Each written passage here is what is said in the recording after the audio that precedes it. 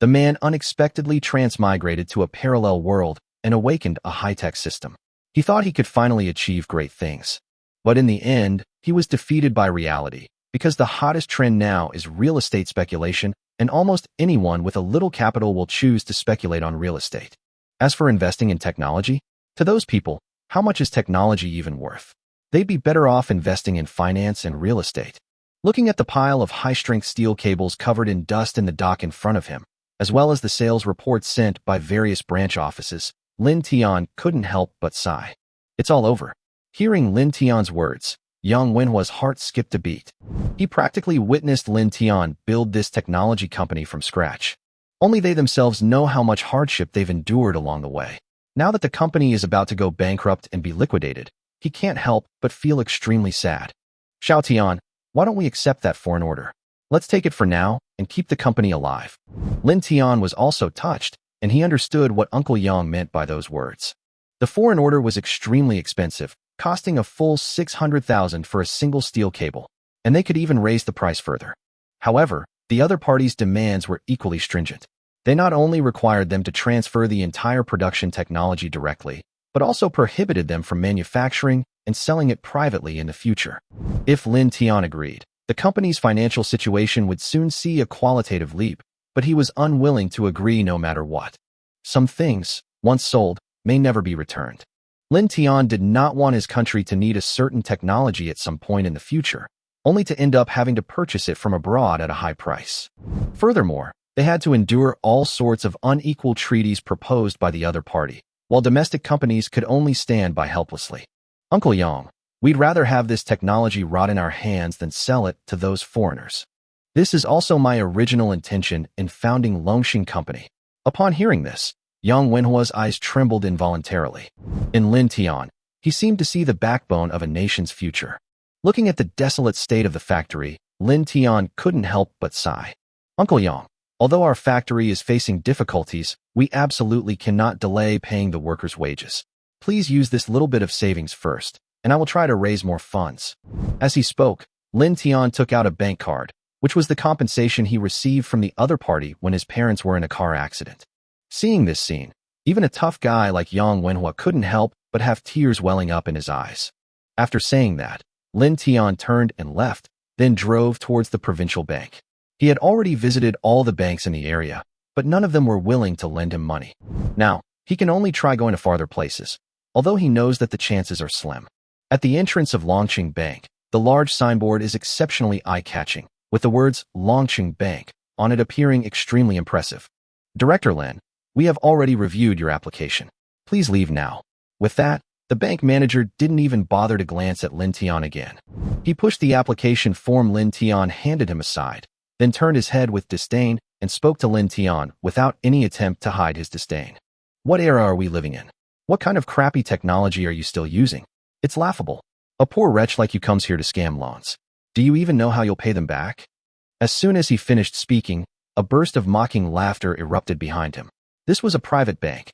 Not just any Tom, Dick, or Harry could get a loan here. Getting them to spend money is simply wishful thinking unless you can bring them even more money. Seeing the other person's disdainful look, Lin Tian clenched his fists involuntarily, then turned and left. These people don't think about how to help society or revitalize industry. All they think about is the little money ordinary people have. It's fair to say that their actions were utterly disgusting. If Lin Tian hadn't been completely helpless, he wouldn't have bothered with them at all. But the factory desperately needs this life-saving money. Thinking of this, Lin Tian frowned again. Just then, a voice suddenly rang out. In response to the requirements of national development and construction, we are now issuing a reward notice to all sectors of society. Anyone who can manufacture a custom steel cable that meets the following parameters is welcome to contact us. A prize of 60 million yuan is offered. Specific requirements can be discussed in detail. Upon hearing this sound, Lin Tian turned his head to look at the bank's main entrance, where he saw a group of people gathered. The more I look at these parameters, the more outrageous they seem. Are you sure this isn't a joke? Look at the impact this has to withstand. Hundreds of tons. The requirements for the steel are simply too high. Just as everyone was speculating about how this thing could be made, a young figure walked into their line of sight. Compared to this group of middle-aged, balding men dressed in old-fashioned clothes, Lin Tian stood out like a crane among chickens. Seeing Lin Tian's appearance, everyone present was stunned, and then looked at each other in bewilderment. Who's this guy? I don't know. He looks like he owns a small factory. No money, no skills. What's he doing here? As he spoke, Bai Qiu stepped forward, intending to remind the young man to stop looking, as this had nothing to do with him. But Lin Tian's next words made him swallow his words. I think I can make this steel cable. Lin Tian's casual remark resonated like a thunderclap in everyone's ears, causing them all to turn and look at him. Even Bai Qiu couldn't help but step forward. Having worked in the steel industry for many years, he naturally knew just how outrageous the parameters in the announcement were. That's beyond the standard that normal steel ropes can meet. The impact force alone is enough to deter 99% of the manufacturers. These parameters combined mean that, in Bai Qiu's understanding, no steel mill in China, including their own, could manufacture this product. If this thing can actually be manufactured, the title of the #1 steel plant in the province, or even the #1 steel plant in the country, will probably have to be relinquished. This is why they are so concerned. After all, who wouldn't want the title of #1 in the country? You're young, but you've got quite the nerve. Even established manufacturers like us can't produce these specs, and you think you can? It wasn't that they deliberately looked down on Lin Tian, but rather that Lin Tian's age and attire were simply not convincing. Moreover, if Lin Tian really possessed such powerful manufacturing technology, he should have been famous long ago, so why would he have filed for bankruptcy protection? Thinking of this, everyone couldn't help but look at the loan application that Lin Tian was still holding in his hand, on which were written the words, "Not approved." Upon seeing these words, a sneer flashed across everyone's faces. Looking at the parameters on the announcement, Lin Tian was certain that their factory was fully capable of manufacturing this type of steel cable. They still have more than 2,000 of these in their warehouse, all of which were manufactured on his orders. At the time, Lin Tian originally thought that such high-performance steel cables would be purchased by a large number of manufacturers and would be in high demand. However, the final result greatly disappointed him, with only a few large domestic cruise ship manufacturers willing to purchase some. Other manufacturers had absolutely no interest in it, and some even bluntly said that it was just garbage. A glint of light flashed in Lin Tian's eyes. If his company could get this money, it might really be able to come back to life. He smiled and said, I can indeed build this steel cable. Everyone was stunned. Could this young man really have the technology? But this is just too outrageous. Even they can't make this thing. How could Lin Tian do it? Just as everyone was filled with doubt, a familiar voice suddenly came from behind them. A middle-aged man dressed in a suit and wearing glasses, who looked refined and approachable, walked out of the bank. President Wang, once a manufacturer that meets our construction requirements comes here, please contact us immediately. President Wang nodded and said, Don't worry, Assistant Jiang, we will contact you as soon as we find a suitable manufacturer. We also have a part to play in supporting national development. As he spoke, he gestured for the other party to join him. Jiang Yisun simply smiled at this. He had been busy these past few days working on the large-scale industrial survey. This is the 4th city he has visited, and in each city he goes to the largest local bank. Compared to others, these banks often have more detailed information on manufacturers and a better understanding of the local business environment. Just then, a voice suddenly rang out beside him. Assistant Jiang, someone here says it can be built. Before anyone knew it, Bai Qiu had arrived in front of Jiang Yisun, and when she looked at Lin Tian, her face was full of teasing. Assistant Jiang, someone here says they can make it. As he spoke, he couldn't help but glance at Lin Tian in the crowd. Everyone tactfully looked at Lin Tian. In their view, Lin Tian had only been being sarcastic and boastful. Now, when faced with their questioning, he'd probably be utterly ashamed. To everyone's surprise, Lin Tian stood tall and met Jiang Yisun's gaze. I can indeed build this steel cable. Upon hearing Lin Tian's words, everyone present froze on the spot. Even Jiang Yisun was stunned, and after a long while, she asked, What? You say you can build it? Do you know what you're saying? Others might not know what this steel cable is for, but how could he not know? It's an arresting cable for an aircraft carrier. This is no cheap rubber band. The technology involved is something that very few manufacturers on the entire planet can master. Even his teacher spent more than a year researching before attempting to make it. But even so, he has not succeeded to this day. Although age doesn't tell the whole story, judging from Lin Tian's clothes and appearance, he is clearly a small factory owner. How could someone like that possibly possess such advanced technology? For a moment, even Jiang Yisun couldn't help but feel a little doubtful. Immediately afterwards, he turned his gaze to President Wang behind him, his meaning clear. Did he know this person? President Wang was also taken aback. In his memory, there was no way he would have no recollection of a factory like Lin Tian's that possessed such advanced technology. The manager who had been standing at the counter saw this scene and jogged over. He looked at Lin Tian and whispered to President Wang, "Bank manager, don't listen to his nonsense. If he really had that kind of technology, would he be so poor that the entire factory is about to file for bankruptcy protection, and would he need us to lend him money? I think he's just here to scam loans." Upon hearing this, Jiang Yisin's brows furrowed. Although he was eager to solve the problem of the obstruction cable, he was not so desperate as to resort to any small factory as a substitute. "Brother, you can eat anything, but you can't say anything carelessly. Do you know our parameter requirements?" Lin Tian nodded, then said with utmost seriousness, "If you don't believe me, you can send someone over to check." Upon hearing this, Jiang Yisin's expression immediately changed. "Please wait a moment," he said, taking out his phone to report the news to his teacher. Inside the Dragon Kingdom Technology Research Institute, an assistant suddenly ran over from outside the door and then said breathlessly, "Dean Luo, senior brother Jiang called. He said there's progress in stopping the rope." Upon hearing this, everyone in the Research Institute looked up. Luo Heping strode into the communications room, picked up the phone, and asked, "Yisin, what's this about the obstruction cable?" "Teacher, we have news about the arresting cable. Someone in Longqing City says they can make the steel cable we need." Upon hearing this, Luo Heping was stunned, as if he couldn't believe his ears. "Are you sure he can really build an obstacle cable?" Years of scientific research experience have instilled in him a habit of never taking things too seriously before seeing the final results. After all, it was still somewhat unbelievable to him that a private company could build an arresting cable for an aircraft carrier. Jiang Yisin naturally understood her teacher's personality. She saw him glance at Lin Tian, clearly indicating that the other party had great confidence in his product. "Teacher, I don't know the specifics right now, but they said they can make it. Here's what I'll do. I'll send you their address, and you can bring some people over to inspect it." Upon hearing this, Luo Heping pondered for a moment before immediately agreeing. After hanging up the phone, he immediately walked out the door, without even taking off the white lab coat he was wearing while conducting experiments.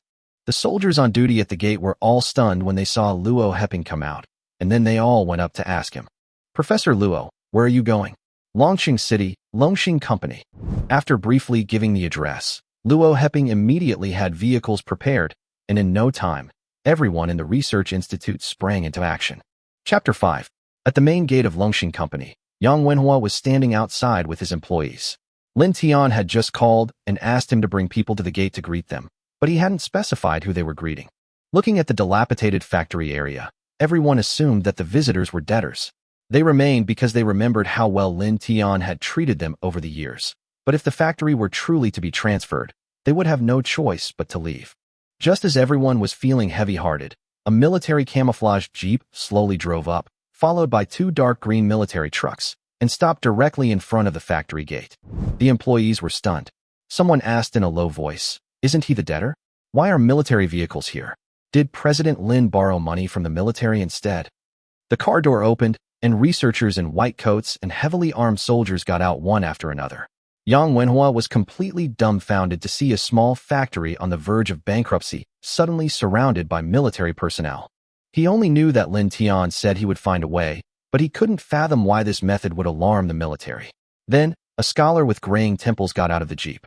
He frowned, staring at the rusty gate and the crumbling walls, his face full of doubt.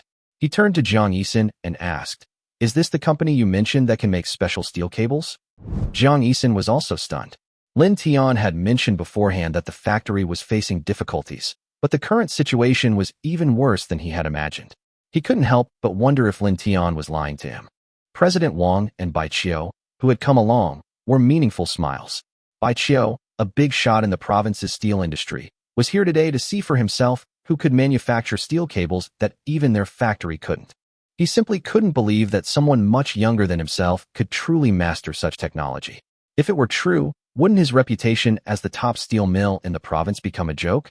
President Wang's thinking was more direct. He had consistently promoted the support for high-tech industries and had even received preferential treatment from higher authorities for it. But if Lin Tian's factory were to truly go bankrupt, it would be tantamount to publicly slapping him in the face. Seeing this dilapidated factory now, his anxiety subsided, and he immediately asked Lin Tian, "Mr. Lin, where are your steel cables?" Lin Tian did not explain, but looked at Yang Wenhua and said, "Uncle Yang, go to production line number 21. Over the years, Longxing Company has poured all its money into frontline R&D and equipment maintenance, leaving no money for repairing the outer walls and gates. The factory looks dilapidated, but that doesn't mean there's nothing inside." Yang Wenhua then came to his senses. He didn't know what had happened, but he understood that today's investigation could very well determine the fate of Longxing Company. He took a deep breath and led the group inside. Soon, they arrived at a dilapidated factory building, and with a muffled thud, the door was suddenly pushed open. Inside the factory, rows of steel machines stood neatly arranged, presenting a completely different scene. Yang Wenhua immediately introduced, "This is a stamping machine, and this is a large hinge machine." Luo Heping's eyes gradually brightened. As an aircraft carrier research expert, he knew all too well the processes required to manufacture qualified arresting cables. The further he went in, the more shocked he became. This unassuming little factory possessed equipment and technological capabilities far exceeding his expectations. When Yang Wenhua produced a section of already formed steel wire rope, Luo Heping trembled. "Let me see." He snatched the steel cable, and the moment his fingers touched it, his body went numb as if electrocuted. He immediately looked down to check the parameters attached to it. The impact force reached 120 tons, the toughness fully met the standard, and the corrosion resistance and other indicators also met all the standards. With each confirmed detail, Luo Heping's heart pounded. The researchers behind him gasped in astonishment, for they discovered that the steel cable not only met the requirements, but some of its properties even far exceeded the standards. This was simply unbelievable. Luo Heping continued reading, his eyes gradually welling up with tears. For so many years, they had been hoping that China would have its own aircraft carrier. Only when the aircraft carrier was truly at sea could China stand tall. For this reason, countless people left their hometowns and devoted all their efforts to the construction of the aircraft carrier. However, most of the construction of the aircraft carrier was completed, but a single arresting cable stood like an insurmountable barrier in front of everyone. With Western blockades and allies hindering them, they were forced to start from scratch, repeatedly studying a piece of discarded rope. They tried hundreds of times and failed hundreds of times. Even Luo Heping had felt despair, thinking that this dream of a great power might really be dragged down by a steel cable. But now, what he had been thinking about day and night was right in front of him. Looking at the cold steel cable in his hand, he seemed to see the Chinese aircraft carriers sailing on the sea, and he also saw those foreigners putting away their arrogance and truly looking at the Chinese nation. Lin Tian had actually mastered this technology long ago, and its performance far exceeded their expectations. Luo Heping was both surprised and delighted, even somewhat amused and exasperated. But after the initial excitement, his brows furrowed again. Aircraft carrier arresting cables are consumables an average carrier needs 4, and they must be replaced after every 100 uses. A single large-scale training exercise could potentially require replacing an entire batch. With sea trials fast approaching, how many cables does Lin Tian have left? If the machines were started now, how much output could be achieved? Looking at the stagnant machines and the empty workshop in front of him, Luo Heping frowned slightly. Without a doubt, Lin Tian had proven with facts that their factory was fully capable of producing arresting gear for aircraft carriers. However, Luo Heping's expression remained grave. Seeing this, Lin Tian frowned. Could there be a problem with the cable parameters? According to the standards provided by the other party, the finished product data clearly matches perfectly, and there shouldn't be any errors. As if afraid of being misunderstood, Luo Heping hesitated for a long time before speaking. "Boss Lin, how many of these steel cables do you have left? Can you guarantee a stable supply in the future? To be honest, this batch of goods will all be used for military purposes. The prototype is the arresting gear for aircraft carriers. We need to make a large-scale purchase soon. Is it too late for you to restart production now?" Upon hearing the words, aircraft carrier arresting cables, Bai Qiu and the others were completely stunned. No wonder the requirements for this batch of steel cables were so outrageous. It turned out they were key equipment on the aircraft carrier. Previously, they had thought Lin Tian was young and impetuous, and even doubted the factory's capabilities. Only now do we realize that the truly laughable ones are ourselves. Lin Tian, a private factory owner, has actually managed to build aircraft carrier arresting gear. In contrast, these established steel mills, with their vast resources, can't even acquire this kind of core technology. Bai Qiu was both ashamed and angry, and she had already made up her mind to give the R&D department a good dressing down when she got back. Looking at Lin Tian and then at them, she felt utterly ashamed. Lin Tian stared at Luo Heping and asked, "How much exactly do you need?" Luo Heping glanced at Jiang Yisun, hesitated for a moment, and then held up 8 fingers. Lin Tian's heart sank, and he tentatively asked, 8,000. Given the current machine speed and inventory, this number was indeed extremely difficult to manage. If the funds are in place and the workers work continuously, it's not impossible to finish it within a month. But Luo Heping was startled by the number and quickly shook his head. It's not 8,000, it's 800, to be delivered within a month. His tone carried a hint of trepidation. Aircraft carrier testing, shipboard testing, and subsequent sea trials all require a large number of arresting cables as spares. Their own research and development had already suffered setbacks. Now their only hope lay with Lin Tian's factory. If Lin Tian couldn't complete it, they would have to lower their requirements further. 600 sticks would be barely enough. But Lin Tian remained silent, looking at him with a strange expression, which made Luo Heping even more nervous. He assumed that the production difficulty was too high, or that the factory was experiencing severe staff turnover, and that Lin Tian simply couldn't handle the order. After all, the production of aircraft carrier arresting cables is extremely complex at every step, from materials to manufacturing processes. Just as everyone was feeling uncertain, Lin Tian raised an eyebrow. Only 800? You don't want more? Luo Heping and Jiang Yisun froze instantly, their faces filled with disbelief. 800 wasn't enough? They'd studied it hundreds of times, but hadn't produced a single acceptable product. Yet, in Lin Tian's words, 800 seemed like a number he could casually quantify. Luo Heping took a deep breath, his voice trembling slightly. How many do you actually have here? Lin Tian thought about it carefully and said, there should still be over 1,000 tons of steel cables in the warehouse, about 2,000 cables. If that's not enough, I'll immediately have people work overtime to make more. The production line is running smoothly, and most of the workers are here. Producing 200 or 300 a day is no problem. Luo Heping gasped, his body trembling slightly, and couldn't help but exclaim, the Dragon Kingdom is fortunate to have you. The Dragon Kingdom is truly fortunate to have you. Lin Tian's words meant that from now on, China would completely break free from its dependence on foreign arresting gear and truly possess its own arresting gear supply capabilities. Looking at the entire world, only a handful of countries could achieve this. Luo Heping immediately had Lin Tian lead the way, preparing to see the inventory for himself. The moment the warehouse door opened, even though he was mentally prepared, he was still stunned by the sight before him. Stacks of neatly packaged, pristine white steel cables lay quietly in the warehouse, as if waiting to be discovered. The dust on their surfaces seemed to tell the story of their past. Such a vital national asset had almost been left to gather dust, becoming unwanted inventory. Luo Heping felt increasingly uneasy. If the large-scale industrial inventory had been launched earlier, wouldn't they have been able to find Lin Tian much sooner and overcome the obstacles much earlier? What they saw as insurmountable technological barriers were now becoming mere stockpiled goods for Lin Tian. Looking at the warehouse full of steel cables, Luo Heping's lips twitched, his face flushed, and anger blazed in his eyes. Why would such a strong high-tech enterprise be overlooked? Why can't it even get a loan to survive?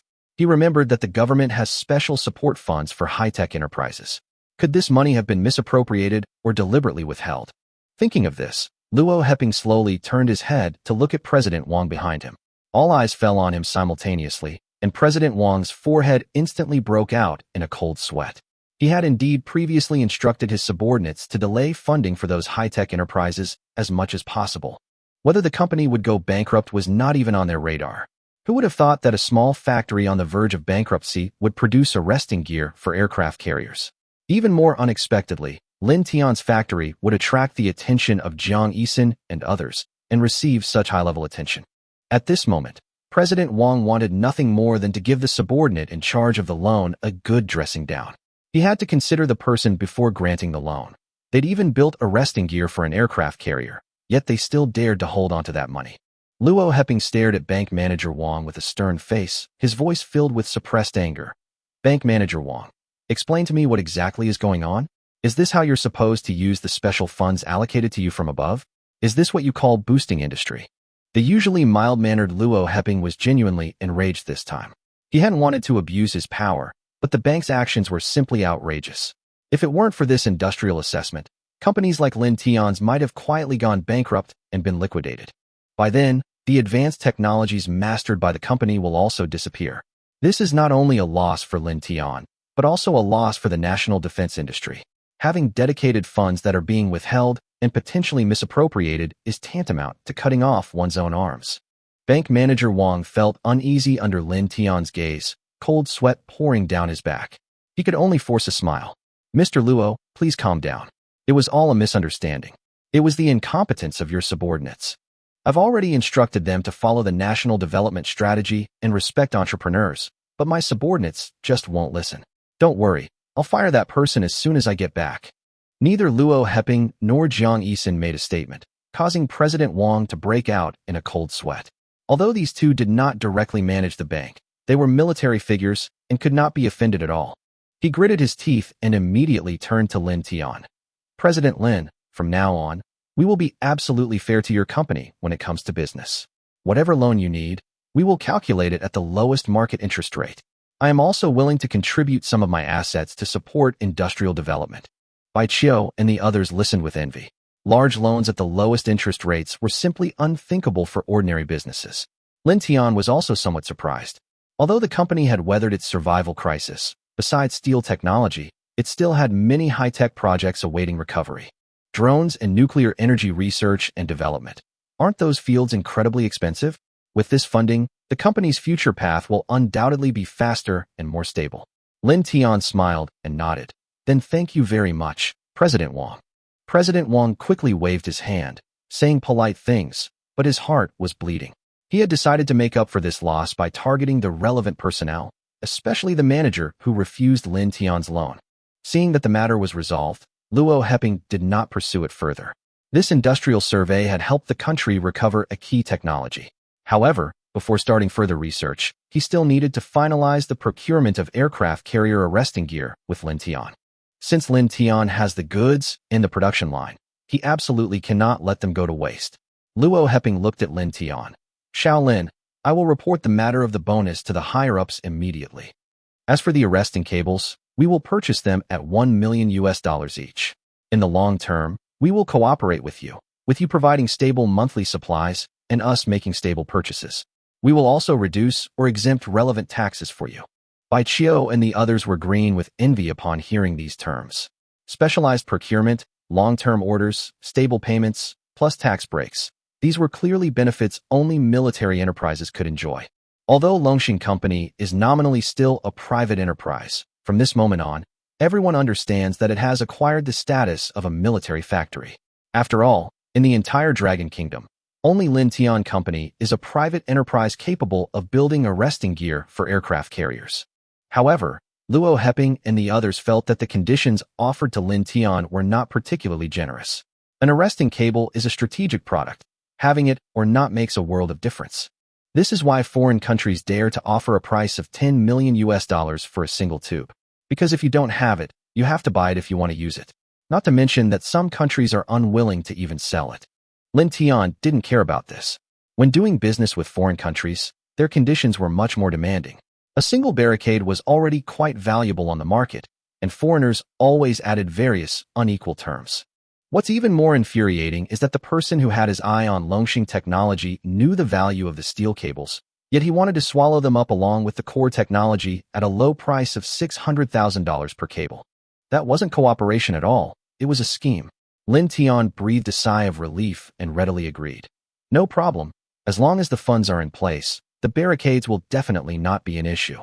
Luo Heping also smiled. The two sides quickly began discussing the specific details, and once everything was finalized, Lin Tian immediately stated, "I will arrange for someone to deliver this batch of steel cables by sea right away." This deal was of great significance to Longxing Company. This funding alone is enough for Lin Tian to restart a series of projects. Nuclear fusion research and development, drone research and development, and many other long-dormant technologies will all be restarted. Military-grade procurement and benefits will further empower Longxing Company. After surviving a near-bankruptcy crisis, Lin Tian's factory finally experienced a true phoenix-like rebirth. He looked ahead, slowly clenched his fist, and his eyes regained their light. Inside the Longwood Defense Department, The spacious conference room was filled with soldiers, each bearing the gold stars on their shoulders that signified their rank.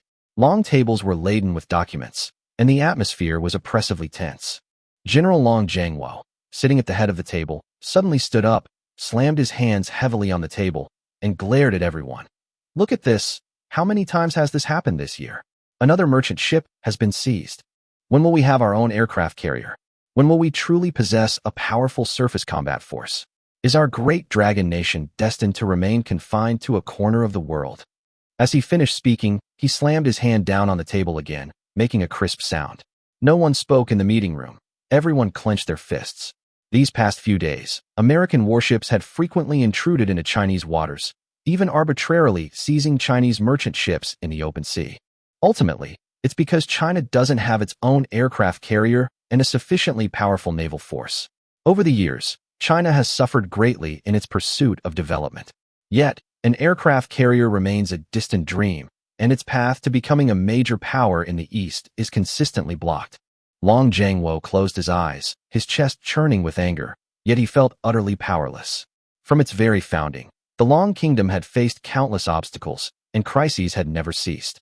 It was surrounded by powerful enemies, subjected to constant blockades and suppression, and even Japan dared to repeatedly provoke it over the island issue. Without a strong navy, many things can only be watched helplessly. Some people in the country still fantasize that by aligning themselves with the US, they can secure stability. But such stability has always been a pipe dream. It didn't exist then, and it's even less likely to exist now. The only way for the Dragon Kingdom to expand eastward is to become a great nation, never to be enslaved. But the sword for eastward expansion, the aircraft carrier, has yet to be truly completed. Thinking of this, Long Jiangwo gritted his teeth and stared at Li Ji, the representative of the Academy of Sciences. Where's the arresting gear for the aircraft carrier? Has the Academy of Sciences not heard anything yet? Are we going to keep waiting? All eyes immediately fell on Li Ji. He and Luo Heping were both in charge of the Chinese aircraft carrier project, but with different responsibilities. Li Ji was in charge of research and resource coordination, and also represented the Chinese Academy of Sciences within the military. Li Ji inwardly groaned. Aircraft carrier development couldn't be rushed. They were starting from scratch, and every step was extremely difficult. Li Ji understood Long Jiangwo's anxiety, but technological breakthroughs never happen prematurely just because you're in a hurry. However, thinking of the news Luo Heping had sent not long ago, Li Ji remained silent for a moment before speaking. General Long, there has indeed been a breakthrough in aircraft carrier development recently. The arresting gear technology has been solved. Upon hearing this, everyone in the conference room froze, then stood up in unison. They knew all too well what this meant. The main construction of the aircraft carrier is already 80% complete. Once the arresting gear is installed, the entire carrier will be initially ready for combat. At least, the Chinese aircraft carrier will no longer be just a so-called sea coffin, as foreign media mocked it. The problem is, Luo Heping previously said that the arresting cable was only 70% complete. How come it's suddenly a complete breakthrough? Long Jiangwo frowned, his tone filled with disbelief. You're saying the arresting cable has been successfully developed? Li Ji swallowed hard. Although he hadn't seen the actual object, according to Luo Heping, the barrier rope was indeed complete. It was just that the way it was completed was something he found hard to bring himself to say. The key technology that had been hindering China's aircraft carrier program for so long was not a breakthrough achieved by the Chinese Academy of Sciences through a sudden burst of inspiration, but rather was purchased from a private enterprise that was on the verge of bankruptcy. After a moment of silence, Li Ji nodded. That's right, the aircraft carrier arresting gear is complete. But it wasn't developed by us. It was purchased from a private company. The entire room fell silent instantly, everyone stunned, as if they hadn't understood what he meant. Even Long Jiangwo's mind went blank for a moment, and after a long while, he stammered. Private enterprise? In their impression, most private enterprises were doing ordinary business.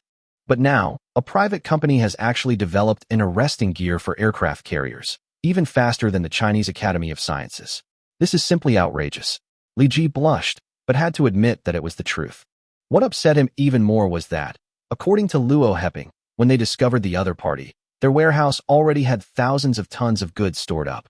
In other words, while the Chinese Academy of Sciences was still struggling with the research and development, the other party had not only completed the research and development long ago, but the finished products were already gathering dust in the warehouse.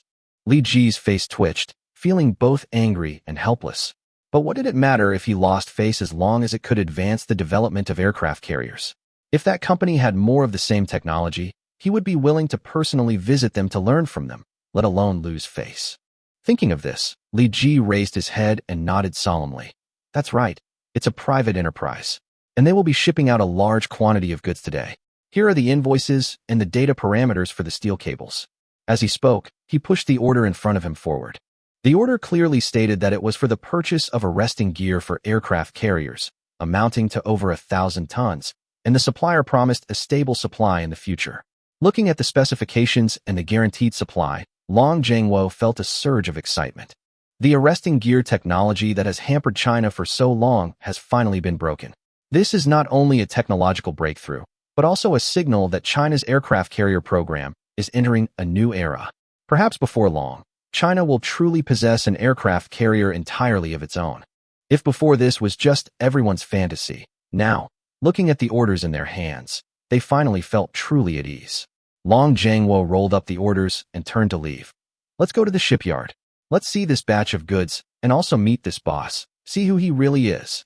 The shipment would arrive that afternoon. The generals in the conference room saw him leave and immediately followed. The Jiangnan Waterway is one of the busiest waterways in the Dragon Kingdom, with numerous merchant ships constantly passing through. On this day, all the passing ships stopped simultaneously, gazing at the enormous vessel in the distance. It wasn't that they were naive. Rather, Lin Tian's merchant ship was simply too dazzling. The massive ship resembled a sea monster, with its cargo neatly stacked on the deck. From a distance, it even exuded the imposing presence of an aircraft carrier. In comparison, the surrounding merchant ships looked like small fishing boats, the size difference astonishing. Many foreign tourists were stunned on the spot, snapping photos incessantly. My goodness, does China actually have such a huge cargo ship? Is this really a cargo ship? With a little modification, it could easily be used as an aircraft carrier. Ignoring the gasps of surprise around him, Lin Tian was too lazy to pay them any attention. This ship was originally a merchant vessel, but it was based on the nuclear fission technology he had previously acquired and had been gathering dust in the warehouse ever since it was built. Like those high-strength steel cables, he would never take them out unless absolutely necessary. This time, the cargo to be transported was too much and too heavy for ordinary cargo ships to handle, which is why he remembered this giant ship that had been mothballed for a long time. Although it would be too conspicuous to open it up, Lin Tian couldn't care less about that right now. As long as he could successfully deliver this batch of goods to the Jiangnan shipyard, the other party's funds would be fully received. At that time, the technologies he had shelved could finally be fully utilized. Thinking of this, Lin Tian's eyes were full of enthusiasm. Since his transmigration, he had always been known as a poor private business owner, but now that he finally had a large sum of money, it was time to eliminate some unprofitable businesses. For example, those carbon fiber fishing rods are constantly getting complaints from anglers about not getting any fish caught. The more they sell, the more trouble they cause. It's practically a losing proposition. Lin Tian rested his chin on his hand, looking at the Jiangnan shipyard that was constantly approaching ahead, already planning his next move. Meanwhile, on the seawall of Jiangnan shipyard, Luo Heping and Long Zhengguo stood side by side, gazing at the calm sea. This transaction involving the aircraft carrier arresting gear was crucial to Long Guo's reputation and, more importantly, to the future development of the aircraft carrier program. Naturally, neither of them dared to take it lightly. As Luo Heping continued his explanation, Long Zhengguo's expression grew increasingly strange. You mean, this private company developed aircraft carrier arresting gear several years ago and even stockpiled thousands of tons? Luo Heping's face flushed slightly, but he still nodded. That's right. Not only did they stockpile goods, they even built a complete production line. I heard that before that. They even received foreign orders, but they turned them down. Foreign orders? Long Zhengguo frowned immediately. As a soldier, he had a natural sensitivity to such matters. If what Luo Heping said was true, then the arresting cables produced by Lin Tian were probably not only used in China. After all, he had already seen the parameters. The performance of this steel cable was extremely impressive, with an impact resistance exceeding 100 tons. Ordinary merchant ships don't need this level of steel cable at all. It's only used for aircraft carrier takeoffs and landings. A thought suddenly flashed through Long Zhengguo's mind. Could it be that the U.S. buys its aircraft carrier arresting cables from them? Even Long Zhengguo himself found these words absurd. The US had previously sold China a stopcock for tens of millions of US dollars, with various harsh restrictions attached. But if the things they used turned out to be imported from a private company in China, that would be quite interesting. Thinking about this, Long Jiangwo became increasingly curious about Lin Tian, and even decided that he had to meet him in person today. The sea remained calm, and not a single merchant ship could be seen. Luo Heping frowned. They had made an appointment in advance, so why hadn't Lin Tian arrived yet? Just as everyone was wondering, a soldier suddenly came running up, his voice urgent. General Long, radar has detected a massive object approaching the shipyard. Judging from the signal, it looks like an aircraft carrier. An aircraft carrier? Long Jiangwo was stunned and stopped in his tracks. Jiangnan Shipyard is a key defense unit, with missile units stationed there year-round and radar monitoring the surrounding waters 24/7. How could the radar now report an aircraft carrier appearing in China's inner waters? That's impossible. China's existing conventionally powered aircraft carriers are still docked in port. So where did this new one come from? Could it be that an American aircraft carrier has barged in? But that's even more unlikely. Luo Heping, standing to the side, was equally shocked. Aircraft carriers are crucial national assets, involving an astonishing number of technologies. Even conventionally powered carriers are difficult to master, let alone nuclear-powered ones. The United States has been able to dominate the seas for many years precisely because of its powerful nuclear-powered aircraft carrier fleet. While China was still striving to catch up, how could another aircraft carrier suddenly appear in the country? A commotion erupted at the port. But soon, Luo Heping suddenly remembered that Lin Tian had said they would be sending arresting cables by sea today. Could the radar have detected Lin Tian's ship? He grabbed the binoculars from the staff member and peered out at the distant sea. The next second, Luo Heping froze completely. At the horizon, a colossal sea vessel, flying the flag of the Dragon Kingdom and painted red on its hull, was speeding toward the shipyard. It was enormous, yet incredibly fast, cutting through the waves like a giant shark swooping across the sea, its agility rivaling that of a warship. Luo Heping was completely dumbfounded. Just how much was Lin Tian hiding from him? Long Jiangwo also got a clear look at the so-called aircraft carrier. The giant ship was so tall it seemed to cover the sea, and the ordinary merchant ships around it looked like floating toys in comparison. What shocked him even more was that despite carrying thousands of tons of cargo, the ship's engine was still powerful, and it didn't feel cumbersome at all when sailing.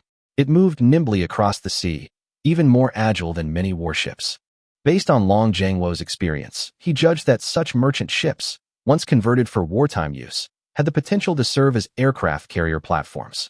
If it weren't for the merchant ship markings clearly affixed to the bow, he would almost certainly have thought an aircraft carrier was charging towards the Jiangnan shipyard. Seeing the giant merchant ship cutting through the thorns and brambles as it approached, Long Jiangwo couldn't help but gasp. Then, he stiffly turned to look at Luo Heping. This company really is just a private enterprise, right? But seeing the scene before him, Luo Heping also hesitated. Was Lin Tian really just registering a private enterprise? With a deep, resounding thud, the merchant ship, like a steel behemoth, finally slowly docked. The massive anchor dropped, sending shivers down one's spine. Luo Heping stared at the colossal vessel before him, swallowing hard. While merchant ships weren't as complex as warships, the larger they were, the more astonishing the construction difficulties became. A ship like Lin Tian's, with its propulsion system alone, would have given countless engineers a headache. Its scale was almost comparable to building an aircraft carrier. Luo Heping cursed Lin Tian inwardly as a freak, then led his team quickly to the port, eager to see the monster for themselves. As soon as Lin Tian stepped ashore, he saw Luo Heping leading a group of people to greet him, followed by several serious-looking soldiers. Yang Wenhua was immediately shocked when he saw the military ranks of those people. Among them stood a general. They would never normally have any contact with someone of that rank. Yet here he was, personally coming to the port to welcome Lin Tian. Before Luo Heping could introduce them, a general spoke up. "Hello, I am Long Jiangwo. Thank you for your contribution to China's aircraft carrier industry. With these things, China's aircraft carriers will no longer be subject to others, and the carrier-based aircraft program will proceed much more smoothly." He was completely unpretentious, willing to do anything that would benefit the defense of the Dragon Kingdom. His words of gratitude were truly heartfelt. Yang Wenhua was secretly astonished. A general personally accepting orders was extremely rare, even in the entire Dragon Kingdom. When he looked at Lin Tian again, his eyes had completely changed. Lin Tian, however, was taken aback. In his view, what he had done was simply what he should have done. As a citizen of the Dragon Kingdom, who wouldn't want their country to become stronger and stronger, he would naturally not hesitate to help with the aircraft carrier project. General, you flatter me. I am just a businessman, and what I am doing is what every Chinese citizen should do. I do not deserve your thanks. Long Zhengwo laughed heartily after hearing this.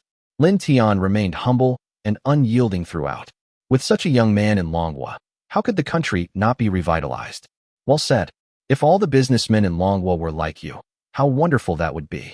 He looked around, intending to ask Luo Heping to say something, but found that the other man had already disappeared. Luo Heping and his team had dispersed along the embankment, staring at the giant ship with shock and confusion in their eyes. That draft must be close to 16 meters, right? Look at that sluice gate. The displacement is at least tens of thousands of tons, even larger than a typical aircraft carrier. How could such a heavy ship move so fast just now? That's just not logical. For an ordinary ship to have this kind of power, just to accommodate the gas turbine, the hull would probably have to be twice as large. If it burns oil, why are its fuel tanks so small? The more they looked at it, the more something seemed off, and Long Zhengwo also frowned slightly. He had just noticed that this merchant ship was not only large, but also ridiculously fast and maneuverable. The engines of ordinary merchant ships could never perform like this, and even many warships might not be able to do it as easily and swiftly. Could the merchant ship's propulsion system be completely different from what they knew? Listening to his subordinate's analysis, Luo Heping also began to seriously examine the giant ship before him. They were building an aircraft carrier, and the arresting cables and propulsion system had always been the most challenging problems. The problem with the arresting cable has been solved thanks to the steel cable delivered by Lin Tian, but the power system remains a heavy burden on everyone's minds. Engines have always been a weakness for China, with a weak basic industry and high technology long monopolized by countries like the US and Russia. While Russia possesses the technology, it won't easily hand it over, and their aircraft carriers' propulsion systems are subpar, constantly belching black smoke and operating with a sluggish, lifeless feel. China's aircraft carriers must never become like that, but only they themselves truly understand the difficulties involved in building a reliable propulsion system. They've been researching conventional propulsion for a long time, but it's only in its initial stages. Unfortunately, sea trials are imminent, leaving no time for further investigation, so they have to use it temporarily. But now, the performance of Lin Tian's merchant ship has completely triggered Luo Heping's professional instincts. This ship has a displacement of at least 250,000 tons. Look at that drain outlet. He pointed to one side of the hull with his pen, then looked up to examine the hull, his brow furrowing deeper and deeper. It's unbelievable that this is a merchant ship. However, it has a glaring design flaw. The fuel tanks are too small. To support long-term voyages, the power supply definitely won't be able to keep up. As Lin Tian and Long Zhengwo approached, Luo Heping immediately went up to them and grabbed Lin Tian's hand. Mr. Lin, it's not that I'm nitpicking, but the overall structure of your merchant ship is far from standard. With this draft, such a small fuel tank can't go very far. It will probably need to refuel after just one voyage. Upon hearing the word refueling, Lin Tian's expression suddenly became somewhat strange. He glanced back at Yang Wenhua and slowly spoke. Uncle Yang, didn't you tell old Luo that our merchant ship is nuclear-powered? The words fell silent instantly. Only the cries of seagulls echoed across the sea in the distance, and the giant waves crashed against the embankment, each wave seeming to strike the hearts of everyone present. The deathly silence was finally broken by a long, drawn-out ship's horn in the distance. Luo Heping stumbled back 2 steps, the black pen slipping from his hand and falling to the ground, his face filled with disbelief. Nuclear power? Long Zhengwo, the naval commander, and the surrounding senior officers all gasped, staring at the merchant ship as if they had seen something unbelievable. The nuclear-powered aircraft carrier they had been dreaming of day and night was still just a distant goal. But Lin Tian had actually brought the nuclear-powered merchant ship right in front of them. Long Zhengwo stared, speechless for a moment, overwhelmed by the immense shock. Lin Tian, observing everyone's expressions, seemed to be asking, "Don't you have any?" Seeing Lin Tian's expression, Luo Heping's gray hair trembled slightly. This was a nuclear-powered merchant ship, although nominally just a cargo ship. Its operating principles and overall structure clearly belonged to nuclear energy technology. No wonder the merchant ship's fuel tanks were so small, yet its power was astonishing. It turned out Lin Tian hadn't used conventional fuel at all, but had directly installed a nuclear power system. Everyone fell silent for a moment. Their aircraft carriers are still struggling with steam power, and the so-called conventionally powered aircraft carriers are not yet fully mature. As for nuclear power, many people in the Academy of Sciences don't even dare to think about it. But Lin Tian, a private business owner, has already used it on merchant ships. The gap was simply too vast, so vast that it made everyone present feel bitter. Those who participated in the development of China's aircraft carrier were all top talents, the cream of the crop in their respective fields. Yet today, facing Lin Tian's cargo ship, they felt a profound sense of defeat for the first time. They failed hundreds of times trying to develop arresting gear technology, while Lin Tian had already stockpiled thousands of tons and was still worried about where to store them. They were still hampered by steam power, while Lin Tian had already launched nuclear-powered merchant ships. Compared to them, those of them working on aircraft carrier development were practically begging for food from a broken bowl. Jiang Yisun was also stunned speechless. What kind of monster had this massive industrial investigation uncovered? Long Zhengwo stared intently at Lin Tian. He had thought the arresting cable was already astonishing enough, but he hadn't expected there to be even more outrageous nuclear power technology behind it. Moreover, Lin Tian had actually already used this technology on a merchant ship. For a moment, he even forgot that Lin Tian was just a private business owner, and the way he looked at Lin Tian completely changed.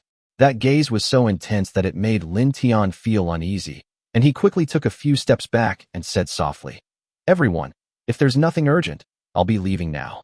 The words had barely left his lips when Luo Heping immediately snapped to attention and hurriedly stopped him. "Where are you going?" "Someone like President Lin should stay at the Academy of Sciences a little longer so we can exchange some technical information." Long Zhengwo immediately nodded in agreement. "Yes, we must exchange more information." What a joke. The people who control the nuclear power system are right in front of us. How could they possibly let Lin Tian leave? If China's aircraft carriers could also use nuclear power, why would we be subject to constraints at every turn when facing the US's aircraft carriers at sea in the future? Therefore, this time, Lin Tian absolutely could not be allowed to leave so quickly. Faced with everyone's enthusiasm, Lin Tian couldn't refuse directly, so he could only ask Uncle Yang to stay and supervise the unloading, while he continued to walk deeper into the Jiangnan shipyard with Luo Heping and the others. Jiangnan Shipyard is one of the 4 well-known shipyards on Blue Star, and it is a military industrial base. Many areas are normally off-limits to outsiders. But this time, Luo Heping made no attempt to conceal his presence and led Lin Tian directly to the aircraft carrier's construction and berthing area. The keel of the aircraft carrier had been installed, and various equipment was being laid out. Only the crucial propulsion system area remained empty, like a massive body without a heart. Long Zhengwo didn't say much throughout. They had nothing to hide from Lin Tian now. After all, their nuclear power technology alone was already many years ahead of their current level. The surrounding workers all showed expressions of surprise when they saw Lin Tian, this stranger, enter the shipyard. This is a military-restricted area, and the aircraft carrier construction area is of paramount importance. Ordinary people are not even allowed to set foot here. Yet Lin Tian not only entered, but he was also young, and his attire did not resemble that of a professional military worker. Although everyone was curious, they suppressed their questions upon seeing Long Zhengwo behind them. After circling around, Luo Heping stood in front of the glass wall, gazing at the unfinished aircraft carrier below, and asked in a deep voice, "How is it?" Lin Tian took a closer look, his brows gradually furrowing. The technological foundation of this aircraft carrier was too weak, and many parts appeared rudimentary. Even if it were completed, it would likely require a lot of maintenance and modifications. More importantly, its power system and hull structure limit its potential, making it extremely difficult to truly catch up with the world's top levels. After a moment of silence, Lin Tian slowly spoke. "It's not very optimistic." Luo Heping gave a few wry laughs, but his expression became extremely serious. "But afterwards, we'll be taking this kind of aircraft carrier to sea trials, in front of the whole world. Those Westerners always say that the Chinese can't build aircraft carriers, can't master advanced technologies, and can't even build a single arresting cable. This time, we're going to show them with our own eyes that the Chinese are no less capable than anyone else." Hearing this, Lin Tian's body trembled slightly. He had always admired these military industry workers. For the sake of the country, they gave up high salaries abroad, sacrificed their personal lives, and devoted their entire lives to a cause. Such perseverance and dedication were not something everyone could do. Seeing Lin Tian's reaction, Luo Heping and Long Zhengwo exchanged a glance, and finally seemed to have made up their minds. They gritted their teeth and looked at Lin Tian simultaneously. President Lin, we have a favor to ask, and we wonder if you could grant it. Lin Tian's expression tightened slightly.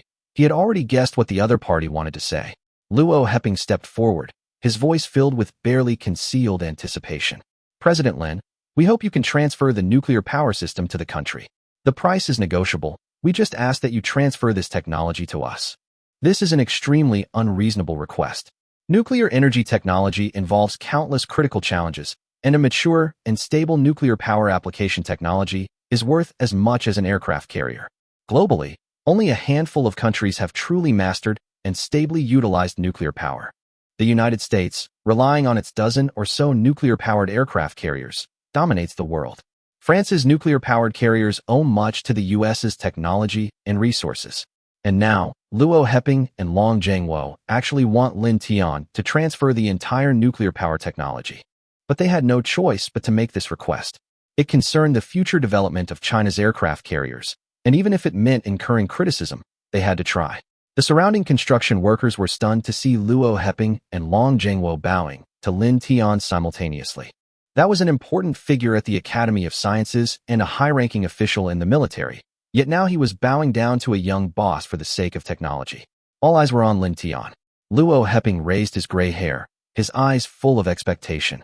Long Zhengwo straightened his clothes and looked at Lin Tian solemnly. He was a soldier and not good with words, but this matter concerned the future of the Long Kingdom. So even if he had to swallow his pride, he had to speak. Please. Seeing the two elderly people with gray hair going to such lengths for the future of the Dragon Kingdom, Lin Tian was deeply moved. He wasn't a saint, but he too had a patriotic heart. Lin Tian took a deep breath and said, Elder Long, Elder Luo, please get up. I'm willing to transfer this nuclear power technology for 1 yuan. Furthermore, I'm willing to assist with the subsequent refitting and upgrading of the aircraft carrier. 1 yuan? And subsequent refitting of the aircraft carrier. Upon hearing Lin Tian's words, Luo Heping's heart was instantly filled with a surge of emotion. As the chief designer of China's aircraft carriers, he knew all too well the weight of this promise. Lin Tian was not only willing to hand over a mature nuclear power technology free of charge, but also willing to participate in the subsequent construction of the aircraft carrier. Building aircraft carriers is inherently difficult, and China has limited experience in this area, let alone nuclear-powered carriers. If Lin Tian is willing to share his technology, it will save China from countless detours.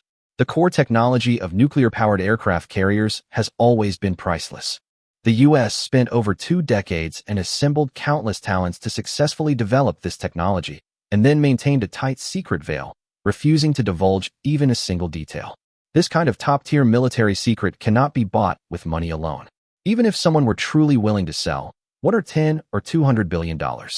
A single arresting cable from a conventional aircraft carrier can sell for $10 million US. As for nuclear power technology, each achievement is enough to shake the world, not to mention the complete technological system. Mastering it would directly enhance a country's defense capabilities. Long Zhengwo naturally understood what this meant. If China could possess its own nuclear-powered aircraft carriers, even if the number was less than that of the United States, the significance would be entirely different. Looking at the world, there are only a handful of countries that can truly independently master nuclear-powered shipbuilding technology. Apart from the United States, other countries are either still exploring or have yet to make a breakthrough. But once China masters this technology and builds its first nuclear-powered aircraft carrier, the world will take notice. And now, Lin Tian is willing to transfer it for just $1. This wasn't just cheap, it was practically free. If he really wanted to make money with this technology and auction it off on the international market, the price would be astronomical. But Lin Tian didn't ask for an exorbitant price, nor did he try to exchange the technology for more profit. He only offered a symbolic price of $1. For a moment, Long Zhengwo was at a loss for words to express his gratitude. He could only stare intently at Lin Tian, then solemnly raised his hand and gave him a standard military salute. This was the most respectful way he could think of to express his thanks. Luo Heping's eyes also reddened. Over the years, so many people have sacrificed everything to enable China to have its own domestically built aircraft carrier and to allow the Chinese fleet to sail freely in the open seas. Countless researchers have been working tirelessly on the front lines. Some, until their last breath, still hoped that China could build its own aircraft carrier and stand tall in the world. Only they themselves truly know the hardships and grievances they endured.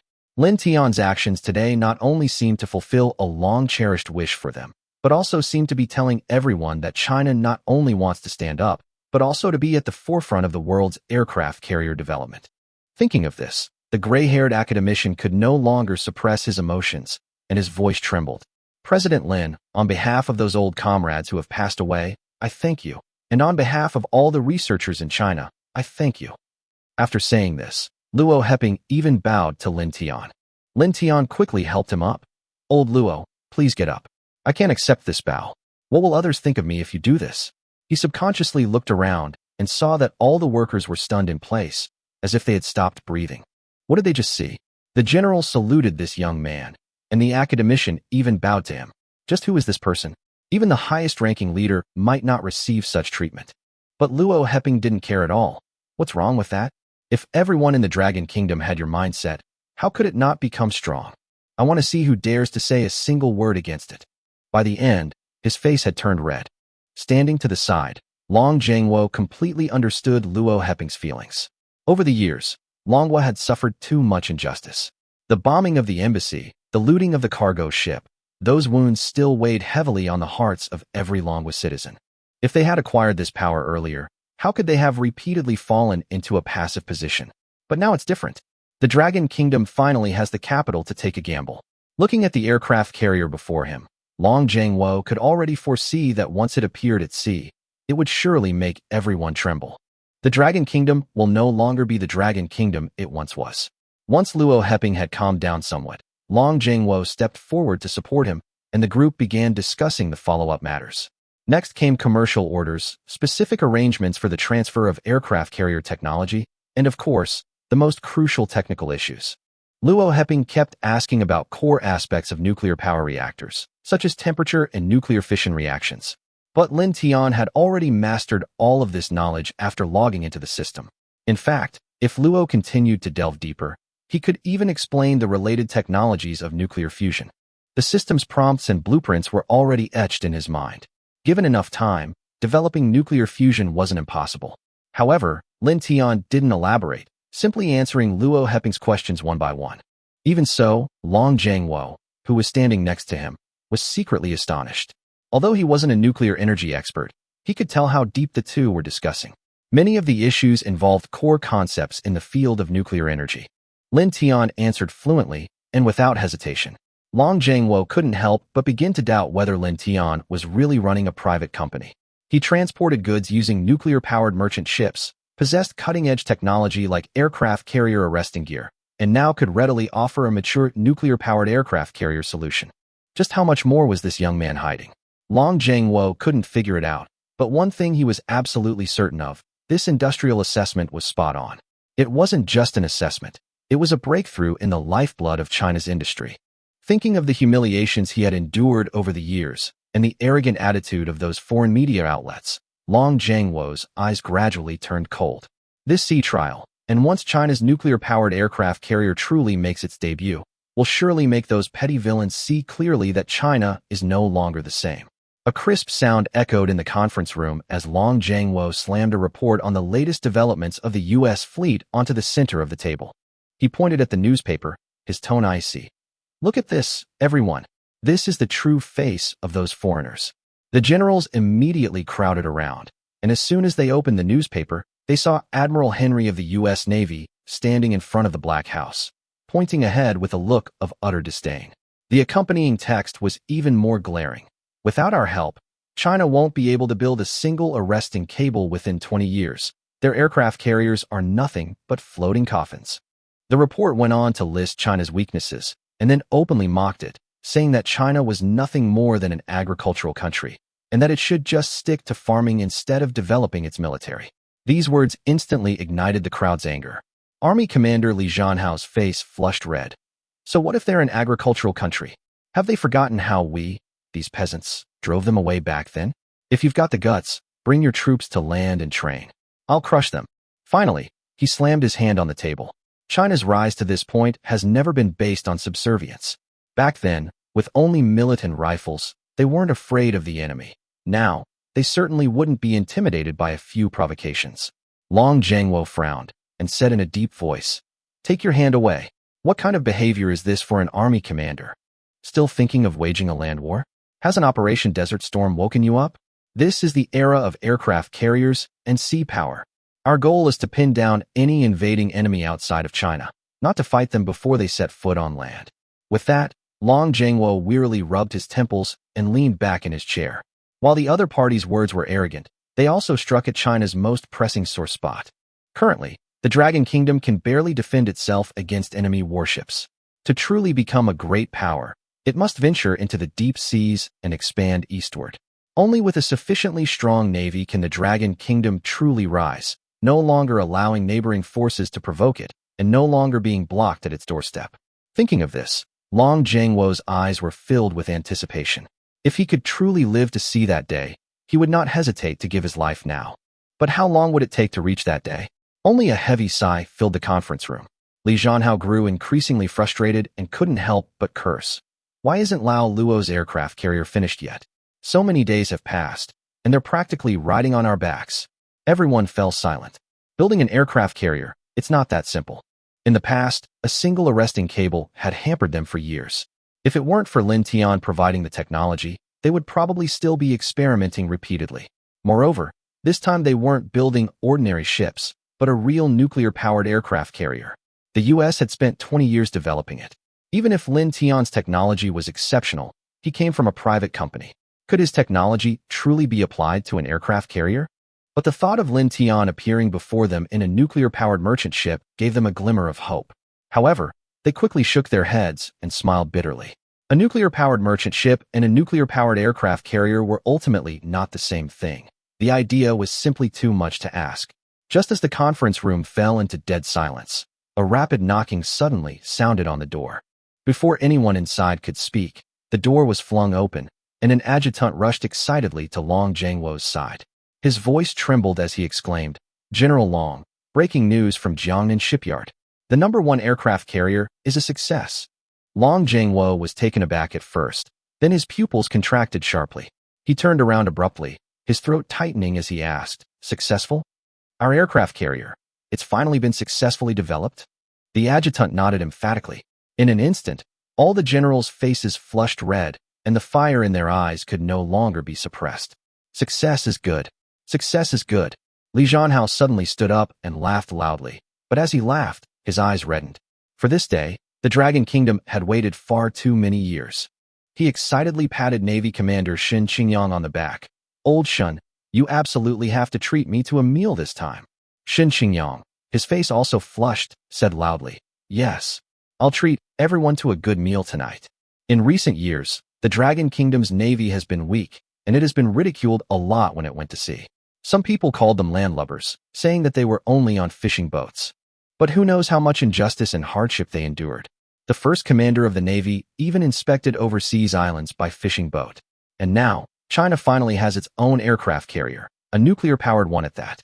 Shen Qingyang's emotions, suppressed for so many years, finally erupted as he said, word by word, "The Chinese Navy has finally stood up." These words invigorated everyone, and Long Zhangwo was also filled with emotion. He took a deep breath and ordered in a deep voice, "Let's go. Today, let's see with our own eyes what China's first aircraft carrier is really like." After saying that, he put on his coat and led everyone straight to the Jiangnan shipyard. On both sides of the spacious dock, workers moved between the towers, and the huge gantry cranes moved slowly. "Begin clearing the site. Move the gantry crane. Remove all the steel cables on the embankment. Water flow into the intake is in place." As the orders rang out, Luo Heping's eyes gradually reddened. Looking at the giant ship quietly moored in the dock, he whispered, "We have finally succeeded." After years of hard work, China finally possessed its first domestically developed nuclear-powered aircraft carrier. Even now, Luo Heping still felt a sense of unreality. From the very beginning of the aircraft carrier's development to the later problems with the arresting gear, they had encountered countless obstacles. There were times when everyone almost wanted to give up, even believing that China could never build a true nuclear-powered aircraft carrier. But now, this behemoth was right before their eyes. It's not a product pieced together using technology from others, but a supercarrier with complete domestically developed nuclear power technology. Looking at the world, Only a handful of countries can independently build nuclear-powered aircraft carriers. Even Russia struggled to do so, and France and the UK only produced semi-finished products. This time, China has truly surpassed everyone else. This aircraft carrier boasts a towering hull and a full load displacement of 200,000 tons, approximately 100,000 tons more than the US's most advanced nuclear-powered aircraft carrier. Its conventional speed reaches 40 knots, and its top speed can even exceed 50 knots, making it almost like a whirlwind at sea. Don't underestimate this extra speed. Speed is crucial in warfare. Starting from the same distance, the Chinese carrier can arrive at its target area half a day earlier than carriers from other countries. On the battlefield, half a day is enough to determine the success or failure of an operation, and even change the entire course of the war. More importantly, this is a nuclear-powered aircraft carrier, capable of maintaining high-speed navigation for extended periods. This alone is enough to overwhelm the aircraft carriers of the vast majority of countries. Gazing at the steel behemoth before him, Luo Heping felt an indescribable sense of pride. It was the excitement of witnessing his nation's continuous growth and strength. All of this was inseparable from Lin Tian's involvement. Luo Heping looked at Lin Tian, his eyes filled with sincerity and gratitude. At this moment, the equipment on the deck and both sides of the dock had been cleared. Luo Heping took a deep breath, picked up the communicator, and gave the order in a deep voice. Open the gates, release the water. This was both a test of the aircraft carrier's balance and the first launch of this first nuclear-powered aircraft carrier of the Dragon Kingdom. The moment the order was given, a deafening roar echoed from the bottom of the dock. Water rushed in, and the entire dock seemed to tremble slightly. Long Zhangwo and the others guarding the entrance were startled at first upon hearing the commotion. Then their eyes lit up, and they immediately ran towards the testing tower. The soldiers on guard watched a group of generals hurrying towards the tower, their faces full of doubt, thinking that something serious had happened inside. Long Zhangwo and his team had no time to explain. Next up for testing was China's first nuclear-powered aircraft carrier. Missing such a historic moment would be a lifelong regret. The group rushed up the external stairs of the control tower. Outside, the roar of the water was deafening, with massive waves crashing one after another. But the aircraft carrier in the dock remained as steady as a mountain, completely still. Through the glass, Long Zhangwo saw Luo Heping holding a communicator and shouting down again, "Boiler ignition." All the officers immediately turned to look at the dock. They all understood that this meant the nuclear-powered boiler ignition test had officially begun. This was also the first roar of China's first nuclear-powered aircraft carrier. The next second, a deafening roar echoed around the dock. At first, the sound was low and deep, like a sleeping behemoth awakening. Then, the roar grew louder and more powerful, until finally it exploded like thunder on flat ground, sending a shiver down everyone's spine. The entire aircraft carrier seemed to come alive in that instant. The lights on the island's superstructure gradually illuminated, and the data on the monitoring equipment began to climb steadily. The heavy, powerful roar was like the pulse of a giant. Even hundreds of meters away, Long Zhangwo could feel the vibrations it contained. This powerful kinetic energy was completely different from ordinary steam power. And this power belonged to the Dragon Kingdom, and to the real nuclear-powered aircraft carrier before him. Looking at the massive warship, its engines roaring and its vessel steadily moored in the dock, Long Zhangwo slammed his hand on the railing. He simply gazed down and uttered two words, "Good, good indeed. I've waited decades for this." The naval commander behind him, Shun Qingyang, echoed this sentiment with genuine emotion. Undoubtedly, from this day forward, the Dragon Kingdom's navy would turn a new page in its history. The Dragon Kingdom's military would also usher in its own new era. Giant waves crashed against the dock, yet the nuclear-powered aircraft carrier remained as steady as a mountain. Everyone present was deeply moved. From this day forward, the Dragon Nation would no longer be the nation others claimed to be ignorant of naval power, nor would it be a nation with weak naval forces, vulnerable to bullying. Now, they finally possessed the strength to defend their maritime rights. Thinking of this, Long Zhangwo's eyes grew even more resolute. This aircraft carrier would elevate the Dragon Nation's military to new heights. And in the subsequent sea trials, it will silence those who have always looked down on China. However, even the most advanced equipment needs skilled personnel to operate it. Long Zhangwo gripped the railing tightly, turned around, and solemnly looked at Shun Qingyang. "Shun Qingyang, I order you to immediately select a new fleet crew from the entire army. You need carrier-based aircraft crew. I will give you carrier-based aircraft crew. I have only one request. Before the sea trials, train a first-class aircraft carrier fleet that is in no way inferior to any other country. Yes, sir. Shen Qingyang straightened up abruptly and responded loudly. He knew very well that this order was the greatest support for the Navy's development, but also a heavy burden of pressure. The whole world would be watching China during the upcoming sea trials. This aircraft carrier fleet represented not only the Navy, but also the entire military might of China. If something goes wrong, it won't just be the Navy that loses face, but the entire nation. Shen Qingyang gritted his teeth, but he showed no fear. For years, the entire Navy had been holding its breath. In the past, they didn't have a powerful enough fleet to contend with foreign enemies, nor did they have the resources to truly seize the initiative at sea. But now, everything is different. Sunlight streamed onto the massive aircraft carrier, making the warship gleam. A dazzling light also shone in Shen Qingyang's eyes. This time, if the enemy dared to come, they would unleash their formidable power. The carrier-based aircraft training base, one of the 4 major training bases in the Dragon Kingdom, was tasked with training carrier-based aircraft pilots. Every day, pilots complete thousands of takeoffs and landings on this concrete aircraft carrier, preparing for their future carrier operations. Yet some train until retirement without ever landing or taking off from a real aircraft carrier deck. Thinking about this always weighs heavily on Zhao Changkong's mind. Gazing at the concrete carrier in the distance, he couldn't help but ask himself, when will China have its own aircraft carrier? At 9 o'clock in the morning, the time when flight training should have started, the base suddenly ordered a halt to training, and everyone immediately rushed to the training ground to assemble. Zhao Changkong followed the group forward, but found that something was wrong. More and more people were gathering on the training ground.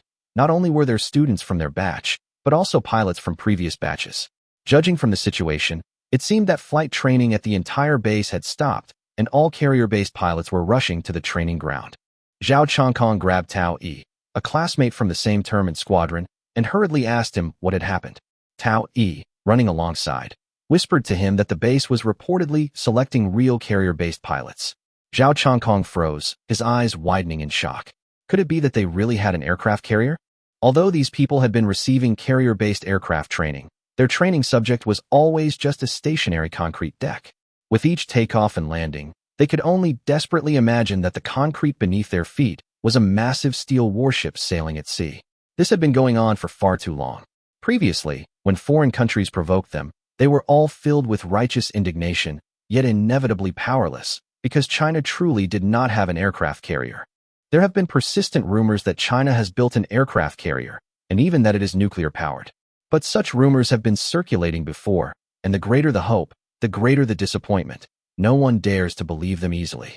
But now, seeing the entire base assembled, the expectation that Zhao Changkong had suppressed for many years suddenly began to pound violently in his heart. Could it be that this time, China is really going to have its own aircraft carrier?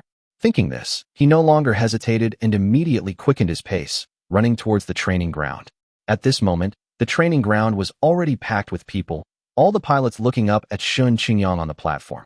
Shen Qingyang had only one purpose in coming to the naval base this time: to select the most elite pilots from here.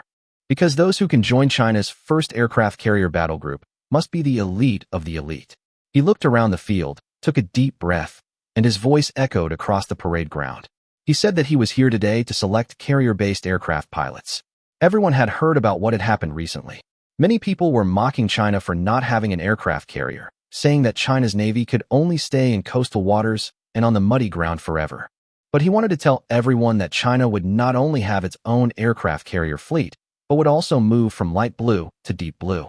As his words fell, the soldiers on the training ground were all deeply moved, and some veteran instructors even quietly wiped away tears. They were the older generation of carrier-based pilots in China.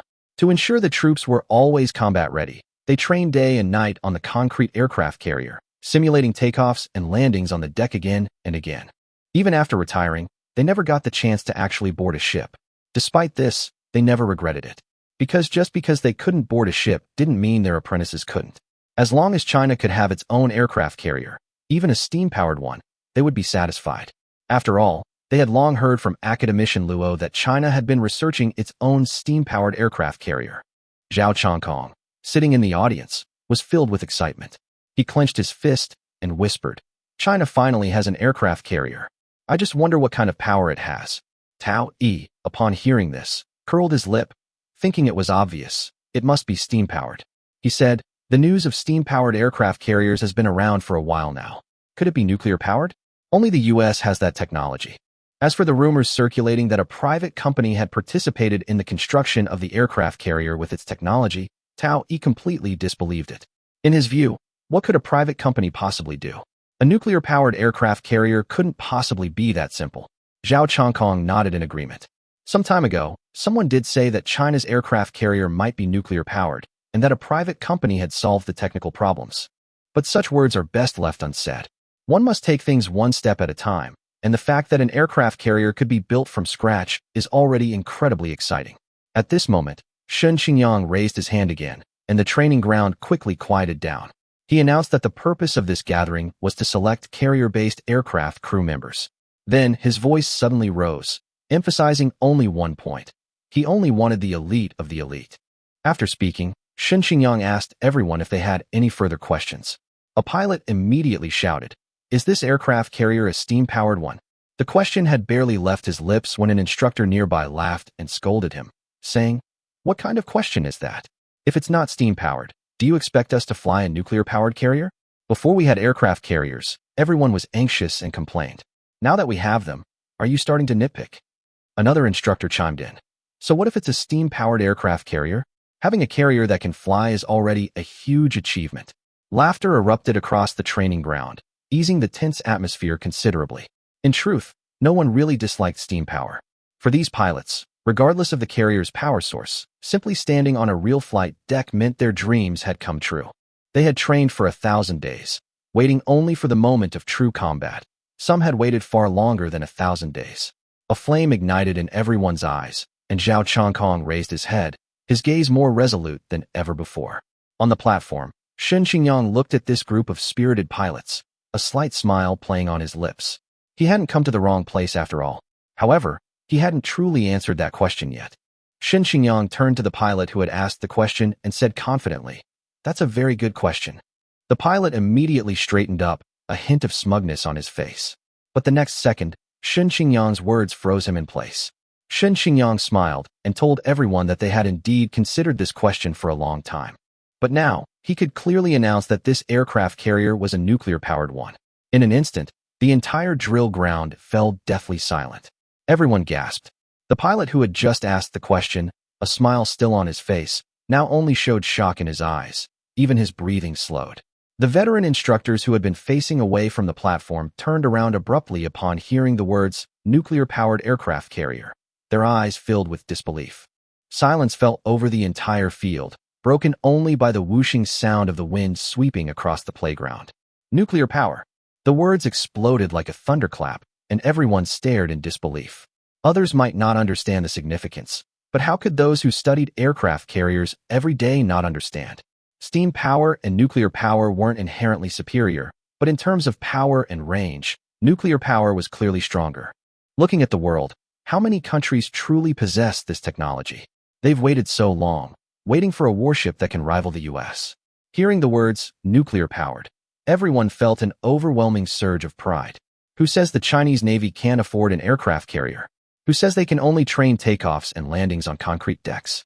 Today, they're not only going to fly on an aircraft carrier, but on a nuclear-powered one. The crowd erupted in cheers, the pilots pumping their fists and shouting, "Let's do it. We're going to fly on a nuclear-powered one too." Zhao Chongkong finally snapped out of his daze and couldn't help but exclaim, "Holy crap, the rumors were actually true. We really built a nuclear-powered aircraft carrier. This company is amazing." Even many instructors were stunned. Previously, they had heard that a private company was willing to provide nuclear power technology, but they had dismissed it as a joke.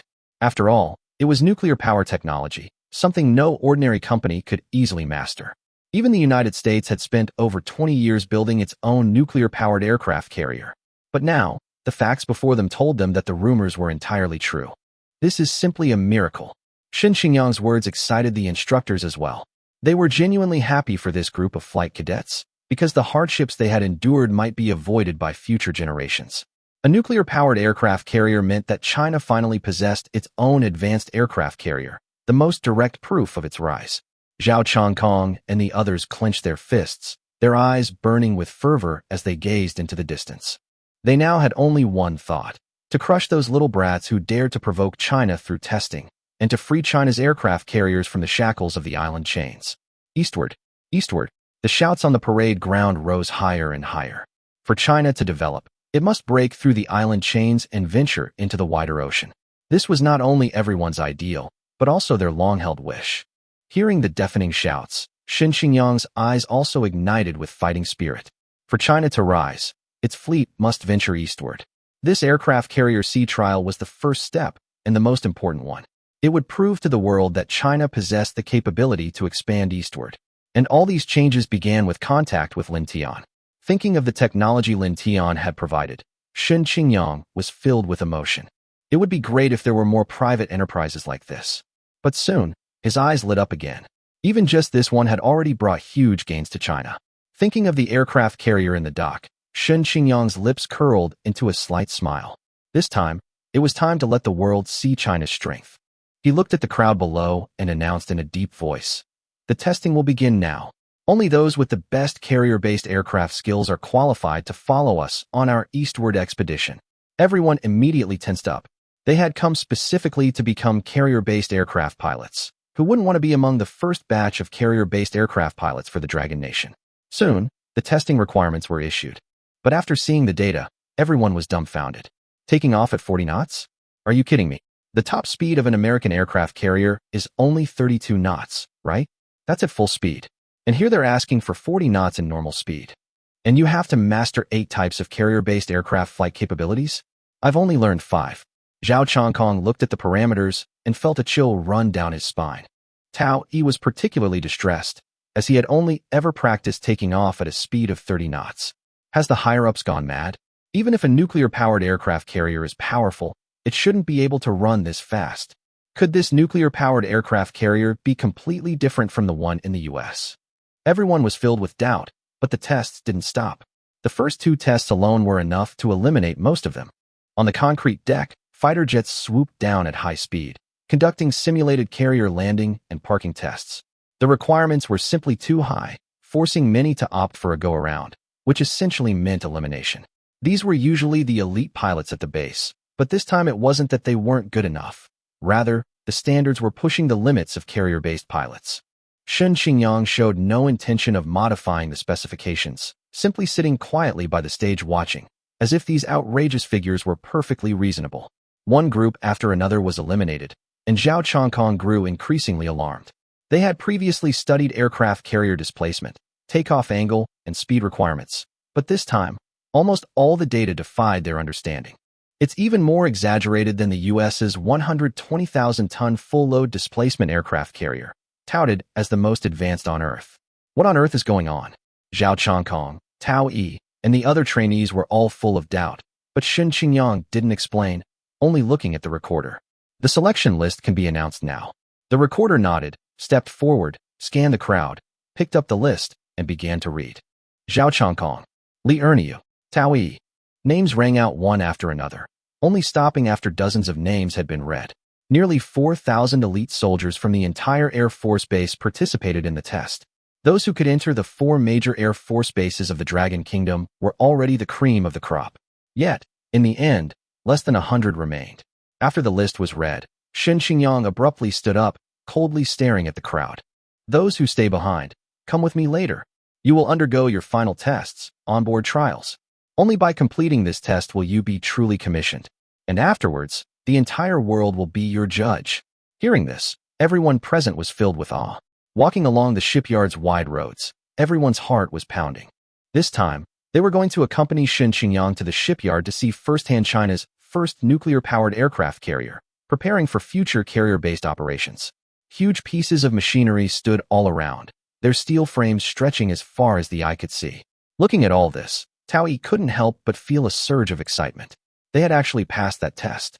Recalling the requirements of the test, Tao Yi still found it incredible. The standards were ridiculously stringent. The slightest mistake in any step could lead to immediate elimination.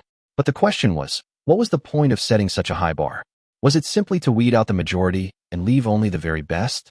Tao Yi felt increasingly uneasy and couldn't help but lower his voice, asking Zhao Changkong beside him, Old Zhao, what do you think the performance of our nuclear-powered aircraft carrier will be like this time? He paused, a hint of doubt in his eyes. Could it be that they deliberately set such high standards to make things difficult for us? I've seen the testing standards from the US before, and they weren't this extreme. Clearly, Towie was still bothered by the previous tests. Those values were simply too high. Many of the tests didn't seem like they were testing ordinary carrier-based pilots, but rather like they were selecting people who could adapt to some kind of extreme combat environment. If he hadn't performed exceptionally well on the spot and seized the last opportunity, he probably wouldn't have been selected at all. Zhao Changkong, after hearing this, also raised his hand to touch his chin, his expression gradually becoming serious.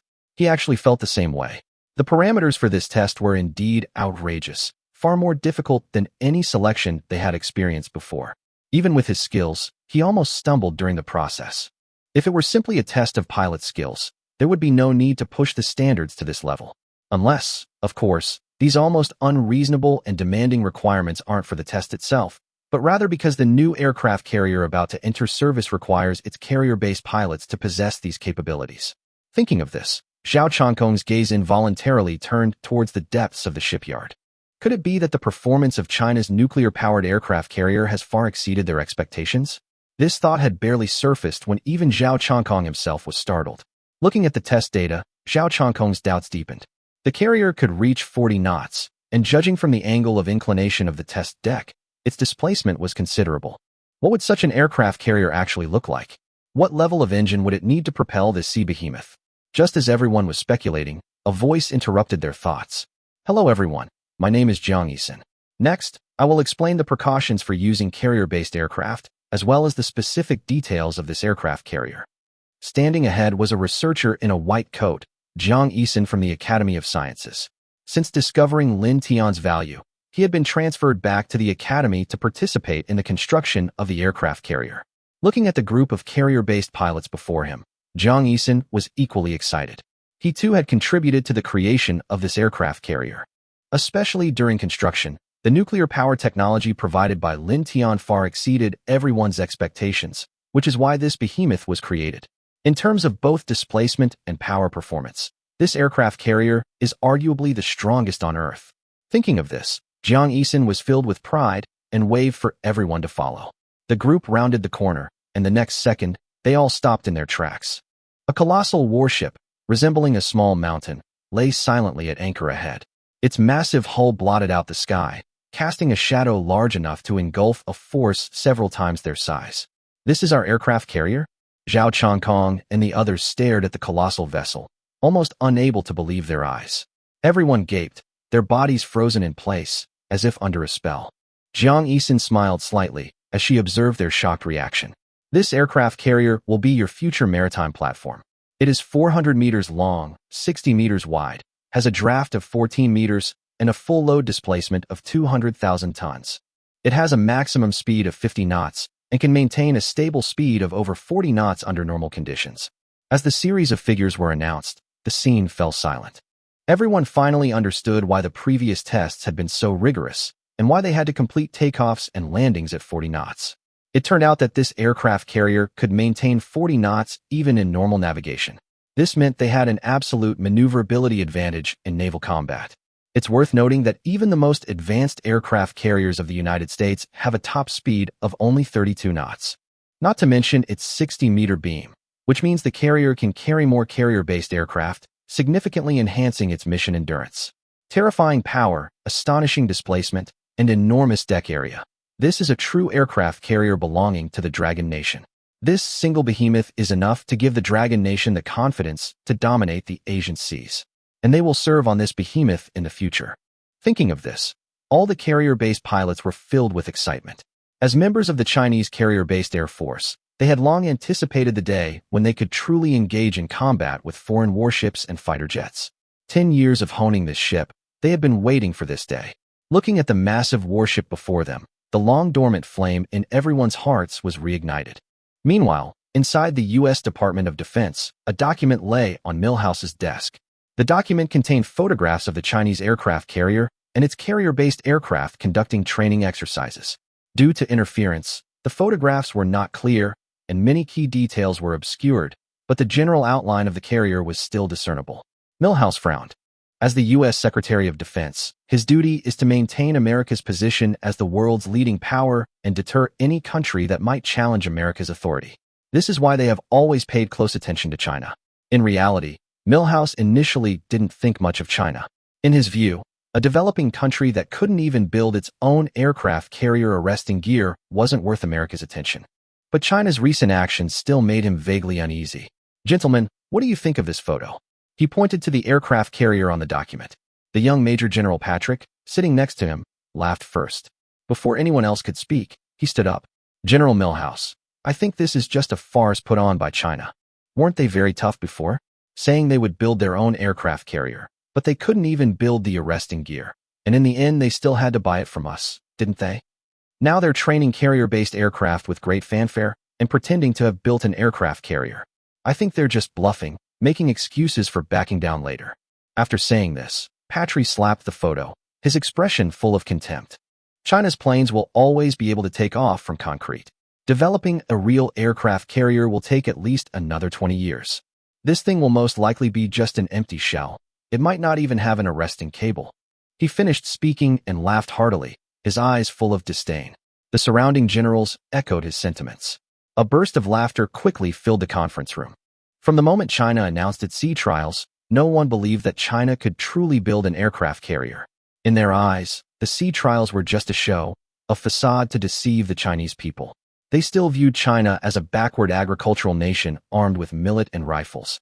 They saw the U.S.'s failures as merely an accident. Now, the rules of war had changed. In the missile age, naval warfare was the true king. In naval warfare, the U.S. has never lost. No country on Earth can defeat them in naval combat. Not even the UK, renowned for its navy, let alone China. How could they possibly believe that a country that can't even build arresting cables and whose carrier-based aircraft can only train on concrete runways could build a real aircraft carrier? Convincing them that China has built an aircraft carrier is like convincing them that God has descended. Besides, even if China actually built one, so what? In their eyes, it would be nothing more than an old steam-powered relic, utterly incomparable to the U.S.'s most advanced nuclear-powered aircraft carrier. The more they thought about it, the more unrestrained their smiles became. Even Milhouse's lips slowly curled into a smile. As the strongest navy on Earth, they certainly had the right to look down on all their opponents. But since China dared to announce its sea trials so openly, the U.S. wouldn't stand idly by. Milhouse gave a stern order. Notify Admiral Henry to lead the carrier fleet to the Eastern Sea. Contact those scoundrels there and tell them we helped them seize the island. This time, we must teach China a lesson and make them understand who they should listen to at sea. Chapter 18. On the shore of the Jiangnan shipyard port, the morning light was still somewhat hazy, and the salty sea breeze blew by, making the early morning seaside feel chilly. But Gao Jie's heart was burning with excitement, because today was the day the Dragon Kingdom announced the sea trials of its new aircraft carrier. As soon as it was light, a large number of military enthusiasts and enthusiastic citizens rushed to the seawall, with their cameras and microphones already set up, just to witness the moment the aircraft carrier sailed out of the port. Television reporters were also on site, excitedly reporting into their microphones. Dear viewers, I am currently at the Jiangnan shipyard port. Today is the day our nation's aircraft carrier sets sail. Let's wait and see. As soon as he finished speaking, everyone on the shore focused their attention on the direction of the port. However, this highly anticipated sea trial also attracted many people who came with malicious intent. Several foreigners dressed in flamboyant attire held up their phones to livestream, pointing and gesturing at the port from across the seawall. One of the dark-skinned anchors struck what he thought was a dashing pose and smiled at the camera, saying, "My friends abroad, I'm right next to the seawall where the Chinese aircraft carrier is setting sail. You want to see the aircraft carrier? Then come and take a look together." The white companion with the nose ring immediately chimed in, his tone full of mockery. "That's right. Let's see what the Chinese can come up with." In the live stream, the foreign netizens who were waiting to see China make a fool of itself instantly erupted in excitement. Some mocked China's outdated technology, some boasted that the United States was unbeatable in shipbuilding, and others brought up the issue of arresting cables. If China can't even build arresting cables for aircraft carriers, how can its carrier-based aircraft take off and land? Are they planning to take off and land using the nose of the aircraft? A country that can't even build arresting cables dares to conduct sea trials of an aircraft carrier. Won't their carrier-based aircraft commanders be lying on the deck, too afraid to take off? The screen was filled with all sorts of harsh taunts, and the popularity and donations in the live stream continued to rise. The streamer, named Tom, became increasingly smug, shouting loudly at the port. Come out now? Call your aircraft carrier out. Or is it that you can't even get out? The group burst into laughter. In their view, China could never possess its own aircraft carrier, and this so-called voyage was nothing but a joke. Not far away, Gao Jie's face had turned ashen, his fists clenched so tightly they cracked. Those people were deliberately hurling insults in English, clearly assuming that those present wouldn't understand. But Gao Jie, with his level 8 English proficiency, could hear every word clearly, and he could barely contain his anger.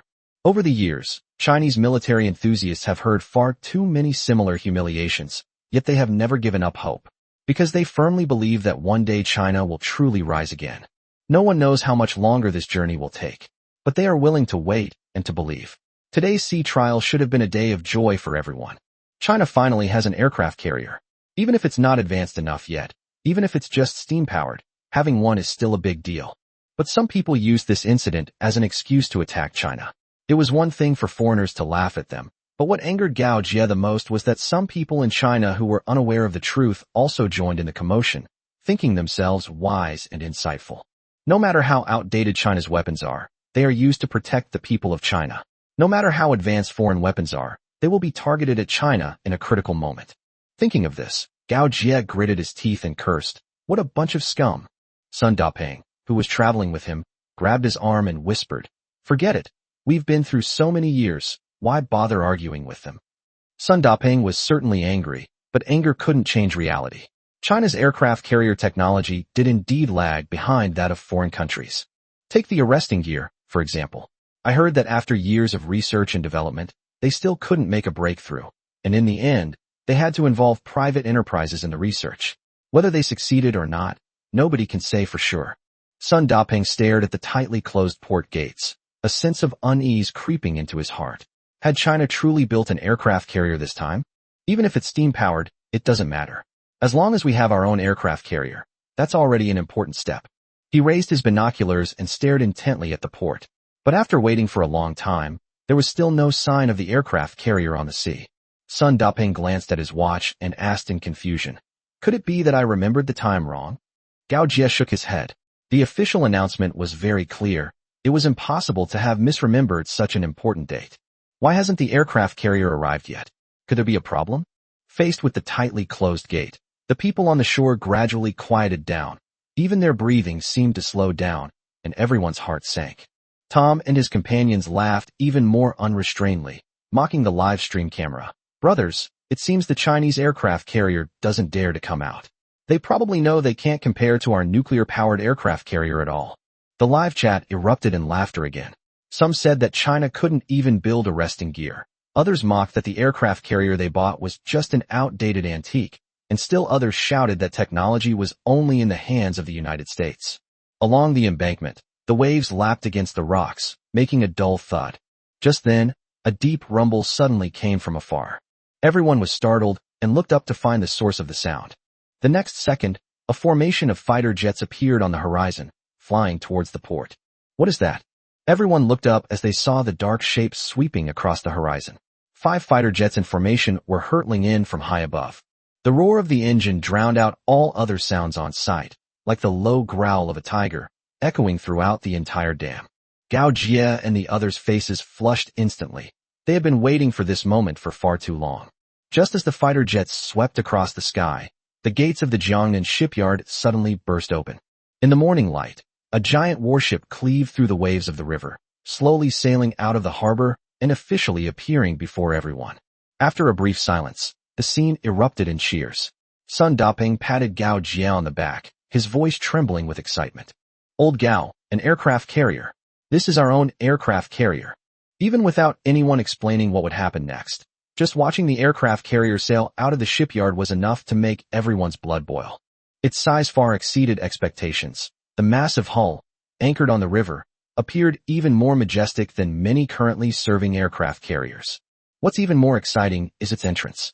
5 fighter jets took off ahead of time to clear the way, as if announcing to the world that China's aircraft carrier has arrived. People on the embankment cheered continuously, and even TV reporters shouted their reports into the camera.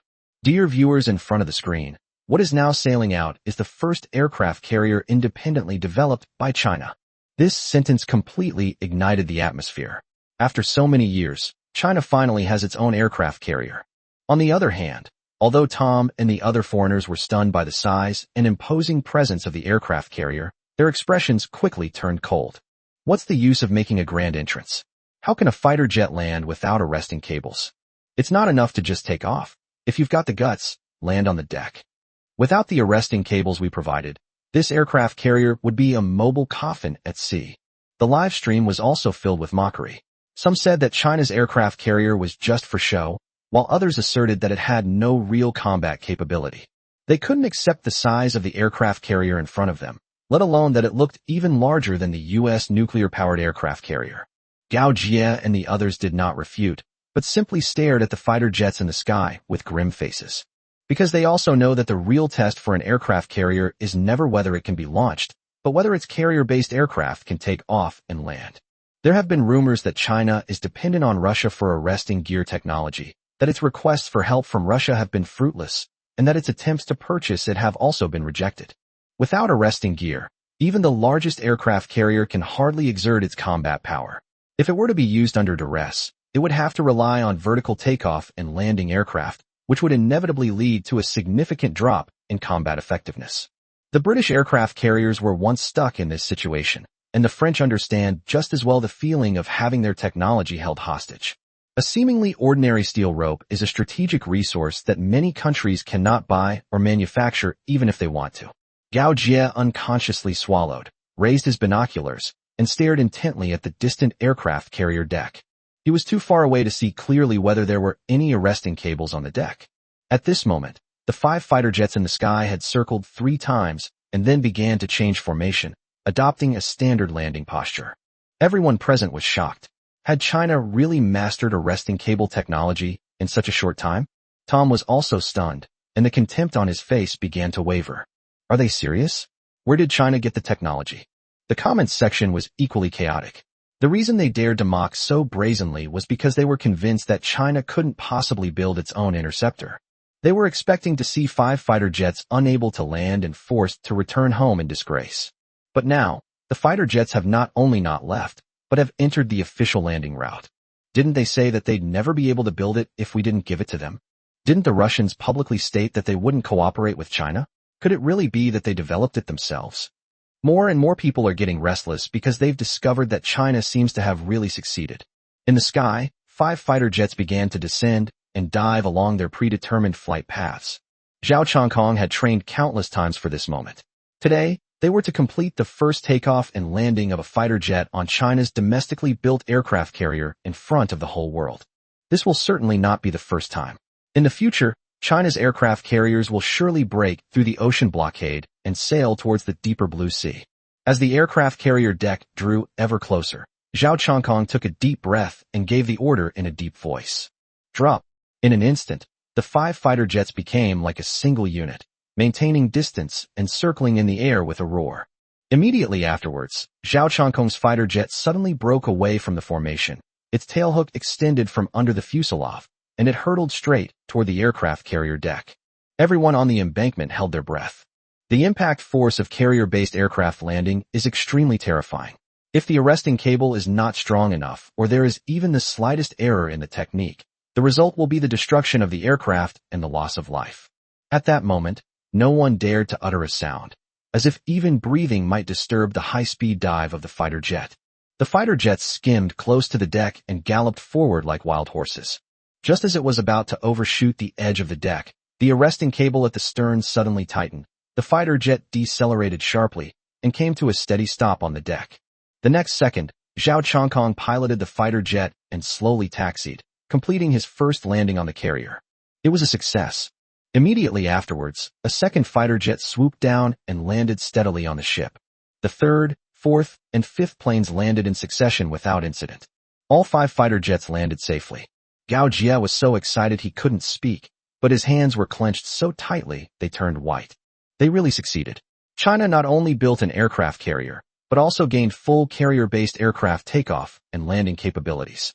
From today onwards, China will become the third country on Earth, after Russia and the United States, to master aircraft carrier arresting gear technology. Moreover, judging from the speed of research and development, the time it took for China to achieve a breakthrough was even shorter than many people imagined. A deafening cheer erupted from the crowd. We did it. We finally succeeded. Those who say that China can't build aircraft carriers or arresting gear, step forward now. If you dare to talk nonsense again, I'll smash your head in half. Hearing the cheers all around him, Tom's face turned deathly pale, and even his dark complexion seemed to have lost all color. He stared intently at the 5 fighter jets neatly parked on the aircraft carrier deck, his face filled with disbelief. The Dragon Kingdom has actually built a fully functional aircraft carrier. On the sea, a massive aircraft carrier sails against the giant waves, like a steel behemoth breaking through the seawater. Wide waves kept crashing against the ship's hull, but the entire aircraft carrier remained motionless, and the fighter jets on the deck continued to take off and land steadily. Tom was incredulous at what he saw. They had come to see China make a fool of itself. Who would have thought that they themselves would end up making a fool of themselves? And the faces of the group became extremely embarrassed. Foreign viewers in the live stream were completely overwhelmed. The power of the Chinese aircraft carrier and the stability of its fighter jets during takeoff and landing shattered their preconceptions.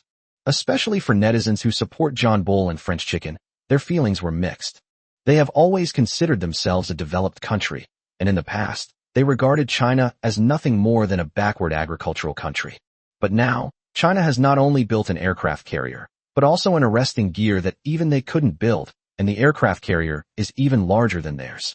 For a moment, the live stream was filled with sour grapes. How is this possible? Didn't they say that China couldn't develop it? How could they have a barrier? Even we French can't make this kind of thing. So how could China possibly make it? Aren't they an agricultural country? Where did they get their technology from? Some people couldn't help but lament that the arresting gear their country bought from the US suddenly didn't seem so appealing anymore. John Bull's netizens were even more unconvinced, believing that they had a strong military industry foundation, and how could they be inferior to China? But soon someone bluntly added insult to injury, saying that only China, the United States, and Russia could independently manufacture arresting gear for aircraft carriers on the entire planet. As for John Bull, he's not actually on this list. This statement immediately broke the defenses of a group of elderly gentlemen who had always considered themselves a developed country and a capital of free art. When it came to the core military industry, their R&D capabilities were actually inferior to those of China, a developing country. On the other hand, American netizens were equally dumbfounded.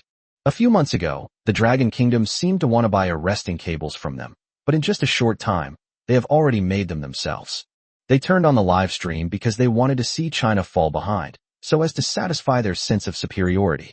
But as they watched, they realized that the ones who were truly proven wrong were actually the ones who got slapped in the face. This must be a fake. China has definitely stolen our technology.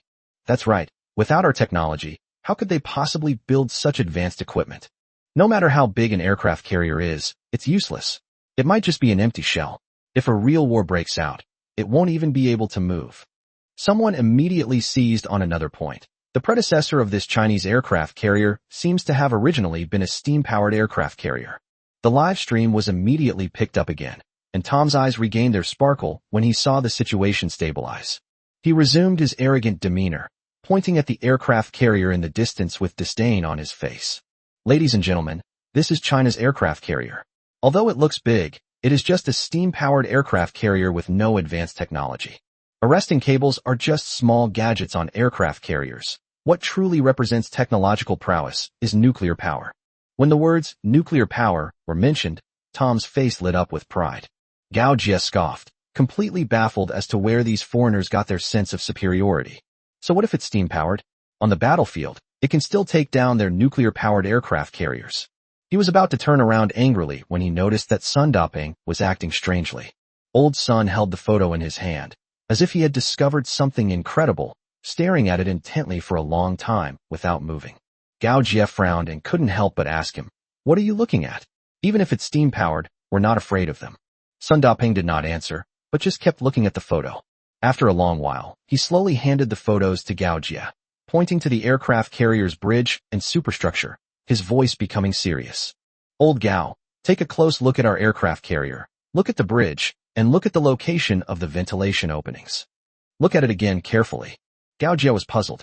What was so surprising about the bridge and ventilation openings? Generally speaking, the bridge of a steam-powered aircraft carrier, that is, the protruding control tower, is usually smaller than that of a nuclear-powered aircraft carrier.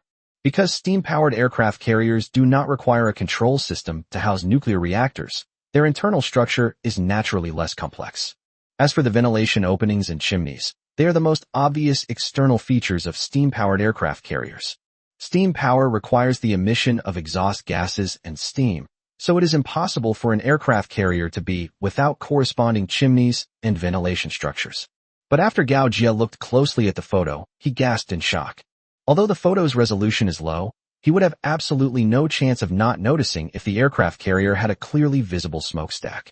However, this aircraft carrier lacked the characteristic smokestacks and ventilation openings that a steam-powered aircraft carrier should have. Not at all. Looking at the bridge, it seems to be even larger than the 120,000-ton aircraft carrier of the United States. Gao Jie and Sun Daping had previously studied these aircraft carrier data, so they were very clear about what this external layout meant. Thinking of this, Gao Jie's hands began to tremble, and he couldn't stop them no matter what he did. He stared at the photo, his lips trembling for a long time before he managed to squeeze out a single sentence. A nuclear-powered aircraft carrier? Looking at the aircraft carrier in the photo, Gao Jie could hardly believe his eyes. He knows better than anyone just how difficult it is to build a nuclear-powered aircraft carrier. Even a long-established industrial power like France, after decades of effort, has only managed to build one imperfect nuclear-powered aircraft carrier. The United States' nuclear-powered aircraft carrier technology also took more than 20 years to gradually mature. How long has China been developing? How could it possibly have built a nuclear-powered aircraft carrier? This is no longer a surprise, but a shock that almost defies common sense.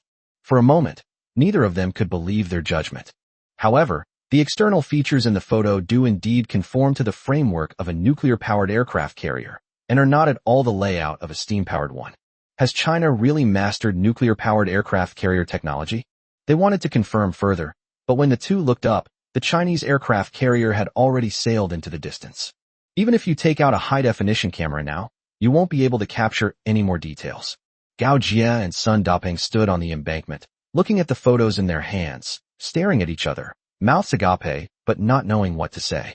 In the end, all they could do was gaze with burning eyes in the direction the aircraft carrier had left. The waves crashed beneath my feet, and the sun had risen fully, its reflection shimmering with iridescent light on the sea. A gentle breeze swept over them, carrying a slight chill, but their hearts were already burning with passion. This time, the Dragon Kingdom may really be about to stand up. Looking at the photos in their hands, both of them had a dazzling light in their eyes. Inside the U.S. Department of Defense, Milhouse sat upright in a chair, smiling as he looked at Patry. How's the discussion with the Russians about the barricades going? These days, they have been working with Russia to completely strangle China and slow down its development. As long as China cannot build a resting gear for its aircraft carriers, they can take the opportunity to extract more benefits and let other countries see what will happen to those who defy the United States. Patrick smiled slightly, placed the folder on the table, and spoke with confidence. General, rest assured, the Russians have promised that they will never help China. As long as neither we nor the Russians intervene, they will never be able to build an arresting gear for an aircraft carrier, no matter how hard they try. We just need to wait and see them make a fool of themselves. Today is the day China announces the sea trials of its aircraft carrier. Patry seems to already see China dragging out an aircraft carrier without arresting gear, losing face in front of the whole world. In his eyes, it was utterly ridiculous that China, with its weak industrial base, dared to dream of independently developing arresting cables. Milhouse also wore a smug expression, took a cigar from the table, and slowly lit it. Well done. This time they should understand just how much they are lacking compared to the U.S. They want to stop the rope? Then they should bow down and beg. If they open their mouths again, we'll make them open up more markets and air and sea areas. Otherwise, their so-called aircraft carrier will only become a suicide platform at sea. Milhouse spoke with increasing enthusiasm, believing that China was still a country with a weak industry, struggling even to manufacture cars. Even if an aircraft carrier were to be built with great difficulty, it would be nothing more than an empty shell, with no real combat capability whatsoever. John Bull also wanted to break free from control and develop his own technology, but in the end, he became a plaything in the hands of the U.S. John Bull's industrial base was incredibly strong, so what was China compared to him? In his view, it was a pipe dream for a developing country to break through to cutting-edge technology on its own. Milhouse took a deep drag on his cigar, slowly exhaling the smoke, waiting for news of the Dragon Kingdom's failed sea trial.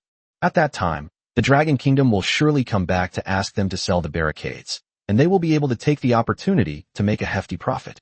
Just then, hurried footsteps suddenly came from outside the door. Adjutant Miller rushed into the office carrying a large stack of documents, barely catching his breath, and said urgently, "General, breaking news. China's aircraft carrier has successfully completed its sea trials. All 5 of their carrier-based aircraft have successfully taken off and landed on the carrier." What? Milhouse abruptly stood up from his chair, the smoke still lingering in his mouth, when he was choked and coughed violently. Patry, who was standing to the side, was also stunned, and his blue pupils suddenly contracted. "Are you kidding me? Where did China get these barricades? Did the Russians sell them to them behind our backs?" In his view, this was almost the only possibility. Miller immediately shook his head, giving an even more unacceptable answer. It wasn't provided by the Russians. It was developed by China itself. Develop it yourself? Patry gasped, almost unable to believe his ears.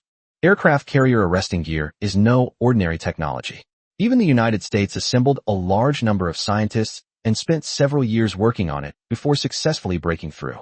However, it took less than a year from the project's inception to its successful development in China.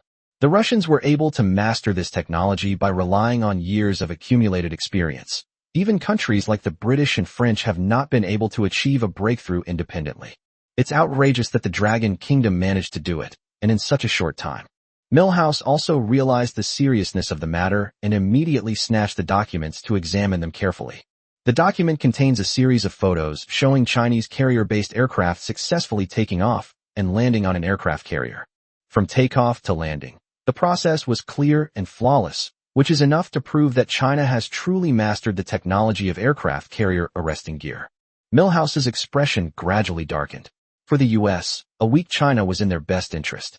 Only if the Dragon Kingdom remains backward for a long time can they continuously erode its resources and economy, thereby reaping benefits. Originally, they wanted to use arresting cable technology to force China to make concessions, but the plan failed completely before it even began. Milhouse's face turned ashen, but his eyes gradually turned fierce. Since soft tactics won't work, let's go straight for the hard way and let the Dragon Kingdom understand who the real boss is on Earth. When it comes to aircraft carriers, the U.S. has never lost. He pointed at Miller and coldly ordered, "Immediately notify Admiral Henry to order the aircraft carrier group anchored in Japan to proceed at full speed to the eastern waters of China. Help Xiao Rizi complete the island's defenses. As long as we control that sea area, let's see what the Dragon Kingdom has to fight us with." After saying that, Milhouse abruptly stubbed out his cigar and stared coldly ahead. Even if China builds a fully functional aircraft carrier, so what? When it's time to bow down, we still have to bow down. This time, they must severely suppress the arrogance of the Dragon Kingdom. Otherwise, how will the Eagle maintain its hegemonic status on Earth in the future? A sinister smile crept across Milhouse's lips. No matter how powerful China's aircraft carriers are, they are only conventionally powered. He absolutely does not believe that China can build nuclear-powered aircraft carriers.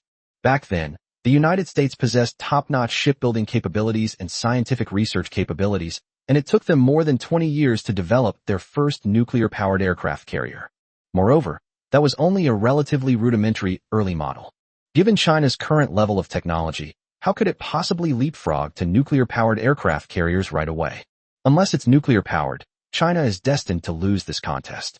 The biggest difference between nuclear power and conventional power is that nuclear power is more powerful and has a longer range. How can China's massive and cumbersome steam-powered aircraft carrier compete with the United States in terms of speed and maneuverability? A large aircraft carrier does not necessarily mean a well-built aircraft carrier. According to Milhouse, the larger the Chinese warship, the heavier the burden on the steam propulsion system. By the time China discovers the U.S. carrier strike group, it will likely be left helpless and unable to accelerate its operations. This is the consequence of a lack of shipbuilding experience, creating a seemingly massive but actually cumbersome and useless behemoth. This battle for the sea area is all about speed. Whoever completes the deployment first and then cooperates with the Japanese self-defense forces to occupy the position will be able to completely lock down that sea area. At that time, no matter how anxious the Chinese aircraft carrier is, it can only travel slowly and watch helplessly as the U.S. completes its deployment before slinking back in disgrace.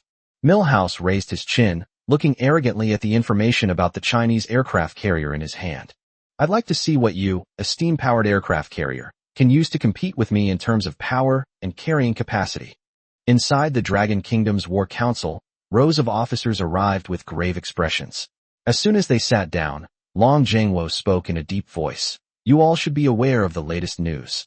What proposals do you have this time? Everyone stared at the battle command map, their faces grim. The sea trial had initially been a resounding success, a moment of great excitement for everyone.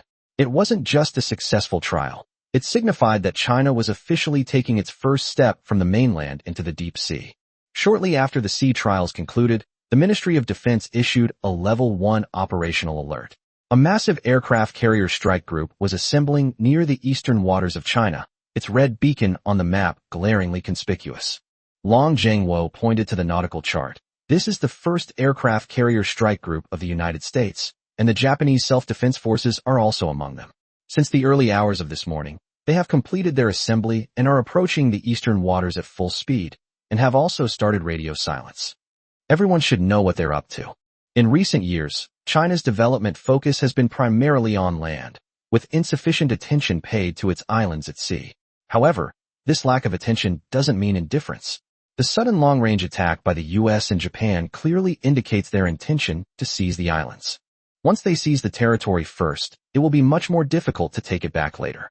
Li Zhanhao immediately stood up, his tone firm. What else can these guys do? Back when our navy was weak, they took the opportunity to occupy many islands. Now that they've all come together, they're probably still eyeing our islands. If you ask me, let's just do it. Before we had aircraft carriers, we could only put up with it. Now that we have aircraft carriers, they'll have to see if they have the ability to seize the islands. Li Zhanhao harbors deep hatred for Japan. The score from years ago hasn't been settled, yet Japan continues to provoke him. In recent years, relying on the support of the United States, Japan has constantly tested the limits, seizing over a dozen islands, and openly declaring those islands as theirs since ancient times. If it weren't for the international environment and the fact that China's navy was weak in the past, China would have stopped tolerating their audacity long ago. Qin Xinyang's eyes also turned cold. In the past, faced with a combination of the U.S. and Japan, he might have had no choice but to endure it.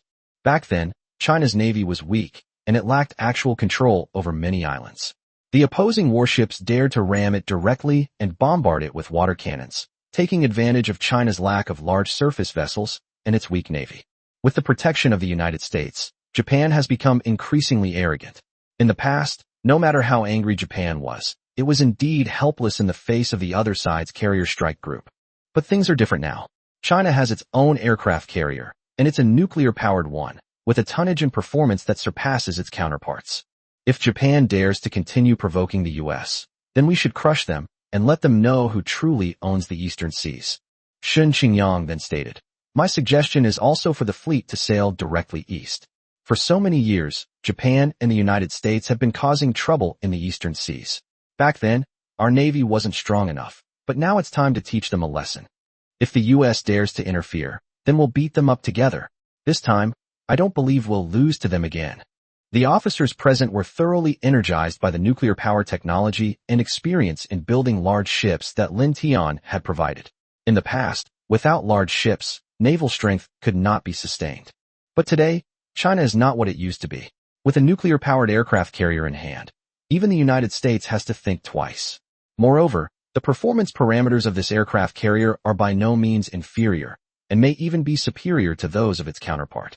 The enemy's sudden deployment is nothing more than an attempt to wage a blitzkrieg, leveraging the advantage of nuclear power to preemptively deploy defenses in the eastern seas. In that case, China will show them who has superior propulsion and who has more carrier-based aircraft. Long Zhengwo took a deep breath, his gaze never leaving the map.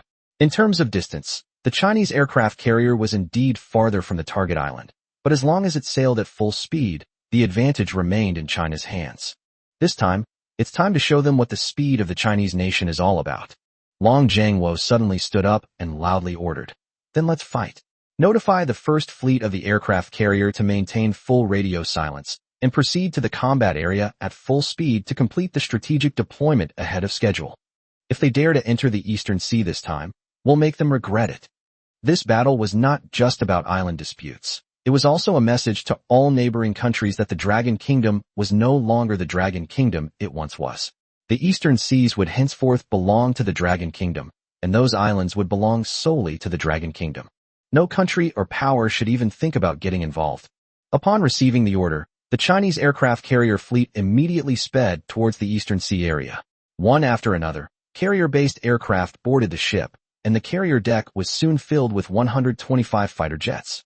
Looking at the scene before them, Zhao Chongkong and the others felt their blood boil. They knew, of course, who their opponent was, but none of them were afraid. In terms of aircraft carrier power and the number of carrier-based aircraft, China far surpasses the United States.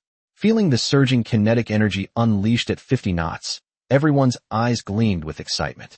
If the deployment is completed in advance, if the U.S. dares to come, it will be like walking into a trap.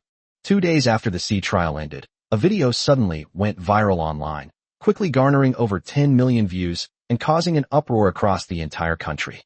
In the video, a fisherman is piloting his fishing boat, preparing to head to the Eastern Seas to fish, while his grandson holds up his phone, happily recording everything at sea. But the next second, a dark and massive figure suddenly appeared behind the fishing boat, followed by a ship flying the Japanese flag approaching at high speed.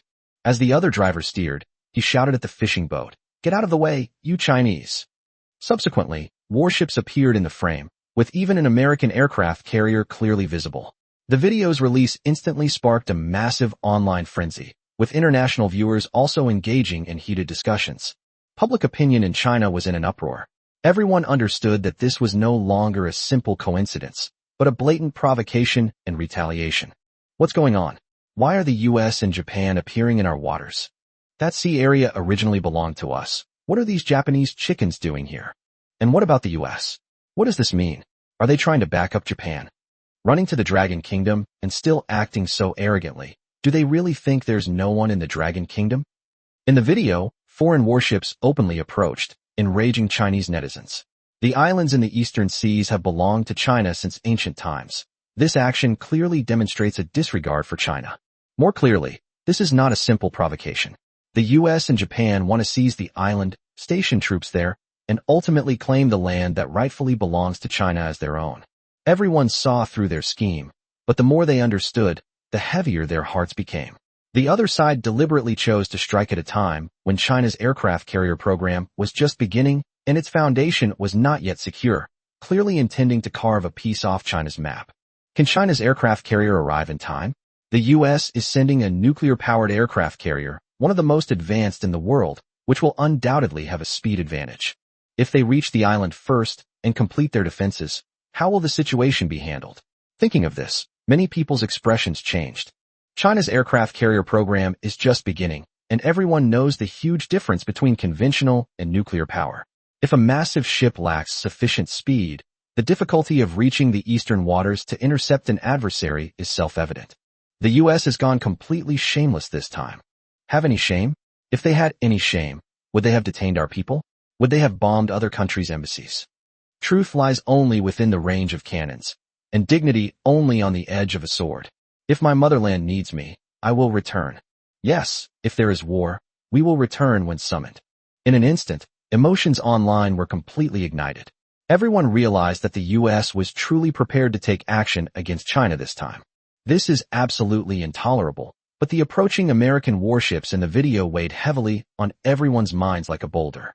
Based on the time the ships appeared, the US fleet could arrive at the target area today. China, do you still have time? Countless eyes were cast toward the Eastern Sea. Meanwhile, streamers like Tom, who specialize in smearing China to gain viewership, also flocked to the Eastern Sea. Having failed to find suitable material last time, they were determined this time to capture footage of the Chinese fleet's defeat. In the car, Tom urged his co-pilot to speed up while shouting into the live stream, "Brothers, next we're going to the eastern waters of China to get a good look at China's newest aircraft carrier." When he said the word aircraft carrier, he deliberately emphasized it, making no attempt to hide his sarcasm. The foreign netizens in the live stream burst into laughter. The newest aircraft carrier? I think it's just a pile of scrap metal used to create a live target. China's aircraft carrier is so big, it's probably still crawling at sea like a turtle. Compared to the US's nuclear-powered aircraft carrier, China's thing is really too outdated. Weren't they so smug before? Let's see how arrogant they are this time. When it comes to aircraft carriers, the US has never lost. On the international internet, netizens from various countries are also watching China's predicament. Japanese netizens, in particular, are almost frantically excited. Thank you, America, for sending us the aircraft carrier. You're so awesome. This is the pride of the Amaterasu nation. Who says Japan is inferior to China? We have American aircraft carriers. What do you have? It's just a newly commissioned steam-powered aircraft carrier, yet it's built so big. I'd like to see how you managed to steal it. Compared to the nuclear-powered aircraft carriers of our father the Eagle, China's aircraft carriers are nothing but trash. Even the white elephant jumped out, mockingly stating that China's aircraft carriers were indeed inadequate. If they were to build them, they would start with nuclear power. Gao Jie and Sun Daping frowned even more deeply as they read the comments. They had long suspected that China's aircraft carrier was likely nuclear-powered, but as China's first aircraft carrier, no one knew its specific capabilities. Moreover, there are huge differences between nuclear-powered aircraft carriers. France's aircraft carriers are also nuclear-powered, but their speed is only 27 knots, making them a laughingstock in the global aircraft carrier community. This time, however, it's all about speed. In terms of size, China's aircraft carrier is significantly larger than the largest nuclear-powered aircraft carrier of the United States. Even if it were truly nuclear-powered, it might not be able to outrun the other carrier if it wanted to reach the eastern seas. Moreover, judging from the naval map, the Chinese fleet is even further from the target location. With all these unfavorable conditions combined, even a seasoned military enthusiast like Gao Jie couldn't help but feel worried. Can the Dragon Kingdom really hold out this time? Just as Gao Jie was deep in thought, his phone suddenly rang. A message popped up in the military enthusiast group. Everyone, the Chinese government has officially responded. Check the official website. Gao Jie raised an eyebrow. In the past, the official website's responses were mostly stern condemnations, rarely making definitive statements. While appropriate, they always made those powerful countries feel that China's words were too mild and too subtle. With mixed feelings, he clicked on the screenshot. But after just one glance, he was stunned. It clearly stated, the Eastern Seas have been an integral part of the Dragon Kingdom since ancient times. No person or force can separate it. Not a single piece of the map of the Dragon Kingdom can be missing. We urge certain countries to stop provoking trouble. Don't say we didn't warn you. Upon reading the statement, Gao Jie couldn't help but gasp. In the past, China's statements were mostly strong condemnations, but this time, the stance is uncompromising and leaves no room for negotiation. Is there really a chance for this situation to turn around? Once this notice is issued, China will have no room for maneuver. It must either defeat the other side and defend its dignity, or become an international laughingstock. From now on, anything the Dragon Kingdom says may be taken as empty words. Gao Jie's breathing grew heavy, his gaze fixed on the statement. This time, it will be a battle for the survival of the Dragon Kingdom. Inside the frontline command center of the Dragon Kingdom, civilian staff members carrying documents constantly moved back and forth in the corridor, while reports echoed in the communications room and radar monitoring room. In the main operations room, Long Zhengwo stared coldly at the first fleet of the Dragon Kingdom, which had already arrived in the Eastern Sea, and immediately gave orders. Notify the first fleet to immediately use the island as a base to avoid radar detection as much as possible, and all ships to remain silent. No one is allowed to attack without my order. The officer received his orders and rushed to the communications room, but Long Zhengwo's gaze remained fixed on the Eastern Sea. He had ordered the fleet to hide, intending to deliver a fatal blow to the enemy at a crucial moment. The Eastern Seas are Chinese territory. They know the sea conditions, islands, and shipping lanes better than anyone. Once the fleet enters the designated area, the enemy's aircraft carrier advantage will be difficult to fully exploit. By setting up firing positions in advance, we can make the enemy pay a heavy price no matter how many they come. Long Zhengwo turned to Li Zhanhao. How are the preparations for the shore-based missile force and the rapid reaction force? Li Zhanhao grinned and replied. The shore-based missile units have entered their prepared positions and are ready to provide land support at any time. The Rapid Reaction Force is also being urgently mobilized and is heading to its designated location. Long Zhengguo nodded. The role of missile forces is more about deterrence. To truly make the enemy retreat and instill fear in the Japanese, one still needs an aircraft carrier fleet. Since the other side claims to be the overlord of the seas, then the Dragon Kingdom must crush them in their proudest naval battle. This battle is not only about defending the eastern seas, but also about the Dragon Kingdom's navy establishing its prestige. Meanwhile, on the highway, a fleet of dark green military vehicles sped toward the eastern coastline, followed closely by a long line of missile launchers. Inside the troop carrier, the heavily armed soldiers sat upright, their eyes sharp, exuding an aura of suppressed menace. Yang Shangren, stuck in traffic, watched this scene with astonishment in his eyes. He was a retired soldier from the Dragon Kingdom, and he had never seen such a scene during his service. Judging from the unit armbands, more than one unit was deployed this time. Rapid reaction forces and missile units were also mobilized. Could it be that war is really about to break out? Outside the car, more and more drivers got out to look, and discussions quickly spread. So many military vehicles. Is this a sign of war? You don't know? The US and Japan are talking about taking our islands. There are videos all over the internet now, and Chinese TV is even broadcasting live the situation in the eastern seas. I heard that the United States has deployed its most advanced 120,000-ton nuclear-powered aircraft carrier, and Japan has also sent its self-defense force ships. Are they trying to start a war with us? If it really comes to war, count me in. China never backs down. These words ignited the passion in Yang Shangren's heart. As a veteran, the fire in his heart had never been extinguished. Not only on highways, but also on the large screens of major shopping malls, advertisements have been removed and replaced with broadcasts from CCTV. In the scene, the U.S. fleet is sailing into China's waters, with the Japanese fleet following closely behind, aggressively advancing into the depths of the Eastern Sea. Seeing the ships, the faces of the people on the street darkened. Some stood still, staring intently at the screens, while others pulled over to the side of the road and looked up to observe the situation. The once bustling square fell into an eerie silence, with even the foreigners nearby not daring to speak. Emily looked puzzled. What's wrong with these Chinese people? It's just a news story. In her view, this kind of military news happens almost every day in her country. Warships are launched and aircraft carriers conduct exercises, but nobody really cares. Even international affairs and presidential topics are often just jokes. But these Chinese people in front of me are holding their breath and paying close attention to the movements of the fleet at sea, each of them looking extremely serious. Martha had lived in China for over a decade and understood the situation better than Emily. She said softly, "The biggest difference between the people of the Dragon Kingdom and many other ethnic groups is their extremely strong sense of national identity. Rather than calling this a country, it's more like a civilization that has continued to this day. Some people believe that a country can be replaced if it falls apart, and that bowing to the strong is nothing to worry about. But the people of China are different. They may be ordinary and timid in daily life, but when it comes to matters of national importance, even the most ordinary person can unleash astonishing power. In the face of disaster or crisis, they always manage to unite quickly. They also have an almost instinctive affinity and trust for soldiers, police cars, and military vehicles." Martha looked at the Chinese people who were silently staring at the screen, took a deep breath, and slowly said, "You can interpret this as a manifestation of their patriotism." Emily frowned, her eyes filled with disbelief. Patriotism? The word was too abstract for her.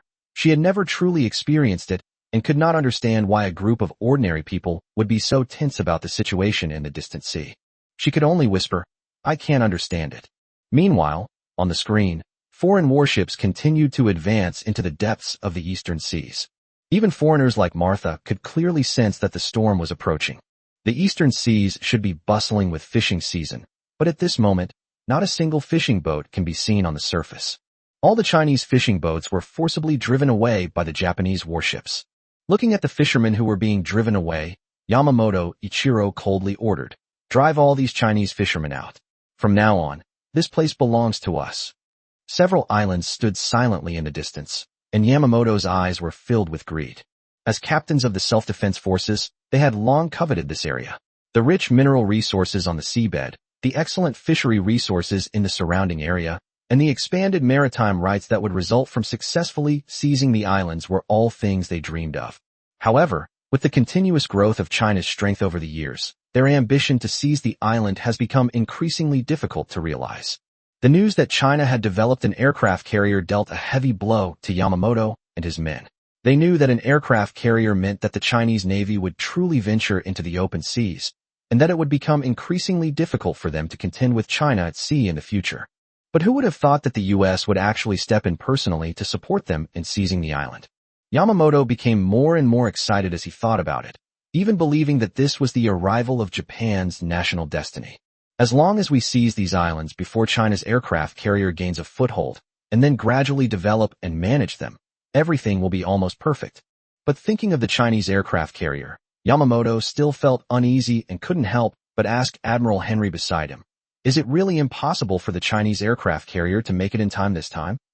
Henry stood on the deck observing the sea. The sky ahead was clear, and the sea was so calm that there was no trace of any ship activity. Everything went exactly as General Milhouse had predicted. In his view, China's aircraft carrier was only a half-finished product. With such a huge hull, how long could it maintain high-speed navigation with steam power? Henry gave a disdainful smile. "What? You're worried we can't handle a newly established Chinese Navy? Or have you been scared out of your wits by their announcements?" The surrounding American officers burst into laughter. Do they have the ability to ensure that every single sector is included? If you want to defend the island, let your strength speak for itself. What's the use of just shouting slogans? And what do you mean by not warning me? That was terrifying. Let's wait until their aircraft carrier arrives and see if the carrier is tougher, or if their words are tougher. Looking at the calm sea, everyone laughed even more unrestrainedly. In their eyes, even if China possessed an aircraft carrier, it wouldn't be able to stop this operation in time. Once the fleet completed its ambush and deployment, and the island was completely under their control, China's aircraft carrier, no matter how powerful, could only watch helplessly. Henry immediately ordered, "Notify the fleet to immediately enter the eastern waters, and all ships to take their optimal attack positions." The officers immediately obeyed, but the adjutant Robert frowned and stepped forward to whisper, "General, should we send a reconnaissance fleet to scout the high altitude and surrounding waters first?" His unease grew stronger. The sea before me was so calm, almost eerily calm. Since they entered the eastern seas, news of the Chinese fleet seemed to have vanished completely. This anomaly only made Robert more uneasy. Henry shook his head, smiled, and asked, "Robert, do you know what the biggest difference is between you and me?" Robert frowned slightly, but did not answer. Henry continued, "You're giving China too much credit. Haven't you seen what their aircraft carrier looked like during sea trials? Such a huge hull, such a cumbersome posture. Could steam power really get it this far? As for nuclear power, let China research it for another 20 years. After saying this, Henry ignored Robert and directly ordered the fleet to engage in combat. In an instant, the entire fleet quickly dispersed, heading towards the islands and reefs in the eastern sea. These islands and reefs are strategically located, making them ideal for ambushes while also minimizing radar detection. As Yamamoto Ichiro watched the American ships gradually disperse, his eyes grew increasingly fervent. Once the Dragon Kingdom is driven out, this island will fall into their hands. At that time, Yamamoto Ichiro might become a hero in Japanese history, revered by countless people. As for the Dragon Kingdom, what can it do? Do they really dare to charge out and confront the U.S. fleet head-on?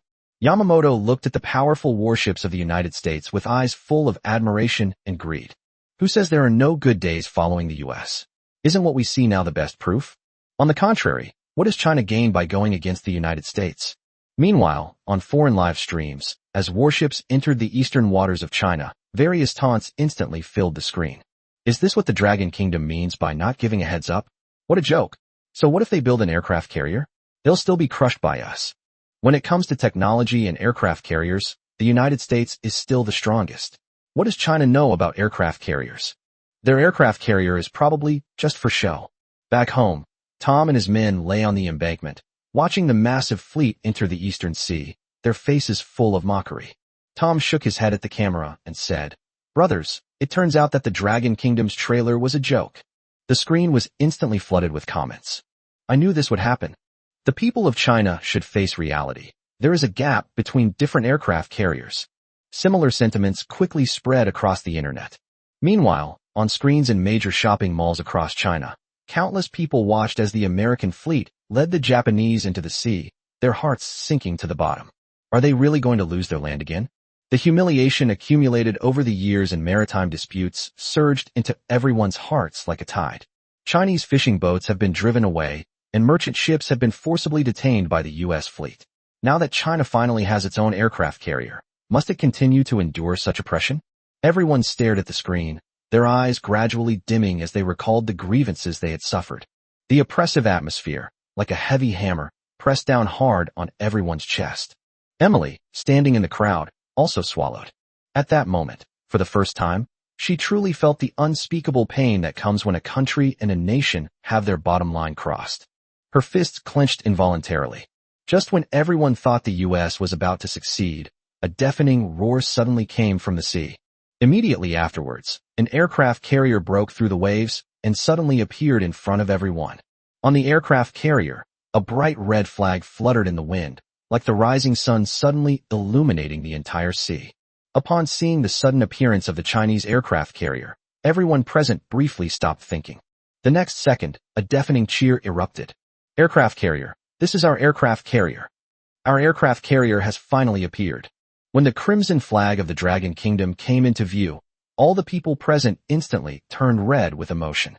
No one questioned where the aircraft carrier came from, and no one cared how it arrived. All they knew was that seeing that crimson hue gave them a sense of security and strength, as if they finally had a powerful backer. Cheers echoed across the sea, leaving Emily completely stunned. In her mind, only top celebrities could possibly cause such a frenzy. But seeing the undisguised enthusiasm and sincerity in everyone's eyes, her heart trembled. A warmth I'd never experienced before quietly welled up inside me. I couldn't quite describe it, but I could feel myself being infected by this emotion. Meanwhile, Gao Jie and others who were online also had tears in their eyes when they saw the aircraft carrier appear.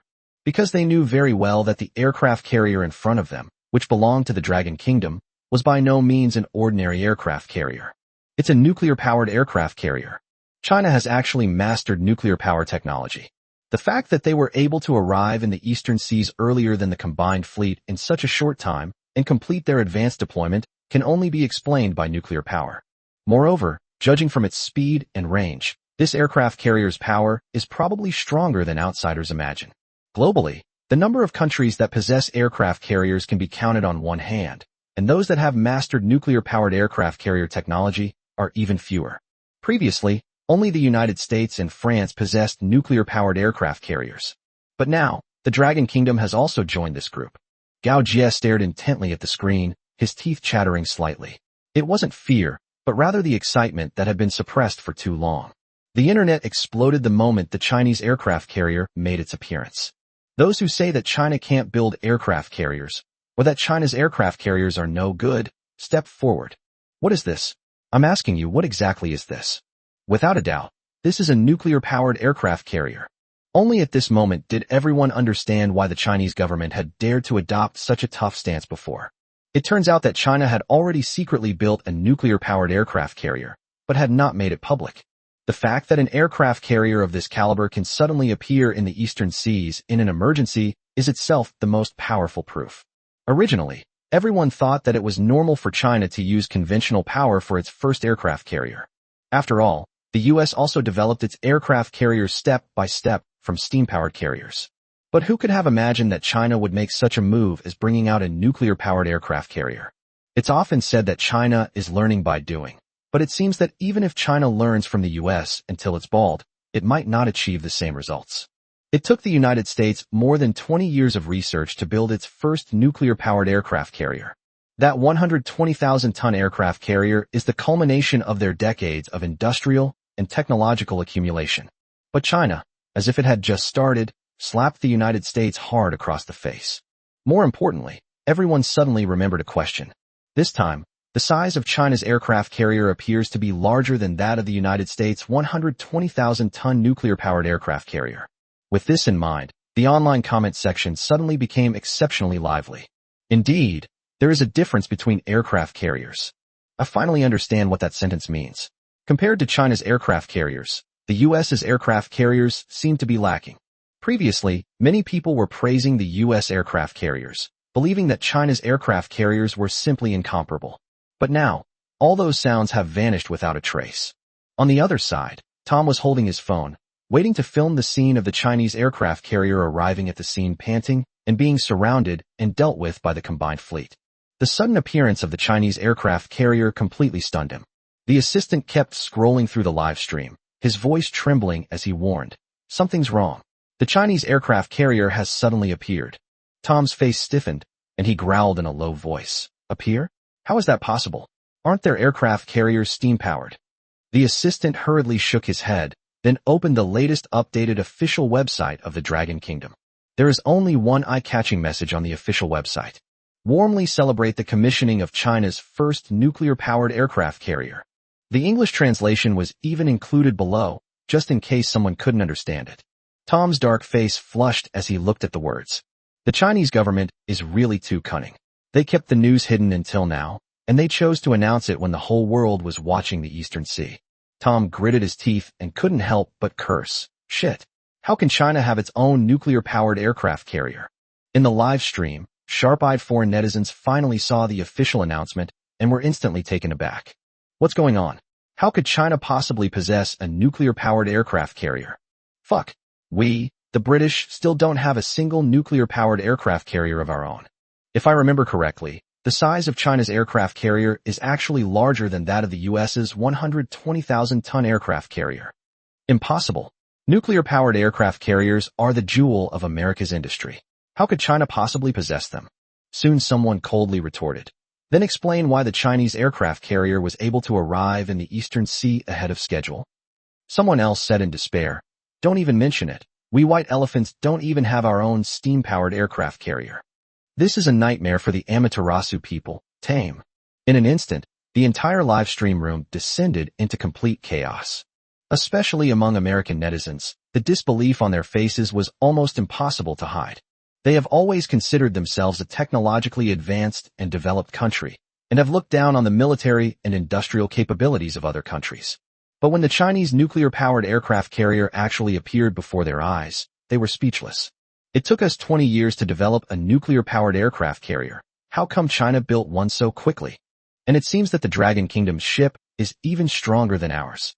This is what military backwardness looks like. I was actually fooled by those unscrupulous domestic newspapers.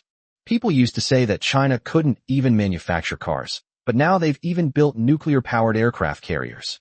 Is this still the Dragon Country we know? It's so unfamiliar. Originally, everyone thought that today was just to see China make a fool of itself and get a piece of the gossip. Little did they know that China was not a melon at all, but a landmine that suddenly exploded. The appearance of the nuclear-powered aircraft carrier shattered everyone's illusions. Especially Japanese netizens, who previously thought that as long as they followed the US, they could continue to live a peaceful life. But now that China even has nuclear-powered aircraft carriers, what good days are left for them? Thinking about this, countless people were completely stunned. The most troublesome person was Henry, the commander of the combined fleet. Listening to the reports coming in all around him, the discovery of Chinese warships, the discovery of a Chinese aircraft carrier fleet, Henry couldn't help but gasp. How could a Chinese aircraft carrier be here? Aren't they conventionally powered? Fuck. In his desperation, he even swore. Immediately afterwards, Henry looked at the slowly approaching Chinese aircraft carrier directly in front of him, and his lips twitched uncontrollably. Report. Destroyer number 1 has spotted a Chinese warship. Report. Destroyer number 2 has spotted a Chinese warship. Almost instantly, reports came from all parts of the American fleet that all ships had encountered Chinese warships at the same time. As ordered, they had already dispersed and circled around to the rear of the island, preparing to complete the encirclement from the shadows.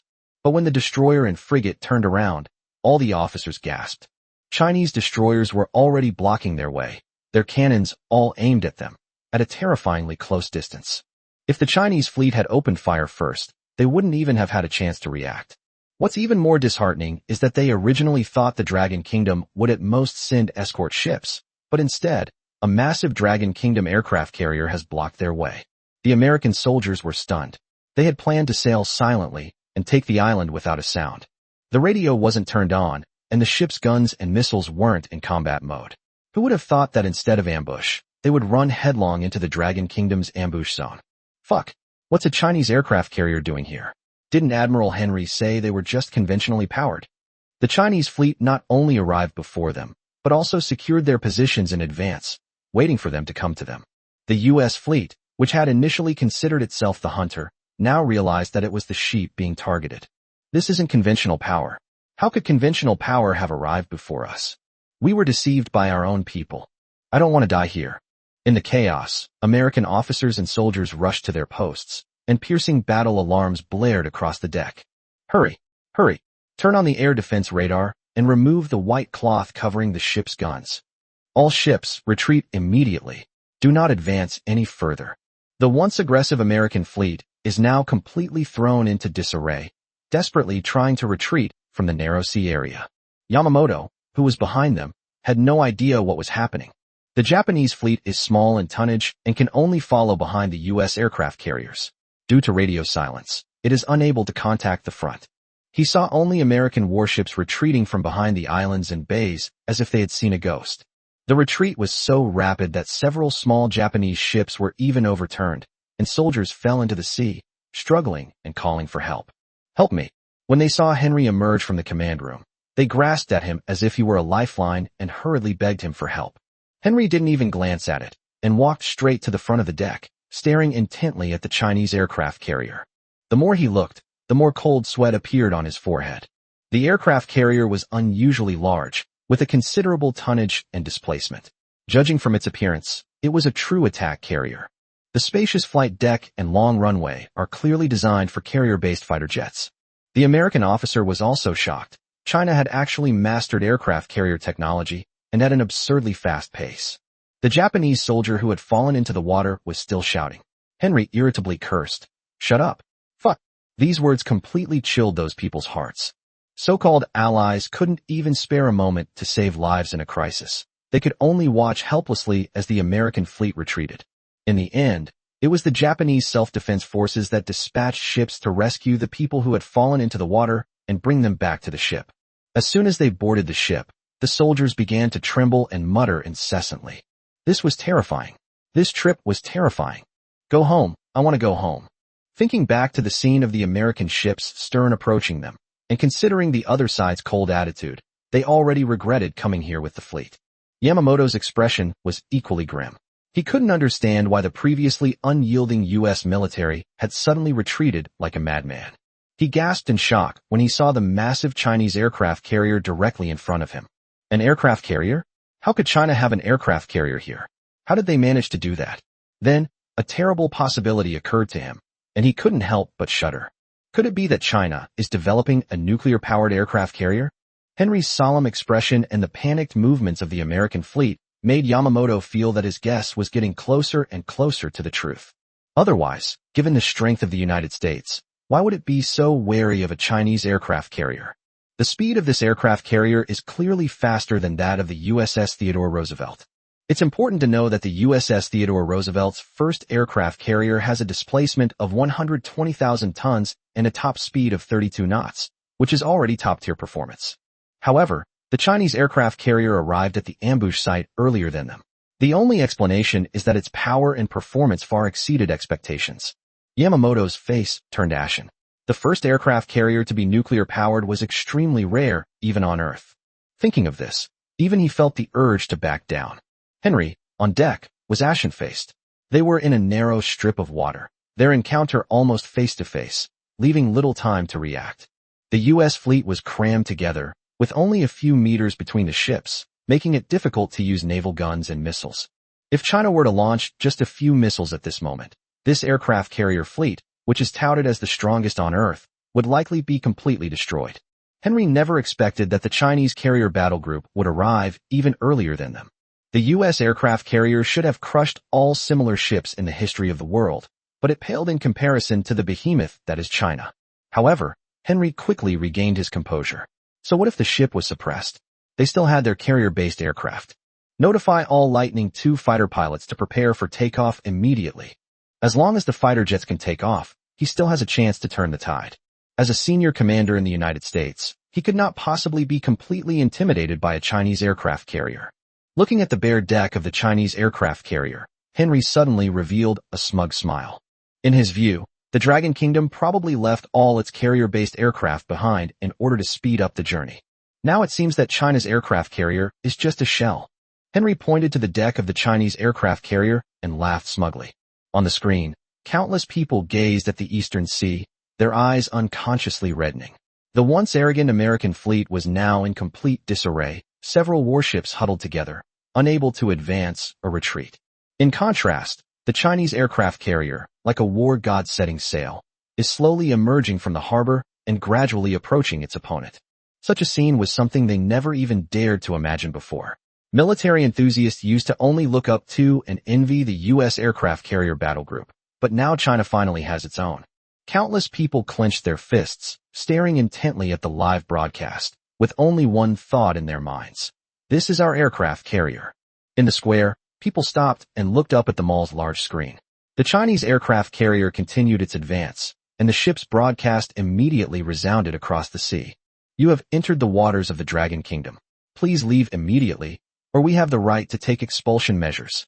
Immediately afterwards, an English warning was played. The words, "You have entered the waters of the Dragon Kingdom," echoed on the sea and in the hearts of every Chinese person. For so many years, they have been the ones provoked and humiliated. But now, they can finally tell the other side with a clear conscience that this is Dragon Kingdom territory, and they should get out immediately. Inside the restaurant, diners all looked up at the television. Cars parked on the side of the road stopped, and the drivers, upon hearing the warning, felt a surge of emotion. Everyone was waiting to see if the U.S. would back down. More and more people gathered in the square, their gazes burning with intensity. Emily, watching this scene, felt goosebumps rise all over her body. Martha gripped her hand tightly. Even those who weren't from China were completely infected by this emotion. On the international internet, netizens from various countries were equally shocked. Some exclaimed in surprise, "There are very few countries in the world that dare to openly demand that the U.S. aircraft carrier fleet withdraw from the waters." Others mocked, "Doesn't the U.S. always talk about freedom of navigation? Why isn't it free this time?" American netizens quickly jumped out to refute this. They insisted that the American Navy is invincible, that they were just careless, and that China had merely laid an ambush beforehand and gained the upper hand. Some have pointed out the key point. The difference between aircraft carriers is not their size, but their carrier-based aircraft. Upon closer inspection, everyone noticed that the Chinese aircraft carrier's deck was indeed rather empty, with only a few fighter jets on it. In contrast, the American aircraft carrier was filled with dozens of fighter jets, including more than 20 Lightning IIs. That's the fifth-generation fighter jet that the U.S. is most proud of. American netizens immediately regained their confidence and began to clamor that no matter how big the aircraft carrier is, it's useless. Once the carrier-based aircraft take off, what can China do to defend itself? They believed that China had cleared the carrier-based aircraft from the deck in order to get to the sea area first. Otherwise, the aircraft carrier would not have been able to move so fast. An aircraft carrier without carrier-based aircraft is just a decoration in their eyes. The online debate has once again stirred up a storm. Meanwhile, inside the U.S. Department of Defense, Milhouse, his face ashen, paced back and forth in his office. On the table lay Henry's combat report. The more he read, the angrier he became, cursing Henry for his stupidity in allowing the entire carrier fleet to fall into this predicament. Why hadn't he sent carrier-based aircraft for reconnaissance before departure? And why had he allowed the Chinese carriers to preemptively blockade the bay? What he found even more unacceptable was that China had actually built a nuclear-powered aircraft carrier, and it was even faster than theirs. This operation, codenamed Thunder, was designed to exploit the perceived weakness of China's aircraft carriers, daring them to so brazenly intrude into enemy territory. However, instead of achieving their objective, the operation left the entire fleet trapped under global live broadcasts, becoming a laughingstock. Patry was equally shocked.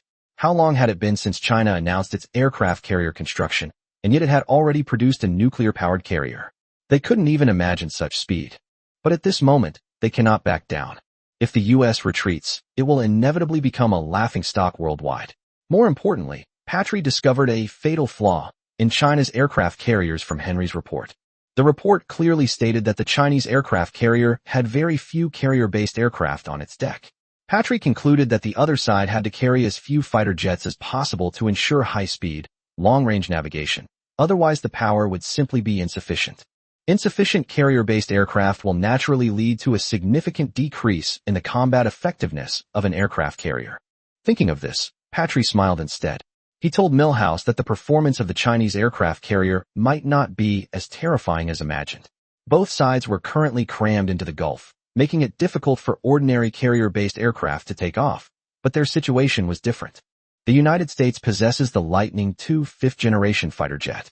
This type of fighter jet can take off and land vertically, so it doesn't need a large takeoff space at all. Once the Lightning II is airborne, it will completely overwhelm any Chinese aircraft carrier with an empty deck. After hearing this, Milhouse finally smiled. He too was convinced that the Chinese aircraft carrier must have sacrificed a large number of carrier-based aircraft in order to arrive ahead of schedule. The U.S.'s fifth-generation fighter jet is its trump card for turning the tide. He immediately ordered, "Notify Henry to take off the Lightning II fighters immediately. At the same time, we will issue a public announcement. If the Chinese ships do not back down, don't blame us for being impolite." Fifth-generation fighters are facing an aircraft carrier without carrier-based aircraft. They still have the advantage, so how could they possibly lose? Milhouse grew increasingly excited, as if he could already see the Dragon Kingdom fleet crumbling. He leisurely lit a cigar, leaned back in his leather chair, and awaited the victory reports from the front lines. On the U.S. website, as soon as Gao Jie opened the page, a strong statement popped up.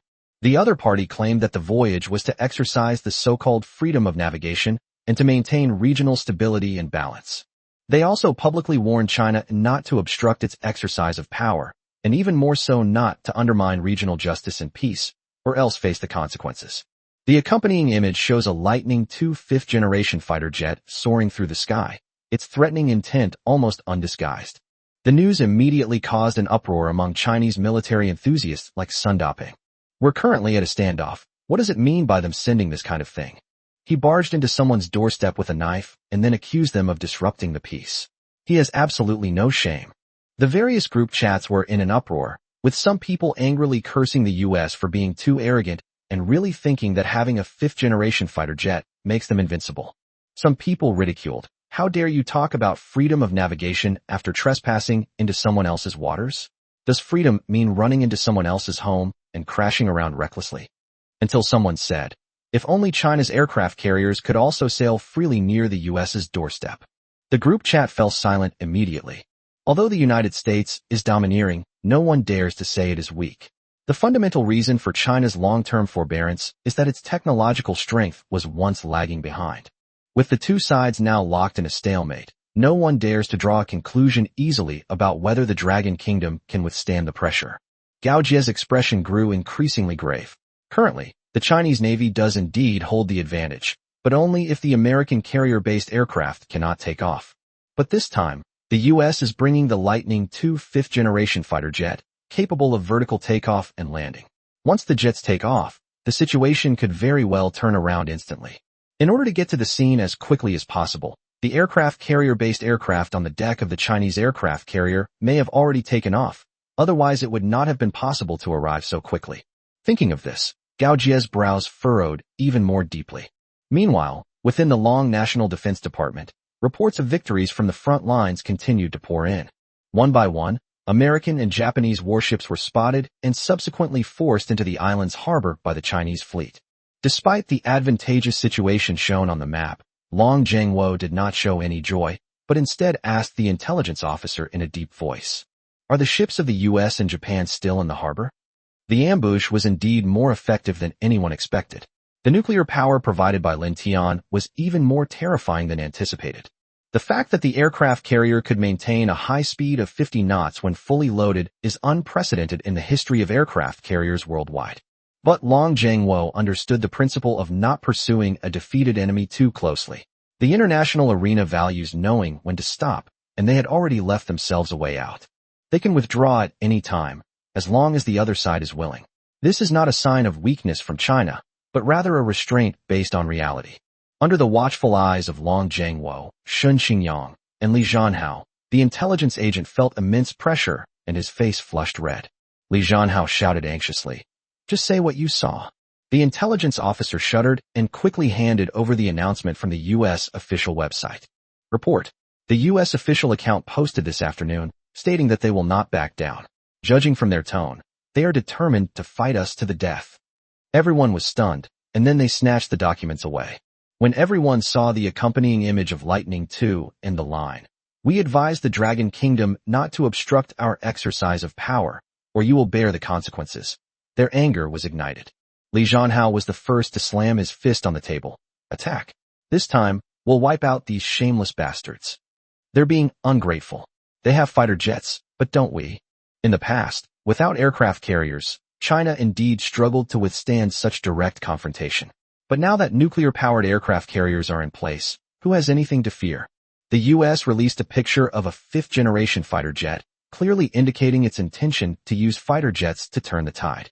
What they didn't know was that the Chinese aircraft carrier had arrived fully loaded, and its carrier-based aircraft had already taken off and were silently waiting in the air. The other side wants to take off and land vertically? They'll have to ask China for permission first. Shen Qingyang originally wanted to persuade Li Zhanhao to calm down and remind everyone to maintain basic respect. But when he saw that threat, anger flashed in his eyes as well. I think the U.S. should be taught a lesson. Do they really think the Chinese Navy is incompetent? This time, we must make them remember that the Dragon Kingdom of today is no longer what it used to be. A murderous glint appeared in Long Zhengwo's eyes. As the Minister of National Defense of Long, he had to consider the bigger picture and couldn't let the situation spiral out of control. But since the other party is not giving us a way out, there is no need for the Dragon Kingdom to continue being polite. This time, let the U.S. and its allies experience the fear of being dominated by China's aircraft carriers. Contact the carrier-based aircraft that have already taken off and tell them to get ready. This time, I want their fighter jets to lie flat on the ground, without even a chance to take off. Hot wars should not be started lightly, but respect is never earned through tolerance. At an altitude of 10,000 meters, hundreds of Chinese fighter jets were already poised for takeoff. After arriving in the Gulf with the aircraft carrier, they immediately took to the air and remained silent throughout, in order to guard against American carrier-based aircraft. As long as the other party doesn't make any rash moves, the Dragon Kingdom will act as if nothing has happened. But now, the order has been issued. Zhao Changkong and the others grinned. Brothers, we've got a job. As they watched the American fighter jets below preparing for vertical takeoff and landing, the Chinese pilots all sneered. The next second, the fighter jet suddenly flipped to the side, began to descend, and started to dive downwards. No matter how advanced a fifth-generation fighter jet is, it still needs a balance between the runway and airflow for takeoff. But the Dragon Kingdom will never give them that opportunity. One after another, fighter jets roared and tore through the clouds, swooping down at high speed toward the bay below. Logistics team, follow immediately, quick. All Lightning II pilots, assemble on the deck immediately. Landing gear is normal, ready for takeoff. Engine functioning normally, ready for takeoff. On the deck of an American aircraft carrier, soldiers are conducting final checks on all Lightning II fighter jets, creating a tense atmosphere. Inside the bridge, Henry smiled and turned to his adjutant Robert, asking, "What's going on in China?" Robert frowned as he answered, but the fighter jets on the Chinese aircraft carrier deck remained motionless, as if they had no intention of taking off at all. Henry listened, a knowing look spreading across his face. He put his hands behind his back, looked ahead, and sneered. What other reaction can they have? The aircraft carrier has sacrificed its combat capabilities in order to gain speed. The surrounding officers immediately relaxed. They had been worried that they had fallen into a trap set by the Dragon Kingdom, but now it seemed that the Dragon Kingdom had put itself in a deadly predicament. Some laughed, saying that China could only watch helplessly.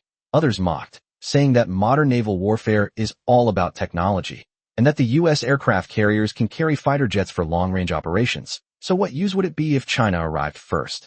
Without carrier-based aircraft, even the fastest aircraft carrier is useless. Some even speculate that China is currently still urgently deploying aircraft. But before their laughter could subside, a piercing air raid siren suddenly blared throughout the entire aircraft carrier. Everyone on the bridge instinctively lowered their heads, then looked around in astonishment. Henry was also stunned. Weren't the Chinese warplanes still parked on the deck? How could they have triggered an air raid siren? The soldiers in charge of radar monitoring were equally dumbfounded. On the radar screen, which had been working perfectly just moments before, hundreds of red markers suddenly appeared. Report. A large number of Chinese warplanes have been detected at an altitude of 8,000 meters, rapidly approaching our position. Chinese fighter jets. Henry almost suspected the radar was malfunctioning. There were clearly no Chinese aircraft taking off from the Chinese aircraft carrier's deck, so how could so many Chinese planes suddenly appear in this area? But halfway through his sentence, he stared at the empty deck of the Chinese aircraft carrier and froze. It turns out that the fighter jets hadn't failed to take off. They had already taken off long ago. The Chinese aircraft carrier arrived here ahead of schedule, fully loaded. A chill ran from Henry's feet to the top of his head, and in that instant, he understood everything. It was precisely because he understood that he felt a deep-seated fear. They had always believed that the American Navy was invincible and its technology unmatched. But the appearance of this Chinese aircraft carrier shattered their belief. In just 6 months, they overcame the arresting gear barrier, built their first nuclear-powered aircraft carrier, and it can even sail at high speed with a full load. What kind of monster has this country created? Henry even began to wonder if going against the Dragon Kingdom was a foolish decision. But there was no time for regrets now, so he roared, "Notify all Lightning II pilots to take off immediately." The inspector cried out in despair, "It's too late, General. The Chinese fighter jets have already dove to a height of 100 meters. At this point, the American pilots on the deck were unaware of what was happening. Some of the Lightning II's thrust vectoring nozzles had already been adjusted, and they were preparing to take off by force. The next second, a terrifying howl came from the sky. The dull rumble sent shivers down everyone's spines as a dark figure hurtled past overhead. The violent airflow generated by the Chinese fighter jets caused the Lightning II on the deck to sway from side to side, bobbing lightly like a child's toy. Inside the cockpit, the pilot was deathly pale, his hands gripping the control stick tightly as he screamed in terror, "Fuck, save me." At this moment, who cares about the mission? The slightest loss of control could result in the destruction of the aircraft and the loss of life. One after another, American fighter jets were pinned to the deck, unable to take off steadily. Some pilots, refusing to give up, barely managed to get airborne when another Chinese fighter jet flew overhead at extremely low altitude. The swirling airflow nearly blew him and his aircraft into the sea. What shocked him even more was that the pilot in the cockpit clearly had the face of a Chinese. The sky was a dark mass, filled with Chinese warplanes. The American soldiers on deck were pale-faced, bending over and clutching their helmets tightly. The Chinese fighter jets swept overhead, the resulting air currents causing the Lightning II to sway wildly. The fifth-generation fighter jets that were once highly anticipated are now all lying on the deck, completely reduced to mere chickens. The Japanese soldiers following behind witnessed this scene, and their last illusions about the incompetent American soldiers crumbled. This is the strongest in the world? The cherry blossoms in my hometown are blooming. I want to go home. We don't want the island anymore. Let us go back.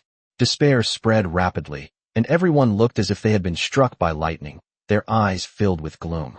Some officers, barely holding on, shouted that everyone should not back down. They said that the U.S. and Japan had a treaty, and China wouldn't dare to act rashly. The U.S. would definitely protect them. These words reassured the soldiers, who managed to calm themselves down. Henry, however, was ashen-faced on the bridge. Looking at the overwhelming number of Chinese warplanes, his eyes held both fear and undisguised shock. The Lightning IIs on the deck were lying haphazardly, completely unable to take off. It's not that the U.S. didn't want to retaliate, but that it simply didn't have the opportunity. China's carrier-based aircraft had already seized air superiority and were suppressing them completely. Moreover, the ships were crowded together, making it difficult to deploy anti-aircraft firepower. The root of all this is that nuclear-powered aircraft carrier from China. The maximum number of aircraft that an American aircraft carrier can carry is only 90, but there are at least more than 100 Chinese fighter jets in the sky right now. Henry felt a chill run down his spine and couldn't help but growl in a low voice. What kind of monster has the Dragon Kingdom created? Both are nuclear-powered aircraft carriers. How can the difference be so huge? Looking at the densely packed Chinese warplanes, he finally gritted his teeth, opened the hatch, and prepared to go out personally to stabilize morale. He firmly believes that Chinese fighter jets cannot continue low-altitude harassment indefinitely. As long as the enemy withdraws, American fighter jets will always be able to scramble and retaliate. But as soon as the hatch opened, several Chinese fighter jets streaked across the sky. Immediately afterwards, clusters of black raindrops poured down onto the aircraft carrier deck. What's this? Henry raised his hand to touch the sticky black liquid on his face, brought it to his nose, and smelled it. His expression instantly changed. Shit, this is aviation fuel. He looked up abruptly and saw Chinese fighter jets roaring overhead, their deep rumbles sounding like dragons' cries. The onboard fuel, like a black snowstorm, poured onto the deck of the American aircraft carrier, soaking the soldiers to the bone. Henry shuddered in fright, grabbed his helmet, and put it on his head, then turned and rushed back to the bridge. Contact the Ministry of Defense immediately. I request evacuation. Fuck, to defeat the Dragon Kingdom, God himself would have to come in an aircraft carrier. This is no longer a battle, but a one-sided massacre. If their aircraft carrier falls behind in any area, they will be constrained in every aspect. First there was the power system, and now it's the number of carrier-based aircraft.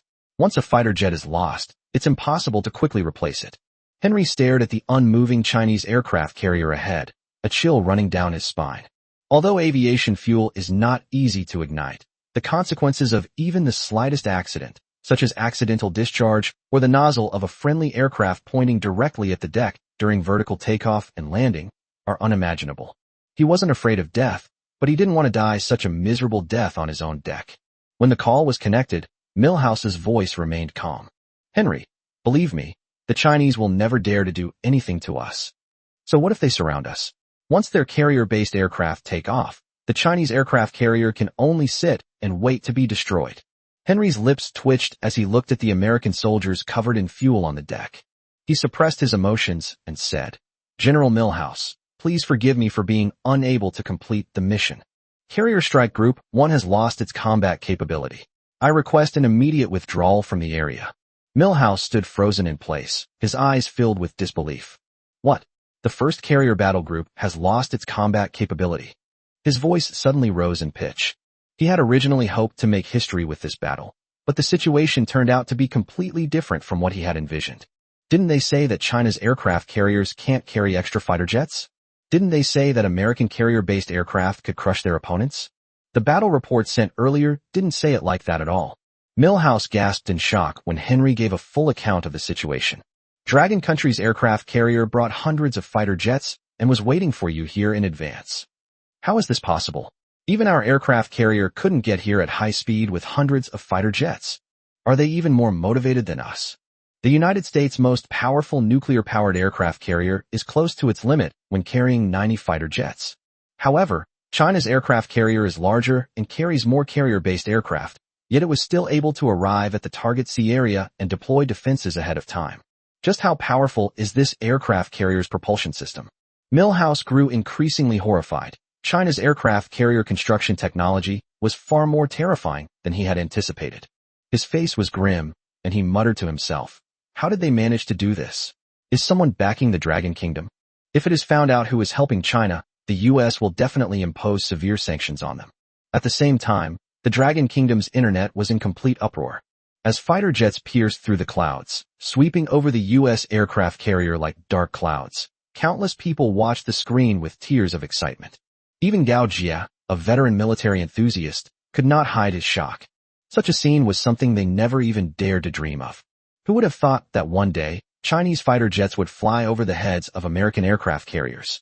According to international practice, if a country's aircraft carrier is flown over by another country's warplanes, it means that the other country has the capability to destroy it.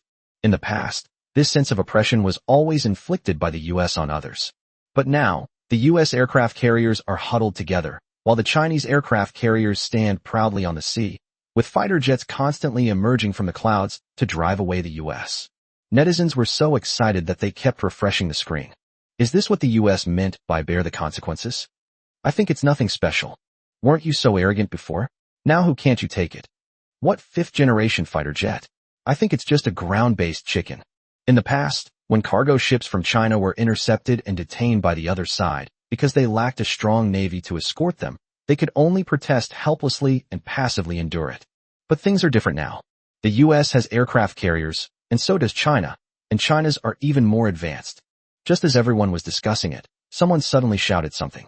Look, the official post from the U.S. is gone. Gao Jia was stunned for a moment, then quickly opened the U.S. website. The official post that originally read, "Bear the consequences yourself," and included a picture of the Lightning II fighter jet, has indeed disappeared. Gao Jia raised an eyebrow. No way. This time they beat the U.S. so badly they had to delete their posts overnight. Soon, Chinese netizens flooded the comment section of the U.S. official website. Why was the post deleted? Don't delete it.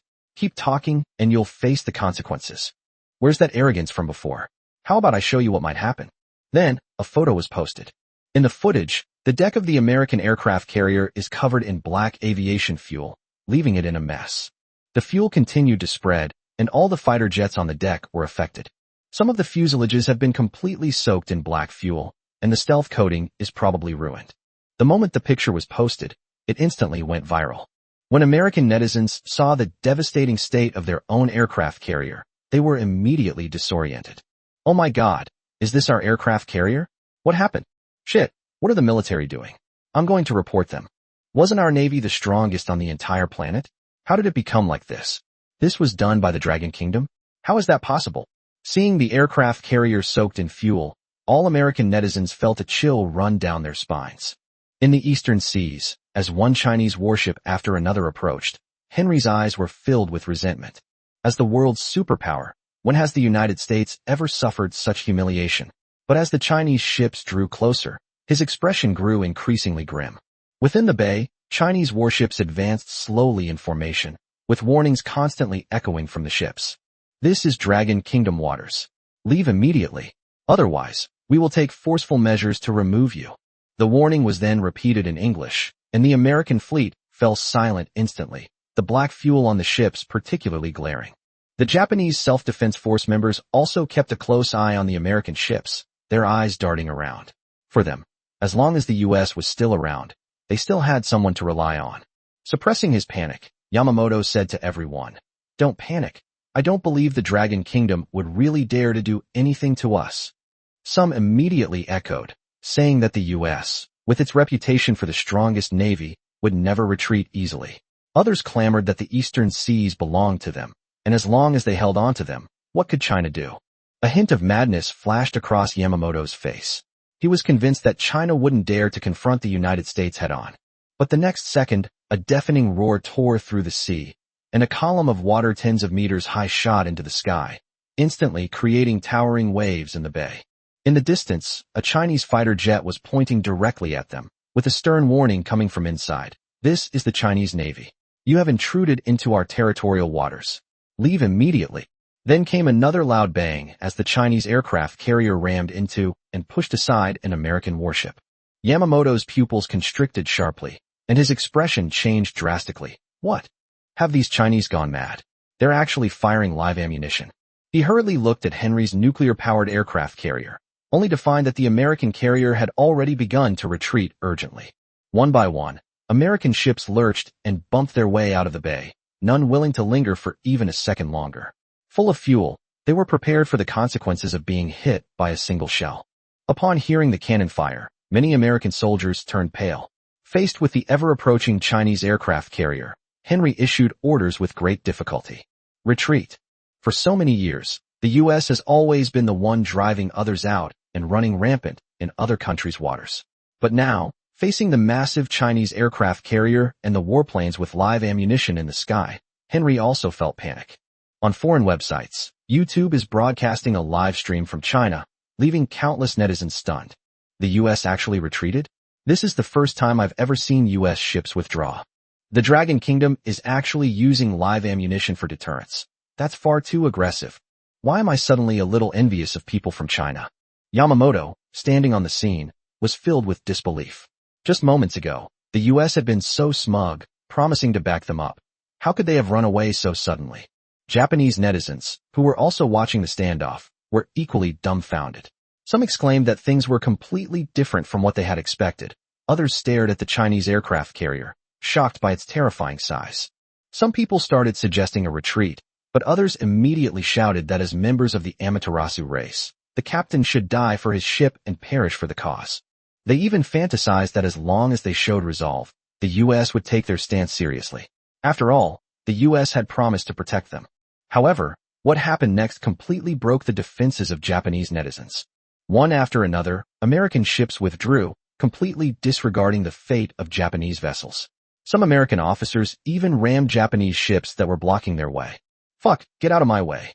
The U.S. only cared about saving itself, which amused netizens around the world. Some mocked that, in a critical moment, the U.S. still knew whether to protect itself or its so-called pets. Japanese netizens were completely outraged, and their previous arrogance vanished. It's over, the U.S. has abandoned us. Where's the promised protection? Is this their protection? Why am I starting to envy the Dragon Kingdom? They have always been educated to listen to the U.S., firmly believe that the U.S. Navy is invincible, and are proud of their status as a developed country. But now, the US is in a sorry state. Its ships are small and vulnerable in front of China's aircraft carrier, and this shock is hard for them to accept. As Yamamoto watched the approaching Chinese aircraft carrier, his heart trembled, and the officer beside him was filled with fear. Finally, someone couldn't take it anymore and whispered, let's retreat too. The American ships in the bay have completely ignored them.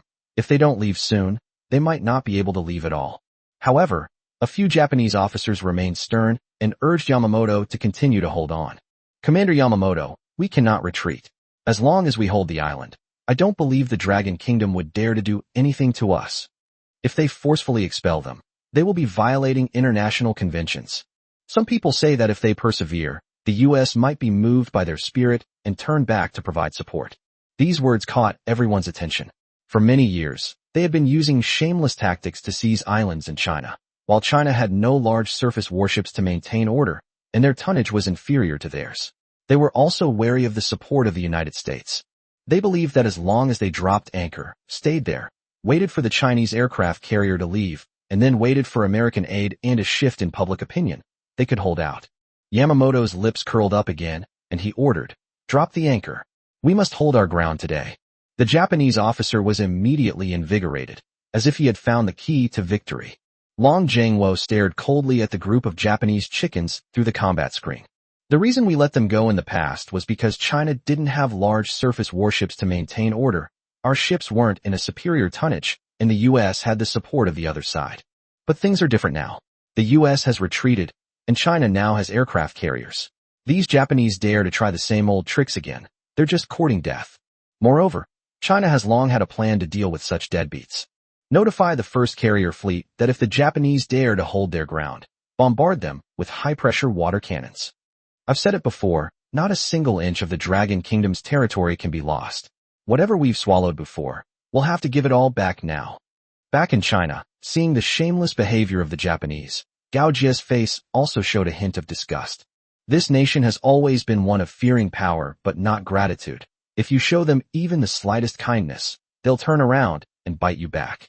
Now that the Dragon Kingdom has given them time to evacuate, not only do they refuse to leave, but they also dare to act arrogantly. Gao Jie coldly said, "You're really courting death." As the Japanese warship sank its anchor to the bottom of the sea, the eyes of the military enthusiasts on site instantly sharpened. Over the years, Japan, relying on the support of the U.S. aircraft carrier battle groups, has never stopped making small moves. Seizing islands, detaining Chinese fishermen, and driving away Chinese fishing boats. Each act is more shameless than the last. Now that they've lowered their anchors, they clearly intend to emulate certain countries that use sunken ship anchors as markers, and then use the pretext of resupply to control the surrounding islands. If they really succeed, it will be troublesome to deal with. Sun Daping also said in a deep voice, "A mirror is not clear unless it is wiped clean, and a chicken in a basin cannot be cured unless it is beaten." However, everyone is watching how the Dragon Kingdom will respond, since the entire planet is watching this expulsion operation. If handled improperly, public opinion could backfire, and the U.S. fleet hasn't gone far, so it could turn back at any time. Meanwhile, in the eastern seas, Japanese warships are sinking their anchors to the seabed. The soldiers on deck operated the equipment while shouting, "Long live the Empire." Seeing the soldiers adopting a fearless stance, Yamamoto wore a smug smile. Great, very energetic. He then looked at the American fleet that was still observing in the distance, and felt even more confident. Yamamoto recalled his father's stories of how, when they fought against the Russians, as long as they shouted "Banzai" and charged forward, their morale would not waver, even if they suffered heavy casualties. Now he adopted this method and saw that the soldiers were in high spirits, so he felt that it was very effective. The officer next to him chuckled. "This time, no one can drive us out of these waters. As long as we hold our ground, the Americans will surely see our spirit." The American ships were still cleaning the decks nearby, and did not leave for a long time, which made the Japanese crew even more smug. On the deck of the Dragon Kingdom ship, the soldiers were puzzled as they watched these people not only not retreat, but also lower the anchor. Don't they know that the U.S. has already submitted an application to leave the port? Never mind if you don't know, just max out the water cannon pressure. If you don't want to leave, then don't leave. The next second, a silver-white column of water appeared in front of the Chinese warship and sprayed it fiercely towards the Japanese fleet. The Japanese officer laughed upon seeing this. That's it? The Dragon Kingdom thinks it can get us out of here by using the water? A few more of these splashes won't make a difference. Yamamoto was equally dismissive, watching the water jets fall on the ship without taking it seriously. The Chinese Navy's announcements continued. This is the Chinese Navy. Yamamoto interrupted him directly. Don't be a coward. It's just a splash. Victory belongs to. Before he could finish speaking, the water column suddenly swelled up. The terrifying impact slammed into the ship, bending even the mast. Immediately afterwards, all the ships of the Dragon Kingdom simultaneously spewed out incredibly powerful high-pressure water jets, like silver dragons rushing towards the Japanese fleet. These water cannons were specially upgraded and modified by Lin Tian for this operation. It has a large capacity and is very powerful, far exceeding that of conventional water cannons. In an instant, the Japanese ship was thrown from side to side, and the entire sea surface was in complete chaos.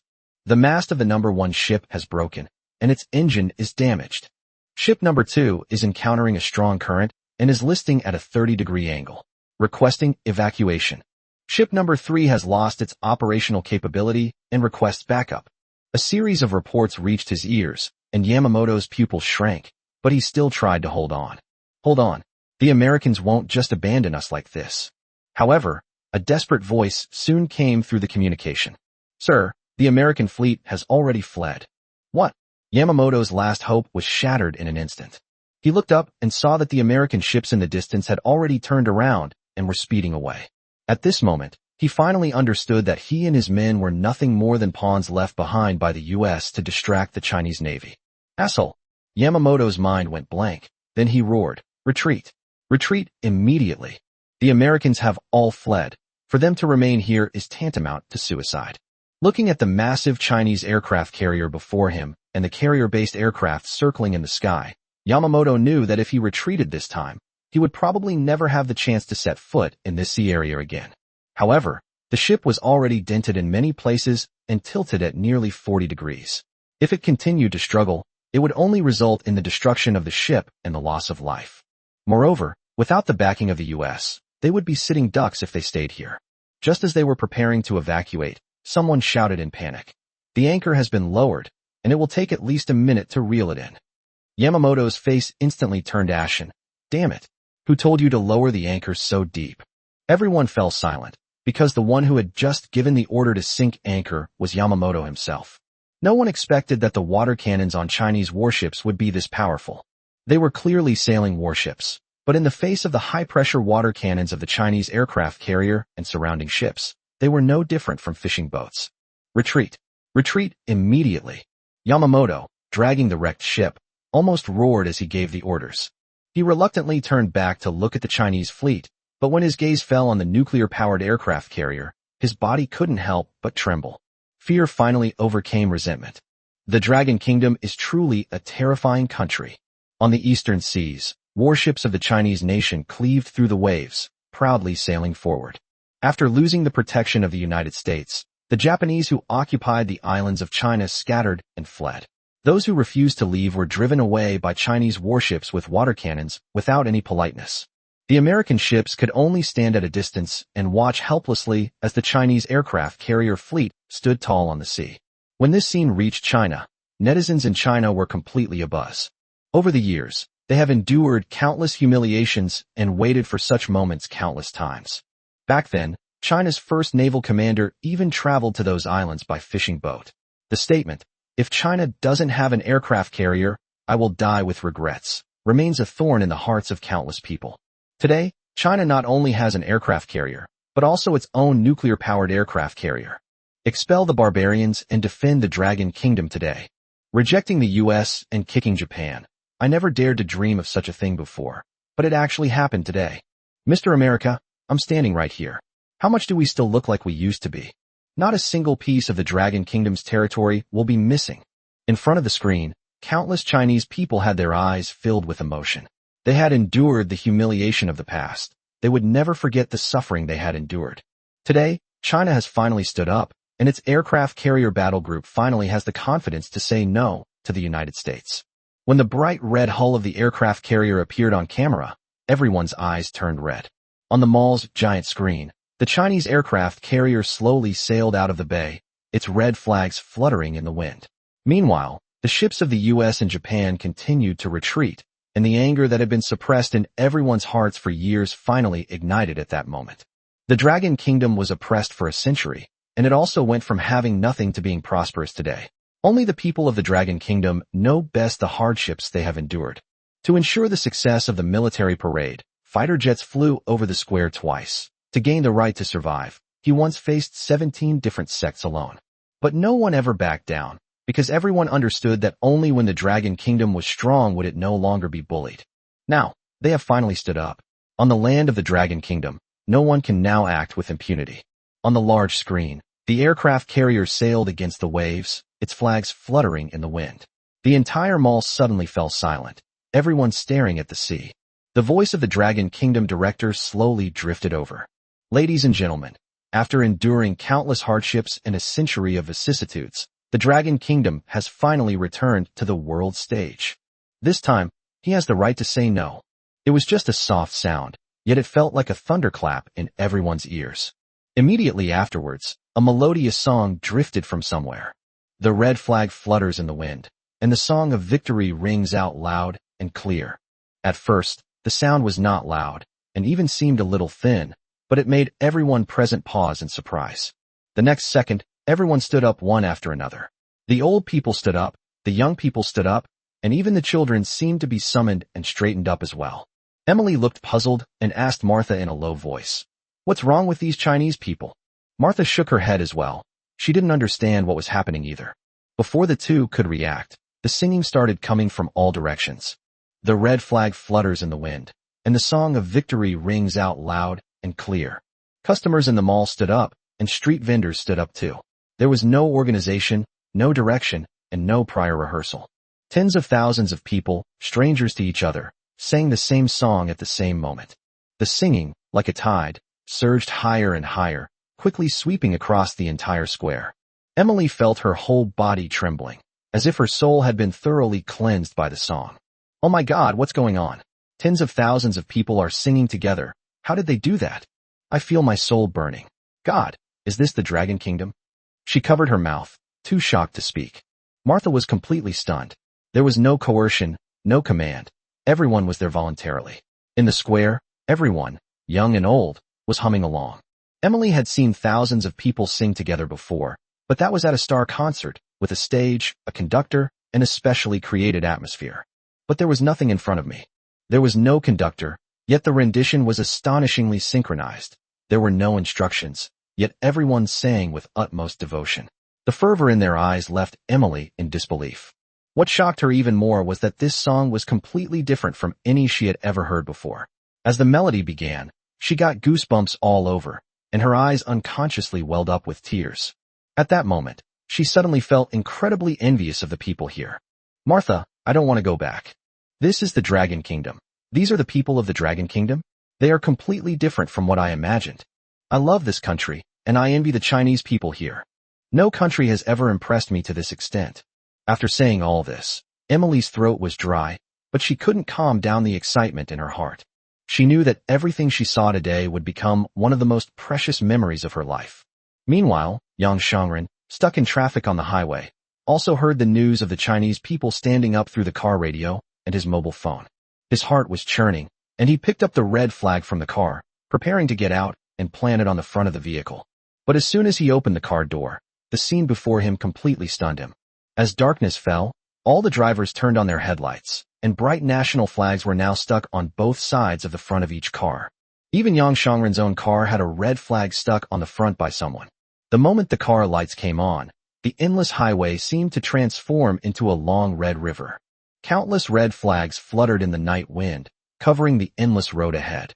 Looking at this vast expanse of red, Yang Shangren was deeply moved. Someone shouted, "Long live the Dragon Kingdom." Immediately afterwards, more voices rang out. These are the people of the Dragon Kingdom. This is the Dragon Kingdom. In an instant, a sense of pride in being a Chinese from the Dragon Kingdom welled up from the bottom of Yang Shangren's heart. He originally thought that after retiring from the military, he would never again feel this pure and passionate love. But now, Looking at the red flag fluttering in front of him and listening to the stirring reports in the car, he finally understood that China would surely become prosperous and strong again. A pure love, dedicated solely to the Dragon Kingdom. Inside the Ministry of National Defense of China, as the American warships slunk away, everyone present showed long-lost smiles. Li Zhanhao waved excitedly. Gentlemen, we have won. This is the first time since the founding of our army that we have repelled the American fleet at sea. Looking at the whole world, how many countries can do this? Shen Xingyang couldn't help but laugh and said, "That's so satisfying. I almost forgot when was the last time we won such a great victory. Decades ago, in this battle, our Dragon Kingdom truly demonstrated its military might." Hearing what everyone was saying, a rare smile appeared on Long Zhengluo's face. As he watched the departing American ships, he said with deep emotion, "Without this aircraft carrier, the Eastern Islands would probably have been lost this time." Everyone nodded in agreement, knowing full well that this statement was not an exaggeration at all. If Lin Tian hadn't suddenly intervened, no one could say for sure how this standoff would have ended up. Faced with the U.S.'s nuclear-powered aircraft carriers, what can they really offer to counter them? To everyone's dismay, they were completely unaware that such a technology company was hidden within the territory of the Dragon Kingdom. If it weren't for this incident, who would have thought that Lin Tian's company could build something like a nuclear-powered aircraft carrier?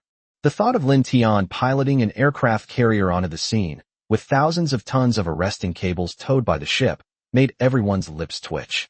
That kid is really freakish, but we owe him a lot this time. If it weren't for him, we wouldn't have won so easily. As the group talked, their expressions gradually became strange. Someone couldn't help but ask, "Do you think Lin Tian's company might be hiding something else?" Everyone was stunned by these words. Seriously? Isn't the skill he's demonstrating outrageous enough? But when he thought about Lin Tian's past actions, Long Zhengluo took a deep breath and slowly spoke. "We should find an opportunity to visit his company and give him a proper visit." The group exchanged glances, then nodded in unison. Meanwhile, inside the U.S. Department of Defense, Milhouse watched the footage being transmitted back, his teeth grinding together. In the scene, the Chinese warships swaggered around, while their fleet could only retreat in disarray. As the strongest navy on Earth, when have they ever suffered such a great loss? The humiliation of having a ship doused with fuel from bow to stern is simply unbearable. Milhouse slammed his fist on the table and roared, "Fuck! How dare these Chinese do this? Investigate immediately who provided them with this technology. This blunder has caused the U.S. Navy to lose face completely. The world's strongest navy has been driven out of the seas like a rat." How can he explain this to his superiors? Looking at the history of the American Navy, such a humiliating defeat is extremely rare. After this battle, he became a disgrace to the entire U.S. Navy officer system. Just as Milhouse's face contorted in pain, a rapid ringing sound suddenly rang in the office. Upon hearing the ringtone, his expression instantly changed. "This is an urgent telegram from the president." Milhouse waved for his men to leave, then walked to the table and answered the phone. The moment the call connected, President Joseph's angry outburst came through. "Milhouse, are you insane? Is this the American fleet you've been leading? We are the world's superpowers. How dare you do such a disgraceful thing in front of the entire planet Earth? Do you know how big of an impact this is? My votes this year could be ruined because of you." Joseph was still not satisfied after he finished cursing. He originally intended to use this naval standoff to boost his campaign for this year's election, which is why he tacitly approved of the operation. But the result was completely the opposite. Instead of demonstrating the strength of the U.S., they made the world laugh at their embarrassing retreat. If it weren't for his deep-rooted capital and foundation, this one defeat alone would probably have been enough to put him under impeachment. As Milhouse listened to the angry outburst on the phone, his fists slowly clenched, his eyes filled with fury, yet he dared not utter a word in rebuttal. In the past, he would never have stood here and let people scold him. But things are different now. With such a huge incident, if Joseph hadn't protected him, he would have been purged and removed from office very soon. By then, he will become a complete laughingstock. Milhouse gritted his teeth and said in a deep voice, "Mr. President, please give me another chance. This time, I will make China pay the price and let the whole world know once again that the United States is invincible." Upon hearing this, Joseph finally calmed down a little. After all, whether Milhouse can turn the tide will also affect his future votes. "What do you want to do?" A cold smile slowly crept onto Milhouse's lips. "Implement a comprehensive and thorough technological blockade against China, completely locking down their advanced technologies. At the same time, maintain military pressure, sell Lightning II fighter jets to Japan, and send a squadron of fifth-generation fighter jets to garrison the country. Thoroughly strengthen the first link and nip the development of the Dragon Kingdom in the bud. He could almost see the scene where China, driven to a dead end by technological blockade, would ultimately have no choice but to bow down and beg the United States to open up its technology. In his view, this failure was just an accident. The United States still possesses the strongest technology and military power on Earth, which China can never truly rival. However, the nuclear power technology brought by that aircraft carrier still greatly concerned Milhouse. Who exactly is capable of developing nuclear power technology that surpasses that of the United States? Those military factories in China shouldn't have been able to break through the technological blockade imposed by the United States. Could this really have just been an accident? However, no matter what, as long as the technology channels are blocked, no matter how much the Dragon Kingdom develops, it can only stagnate.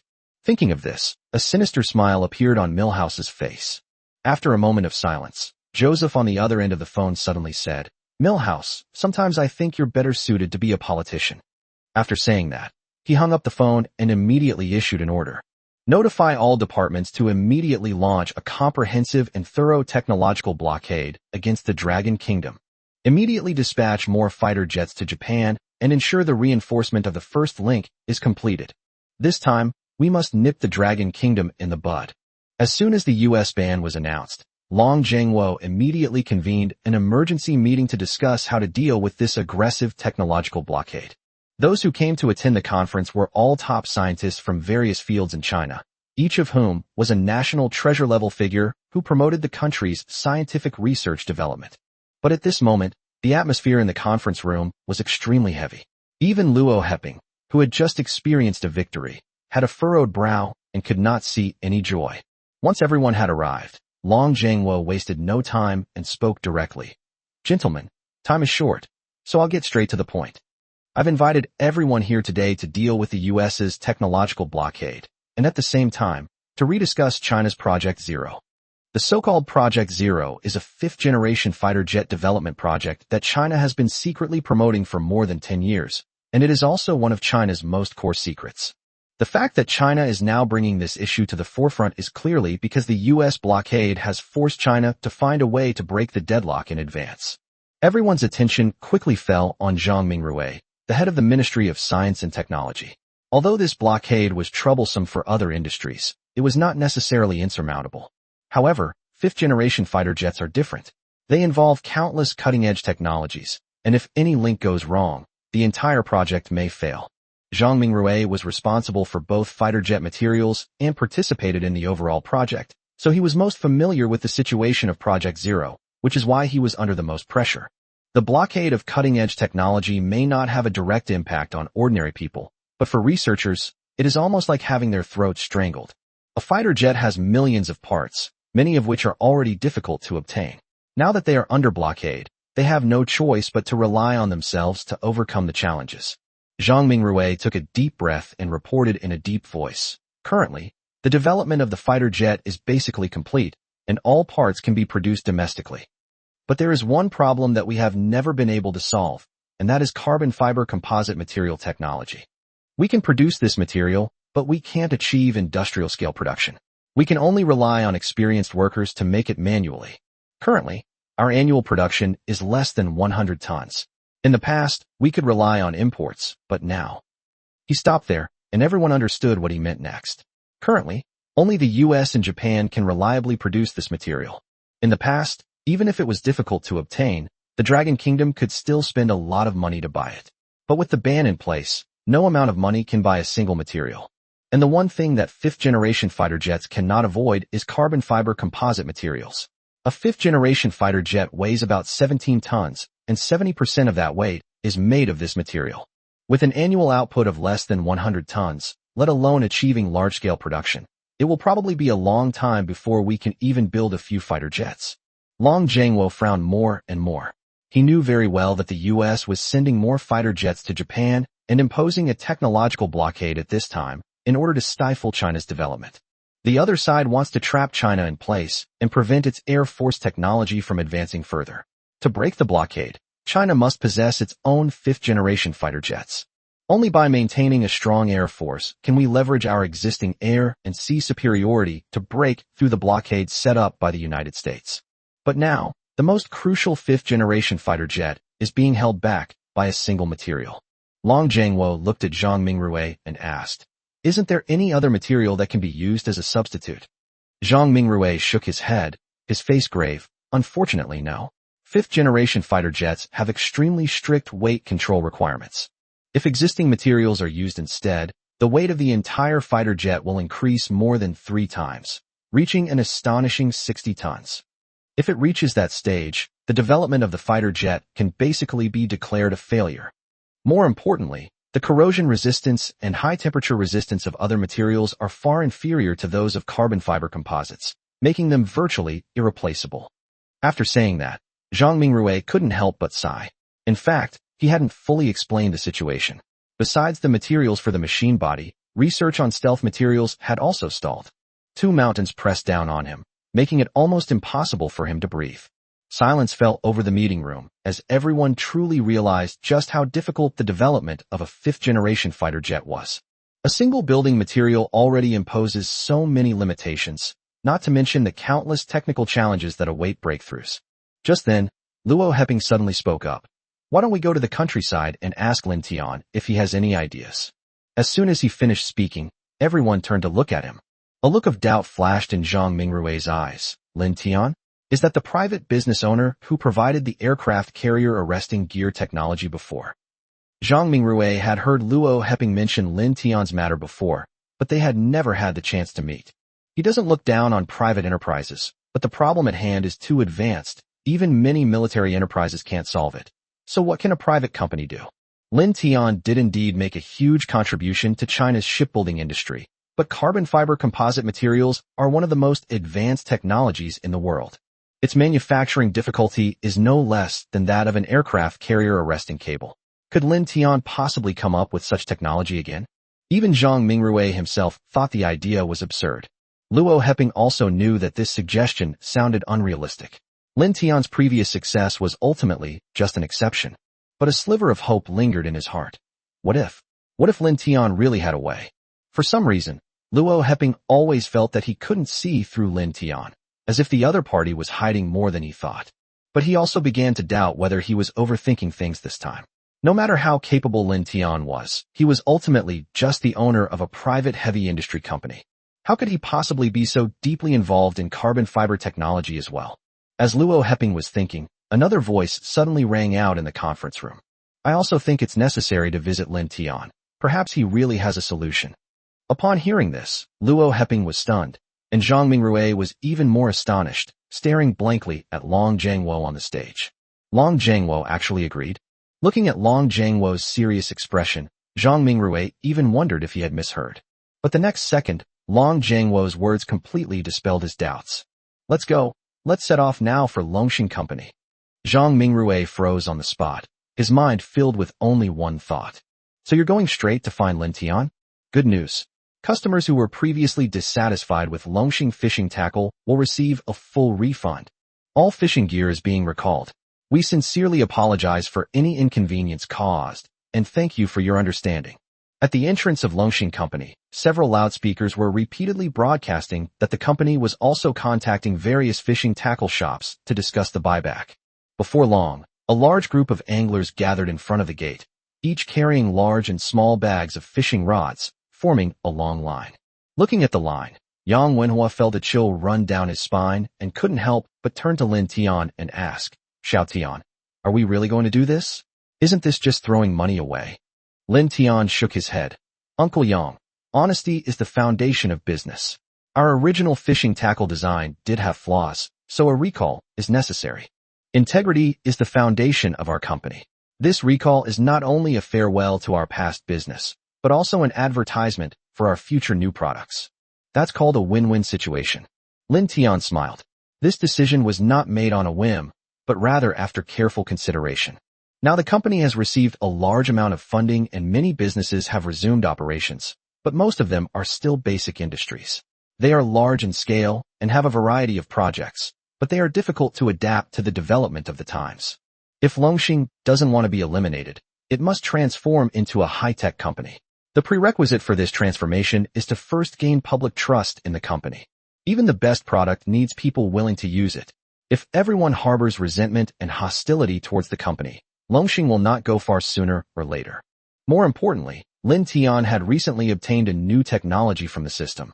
Ultra-long-range drone control technology enables pinpoint delivery and high-speed patrol. If the technology can be applied to the express delivery industry, the company may be able to usher in a new beginning.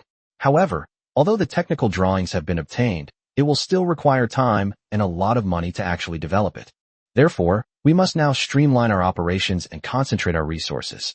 We must never try to do everything as we did before, which would eventually drag the company to the brink of bankruptcy.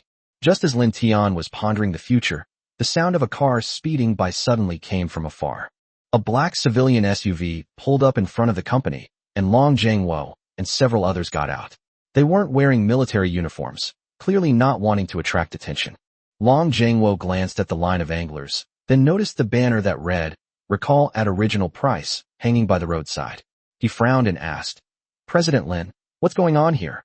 Along the way, they saw many people carrying fishing rods rushing towards Longxing, and they thought something serious had happened there.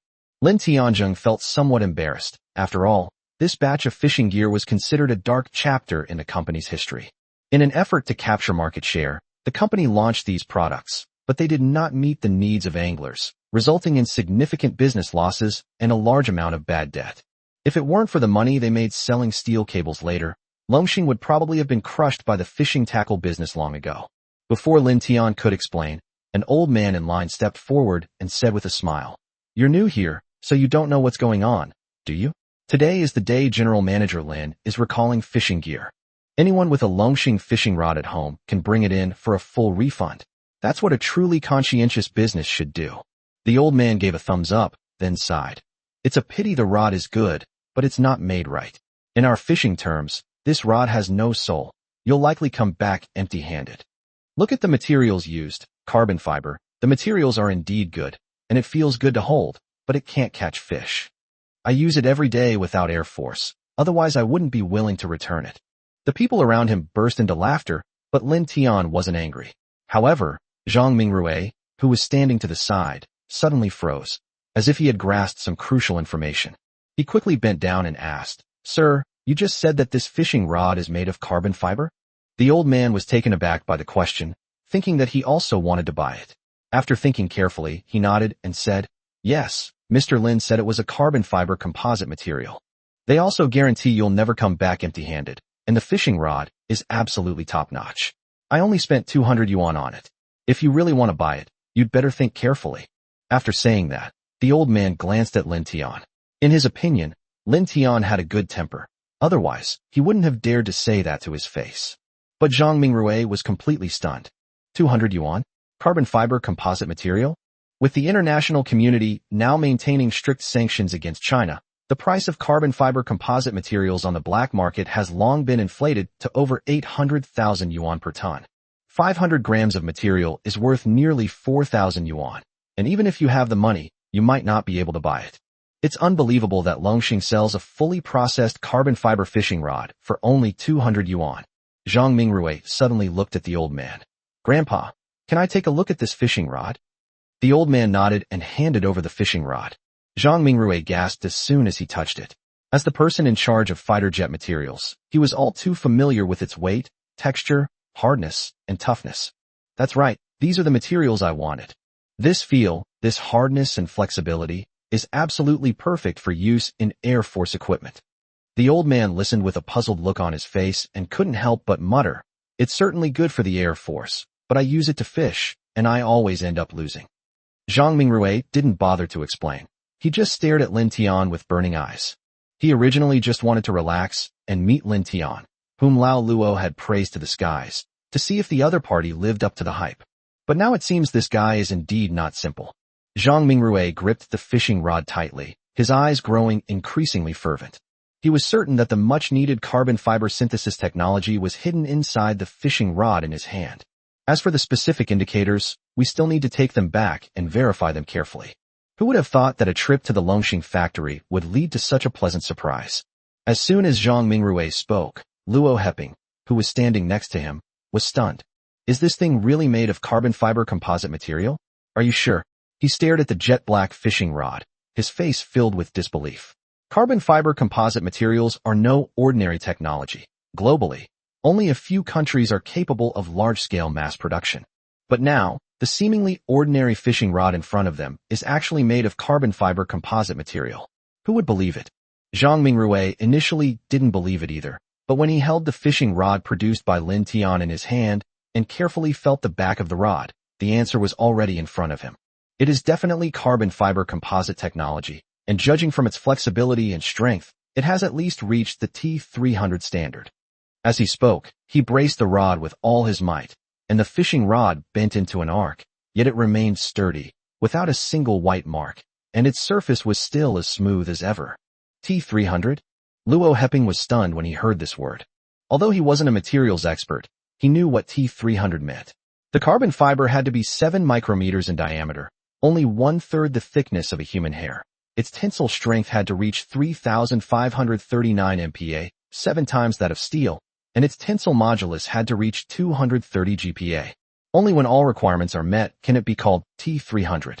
Previously, Zhang Mingrui was also in a state of great distress because he could not break through the relevant materials and could not mass produce them. He sought to purchase them from all over the world, but was met with setbacks everywhere. Who would have thought that Lin Tian had already applied this technology to fishing rods and sold them for 200 yuan each? Thinking about this, Luo Heping didn't know what to say.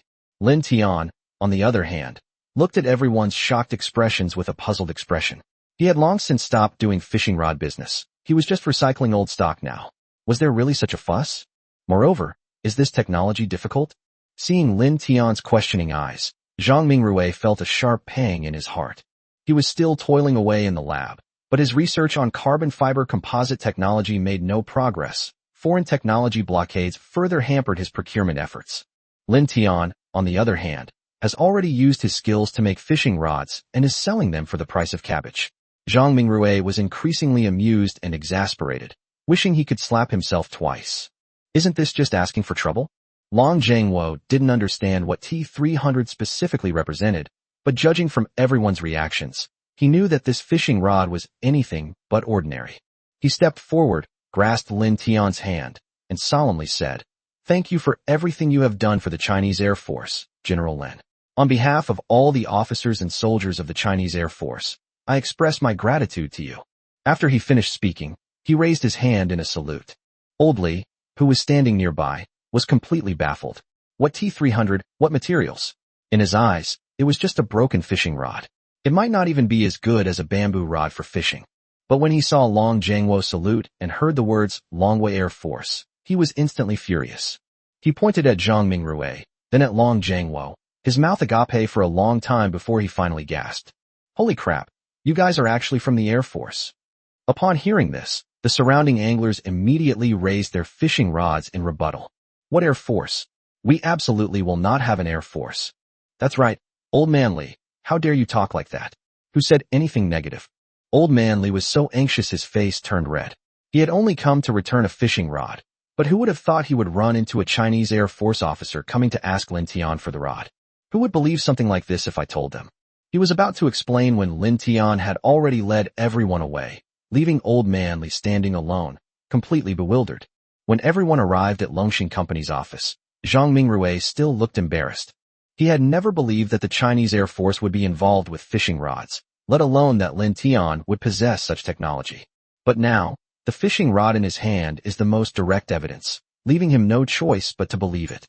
Lin Tian still didn't understand why they had come, but he noticed that Zhang Mingrui was gripping the fishing rod tightly and had a somewhat strange look in his eyes.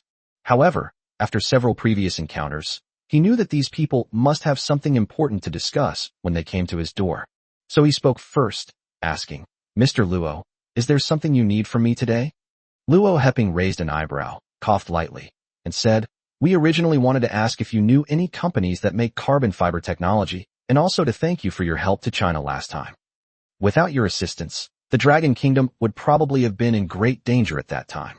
At this point, Luo Heping's expression turned serious. "Mr. Lin, we have another request. Could you share some of the manufacturing techniques for this fishing rod with us? It's very important to us. We absolutely do not want the T300 technology for free. We are willing to purchase it, and you name the price. Zhang Mingrui looked at Lin Tian excitedly. Mastering carbon fiber composite technology was equivalent to holding the key to building fifth-generation fighter jets, and it was also an essential path for the Chinese Air Force to become a powerful nation. Lin Tian's attitude may even influence the future landscape of the Dragon Kingdom for decades to come. However, facing everyone's gaze, Lin Tian looked troubled and seemed hesitant.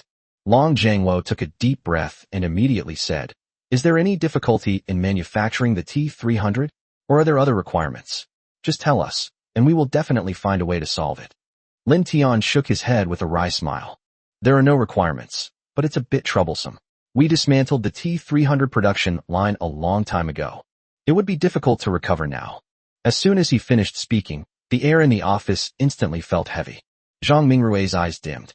He had thought Lin Tian was the breakthrough point, but he hadn't expected the production line to have already been dismantled. Reassembly means purchasing equipment, redoing blueprints, and replanning processes, which is almost as difficult as redeveloping a new system. Is there really no way at all? Zhang Mingrui couldn't help but sigh. Seeing everyone's disappointed looks, Lin Tian pursed his lips and added quietly, "Although the T300 production line has been dismantled, the T1000 production line is still in operation. If you think there are no problems, we can start construction now." In an instant, the entire reception room fell into a deathly silence, so quiet that you could hear a pin drop. "What did you say? T1000? Upon hearing Lin Tian's words, Zhang Mingrui's pupils shrank sharply, as if he had heard something that should never have been heard. Currently, the U.S. only uses the T-800 missile on the international market, and it is not sold to foreign companies. Even if some occasionally leak out, they are subject to strict terms prohibiting their use in military facilities. They researched carbon fiber on their own, but even the T300 process was fraught with difficulties, and the T1000 was something they never even dreamed of. Although both have T in their names, their strength, heat resistance, and lightness are simply not in the same league.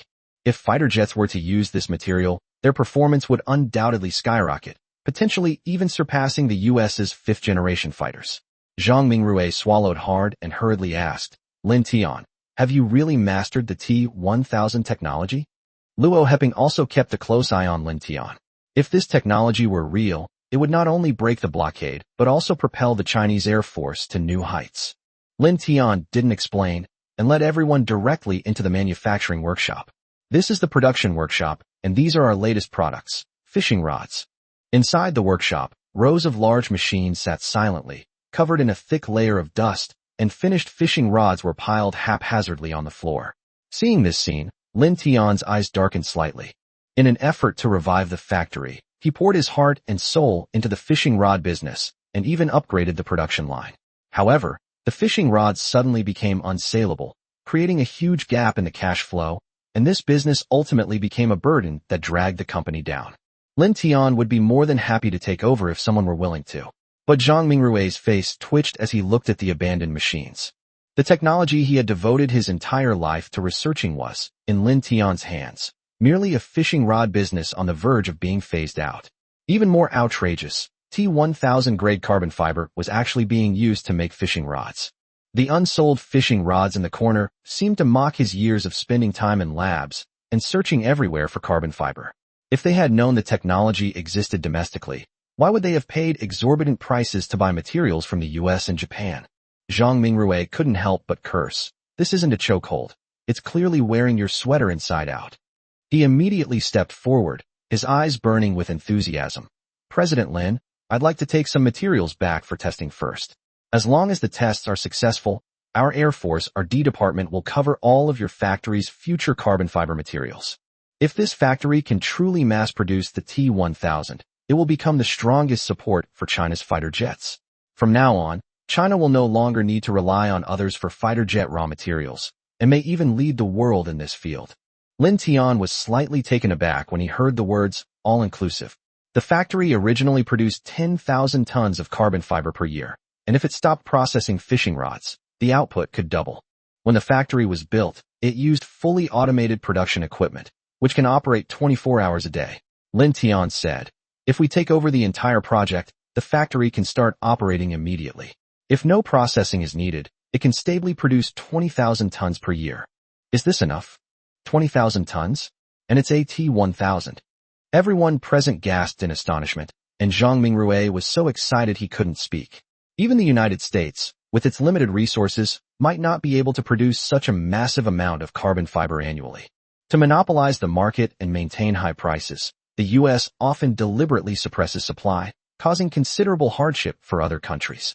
However, if Lin Tian were to ramp up production, it would be more than enough to meet the Air Force's research and development needs, and even supply for export. This is a devastating blow to the existing market. Zhang Mingrui took a deep breath and said repeatedly, "Yes, I want them all. As long as the materials are fine, I want them all." At this moment, he had completely lost his professorial air and looked like a little old man who had just gotten a great deal. What technological blockade? What high technology? None of it mattered in the face of an annual production capacity of 20,000 tons of T-1000. Still talking about being held back? With an annual production of 20,000 tons, tell me how that's going to be a bottleneck? Looking at Lin Tian's factory, Zhang Mingrui's view of private enterprises completely changed. A single company actually had the power to revitalize a country and turn imports into exports. Lin Tian simply smiled. Reviving his nearly obsolete fishing rod business was a good outcome for him. With these two sums of money, drone research and development and production could also be put on the agenda more quickly. Just then, the system notification sounded again. A large order has been completed by the host. Check-in successful. Congratulations, host, on acquiring cloud map linking technology. Please check your inbox. Lin Tian was slightly taken aback. Cloud mapping was a key technology for intelligent computing devices. If this technology were applied to drones, wouldn't they be able to search for and deliver drones autonomously? Even one person controlling thousands of drones would no longer be just a fantasy. Thinking of this, the light in Lin Tian's eyes grew even brighter. In the materials research lab of Longfei Technology, a group of elderly researchers with gray hair gathered around the experimental table, staring at the newly produced carbon fiber material, their brows furrowed. It still doesn't work. Could there be a problem with the compression process? This thing breaks as soon as it's pulled. As Chao Fenghua spoke, she reached out and ripped the entire piece of carbon fiber fabric, which immediately tore open with a ripping sound, revealing fluffy material inside, with almost no flexibility. Han Dongyang immediately became anxious. "Old Chao, take it easy. This is the T-300 that we worked day and night to make, and you've just torn it up like this." Chao Fenghua was equally blunt. They dare call this kind of material T-300? If it were actually used on fighter jets, it would probably result in the destruction of the aircraft and the loss of life. The laboratory fell silent upon seeing the fabric broken in two, and everyone's expression turned grim. They are all key researchers of China's fifth-generation fighter jets. During this period, everyone was struggling to breathe due to the challenges posed by carbon fiber materials. They tried new processes repeatedly and even managed to achieve mass production, but the final material properties were always substandard, and all attempts ended in failure. It was already known that it was not easy to achieve industrial mass production of carbon fiber composite materials, but no one expected that the difficulty was already so high even at the T-300 level. If the T-300 is this difficult, how will we break through the barriers of the T-500, T-700, and even higher levels? However, due to the limitations in carbon fiber technology and production volume, China's fifth-generation fighter jets have always been constrained by materials and have been unable to truly unleash their potential and soar through the skies. This material challenge was like a high mountain blocking their way. No matter how they tried to climb over it, they always ended up like Sisyphus pushing a boulder, returning to the starting point. Everyone could only sigh helplessly, but just then, an excited voice suddenly came from behind them. "I found the materials I need for fighter jet development." Everyone immediately turned around and saw Zhang Mingrui wearing a white coat, holding a folding fishing rod, striding towards them. The expressions on everyone's faces immediately turned strange. "Old Zhang, didn't you go to a meeting? Why did you come back with a fishing rod? Is this the material you were talking about? Even if we're in a hurry, we can't just use a fishing rod to make do." Zhang Mingrui knew that his behavior was indeed outrageous, but he didn't bother to explain and simply handed the fishing rod forward. "What fishing rod? This is the carbon fiber composite material our fighter jets need, T-1000. Han Dongyang raised an eyebrow, almost wondering if Zhang Mingrui was hallucinating from exhaustion. "Old Zhang, look at this. It's just an ordinary fishing rod. T-1000. Even the world's leading countries like the US and Japan might not be able to actually develop one. Before he could finish speaking, Zhang Mingrui had already shoved the fishing rod into his hand. As soon as Han Donyang took it, his expression changed instantly, and he couldn't help but gasp. As a materials expert and one of the researchers developing the fifth-generation fighter jet, he is extremely familiar with carbon fiber composite materials. This fishing rod clearly uses carbon fiber technology, and it's incredibly light to hold, even lighter than the T500 material they used to import. Those imported materials were the best they could get before the blockade. But compared to the fishing rod in front of me, the difference is not even a little bit. More importantly, the surface of the fishing rod is incredibly smooth, and the whole thing is seamless, with almost no visible breaks or seams. Such materials are simply the ideal choice for manufacturing fighter jets. Han Donyang stared intently at the fishing rod, his breathing slowing down, before suddenly looking at Zhang Mingrui. "Old Zhang, where did you find this thing?"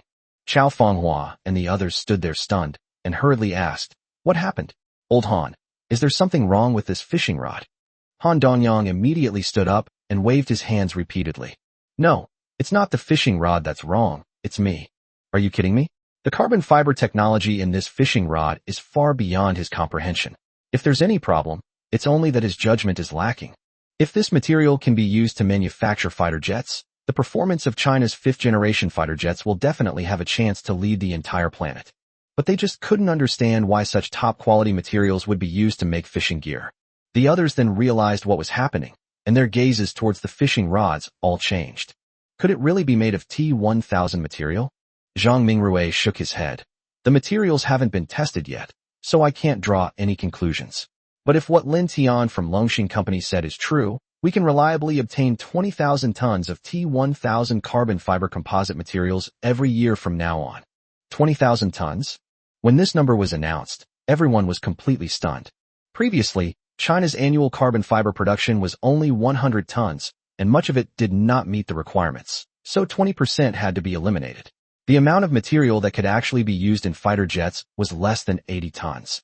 A fifth-generation fighter jet weighs 17 tons, with carbon fiber accounting for as much as 70% of its weight. Based on current production levels, even if the technology matures and the fighter jet industry operates without any problems, at most only 7 or 8 fighter jets can be produced per year.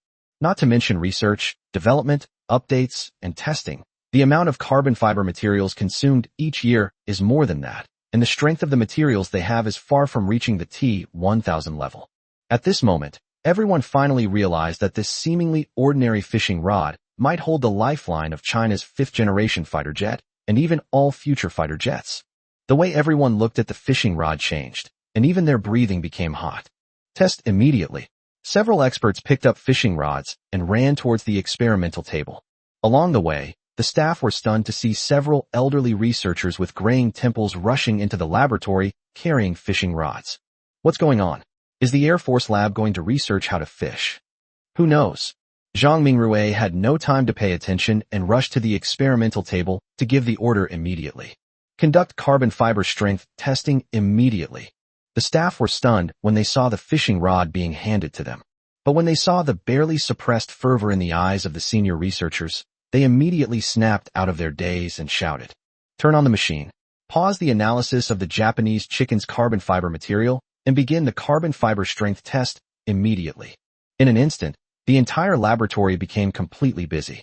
On the large, clean screen, a series of numbers kept jumping around, and all the staff present looked up at the screen. Chao Fenghua and the others stood still, their eyes fixed on the constantly changing data, none of them daring to miss a single number. "Increase the pressure." The machine starts stretching simultaneously. As the command was given, the test results soared, and everyone unconsciously swallowed. The staff member in charge of the report stared at the screen, his voice slightly strained. Currently, the tensile strength of the carbon fiber is 3,530 MPa. Tensive modulus 230 GPa, elongation 1.5%. By this standard, this batch of carbon fiber has reached the T300 level. In the past, this would have been enough to excite everyone. After all, domestic military enterprises had never produced carbon fiber materials that reached this value before, let alone achieved stable mass production. But now, no one at the scene was satisfied, and Qiao Fenghua only uttered 2 words, "Continue." The laboratory fell silent, save for the dull hum of the machines. Each stretch felt like a tug at everyone's heart. Soon, the staff member spoke again. Tensile strength 4,900 MPa. Tensive modulus 294 GPa, elongation 2%. Qiao Fenghua's temple throbbed, and her breathing quickened instantly. 4,900 MPa, this already meets the strength standard of T700 carbon fiber. This is an absolutely cutting-edge achievement in the global carbon fiber technology field. The highest publicly disclosed research and development achievement of the United States is only T700. Although Toray Industries' latest product is called T800, it is still in the experimental stage, and the T700 is still the mainstream product in the international market. Over the years, the United States and Japan have relied on their technological advantages to continuously impose blockades, raise prices, and create difficulties, forcing domestic consumers to tolerate any attempts to purchase their products. But now, they have finally reached the same level, and even have the confidence to no longer be subject to others. Qiao Fenghua couldn't help but whisper, "Well done. Our fighter jets are finally saved." Everyone nodded, their eyes glued to the screen. Reaching the T700 level meant that fifth-generation fighter jet development would be completely free from the constraints of foreign materials. The development of future fighter jets will no longer depend on the whims of other countries. China's carbon fiber composite technology has officially entered the world's first-class level. However, the numbers on the screen did not stop, they continued to climb. Qiao Fenghua stared at the ever-increasing numbers, her throat dry. Could it really reach T1000? The most advanced publicly available carbon fiber material on Earth is Japan's T800, which cannot be mass-produced and is not sold to the public. If China can truly achieve stable mass production of the T1000, then it's hard to say who will be holding whom back in the future. Everyone got excited. Once the T1000 goes into mass production, China's carbon fiber technology will directly take the top spot on the planet. Qiao Fenghua looked at Han Dongyang and asked in a low voice, "Old Han, if it really succeeds, what will happen if this material is used in fifth-generation fighter jets?" Han Dongyang adjusted his glasses and answered seriously, "The thrust-to-weight ratio will increase by at least 40%, the fuselage strength will at least double, and the weight will be even lighter." With such high-strength materials as support, the development of fifth-generation fighter jets will be much smoother, and their performance will certainly not be inferior to any advanced fighter jet. This is the true source of confidence for military industry personnel, and it is also the key to China breaking the foreign blockade on carbon fiber technology. Everyone looked at the screen again, and saw that the value continued to rise, quickly reaching 5,880 MPa, which had already matched the extreme data announced by Japan. However, the testing is still not over. When the number finally settled at 6,300 MPa, the entire laboratory fell into a brief silence, followed by a collective gasp of shock. Qiao Fenghua suddenly stood up and burst into laughter. T1000, it really is T1000. With this, we will no longer be dependent on others for materials when it comes to our fighter jets. Zhang Mingrui was equally shocked. Lin Tian hadn't lied to him after all. The fishing rod was indeed made of T1000 grade carbon fiber. Thinking of the production capacity that Lin Tian had mentioned, his eyes lit up with excitement. It's a blessing for China to have companies like this. Han Dongyang was utterly astonished. There were actually domestic companies capable of producing carbon fiber of this strength, yet their previous investigations of domestic military enterprises had yielded no relevant records. He couldn't help but ask, "Old Zhang, where did this fishing rod come from?" Some people followed up with the question, "This kind of data can probably only be manufactured by military enterprises, so how could it be made into a fishing rod?" The thought that they are still struggling with the materials for fifth-generation fighter jets, and even preparing to purchase them from overseas, is unbearable. Meanwhile, people in China were already fishing with T1000 grade carbon fiber fishing rods, and everyone's expressions immediately turned extremely strange. This matter is so absurd that it is hard to accept. Faced with everyone's gaze, Zhang Mingrui's lips twitched, and he could only sigh and say, "Today I accompanied Lao Luo to visit Longxing Company, and this was a gift from the boss, Lin Tian." Private enterprises? Longxing Company has gained considerable fame recently.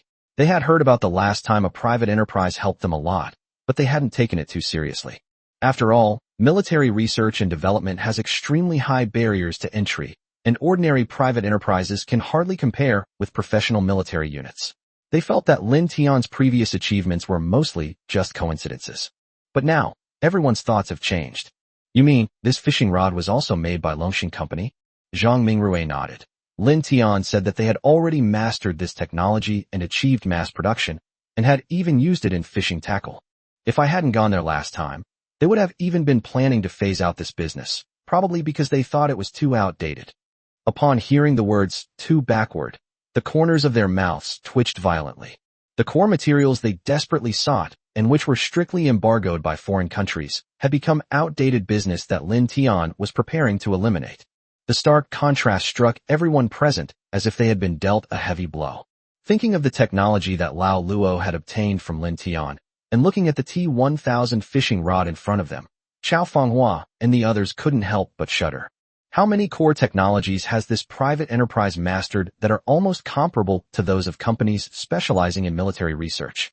In the end, everyone could only sigh from the bottom of their hearts. Thank goodness that such a company is in China. Inside the Black House press conference hall, the bald eagle emblem hung high, and the stars and stripes stood neatly on both sides.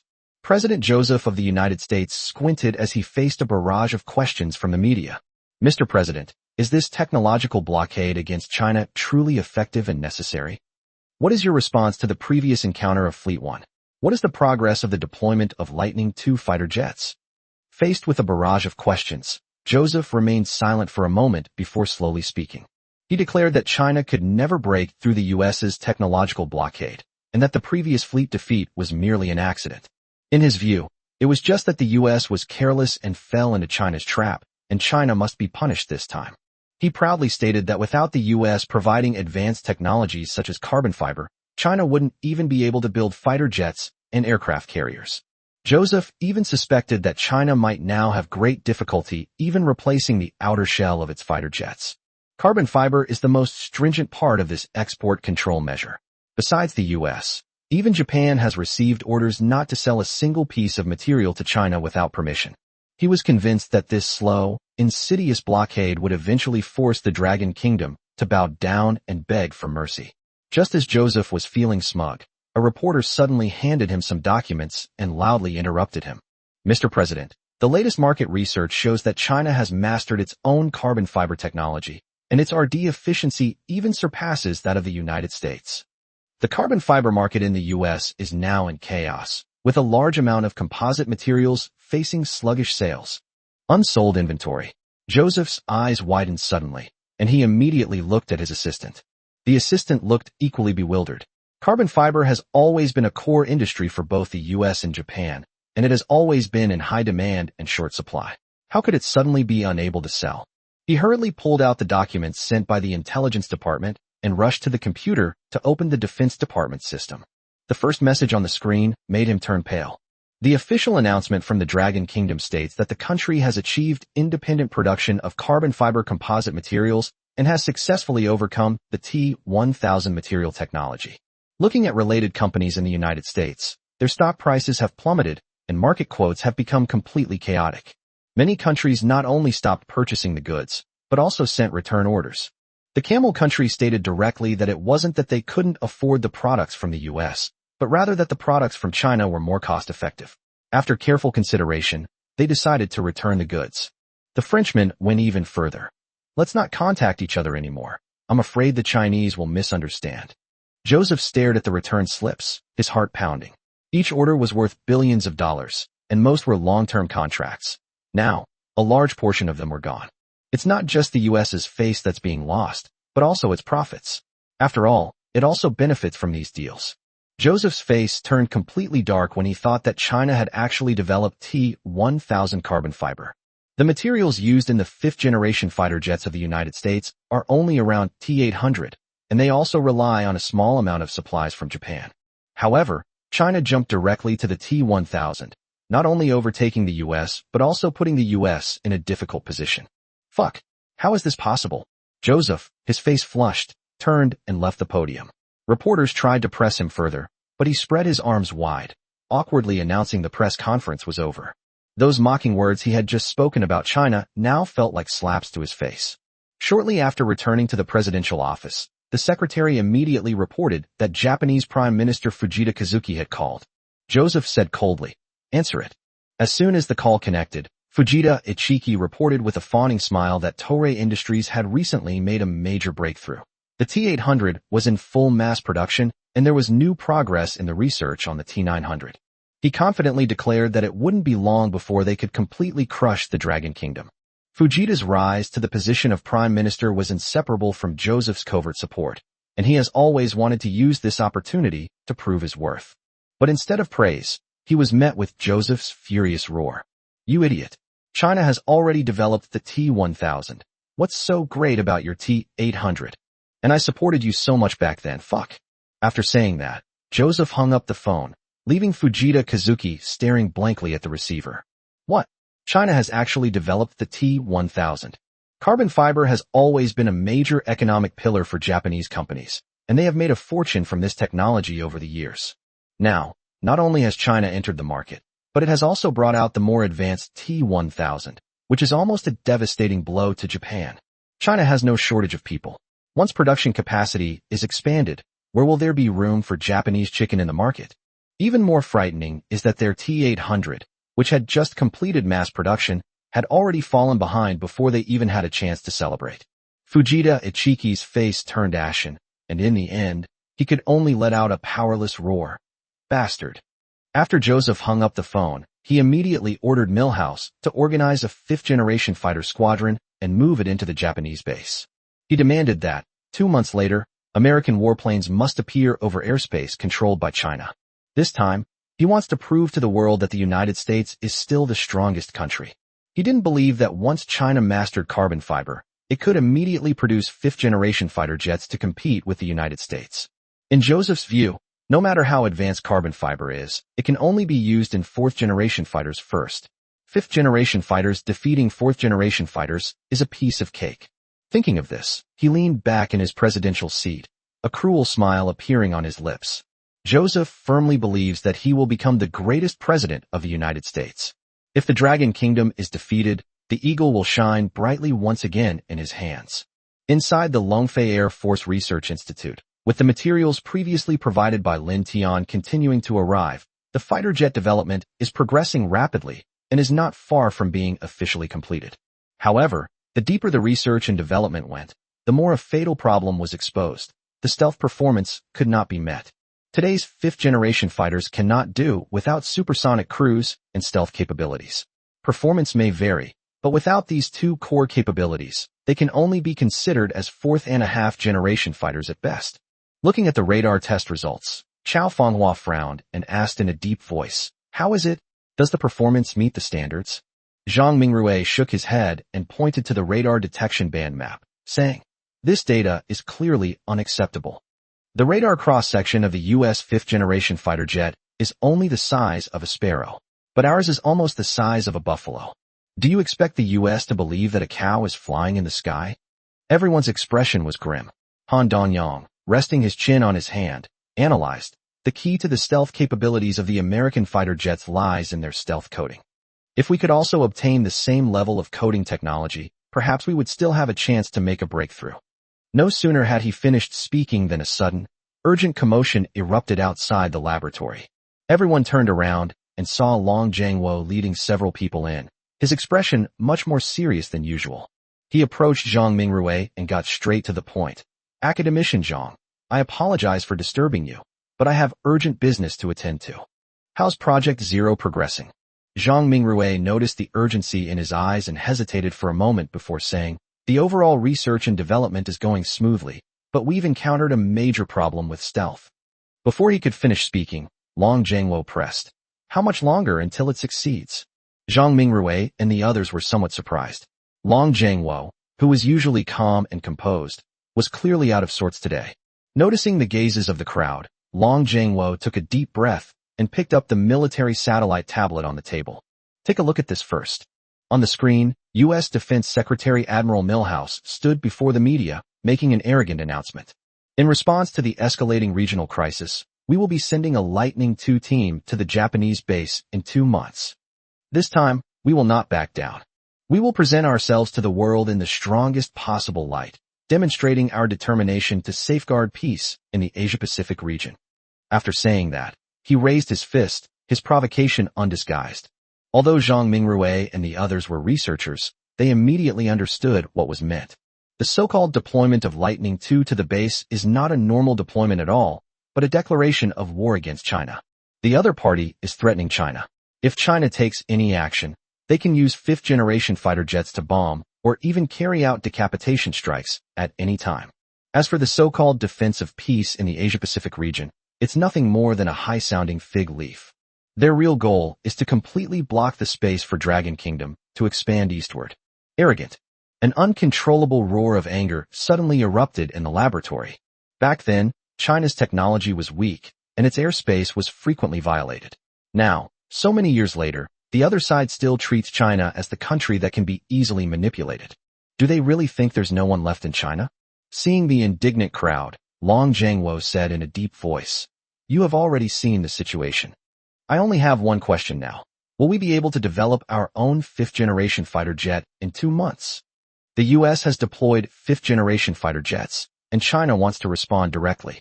The most direct way is to bring out its own fifth-generation fighter jets.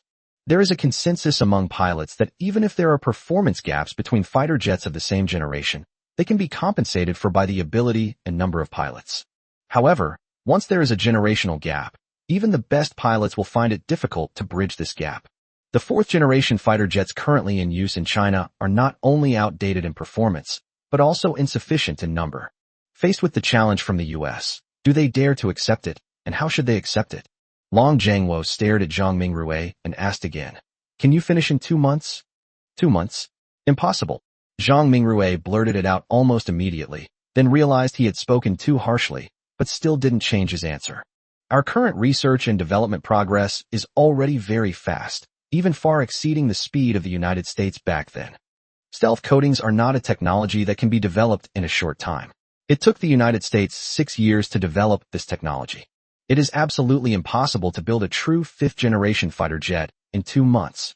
Long Zhangwo had actually anticipated this answer. Before he came, he had prepared for the worst, but he still held onto a sliver of hope. Because the fighter jets are a generation apart, pilots will ultimately have to risk their lives to bridge the gap. But China cannot ignore this provocation from the US.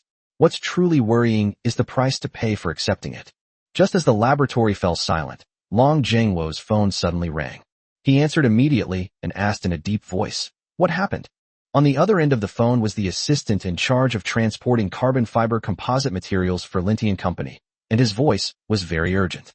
"General, Lin Tian's factory has suddenly announced a production halt, saying it violated production regulations and will be subject to rectification and punishment. Even the business license of the entire factory could be revoked." "What? The factory has suspended production for rectification?" Long Zhangwo's expression changed drastically. Zhang Mingrui and the others standing nearby were also startled and immediately stared intently at Long Zhangwo. Their fighter jet development and material supply largely depend on Lin Tian. If Lin Tian's factory stops production, the development progress of the fifth-generation fighter jet will inevitably be severely affected. Long Zhangwo knew even better that Lin Tian's involvement was not just about fifth-generation fighter jet materials. The advancement of China's aircraft carrier technology also relies heavily on the crucial support provided by Lin Tian. How can such a key enterprise face the revocation of its license simply because of so-called production regulations? This is an unbearable loss for the entire Dragon Kingdom. Long Zhangwo immediately ordered, "Have Li Zhanhao contact the National Security Bureau right away and tell them there is a major incident that requires their involvement. Also, you guys come with me to the scene." The military is not in a position to directly intervene in such matters, but the Ministry of State Security can get involved in the investigation. After giving his instructions, Long Zhangwo didn't linger and immediately headed towards Lin Tian's company. Zhang Mingrui and the others hesitated for a moment, then quickly followed. Outside the gate of Longxing Company, a dense array of police cars of all sizes were parked, their red and blue lights flashing constantly, dazzling the eyes. "Captain Liu, according to the whistleblower's description, the manufacturer of the illegal car paint is right here." Liu Fei frowned as he looked at the dilapidated factory area in front of him. The walls had been neglected for many years, and there were signs of age everywhere. It didn't look like a legitimate business at all. "Longxing Company, it really took me a while to find it. If Longsheng were full of factories like this, what would become of it?" He snorted coldly and led his men straight into the company. This morning, the Longqing City Traffic Police Brigade received a report from the public that a factory was privately developing unidentified car paint and helping a large number of vehicles evade speeding penalties. Upon receiving the information, the city traffic police immediately launched an investigation, and the more they investigated, the more alarmed they became. At just one highway exit in Longqing, more than 40 vehicles were caught in a single day for using this special paint to evade speeding penalties. Longqing is a transportation hub, with far more than one highway exit throughout the city. Preliminary estimates suggest that nearly 1,000 vehicles may have used this method to evade traffic tickets in just one day. This matter is extremely serious. Not only did the municipal traffic police attach great importance to it, but the provincial traffic police also ordered a special investigation and demanded that it be dealt with severely to bring the person behind it to justice. After investigation and interrogation, they finally found a clue. All the problematic car paint likely came from a company under Longqing Company. Lu Fei led his men into the hall, and as soon as they entered, Yang Wenhua quickly came to greet them. Early in the morning, he found the area outside his door filled with police cars, and even people from the legal department were there. He wondered what had happened. "Officer, may I ask who this is?" Before he could finish speaking, Lu Fei raised his hand and waved, and two policemen immediately stood on either side of Yang Wenhua, clearly to prevent him from taking the opportunity to leave. Immediately afterwards, Lu Fei unfolded the materials in his hand and asked in a cold voice, "Is this your company's car paint?" The photos on the materials clearly show an opened can of Longqing car paint. Yang Wenhua glanced at it and slowly nodded. "It's from our company." In its early days, Longqing did indeed have automotive paint as one of its core businesses. When the company was just starting out and funds were tight, Lin Tian proposed to develop a new type of car paint to accumulate his first pot of gold through technology. Their idea at the time was simple: to make high-quality, low-price products, make money from the market, and lay the foundation for subsequent industrial transformation. They never even considered doing anything illegal. Moreover, Longqing is currently experiencing a surge in development, so there is absolutely no need for it to risk doing something that would ruin its future. Yang Wenhua had only vaguely heard some customers mention that Longqing's car paint seemed to be very special, able to evade radar, and sometimes even exhibited some inexplicable strange phenomena. However, he always thought it was just an exaggerated joke by his client, and since his own products were competitive, he naturally didn't investigate it further in the direction of illegality. But now the police have come knocking on his door, saying the car paint is illegal, which Yang Wenhua finds hard to believe. "Officer, is there some misunderstanding here?" Upon hearing this, Lu Fei's eyes widened, and anger surged up instantly. "A misunderstanding? Don't you want to check what your company has actually done? Helping drivers evade speeding penalties? That's illegal. This can't be resolved by paying a fine. Your factory must immediately cease production for rectification. You and the owner of Longqing must also come with us to the police station for investigation." Yang Wenhua then truly realized the seriousness of the matter. At first, he thought that at most, he would have to rectify the situation within a specified period and pay a fine. If it really came to that, Longqing could simply give up the car paint business. After all, the company is currently in a phase of industrial transformation, and some early businesses should have been phased out gradually. But Lu Fei's intention was clearly to shut down the entire Longqing production line. For a company that is on the rise, this is almost a fatal blow. Moreover, Longqing is no longer just an ordinary private enterprise. Many of its projects have far-reaching consequences. Yang Wenhua immediately became anxious and said, "Comrade, could you change the punishment? We will accept the fine, but production must not be stopped. This involves many things, even national security." Because of the confidentiality agreement, he couldn't explain it more clearly. But to Lu Fei, those words sounded like an utterly absurd excuse. As a veteran police officer, what kind of situation hasn't he seen, and what kind of reasons hasn't he heard over the years? Some people claimed they had an 80-year-old mother and a 5-year-old child to help them avoid punishment. Others tried to offer bribes on the spot. This was the first time he had ever seen someone use national security as an excuse. Lu Fei, a veteran himself, felt insulted upon hearing this and laughed in anger. "National security? Aren't you just a private company? Are you building an aircraft carrier? Is it about building airplanes and cannons? A rundown car paint factory dares to bring up national security. If all the companies in China were like yours, what would become of us?" He pointed at Yang Wenhua, his tone becoming increasingly stern. "Let me tell you, production is going to stop today, whether you like it or not. Neither you nor your boss are leaving today. Even if the King of Heaven himself came today, I would still stop without hesitation.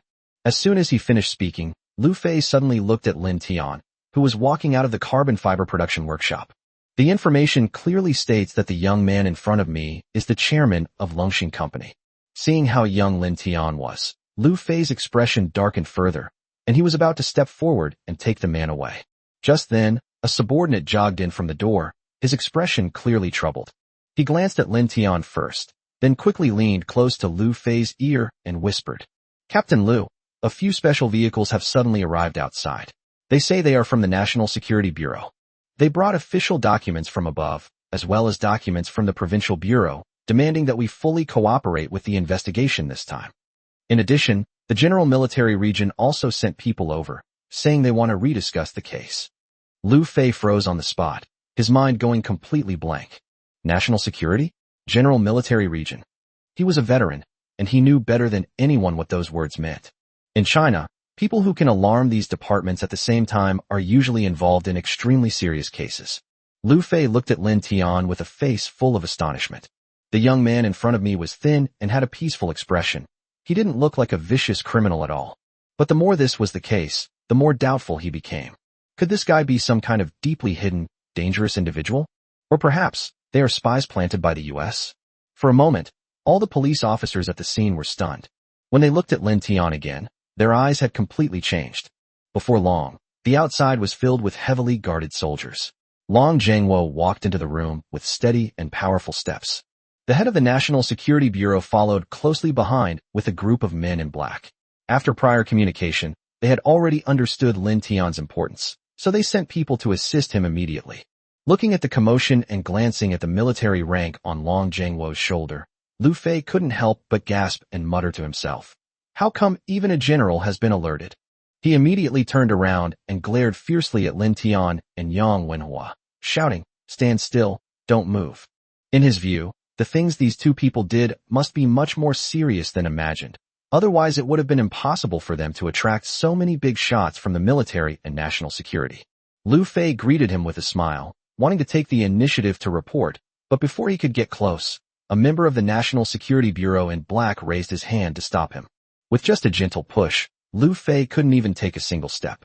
He had maintained rigorous training since his discharge from the military, and his physical abilities were among the best in the traffic police team.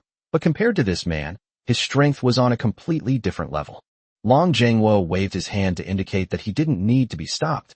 Then his gaze fell on Lin Tian and Yang Wenhua, and he asked in a deep voice, "What happened?"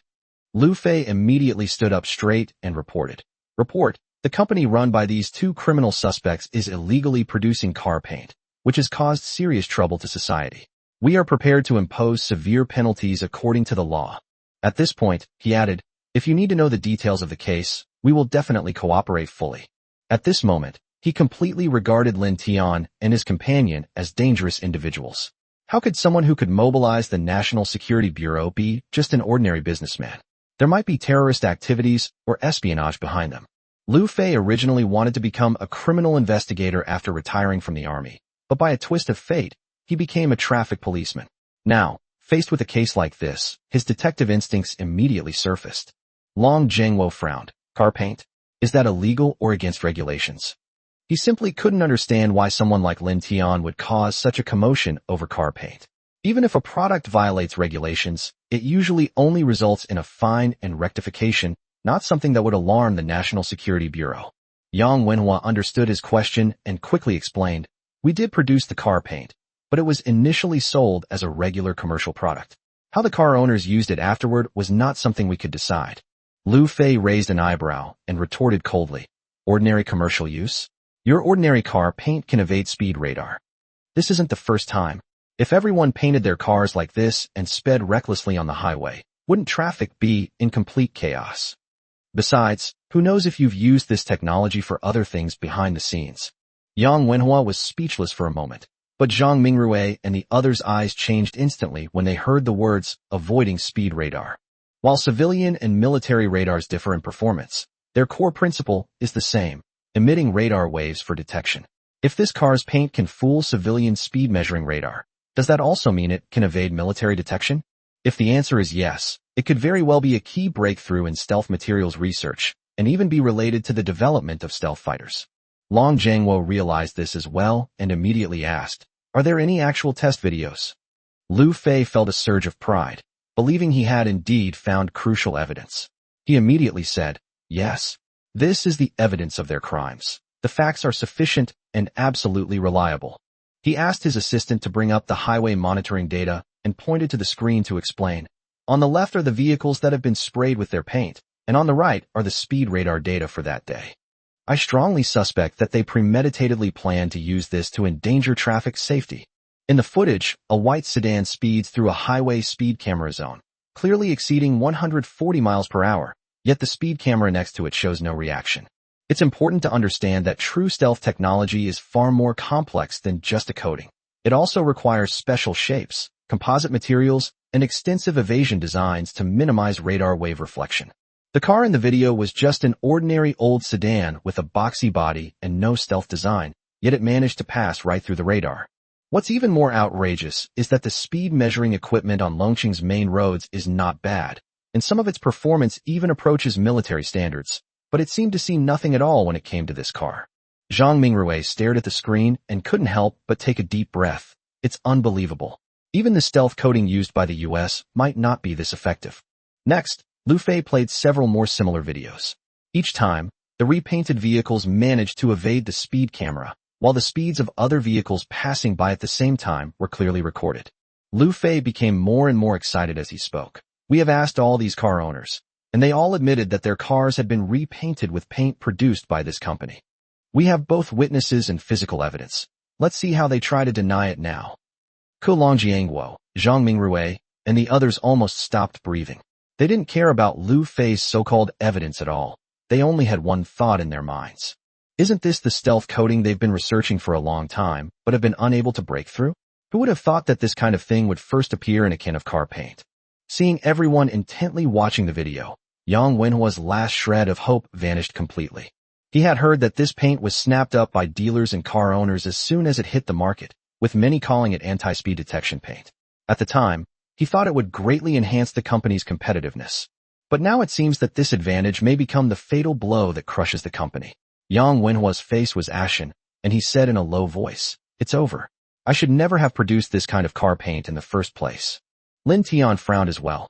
Back when the company was still in its early stages, he had developed this product by integrating multiple technologies in order to survive and build a reputation. As it turned out, they did indeed open up the market with this car paint, and the company grew as a result. Even now, with the focus shifting to high-tech fields, it remains one of the company's most profitable businesses. Later, Lin Tian handed over this business to Yang Wenhua to manage, but he never expected it to cause such serious consequences today, and could only sigh helplessly. Seeing the two men's dejected expressions, Lu Fei assumed they had finally confessed, and immediately continued. "These two dangerous individuals' crimes don't stop there. Their car paint has a strange function." Zhang Mingrui and the others' eyes widened immediately. There's more. The fact that it could evade radar was already enough to shock them. Could there be an even more astonishing secret hidden in the paint? All eyes turned back to Lin Tian and Yang Wenhua, and Yang Wenhua was completely deflated, with only one thought in his mind. This time, it's really over. Lu Fei stared at Lin Tian and the other man, his eyes suddenly flashing with light.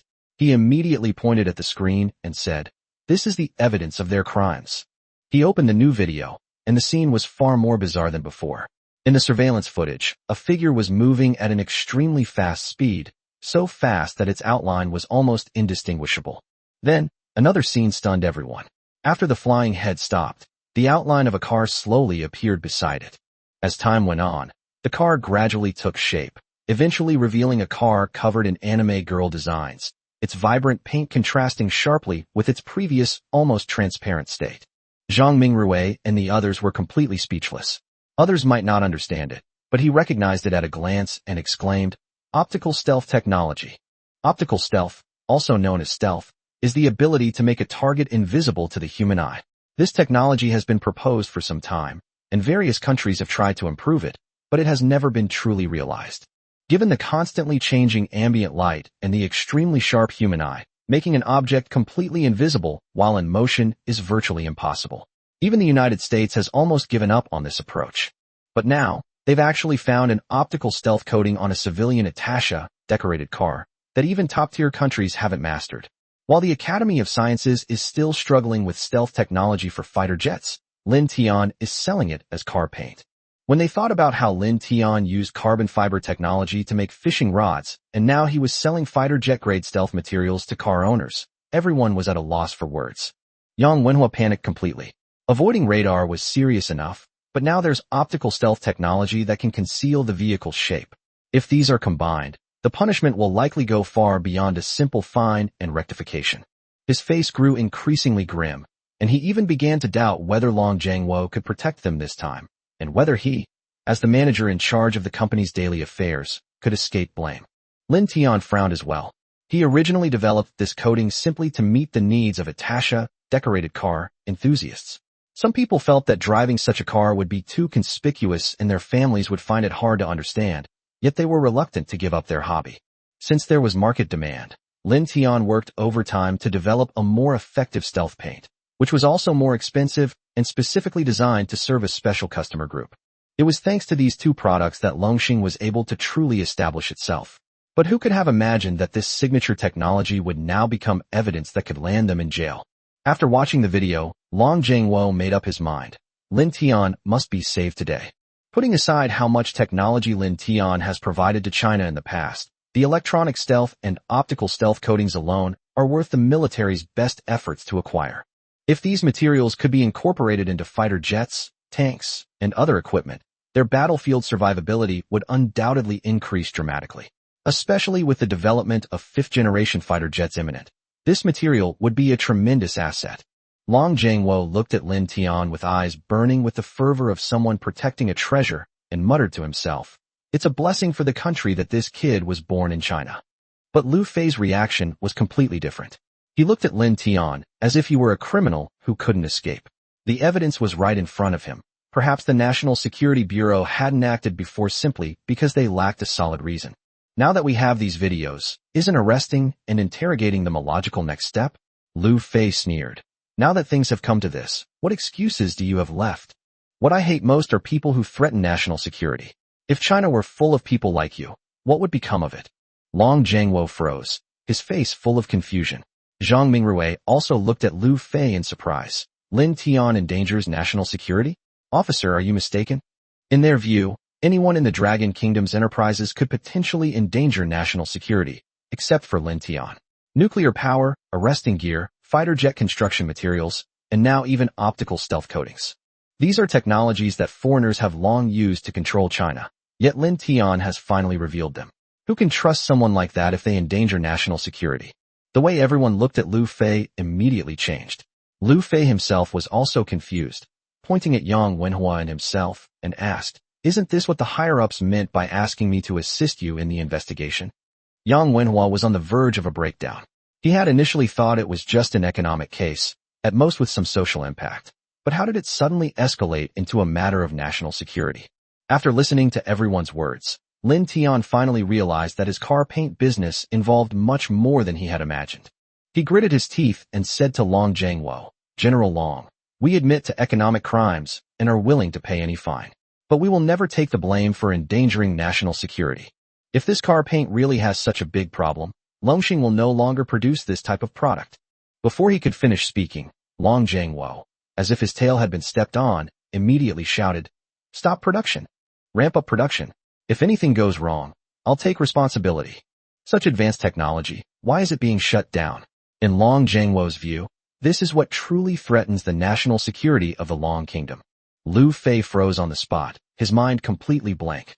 Wait a minute, could they not be terrorists? He stared at Lin Tian with a look of suspicion. The National Security Bureau and the General Military Region had both been mobilized.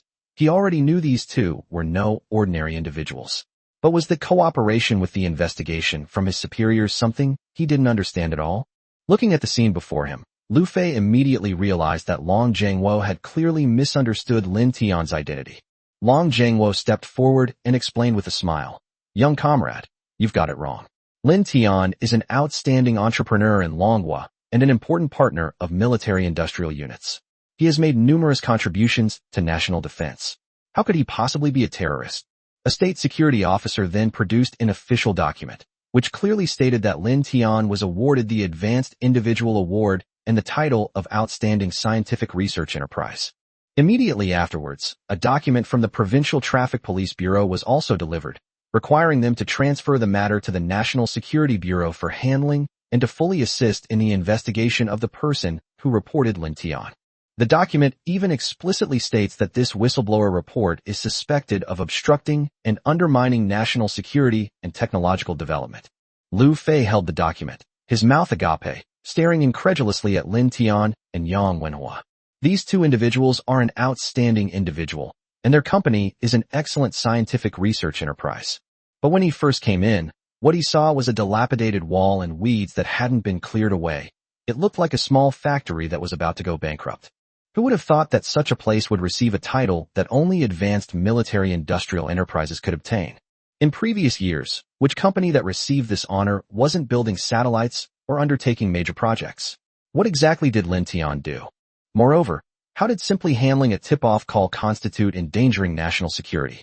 Liu Fei stared at Lin Tian, his heart skipped a beat, and he finally realized the seriousness of the problem.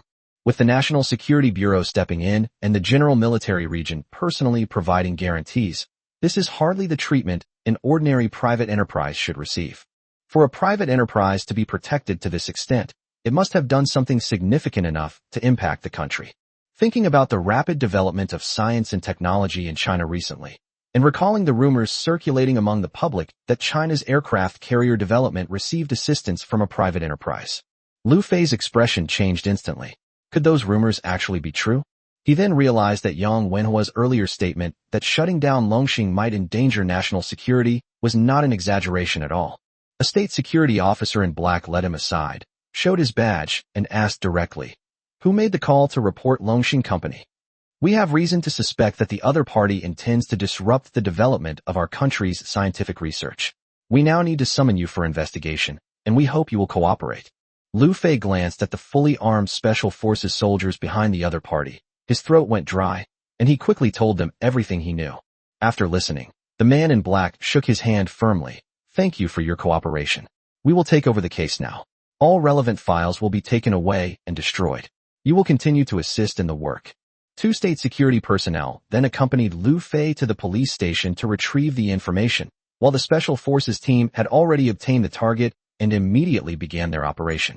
Liu Fei stood there, his lips twitching, and could only silently pray for the whistleblower.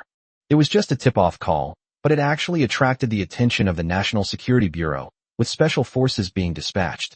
Just thinking about the scene that person was about to face made Liu Fei shudder. Meanwhile, in a luxurious villa in Longcheng, Qian Tai was leisurely lounging on a leather sofa, a cigar dangling from his lips. The crystal chandelier illuminated the hall brightly. He held the phone, revealing a mouthful of gold teeth. "Xiaohu, how's the matter of reporting Longxing Company going?" A lewd laugh came from the other end of the phone. "Don't worry, boss. I spent a lot of effort collecting the materials. As long as we hand them in, Longxing will be finished. Even if they get away with it this time, what about next time? If they keep reporting us, let's see how long they can hold out." Qian Tai smiled with satisfaction. He was a dealer for a foreign car company in Longcheng, and his specialty was using every means to squeeze out competitors. He acquired local distributors, disrupted the supply chain, and forced competitors to either exit the market or sell to them at low prices. But a few car companies stubbornly persisted, and he later discovered that Longxing was the supplier behind the scenes. Longxing's car paint is very popular with locals, which is why other car companies are able to continue to compete with them. After discovering the so-called problem, Qian Tai did not hesitate to report it, planning to wait for Longxing to be brought down before acquiring it at a low price. He's long been adept at this tactic. Regardless of whether the other party has violated any rules, he reports them first. Many businesses have been brought down by this method. Qian Tai exhaled a smoke ring and sneered. "Let's see how Longxing fights me this time. If they don't accept the acquisition, they'll only have one way out: death. Anyway, if something really goes wrong, he can make his subordinates take the blame. He even changed his nationality a long time ago, ready to flee at any time." Just as he hung up the phone and was about to open a bottle of red wine to celebrate, a loud bang suddenly came from the huge glass window on the side of the villa. The glass shattered with a crash, and a team of soldiers in black Special Forces uniforms descended from the sky on ropes. immediately raising their guns and aiming at Qian Tai upon landing. Immediately afterwards, the main entrance to the hall was also smashed open, and a large number of men in black rushed into the villa. Hands up. National Security Bureau is investigating. In the blink of an eye, the spacious hall was filled with armed men, all pointing their dark gun barrels at Qian Tai. Qian Tai was completely dumbfounded. His mind raced, trying to recall all the dirty deeds he had ever committed, but he couldn't figure out which one warranted the deployment of special forces. He stood frozen in place, cigar in his mouth, and after a long while, he managed to speak with difficulty. "Excuse me, who are you?" A man dressed in black stepped forward, his voice icy. "National Security Bureau. You are suspected of involvement in a case endangering national security. Please cooperate with the investigation." No sooner had he finished speaking than the handcuffs clicked onto Qian Tai's wrists. Qian Tai's face turned deathly pale, and his voice trembled. "Endanger national security? Comrades, are you mistaken? We are just honest businessmen." No matter how arrogant he usually is, he was completely cowed at this moment. Even the most despicable business practices are at most economic crimes. How could they suddenly be linked to national security? He even suspected these people were imposters, but after seeing their uniforms and real guns, his last bit of hope vanished. The man in black looked at him calmly, raised his phone, and asked, "Did you instigate the call to report Longxing?" Qian Tai nodded subconsciously. The man in black nodded. "That's right." The Special Forces soldiers immediately stepped forward and grabbed Qian Tai with their hands behind his back. Qian Tai was completely stunned. All he had done was have someone report a private company. How did it escalate to endangering national security, and even involve the National Security Bureau and Special Forces arresting him? The investigation report clearly stated that Longxing was just a small, nearly bankrupt company. Could all the intelligence have been wrong? Looking at the black police car in front of him, Qian Tai trembled all over, finally realizing what he had messed with. His only regret was that he went and reported Longxing for no reason. "I thought it was just a small fry, but it turned out to be a giant shark that no one dared to mess with." Looking at the armed special forces and national security personnel around him, Qian Tai's lips twitched wildly, and he cursed the person who provided the intelligence hundreds of times in his mind. "This is what you call a private enterprise? This is what you call nothing wrong." Lin Tian and the others were unaware of the special forces deployment. They felt that the situation had suddenly reversed, and the paint that was originally considered illegal had suddenly become legal and compliant. Yang Wenhua was also a little confused and couldn't help but ask, "Are you alright?" He had just thought that the car paint had caused some major trouble in society, and that Long Jiangwo and the others had come to hold them accountable. Although the two parties had cooperated before, they were ultimately just private enterprises. When faced with a situation that could potentially trigger social conflict, it's impossible to say whether the other party is willing to act as a guarantor. Looking at the current situation, Yang Wenhua finally understood that the factory had been saved. He breathed a long sigh of relief and was about to step forward to express his gratitude when someone suddenly spoke up urgently beside him. "Mr. Lin, do you still have this car paint for sale?" Zhang Mingrui stepped forward, his eyes full of expectation, while Long Jiangwo also looked at Lin Tian with concern. Lin Tian paused for a moment, then cautiously replied, "Of course there are, but why are you asking this?" The paint job almost forced the factory to shut down for rectification, so he had to be extra careful. They can't afford to cause any more trouble with this thing. Seeing his wary expression, Zhang Mingrui felt somewhat embarrassed, but his resentment was completely stirred up. As one of the top military research personnel in China, he naturally has his own pride. But in front of Lin Tian and this private factory, that bit of pride was almost shattered. Logically speaking, they have access to better R&D resources and a stronger research environment, so their technological capabilities should far surpass those of a private enterprise. From the barricades to the stealth coating right in front of us, it's always Lin Tian who solves the problem at crucial moments. What bothered them even more was that Lin Tian's use of these cutting-edge technologies was truly outrageous. Carbon fiber was used for fishing, and its stealth coating was even used as car paint. They have invested countless efforts and funds in overcoming these two technologies, but so far there has been little progress. Lin Tian had already done it, and even applied the technology directly to ordinary car bodies. Even some of the Atasha decorated cars in China have been painted with paint that has optical stealth effects. However, the stealth coating they urgently need has yet to be found. Zhang Mingrui's lips twitched, but he ultimately suppressed his emotions and said seriously, "Please take us to the workshop, Mr. Lin. If possible, we would like to conduct a test." As long as the test is passed, we are willing to purchase your company's car paint at a high price in the future. When the word car paint was mentioned, Zhang Mingrui's expression became particularly complicated. It's heartbreaking that a world-leading stealth coating is being used as car paint. But the passion in his eyes was undisguised. Based on previous performance, the stealth effect of this coating is certainly not bad. Whether it can meet military standards must be determined through rigorous testing. After all, the stealth capability of fifth-generation fighters is of paramount importance and cannot be taken lightly. Only through actual testing can we determine whether Lin Tian's stealth paint is truly effective. Looking into their eyes, Lin Tian knew he probably couldn't refuse. The other party had just helped the factory resolve its problems, and if a purchase agreement could be reached, this business would have a stable place to go. This way, he can focus more on the drone business. Thinking of this, Lin Tian nodded and smiled. Okay, I'll take you there now. As soon as he entered the factory, Zhang Mingrui was stunned by the sight before him. But what shocked him was not how advanced the factory was, but how ordinary it was. There was no sophisticated laboratory, no temperature-controlled room, and no high-end scientific research equipment, as one might imagine. This place has only the typical production environment of a car manufacturer and rows of mechanical production lines spraying car bodies. The whole place looks almost identical to an ordinary car factory. Following behind, Chao Fenghua couldn't help but wonder, can this really make you invisible? But what happened next left everyone in disbelief. Lin Tian led them to the end of the production line and pointed to a row of car bodies parked outside the warehouse. Those are the finished products with the paint already applied. If you want to test them, you can choose any one you like. Following his finger, everyone saw rows of car bodies laid out in the open. There was no special protection whatsoever, and it didn't look high-tech at all. Even Long Zhengwo frowned. Can this thing really hide from electronic radar? It looks like an ordinary car shell.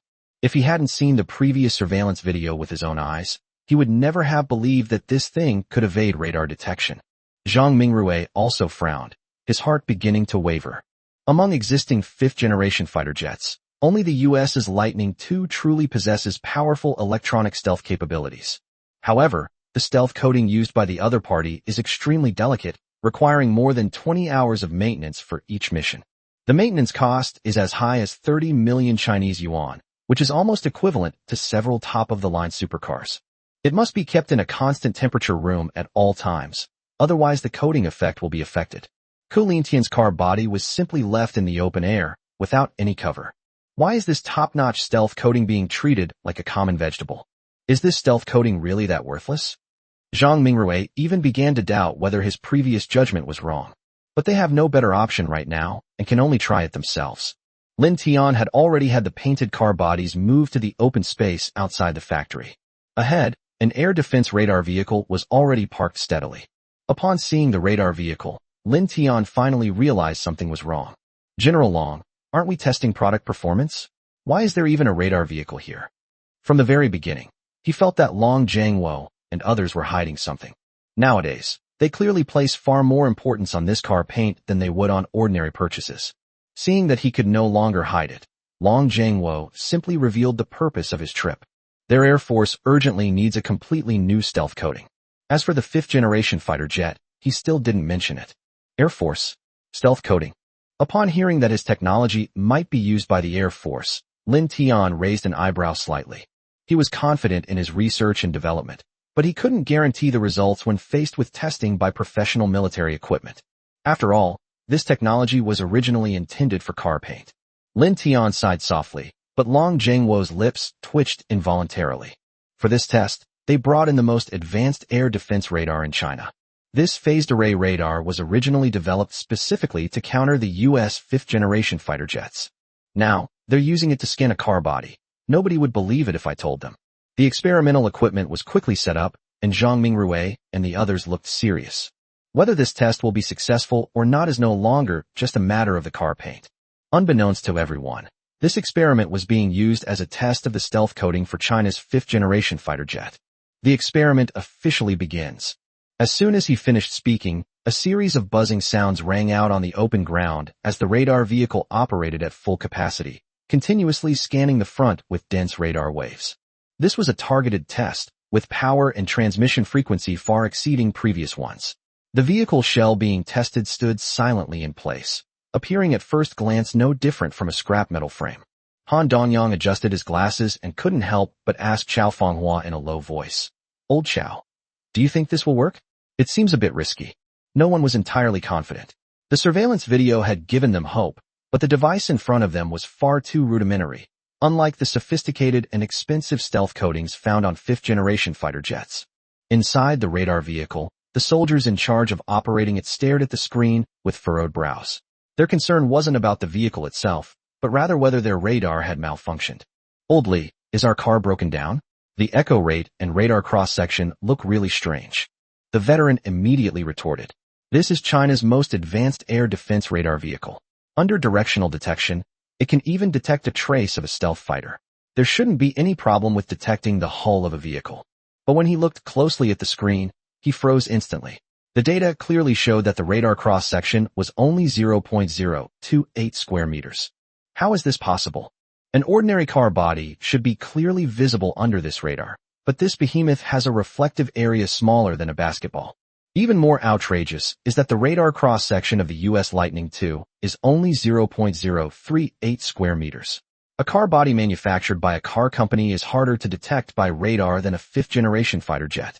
The operator immediately ordered continued testing, increasing the frequency band and expanding the test range, while also checking all equipment on the radar vehicle.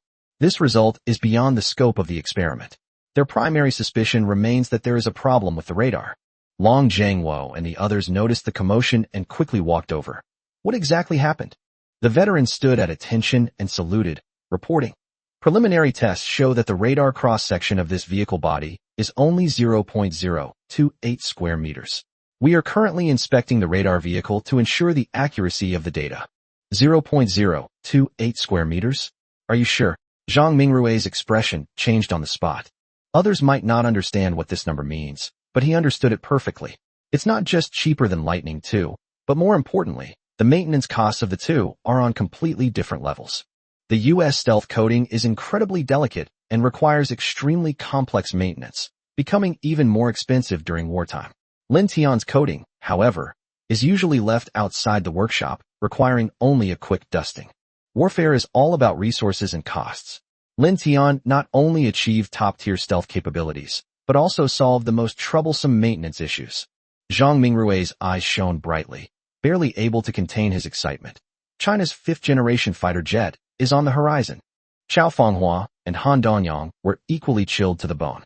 No wonder those modified cars couldn't even be detected by radar speed detectors.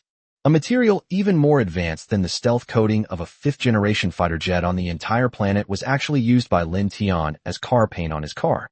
This was simply a waste of resources. Just as everyone was in shock, the detector beeped again. An even more astonishing number popped up on the screen.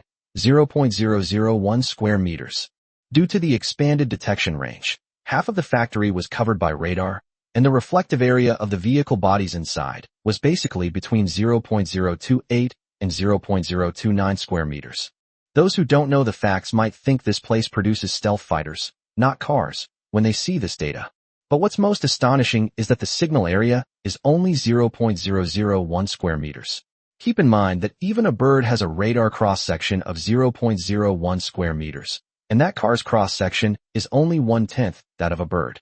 Even when the radar is turned on at its maximum frequency, the signal still appears and disappears on the screen, so elusive that it is almost impossible to lock onto. Zhang Mingrui stared at the screen and blurted out, "Absolutely invisible." This vehicle's reflective surface area is so small as to be almost non-existent. If deployed on the battlefield, high-speed, better-shaped fighter jets equipped with this coating would likely be completely undetectable by ordinary detection radars. Imagine the terrifying scenario if an absolutely stealthy fighter jet were to enter airspace and carry out a decapitation strike, while the air defense system remained completely unresponsive. Thinking of this, Long Jiangwo felt a chill run down his spine. He then turned to Lin Tian and asked, "President Lin, can you explain what exactly is going on?" Zhang Mingrui and the others also had burning eyes. If China's fifth-generation fighter jets were equipped with such a coating, their stealth capabilities would be enough to crush the US's fifth-generation fighter jets. Lin Tian raised an eyebrow, glanced at the location marked on the radar, hesitated for a moment, and then spoke. "That seems to be our factory's attaché coating area. It's different from regular car paint. It's all custom-made according to the customer's needs." Hearing this, everyone felt their hearts bleed. While fighter jets are still waiting for stealth materials, cars are already considering changing their coatings. Chapter 51. What? Your stealth coating is sold by the ton. Seeing that everyone was looking at him, Lin Tian touched his chin and pondered for a moment. Hearing Lin Tian's deep, solemn voice, Zhang Mingrui's breathing became tense. The stealth coating technology developed by the United States cost billions of dollars and took several years of research and development by a group of top scientists. Its performance, once developed, can be said to be superior to that of the entire planet Earth. However, the high maintenance cost of the stealth coating is a deterrent for many countries. A single maintenance costs $30 million, not even counting a complete replacement. Even developed countries like the United States only maintain a fleet of 12 Lightning II fighter jets, which shows how high the maintenance costs are. The reason for such a high price is clearly that a huge amount of money was spent on research and development. They had experienced this firsthand. Even in the initial stages of research, they burned through hundreds of millions of dollars in R&D funds and still hadn't developed anything. Lin Tian is doing the research alone, so the research and development costs must be considerable. Name your price, Mr. Lin. Looking at Lin Tian, Zhang Mingrui couldn't help but swallow hard, worried that Lin Tian's price might be too high. They can only prioritize purchasing a portion for research and development, and mass production will have to be postponed again. Lin Tian slowly raised 3 fingers. 300,000 per square meter? Upon seeing the price, he couldn't help but breathe a sigh of relief for some reason. Those around him nodded in agreement. It could be said that Lin Tian's price was quite good. It's worth noting that the coating cost for 1 square meter of the 5th-generation fighter jet in the United States is an average of 600,000 yuan, and its performance is far inferior to Lin Tian's coating. If we can get things done with half the money the other party has, that's a huge profit. What's more, they sell stealth coatings. Does such a thing happen in the international community? Even if you had 300,000, or even 3 million, nobody would pay you any attention. Who would easily sell out their stealth technology? Thinking about it, Zhang Mingrui couldn't help but let out a long breath, then turned to look at Lin Tian, only to see the other man looking at him with a slightly narrowed gaze and a strange expression. What's wrong? Is the price not right? If the price isn't right, we can talk about it again. Zhang Mingrui looked at Lin Tian with an honest expression.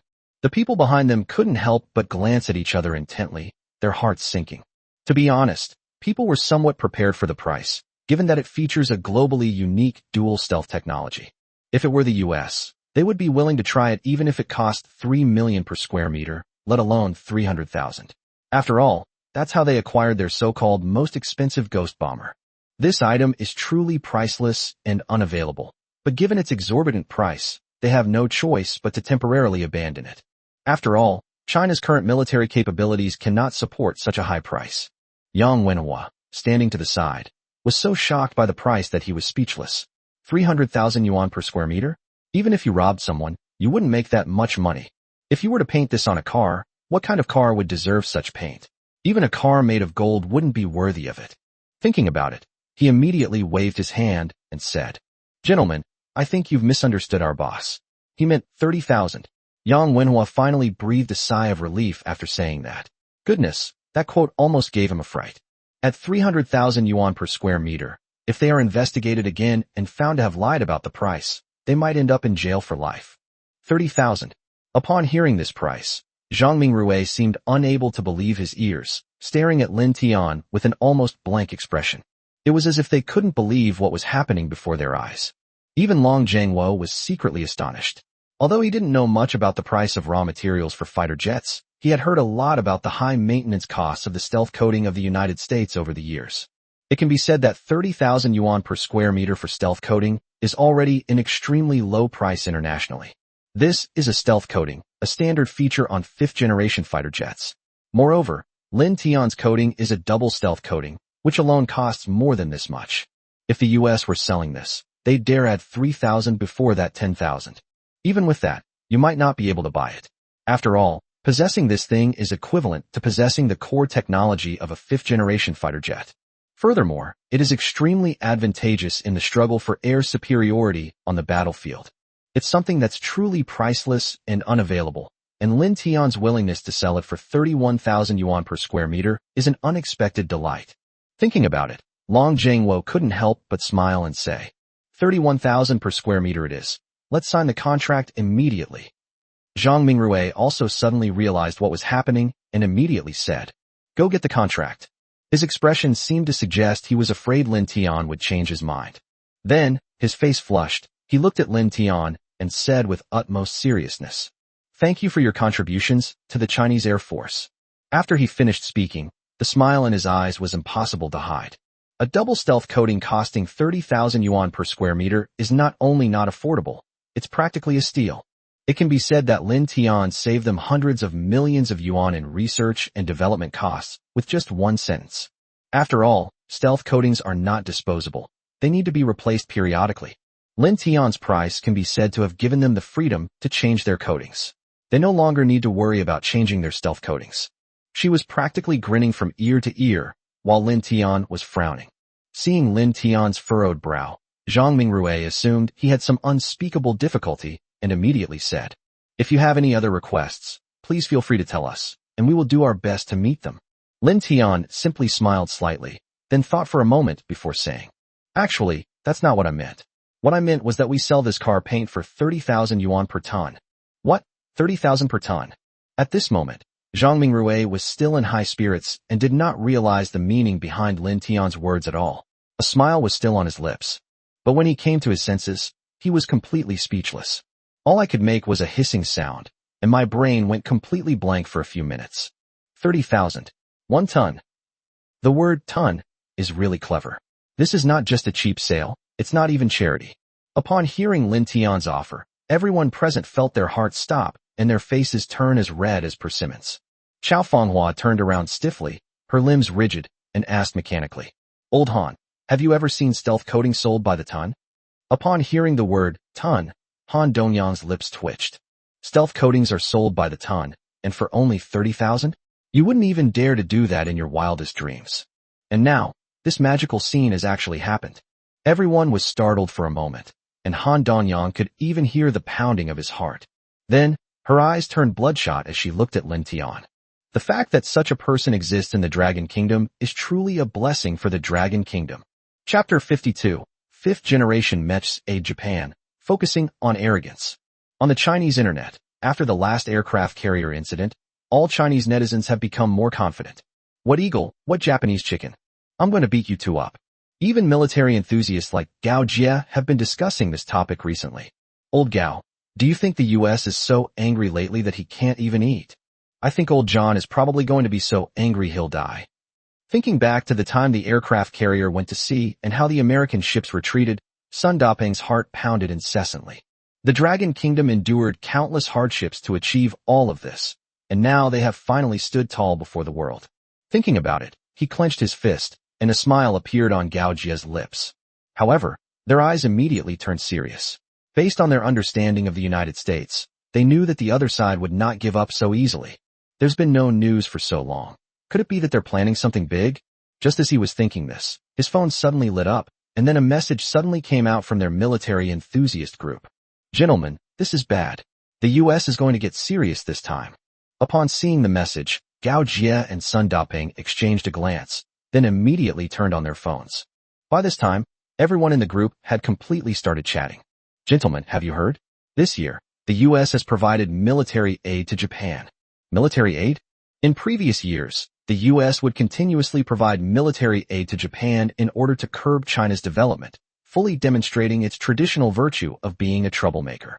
However, the aid provided consisted of nothing more than artillery and missiles, which was hardly of any real help. They might have cared before, but now that China has a nuclear-powered aircraft carrier, those aid efforts are a joke.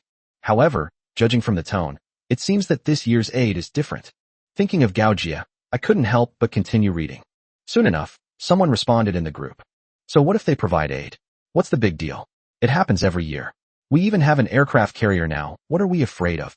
As they spoke, everyone's lips curled up in a smile.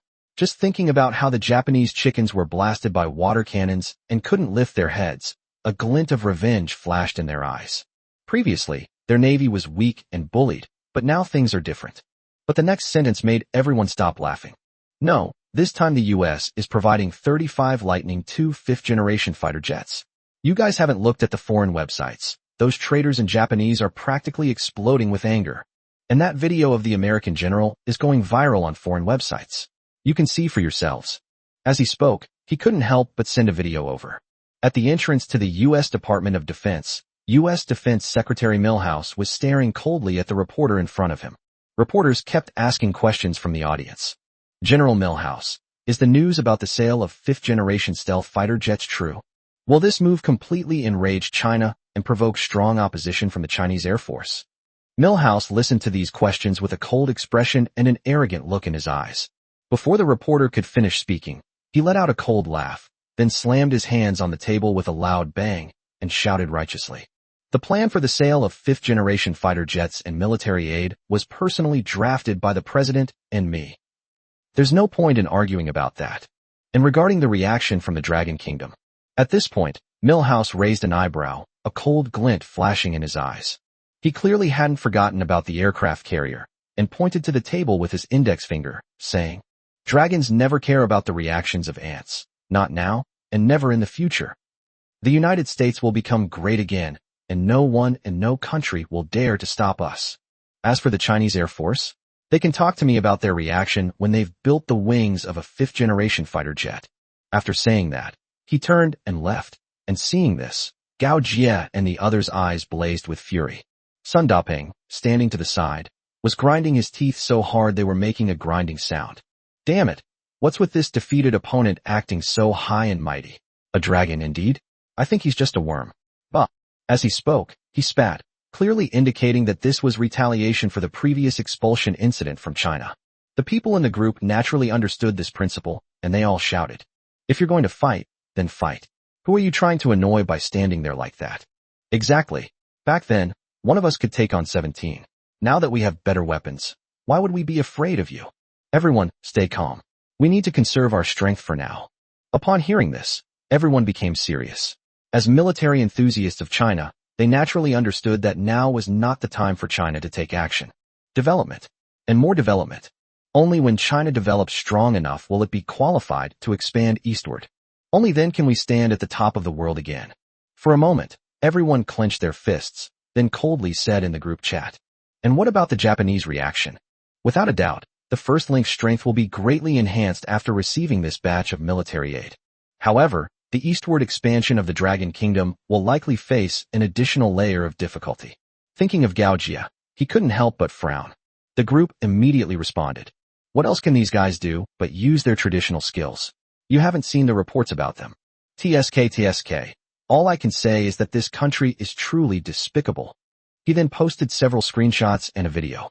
In the video, a group of Japanese men walk into the street, holding up banners and shouting, "A warm welcome to the U.S. fifth-generation fighter jet formation for its local garrison. The U.S. and Japan are one family. We will always be one family." Even Gao Jie felt disgusted by this shameless behavior. Haven't the things the U.S. military has caused in Japan every year been enough? And they still call themselves one family. They were really intimate. They even kissed in bed. Then I looked at the comments below. The comments below were all unanimously welcoming the father. "Thanks to our American daddy for stationing troops. From now on we will also be a country with fifth-generation fighter jets." Exactly. Let's see what the Dragon Kingdom does then. China? Does China have fifth-generation fighter jets? Do they have them? Ha ha. The U.S. will definitely protect us. I don't believe China will dare to act recklessly again. With the Lightning II, our Air Force will be invincible. The final screenshot is a statement from the Japanese Ministry of Defense. "We will be holding an air show in the middle of this month, where fifth-generation fighter jets will be on display." This is a great victory for the Amaterasu people. Looking at these shameless remarks, Gao Jie couldn't help but shake his head. Indeed, when people are shameless, they are invincible. Sun Daping, standing nearby, shared the same sentiment, but looking at the Lightning II fighter jet in the picture, a hint of envy appeared in his eyes. "Old Gao, when do you think we'll be able to have our own fifth-generation fighter jet?" The room was silent for a long time before a deep, resonant voice finally broke the silence. "It will happen." Chapter 53, A Dragon Lies Hidden in the Abyss, Destined to Soar to the Heavens. Longfei Company's fighter jet test flight field. It was only early morning, but there were already vehicles of all sizes parked outside the gate. One side of the road was also blocked off. Seeing the scene before them, all the residents couldn't help but feel curious. What's going on? Why are so many important figures here all of a sudden? I don't know. Look, There are military vehicles too. As he spoke, he pointed to the two radar vehicles behind him. Their massive bodies were still visible even though they were covered by camouflage tarpaulins. Some military enthusiasts couldn't help but take pictures and secretly post them online. Below, a large group of high-ranking generals from the Dragon Kingdom were waiting at the gate with furrowed brows. They just received an invitation to come and evaluate a piece of military equipment. Among them were many veterans of the military industry, and looking at the tightly closed door in front of them, they couldn't help but look puzzled. Old Xian, why do you think Zhang Wo called us here? Yeah, the US is provoking us outside right now. We're too busy preparing for war to be here. Exactly, what new equipment? They've even brought radar vehicles. Isn't this ridiculous? Could it be that they've built a fifth-generation fighter jet? How could that be? We have to take things one step at a time and eat one bite at a time. Do you think fifth-generation fighters are toys? You think you can just build them like that? After he finished speaking, everyone couldn't help but purse their lips.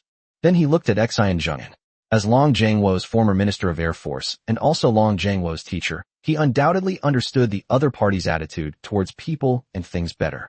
However, looking at the tightly closed gate of Longfei in front of him, a hint of doubt flashed in Xian Zhengyan's eyes. They received an invitation from Long Zhangwo early this morning. The higher-ups didn't say what they were there for, they just told them to come over. This kind of cut-off head and cut-off tail style doesn't seem like Long Zhangwo's style at all. However, judging from this display of force, he knew without a doubt what the other side was planning to do. Has the fifth-generation fighter jet really been successfully developed? As one of the earliest Air Force personnel in China, he naturally understands the country's current predicament and future development plans. He was the one who proposed Project Zero back then, but at that time, China was poor and weak and did not have the ability to implement it. Moreover, the development of fifth-generation fighter jets cannot be accomplished overnight. After all, one cannot bite off more than one can chew.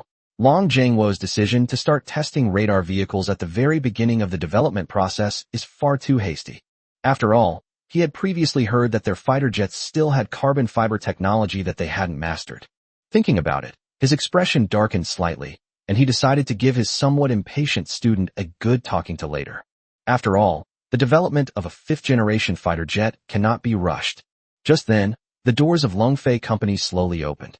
As soon as they opened, Long Zhangwo stepped forward, his eyes red, and looked at Xian Zhengyan respectfully, saying, "Teacher, I have fulfilled your long-cherished wish." He received the notification last night and immediately went to Longfei Company to check on the fighter jets. He didn't sleep a wink all night. China finally has its own fifth-generation fighter jet. Xian Zhengyan was also startled by these words. As Long Zhangwo's teacher, he naturally understood what his student meant. You mean our fighter jet has been successfully developed? As he spoke, Xian Zhengyan stepped forward and looked at Long Zhangwo with red eyes. Over the years, not only Long Zhangwo had been under pressure, but Xian Zhengyan had also been under considerable pressure. Developing a fifth-generation fighter jet requires enormous funding and research costs, and the higher authorities have repeatedly proposed to postpone its development. It was Xian Zhengyan and other veteran Air Force personnel who stood up for them, and for this they also bore some criticism. The idea that research and development at this time is impractical is simply because China doesn't yet have the capability. Research and development funds should be allocated elsewhere. The veteran Air Force officers simply replied with one sentence. I don't want 81192 to happen to future pilots of our Chinese Air Force. He donated all his money for this, and a phrase this veteran Air Force leader often repeated while at the Air Force Academy was, if we grow old and fail to develop a fifth-generation fighter jet, I hope you can take over and continue our progress. This is my lifelong wish. This left a deep impression on Long Zhangwo back then. Now that their fifth-generation fighter jet has finally been successfully developed, Xian Zhengyan's lips trembled slightly as he thought about it, and the old soldiers behind him looked at Long Zhangwo with burning eyes.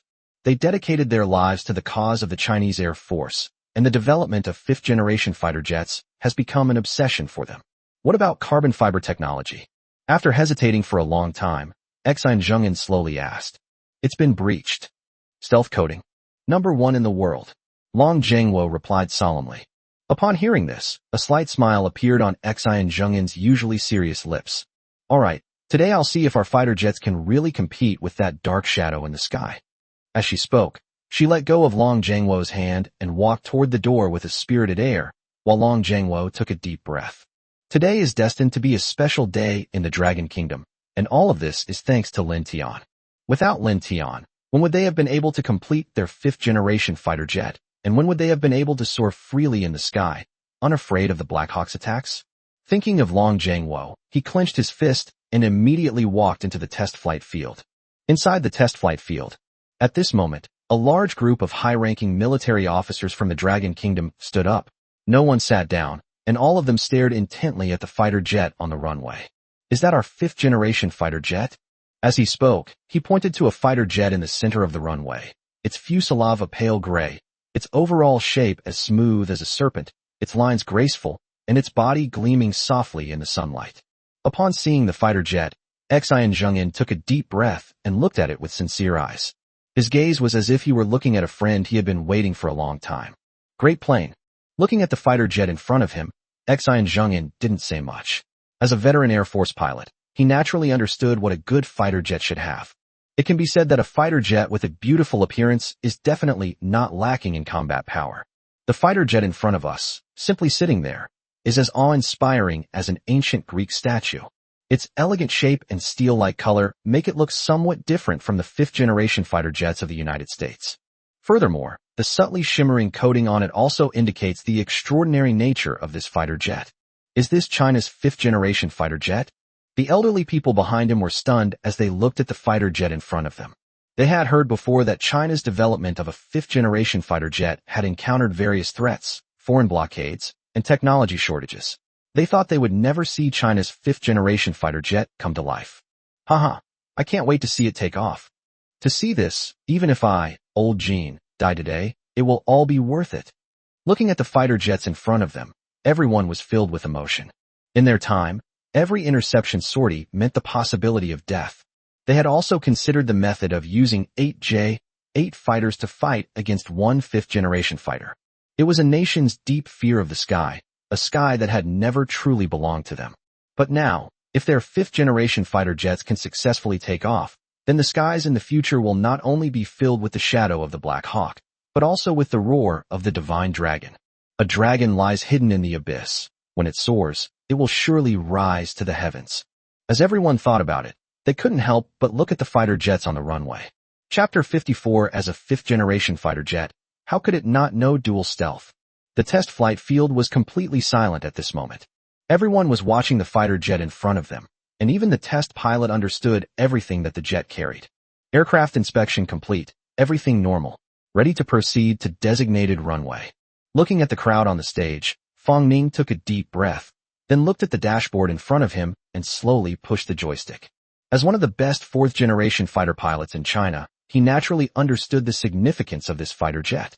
They also understood the difference between this fighter jet and the previous ones. It can be said that this fighter jet is different from the ones they have flown before. The instrument panel is not so complicated, and its appearance is as elegant as a white swan. It was very touching.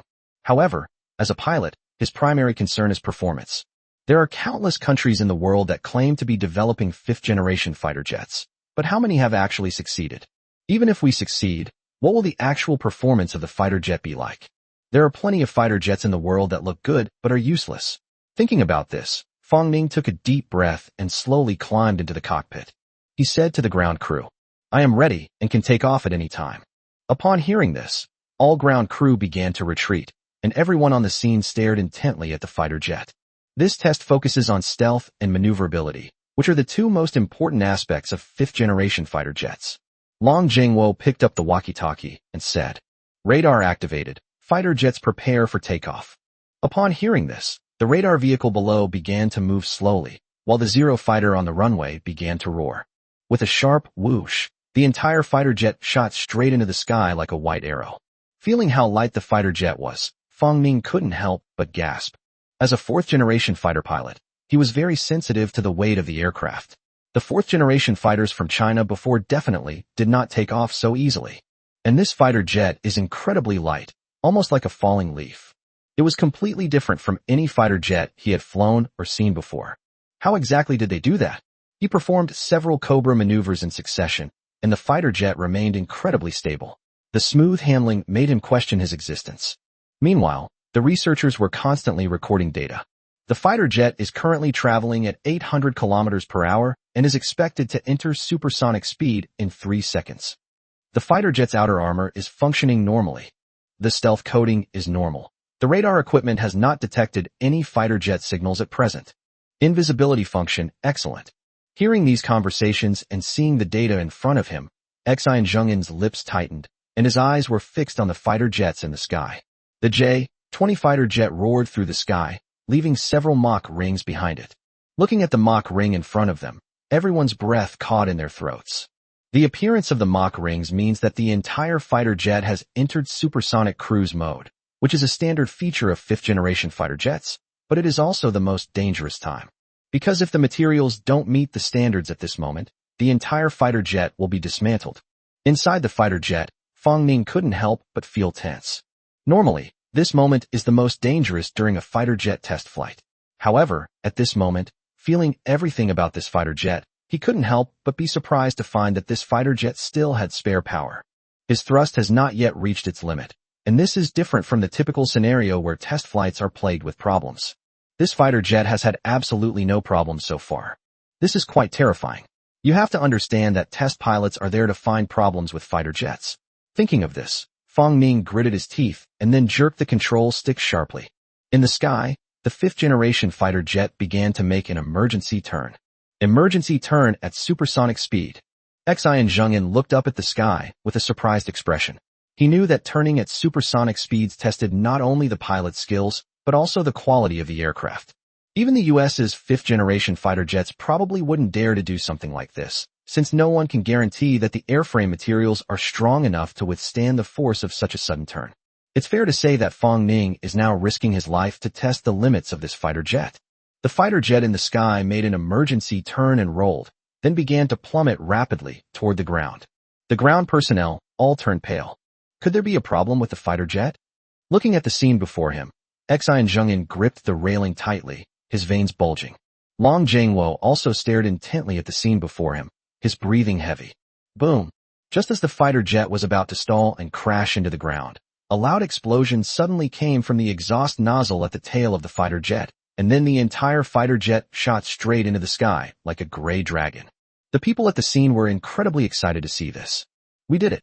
Without a doubt, their fighter jets passed the test, demonstrating supersonic maneuverability. This level of flight intensity places extremely high demands on the materials used in fighter jets. Even the U.S. military wouldn't dare to take such a dangerous maneuver. And all of this is thanks to Lin Tian for providing the T-1000 carbon fiber composite material. Looking at the fighter jets soaring through the sky in front of him, even Long Jiangwo's heart was filled with turbulent waves. Xian Zhongyin was overcome with emotion and tears streamed down his face. Fifth-generation fighter jet. This is the true fifth-generation fighter jet of the Dragon Kingdom. From now on, no one else will be allowed to set foot in our skies. We've finally done right by those old buddies. Seeing this, I would die without regrets. Watching the high-intensity maneuvers of the fighter jets in front of them, the veteran Air Force personnel who had come along all had tears in their eyes. The officers present also had ruddy complexions. The successful test flight of this fifth-generation fighter jet will mark China as the third country on Earth capable of independently developing a fifth-generation fighter jet. And from now on, the United States' air superiority will no longer exist, and China will no longer fear the skies. From this point forward, the U.S.'s primary link will be completely broken. Their swords will be aimed directly at the second link, and the Chinese Air Force will be reborn. Everyone present was so excited they couldn't speak. Long Jiangwo, his face also filled with excitement, looked towards the horizon, his eyes gleaming. Then he turned to Xian Zhongyin and said with a smile, "Teacher, where are you going? The test isn't over yet." Xian Zhongyin, who was about to go down to celebrate, turned his head upon hearing this and asked with a puzzled expression, "It's not over yet, but there are only a few specifications for fifth-generation fighters right now." Long Jiangwo simply smiled slightly and then said, "That's not the case now. As a fifth-generation fighter jet, how can it function without dual stealth capabilities?" Dual stealth. In his knowledge, he had only heard of electronic stealth in fifth-generation fighter jets. Could there be any other stealth technology? Xian Zhongyin's expression hardened slightly. Then his pupils contracted and his breathing became heavy. "Wait, have you developed optical invisibility?" Long Jiangwo shook his head, then looked at the fighter jets in the sky and said, It wasn't developed by us. It was developed by a young entrepreneur from China. Without him, there would be no fifth-generation fighter jet. Chapter 55 Optical Stealth appears. The world's only dual stealth fighter. Fighter jets circled and danced in the sky. This is China's fifth-generation fighter jet. Even Fang Ning, a veteran test pilot, was astonished by the powerful performance of the fighter jet in front of him. At the same time, a deep sense of pride welled up in my heart. From now on, China will no longer need to go out and fight with others in J-8 fighter jets. In the future, they will also be able to compete against each other one-on-one. Thinking of all this, Fang Ning's nose couldn't help but sting with tears. Without a doubt, the fighter jet's performance far exceeded his expectations. Just as he was about to return, a voice suddenly came through the communicator. The experiment continues. The next test will be on stealth. Invisibility test. Upon hearing this, Fang Ning almost thought she had misheard. Wasn't the stealth test already completed? Why is it being tested again? However, before he could ask any questions, a calm voice came from the communicator. This fighter jet will adopt dual stealth technology. Previously, it was tested for electronic stealth. Now, it will begin testing for optical stealth. Please have the pilot accelerate the fighter jet to supersonic speed, then gradually decelerate. This will allow us to test the changes in the coding at different speeds. Upon hearing these words, Fang Ning's eyes widened, and then he pulled the control stick, sending the fighter jet into the air once again. He could hear the commands constantly in his ears, telling him where the fighter jet's dual stealth mode was. Following the sound, Fang Ning couldn't help but see the dual stealth buttons on the fighter jet screen. Looking at the button, Fang Ning couldn't help but swallow. We are making history.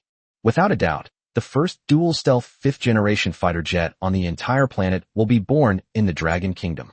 The people on the ground looked up at the sky, and when they saw the fighter jets taking off again, they frowned and shouted. What's going on? Why are the fighter jets flying again? Is there anything we haven't tested yet? Isn't fifth-generation fighter jet all about stealth and maneuverability? What else is there? Just then, a voice suddenly shouted. Everyone, look at the fighter jet's fuselage. Upon hearing the sound, everyone raised their binoculars, and what happened next made them all gasp in shock. What is this? Am I dreaming? Why have the fighter jets become transparent? Holy crap! In the sky, the fighter jet's shape became blurred, and its body began to show a mosaic-like blurry form. The entire fighter jet seemed to come alive, beginning to change with its surroundings. Even Fang Ning was astonished by the changes in the fighter jet. As the fuselage gradually became transparent, he was deeply shocked. This is dual stealth. When he saw the fighter jet completely disappear, Fang Ning couldn't help but grin. From this moment on, China's fighter jets will completely lead the world. Stealth technology will no longer be unique to the United States. They can do it too. Even better. Thinking about it, I took a deep breath and then spoke into the communicator. Long live the Dragon Kingdom. On the ground, Xian Zhengyan looked at the fighter jets completely hidden in the clouds, and his eyes trembled with excitement. It really is optical invisibility. Without a doubt, the technology in front of us is a hot topic that has been explored and researched internationally. Optical stealth. However, since its inception, no country has been able to implement this technology on fighter jets. Many people say that fighter jets don't need optical stealth, to which Xian Zhengyan's response has always been the same. I may not need it, but you can't live without it. So-called war is the accumulation of small advantages into a large advantage. At this moment, not only Xian Zhengyan was shocked by the scene before him, but everyone present looked up at the sky with pride in their eyes. This is their fifth-generation fighter jet, the only one of its kind in the world. From this day forward, no one in the Dragon Kingdom will be able to restrain it anymore, and the dark clouds that have hung over the sky for decades should now change color. Imagine everyone looking up at the howling sky. Outside the Longfei test flight field, some residents stopped to listen to the roaring sound coming from inside. He looked at the horizon with a face full of confusion. What's going on? Why is it so loud? Is this another test flight of some fighter jet? But why can't we see it? In an instant, all the military enthusiasts around gathered around, setting up their long lenses and cameras to observe the sky, ready to press the shutter at any moment. In an attempt to find some clues, someone actually managed to find one. That was a picture of a fighter jet preparing to land. The jet was light gray all over, with a beautiful and long fuselage. But because the jet was moving too fast, only a blurry image was captured. Could this be our fifth-generation fighter jet? Looking at the image in his hand, this military enthusiast wasn't sure what he had captured. Thinking about it, I immediately sent it to the military enthusiast group. Ladies and gentlemen, this is what I photographed at Longfei's place today. Take a look and see what it is. Could it be our 5th-generation fighter jet? As he spoke, he sent over one photo after another. As soon as it was posted, someone immediately commented, "No way, this doesn't look like a 5th-generation fighter jet to me." Indeed, look at this fighter jet. Do any of the 5th-generation fighters currently in service have canards? While I would love for us to have our own 5th-generation fighter jet, this is just too bizarre. Looking at this photo, no one could believe that this fighter jet was China's 5th-generation fighter. Even Gao Jie frowned, looking at the photo in front of him, and pondered deeply. Seeing this, Sun Daping couldn't help but laugh.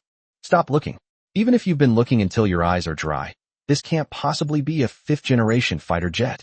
Look at this aerodynamic shape. I'm not kidding. Which 5th-generation fighter jet looks like this?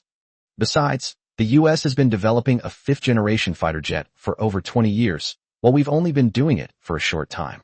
In my opinion, this is at most a prototype. It might be a 4th-generation modification. However, Gao Jie shook his head and then continued. Old son, who do you think defined the 5th-generation fighter jet? Upon hearing this, Sun Daping frowned slightly. What do you mean by that? Gao Jie didn't speak, but stared at the photo in front of him, lost in thought. For some reason, he felt that this fighter jet was different from others, and thinking about it, he couldn't help but say, when does the China Airshow start? In previous years, whenever a new fighter jet was introduced, China would choose to showcase it at this exhibition, as was the case with the 4th-generation fighter jet in the past. Seeing that Gao Jie was still persistent, Sun Daping couldn't help but sigh. It'll probably be around the middle of this month. To be honest, I go to this exhibition every year, but I really don't want to go this year. He felt a surge of anger when he thought about how Japan was also holding its annual meeting on this day. It is obvious that the other party is deliberately trying to stage an accident and provoke a confrontation. In previous years, they would have absolutely crushed their opponents, but this year, thinking of the opponent's 5th-generation fighter jets, Sun Daping couldn't help but sigh heavily. Gao Jie, however, stared at the photo in front of him, looking at the blurry figure, a glimmer in his eyes. Is it really true that China can't develop its own 5th-generation fighter jet? Chapter 56. China absolutely cannot develop a 5th-generation fighter jet. Dragon Defense Ministry. At this moment, everyone's eyes were shining. They already knew about the 5th-generation fighter jet from China. It is not only a 5th-generation fighter jet, but also the world's only dual stealth fighter jet. Old G, it seems your Air Force is about to take off completely this time. Speaking of that fighter jet, Li Zhanhao's eyes gleamed. It was the world's first dual stealth fighter. And with its powerful mobility, once it enters service, it will definitely be the sharpest sword in the Dragon Kingdom. Ji Hanfei clearly understood this as well. As the commander of the Chinese Air Force, he naturally understood even better what the J-20 meant to China. The 8-for-1 trade is now history. The Chinese Air Force will no longer fear any opponent in the skies. Thinking of this, a smile appeared on his face. Then I thought of the recent rumors circulating online, such as that China could not possibly develop a 5th-generation fighter jet. When they even said that the picture above was photoshopped, Ji Hanfei clenched his fists tightly. Long Jiangwo, standing to the side, naturally understood Lao Ji's thoughts and couldn't help but sigh. Old Ji, you Air Force guys have suffered all these years. His expression then hardened, and he strode to the front of the stage, slamming his hand on the table with a loud bang. But we will never suffer such injustice again. Didn't those traitors and Japanese say we couldn't build a 5th-generation fighter jet? Didn't the Americans say that only they can build 5th-generation fighters, and that we're not qualified? Today we'll build one and show them. We'll be sending J-20 fighters to this year's China Air Show. As he spoke, Long Jiangwo took a deep breath, then looked up and said, Isn't the Japanese trying to go head-to-head with us? This time, I'll see who's tougher. If they can organize an air show, why can't we? This time, we're not only going to hold an air show, we're going to make it a huge success. Notify the comrades in the Ministry of Foreign Affairs that we are going to hold a world-class air show and invite dignitaries from all over the world to participate. Upon hearing this, everyone present exchanged glances, followed by a mysterious smile on their lips. This air show will be the first time that China has made its voice heard on the world stage. The Dragon Kingdom will no longer be bound. Inside the Black House presidential office, Joseph looked up, waiting for his assistant to straighten his clothes and tidy them up, while Milhouse stood upright to one side. Mr. President, your clothes are ready. The media is also waiting for you outside the Black House. With that, the assistant slowly retreated and silently closed the door. After his assistant left, Joseph slowly stood up and then said with a smile, "Milhouse, have you seen the announcement from the Dragon Kingdom?" Milhouse nodded, a hint of mockery in his eyes, and hesitated for a moment before saying, "Mr. President, are you referring to their plan to hold a World Air Show?" As he spoke, a hint of contempt involuntarily flashed in his eyes.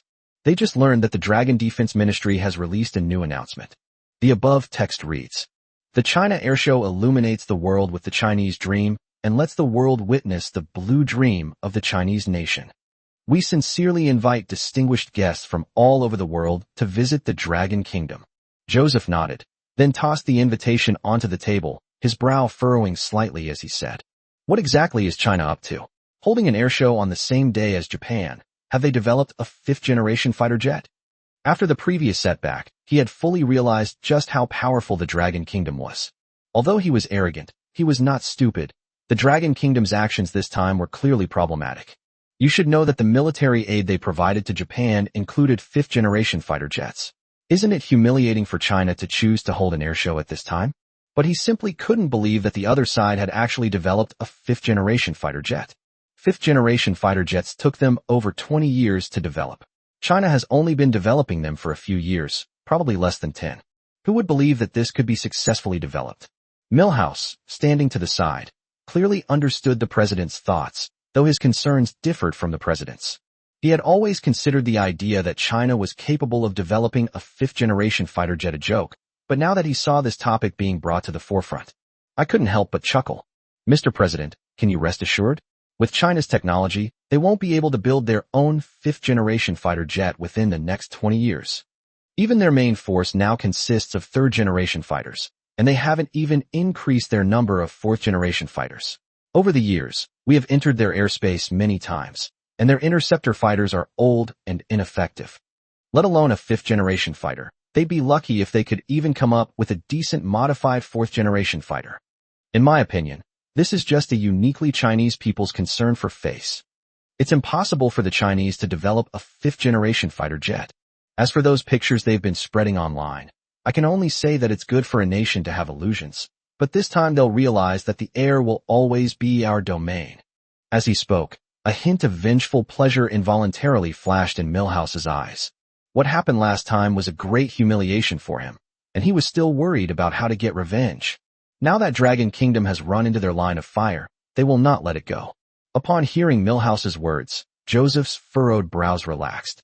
He glanced at his watch, then looked up and said, "In short, we must suppress China's limelight this time. This Japanese airshow is in your hands." Milhouse nodded, while Joseph walked straight outside. Outside, national media outlets were waiting for his speech. This airshow is undoubtedly the best opportunity for him to garner votes and the perfect chance for him to erase the negative impact of his past actions. He cleared his throat and walked out of the Black Palace. As soon as he stepped out the door, reporters swarmed around him. "Mr. President, will we attend the airshow in China this year? What are your thoughts on the air shows in China and Japan, Mr. President? And is it true that China has recently developed a fifth-generation fighter jet?" As he spoke, microphones crowded forward. Looking at these microphones, Joseph's brow furrowed slightly. He then looked at the microphone in front of him, hesitated for a moment, and then smiled, saying, "Of course we'll go to the airshow.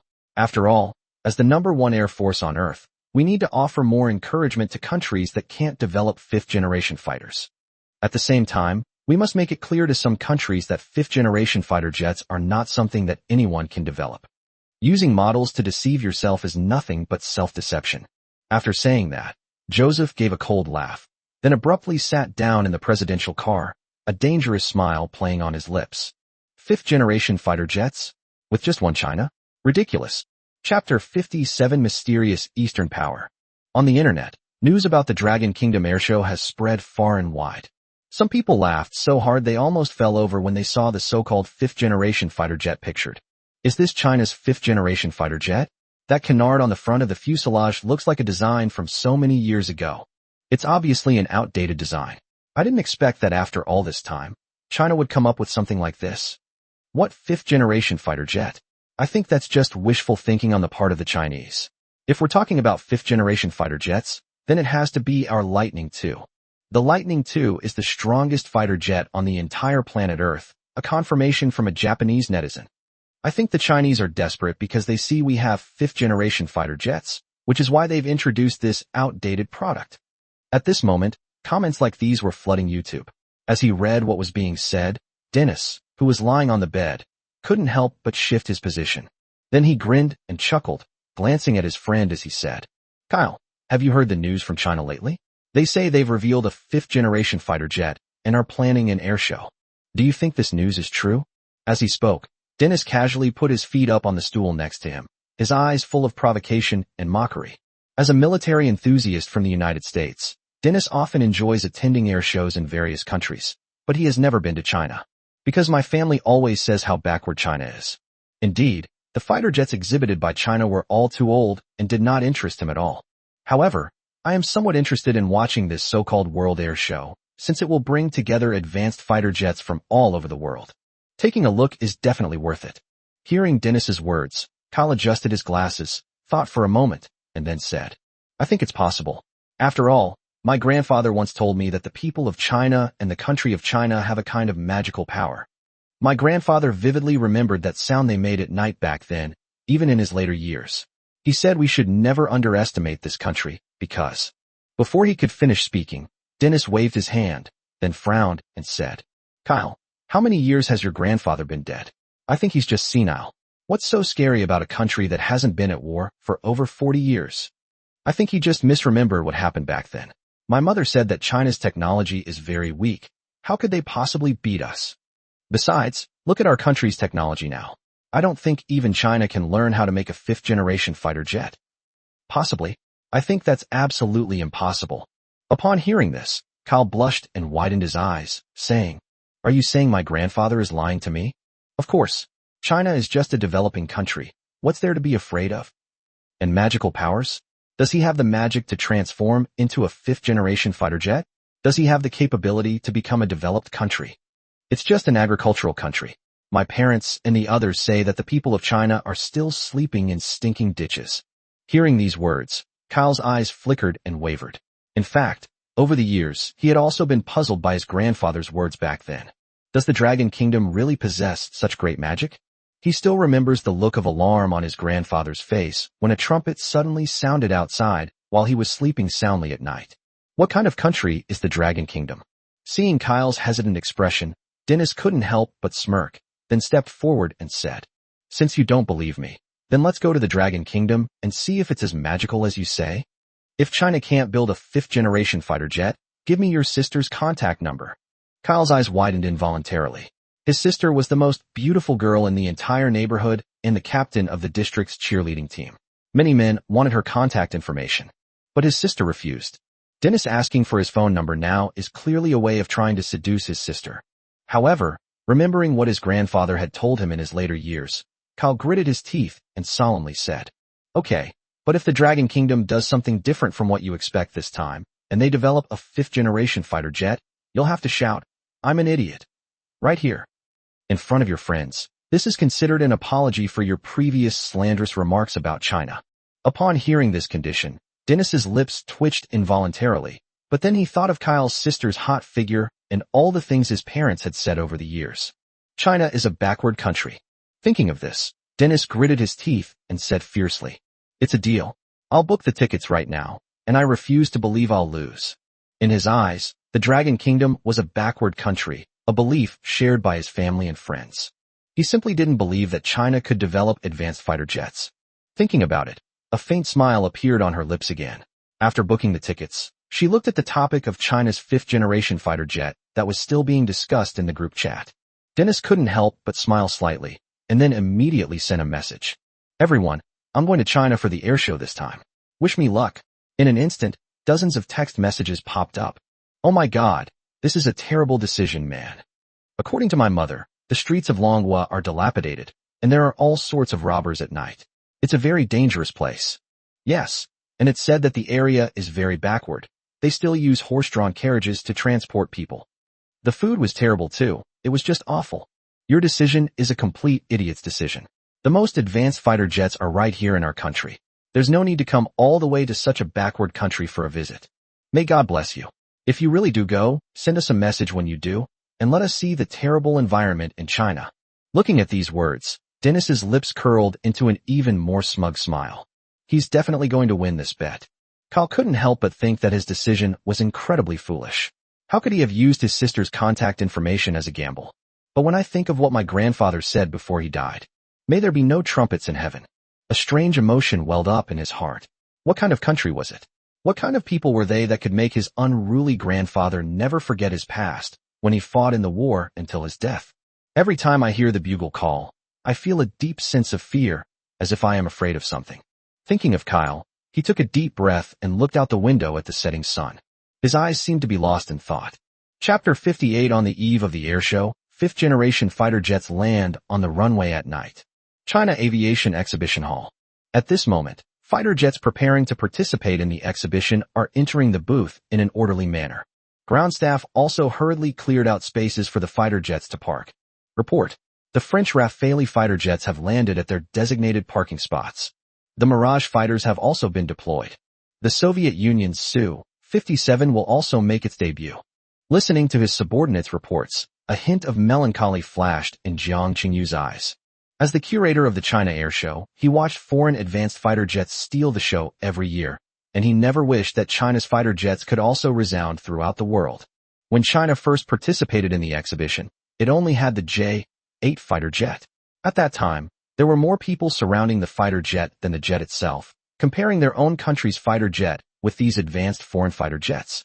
He will never forget the disdainful looks foreigners gave their Chinese fighter jets, and the complex expressions on the faces of Chinese people looking at their own fighter jets. When will China have its own powerful air force? Jiang Qingyu sighed, and then continued the exhibition tour. Before the air show begins, he must ensure that every fighter jet is in its proper place so that it can be arranged and deployed later, which is also a responsibility to the participating countries. But when he arrived at the Dragon Kingdom's booth today, he saw a huge empty space next to the Dragon Kingdom's fighter jet booth. Seeing this, Jiang Qingyu immediately stepped forward. What's going on? How come there are still vacancies here? According to his recollection, the Chinese military's report for this air show was only up to the J-16, which is China's fourth-generation fighter jet. How come there are still empty seats after that? It's important to know that their fighter jets are arranged in a specific order, according to generational differences, not randomly. Hearing this, the staff present were stunned. They stood up and looked at Jiang Qingyu with a puzzled expression before speaking. Director, don't you know? The military just sent a last-minute message saying they want to expand the exhibition space beyond what's currently available. And they said fighter jets would arrive at night to participate in the exhibition. Upon hearing this, Jiang Qingyu was stunned, a hint of surprise flashing in his eyes. Adding a booth temporarily? As he spoke, he couldn't help but look at the empty space, which was right behind the J-16. You have to know that the J-16 is a genuine fourth-generation fighter jet. Its performance is top-notch even on the entire planet Earth. The only thing that can surpass it is stealth fighters. But that's a fifth-generation fighter jet. Looking at the booth, Jiang Qingyu momentarily disregarded his subordinate's dereliction of duty in not reporting it to him, and stepped forward to ask, did the military really say this? Yes, and the booth schedule is also set. The fighter jets are supposedly coming tonight. Upon hearing this, Jiang Qingyu gasped, then, as if remembering something, immediately shouted, proceed to the airport runway observation post immediately. All the fighter jets participating in the exhibition will first land on the runway. Looking at the soldiers moving back and forth on the runway, and hearing the voices from the control tower through the communication system. The runway has been cleared, and the fighter jets are ready to land at any time. Ground crew is ready. Hearing these words, Jiang Qingyu's heart began to pound. The suspicions in my heart are increasingly likely to come true. Could it be that the Dragon Kingdom has really succeeded in its research? Looking at the long-running track, Jiang Qingyu's breathing became rapid, and the people following behind him all looked at the old man with puzzled expressions. What's wrong with the curator? It's just fighter jets taking off and landing. What's so interesting about that? There shouldn't be any more fighter jets this late. Curator, shall we go? However, Jiang Qingyu stared intently at the track in front of him, saying, late? Not late at all. Just then, a deep rumble, like thunder, echoed in the sky. Hearing the sound, everyone took a deep breath and looked up at the sky. Jiang Qingyu was gripping the railing tightly with both hands, his body already leaning out most of the way. Its eyes searched the horizon like radar, but could not find any trace of it. What's going on? Why can we only hear the sounds, but not see the fighter jets? Hearing the deep roar of the fighter jets in the sky, everyone couldn't help but look puzzled. Having worked at the exhibition hall for so many years, they are very familiar with the roar of fighter jets. But now they could only hear the roar of fighter jets, but couldn't see them, which puzzled them greatly. Jiang Qingyu was in the same boat when, just then, a sound came from the exhibition hall tower. The fighter jets can land. The sound of the whistling wind immediately turned sharper as soon as the words were spoken, followed by a loud thud as the track was hit, and then two long black streaks appeared on the track. As the black marks increased, the fighter jet gradually revealed its true form. Its outer garments gradually became clearer, and its entire form resembled a knight-errant in the night. Now it slowly appeared in the light, the entire fighter jet seemingly appearing suddenly and parking on the runway, still glowing brightly. Once the fighter jet was fully revealed, everyone was able to see its entirety. Her slender figure and graceful lines displayed perfect agility. Its almost water-like shell evokes a breathtaking beauty. Without a doubt, this is a fifth-generation fighter jet, and it is very likely the first dual-stealth fighter jet on the entire planet. I can picture the fighter jets flying in the sky and the runway becoming visible. Jiang Qingyu's body was trembling, and his eyes were burning with desire. Fifth-generation fighter jet. China finally has its own fifth-generation fighter jet. The crowd following them were all stunned, staring at the mysterious fighter jet in front of them. Having worked here for so long, what kind of fighter jets haven't they seen? They've seen the US's fifth-generation fighter jets before, and the Russians even brought their own fifth-generation fighter jets to the exhibition. But looking at the world, which fifth-generation fighter jet is capable of dual stealth? Let alone fifth-generation fighters. No military equipment on Earth today can achieve dual stealth. They had felt the roar of the fighter jets and their landing. Its sound can be heard, but its form cannot be seen. This is definitely optical stealth, and when combined with the common benchmark of fifth-generation fighters, namely electronic stealth, it must also be achieved. Thinking of this, everyone's eyes lit up. Fifth-generation fighter jet. This is our fifth-generation fighter jet. Which other country in the world can produce a dual stealth fifth-generation fighter jet? This airshow will be a stage for the Dragon Kingdom. Upon seeing the fighter jets in front of them, everyone present cheered excitedly. If it weren't for the confidentiality agreement, they would have loved to tell their friends and family everything that had happened. This is a fifth-generation fighter jet, and a dual stealth fighter jet at that. They are the only ones in the world to possess it. Even Jiang Qingyu couldn't hide his excitement. Watching the fifth-generation Chinese fighter jet gliding on the runway, he couldn't help but slap the railing. The Dragon Kingdom will surely rise. Chapter 59. The airshow officially begins, with many countries gathering. Old Gao, are you really going to the airshow this year? You don't actually believe that picture circulating online, do you? As soon as Gao Jie got off the high-speed train, he received a call from a friend. Hearing the voice on the other end, Gao Jie just smiled slightly. I believe anything is possible. What if? Besides, I'm the only one here at the airshow this time. Looking at the sea of people at the high-speed rail station, with everyone carrying bags of all sizes, jostling each other as they surged toward the station exit, Gao Jie's lips curled into a slight smile. For some reason, he felt that this airshow was different from the previous ones, but he couldn't quite put his finger on what was different. In the lobby, screens were displaying content related to the airshow. This airshow, hosted by China, has attracted 48 participating countries and showcased hundreds of different aircraft models, setting a new record for the most participants in the history of airshows. And this time, hundreds of countries have been invited. It can be said that this airshow is unprecedented in scale. Then he repeated it in English.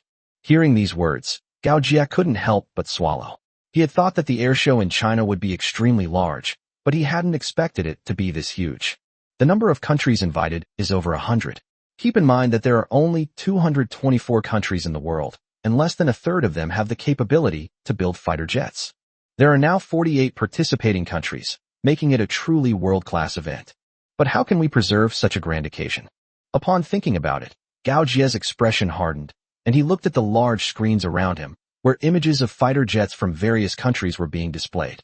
The most eye-catching of them all is undoubtedly the fifth-generation fighter jet of the Russians. Even though this fighter jet has some flaws, it still belongs to the fifth generation. How wonderful it would be if they had such fighter jets. Looking at the surging crowd in front of him, Gao Jie took a deep breath and plunged into the advancing army. On the dedicated runway, one presidential plane after another arrived in China. The most eye-catching thing was undoubtedly a special plane with the American flag painted on its exterior. As soon as he got off the plane, Joseph was immediately surrounded by people, and Japanese Prime Minister Fujita Kazuki rushed over to him with a big smile on his face. Mr. President, he came to the China Air Show to see China make a fool of itself, since a so-called great power doesn't even have a single fifth-generation fighter jet. But they do have it. If this were to make their Amaterasu headline, would his approval rating still be low? Thinking about it, the corners of my mouth involuntarily curled up slightly. Just as Fujita had predicted, all the Japanese media outlets were now poised to attack, raising their cameras on both sides of the airport to look at the two. When Fujita Kazuki shook hands with Joseph, while the Chinese ambassador stood by smiling and waiting, I couldn't help but get excited and posted it online immediately. It was named a great victory for the Amaterasu nation, and there were also topics like, "This is a feast for the fifth-generation fighter nation." The whole internet exploded with comments about Japanese chicken. The US and we are inseparable comrades in arms. Does China even deserve to host a world-class airshow? I think they're just jealous that we have the US's fifth-generation fighter jets. A so-called great power is not good enough if it doesn't have a fifth-generation fighter jet. Fujita Sengen's performance was brilliant. This is a victory for the Sakura Empire. Various media outlets are currently broadcasting live from this location. All of this was naturally arranged by Fujita Ichiki. After all, this was a great opportunity to thoroughly humiliate the Dragon Kingdom. Joseph naturally understood this as well. Not only the Japanese media, but also the media of Western countries were closely watching their actions. Looking at everything in front of him, Joseph couldn't help but raise his eyebrows in delight. What a wonderful day. As he spoke, he leaned slightly towards Fujita, who, flattered, leaned forward as well. Then Joseph whispered, "Let's see how the Dragon Kingdom handles this. Milhouse has already personally led a team to your base. We can apply to him for subsequent takeoff and landing rights for fighter jets." Upon hearing this, Fujita's eyes lit up, and he nodded emphatically. "Hi." Without a doubt, Joseph's words reassured him. This is the takeoff and landing permission for Lightning II. Many people want it, but can't get it. Looking at this so-called airshow in China, Fujita Ichiki couldn't help but sneer. What a disgrace. At this moment, it wasn't just Fujita who thought this way. Many Western countries were waiting to see China make a fool of itself. Journalists from all over the world have gathered at the airshow in China. Jiang Qingyu, who was inside the exhibition hall, looked at the scene in front of him and his eyes narrowed slightly. In the past, he might have felt embarrassed and awkward by such a situation. After all, if China cannot produce a fifth-generation fighter jet, it will undoubtedly become a disgrace to the world. The Russians are well aware of this, which is why they brought out their fifth-generation fighter jets. However, today is different from usual. Thinking of the fighter jet on the runway, Jiang Qingyu clenched his fists. This time, the Dragon Kingdom will give the world a surprise. Looking at the smug Western leaders before him, Jiang Qingyu took a deep breath, then turned around and said, "Everyone, report to your designated positions. The exhibition is about to begin. We must be mindful of our image.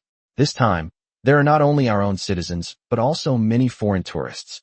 Upon hearing this, the subordinate nodded and immediately went to arrange the relevant matters. Meanwhile, inside Dragon Kingdom International Airport, as soon as he stepped off the plane and entered the arrival hall, Dennis was stunned by the scene before him. He raised an eyebrow and looked at the airport several times before slowly saying, "Is this the Dragon Kingdom?" The clean and tidy tile floor was so shiny you could see a person walking on it. It was even cleaner than his bedroom. And this spacious and grand airport terminal, with its tempered glass panels gleaming, and the overhead incandescent lights making the entire floor appear even cleaner. There are also some intelligent robots walking around in the lobby, and these robots seem to be able to provide various services. They were stunned when they saw a Chinese person easily find the nearest bus route through this smart robot. Am I dreaming? This isn't what I expected. Isn't China supposed to be poor and backward? What's with this intelligent robot? And this lobby, it's more impressive than any international airport he's ever been to in the West. Those international airports are nowhere near as clean as this one. In some inconspicuous corners, there's even a strong smell of urine. Management remains as poor as ever. In fact, it's practically non-existent. Petty theft is a frequent occurrence. Seeing what was happening before his eyes, Dennis almost thought he was dreaming. Even Kyle stared at the scene before him in disbelief. Was this the magical country his grandfather had described? He was speechless for a moment. Just then, his phone vibrated slightly. He took it out, turned off airplane mode, and a flood of messages came rushing in. Dennis, how is it? Did they kidnap you, Chinese people? He hasn't replied to messages for so long. He must have been kidnapped. I knew we couldn't go to China. It's too poor and backward. Upon reading the words above, Dennis's lips twitched involuntarily. Then, looking at the intelligent robot in front of him, he gave it a strange look. Is this what you call backwardness? Chapter 60. This is the Dragon Kingdom. This is so different from what's described in the book. Gentlemen, I have arrived in the Dragon Kingdom. Dennis took a deep breath and then sent a message to the group. This group isn't big, only about 100 people. Everyone has met offline once, so they all basically know each other. Upon hearing Dennis's words, everyone inside cheered excitedly. Hey buddy, you finally replied. We thought you'd been kidnapped. What's the airport like in China? Is it dilapidated? I told you not to go to China. That place is very backward. Seeing these words, Dennis didn't know what to say. After thinking for a while, he raised his phone, took a few photos of the surroundings, and sent them to the group chat. The entire group was instantly dumbfounded, and one by one they asked, Dennis, didn't you say you were going to the Dragon Kingdom? Where is this? Could it be a European airport? But this place doesn't seem like it. Everyone was stunned when they saw the clean and orderly airport in the picture. They'd seen airports before, but this was the first time they'd ever seen one so clean. Dennis didn't waste any words and said directly, This is the Dragon Kingdom. Upon seeing this, everyone in the group was stunned. This is China? Are you kidding me? How could they possibly build such a magnificent airport?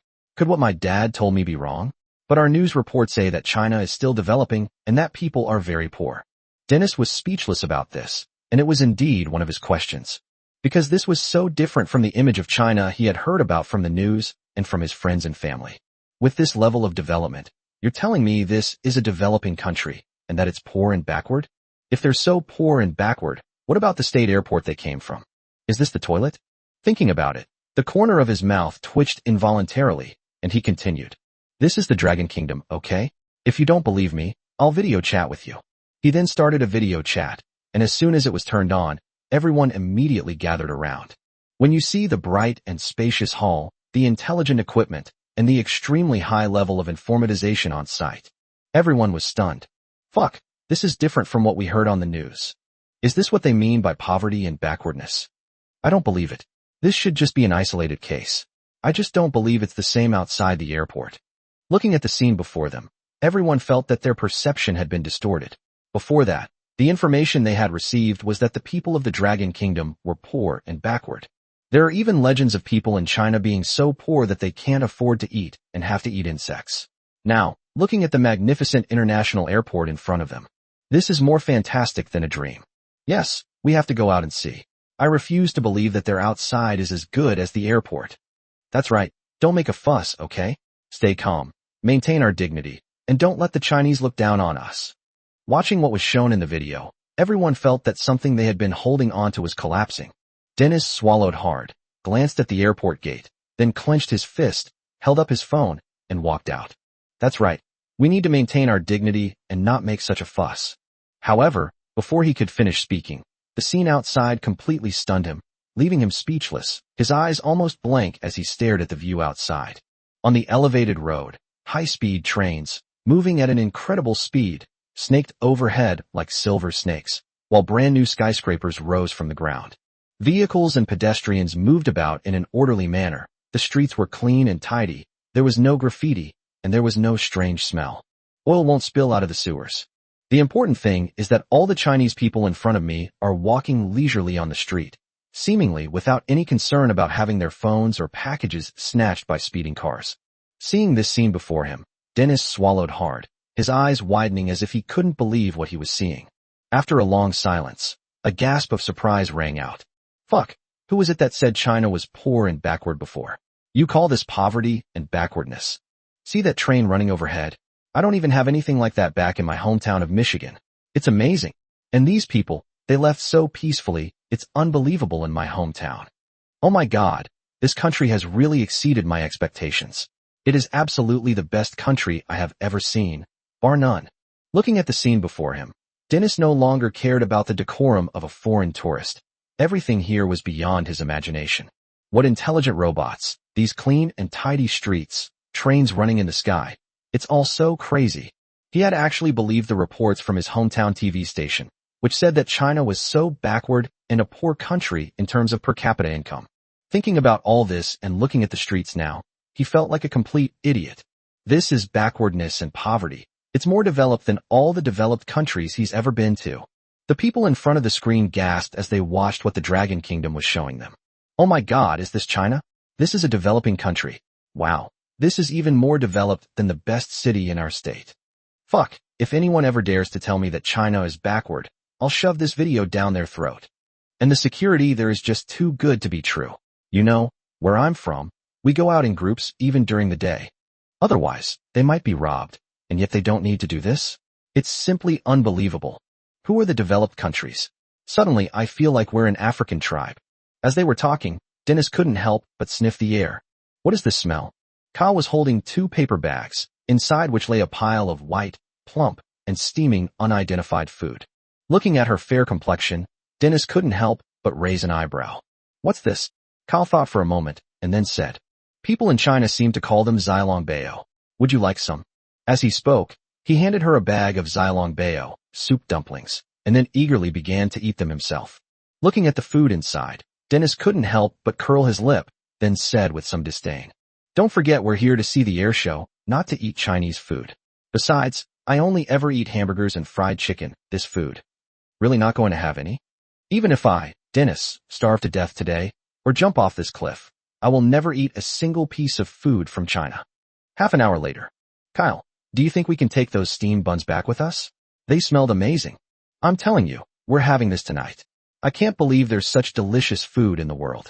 Who said people from China eat insects? I ripped his mouth off. Looking at the food from the Dragon Kingdom in his hand, Dennis couldn't help but swallow hard. It wasn't that he wanted to do it this way, but the food in the Dragon Kingdom was just too delicious. He couldn't believe that he had actually believed the rumors that the people of the Dragon Kingdom ate rice bran and insects. Dennis wanted to slap himself twice. How could he have believed it in the first place? Looking back now, I realize how awful I was. However, Dennis couldn't help but sigh that such a wonderful country didn't even have its own 5th-generation fighter jet. It's a pity that China is still a step behind in fighter jet development. He shook his head as he spoke. Kyle's eyes darkened upon hearing this. He was about to meet the very person who had terrified his grandfather back then. What kind of army would it be? Is this country really incapable of building 5th-generation fighter jets? Thinking about everything that had happened today, Kyle's eyes grew even calmer, with only the thumping sound of the train echoing in the carriage. Chapter 61. The first appearance of fighter jets awaits everyone. The scene at the airshow. The place was already packed with people, with military enthusiasts from all over the world gathered together, shoulder to shoulder, all holding cameras of all sizes. Staff from the Central Radio and Television Station of China were also on site reporting. Dear viewers in front of the screen, I am now at the China International Aviation Aerospace Exhibition, the 18th World Air Show. As you can see from the view behind me, military enthusiasts from all over the country have gathered here, ready to witness the splendor of the fighter jets. Listening to these reports and feeling the enthusiastic atmosphere at the scene, Gao Jie's eyes couldn't help but sparkle. This year's airshow not only had the most participating countries, but also the largest number of attendees. It not only has Chinese people, but also many foreigners. It's no exaggeration to call it a small world stage. Just as he was searching for the location of the Dragon Kingdom's booth, a whooshing sound suddenly came from the horizon. Upon hearing this whooshing sound, shouts erupted from the crowd. Look, everyone, these are our Gallic Mirage fighter jets. This mobility, our Gallic Kingdom is invincible. Then came a series of camera clicks, and even Gao Jie couldn't resist raising his camera to take pictures. The Mirage fighter is a single-engine delta-wing multi-role fighter jet, and the first 4th-generation fighter jet from GAL. Its performance can be described as quite good. Looking at the Mirage fighter jet in front of him, Dennis couldn't help but cheer and said to the camera, ladies and gentlemen, what just flew by was the Mirage fighter jet, the first 4th-generation fighter jet from France. Although it's still somewhat inferior to our Flying Eagle fighter jets, it's not bad. Hearing this, the people in the group nodded in agreement. As the world's #1 superpower, they had absolute confidence in their country's air force. That's right. After all, our air force is the best in the world. A single 5th-generation fighter jet is enough to crush all the countries on Earth. Everyone laughed as he spoke. Then the conversation shifted. Gentlemen, What kind of fighter jet do you think the Dragon Kingdom will bring out later? Upon hearing this, everyone raised an eyebrow.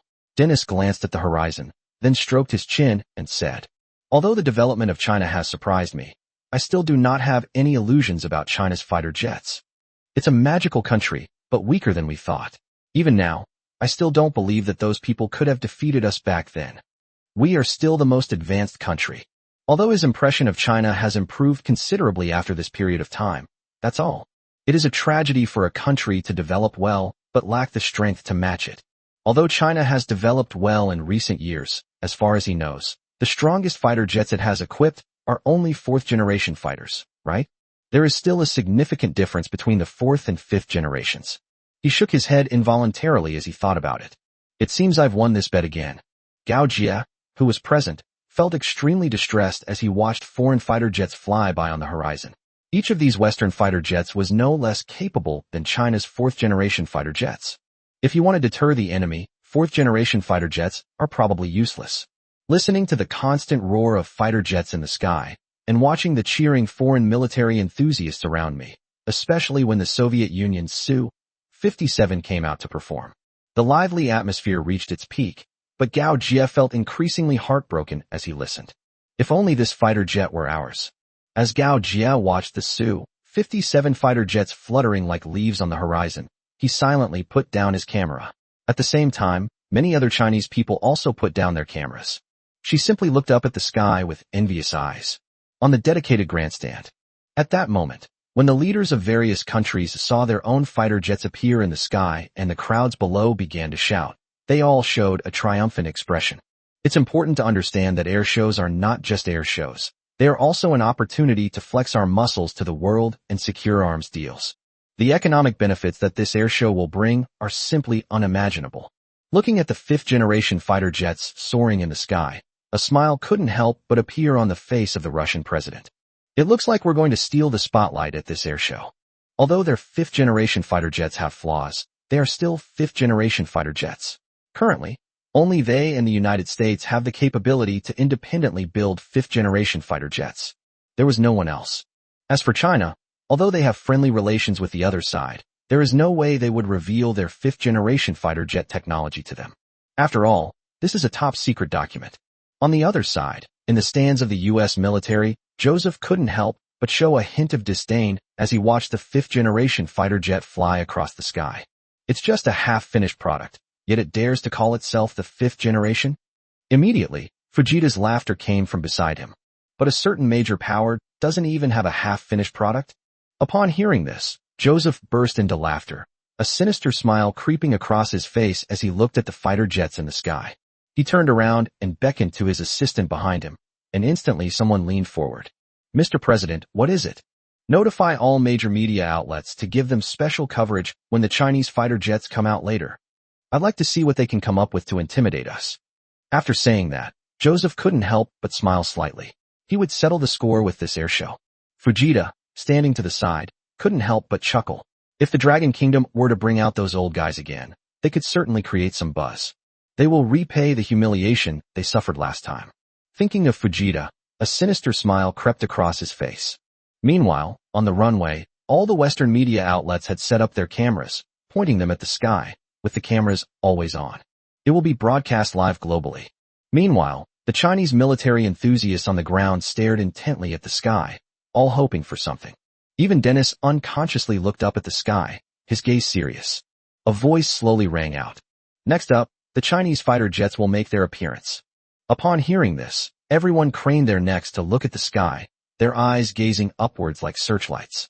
Everyone is hoping for a miracle. Can China manufacture fifth-generation fighter jets? Chapter 62. Listen, everyone, to the dragon's roar. A deep roar came from the horizon, followed by a group of dark figures flying rapidly towards them. The leading fighter jet is the J-8, followed by various other models, all of which are familiar to everyone. There were no fifth-generation fighter jets in the entire team, as rumored online. Does this mean we really haven't developed a fifth-generation fighter jet? Seeing that there were no fifth-generation fighters in the flight formation on the horizon, all the Chinese present lowered their heads. Even Gao Jie's expression darkened. Indeed, the development of fifth-generation fighter jets is time-consuming and labor-intensive, and some key technologies are not so easy to overcome. Even the United States took more than 20 years to conquer it. How could they possibly do so quickly? Looking at the sky in front of them, everyone couldn't help but feel a little unwilling. At this moment, Dennis looked at the formation of Chinese fighter jets in the sky in front of him and couldn't help but sigh.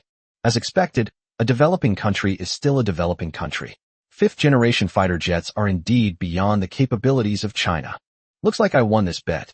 As he spoke, he turned to look at Kyle, who pursed his lips and looked at the fighter jets on the horizon with a complicated expression. The people watching the video shook their heads as they watched the Chinese fighter jets flying across the sky. To be honest, seeing how well China's cities are developing and constructing, I thought they could actually develop a fifth-generation fighter jet. I never expected it to end like this. I guess I overestimated this country.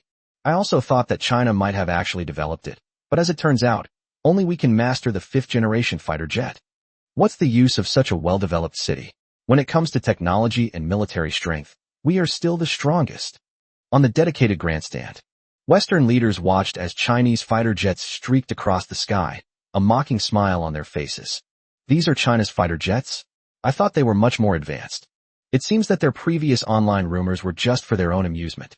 I thought it was real. Now it seems it was just a fantasy. What a pathetic country. Joseph's lips curled into a smirk as he watched the Chinese fighter jets flying in from the horizon. He said to the person next to him, China will absolutely not be able to develop a fifth-generation fighter jet in less than 20 years. 20 years? I think it'll take at least 30 years. Ha ha. Fujita looked at the fighter jets on the horizon and began to laugh like a hungry wolf. Meanwhile, the media in various countries went completely crazy. Ladies and gentlemen, we are currently at the air show in China.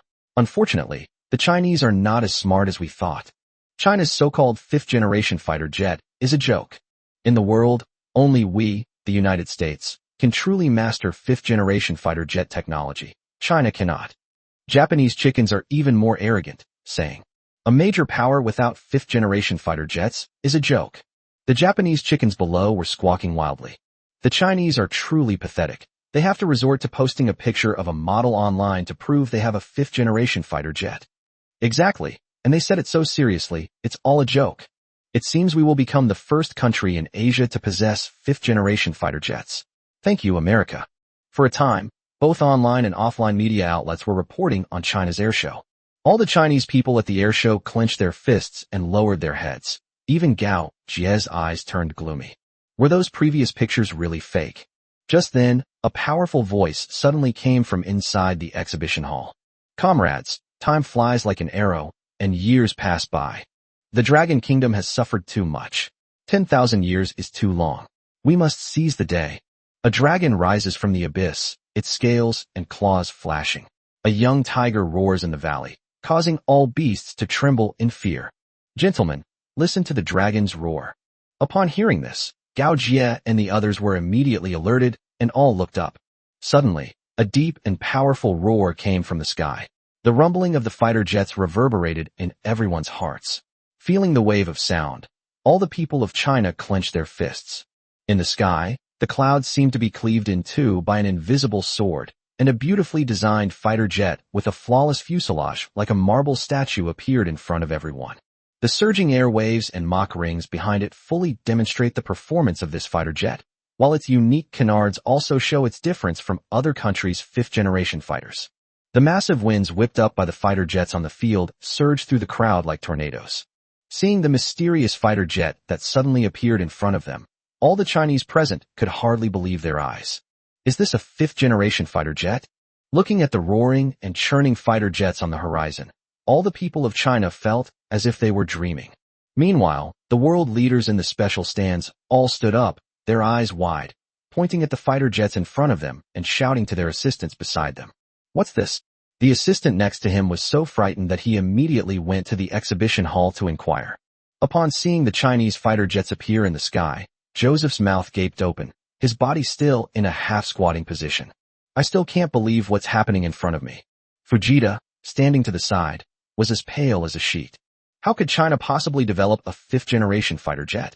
Upon hearing the words fifth-generation fighter jet, Joseph involuntarily took a step back, then slumped heavily into his chair, cursing loudly. Fuck! How could China have fifth-generation fighter jets? How is that possible? How long did it take us to develop our own fighter jet? How could they have developed it so easily? Shit. He slammed his hand on the table in front of him. When leaders from other countries heard that this was China's latest fifth-generation fighter jet, they all gasped in astonishment. It's unbelievable. They actually succeeded in researching it. This is simply incredible. Could it be a miracle? A generous gift of crabs. President John Bull said sincerely. The president of Gaul couldn't help but show an envious expression as he looked at the fifth-generation fighter jet from China in front of him. I never imagined that even the Dragon Kingdom could develop a fifth-generation fighter jet. It's truly a miracle. It's worth noting that they also tried to develop fifth-generation fighter jets, but ultimately gave up. Because it's just too difficult. Stealth technology alone is a major challenge, not to mention the other standards for fifth-generation fighters. It's safe to say that even with their current capabilities, they couldn't manufacture these technologies, yet the Dragon Kingdom was able to master them in such a short time. It's nothing short of a miracle. The Camel Kingdom prince's eyes practically sparkled as he gazed at the Dragon Kingdom's fifth-generation fighter jet in the sky. Wearing a white headscarf, he pressed his face against the glass, watching the fighter jets outside, and hurriedly waved his hand, saying, "Quickly go and negotiate with the Chinese ambassador, and tell him that we are willing to place a large order and will strengthen cooperation with China in the future. As long as China wants to export in the future, we can get priority purchase rights for fifth-generation fighter jets." God bless them. This generation of Chinese is truly amazing. Seeing the fifth-generation fighter jet in front of them, everyone present was excited, and some Chinese people were even more excited than ever, shouting loudly, "Long live the Dragon Kingdom!" Chapter 63 Dragon Kingdom's fifth-generation fighter jet. Forward, forward, forward again. Listen to the deafening roar, and see the figures soaring freely in the sky. The Chinese people present were all in an uproar. Fifth-generation fighter jet. This is our fifth-generation fighter jet. Gentlemen, listen to the dragon's roar. We've waited so long for this moment. We can't believe this is our fighter jet. Haha, I never expected to see our fifth-generation fighter jet at the airshow today. It was totally worth it. Even the host from the Dragon Kingdom's central radio station, looking at the fighter jets on the horizon, had tears welling up in his eyes and his voice was trembling. Ladies and gentlemen, what we are about to present to you is China's latest world-class advanced fifth-generation fighter jet. Yes, you heard right. It's a fifth-generation fighter jet. We have crossed grasslands and waded through ice fields. We have endured a century of humiliation and were once bombed so badly on March 8th that we couldn't even lift our heads. But the people of China have risen up. China's fifth-generation fighter jets, forward, forward, forward again. When he got to the emotional part, the host choked up and couldn't speak. The Western media present all looked at the host with some surprise, then looked up at the sky. When I heard that rumbling, whistling sound, I couldn't help but feel a chill run down my spine. Shit, this is the worst day ever. This is practically the whisper of the devil. The foreign media present were stunned as they watched the Chinese fighter jets soaring freely in the sky, no longer bound by any constraints. But the people of the Dragon Kingdom shouted excitedly upon hearing this voice. Long live the Dragon Kingdom! The sounds rose in waves, louder and more magnificent than the shouts that had come when foreign fighter jets appeared before. The scene was immediately filled with the voices of the Chinese people. Some even climbed trees to see the fighter jet, and when they finally saw it, tears welled up in their eyes. Feeling the roars of all the Chinese people in front of me, and seeing their enthusiastic expressions, Dennis swallowed hard, his throat tightening, and after a long pause, he finally spoke. The generous gift crab. The people of China actually invented it. What an amazing country. Looking at the fighter jets soaring in the sky and the crowds responding to them on the ground, this strange sense of harmony moved him for some reason. The people in the group chat watching the fifth-generation fighter jets from China and the cheers of the Chinese people on the ground were so shocked that they got goosebumps. Oh my God, what's going on? A fifth-generation fighter jet. China has actually developed a fifth-generation fighter jet. You should know that there are only 2 countries in the world that can build independently, and now there's another one, China. The important thing is time. How long did it take us to develop our technology, and how long did it take them? Thank goodness I didn't go to the Japanese air show, otherwise I would have lost out big time. Yes, this scene, and this sense of unity, it's unbelievable. Who said before that China was poor and backward and couldn't produce fifth-generation fighter jets? I can't believe it. I'm such a fool. Looking at the fighter jets on the horizon, everyone was completely speechless. The Chinese were even more terrifying than they had imagined. Meanwhile, On the internet, a group of foreigners watching the live stream were all too shocked to speak. Fifth-generation fighter jets. The Chinese nation has actually built them. Not only that, their fighter jets seem to have been developed in just a few years. Walter, how many years? Nuclear-powered aircraft carriers, plus fifth-generation fighter jets. China is truly a terrifying country. At this moment, the most heartbroken netizens are none other than those from Japan. Seeing the fifth-generation fighter jets appearing in China, they feel more distressed than if their parents had died. It's important to understand that they only bought the right to use their fifth-generation fighter jet, and even that wasn't a complete right. Ignition requires an application to the US, otherwise the Lightning II can't even take off, while the Chinese have directly developed their own fifth-generation fighter jet. People are almost collapsing. It's over. China actually has its own fifth-generation fighter jet. We'll lose our air superiority from now on. This is absolutely the worst day of my life. Suddenly, our Lightning II didn't seem so appealing anymore, because we didn't even have the right to take off, while they could fly whenever they wanted. Don't say such discouraging things. We, the Amaterasu nation, will always stand with the US. The US's fifth-generation fighter jet will definitely be the strongest. Upon hearing this, some Japanese netizens seem to have found a breakthrough. That's right, China's fifth-generation fighter jet is just a basic version. How could it possibly be stronger than our Lightning II? Independently developed, and a fifth-generation fighter jet? With China's technology, this is just a flying model. Agreed, those canards look outdated. I doubt they can even provide stealth. He got excited as he spoke, then stared intently at the big screen. Next was a demonstration of the fighter jet's functions, and he was ready to criticize it immediately if anything went wrong. At the air show, all the national leaders stood up in the various special grandstands, gazing through the glass at the fighter jets on the horizon. Joseph's eyes narrowed slightly, his hands clenched tightly behind his back, the veins on the back of his hands bulging. Fujita Ichiki also stood up, his face pale. If China's fifth-generation fighter jet succeeded, their so-called advantage would probably become a joke. Everyone on the ground stared at the fighter jet in the sky. The entire jet began to dive low, already at supersonic speed. Diving any further would likely result in the destruction of the aircraft and the loss of life. Even the US Lightning II might not be able to adjust to this altitude, yet the entire fighter jet continued to descend. Looking at the falling fighter jet at the airport, a smile returned to Joseph's face. At this altitude, it's impossible for the fighter jet to turn. Below, Dennis and the others couldn't help but gasp, their faces showing some fear as they looked at the fifth-generation fighter jet from China in front of them. What's wrong with this pilot? Has he gone mad? At such a low altitude, how can a fighter jet possibly adjust? Still in supersonic speed, how can this be controlled? Isn't this a stall? As he spoke, he tried to back away, not wanting to be caught in the aftershocks of the explosion. However, all the Chinese people present stood still, not one of them flinching. Their eyes were all incredibly firm, without a trace of hesitation or doubt. The soldiers responsible for maintaining order at the scene remained on guard, and not one of them retreated. This unique trust in the army and in the Dragon Kingdom was something they had never seen before. Seeing this scene before him, Dennis was deeply shaken, and then looked at Kyle. After a long silence, he slowly began to speak. Kyle, perhaps your grandfather was right. This is a magical people, a magical country. As he spoke, he involuntarily stopped.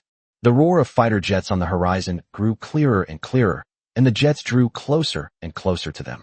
He could even see the determined-looking Chinese pilots through the cockpit canopy.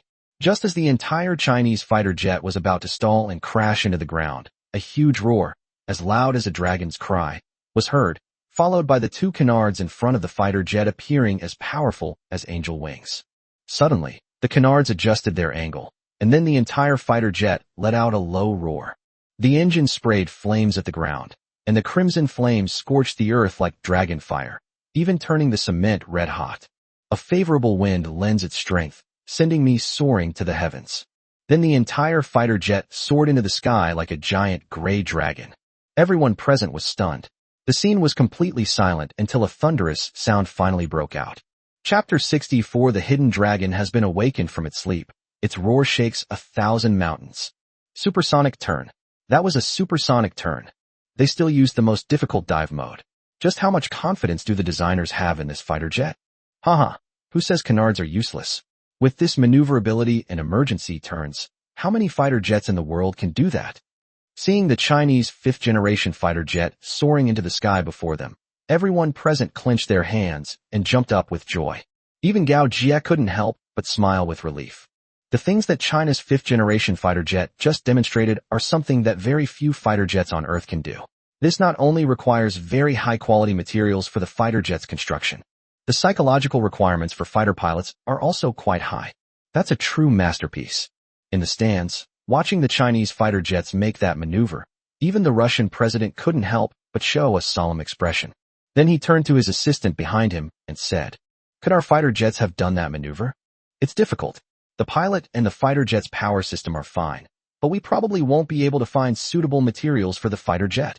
Moreover, the aerodynamic shape of this fifth-generation fighter jet from China is different from all other fifth-generation fighter jets, which can be said to have opened up a new track. Upon hearing this, the Russian president sat down thoughtfully, gazing at the Chinese fighter jets outside the glass, and after a long while, said, "The Dragon Kingdom is truly a terrifying country. Fortunately, we are no match for them." He couldn't help but sigh as he spoke.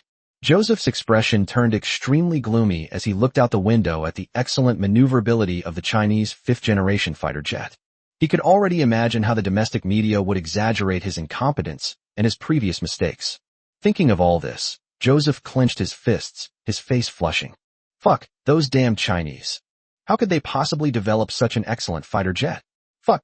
Joseph's eyes blazed with fury as he stared at the fighter jets soaring in front of him. Without a doubt, everyone knew he came to see China make a fool of itself, since China now has a fifth-generation fighter jet that is so outstanding. It's obvious who the clown is. The appearance of this Chinese fighter jet is a slap in the face for him, and in front of the whole world. Thinking about all this, his face turned extremely pale. Just then, a deafening sound suddenly came from outside the window. This time, not only the Chinese people, but also the foreigners present screamed in surprise. Upon hearing this sound, Joseph and Fujita both looked up at the sky. In the azure sky, the fifth-generation fighter jet of China rose straight up like a falling leaf, leaving a white, continuous line in the clouds as its wings sliced through them. From a distance, it looks like a white dragon soaring straight up to the heavens.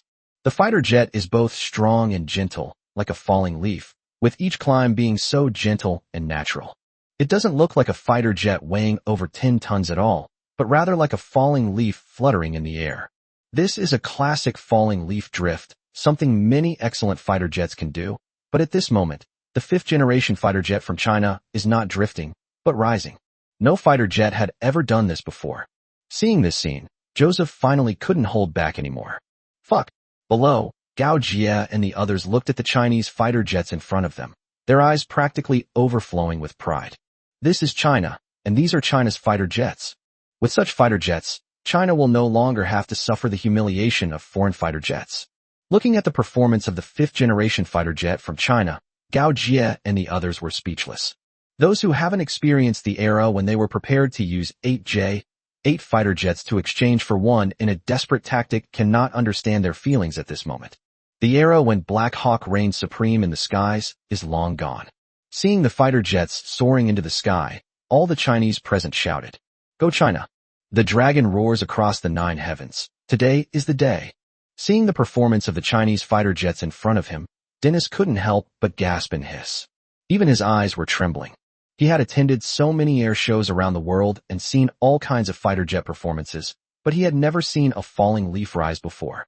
Even the Lightning II's performance was unprecedented.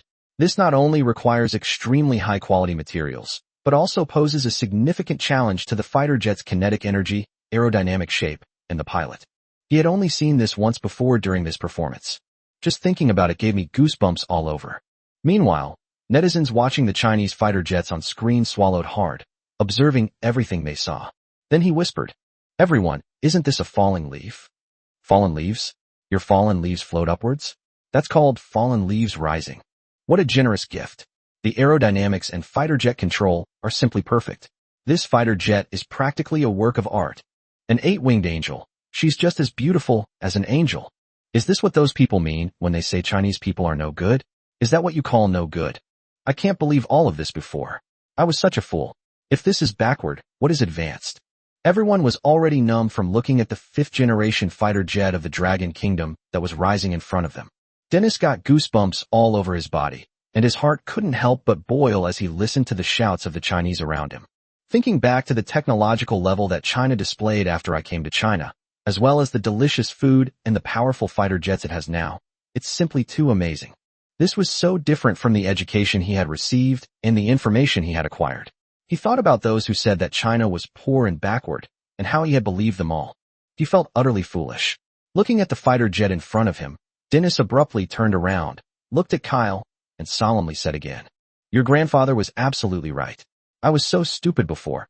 Then, looking at the fighter jets in the sky, he shouted amidst their roar, "Go China! I'm a real bastard. Shit. I was so incredibly stupid to actually believe those things." Everyone watching the screen was stunned when they heard Dennis's shout. Is this how celebrations are done now?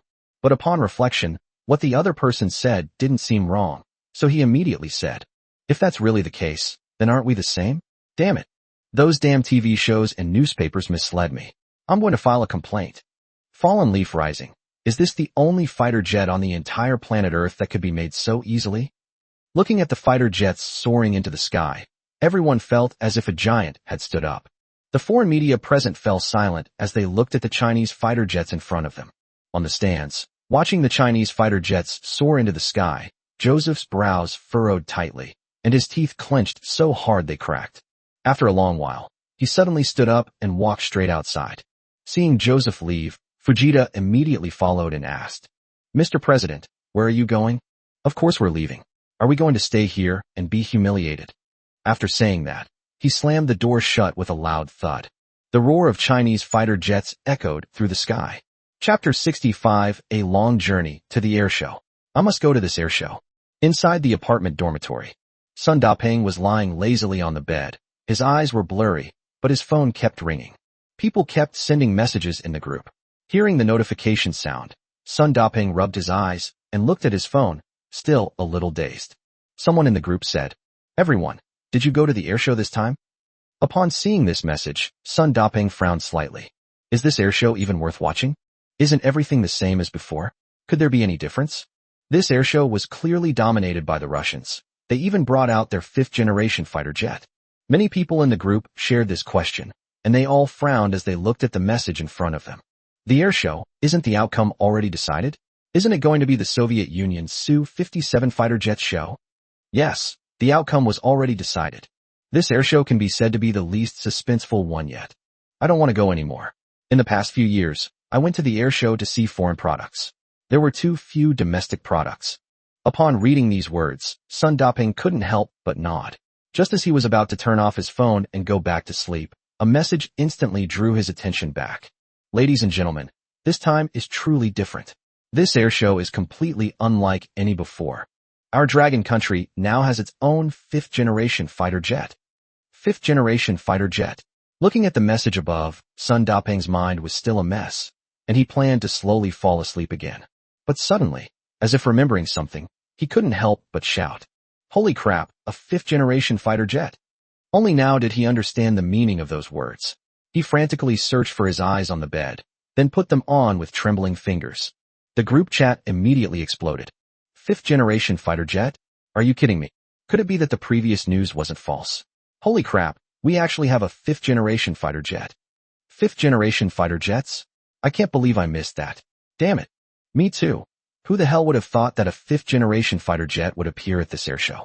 What's going on? Upon seeing the news that China was exhibiting its fifth-generation fighter jet, those in the group who hadn't gone to the airshow were now kicking themselves. To be able to see China's fifth-generation fighter jet in person, what an honor. How could you miss this? Thinking about all this, even Sun Dapeng's lips trembled. He then quickly turned on the TV to confirm whether the news was reliable. On the television screen, a reporter from the Dragon Kingdom's central television station was holding a microphone with tears in his eyes, introducing the situation of the fighter jets behind him. Ladies and gentlemen, the fighter jet behind me right now is the latest fifth-generation fighter jet developed by the Chinese nation. The hidden dragon has risen from the abyss. The Dragon Kingdom has stood up, and the rampaging Black Eagle is no more. Upon hearing this voice, Sun Dapeng couldn't help but look at the large screen in front of him, where he saw a fighter jet that looked completely different from the previous fighter jets on Blue Star. And as it roared straight up to the heavens, a surge of heat welled up in my heart. Then he burst into laughter. Great, it flies well. This is what a fifth-generation fighter jet from China should be like. He then looked at his phone and only then realized that this was the headline story for the day. As the sun rises and shines brightly, the J-20 fighter jet, a symbol of romance unique to the Chinese people, has appeared. When autumn comes on the 9th day of the 9th month, my flowers will bloom and all others will wither. The world's only fifth-generation fighter jet that rises from falling leaves. Showcasing the might of the Dragon Nation. The U.S. president stormed out of the room. What kind of fighter jet was that? Looking at the messages in front of him, Sun Daping's lips twitched slightly, his eyes showing both surprise and worry. The good news is that China's fifth-generation fighter jet has emerged, but the bad news is that he is rushing to the airshow now and doesn't know if he will make it in time. Thinking back to how he refused when Gao Jie asked him to go, Sun Daping wished he could slap himself twice. This is the maiden flight of China's fifth-generation fighter jet. If he doesn't go to the scene to see it, even if he's cremated to ashes after he dies, his ashes will probably fly there before he's satisfied. Moreover, if he doesn't go, what right will he have to call himself a veteran military enthusiast of China? He absolutely has to go to this airshow. He'll go no matter how far. Thinking about it, I couldn't help but look at everyone in the group, and I saw that everyone in the group had also started to take action. Guys, I've already set off. I have to go this time. Enough said. I'm catching my flight. Damn, so fast. I'm going too. I don't care anymore. I'm going all in. It's time to start using my secret stash of money. Fifth-generation fighter jets? I'll crawl all the way to the airshow, even if I have to. Upon seeing these words, Sun Daping immediately stood up and rushed to the airport. Meanwhile, at the Japan Airshow, some foreign tourists looked at the images of China's fifth-generation fighter jets soaring in the sky posted online, and then looked at the Lightning II fighter jets standing like dead fish in front of them. He shook his head and sighed, then continued watching the video of the Chinese fighter jets on his phone. When they saw the Chinese fighter jets soaring into the sky, they couldn't help but stand up and exclaim in amazement. Oh my God, is this a Chinese fighter jet? This is simply amazing. This fighter jet is absolutely beautiful. Its excellent aerodynamics is so impressive. I'm already quite tempted to own one. That was a proper airshow. This place is awful. It's like eating a stale cake. I want a refund. Immediately after watching the video from China, some people who originally planned to visit the Japanese airshow said they would cancel their tickets and go to China instead. Are you kidding me? That's a real airshow. What is this? An aircraft graveyard? Looking at all this, and seeing the performance of China's fifth-generation fighter jet, some Japanese netizens were once again devastated. What's going on? Are our fifth-generation fighters not good enough? Why have all the people left? It's all that bastard Fujita's fault. He was just sitting there watching fifth-generation fighters. It's all his fault that we can't develop a fifth-generation fighter. The Prime Minister should commit seppuku to atone for his sins. Exactly. Look, China's fifth-generation fighter jets have already taken off, and what about us? We even have to apply to others for permission to take off our fifth-generation fighter jets? Baka. This is a disgrace to the Amaterasu people. In an instant, public resentment in Japan was boiling over, and discussions about making the Prime Minister commit seppuku emerged one after another. Meanwhile, looking at the public opinion on the island, Fujita, who was in the temporary meeting room of the American president, had a dark expression on his face. The subordinate standing nearby could only whisper, "Report. According to polls, your approval rating has recently fallen below 15%. Furthermore, 70% of the foreign visitors to our airshow have already canceled their flights, and that number is still rising." Upon hearing these numbers, Fujita's face darkened. A 15% approval rating. This was probably the lowest in any prime ministerial election. And this airshow, right now it looks like a child. If this continues, he might be impeached, and might even be subjected to some heart-to-heart remarks. Cold sweat beaded on his forehead as he thought about it, and then he looked at Joseph with eyes that seemed to be grasping at a straw. The other person sat in the chair with a gloomy expression, tapping the table in front of him with his index finger, his eyes deep in thought. As the President of the United States, he cannot accept being repeatedly humiliated. This time, he must teach the Dragon Kingdom a lesson. Thinking about it, he suddenly stood up and looked ahead with a gloomy expression. "Get me on the phone with Milhouse. I need him to immediately dispatch fifth-generation fighters to China's airspace. I refuse to believe that their fifth-generation fighter jet can compare to our Lightning II. Fifth-generation fighters aren't all about maneuverability. They're all about stealth." After saying that, Joseph couldn't help but smile coldly. Upon hearing this decision, Fujita's eyes lit up, and his usual sparkle returned. Chapter 66 Live Fire Combat. 81192 Heroes Live On.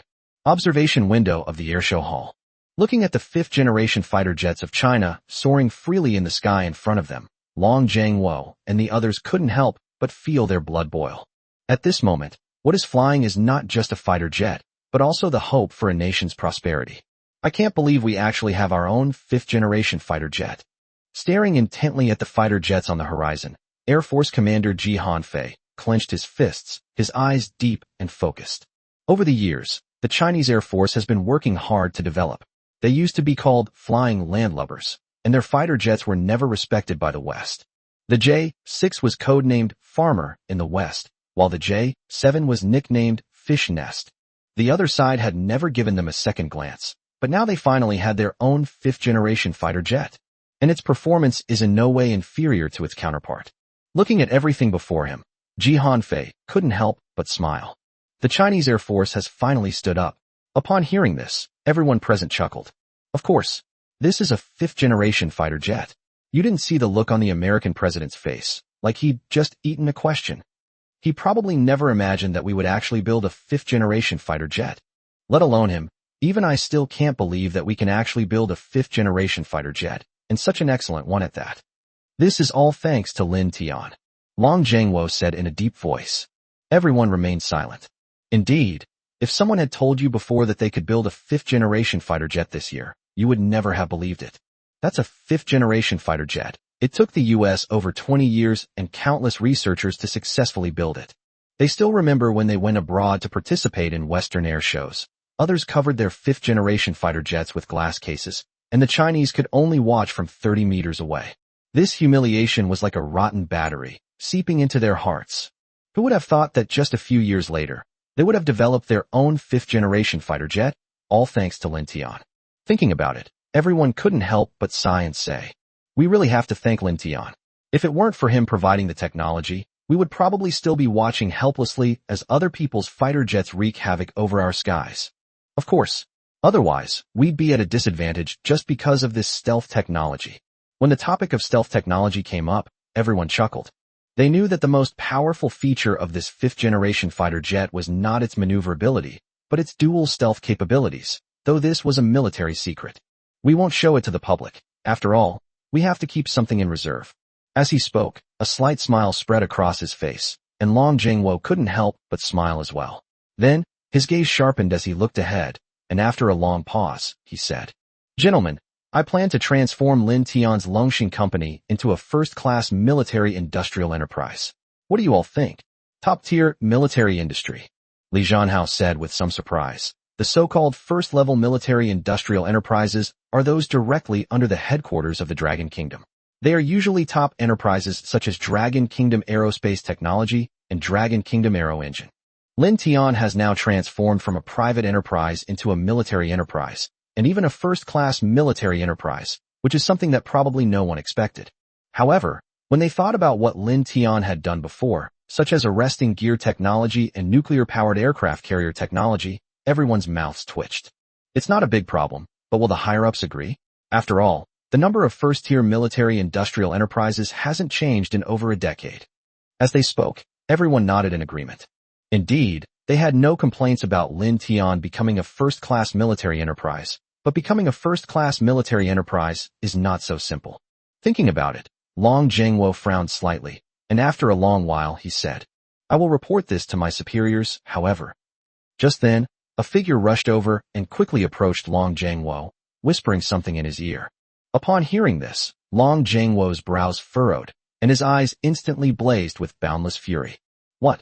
You're saying that foreign fifth-generation fighter jets have intruded into our airspace? Upon hearing this, everyone present turned to look at the assistant who had delivered the message, and then exchanged bewildered glances. What happens? Seeing everyone looking at him, the assistant swallowed hard, and then glanced at Long Zhangwo. Speak. The assistant nodded, then spoke.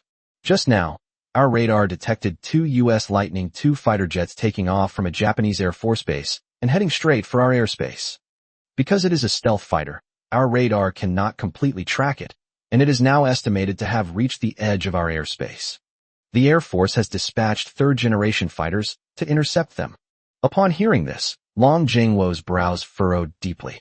China's fourth-generation fighter jets have just entered mass production, so the output is still insufficient. Currently, China still mainly produces third-generation fighter jets. The fact that the other side chose this time to enter China's airspace is clearly aimed at this airshow, and they want to save face for themselves. In the past, they would have simply driven them away, but this time the other party was clearly there to provoke them. Only when you scare them will they learn their lesson. Thinking about it, an idea naturally came to mind.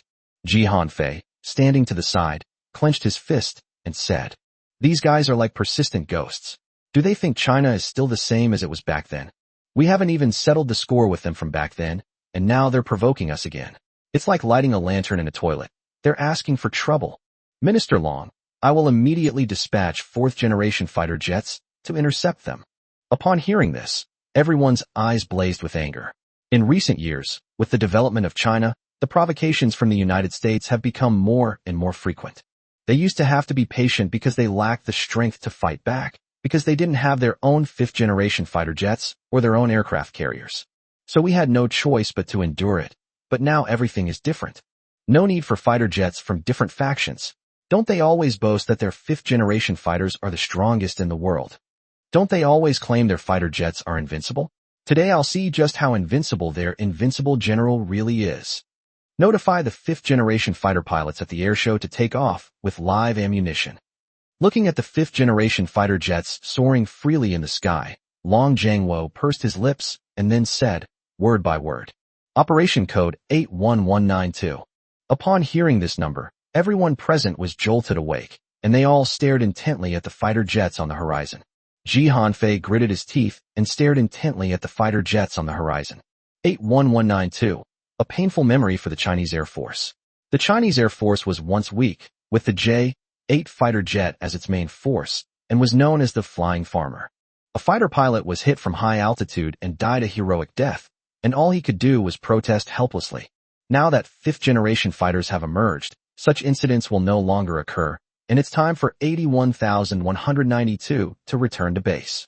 Hearing the roar of fighter jets in the sky, everyone's heart was filled with turmoil. Chapter 67. If only the flying general of Longsheng were here, the barbarian horses would never dare to cross the Yin Mountains. The maiden flight is the decisive battle. At the airshow, looking at the fighter jets in the sky, everyone present couldn't help but raise their hands and shout excitedly. Meanwhile, fifth-generation fighter jets were constantly circling and dancing in the sky. Everyone was amazed by the performance of this fighter jet. Just then, a voice suddenly rang out. Ladies and gentlemen, the fighter jet display is temporarily suspended. We apologize for any inconvenience. Upon hearing this, everyone present paused. Even Gao Jie looked puzzled. What's going on? Why has the performance been paused? Just as I was wondering, a voice suddenly rang out. Look, everyone. Look at that thing. Isn't that an air-to-air missile? Upon hearing this, all the Chinese present turned their attention to the aircraft. The instant the fighter jet descended from the sky, countless ground crew members arrived at its side with missile carts. Fill up the tank. Quick, unload all exercise ammunition. Load live ammunition immediately. Inspect all parts of the fighter jets. Seeing everything that was happening in front of them and hearing these sounds, all the Chinese military enthusiasts present were stunned. Holy crap, they're using live ammunition at the airshow? What's going on? The maiden flight is a real-world test. This must be the most unique airshow on the entire planet. Dennis and the others were stunned as they looked at the fifth-generation Chinese fighter jets being loaded with live ammunition. What? They're flying with missiles mounted at the airshow? What kind of performance is this? I don't think it's a performance. This is a picture taken by our netizens in Japan. It shows what our Lightning II is like taking off from the base. After seeing the Chinese fifth-generation fighter jets carrying live ammunition on screen, some netizens have already started using their connections to collect information. Upon hearing this, Dennis took a deep breath and, after a long pause, turned to the screen and said, You mean, this fifth-generation fighter jet took off because of our Lightning II? It must be. Otherwise I really can't understand why the Dragon Kingdom would do such a thing. Upon hearing this, Dennis swallowed hard, then looked at the Chinese fifth-generation fighter jet that was already loaded and had its auxiliary fuel tanks attached on the runway, and couldn't help but shudder. Then he suddenly said, Doesn't that mean this showdown will be a battle between fifth-generation fighters? This is the first time on the entire planet Earth that two fifth-generation fighters have clashed. Only now did Dennis understand what this confrontation truly represented. It would be the first time that fifth-generation fighters on Earth would face off head-on. Just thinking about it made me gasp. What kind of scene would that be? What the person on the screen said next gave Dennis goosebumps, and even Kyle felt a tremor in his heart. A person on the screen said, "This confrontation is not between two fifth-generation fighters, but between three.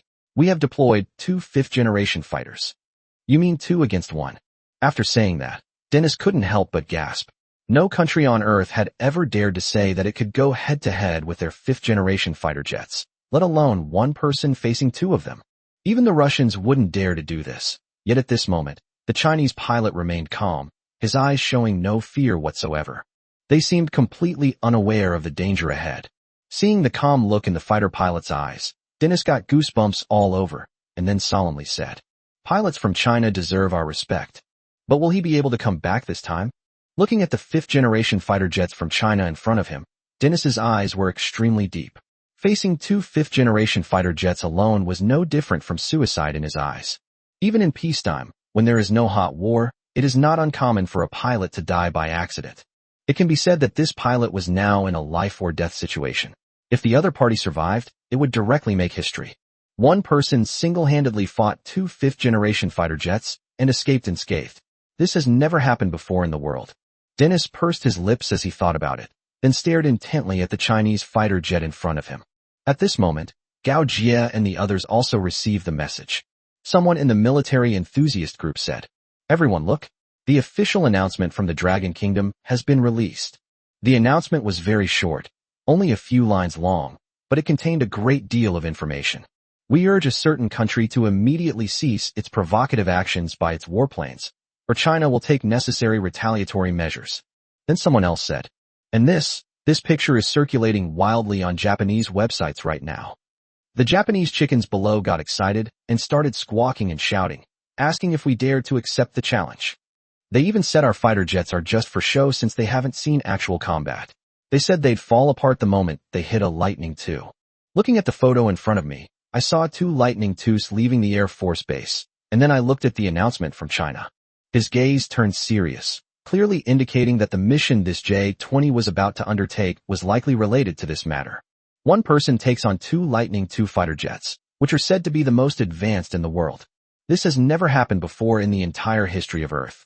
As the fifth-generation fighter jet slowly started up in front of them, all the Chinese military enthusiasts stood still, biting their lips as they looked at the lone fifth-generation fighter jet moving silently in front of them. At this moment, all the Chinese people at the airshow fell silent, simply standing still and watching the fighter jet with rapt attention. In the stands, the leaders of various countries all frowned upon hearing their subordinates' reports. One fighter jet going to take on 2 fifth-generation fighters? That's a crazy decision. Looking at the fifth-generation fighter jet from China in front of him, the president of Russia couldn't help but stand up, straighten his clothes, and look at the Chinese fighter jet with solemn respect. Unless a fifth-generation fighter jet is overwhelmingly superior, no one is confident that they can defeat it in a one-on-one fight. Yet this Chinese fighter jet is planning to take on 2 opponents at once. This courage deserves his respect, as do the soldiers of this country. The only question is whether he can come back. Looking at the fighter jets in front of him, the president of the Russian Bear country fell silent. Meanwhile, President John Bull and the president of France were both somewhat surprised to see that the Chinese fighter jet was taking off alone. Oh my God, these Chinese are a bunch of lunatics. They actually plan to use a first flying fighter jet to fight against the Lightning II. I think this is just courting death. This is really an unwise decision. It seems that the Chinese fighter jet will not be returning. This aircraft doesn't even know if it can compete with a fifth-generation fighter jet, yet it dares to dream of taking on 2 at once. It's a complete fantasy. At this moment, everyone's eyes are on this fighter jet, and netizens all over the world are also watching it. The fifth-generation fighter jet had already finished reloading, and its tail nozzles were already roaring, with the crimson sunlight shining directly on the aircraft. Just like the hope of a nation. The 81192 incident from back then is gone forever. Will something like that happen again? Everyone was on tenterhooks. Boom. With a deafening roar, the Chinese fifth-generation fighter jet, fully loaded with ammunition, shot straight into the sky. Behind him, everyone at the airshow stared intently at the fighter jet in front of them. Over the loudspeaker, the director excitedly shouted, "May you have a safe journey." Long live the Dragon Kingdom. Then a vast, ancient chanting voice rang out from the broadcast. The moon of Qin and the pass of Han. The long march has ended, but the soldiers have not returned. But if General Li Guang were here, we will not allow the barbarian horses to cross the Yin Mountains. Chapter 68. The U.S. Provocation. We're powerless to stop it. Within the Dragon Air Defense Identification Zone, 2 Lightning IIs were flying in the sky like black hawks. The bald eagle pattern on the fighter jet was exceptionally eye-catching in the sunlight. Without saying a word, the other party increased its speed and headed straight towards the airspace of China. Seeing the arrogant American fighter jets in front of them, Li Fei and Zhou Yu took a deep breath, then pushed the control stick hard, and the fighter jet shot out like an arrow. At the same time, the fighter jets continuously hailed the 2 Lightning IIs by adjusting their radar channels.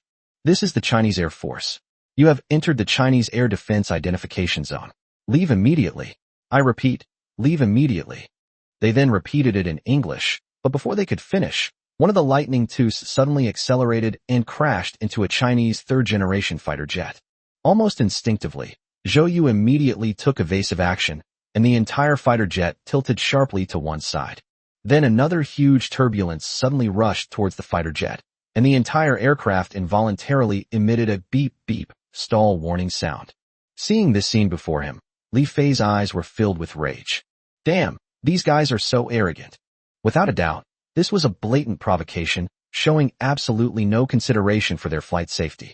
That's how our predecessors were heroically sacrificed back then. Thinking this, Li Fei took a deep breath, while at the same time, the tower's calls kept coming through the fighter jet's communicator. 40089. What's the status of the interception? Answer immediately, answer immediately. Upon hearing this voice, Li Fei frowned and immediately said, I'm fine. Zhou Yu's fighter jet has lost its pursuit capability. The invading foreign aircraft is still engaging in provocative behavior. I request backup. After saying that, Li Fei abruptly put down the communicator in his hand and looked at the American pilot beside him. At that moment, 2 Lightning IIs were side by side with him, so close that he could even see the disdainful smile on their lips through the cockpit. Seeing that smile, Li Fei's eyes almost spit fire. Hadn't they suffered enough humiliation over the years? How old were the martyrs when their planes crashed due to a collision with another plane? Only 33 years old. At the time, the other party not only did not repent, but even turned around and accused China of its pilots for not following the rules. Later, their fighter jets were jokingly called flying farmers by the enemy, and they remembered all of that. Seeing the 2 invading Lightning IIs, Li Fei took a deep breath and then thought of piloting his fighter jet to crash into them. Before the fighter jet could even touch the other aircraft, it saw the other aircraft flip over and then accelerate sharply, leaving it completely behind. Immediately afterwards, the 2 Lightning IIs arrogantly exposed their undersides, revealing several air-to-air missiles blatantly inside. It's very threatening. Seeing the other party's provocation, Li Fei bit his lip until it bled, but due to the limitations of the fighter jet's performance, he couldn't catch up no matter what he did. Meanwhile, inside the temporary command post, seeing the images transmitted from the fighter jet, Li Zhanhao slammed his fist on the table and shouted, Damn it! These guys are way too arrogant. Then he pointed to the big screen and said, What is this? This is more than just a provocation. Upon hearing this, everyone present turned grim, and Ji Hanfei's forehead veins bulged. In fact, this is not the first time they have been provoked by foreign aircraft.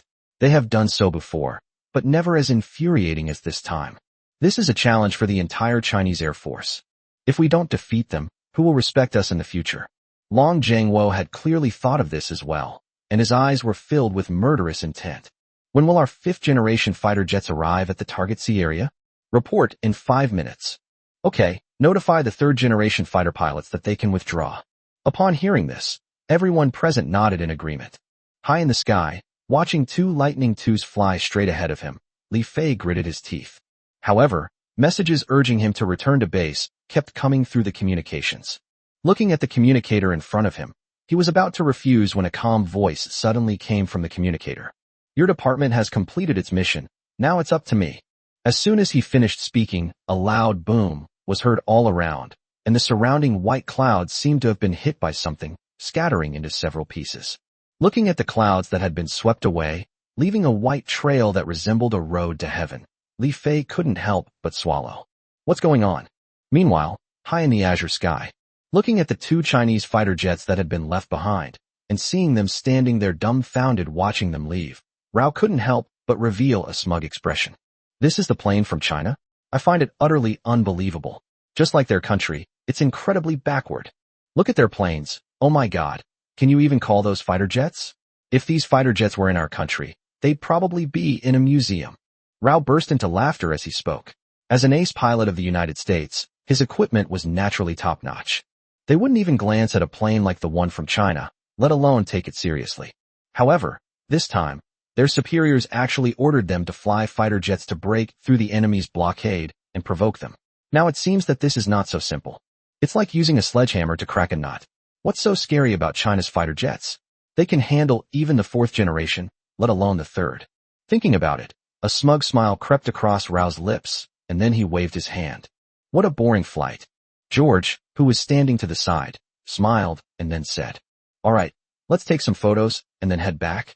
George, however, curled his lip, glanced dismissively at the information on the terrain and features of the Dragon Kingdom displayed on the reconnaissance equipment, and then waved his hand, saying, "What's the rush? We're already here. Why not go one more step? I refuse to believe that Chinese fighter jets can stop us. With their old-fashioned aircraft? Or with their fifth-generation fighter that looks good but is useless?" Before takeoff, their orders were to gather intelligence on the Chinese mainland and take photos of the Chinese Air Force making a fool of itself. Rao has already completed all of this, and his storage treasury has now collected the data, but he feels it's too easy. The Chinese Air Force is weaker than they thought, and there is nothing to fear. As for the fifth-generation fighter jet from China, they prefer to believe it's just a model. Besides, so what if they come? They're 2 against 1. How could they possibly lose? Thinking about it, he couldn't help but shake his head with a smile, then said with a light laugh, "George, I think the Chinese Air Force is nothing special." With that, he pushed the joystick, and the entire fighter jet began to move towards the airspace of the Dragon Kingdom. George thought for a moment and followed. Not far ahead lies China's airspace. If we go in and take a picture, China's air defense will undoubtedly become a laughingstock in the world. Looking at the boundless blue sky before him, Rao raised an eyebrow. Just as they were about to enter, a voice suddenly rang out. "You have entered the airspace of the Dragon Kingdom. Leave immediately. Otherwise, I will take necessary measures." Chapter 69 Aerial Chase, Mysterious Fighter Jets from the Dragon Kingdom. You are about to enter the airspace of the Dragon Kingdom. Leave immediately. Upon hearing the voice of the Chinese pilot on the channel, Rao's smile suddenly froze, his pupils contracted, and he looked around incredulously. In the azure sky, there was not a single fighter jet in sight, only Rao and George's Lightning II. Looking at this scene, Rao's eyes narrowed slightly. Fuck, what's going on, George? Why are there still communication channels for Chinese fighter jets here? George, who was in the fighter jet, was also stunned. He looked around with a serious expression, but the sky around him was still clear and blue, and he could not see the fighter jet at all. What's going on? Did we just hallucinate? No sooner had the words been spoken than a Chinese voice came through the fighter jet's communication channel again, with the band number 81192 displayed on it. This is the Chinese Air Force. You are about to enter Chinese airspace. Leave immediately. Otherwise, I will take necessary measures. Upon hearing this sound, Rao and George couldn't help but gasp, not only because of the sudden appearance of the sound, but also because of the communication band number emitted by the fighter jet. 81192. Isn't that the Chinese fighter jet that crashed? How could it still be here?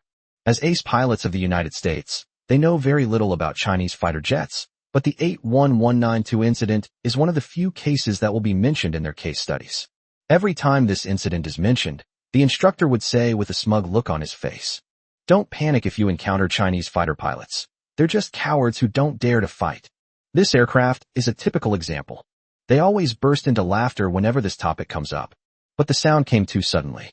There was no fighter jet in the sky, but their communications kept coming from Chinese fighter jets. George felt a chill run down his spine as he thought about it, but what made him even more uneasy was their fighter jet radar. Their detection radar still showed everything was normal.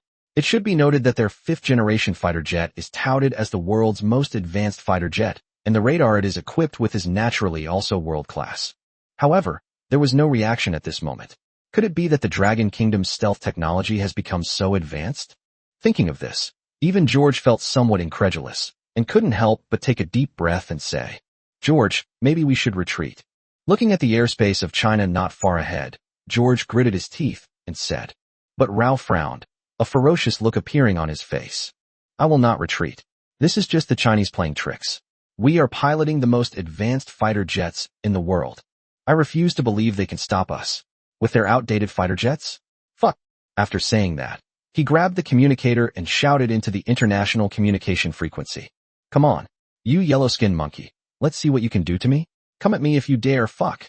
As he spoke, he put on the oxygen supply mask with one hand, then patted the black display cover on his helmet, and then twisted the radar wave. Go ahead and shoot me down, you Chinese, with your outdated fighter jets. With that, he pushed the control stick, and in an instant, the entire Lightning II shot straight into the sky like an arrow, with the vectoring nozzles at the tail emitting a huge roar. George glanced around and saw that the surroundings were empty. Then he also swerved his fighter jet and soared into the sky. Inside the temporary command center, watching the images playing in front of them, Long Jiangwo and the others gritted their teeth, their eyes burning with rage. Damn it. These bastards won't learn their lesson until they're faced with death. Fight. We must take them down today. I'll take responsibility if anything goes wrong. Ji Hanfei slammed his fist on the table, making a thud. In the past, in order to defend their airspace, they considered exchanging 8 fighters for one of the enemy's 5th-generation fighters. Later it turned out to be just a dream. Later, when China invented the 4th-generation fighter jet, the United States conducted a simulation and held a military exercise. The result was that the kill ratio of stealth fighters to non-stealth fighters was 120. This was a terrifying number. During that period, the entire Chinese Air Force was shrouded in the shadow of 5th-generation fighter jets. But no one thought of giving up.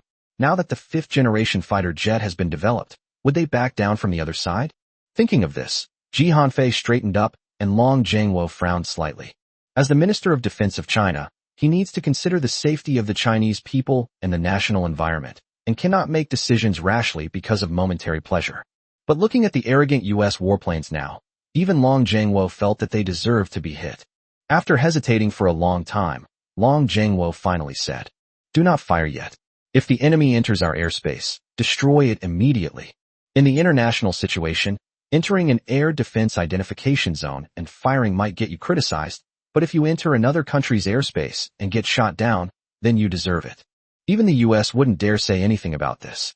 If American warplanes dare to cross the line, even if they only brush against it, or even if they have the intention to do so, it is legal for them to open fire. During the communication, the fighter pilot paused for a moment, then said with some excitement, "Understood. I will never let this fighter jet down." The code name for this operation was 81192, and the number of the first 5th-generation fighter jet produced by China was also 81,192. The people of China have never forgotten that day.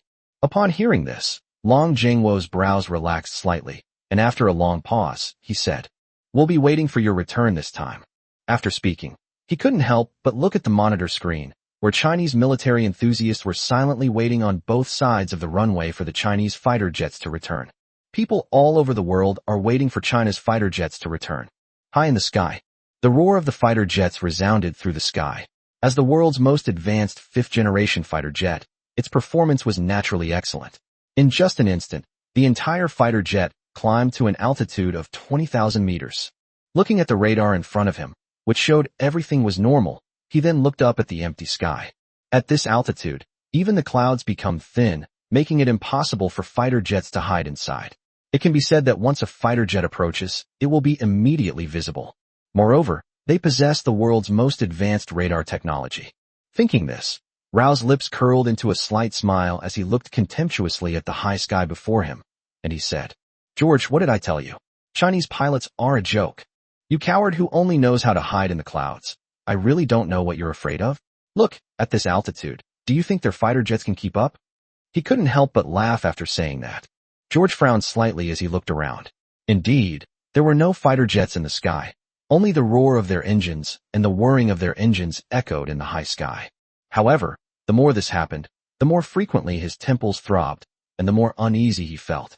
In his mind, the people of China were not the kind of people who would give up so easily. Just as he was about to continue observing, a voice rang out again. "This is the Chinese Air Force. You are about to enter Chinese airspace. We are hereby expelling you immediately." Upon hearing this, George and Rao couldn't help but gasp. Fuck, how come these Chinese are still here? Where are they? Looking at the sky in front of me, a deep fear began to spread from my heart, and then an even more terrifying scene unfolded. Behind Rao, the previously bright space suddenly began to distort.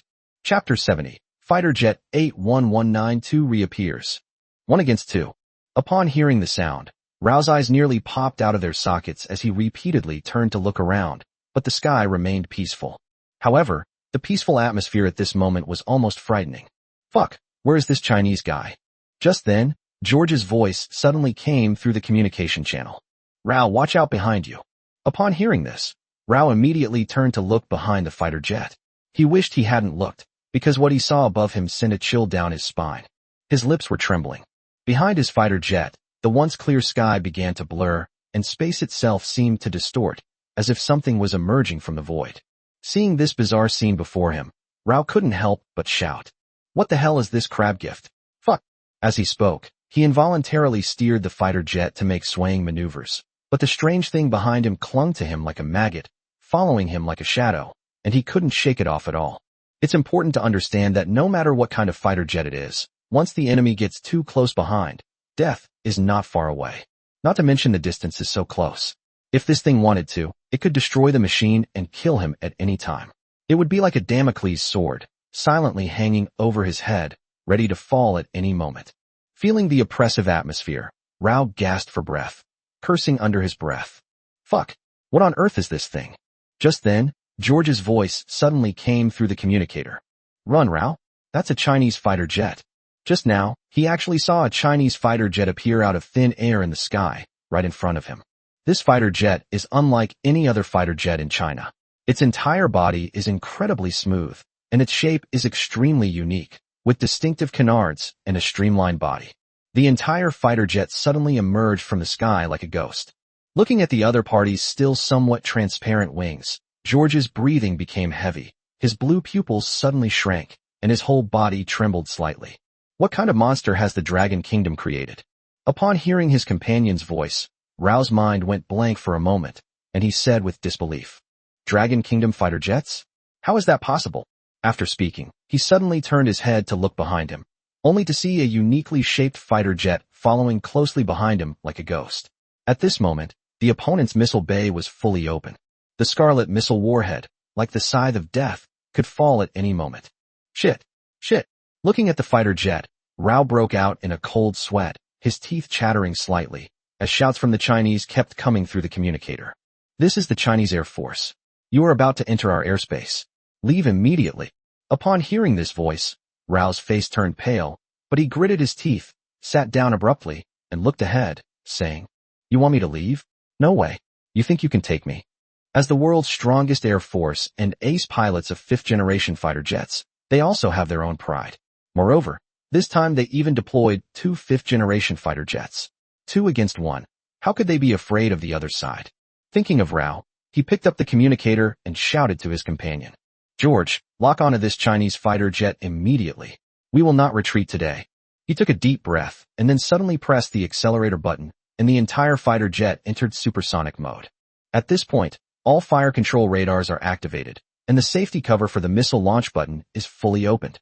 However, just when he thought his teammate had locked onto the opponent and forced them to stop so he could retaliate, a shout completely shattered his plans. All that could be heard from the communicator was George's incredulous voice. We can't lock on.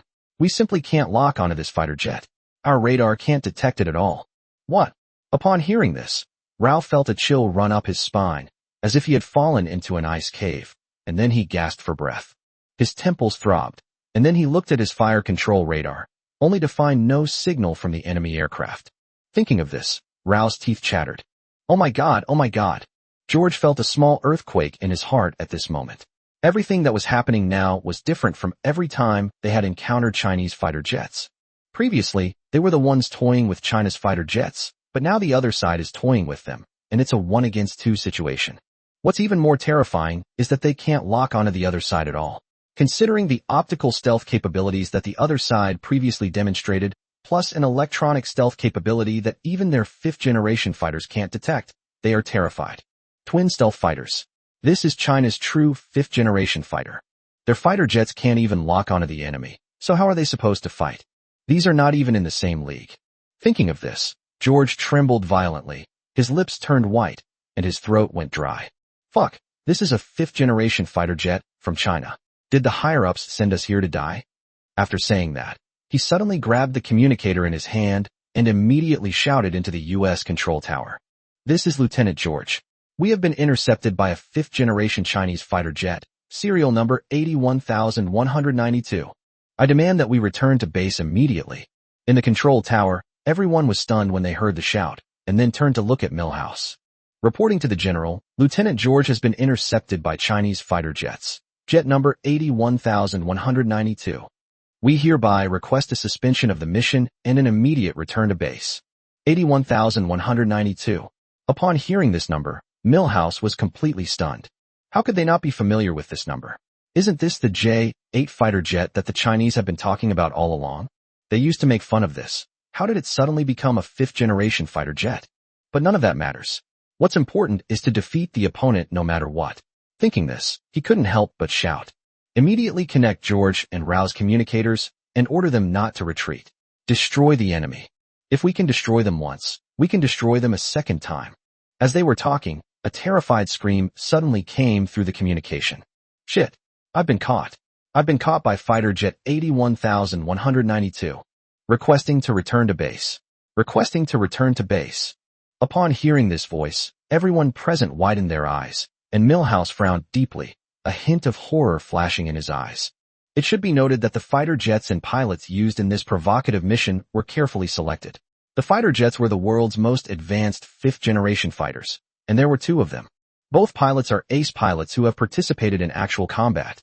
Rao, in particular, is known for his fierce fighting style and valiant combat, and is also known for his unruly personality. Yet, at this moment, he is calling for a return to base. He swallowed hard, then immediately said, "Call Lieutenant Rao immediately." What happened?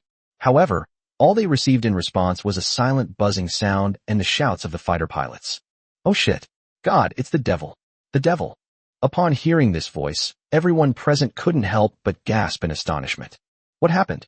Chapter 71. I am willing to draw the sword at my waist and slay the Lulan. High in the sky, a whooshing sound could be heard as it swept through the clouds. Both fighter jets were flying at supersonic speeds, and the deep, whoosh sound was as thrilling as the roar of a tiger. Rao's face turned pale as he looked at the gray Chinese fighter jet that was relentlessly chasing after his own. Especially when he saw the enemy occasionally peeking out their missile warheads, like a butcher's knife getting closer and closer. The feeling of being ready to die at any moment was suffocating. And the calm gaze of the Chinese fighter pilot, looking at him as if he were just a chicken or a duck, was the real reason for his fear. This is the look a hunter gives his prey. In the past, they were the hunters, but now they are just the prey. Thinking of all this, Rao couldn't help but burst into a tirade of curses. Shit, how could this happen? Seeing the gray Chinese fighter jets following closely behind him like a shadow, Rao was on the verge of a nervous breakdown. He had never felt this sense of oppression before, but now, the bright red of the Chinese fighter jet was so dazzling. It felt like a rope quietly approaching his neck. The feeling of death was driving him to the brink of mental collapse. Although he was arrogant, he was not stupid. At this moment, the Dragon Kingdom's fighter jets were like ferocious tigers, ready to pounce and end his life at any moment. No one could remain calm in the face of death. Looking at the fighter jets behind him, Rao couldn't help but shout, "George, come help me right now." As they were talking, a piercing alarm suddenly came from the cockpit canopy, and the combat screen turned bright red. Warning, you have been locked. Warning. A sharp alarm blared incessantly in his ears, while behind him, the missiles of the Chinese fighter jets were already ready to launch. It should be understood that in international relations, if you turn on your fire control radar to lock onto another's aircraft or intrude into another's airspace, the other party has the right to legally open fire. Their fire control radar had previously locked onto the other side, and although they didn't actually lock onto it, that was still an act of declaring war. If the other side shoots him down because of this, then the US will have nothing to say. Upon thinking this, Rao felt a chill run down his spine. His whole body trembled involuntarily, and he spoke into the communicator with a face full of horror. "Help me, George. I need help." Hearing his companion's cries, George's forehead was also covered in cold sweat. It wasn't that he didn't want to save him, but that he simply couldn't. Not to mention that the two fighter jets were almost touching, making it impossible to fire and aim, The other's stealth ability alone made his scalp tingle. The fire control system couldn't lock onto the target at all. Manual aiming was the only option. George was drenched in cold sweat as he looked at the two fighter jets locked in combat. At this moment, Rao's fighter jet was like a rabbit being targeted by a tiger, struggling to escape, but it was impossible for it to do so in terms of speed or size. Thinking about it, George's face turned pale as he said, "I can't provide support. You're too close." Hearing his comrade's voice, Rao felt utterly hopeless. Watching the Chinese fighter jets closing in behind him, Rao gritted his teeth, hesitated for a moment, then picked up his communicator and shouted into the Chinese fighter jets. "We are American warplanes. We must leave immediately. Leave immediately." However, he was only answered by a buzzing sound, and the communication went silent for a while. No answer is the best answer. Listening to the silent radio in front of him, Rao was overcome with grief, his eyes turning lifeless. Then, gritting his teeth, he cursed loudly. "Fuck." Then, it abruptly maneuvered the fighter jet and fled straight towards the open sea, with warnings of being locked onto overhead constantly ringing out. At the same time, a warning of the fighter jet stalling sounded. "Warning! Flight altitude too low. Fighter jet has stalled." However, Rao completely ignored them at the moment and picked up the communicator to speak to the control tower. Serial number 49,916 requests to abandon aircraft. Request to abandon aircraft. After saying that, he immediately activated the emergency escape button. Without a doubt, if the standoff continues, he may be completely destroyed, but jumping out of the plane and parachuting offers a glimmer of hope. Thinking about it, he suddenly pressed the escape button. With a bang, the entire hatch was blown off instantly, followed by a ripping sound as the base was violently pulled out. Boom! After a long while, a huge explosion was heard on the sea, and a huge flame shot into the sky, with thick black smoke billowing across the sea. The entire sea surface instantly turned into a sea of fire. Looking at the crashed fighter jet in front of him, he felt a sense of lightness for some reason. He then quickly touched his cheek. Only then did he feel that he was still alive. It feels so good to be able to breathe freely. Without a doubt, the chase he just experienced was the most terrifying thing he had ever been in his life, bar none. In those short 10 minutes, he felt as if he had walked in front of God. His back was completely soaked, and he swore that he never wanted to touch a fighter jet again in his life. This is terrifying. The feeling of being locked on by the other party is suffocating him. And that 81192, if anyone ever says this fighter jet is funny again, he will definitely smash their teeth. Is this funny?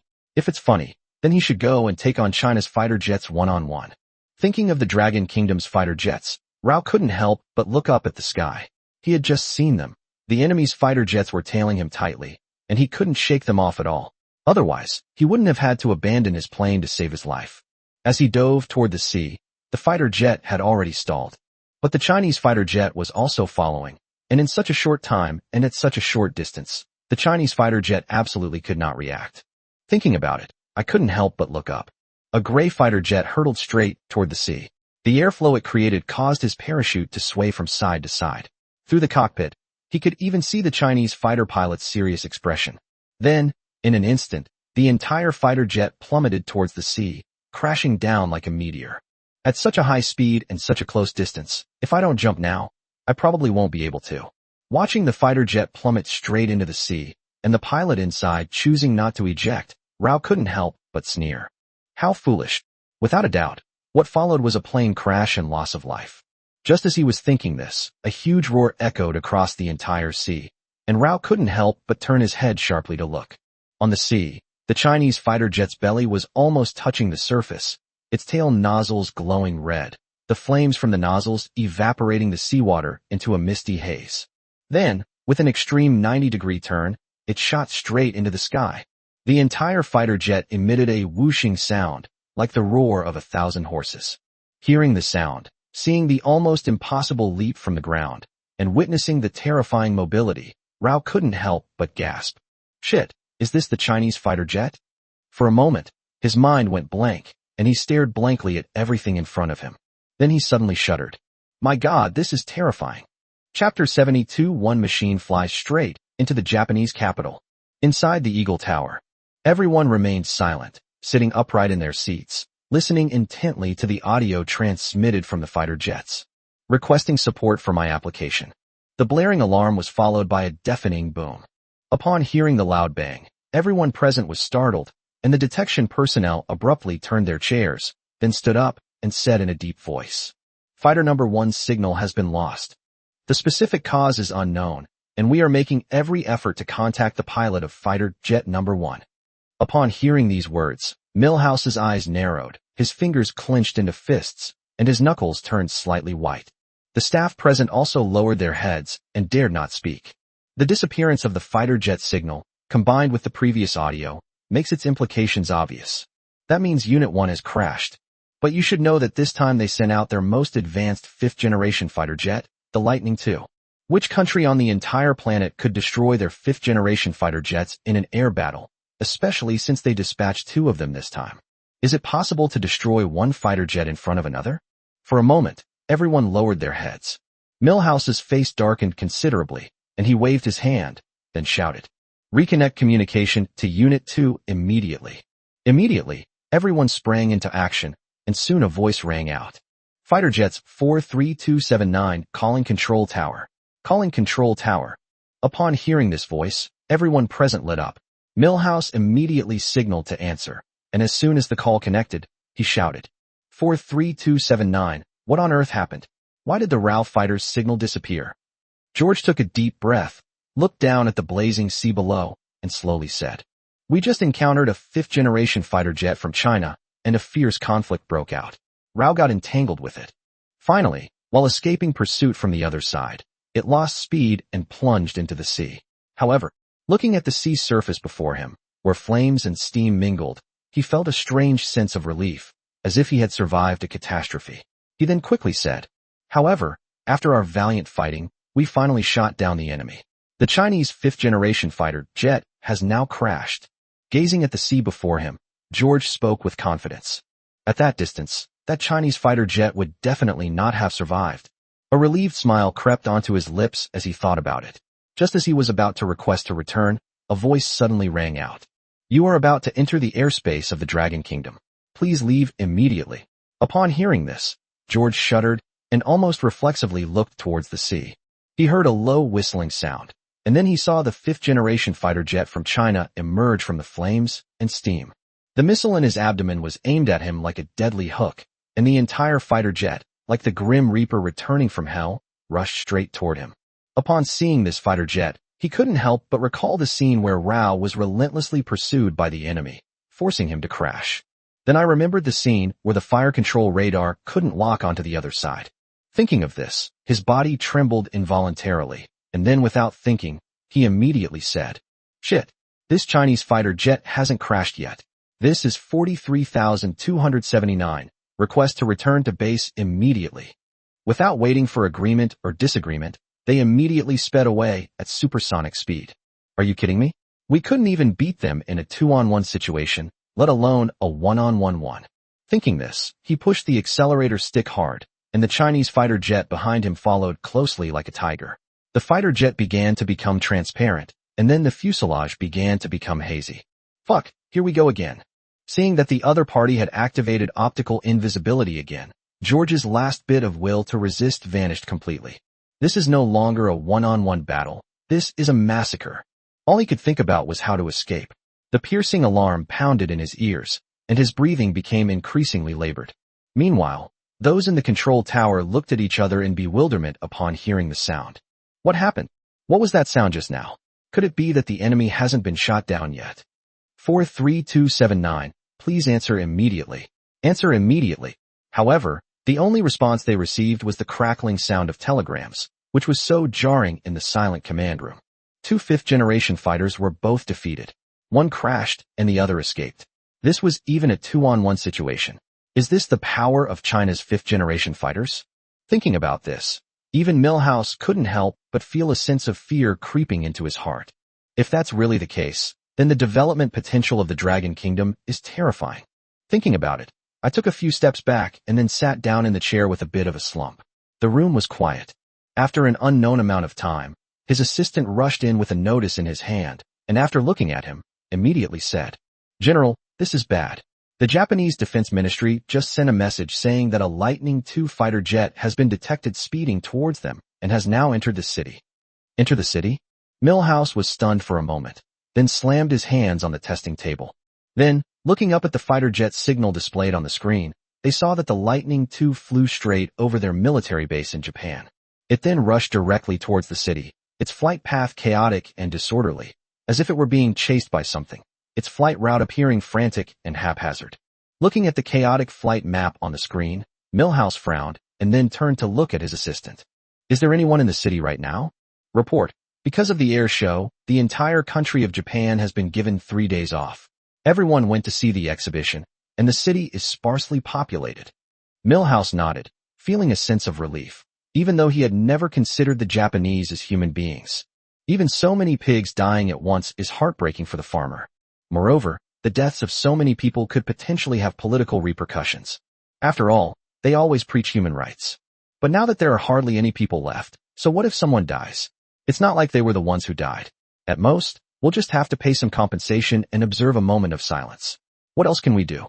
Thinking about it, he let out a long sigh of relief, and then casually asked, are there any iconic buildings there? Yes, there's a Japanese shrine in the city center. It's right on the fighter jet's flight path. Milhouse raised an eyebrow, his eyes flickering uncertainly, before finally murmuring in a low voice. It can't be that unlucky, can it? Chapter 73 Tokyo isn't too hot. Over Tokyo, a Lightning II was roaring overhead, the sonic boom causing the Japanese chickens below to look up at the sky. Meanwhile, Japan's Air Defense Identification Unit also sprang into action, with officers grabbing their communicators and shouting into the air. You have entered the airspace above my city. Please leave immediately. Upon hearing this, George, who was fleeing, couldn't help but twitch at the corner of his mouth. He then looked sharply behind him. Although the other side had activated optical stealth, the trail left by the fighter jet as it streaked across the sky was still shocking. Looking at the mark, George couldn't help but grin, his face looking extremely ugly. He thought the other side would stop chasing him once he left China's airspace, but he didn't expect them to chase him all the way to Japan and still not let him go. So he didn't dare to slow down and land at the base. Now, with the piercing sound of missile lock-on in his ears and the Japanese boss's orders coming through the communicator, even George, with his good temper, couldn't help but get angry. He picked up the communicator and started cursing. Shut up, you Japanese pig. Damn it, it's one thing to be expelled from China, but what right do you Japanese have to claim airspace? Upon hearing this, the Japanese Minister of Defense's face contorted in pain. But looking at the Lightning II fighter jet in front of the screen, he dared not speak out in anger. However, seeing the Lightning II fleeing frantically, even he couldn't help but feel puzzled. Wasn't this American Lightning II going to China for a mission today? Why is it back? And there weren't 2 planes when they went, so why did only one come back, and why are they in such a panic? Did something happen? Thinking about it, his face turned deathly pale. Are China's fighter jets really that terrifying? Even he himself was startled by the answer. He took a deep breath and stared at Lightning II, who was fleeing towards the city center, his face darkening. Then he immediately gave the order. Immediately send people to the city center to evacuate the residents.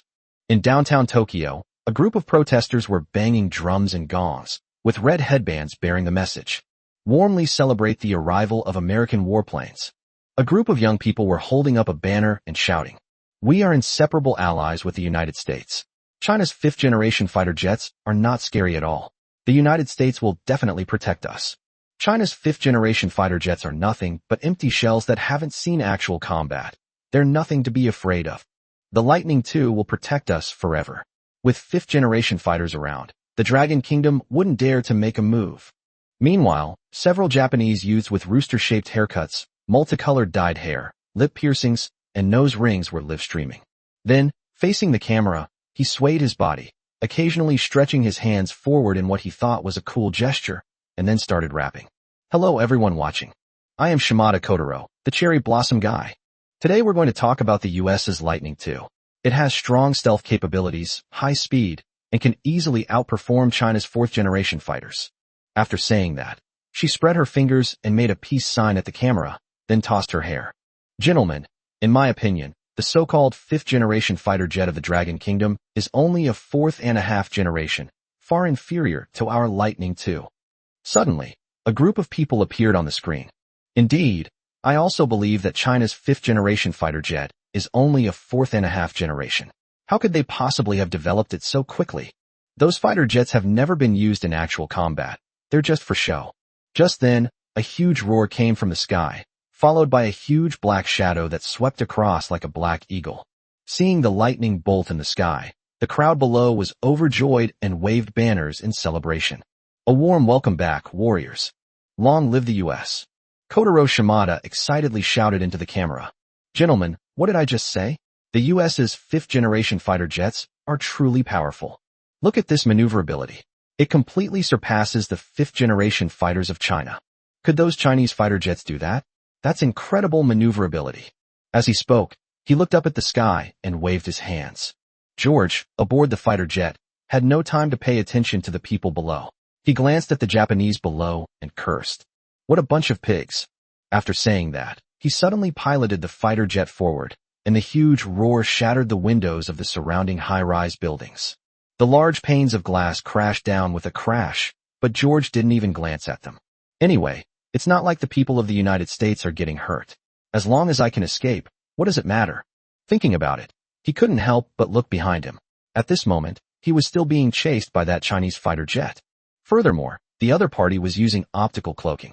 Although he couldn't see the other party, the constantly ringing alarm system was like a death knell in his ears.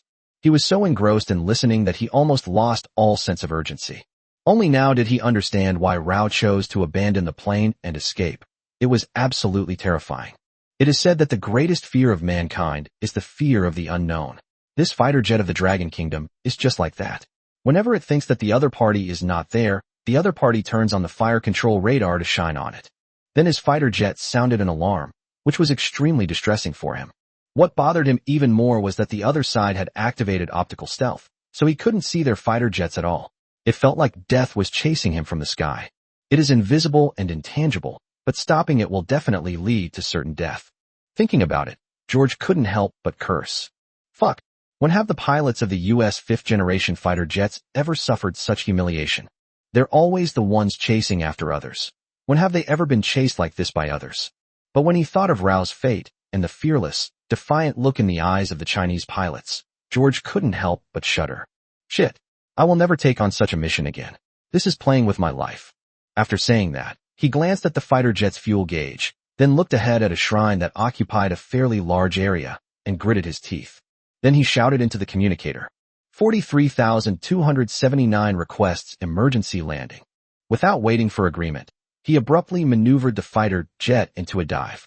Inside the shrine's ritual area, a large group of people, some dressed in white robes and others wearing masks, were performing a shamanistic dance in the courtyard, chanting mantras. Before the memorial tablets lay urns of ashes. A large group of descendants of criminals, dressed in mourning clothes and wearing white headdresses, addressed the surrounding crowd with great emotion. My ancestor, Shimada-san, was a hero. His ashes are here, and his heroic spirit resides here. To be honest, I get tears streaming down my face whenever I think of him. Now all I can do is look at his ashes and remember him. These are the heroes that we Japanese should recognize and idolize. Those were the true Showa warriors. As he spoke, he straightened up, revealing a large number of badges on his clothes, which were awarded by the emperor. The crowd applauded enthusiastically, then laughed and said, "Sir, there's no need to be so grief-stricken. Now that we have the U.S., China is nothing to fear. Yes, no matter how powerful the Dragon Kingdom is, would it dare to directly attack our islands? Trust the U.S." Just then, a loud boom suddenly rang out from the ground, followed by the creaking sound of rolling steel. The piercing scraping sound was like a demonic noise stabbing straight into the eardrums. Before anyone could react, the nose of a fifth-generation American fighter jet crashed straight out of the wall, turning the urn containing ashes in front of them upside down. In an instant, the crackling sound of the jar shattering rose and fell, and white ashes flew everywhere on the ground like garbage. Then it was soaked in gushing engine oil, turning into a blob of indescribable stuff. Seeing what was happening before them, everyone present was stunned at first. Then some of the elderly and children suddenly reacted, kneeling on the ground and screaming with heart-wrenching cries. "My goodness! Grandpa, where are my ashes? Where are my ashes? These are my family's real ashes. If they're gone, they're truly gone. Please help my Shimada-san." Who said they trusted the U.S. before? Baka. For a moment, the entire shrine was filled with the sounds of ghosts wailing and howling. Chapter 74. Ashes to the ground, shrine destroyed. The city was filled with the piercing sound of sirens. Air raid sirens had been sounded throughout the city. On the ground, countless red fire trucks traveled through the streets, and red and blue warning lights turned the entire block into a sea of blue and red. There were also American armored vehicles driving on the streets. Shimada Kotaro, who was huddled under the eaves, was trembling slightly as he watched the scene before him, his mind blank. Is this the end of the world? At this moment, not only he had this thought, but everyone in Tokyo had this thought. Just now they saw fighter jets fly through the city, and then a huge roar erupted. Then the whole of Tokyo changed drastically. How did that happen? Could it be an alien invasion? Some office workers only dared to crawl out from under their desks at this moment, and swallowed hard as they looked at the shattered glass of the building in front of them. Then he peered around, and, after a long while, spoke. Everyone, was that Lightning II just now? Why did Lightning II appear in the sky above the city, and then crash in the urban area? Isn't it supposed to be the world's strongest fighter jet? Baka, looking at the city in front of him, which was in ruins, the white-collar worker finally broke down. The beliefs I had always upheld were also shattered. She couldn't help but kneel down on the ground and sob. Many Japanese people were incredulous at what they saw. The crowd that had just been marching below now looked ashen-faced, exchanging bewildered glances. What fifth-generation fighter jet? They've all turned into roasted sweet potatoes. They're not even as good as a ground-based aircraft. Kotaro Shimada watched everything unfold before him with a gloomy expression. The fifth-generation fighter jet was working perfectly fine just now. How did it disappear? This is not what he expected. He had planned to join the defense force. But now, seeing the U.S.'s fifth-generation fighter jet crash, that idea has become unrealistic. Just as he was in a daze, a familiar voice came from the street. Shimada, something terrible has happened. Your ancestors' ashes have been scattered. Upon hearing this, everyone present turned to look at Kotaro Inada with strange expressions. Shimada was also completely bewildered, his eyes filled with confusion. His family are descendants of heroes, and their ancestors' ashes were approved by the Japanese emperor to be enshrined in shrines. How could their ashes have been scattered by someone else? He was about to retort when he heard the newcomer say, Shimada-san, your ashes have been scattered, and your shrine has been burned down. The fifth-generation fighter jet crashed right in the city center. Upon hearing this, Shimada's brain exploded with a buzz. He has always been proud of being the descendant of a hero, but now he hears that American warplanes burned the ashes of his ancestors. For a moment, he didn't know what to say. He just clenched his teeth and his face turned red. After a long pause, he finally shouted, Baka. He then immediately rushed to the shrine, and along the way, he saw descendants of heroes of all ages running towards the shrine. When you see that the once great shrine has become ruins, with only a few broken wooden sticks still supporting it, and black smoke rising from them. A half-broken urn was rolling around underneath. The former ash storage area has now been replaced by the wreckage of a fifth-generation U.S. fighter jet, which is pinning down the shrine. Even after firefighting efforts, the fire is still spreading. Kotaro Shimada is completely devastated. Bakayuru, damn you America, this is your fifth-generation fighter jet. What happened to being world-leading? What happened to having excellent performance? This is just how excellent you are. He tried to rush over, but the American soldiers on guard immediately stopped him, and it was solemnly declared. This is a military-restricted area. Leave immediately. We will protect the wreckage. As she spoke, she pushed him away without thinking. Some demolition equipment has been prepared in the surrounding area. Clearly, once the flames stop, these devices will be operational on the rubble. The Japanese viewers, who were watching Shimada's live stream, were stunned by what they saw and heard the words spoken by the American soldiers. Dancing on a grave? This is seriously dancing on a grave. Who the hell surrounds someone's ancestral grave to conduct an investigation? Baka, this is a disgrace to the Amaterasu people. How did this disaster happen? Aren't the U.S. fifth-generation fighters supposed to be invincible? How could they crash in the city center? What exactly is going on?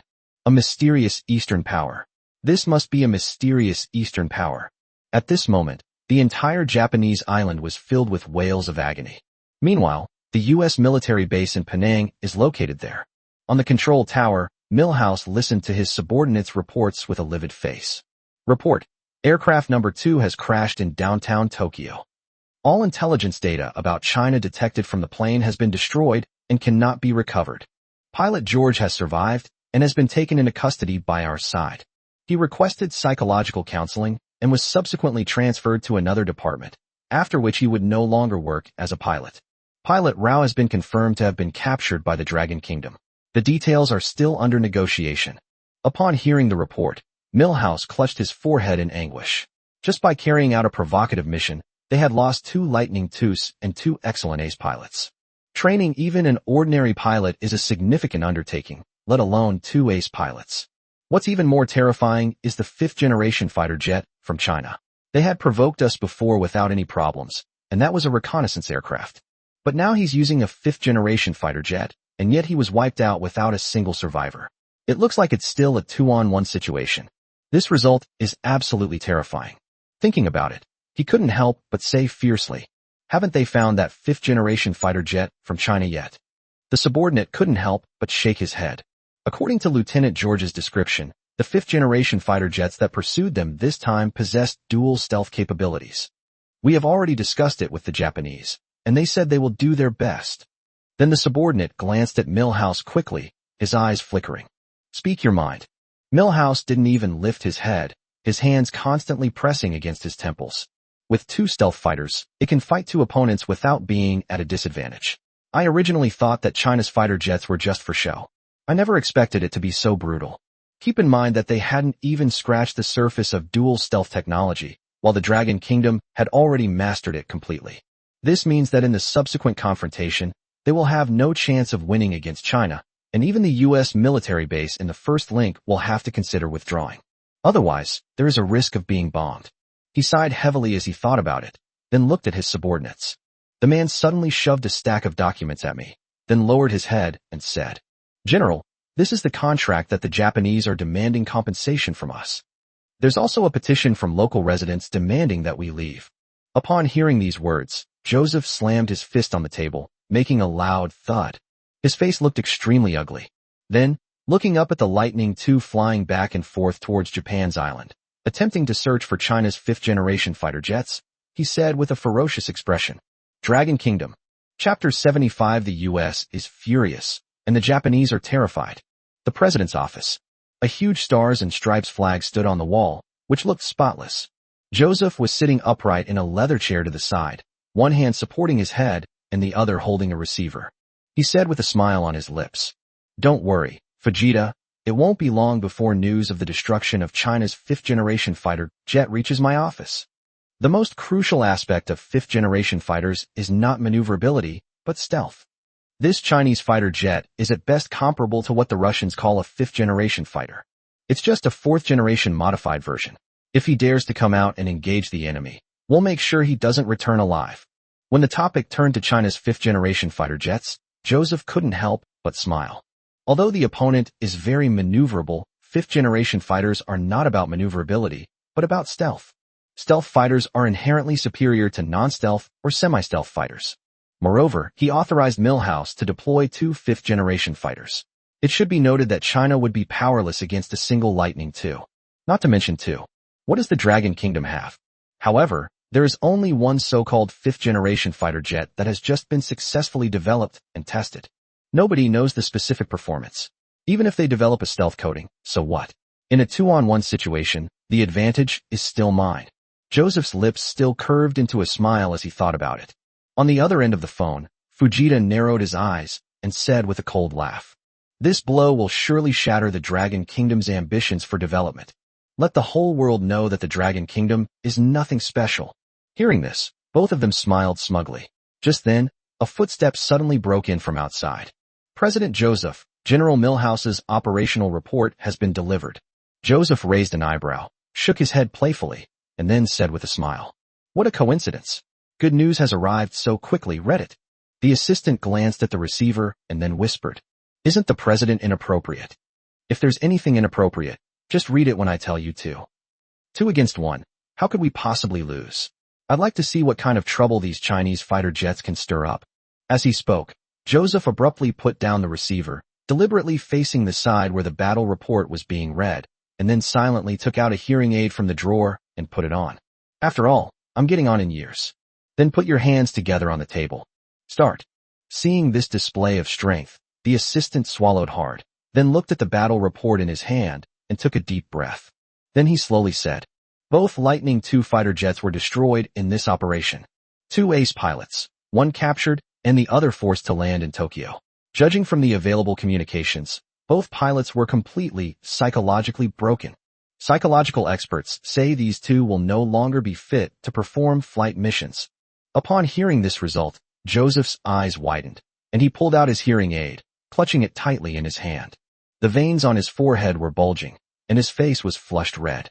On the other end of the phone, Fujita stood there dumbfounded, as if he couldn't believe what he was hearing. 2 fifth-generation fighter jets and 2 ace pilots were all killed.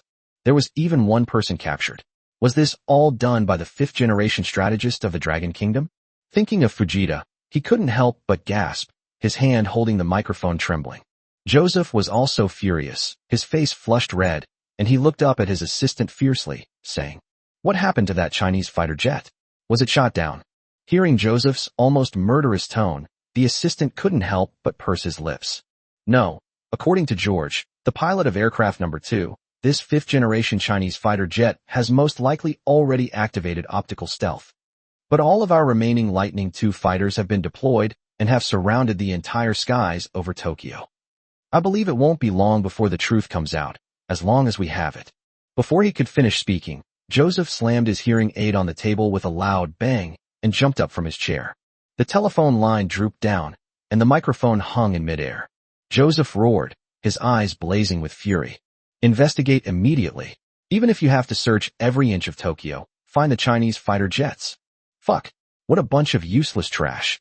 After speaking, he suddenly remembered that the microphone was still there and reached out to pick it up.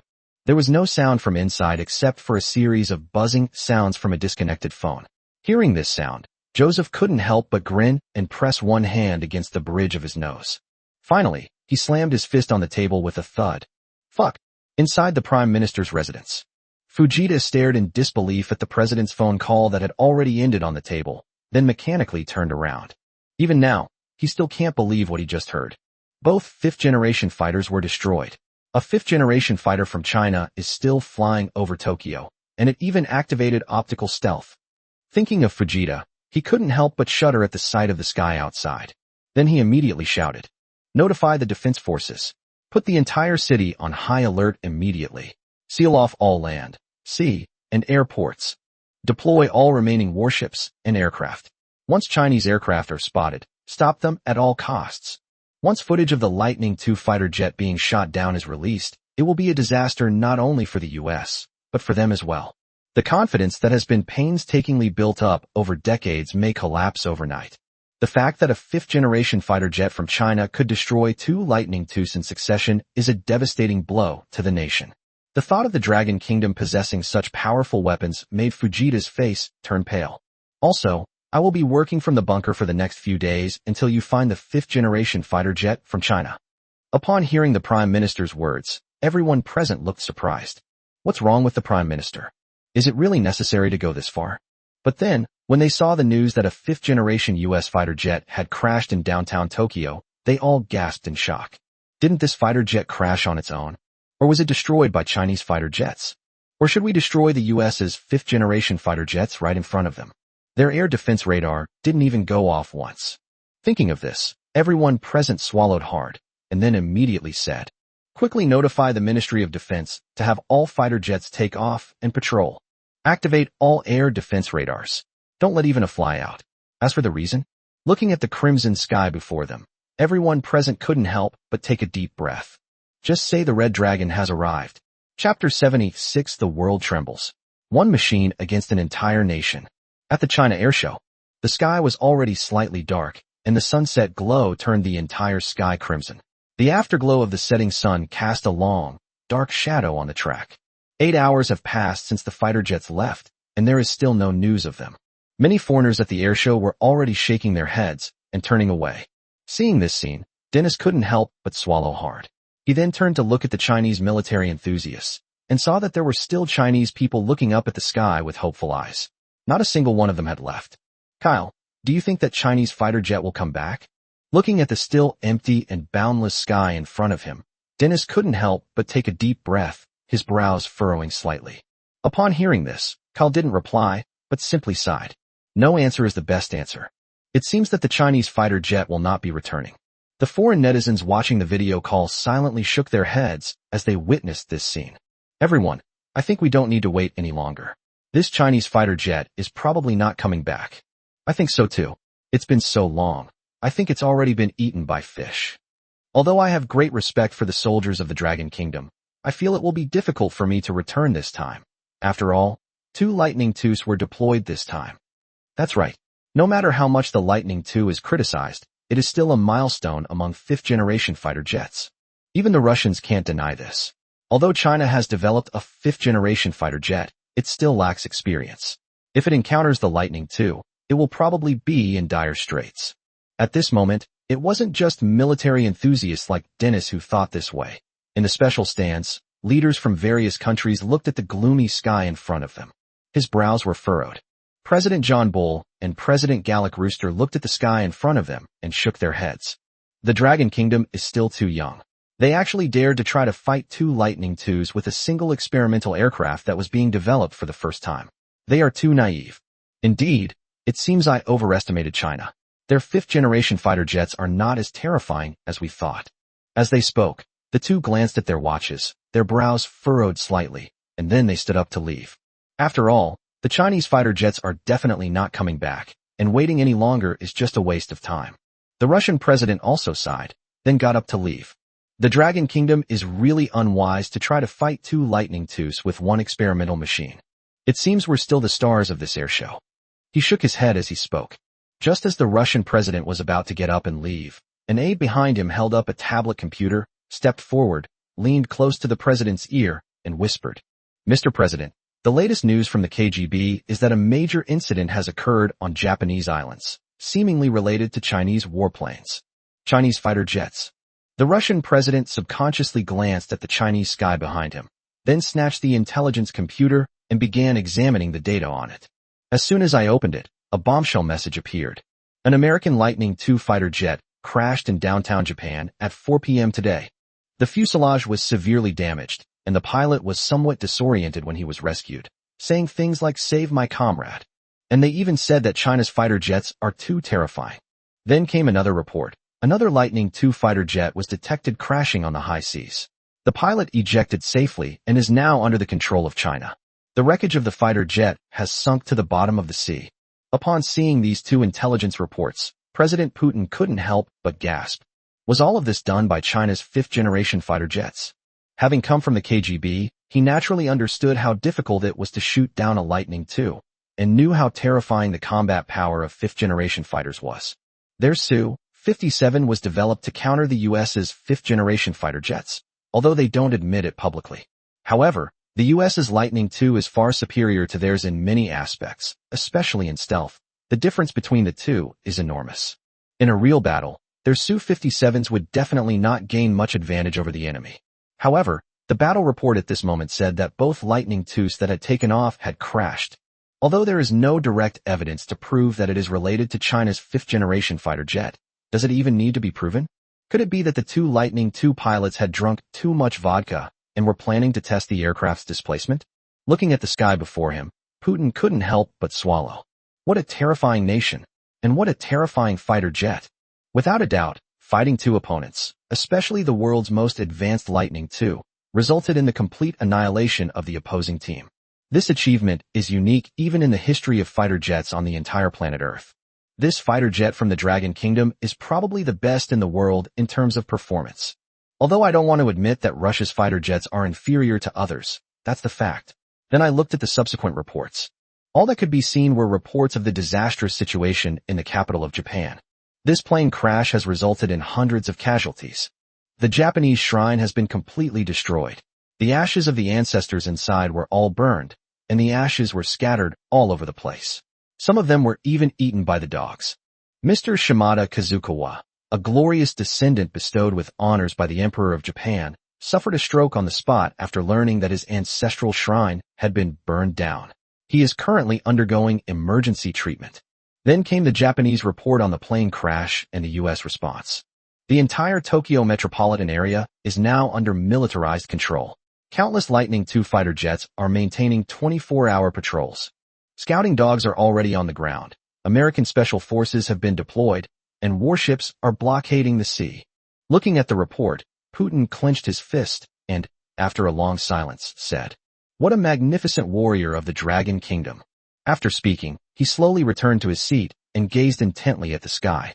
An excellent soldier is worth the wait. This strike is not only a powerful counterattack by China against the United States, but also a way for Russia to vent its anger. The U.S. has been provoking more and more frequently in recent years, and war is imminent. If it weren't for its lack of strength, it would definitely have attacked the Black House. Gazing at the sky before him, Putin frowned slightly. With such a tight blockade, even the U.S.'s Lightning II fighter jets couldn't escape unscathed. Can China's fighter jets create another miracle? At this moment, not only did President Putin receive the intelligence, but leaders in the special stands kept getting up and then retreating. Everyone was holding a document in their hand. The leaders of Middle Eastern countries all looked to the sky with hopeful eyes. Meanwhile, Western leaders, John Bull and the French president, looked at the intelligence information handed to them by the intelligence agents. They were all secretly astonished. One aircraft against an entire nation, destroying 2 Lightning IIs in succession. No one else could do that.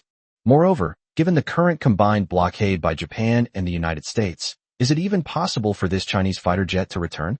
If it comes back, then the performance of this fighter jet will be terrifying. For a moment, both John Bull and President Gallic obediently sat down and waited.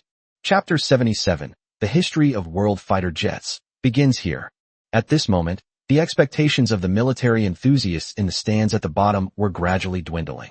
Some foreign journalists had already raised their microphones, looked at the horizon, and then frowned and said, "Everyone, it seems that the Dragon Kingdom's fighter jets will not be able to return now.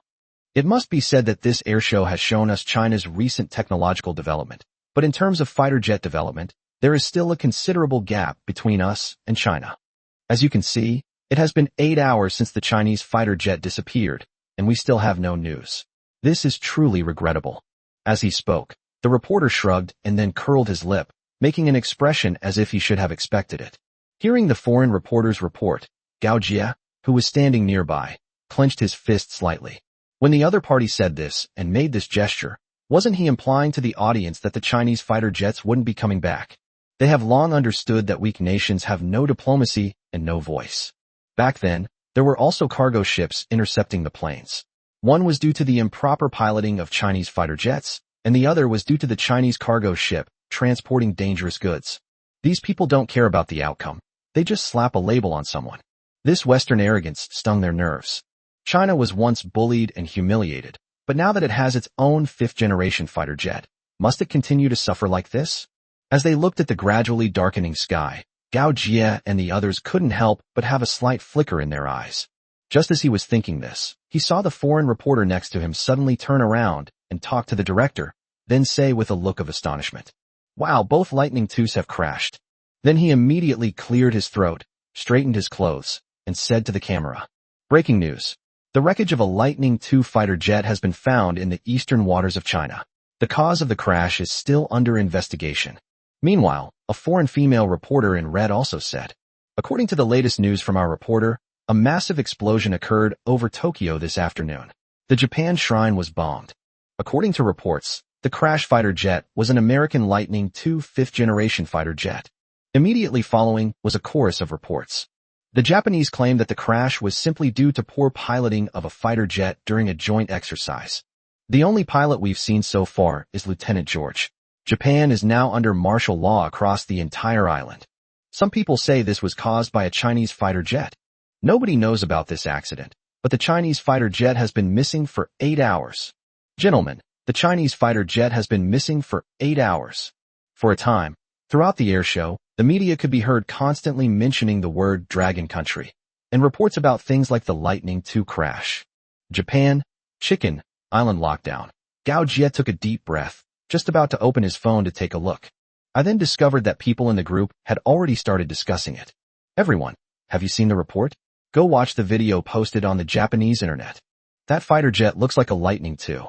Of course, it was only recently that the US moved in. The fire burned so badly that there's not a single good piece of wood left. They even fed the urn to the dogs. That's nothing. You haven't seen the reports from our southern waters. Fishermen posted videos saying that a plane crashed in the sea. The explosion was heard by all the fishermen fishing nearby, and it said that it even saved a foreign pilot. As soon as we landed, That person said he was grateful to the Dragon Kingdom for sparing his life. I even have a video of it. Upon seeing the video, Gao Jia clicked on it abruptly. He saw a blonde, blue-eyed foreign pilot with stubble on his lip being rescued from the sea. He was soaked to the bone and his body was still trembling. When he met the fisherman from China, he talked a lot in a very fast-paced way. The sentence structure is disordered, but the general meaning of gratitude can be understood. Watching this video, and recalling the reports from those foreign journalists, it means that the US lost 2 Lightning IIs in just one day.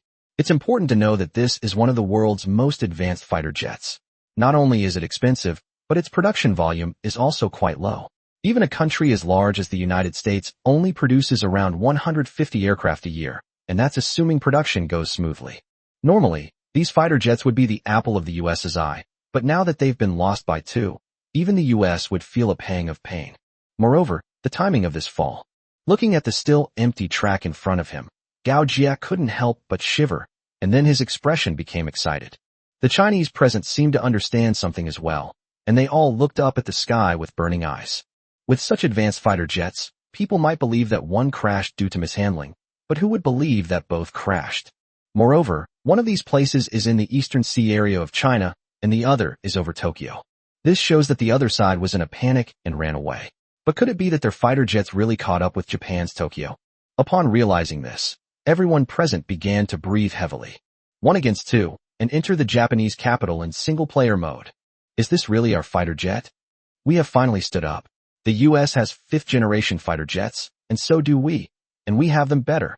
1 against 2, and still win. Which country in the world could do that? We used to be able to only chase after them from behind, but now we can finally arm wrestle in the sky.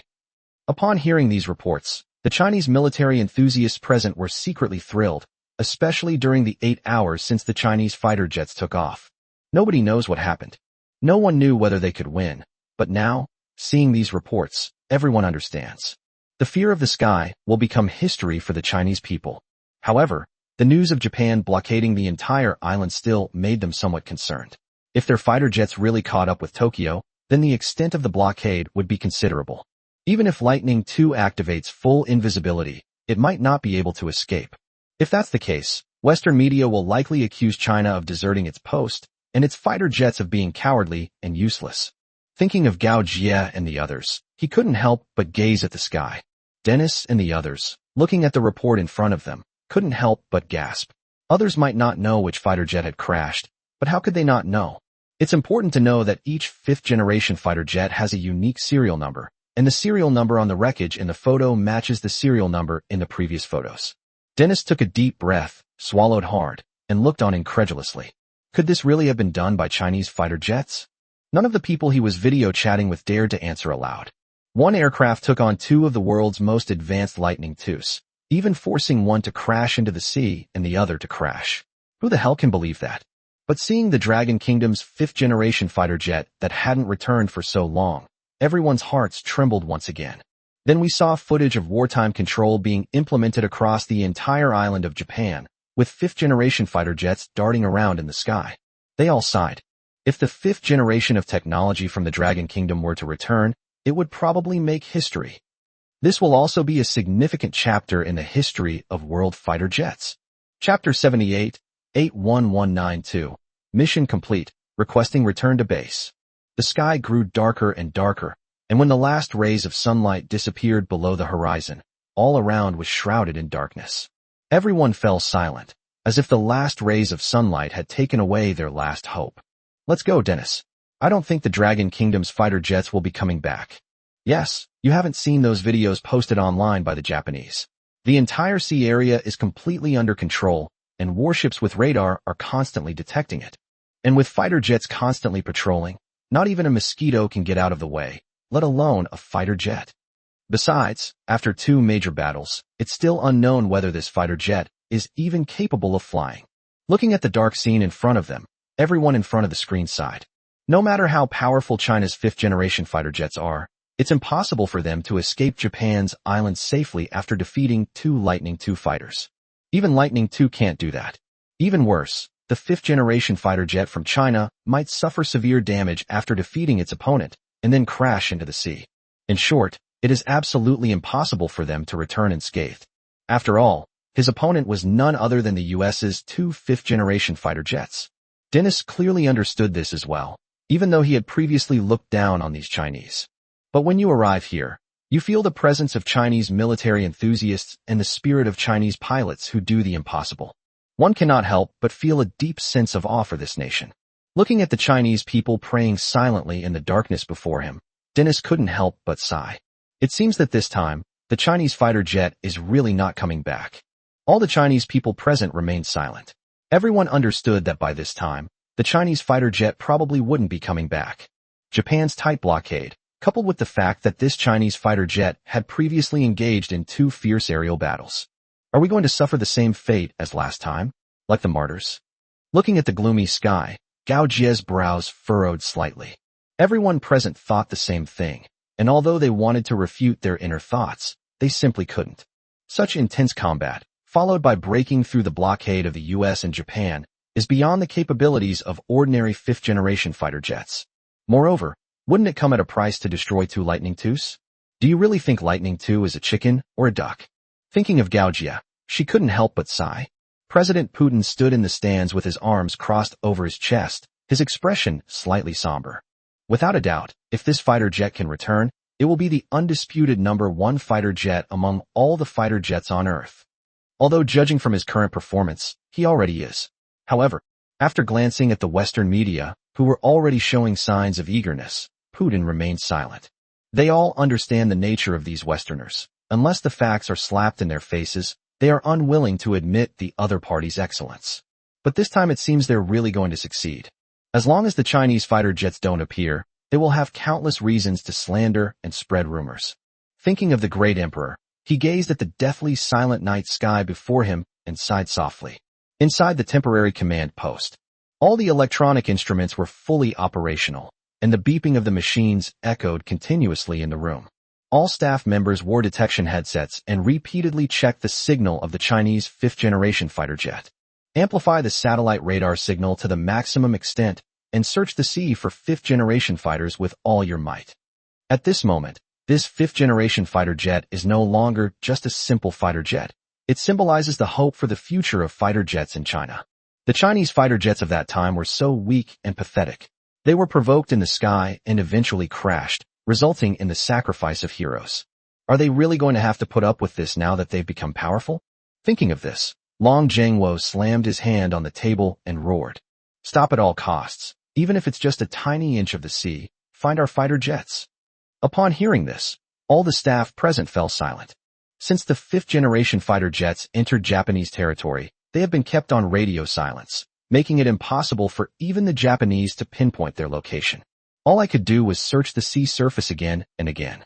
It's important to know that this is China's first fifth-generation fighter jet, which is of extraordinary significance. Moreover, the data from this confrontation with the fifth-generation fighter jets of the entire Blue Star is extremely valuable. It can be said that even if this fifth-generation fighter jet had crashed within the territory of China, it would have been a great blessing for China's scientific research community and even its national defense. Moreover, the significance of this fighter jet goes beyond that. The code name of this operation and the serial number of the fighter jet also reveal its importance. He represents the entire Chinese Air Force. Ji Hanfei stared at the runway. As the commander of the Chinese Air Force, he naturally understood what Japan's blockade meant. Although they have double stealth, who can truly guarantee they won't be detected? With so many detection radars and the Lightning II patrol, no one knows whether this Chinese fighter jet can break through the encirclement. Inside the command center, all the reconnaissance personnel were searching for the fighter jets again and again. Report: no fighter jet signals detected in the high seas area number 3. No fighter jet signals detected in the waters around island number 1. No traces of fighter jets have been found in the inland sea area. Hearing these words, Long Zhengwo's heart sank to the bottom. Although this outcome was expected, it was still hard to accept at first, as both of their plane crashes were caused by the United States. Thinking about it, I unconsciously clenched my fist. Does the future development of the Dragon Kingdom have to come at a bloody price? Ji Hanfei also sighed softly. Just as everyone was about to announce the results, a buzzing sound suddenly came from the detection equipment. Upon hearing the sound, everyone present was taken aback. Then a clear voice echoed in the command room. This is 81192. I have completed my mission and am now requesting to return to base. Upon hearing this voice, everyone present was stunned into a blank, and even Long Jiangwo stared ahead in disbelief.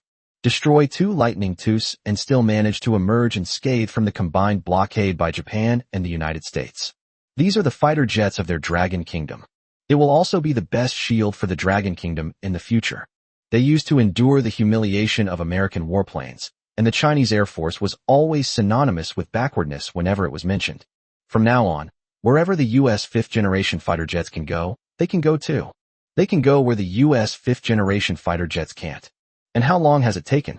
Hearing the voice on the communicator, Long Jiangwo straightened up and said, word by word, "Return to base approved." Ji Hanfei, standing to the side, clenched his fists, his eyes bloodshot. The old Chinese Air Force will become history. From now on, the Chinese Air Force will be #1 in the world. Looking at the military enthusiasts waiting below the airshow, Ji Hanfei and the other soldiers couldn't help but straighten their chests. A brand new Dragon Kingdom is being born. Chapter 79, Fighter Jets Return. The Dragon Kingdom is immortal. The sky remained silent, offering no glimmer of hope. A cold night wind blew through everyone's hearts, and a thin mist began to appear, making the night sky even more hazy. Gao Jie couldn't help but tuck his clothes in to keep himself warmer. 10 hours have passed since the Chinese fighter jet went missing, but the sky remains silent, with only howling winds blowing and a thin layer of fog rising. Foreign journalists nearby had already huddled together and were talking in hushed tones. Is everyone ready? I don't think the Chinese fighter jets will be coming back this time. During its maiden flight, the fighter jets deserted, abandoning their people. This is the fighter jet of the Dragon Nation. A reporter from the American Post couldn't help but reveal a smug smile. This news will definitely trend on social media. Yes, but I think you might not be as shocked as I am. If the Chinese fighter jets return riddled with holes, I can capture their vulnerable moment on camera. China's latest fifth-generation fighter jet is nothing but a pile of scrap metal. Its exterior is dilapidated. The speaker was a reporter from the French news agency, whose news agency frequently publishes negative news about China. They claim that people from the Dragon Country don't respect human rights, forcibly restrict personal freedom, and force people to undergo nucleic acid testing every day, thus launching a personal attack on their throats.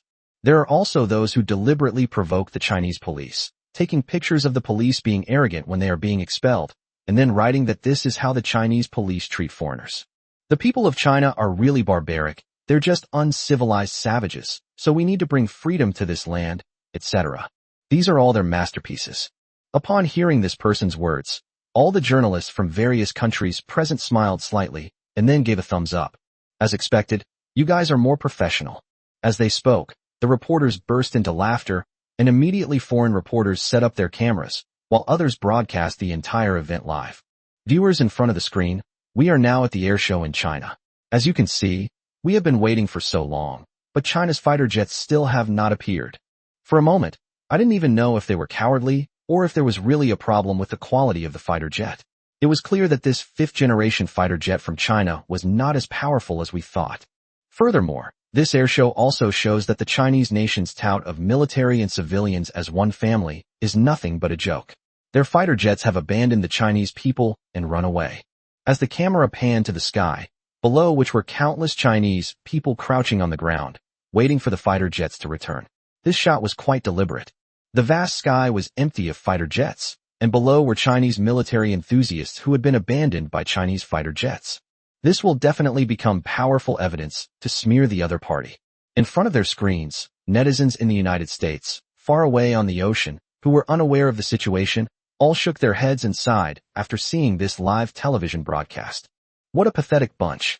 It seems that the videos from China before were just SOSO.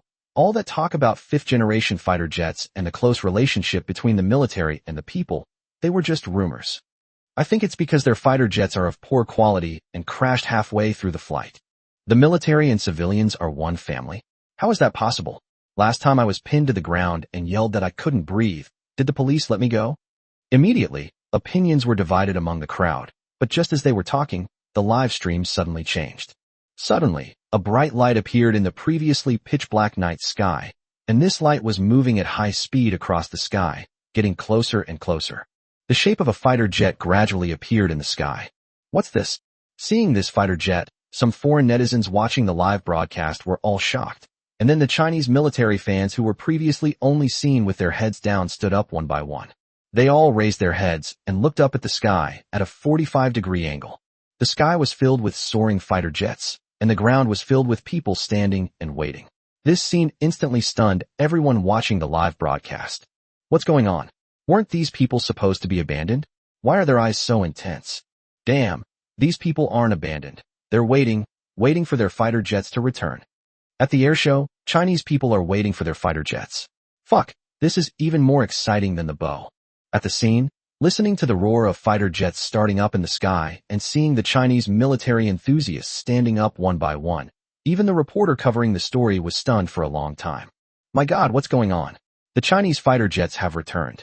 Then, realizing what had happened, she immediately tried to signal to the photographer, but it was too late. The moment had already been captured on camera. Seeing this scene, the reporter turned green with rage. That's it. If this gets broadcast, he'll probably lose his job. Thinking about it, he couldn't help but mutter a curse under his breath.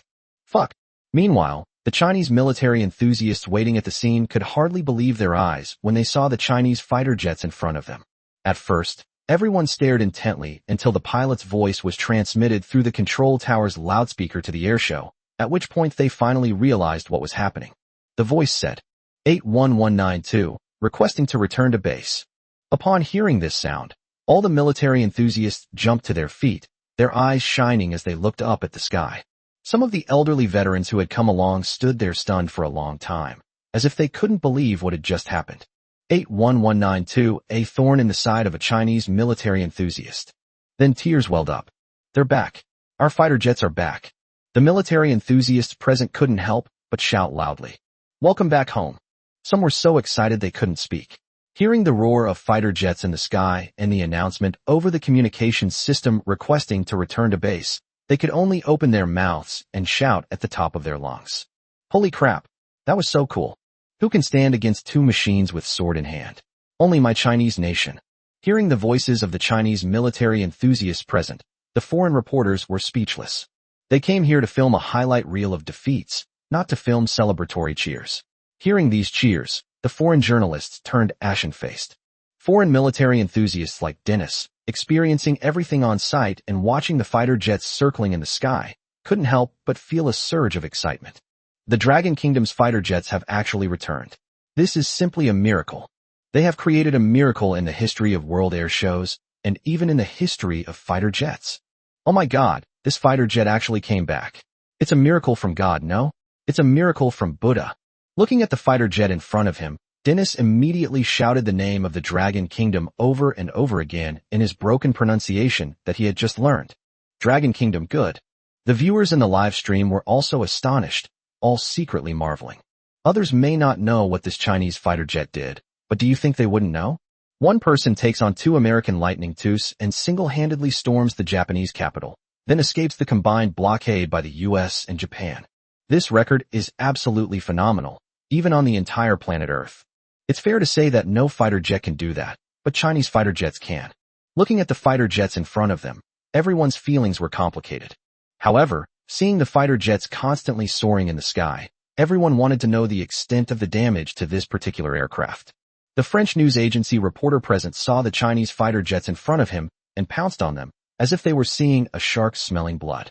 They simply couldn't believe that this fighter jet could defeat two Lightning IIs without sustaining any damage and escape unscathed from the Japanese blockade. As long as there are still flaws, they can always find a breakthrough with their professional skills. Thinking about it, I immediately ran towards the track. Chapter 80. Thousands of lights illuminate the return journey. The Dragon Kingdom stands with you. Fighter jets continue to circle in the sky. Looking at the Chinese military enthusiasts below, fighter pilot Fong Ning couldn't help but feel a surge of excitement. His escape this time was entirely due to the fighter jet's super maneuverability and dual stealth capabilities. To be honest, if it weren't for the impact of the war between the two countries, he would have shot the other side down with air-to-air missiles long ago, instead of going through the trouble of getting close to intercept it. They never dared to imagine such a thing before, let alone intercepting two Lightning II fighters in the air. Even if we detect the other side's fighters, we cannot effectively drive them away, because our fighter jets are inferior to theirs, and our national strength is also inferior. But now that the country has become prosperous and strong, his eyes gleam as he looks at the fifth-generation fighter jet of the Chinese nation before him. Fighter jets prepare to land. After finishing speaking on the comms, Fang Ming adjusted his fighter jet to prepare for landing. However, looking at the pitch-black runway in front of him, his brows furrowed slightly. Night landings have always been a key subject for fighter jet landings, and he had trained in this before while flying fourth-generation fighters. However, now that the fighter jets have changed, and given the darkness of the night and the scattered lights on the airshow runway, Fang Ming's brows furrowed slightly. Although he had successfully landed before, the intense fighting had taken place, and the night was quite dark. Landing on the runway is still quite difficult. Even Putin, standing in the stands, couldn't help but look at everything before him with a slightly somber gaze. He frowned as he looked at the tranquil night and the sparse lights on the track. Having flown fighter jets before, he naturally understood what nighttime lights meant for a fighter jet about to land. That's like a guiding light, since landing in such a dark night sky is no easy task. Moreover, the night was rather dark, and as a thin mist rose in the night sky, Emperor Putin's brows furrowed slightly. Just as foreign media had already set up their cameras, ready to watch the show, a voice suddenly sounded behind me. "Comrades, follow me." As soon as he finished speaking, someone turned on their phone's flashlight. In an instant, a faint light appeared beside the track, followed by a second, then a third. In an instant, the once pitch-black track became as bright as day, and starlight converged into a sea of light, surging on both sides of the track. The starlight flickers, each light representing a Chinese military enthusiast, and the lights along this several hundred-meter track shine brightly. Seeing all this, Dennis and the other foreign military enthusiasts were all stunned, turning around and staring blankly at the scene before them. The crab's lavish landing. I would call this the world's best. Fuck, this is the first time I've ever seen a landing like this. He made history in aerial warfare. It's simply a miracle. It's a miracle that this fighter jet even came back. Putting aside personal opinions, I truly love this country, and I absolutely adore this fighter jet.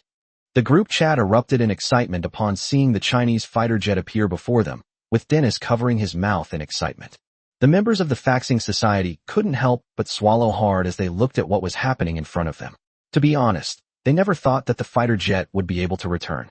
Given the level of blockade imposed by Japan, and their experience of engaging in a fierce battle with two fifth-generation fighter jets, no other fighter jet in the world could possibly return like this. But now the roar of China's fighter jets tells him that he is not dreaming. Looking at the fifth-generation fighter jets of China circling and flying in the sky, the reporter from the French Star news agency couldn't help but take a deep breath, and then braced himself to set up his camera and aim it at the runway. Make sure you take careful pictures of everything. Don't miss a single bullet hole. Find me a good angle. We absolutely must find a direction to break through and then report on this fighter jet. Upon hearing this, all the foreign journalists present focused their cameras on the runway, ready to showcase the decline of China's fighter jets to the world. A tremendous roar could be heard from the horizon, and the fighter jets began to descend towards the ground. All the foreign journalists watched this moment with bated breath, and foreign netizens watching the live broadcast on television also held their breath. In the long darkness, a faint light suddenly flickered, then gradually became clearer, slowly illuminating the silhouette of the fifth-generation fighter jet from China.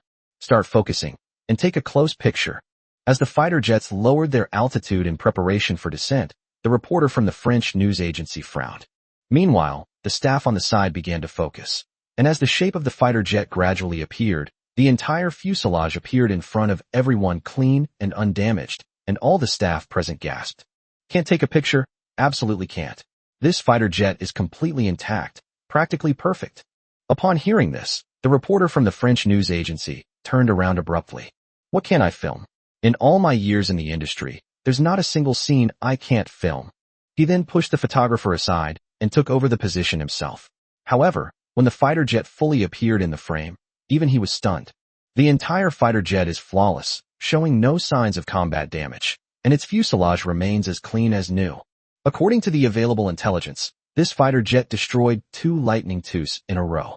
How could it be completely unscathed? Are there really such big differences between fifth-generation fighter jets? Thinking about it, he frowned and cursed, then immediately pointed his camera at the Chinese people, trying to find some evidence to smear the military enthusiasts. All the Chinese people present raised their phones, turned on their lights, and stood excitedly on both sides of the track. They shouted, "Welcome home." And the Chinese Air Force, stand up.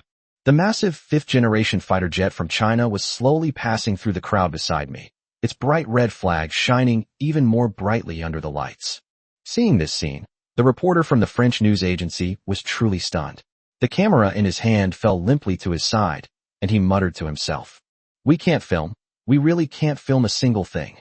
All the foreign journalists present were speechless at the sight before them, for they could neither describe it nor smear it. Some foreign journalists even shook their heads and left with their camera equipment. Foreign netizens watching the live stream on the internet gasped in disbelief at the way the Chinese fighter jets made their entrance. These are Chinese fighter jets. They're so cool. This technological feel, and these Chinese people, seem different from what was reported before. Yes, look at this fighter jet. It's practically perfect. It's not just about fighter jets. If you watch Dennis's group chat videos, you'll understand what China is really like. Holy crap, so I've been scammed. This is so restrictive. I'm going to file a complaint. Fuck, these damn media people dared to lie to me. Immediately, another wave of complaints against journalists arose online. On the special viewing platform, looking at the fifth-generation fighter jets and the people of China in front of him, President Putin's eyes shone with a glint of light. Looking at this scene, he sighed softly, then said with a hint of envy, "How wonderful it would be if we had such fighter jets and such people." After saying that, he stood quietly in place, gazing at the Chinese people cheering outside the stands. In recent years, the expansion of the United States has become increasingly outrageous, and the border situation is on the verge of collapse, with war possibly breaking out at any time. I remember saying to myself, "Give me 20 years, and I'll give you a powerful Russia." Putin sighed, then turned around and said, "Are the weapons ready?" The assistant beside him nodded and continued, "The ammunition and personnel are all ready, and we've also purchased a considerable number of drones." Drone. They're just small gadgets. According to the middleman, they're just small planes produced by a private company in China. They might be quite good for reconnaissance. But in this operation, we're using tank assaults directly, so drones won't be very effective. Putin nodded, then gazed at the fighter jets in the sky before turning and leaving. This time, they decided not to tolerate the expansion of the United States any longer. Since they could not avoid it, they had no choice but to confront it. The battlefield is the best testing ground for weapons. I wonder what new weapons will emerge from this battlefield. Is it their Su-57 fighter jet or the T-900? Putin sighed, then frowned and his eyes hardened. Notify the troops to begin the advance. The ending of Chapter 81 is set. The U.S. military base retreated 100 miles overnight. Inside the temporary command center.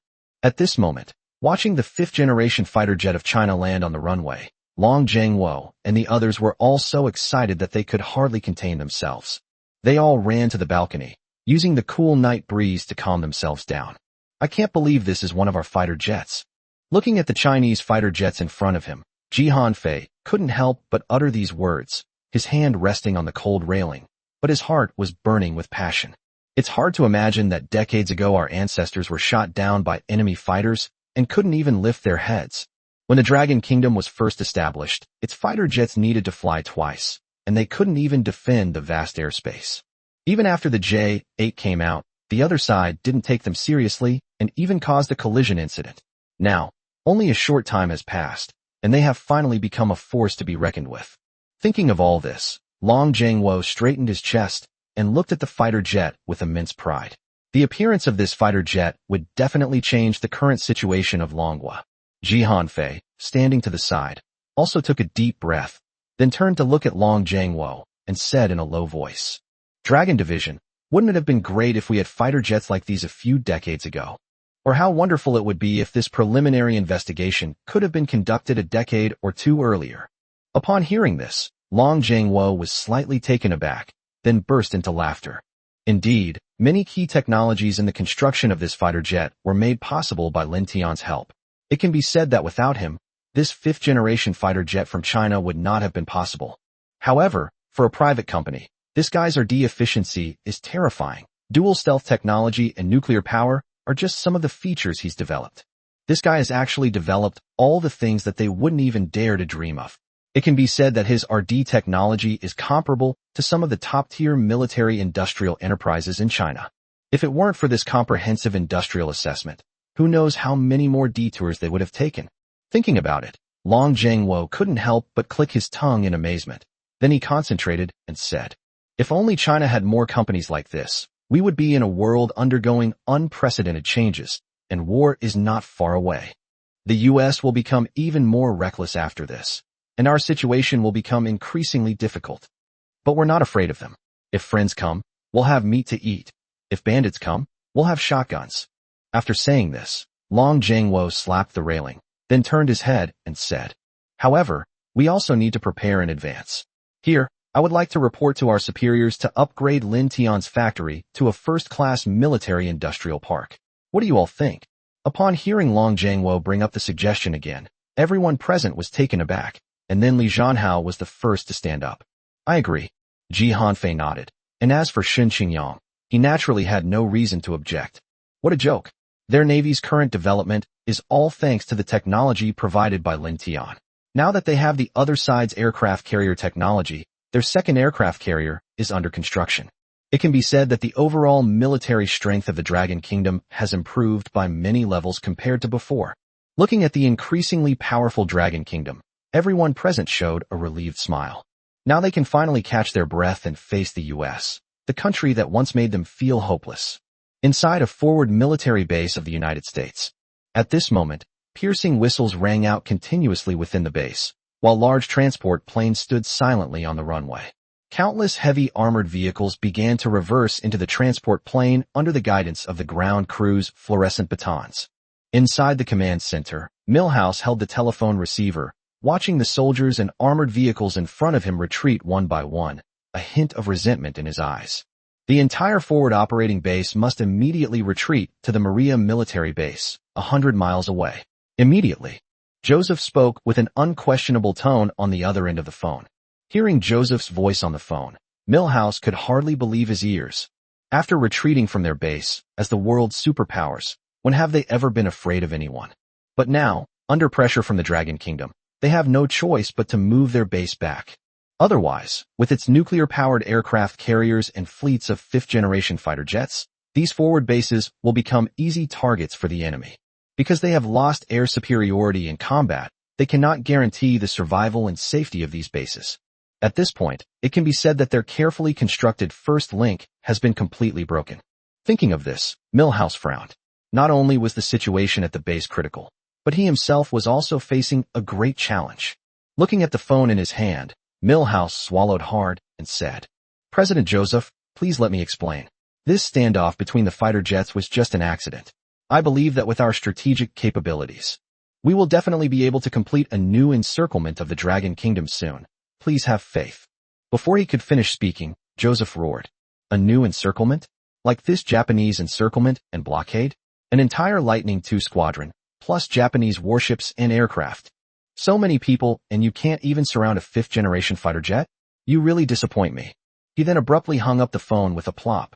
Upon hearing this sound, Milhouse felt a pang of unease. He had put a great deal of effort into this siege, even imposing military control over the sea. It's safe to say that even a mosquito going out would be scanned twice by radar and warships. Even so, the other parties still managed to escape. As for fifth-generation fighters, can China's fighter jets really be called fifth-generation? The thought of those canards, their super maneuverability, and their most outrageous stealth capabilities gave Milhouse a headache. 2 Lightning IIs crashed, resulting in the loss of 2 ace pilots, a feat that even their heavily invested Raptor fighter jets might not have been able to achieve. Thinking about it, he rubbed his temples and said with a hint of helplessness, "The Dragon Kingdom may find it difficult to contain." Inside the Black House, Joseph, who had just finished making the phone call to the president, lay looking haggard in the presidential chair. This blow has undoubtedly damaged his political reputation significantly. You could say the only thing missing from the Dragon Kingdom's list is dancing on his grave. Looking at the overwhelming reports about China's fifth-generation fighter jets and the letters of refusal from Western countries to participate in China's plans, Joseph's gaze gradually turned cold. His family made their fortune through arms smuggling, and if necessary, he might even start a war now. Only in this way can he retain his presidential throne. A hint of madness crept into his eyes as he thought about it, when suddenly a sound came from outside the door. "Mr. President, members of Congress have initiated impeachment proceedings against you. Are you now going to Congress to defend yourself?" Upon hearing this voice, Joseph gritted his teeth and forced out a sentence. Fuck. There is no doubt that this trip to the Dragon Kingdom has seriously shaken his foundation, and he will be unable to persuade those congressmen once he fails. It is likely that not only will his presidency be in jeopardy, but his entire family will also be implicated and purged by the political party.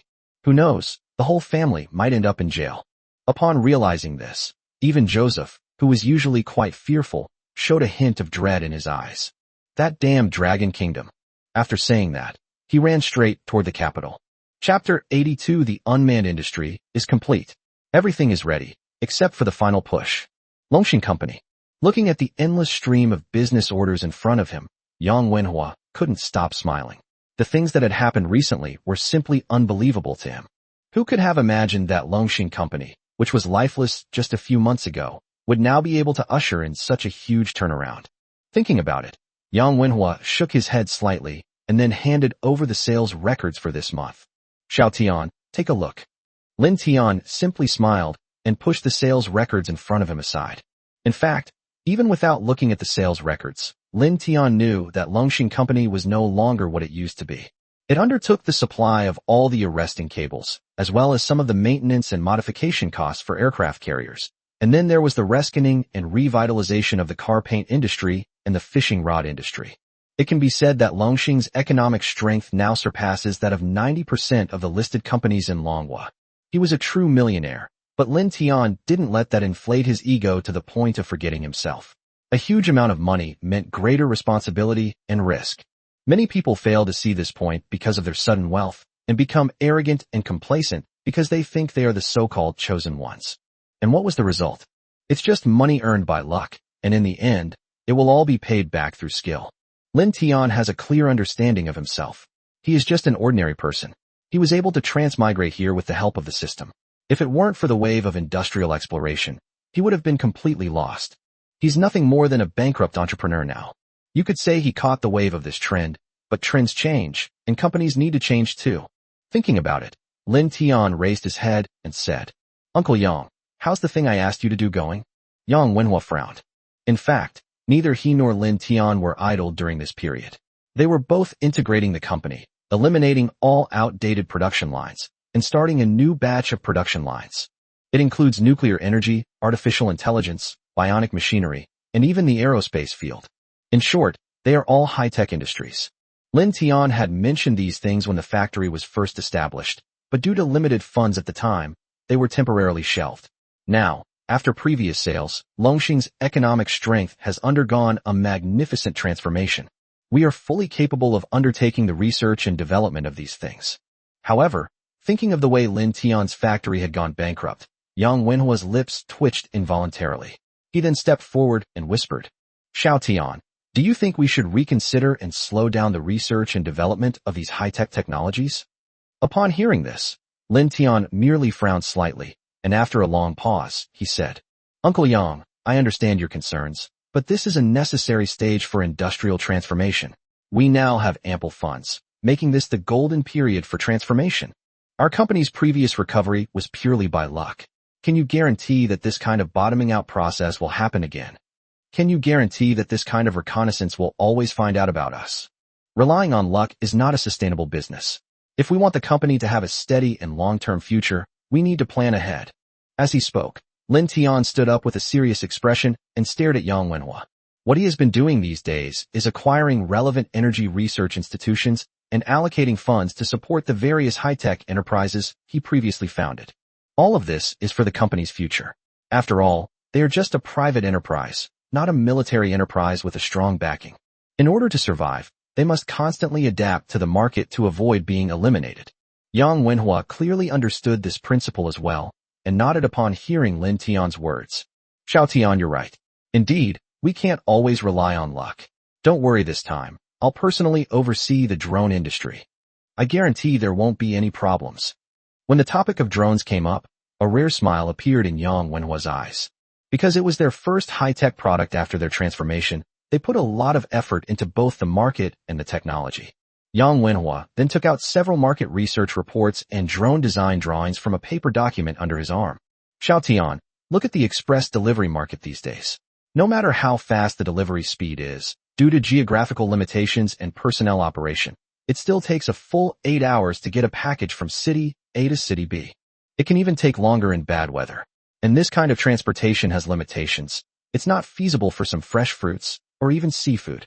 As he spoke, Yang Wenhua casually wiped the drone design drawing over the market research chart, then smiled and said, "But our drones don't have these limitations because they're large enough to easily carry something weighing several tons.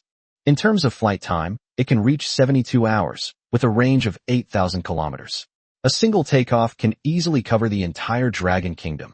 The loading method also uses distributed cargo pods, which can carry more packages at once. The delivery method involves releasing the package directly from the air. Successful delivery is achieved using parachutes and smart devices for location tracking. It's safe to say that once our product hits the market, it will be a game changer for the entire express delivery industry." As Yang Wenhua spoke, he became increasingly excited, and his hands began to move unconsciously. Without a doubt, once their product hits the market, it will create a new storm in the express delivery industry. There are simply no comparable products on the market that can compete with them. This will be a new blue ocean industry. What excited him even more was that their Model 1 drone, which had received a lukewarm response during its development, also received a large order. The client is Russian, and those drones are all for performance and filming purposes. Because they needed to gain a deep understanding of the drone industry, they studied at least dozens of drones during this period and overcame numerous technical challenges.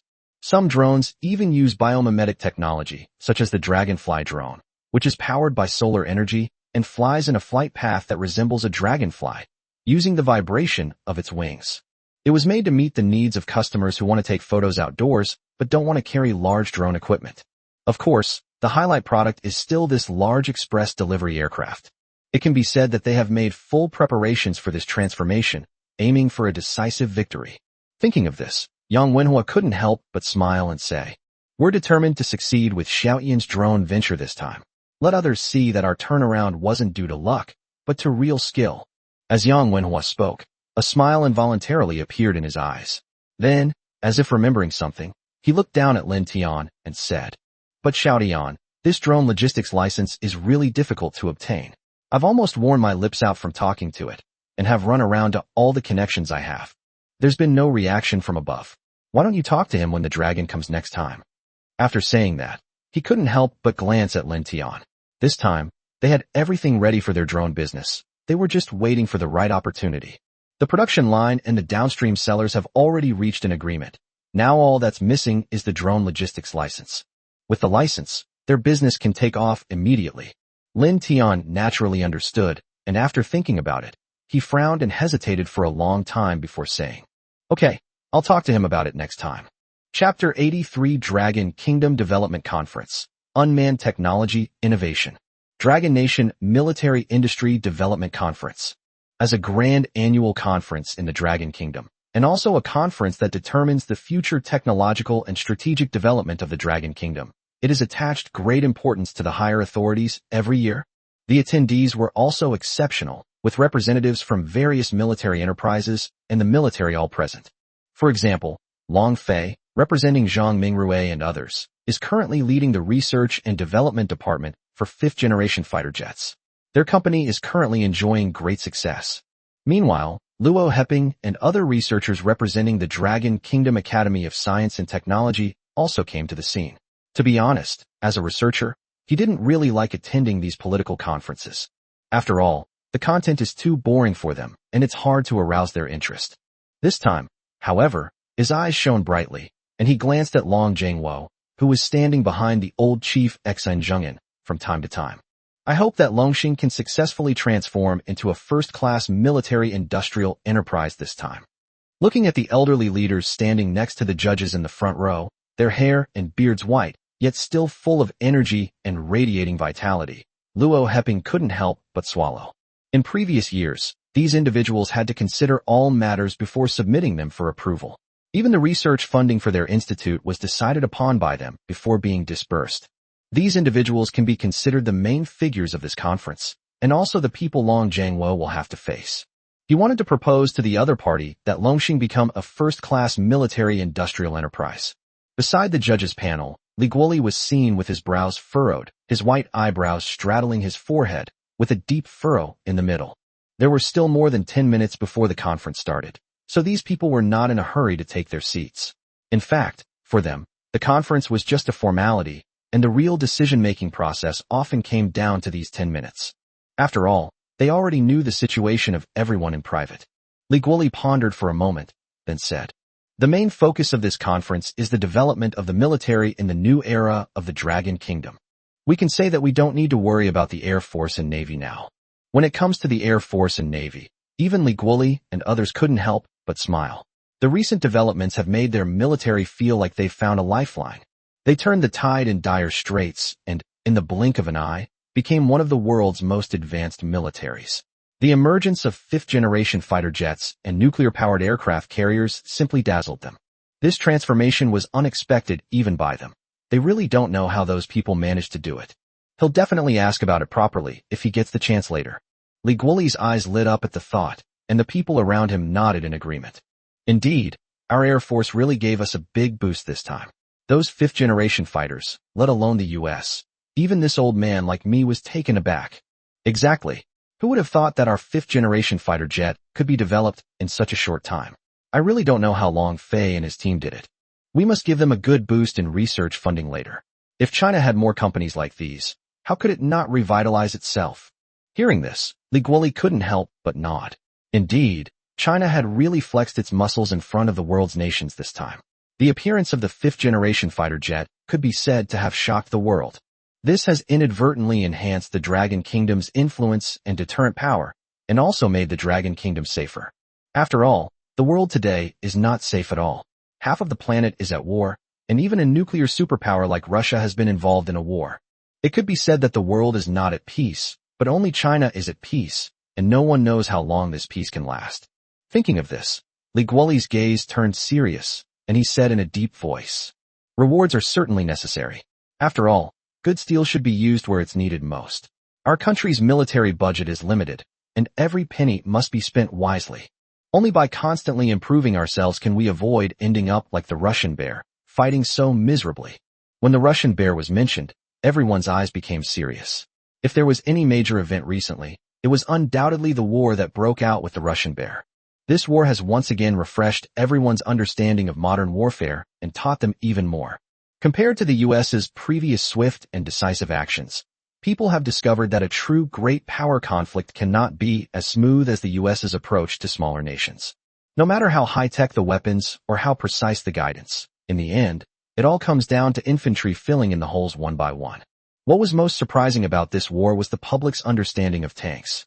Everyone originally thought that the Russians could push forward with their ironclad forces, but what happened? The tank force suffered heavy losses because they were blocked by a tiny drone. It can be said that modern land warfare has undergone tremendous changes without us even realizing it. Thinking of this, Li Guoli's expression also became serious.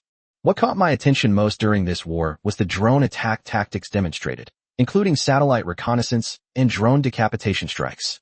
Speed, accuracy, and ruthlessness were the defining characteristics. In particular, one of the drones from the Russian Navy, called the Poison Needle, caught my attention. Its size and flight speed were simply ghostly. Some tanks become walking coffins when they encounter this drone, and it also poses a great deterrent to infantry. It can be said to be a true star product.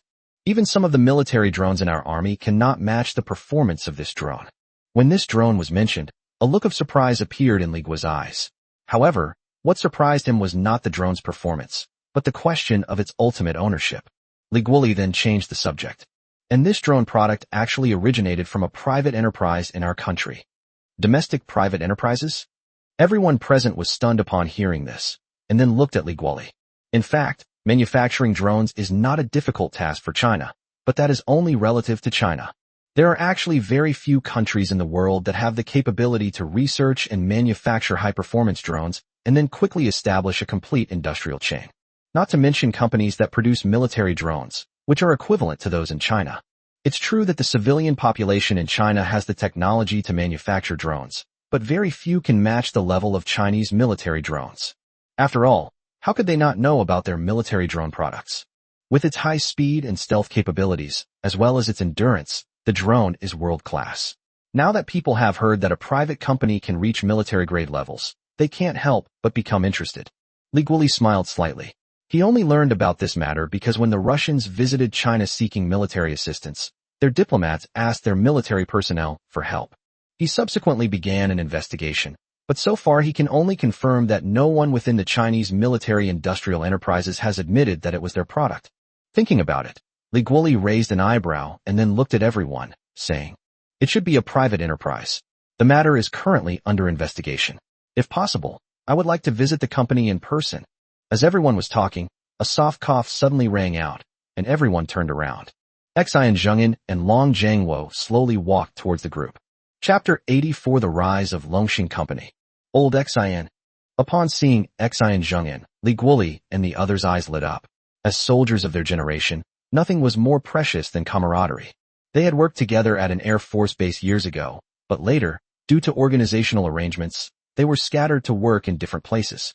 After that, contact became less frequent, but we still kept in touch. But in their minds, hadn't Xian Zhengyan already decided to go into seclusion? How did I end up here? Seeing his friend's puzzled look, Xian Zhengyan smiled slightly. Then, leaning on his cane, he walked forward step by step and said with a smile, "What? It's only been a few years, and you don't recognize me anymore." Hearing this joke, everyone present burst into laughter. Li Guoli shook his head with a smile, then said with a hint of helplessness, "Old Xian, it's been so many years and you're still as picky as ever. How come your back injury still hasn't healed?" As he spoke, he stepped forward to help the other person, but Xian Zhengyan waved his hand and said with a disdainful expression, "What's this little injury? Back when I fought back against those monkeys, I was shot several times in the abdomen and I didn't even ask for help. Now you need to help me?" After saying that, he was about to throw away his cane when Long Jiangwo, who was behind him, hurriedly stepped forward to stop him. Upon seeing Long Jiangwo, Li Guoli and the others exchanged glances. As those in charge of determining military expenditures, they had seen all sorts of people over the years. The sudden appearance of an old comrade in arms like Xian Zhengyan, especially in this great hall, could not possibly be for the purpose of reminiscing. After hesitating for a moment, Li Guoli stepped forward and said, "Old Xian, what brings you here this time? If it's just to catch up, then I'll take you to my house after the meeting so we can have a proper chat." Upon hearing this, Xian Zhengyan's eyes widened in surprise. He then slowly pushed Long Jiangwo away and said gently, "Actually, I have a small favor to ask of you this time. Then could you report to your superiors about converting a domestic private enterprise into a military-industrial enterprise?" Private enterprises turning to military industry? Li Guoli and the others looked on with suspicion. If it was just this request, their old comrade in arms shouldn't have come forward in person. His student, Long Jiangwo, had that right. Just as they were thinking, Xian Zhengyan's next words made them gasp. "Transform into a first-class military-industrial enterprise." A first-tier military-industrial enterprise? Upon hearing this, Li Guoli could hardly believe his ears. He stared blankly at Xian Zhengyan, his eyes seeming to say, "Old Xian, are you crazy? A first-class military-industrial enterprise, what does that mean?" The top 10 military-industrial enterprises in China were determined at the very beginning of the nation's founding, and their number has remained unchanged for decades. Its function is to be responsible for the research and development of various military technologies in China, and the funds are entirely allocated and managed by the higher authorities. It can be said that it is top-notch in China in terms of both resources and personnel, and its scientific research capabilities are also extremely formidable. Even a company like Longfei is just a part of the Longwo Aviation Group. It can be said that these military-industrial companies represent the most advanced scientific research level in China. Xian Zhengyan's claim that he wants to transform a private enterprise into a first-class military enterprise is nothing short of delusional, something he wouldn't even dare to do in his wildest dreams. Although he had been prepared, seeing his old friend's shocked expression made Xian Zhengyan's heart pound. As a veteran, he naturally understood the value of a first-class military-industrial enterprise. These were companies that could truly lead the times and possessed exceptionally formidable research capabilities.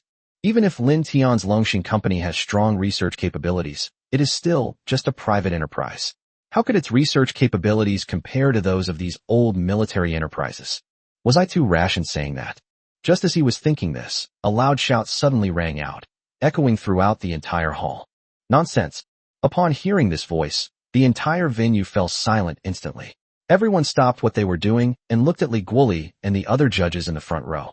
Seeing everyone's gaze, Li Guo realized his lapse in composure and immediately composed himself.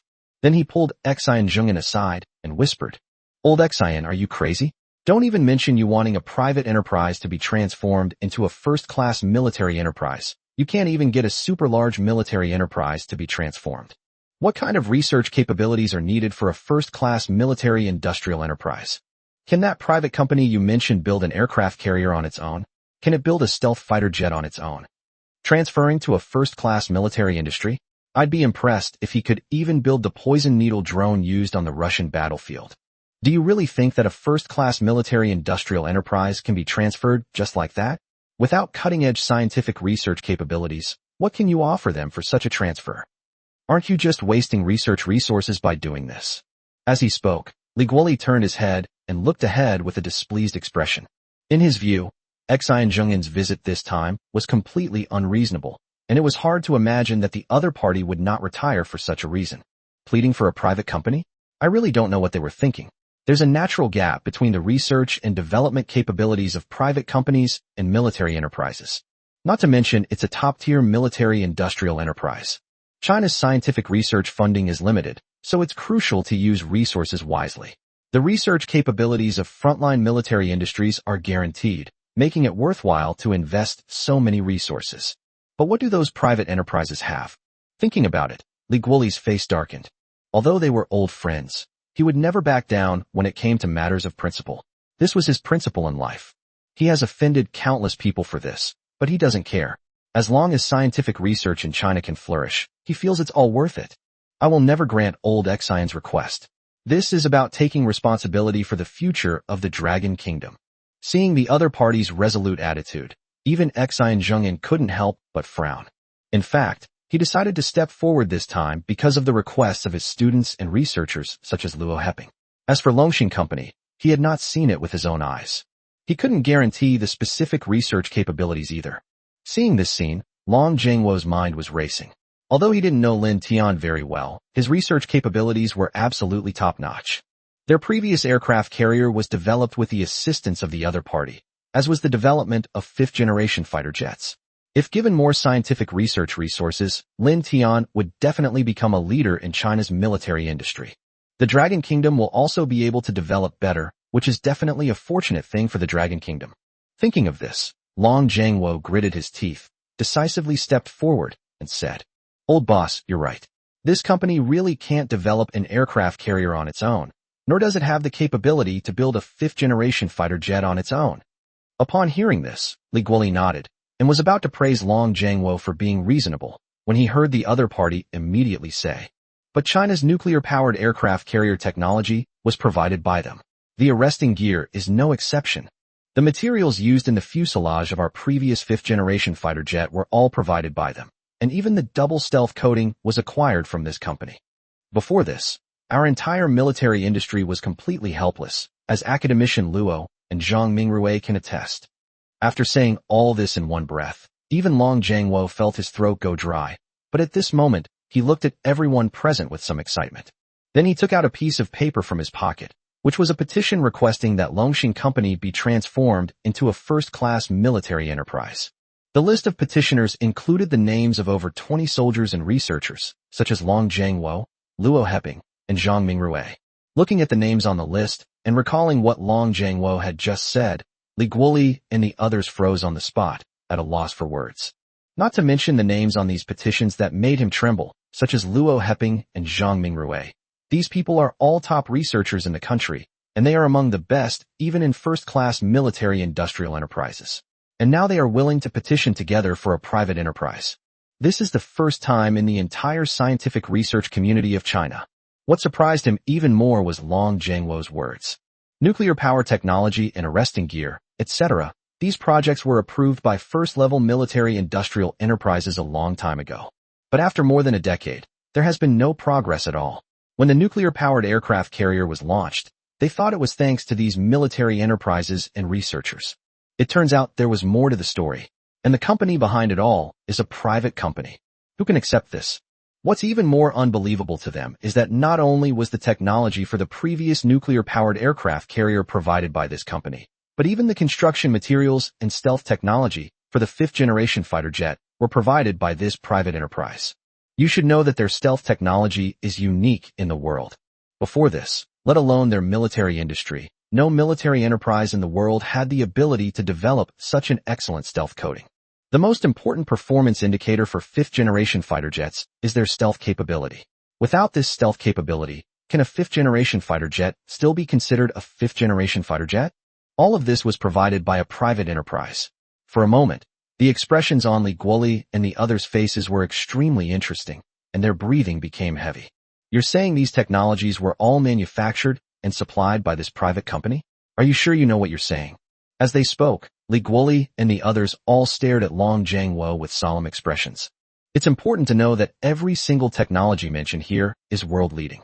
If it were just one of these technologies, that would be one thing, but the fact that all of them were developed by a single private company is astonishing. This completely overturned his understanding of the term private enterprise. If this is called private enterprise, then those frontline military-industrial workers would probably have to be called street vendors. It wouldn't be an exaggeration to say that China has the best scientific research capabilities. Thinking about it, Li Guoli swallowed hard, then suddenly stepped forward and looked at Long Zhangwo, saying each word slowly and deliberately. Do you know what this company is called? Longxing. It's right here in this city. Dragon Rising? Li Guoli murmured to himself for a moment. Then his expression hardened, and he decisively turned around and said, "All right, let's head to Longxing immediately." Talk is cheap. To determine whether someone has first-class military research capabilities, you have to see for yourself. As for this conference, if they actually find a company with research capabilities that are no weaker than or even stronger than China's top-tier military industry, then it's better not to hold the conference at all. After all, the main purpose of this conference is to discuss the future impact of China's military industry on China. Now that they have discovered a company like Longxing, they can't avoid holding this conference without talking to them. Thinking it best to immediately arrange for someone to set off for Longxing Company. Chapter 85. We are just an ordinary private enterprise. Throughout the journey, Li Guoli couldn't help but frown, his eyes still filled with suspicion. Seeing the desolate and dilapidated place where Longxing was located, the doubt in his eyes deepened. Is this the Longxing Company you mentioned, one that rivals top-tier military research and development capabilities? Looking at the wall in front of him that seemed ready to collapse at any moment, and the few weeds that kept sprouting around it, Li Guoli felt that his dignity had been insulted. This dilapidated corner and the weeds hardly resemble a research unit. It's even worse than the research environment of some of their third-level military-industrial enterprises. What kind of technological products could be developed in a place like this? For a moment, even Xian Zhengyan's eyes showed a hint of confusion. He didn't know much about Longxing Company either, but he knew from Zhang Mingrui and Long Zhangwo's descriptions that the materials for the fifth-generation fighter jet came from this private enterprise. Although he had already imagined what the research environment would be like, seeing it still made Xian Zhengyan's heart skip a beat. Is this research capability really comparable to that of a top-tier military industry? He recalled what Long Zhangwo and Zhang Mingrui had said to him when they were developing the fifth-generation fighter jet, such as how this company had excellent research capabilities and was a hidden master. Xian Zhengyan felt as if he had been deceived. With weeds growing so overgrown, it would be a miracle if there were even a sweeping monk, let alone a sweeping monk. Although he didn't understand scientific research, he wasn't stupid. If the external environment of a scientific research company was this unkempt, how chaotic must it be inside? For a moment, he even suspected that Long Zhangwo was cooperating with Zhang Mingrui and others to make fun of him. Noticing the teacher's hesitant gaze and Li Guoli's questioning expression, Long Zhangwo felt a chill run down his spine. Just as he was about to explain something, a series of rustling footsteps came from inside the factory, followed by a voice with a foreign accent. I am deeply grateful to General Manager Yang for supplying the goods. On behalf of the Russian nation, I extend my gratitude to your boss, Mr. Lin. Your drones are absolutely amazing. Hurrah! Upon hearing this sound, everyone present was taken aback, and Long Zhangwo's expression hardened, because the person who had just spoken was none other than a member of the Russian military supply department. At the beginning of the war, the Dragon Kingdom adopted a neutral stance and did not help either side, but they did not impose too many restrictions on some of the behaviors of the people. Seeing the people from the Russian military supply department appear in Lin Tian's factory and chat happily with Yang Wenhua, Long Jiangwo couldn't help but raise his eyebrows slightly. What's going on? Lately, he has been busy with the application process and has not paid much attention to the situation of Longxing Company. He only knows that the company is currently seeking industrial transformation. But how did this transformation end up with the Soviet Union? And their supply department personnel have all arrived. What has Lin Tian been up to all this time? For a moment, Long Jiangwo was filled with doubt. Meanwhile, Li Guoli's eyes flashed, as if something had occurred to him, and his brows furrowed involuntarily. No way. Could it really be such a coincidence? That drone was also made by this company. Looking at the person in charge of Longxing Company in front of him, Li Guoli couldn't help but frown slightly. However, before he could think about it, he saw Long Jiangwo step forward. Although he was a little puzzled by the other party's behavior just now, this was not the time to talk about it. The most urgent task is to get Lin Tian and his team to prove the factory's capabilities. Long Jiangwo stepped forward and smiled slightly upon seeing the other person. Manager Yang, what were you doing just now? Upon hearing this, Yang Wenhua's eyes flickered. The memory of the factory being raided flashed before his eyes again. However, this time they hadn't done anything illegal, so he mustered his courage and said, "Actually, it's nothing much. We were just introducing our new product to foreign customers. It's a drone used for outdoor filming and performances. To be honest, we weren't optimistic about this drone before. It has a small payload, slow flight speed, and short flight time. This is far too different from our development strategy. But for some reason, these customers from Russia took a liking to our product and warmly shook my hand to thank us for our help. We don't know what we did to help him."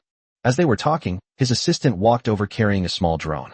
Upon seeing the drone, Li Guoli, who had been pondering something, gasped and said in surprise, "Poison needle drone." Without a doubt, the enemy was holding the poison needle drone, which had shone brightly on the battlefield against the Russians.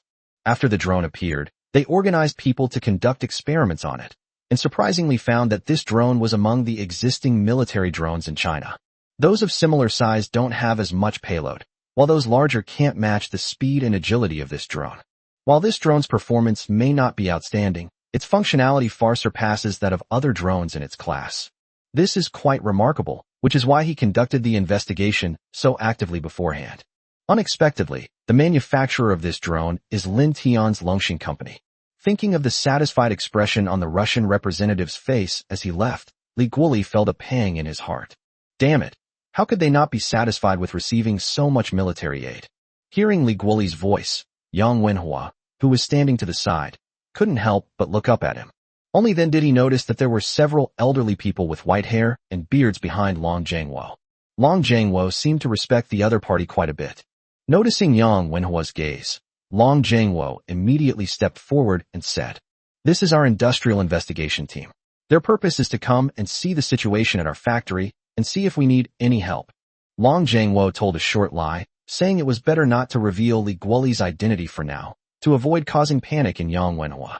Li Guoli clearly understood this as well, nodding and smiling as he said, "Yes, young comrade, we've just come to visit your factory. We heard that your factory previously supported the construction of the army, and we are truly grateful to you." As he spoke, he couldn't help but observe the other person's reaction intently to see if it was true. Yang Wenhua waved his hands repeatedly, then said with a smile, "I don't deserve such praise. We are just an ordinary, unremarkable company. Those previous events were all accidents, and I absolutely cannot accept your gratitude. To be honest, if it weren't for General Long giving us this opportunity, our car paint, fishing rod, and steel cable businesses would probably have lost everything." He scratched his head as he spoke. Long Jiangwo, standing nearby, involuntarily twitched his face upon hearing the phrase, "an ordinary, unremarkable company." What kind of ordinary, unremarkable company would research nuclear power for no reason? Are they capable of developing dual stealth coatings and world-leading carbon fiber technology? That's all bullshit. Thinking about it, I couldn't help but roll my eyes. Upon hearing these words, Li Guoli frowned. Wasn't this company supposed to have developed carbon fiber and optical stealth technology? Why are they all just ordinary industrial equipment? Then he suddenly remembered what Long Jiangwo had told him. This is a private enterprise. He understood a little bit for a moment, and the corner of his mouth twitched. It's obvious that this group is using these high-tech technologies to invest in the current industries. No wonder Long Jiangwo kept emphasizing the other party's status as a private enterprise when he came here before. However, to develop such brilliant scientific and technological achievements under such harsh research conditions, this research capability is unique even in China. Thinking about it, Li Guoli's heart began to soften. If we offer them better conditions, will they be able to develop something even better? Looking at the drone in front of him, Li Guoli's eyes gradually became heated. Only now did he realize just how much power this private factory had. However, he still hesitated. After all, becoming a first-class military-industrial enterprise was a very important matter, and the resources required were astronomical. Even he had to be cautious. Seeing that the other person was staring intently at the drone in front of them, Yang Wenhua assumed that the other person was interested in it, and couldn't help but hold up the drone in his hand and say with a smile, "Please rest assured this time, Longxing has completely transformed, and we have made detailed plans for this business. We will not mess this up again. This time we have developed drones capable of delivering packages throughout the entire Dragon Kingdom. Its flight range is a full 8,000 kilometers, making a round trip across the entire Dragon Kingdom absolutely no problem. Once the project is launched, I believe it will definitely become a dark horse in the market." Upon hearing this, everyone present was taken aback at first. Then Li Guoli suddenly realized what was happening and stared wide-eyed at Yang Wenhua. "What? You're saying your drones have a flight range of 8,000 kilometers? Even Long Jiangwo stepped forward and stared blankly at Yang Wenhua, his eyes filled with astonishment. It's worth noting that the flight range of a typical fighter jet is only around 2,000 kilometers, while this drone has soared to 8,000 kilometers, which is almost the flight range of a strategic bomber. Is this a drone built by Lin Tian? It looks more like a bomber." For a moment, not only Li Guoli was stunned, but even Long Jiangwo was stunned. Then, their eyes flashed, and they immediately said, "Please make sure you show us this drone properly." Are you kidding me? This is the first time they've ever seen a drone that's comparable to a strategic bomber. If this were introduced into the Chinese Army's combat system, it would be like adding wings to a tiger, and it would also be the greatest lesson learned from the war with the Soviet Union. They will be world leaders in drone tactics. It will also lead the new era of warfare in the future. Thinking about this, Li Guoli and others couldn't help but get excited, and their eyes became fiery and naked as they looked at Yang Wenhua. Looking at everyone's expressions, Yang Wenhua felt a surge of excitement. They had been worried about how to ask the other party to help them obtain a drone logistics license. Now that they've come to see it, this is an excellent opportunity. Thinking of Yang Wenhua, a warm smile involuntarily appeared on his face. Whether we can obtain an air logistics license depends on this opportunity. With that, Yang Wenhua led everyone straight to Longxing Company's laboratory. Chapter 86. The Shocking Laboratory. After crossing the overgrown courtyard and passing through several slightly rusty roller shutters, the group finally arrived at the main entrance of Longxing Company's laboratory. Looking at the somewhat dilapidated and crooked sign outside the laboratory, with the 3 large characters for laboratory covered in rust, Li Guoli and the others couldn't help but exchange strange glances. "This is your laboratory?" To be honest, what the other party had just said and the poison needle drone they had shown were already enough to amaze them. Coupled with the other party's previous contributions, Li Guoli already believed that this company was qualified to compete for a first-class military industry status. But when he saw the dilapidated laboratory door in front of him, his face twitched violently. Is this what a top-tier military laboratory should look like? It's so dilapidated, it looks like a garbage dump. Do these guys really have the capability to develop the kind of drone that the other side mentioned before? Or was what the other party said earlier just to bluff? After all, in his mind, drones were synonymous with cheap and simple. Are there really drones that can rival the capabilities of bombers, as he claims? For a moment, Li Guoli's brows furrowed slightly. Meanwhile, Long Jiangwo, standing to the side, raised an eyebrow at the laboratory door in front of him and said in disbelief, "Was your previous technology also developed here?" As he spoke, he glanced at the dilapidated gate and the sign in front of him. Noticing the stares of the crowd, Yang Wenhua awkwardly rubbed his nose with his index finger, then nodded sheepishly. "Yes, this is the research heart of Longxing, and also the most important place in the entire company. We usually don't allow outsiders to enter." As for its appearance, Yang Wenhua glanced at the gate, then said with a hint of helplessness, "Actually, we didn't want to do this either. But President Lin said that our company should focus on scientific research, and scientific research requires a lot of resources. Therefore, we should not be too extravagant about anything unrelated to scientific research." And so it ended up like this. Yang Wenhua shrugged, sighed softly, and then immediately said, "But don't worry, Our company is absolutely serious about scientific research. This drone is also one of our company's major products, and it will definitely not disappoint you. We just hope that you can lend us a hand when the time comes." As he spoke, Yang Wenhua turned around and opened the door. The scene inside immediately stunned everyone. In stark contrast to the desolate and dilapidated exterior, the interior presents an almost unreal research environment. The clean, white, insulated floor tiles spread smoothly across the ground, while LED lights from the ceiling illuminate the entire central corridor. On both sides of the corridor, researchers were conducting experiments in their respective laboratories, and their every move could be clearly seen through the tempered glass. All I could see was a researcher holding a fist-like object in his hand. As his palm was slightly closed and his fingers moved slightly, the fingers of the robotic arm behind him opened and closed in response. Meanwhile, on the other side, a researcher wearing a helmet was lying in a chair, and a black instrument in front of him was constantly recording his brain waves and then transmitting them at a certain frequency. Suddenly, a string of radio symbols appeared on the black screen on the head of an intelligent robot in the corner of the room, and it began to move slowly. Although the movements were clumsy, they still startled Li Guoli and the others. Looking at everything in front of him, Li Guoli felt like he was dreaming and subconsciously swallowed. The major military-industrial enterprises have been researching those things, which are related to brain and nerve research. Their latest progress is currently limited to robotic arms simulating human movements. And this laboratory has actually achieved preliminary brain neural connections. This research capability is even more terrifying than that of frontline military industries. This is absolutely outrageous. Upon realizing this, Li Guoli gasped, while Long Jiangwo, standing beside him, was dumbfounded. He had always thought that Lin Tian's ability to develop those new technologies was due to luck, but he never expected that it was all due to his own strength. Look at the responsiveness of this robotic arm, and this robot. They far surpass the latest products from the military industry companies he has ever seen. For a moment, everyone was stunned by the scene before them, and even forgot what they had come here for. Yang Wenhua, standing to the side, watched all of this with a detached indifference, as if it were nothing more than radishes and cabbages. He was already tired of these technologies. Lin Tian had privately demonstrated them to him countless times before asking these people to develop them. He really didn't know what was so special about them. Thinking about it, he shook his head, then turned around and said with a smile, "Gentlemen, this is our neural research area. The research on the drone swarm is still in the rear. Please follow me."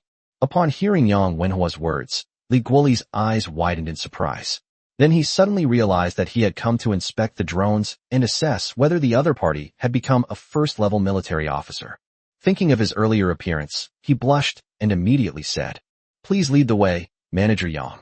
Yang Wenhua nodded, then led the group forward. The further they went, the heavier their breathing became.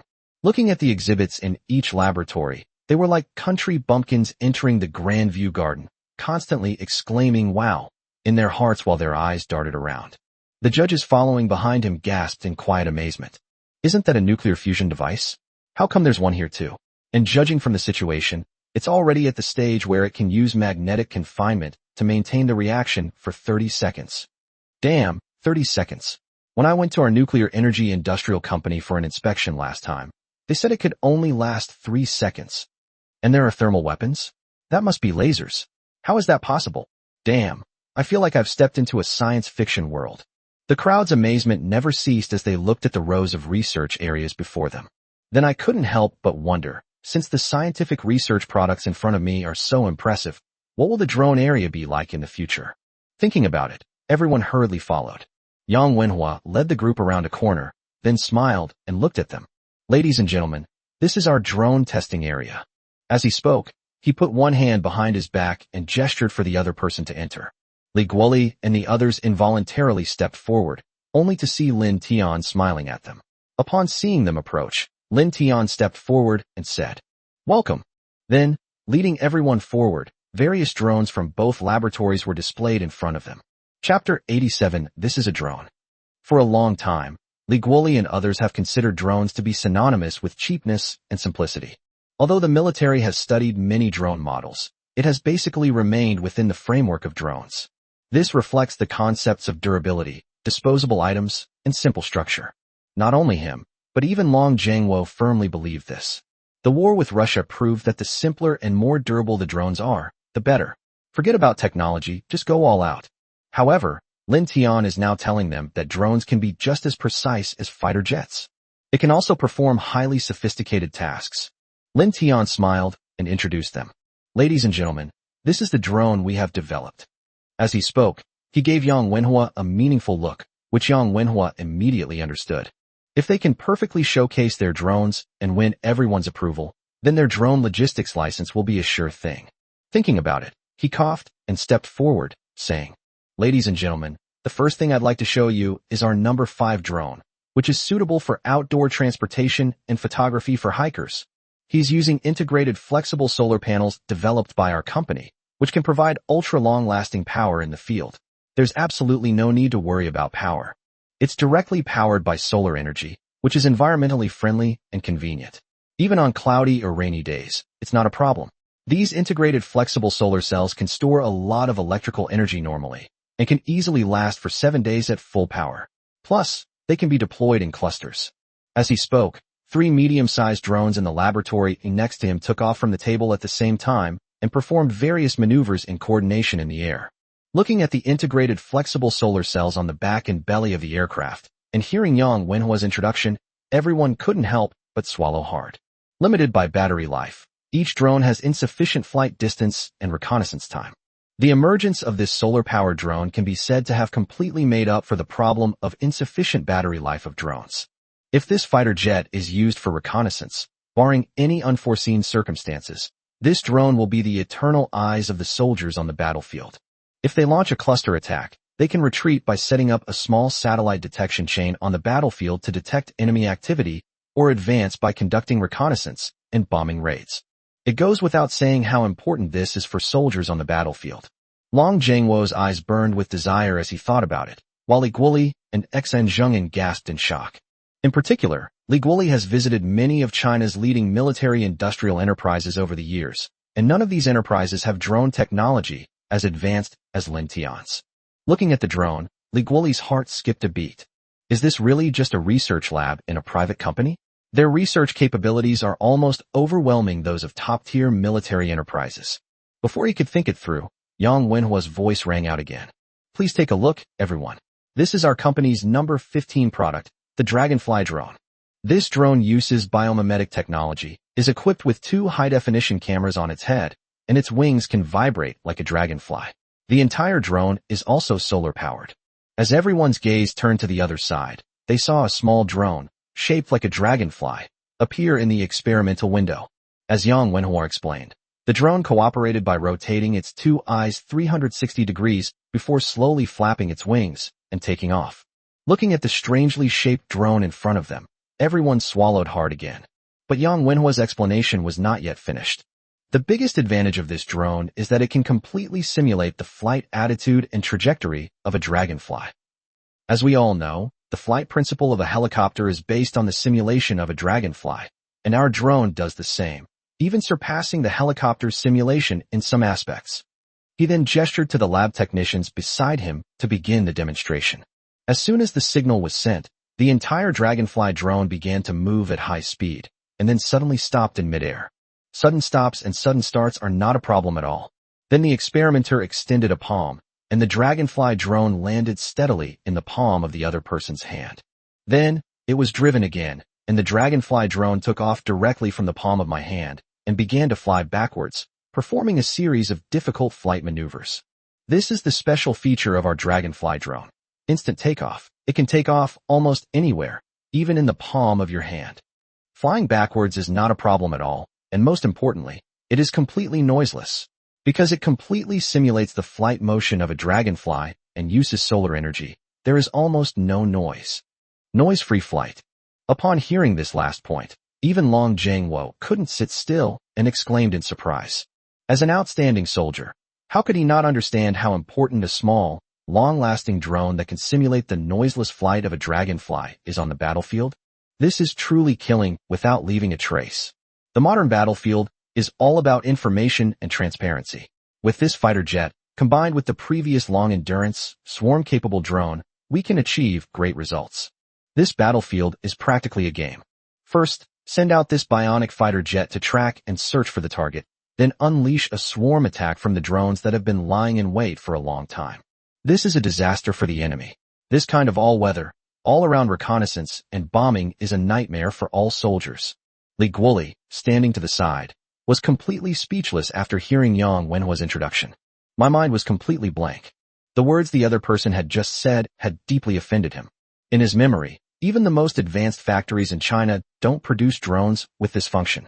Noiseless flight, biomimetic mechanics, and ultra-long standby time. These were things he wouldn't even dare to dream of. Yet Lin Tian had actually developed them directly. And he's so damn good. For a moment, he couldn't even tell which side was the military-industrial enterprise. These fake military enterprises are still diligently developing drones, obsessively focusing on their performance and specifications. A genuine military-industrial enterprise. They have already started using biomimetic unmanned equipment, and it can even cooperate in swarm operations. Thinking about the difference between the two, Li Guoli's lips twitched involuntarily. This RD capability isn't just crushing them, it's utterly crushing them. And yet he still doubts the other party's research and development capabilities. Is there any need to doubt them? Looking at the two drones in front of him, Li Guoli felt a surge of emotions. Yang Wenhua's explanation wasn't over yet. After explaining a few more of their drones, Yang Wenhua took a step back and said with a smile, "Ladies and gentlemen, next up is our flagship product, the No. 0 drone." Everyone was taken aback upon hearing this. Besides, then it suddenly dawned on them that they had come to see that drone with a range that could cover the entire Dragon Kingdom. Thinking about the introduction just now, everyone became excited. Chapter 88 Real Drones. Drones comparable to bombers. Seeing the reactions of Long Zhengwo, Li Guoli, and the others, Yang Wenhua was overjoyed. It seems the other party is quite satisfied with their product. Next, they just need to properly introduce their No. 0 product, gain the other party's appreciation, and then naturally bring up the issue of drone logistics licenses. This would solidify the drone delivery business. Thinking of this, Yang Wenhua was overjoyed, then looked at Lin Tian. The two were of one mind and nodded to each other. Then, taking a few steps back, Yang Wenhua shouted loudly, "Ladies and gentlemen, this is our No. 0 drone." He stepped forward and then, with a whoosh, ripped open the white curtain in front of him. It was only at this moment that everyone realized that there was actually a drone hidden behind Lin Tian and Yang Wenhua. This drone was unlike any they had ever seen before. It was enormous, had a unique shape, and its tail wing, resembling a racing car's tail wing, was extremely eye-catching. The massive nose of the aircraft reminded him of the appearance of certain large transport planes. Looking at the drone in front of him, Li Guoli couldn't help but swallow. After being bombarded with information, he had learned to remain silent. This company's research capabilities are absolutely top-notch in China. He was already amazed by this drone business alone. He had no idea how incredible their other businesses must be. He's no longer assessing whether the other party is qualified to become a first-class military-industrial enterprise. Instead, they were considering how to quickly transform Longxing into a first-class military-industrial enterprise, and how to make it impossible for the other party to refuse. The light in his eyes flickered as he thought about it. Meanwhile, Long Zhengwo, Xian Zhengyin, and the others stared blankly at the drone on the stands, wondering what its functions were. In an instant, everyone's eyes were drawn to the drone.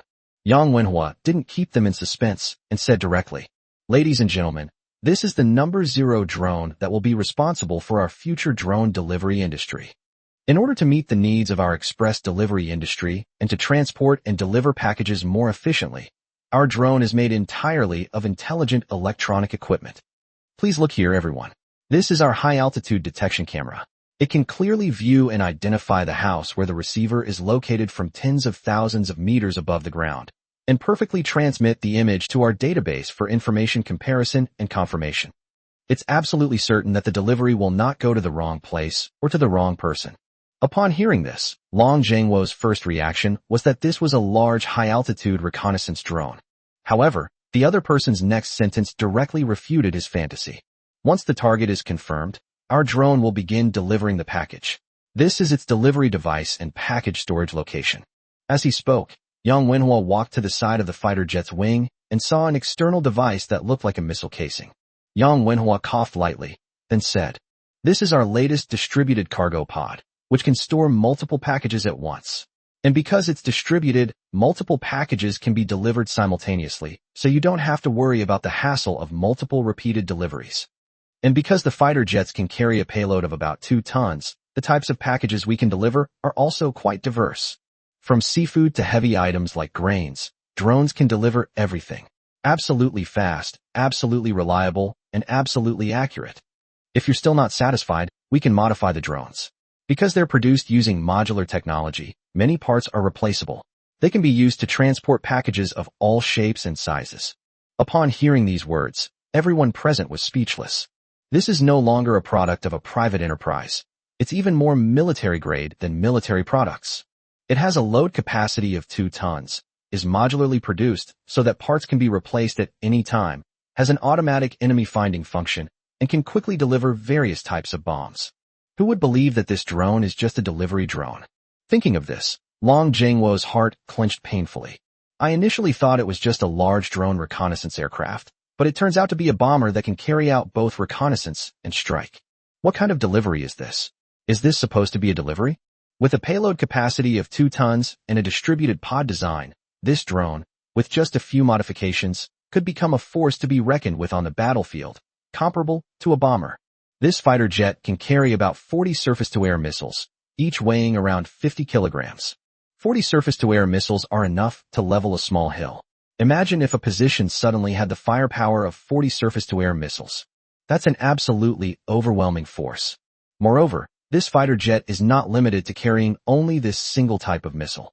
With its size and payload, it can easily carry even 100-kilogram precision-guided missiles, glide bombs, and cluster munitions.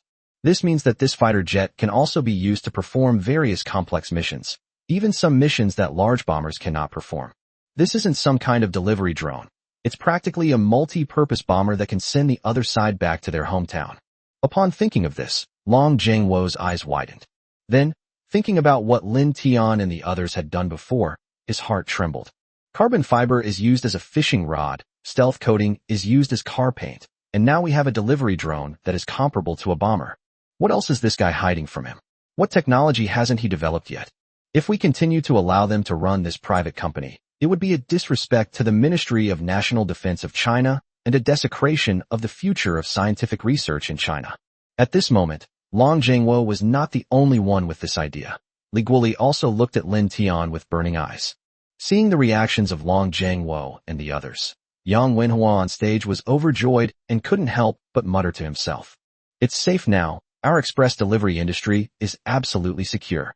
After saying that, he composed himself and continued explaining. Of course, as a civilian product, we still need to control the cost appropriately. This drone costs 2 million yuan and can fly to various parts of China around the clock to deliver packages. An 8,000-kilometer range is enough to cover the entire Dragon Kingdom, and if one aircraft is not enough, we can also form a fleet to deliver packages in coordination. Don't worry about the runway or anything. As long as it's a flat road, we can take off. After speaking, Yang Wenhua smiled and looked at the two of them. He had absolute confidence in the drone that Lin Tian had developed. They've received quite a few orders for this. As long as Long Jingwo grants them a logistics license, a commercial transportation empire built entirely of drones will be beckoning to them. Thinking about it, her eyes shone with light, and Lin Tian also had a smile on his face. Seeing the gazes of these two men, Long Jingwo, Li Guoli, and the others exchanged glances, already having their own ideas. That means we must persuade Longxing to become a military enterprise today, no matter what.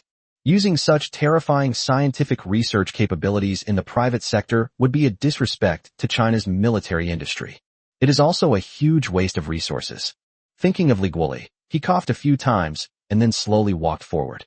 Chapter 89. I called you to come and see the drones, and you asked me to join the army?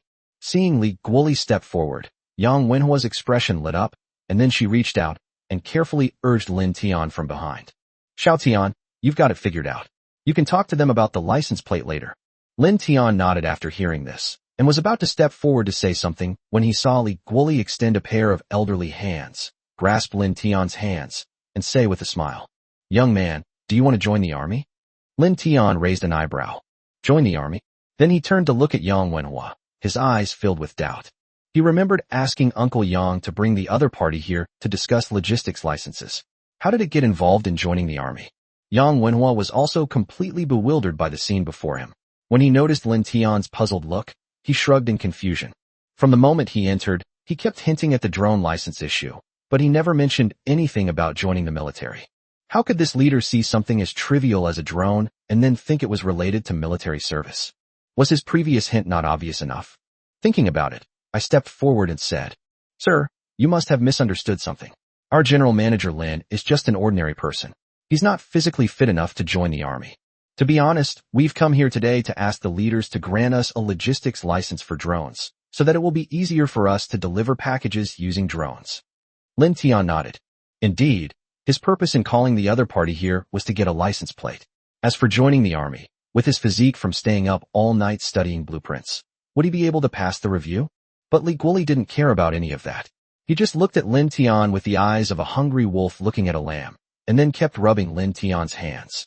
Lin Tian felt a chill run down his spine, almost thinking the other person had some kind of perverted fetish.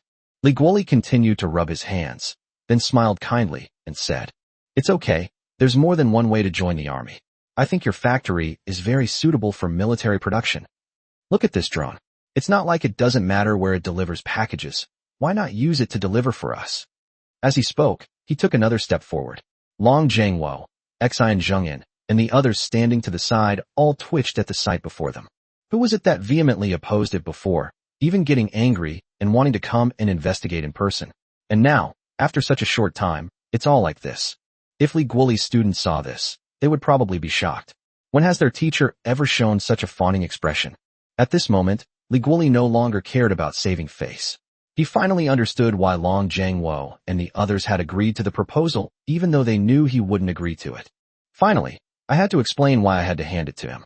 It's simply because Lin Tian's research capabilities are too extraordinary. If he remembers correctly, the other party was a private company that had just struggled back from the brink of bankruptcy and had only recently resumed normal production and operation. But what did the other party do?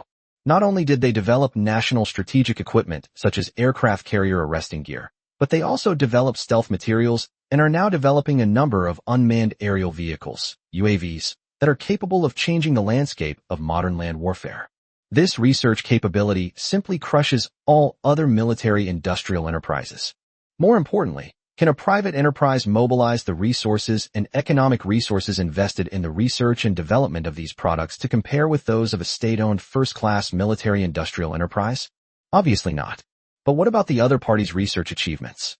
That is in no way inferior to the major military industrial enterprises, and this is even the result of their research and development when resources were not abundant. If we give the other party more research resources, who can imagine what they might develop? Therefore, even if he has to lose face, he must pull Longxing onto the path of becoming a military enterprise. Going down the private sector path is a misguided approach. Once the idea took hold, Li Guoli was ready to go all out. President Lin, rest assured, as long as Longxing agrees to become a military enterprise, I guarantee that you will receive just as many resources as you would like. And you can rest assured about the economy. With the country backing you up, you will definitely not collapse. We'll sell all these products to you at market price. You'll remain an independent individual, but you'll need to undertake a portion of the country's scientific research tasks. As long as you are willing to join the Dragon Kingdom's military industry. As Li Guoli spoke, he also became excited. Normally, once a military enterprise becomes a state-owned enterprise, its economy and management would be basically under state control. However, Lin Tian's company is somewhat special. Extraordinary times call for extraordinary measures. Otherwise, if such a company continues to remain unknown to the public, it would be a loss for the entire nation. Upon hearing Li Guoli's words, even Long Jiangwo was taken aback. It could be said that among the existing military-industrial enterprises in China, Longxing's conditions were absolutely unique. Not only does it have autonomy, but it can also access national resources, which is something that every company dreams of. This treatment far exceeds that of the top 10 military-industrial enterprises. Upon hearing these words, Lin Tian's heart trembled violently. To be honest, it would be a lie to say I wasn't tempted by the offer they made. The mere fact that he could access national resources was enough to tempt him, not to mention the condition of maintaining the company's autonomy, which he simply couldn't refuse. However, with greater resources comes greater responsibility, and Longxing will embark on a completely different path in the future. Thinking about it, Lin Tian took a deep breath and then solemnly said, "Okay, I promise you." Upon hearing this, Li Guoli's face instantly turned bright red, and even Long Jiangwo's eyes flashed with a sharp light. Without a doubt, Longxing's transformation into a military enterprise is a milestone in China's military industry. Thinking of the other party's terrifying research and development capabilities, Long Jiangwo clenched his fists excitedly, his face flushed. Li Guoli took a deep breath and then quickly said, "I will submit the relevant documents to my superiors as soon as possible, and they should be approved immediately. From now on, your products will be military products, so you can no longer sell them privately." Lin Tian nodded. Previously, they were a private company, so selling drones was not a problem. Now, the nature of the company has changed. Selling it again would be politically motivated, which is definitely not acceptable. Lin Tian could understand this. Seeing Lin Tian's appearance, Li Guoli nodded inwardly, then looked at the drones in front of him and said, "Regarding these drones, we hope that Mr. Lin can work with us to modify and test them. If the test results are satisfactory, we will purchase them in large quantities. I hope Mr. Lin can understand this. Any weapon or equipment must be tested before it is deployed, even though Lin Tian's drones are impeccable in terms of performance. But the quality of equipment can only be determined through testing." Lin Tian naturally understood this as well, and then nodded. Seeing Lin Tian's cooperation and recalling his research achievements, Li Guoli was filled with emotion. If only China had more companies like this. But now that we have Lin Tian, it's not bad. A smile appeared in his eyes as he thought about it. Yang Wenhua, standing to the side, looked at the scene before him with a puzzled expression. "So this counts as enlisting in the military? Just because we have drones, we're considered a military-industrial enterprise?" There was a moment of silence. This was truly the most unusual way he had ever enlisted. Chapter 90 Exercise and Test. Additional drone equipment added. Soon, news that Longxing Enterprise had become a first-class military enterprise began to spread throughout the entire military industry in China. Upon hearing this name, the chairman of each company all frowned slightly. They only recently learned about Longxing, a private enterprise that suddenly became the 11th military-industrial enterprise in the country. It should be noted that the number of first-level military-industrial enterprises has remained basically unchanged since the founding of the country, and the resources that can be mobilized are countless. Moreover, this is a special honor, a recognition of their scientific research capabilities. They've always considered this an honor, but what about now? It's outrageous that a previously unknown private company suddenly became the 11th first-class military enterprise. What's even more outrageous is that the higher-ups actually agreed to it. Has the world gone mad? Thinking of Bai Yunfei, the chairman of Longhua Aviation Engine Company, he couldn't help but complain bitterly. "As far as I know, Longxing Company is just a bankrupt private enterprise. How did it become a first-class military enterprise? You know, we've worked so hard for so long, and we're only at the second level. How come this private company is already riding high on our heads? Is it just because they developed a drone this time? What's so technologically advanced about this drone? We could develop one too." Exactly. Why did he become a first-class military-industrial worker? The person who spoke was Huang Qianhe, chairman of Longhua Electronic Information Industry Group. Both Longhua Aviation Engine Company and Longhua Electronic Information Industry Group are among the top-tier secondary military enterprises in Longhua, and were among the first batch of companies to receive military industry designation. Over the years, the two of them have worked diligently in their jobs and made many contributions to the country. They have applied to become first-class military-industrial workers on several occasions. But all of this was suppressed, which the two of them accepted calmly, since the first-class military industry hadn't changed for many years. And what about today? I was shocked to learn this morning that a private company has been designated a first-class military enterprise. Who the hell can accept this? Although everyone ultimately wanted the country to develop better, the thought that a private company had become a first-class military enterprise before them, and that it was through the drone business, made everyone feel insulted. Even Lu Ming, who works for a top-tier military-industrial enterprise, felt this was somewhat unreasonable. After all, decades of hard work couldn't withstand someone else's transfer order. No one could accept that. This resolution was proposed by Li Guoli and approved by higher-ups. No one can change that. However, what surprised him was what kind of ability Longxing had to make Li Guoli do this, and what exactly Longxing had done. Otherwise, drones alone shouldn't meet the first-class military-industrial standards. Due to confidentiality agreements, they usually only accept tasks submitted by their superiors and know very little about other companies. If it weren't for the fact that Longxing Company caused such a big commotion this time, they had no idea that a private enterprise had been directly upgraded to a first-level military enterprise.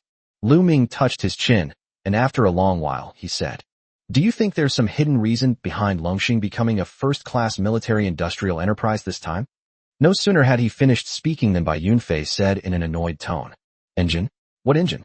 We've built so many engines, and Li Guoli hasn't applied for one. But now he applies for one just because he built a drone. Could this drone possibly replace a bomber?" Upon hearing this, everyone's expression changed.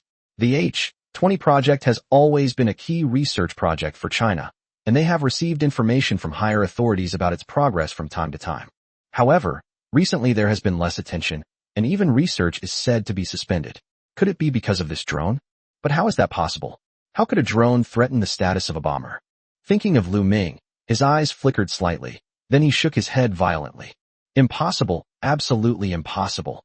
Everyone present was intelligent and naturally knew what Lu Ming was thinking, but they all just laughed it off.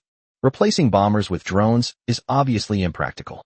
Just as everyone was wondering what was going on, a cell phone suddenly rang.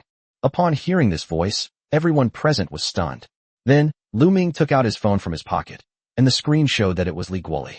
Upon seeing this phone call, everyone raised an eyebrow. Wasn't Li Guoli testing drones at this time? How do you still have time to call them? Thinking about it, I pressed the answer button, and heard Li Guoli's voice coming from the other end.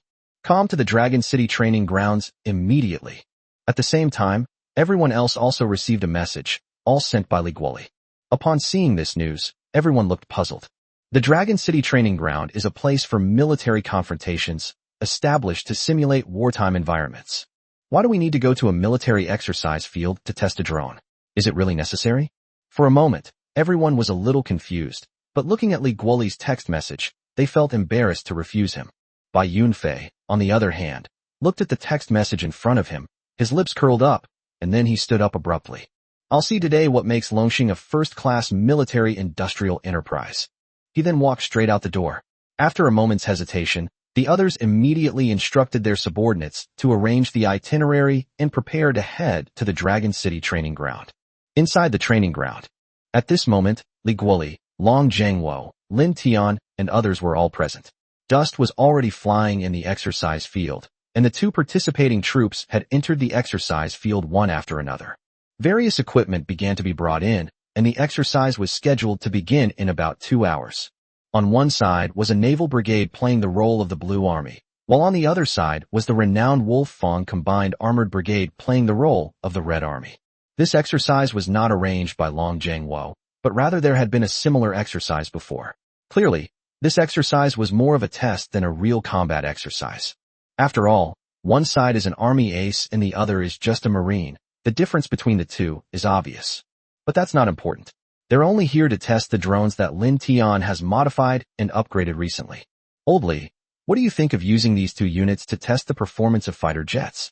Looking at the two troops in front of him, Li Guoli nodded in satisfaction. He came here for 2 reasons. First, to test the performance of the fighter jets, and second, to demonstrate the technological capabilities of Lin Tian Company to Lu Ming, Bai Yunfei, and others. This was done to dispel the grievances in everyone's hearts. Therefore, the better the drone performs, the more convincing it will be. Okay, now tell the head referee to add our fighter jets to the red team, and let them be in charge of the testing. Looking at the two troops in front of him, Li Guoli couldn't help but smile and say, "Without a doubt, the safest approach is to join the red team. Only in this way can the fighter jet's performance be better showcased and Lin Tian's status as a top-tier military-industrial enterprise be solidified." After all, the main purpose of this test was to shut others up. Just as Long Zhengwo was about to leave to carry out the order, a voice shouted out, "Mr. Li, I want my drone to join the blue team. Since we're going to test it, we should treat it rigorously. Only in this way will the testing be meaningful. It will also be a way to make my time and effort in modifying the fighter jet worthwhile." The speaker was Lin Tian. Since switching to the military industry, Lin Tian has spent every day in the laboratory, all to make his drones more suitable for military use. In fact, he did achieve it. Now his drones are far more powerful than before, and the number 0 drone has even been transformed into a twin-tailed Scorpion drone. It can carry different modules to switch between various aircraft types and bombing types. Meanwhile, various drones have also been equipped with anti-interference features, and the Dragonfly drone has become smaller and painted with a special camouflage pattern to make it more stealthy. As for the number 5 drone, it has a longer endurance and can stay in the air for longer, truly achieving all-weather operation. All of this was to make the Dragon Kingdom's army stronger, which was also his goal. Only in extreme environments can the shortcomings and defects of a fighter jet be detected, so Lin Tian decisively chose to join the blue team. Looking into Lin Tian's earnest and sincere eyes, even Li Guoli's heart trembled, and he hesitated for a long time before saying, "Okay, I agree." Hearing this, Long Jiangwo, who was standing to the side, was also a little surprised. He knew what this exercise meant. It was not only a test of the drone's performance, but also a question of whether Lin Tian's company could stand in the face of Long Guo's military enterprises. If Lin Tian messes up his performance, he'll find it hard to hold his head high in front of others. Thinking about it, she couldn't help but look at Li Guoli, who simply smiled and shook his head. Perhaps we really are getting old and have lost that drive. The future of the Dragon Kingdom may depend on these young people. Seeing Lin Tian's burning gaze, Li Guoli said sincerely. After hearing this, Long Jiangwo merely frowned, hesitated for a moment, then turned to his subordinates behind him and said, "Inform the referee that the blue team will be adding several more unmanned devices." The subordinate immediately did as instructed. The roar of armored vehicles outside grew louder and louder as soldiers began to pour into the exercise area. Chapter 91 Wolf Fong Heavy Equipment Synthetic Brigade. In the referee's room, Peng Yongxiu was compiling data on the weapons, equipment, and personnel deployment of both teams.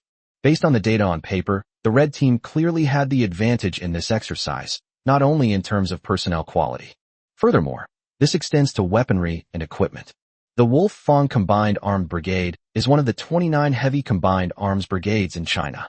The cost of a single weapon in these heavy combined arms brigades is as high as 20 billion, making them true money-burning behemoths. However, it is also a firepower beast.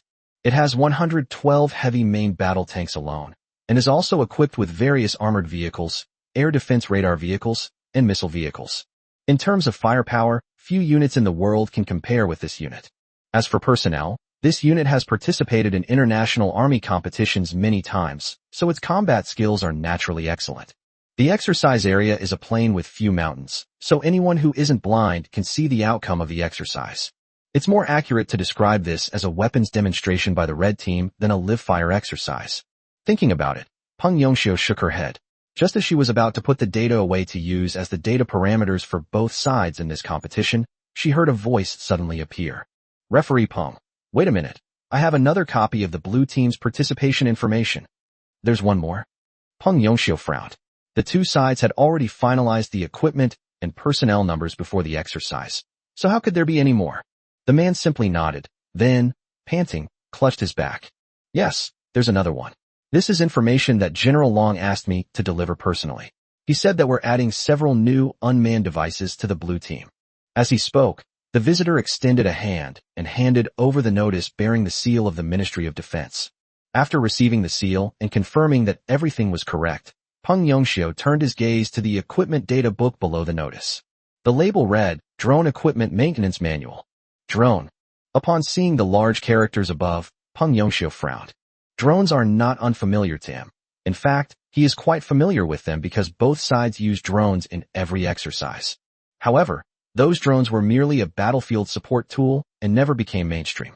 Unmanned combat is currently still in a stage where drones are being dropped between two sides. Even if there are breakthroughs, they are only used for reconnaissance and rarely become the main weapon on the battlefield. After all, this kind of equipment is fine for low-intensity warfare, but if it's a war with a major power, a high-intensity war, then the so-called drones are a joke and simply not up to par. This is a well-known fact among the high-ranking officers of the Chinese military. Now, Long Jiangwo suddenly and solemnly handed him a drone exercise document during the exercise, which he found completely incomprehensible and unnecessary. Thinking about it, he frowned involuntarily, but the person who had come had already left quickly. Looking at the drone data in front of him, Peng Yongxiu hesitated for a moment before opening the cover to check the drone's data parameters. However, as soon as it was opened, the person was stunned and then let out a huh. The homepage prominently displays the name, Dragonfly Bionic Drone. Resembling a dragonfly in appearance, it boasts long battery life and instant takeoff. It also features anti-interference capabilities. It can fly silently. It supports swarm detection, and multiple aircraft can be deployed at once. The two compound eye detection devices on the head can rotate 360 degrees, monitoring the battlefield target environment without blind spots.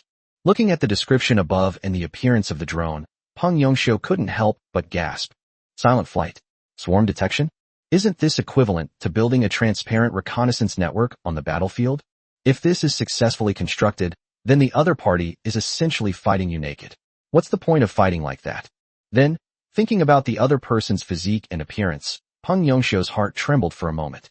This is truly impossible to guard against. Then look at the next page. Camel drones, medium-sized drones. Responsible for low-altitude bombing targets. It can stay airborne for extended periods to perform bombing missions, supports swarm operations, and can form a high and low-altitude fire network with the twin-tailed Scorpion UAV. Upon seeing this introduction, Peng Yongxiu hurriedly turned to the next page, where a structural diagram of a large bomber was displayed before him. It also says twin-tailed Scorpion unmanned bomber on it.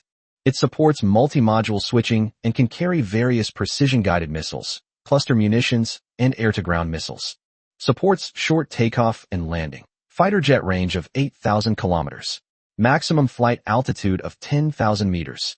Supports swarm operations. Supports multi-mission, precision guidance, and a maximum payload of 2 tons. Looking at this series of data, even the well-informed Peng Yongxiu couldn't help but gasp inwardly and curse in his heart. Abnormal. It features multi-module switching, a 2-ton payload capacity, and can carry various types of ammunition. It wouldn't be an exaggeration to call it an aerial bomb truck. Even the US's B-2 bomber only has a bomb load of about 18 tons. This one weighs 2 tons. Keep in mind that this is a drone, and its size is practically insignificant compared to other fighter jets. But its bomb load capacity is an astonishing 2 tons. It's like a plane growing out of a bomb. The most terrifying thing is that the enemy even supports swarm operations. Each aircraft weighs 2 tons, which means that deploying 9 aircraft is equivalent to the bomb load of a B-2 bomber. How could a single drone sortie only involve 9 drones? Imagine the sky filled with these drones, combined with the reconnaissance capabilities of the previous bionic drone.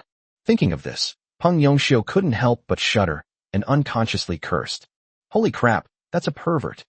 Undoubtedly, the emergence of this unmanned bomber will absolutely change the existing combat system, as major powers have generally not paid much attention to unmanned aerial vehicles in their operations. After all, its limited payload capacity makes it unsuitable for fire suppression missions or long-duration air-to-ground strike missions. But the emergence of this drone changed everything, elevating drones to a level that was not originally its own. If an army unit doesn't have this drone in the future, it'll be embarrassed to call itself an army. For the side that doesn't have this drone, especially the opposing army, it's a nightmare. Imagine a drone, comparable to a bomber, that could take off and bomb you at any moment. Would you still be able to sleep? Do you still dare to deploy your tanks? If you do, they'll be mobile coffins. The opponent's service ceiling is 10,000 meters. 10,000 meters is not high, but if the army wants to shoot it down, it will have to use anti-aircraft missiles. But how many missiles do you have? What to do after using it? And what's most terrifying is the drone's bombing range, 8,000 kilometers. It's important to know that the longest straight-line distance from south to north in China is only 5,500 kilometers. This means that the operator of this unmanned bomber can control the drone from the southernmost point of China to travel thousands of miles to bomb the northernmost town of China, or even further. Although their exercises couldn't possibly go that far, it still illustrates the terrifying nature of this drone.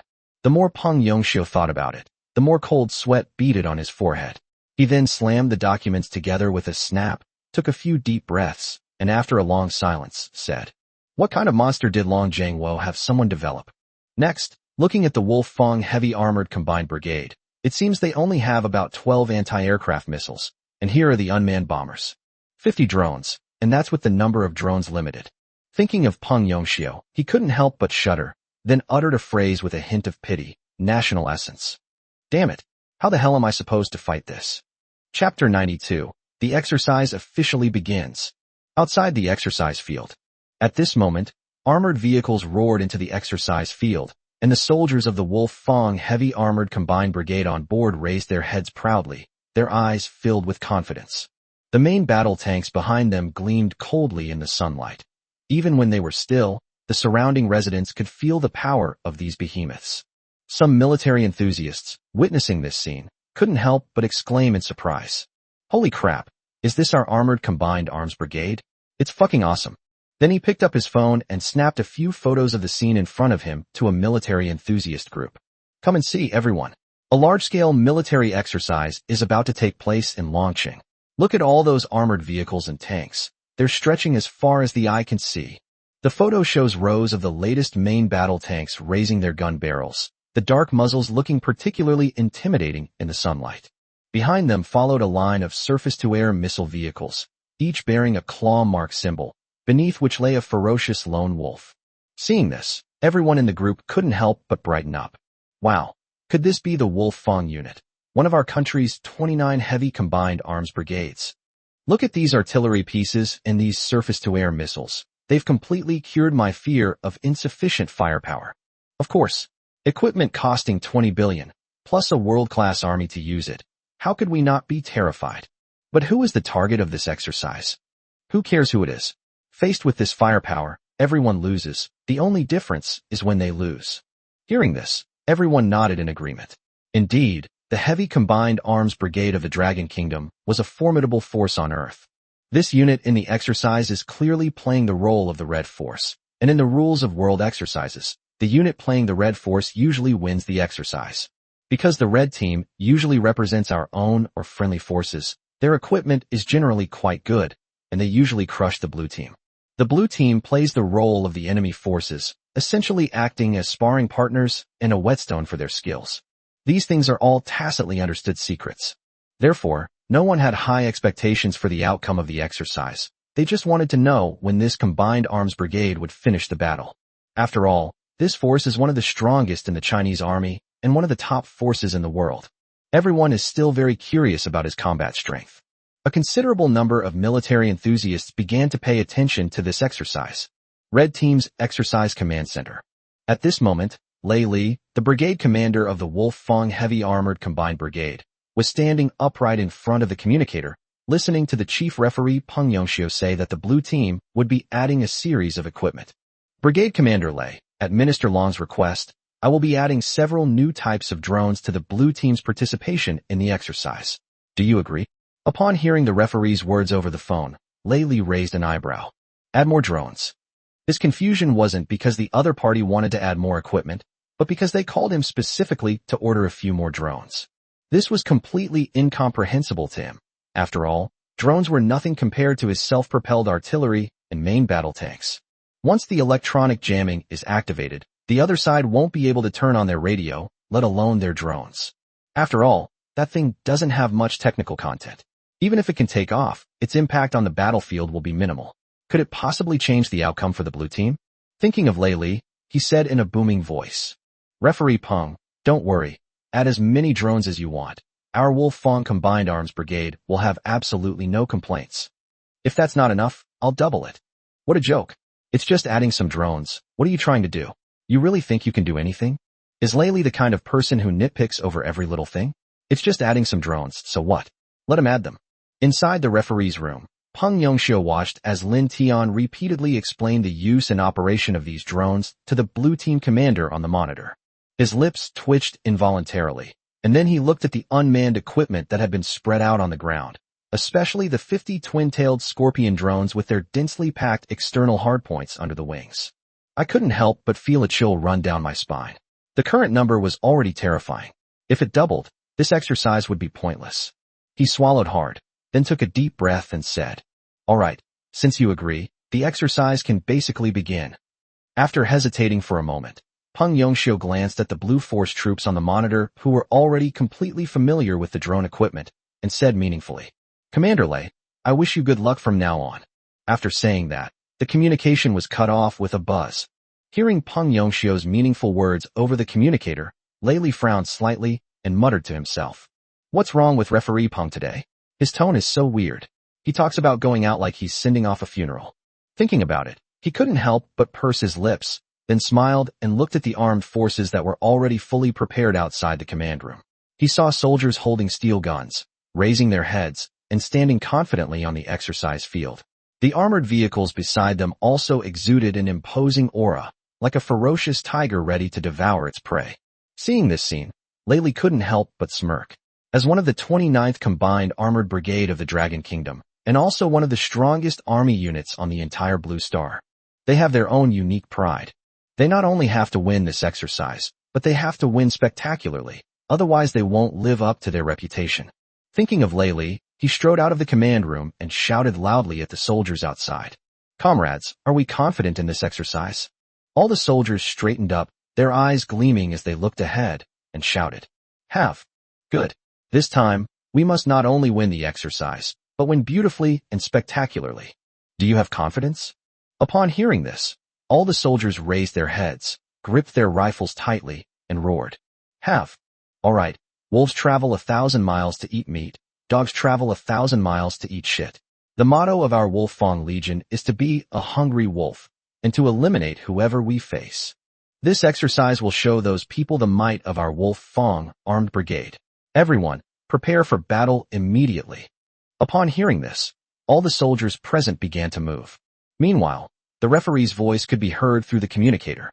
The Dragon Nation Army's combat exercise is now officially beginning. Any side that captures the enemy's position or kills the commander will be considered to have won the exercise. The exercise now officially begins.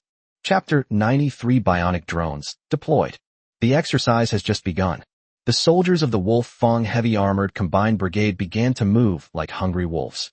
As one of the most outstanding army units in the Dragon Kingdom, they are certainly not to be underestimated. Activate the searchlight radar and begin reconnaissance of the Blue Force's concealed areas. At the same time, the electronic warfare units will suppress it electronically. Heavy tank formations begin to advance in coordination with infantry. Self-propelled artillery formations begin constructing a fire network. Simultaneously, air defense missile units begin alert. In an instant, Lei Li's troops quickly and completely deployed, and the role of each unit and the coordination between them all appeared so orderly. Its missile and artillery units also immediately entered combat readiness, ready to clear obstacles for the advance of the tank units. Inside the referee's room, Long Zhengwo and the others were also frowning as they looked at the surveillance video in front of them. The biggest difference between the Combined Arms Brigade of the Dragon Kingdom and other forces on Blue Star is its integrated capability. In other countries, artillery might be a separate unit from tanks, and the two need to communicate and coordinate to work together before making requests to headquarters. This unknowingly wastes a lot of precious time. In the battlefield, time is life. This communication method is perfectly fine when dealing with regular troops, but it is extremely inadequate when dealing with combined arms units. Because the combined arms brigades of the Dragon Kingdom train together and are all under the unified command and dispatch of their superiors, a lot of time is saved invisibly. It also makes it easier to seize opportunities. What's even more terrifying is that a combined arms brigade is not just a combination of firepower, but also a combination of electronic warfare and many other jamming methods. It can be said that although this is only a brigade-level unit, although small, it is complete in every way, and its functions are comparable to those of military units in some countries on Earth. This is what makes the Combined Arms Brigade so terrifying. Its exceptionally strong integration capabilities. It can be said that Combined Arms Brigades have a natural advantage when facing the army forces of other countries, which is why China values Combined Arms Brigades so much. Sure enough, the blue team was hit hard by the red team right at the start of the battle. Under the interference and suppression of the enemy in electronic warfare, the blue team suffered casualties in just a moment. Some forward armed positions were instantly exposed to the enemy's detection radar, and then they were destroyed by missiles. After that, as soon as the blue team's radar positions are turned on, they will be instantly locked onto by the enemy's radar and attacked by missile units. In an instant, a sign appeared on the exercise screen indicating that the blue force's position had been attacked by missiles, signaling the withdrawal of personnel from the exercise area. Inside the blue team's exercise command center. At this moment, Commander Chun Miao frowned as he listened to the reports sent by his subordinates. Report. Our forward radar position 312 has been attacked by enemy missile forces. We have now withdrawn from the exercise. Report. Our forward radar camp number 401 has been attacked and has now withdrawn from the exercise. Report. In an instant, news of the radar site being attacked came flooding in, and Chun Miao frowned as he looked at the reports. Although they had anticipated the ferocity of the red team's combined arms brigade, they were still taken aback when they actually faced them. As soon as the battle began, their electronic radar was suppressed by the enemy, followed by tracking and searching. In just a moment, 5 radar camps were attacked and forced to withdraw from the exercise. This sense of oppression is a testament to their status as the elite troops of the Dragon Kingdom. Staff Officer Wang, who was standing to the side, also frowned deeply and then said in a deep voice, "Old Shun, Lei Laohu is doing this to blind our troops so he can divide them up one by one and then swallow them whole." Chun Miao nodded, then frowned and said, "Indeed, he truly lives up to his reputation as Lei Laohu. His attack methods are incredibly swift." As he spoke, he couldn't help but look at the blue team's exercise area diagram in front of him, only to see that all the forward reconnaissance camps he had set up had been wiped out by the enemy. Those not yet eliminated dared not make any rash moves. This fierce offensive was truly like a tiger descending the mountain, which was precisely Lei's fighting style. When they strike, they are like a tiger descending the mountain, striving for speed, accuracy, and ruthlessness. If it were him in the past, he would probably be really panicked at this moment. After all, the radar equipment has been destroyed and the detection capability has been completely lost. On the battlefield, he would be blind and essentially at the mercy of others. But this time is different. It's not certain who will get the better of whom this time. Thinking of the Dragonfly bionic drone that Lin Tian had given them as one of the 3 drones. A light shone in Chun Miao's eyes. Notify the combat units to immediately launch all Dragonfly drones and rebuild the battlefield reconnaissance network. The remaining troops will proceed to the mountains for concealment, while the twin-tailed Scorpion drone units will remain on standby. Upon hearing this order, the subordinate immediately nodded. Soon, some blue team soldiers who had received orders emerged from the grass. Their faces were painted with grease paint, and they carried large bags on their backs. They arrived at their designated positions immediately after receiving the orders. Then he immediately unzipped the package behind him. Inside, there were rows of square boxes, each about the size of a palm, lying quietly. Looking at the boxes, the soldier couldn't help but take a deep breath. It was fair to say that their success in this exercise depended entirely on these reconnaissance drones. Thinking about it, I opened them all without thinking. In just an instant, the wings of the Dragonfly drones began to vibrate, and their compound eyes began to rotate. The drone seemed to come alive. Then its wings fluttered slightly, and it began to silently advance towards the battlefield. In the referee's room, everyone stared at the bionic Dragonfly in front of them, a hint of surprise flashing in their eyes. Although they had witnessed the power of this drone before, they couldn't help but marvel at its application in actual combat. In particular, Long Jiangwo, as a soldier, understood better than anyone what good equipment meant to a soldier. That was something comparable to his own talisman. On the battlefield, good equipment meant a higher survival rate. Not to mention that Lin Tian's equipment could not even be described as good. This is downright perverted. It is completely mimicking, and it is also solar-powered and flies silently. If their troops could all be equipped with such weapons and equipment in the future, that combat power will increase exponentially. Thinking about it, Long Jiangwo's eyes narrowed slightly as he looked at the monitoring diagram of the exercise. He noticed that, without anyone noticing, many small blue dots had begun to appear in the red team's forward positions. And these tiny dots were constantly moving, as if they were heading deeper into the water. Looking at the dense blue dots in front of him, Long Jiangwo's eyes trembled slightly. The way unmanned combat is going to be done will probably have to be drastically changed in the future. Looking at Lin Tian's bionic drone, Long Jiangwo sighed with admiration. Just then, hurried footsteps suddenly came from outside the gate. The people who came were by Yunfei and his companions. They were invited by Li Guoli to watch the exercise. Chapter 94 Unmanned Exploration, Close-Up Stealth. Is this something drones can do?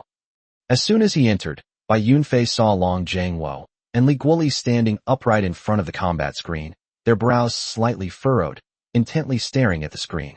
General Long, elderly, we've arrived. The equipment you mentioned. Before he could finish speaking, Li Guoli raised his hand to signal him to shut up, then looked up and continued to look at the exercise diagram in front of him. Bai Yunfei and the others exchanged puzzled glances upon seeing the expressions on the 2 men's faces. They were supposed to come and check out the testing equipment. So why are they being called to the referee's room for the exercise now? For a moment, everyone was completely baffled, but seeing the serious expressions on Long Jiangwo's and the other person's faces, they didn't want to bother them. After hesitating for a long time, everyone slowly stepped forward and looked up at the exercise diagram in front of them.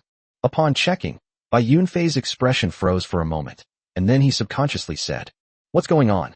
It's no wonder he had this question. The exercise diagram in front of him was simply too strange. The red marker representing the red team advanced rapidly, having already breached the blue team's outer defenses. We are now advancing into the heart of the blue team's territory. All the larger blue team camps in the area have been destroyed by the red team, so there shouldn't be any blue team signals in this area anymore. However, at this moment the map is densely covered with signals from the blue team, and some blue team signal sources are almost touching the red team's signal sources. Move with the red team's signal. Some of the blue team's signals had penetrated deep into the red team's territory, yet the red team still didn't notice. This is simply unbelievable. Before coming, he had checked the information about this battle. It was a Marine Corps brigade of the Navy against the Wolf Fong Heavy Armored Combined Brigade of the Dragon Kingdom. The outcome was obvious at a glance.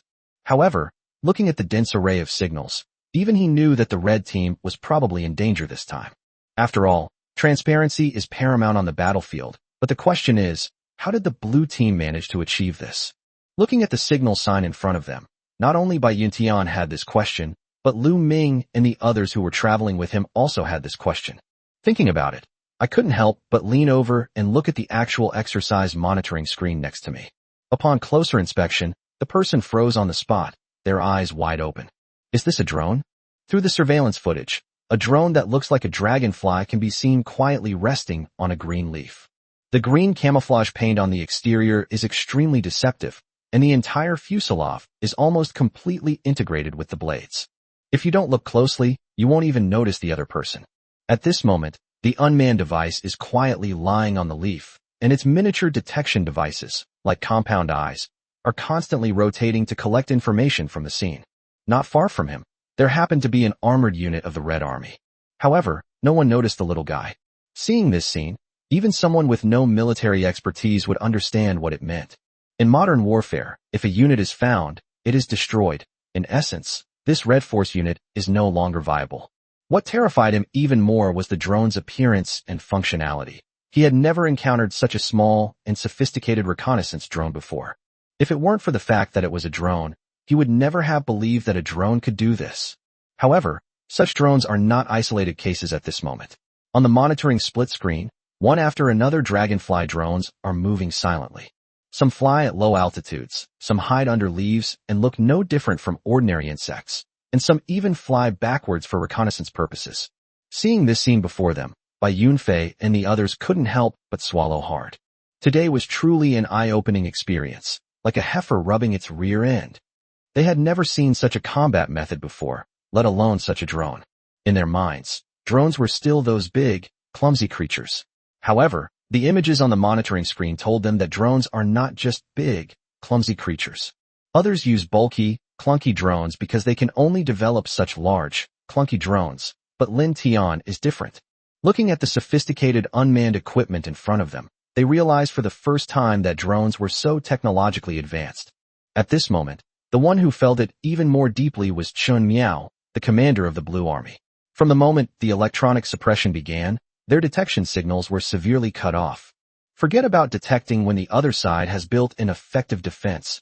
Even normal communications will be affected. However, with the launch of the Dragonfly reconnaissance drone, the entire battlefield became clear again, and even some of the red team's forward positions were brought into view. This was something they never dared to even imagine before. Report. The Dragonfly 8 UAV has detected a Red Force armored unit advancing at high speed in the Moon Bay area. Report.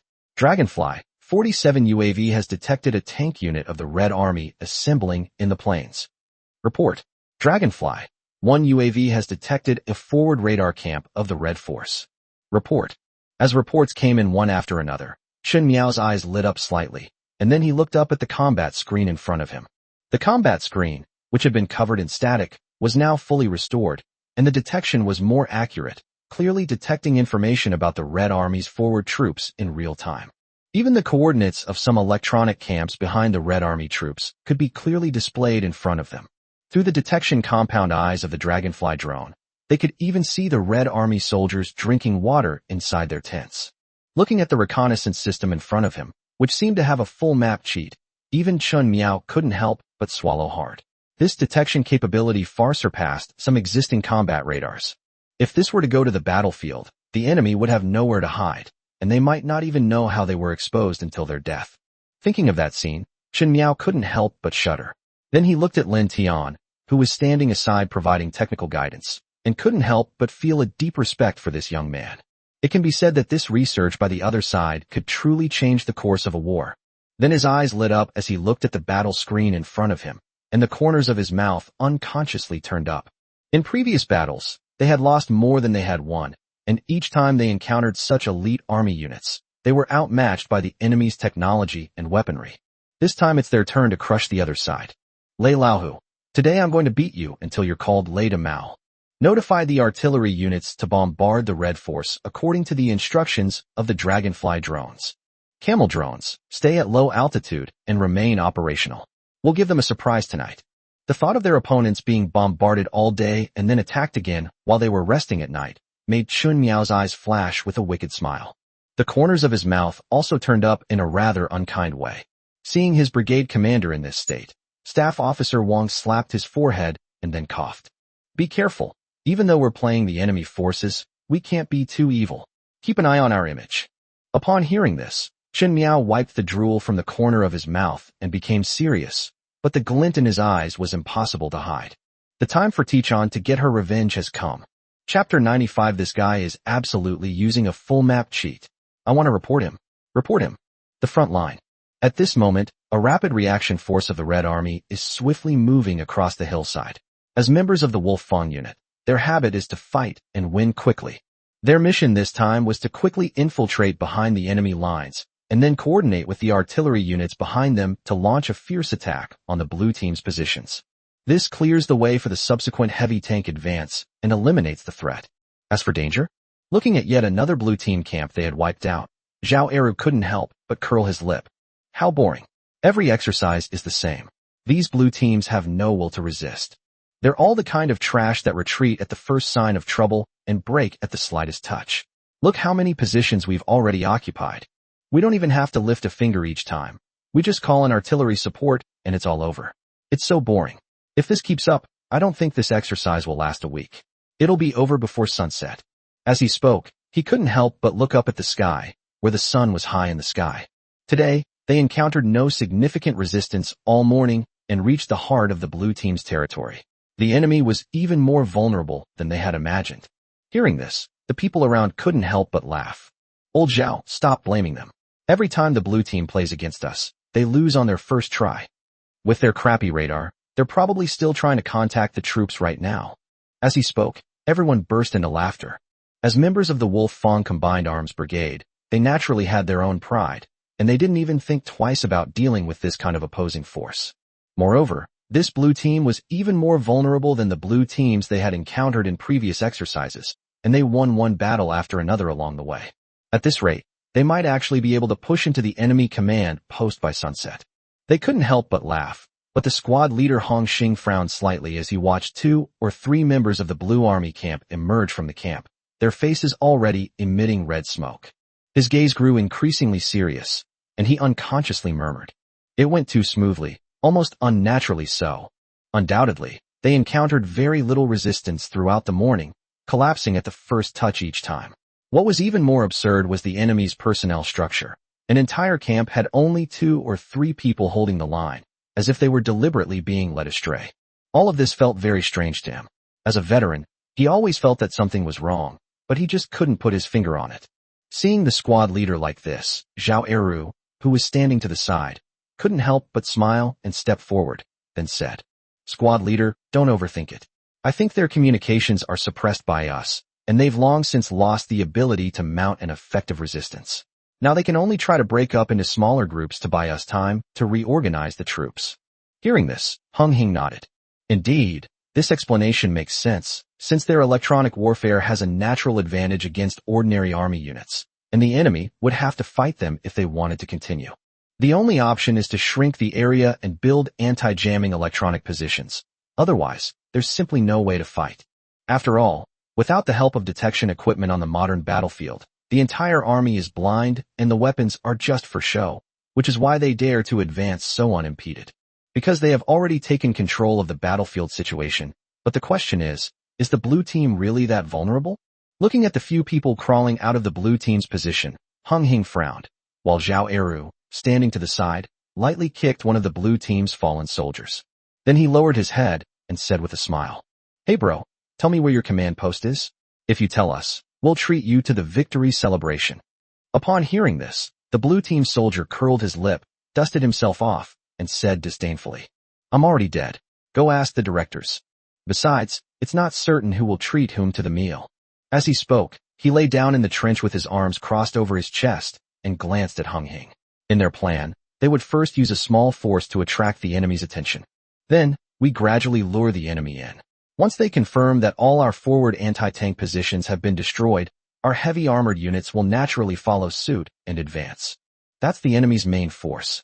Once their main force is deployed and enters their attack range, everything will be out of their hands. After all the artillery pieces had already been pre-aimed, and the enemy's every move was being detected by the Dragonfly drone. Once deployed, the enemy's heavy armored forces will be completely annihilated. Thinking about it, a smile involuntarily crept onto his lips, while Zhao Eru, seeing that smile, couldn't help but feel furious. "Laugh, laugh, laugh. I'll see how you're still laughing when our armored forces arrive." As he spoke, he glanced at Hung Hing, only to see the man slightly furrow his brows before abruptly turning around and saying, "Notify the following tank and armored units to advance at full speed. Quickly seize the blue forces' forward positions. No matter what schemes the other side may have, as long as they remain under their electronic interference, they cannot cause any trouble." This reflects their confidence in their own capabilities and in their equipment. Upon hearing this, a Red Army soldier standing nearby immediately picked up his communicator and reported to the main armored force behind him. "All is safe. Proceed immediately according to plan." Upon hearing this, Zhao Eru couldn't help but smirk. It's over, it's all over. Once the artillery has captured the high ground, and the armored forces have completed their advance, the blue force will be nothing more than lambs to the slaughter. Thinking about this, he couldn't help but look down at the blue army soldiers below. He saw that they were also grinning. Although they tried their best to suppress their expressions, the upturned corners of their mouths betrayed their true thoughts. The bait has been taken. The red side has taken the bait. Thinking of this, the three blue team soldiers' faces were almost red. At this moment, the three of them had thought through all their sad things, but the smile on their lips was even harder to suppress than AK. "What are you laughing at again?" Seeing a fallen blue army soldier beside him smiling, Zhao Eru was completely baffled. Did they have to accept defeat with a smile now? The man didn't say much, just shook his head, then covered his mouth and said, "I remembered something happy." Then Zhao Eru looked at another person. "Then what are you laughing at?" "Sorry, I just remembered something happy." As they spoke, the three soldiers blushed and began to giggle. Hearing this laughter, Zhao Eru felt a chill run down his spine. Could these people have gone insane from the blow of defeat? Meanwhile, the squad leader, Hong Xing, frowned slightly, then his heart skipped a beat. Holy crap, have we fallen into a trap? Is the enemy's target their main tank force? In an instant, Hung Hing felt his scalp tingle.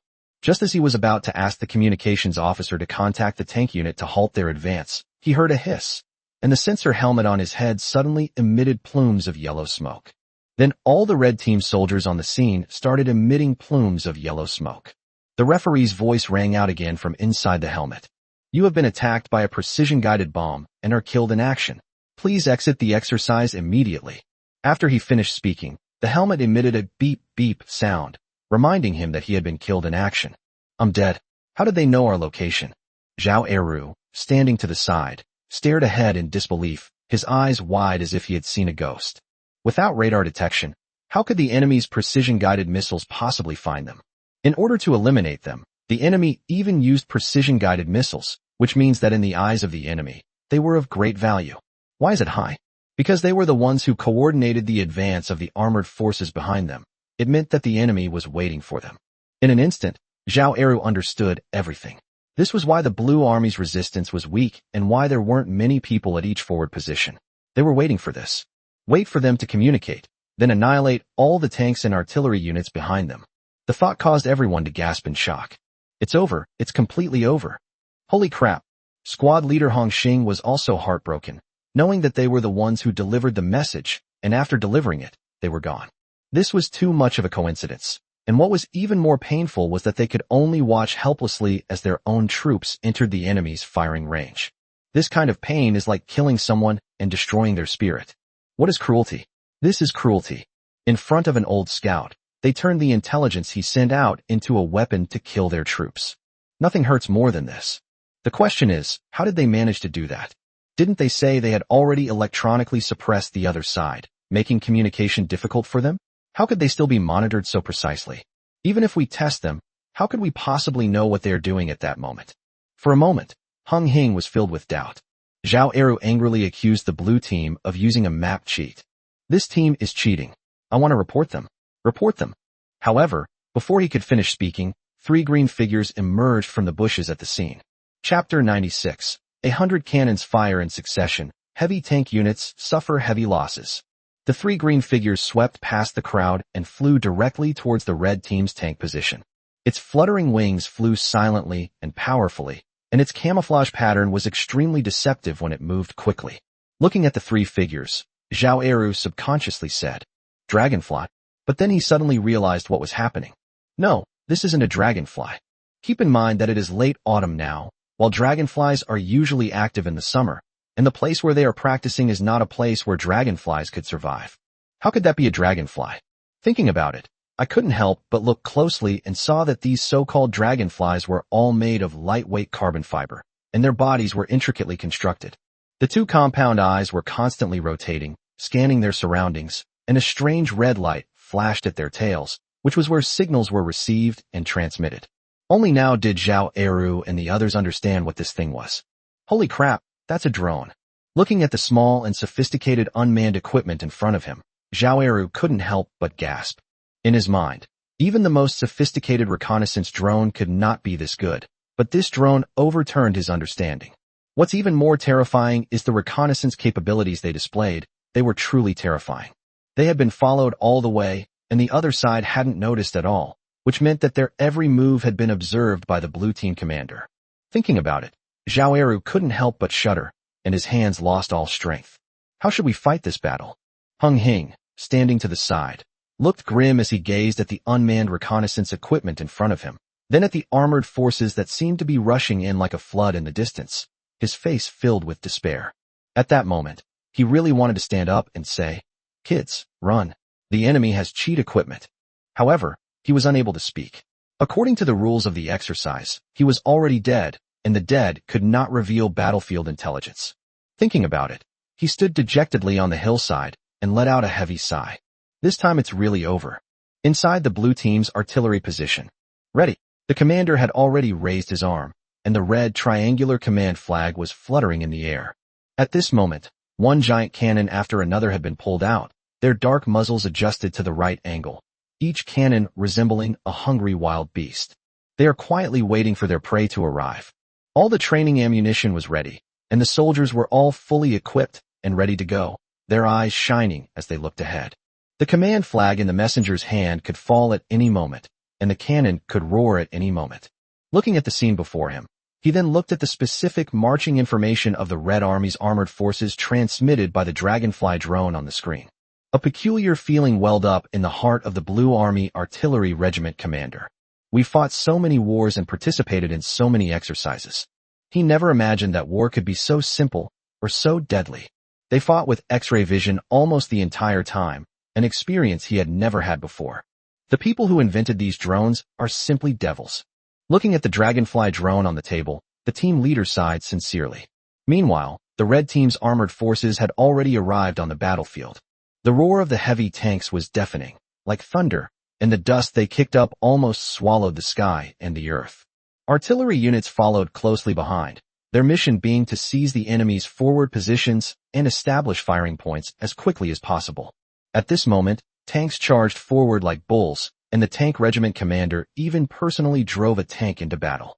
Brothers, charge.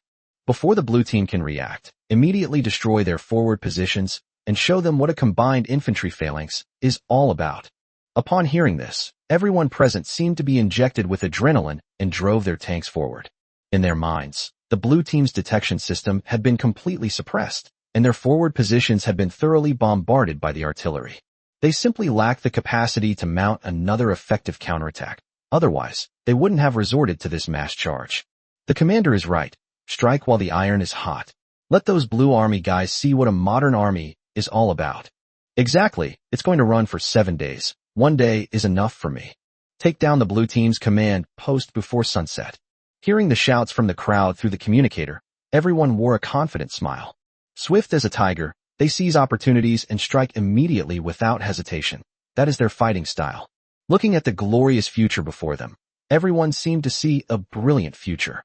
Meanwhile, on the blue side, artillery pieces were ready, and through the detection of Dragonfly drones, they had detected the advancing position of the red side's tank and armored forces. Attention, all hands, ready, fire. With a shout, the messenger waved the red flag in his hand sharply downwards. In an instant, hundreds of cannons roared to life, the enormous recoil causing the solid mudstone ground to sink slightly. Then came another command. Hare! The long, drawn-out roar rose and fell, captivating the listener. Meanwhile, at the forward positions, almost as the red team's tank units were about to enter the blue team's camp, a series of warning sounds rang out. I'm sorry, you have been hit by anti-tank artillery fire. The tank has exploded, and you are dead. Please leave the exercise immediately. Then, plumes of yellow smoke drifted and scattered in the air like waterfalls. In an instant, the entire sky was dyed into a yellow ocean. The artillery formation behind them was stunned by what they saw. Holy crap, what's going on? How come everyone in front of us is suddenly dead? Damn it, there's a traitor. The intelligence is wrong. Retreat. Retreat now. Run. Don't come this way. Run. However, before they could finish shouting, a cold voice rang in their ears. I'm sorry, you have been hit by artillery fire and are killed in action. You must withdraw from the exercise immediately. Upon hearing this, everyone was taken aback. Artillery strikes? Haven't we already completely suppressed the blue force's detection radar? How could their artillery still have such high accuracy? Some of the armored vehicles that had reacted immediately turned around and started running up the hillside. However, the enemy's artillery seemed to have eyes, landing directly on them, and in an instant, plumes of yellow smoke rose from the scene once again. Then came a burst of angry curses. Hey Hong, I told you to report intelligence, and this is how you report it. Is that it? Damn, how come this artillery is so accurate? Stop firing, or we'll be wiped out. Retreat immediately. Retreat. There's an ambush. Hearing these angry curses, the commander of the Red Army's tank regiment's lips twitched. He opened his mouth to say something, but a voice rang in his mind. Sorry, you have been eliminated. Please leave the exercise area immediately. Depend on. Finally, all those words were condensed into a single, resounding note from a national treasure in the air. Chapter 97, This is a Drill? This is outright massacre. In the referee's room, as they watched the billowing yellow smoke on the monitor screen, everyone present twitched in shock. In particular, Long Jiangwo, as a high-ranking military officer of the Long Kingdom, never imagined that a war could be fought in this way. The entire process is monitored, and the blue team has control over every move of the red team's personnel, including their combat status. If I were to encounter a unit like that in the future, it would be a nightmare. The thought sent a chill down my spine. That's a pervert. Bai Yunfei and the others were dumbfounded, staring blankly at the drone in front of them. Their eyes were flickering slightly, and Bai Yunfei's face flushed red and then turned pale. The performance of the drone in front of him far exceeded his expectations. In addition to these features, he previously claimed that he could also build a drone that could rival Longxing's. Now he realizes how arrogant he was when he said those words. How the hell are you supposed to build this? He had previously assumed that reconnaissance drones hid in the bushes and secretly took pictures. Or it can fly with great force, like a brick, to a high altitude, and then be captured by detection equipment. Its shape is also stubbornly stuck in the square shape of a drone. However, today Lin Tian told him that the so-called unmanned reconnaissance aircraft must learn to fly silently, to use bionic simulation, and finally to learn close-range reconnaissance. Thinking of this, Bai Yunfei's mysterious eyebrows lowered, and he shook his head, saying, Now I understand why they were able to switch from civilian to military applications. If a drone is this incredible, imagine what they would be like building tanks and artillery. Thinking about the upcoming Army tank research project, Bai Yunfei couldn't help but feel a little excited. Then I looked up at the big screen. Without a doubt, the drone that Lintian Factory has showcased has fully demonstrated its power and Longxing's formidable scientific research capabilities. Don't underestimate this drone. Though small, it's fully functional. To develop Lin Tian's biomimetic drone, you need supporting facilities, mature design concepts, and technical expertise. You might not be able to develop it. At least Bai Yunfei himself doesn't think he can. The others didn't say much at this moment, but simply nodded subconsciously. Unfortunately, they can't build these drones either. Peng Yongxiu, standing to the side, was not as relaxed as the others. As the chief referee of this exercise, he needed to evaluate and test the performance of both sides in various combat firepower, personnel casualties, and so on. Inside the referee's room, staff members were constantly collecting combat data from the two sides, and then assessing the casualties on both sides. Because both sides were wearing sensor helmets and the combat vehicles also had sensors, the results were obtained quickly. Looking at the data in front of them, the person compiling the information couldn't help but have a strange expression, as if they had seen something unbelievable. What was the result? Peng Yongxiu couldn't help but ask a question. Long Jiangui and Li Guoli, who were standing to the side, couldn't help but turn their gazes over, their eyes also filled with curiosity. Seeing everyone's eyes on him, the staff member looked embarrassed. It wasn't that he was being coy and didn't want to talk, but the data recorded on the document was too outrageous. Without thinking, he handed over the statistical data in his hand. Referee Peng, you can see for yourself. Peng Yongxiu took the statistical data handed to him with some doubt, and couldn't help but feel a little resentful. Is it really necessary? What outrageous exercise data hasn't he seen over the years? Is it really necessary to be so secretive? However, as soon as he opened it, he was shocked by the casualty data inside. The blue team suffered a total of 21 casualties in this battle, 20 of whom were killed because they were unable to escape their camp in time during the previous luring and were marked by the red team and then bombarded by artillery.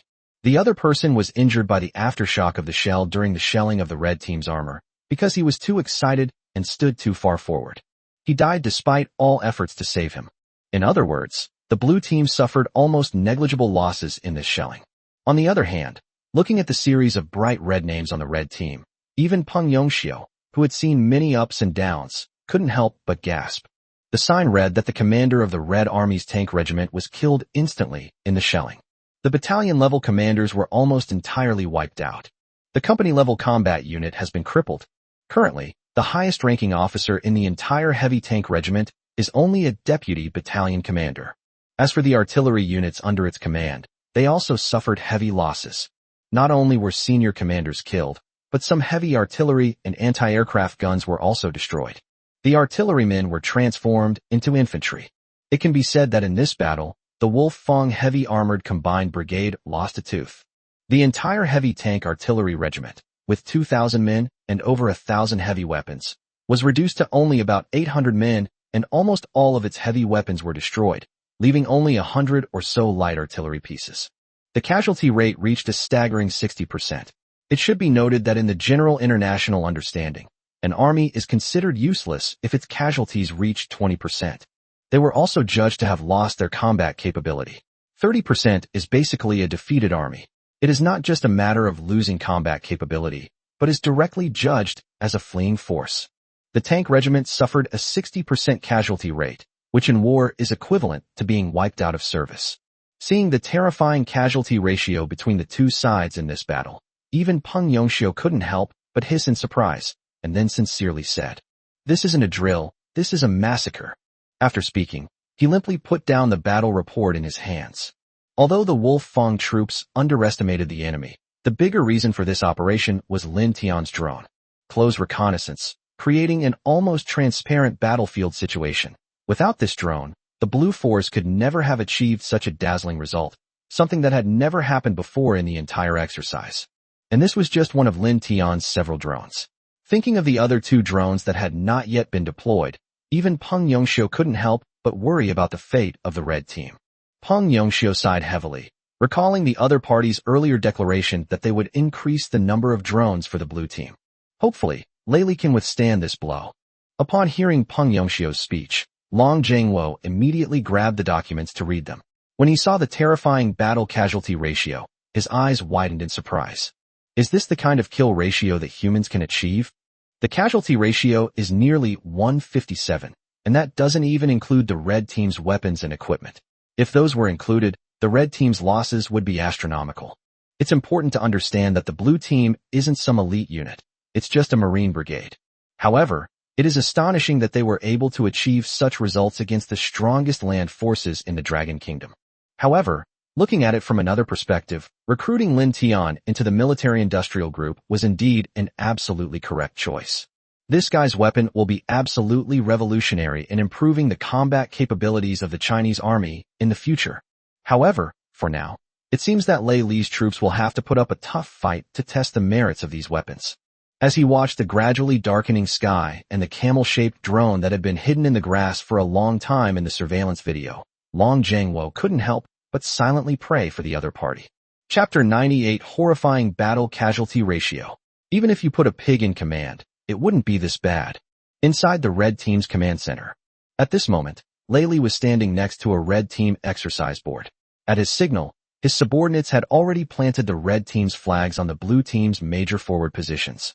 Seeing the encirclement that had formed in front of him, Lei Li couldn't help but smile slightly. Gentlemen, it seems that it won't be long before our armored forces will be able to push right up to the Blue Team's command center. This time I've dispatched the most elite armored regiment of our Wolf Fong Combined Arms Brigade. The Blue Army is probably numb by now. He couldn't help but burst into laughter. In his mind, the Blue Army's weapons, equipment, and personnel were absolutely no match for his armored firepower. Moreover, this unit also has a professional electronic warfare unit supporting it from behind. At this moment, the Blue Team's forward positions must be completely helpless, with communications cut off and continuous electronic interference. This means that the enemy's artillery had no guidance and could not provide effective support.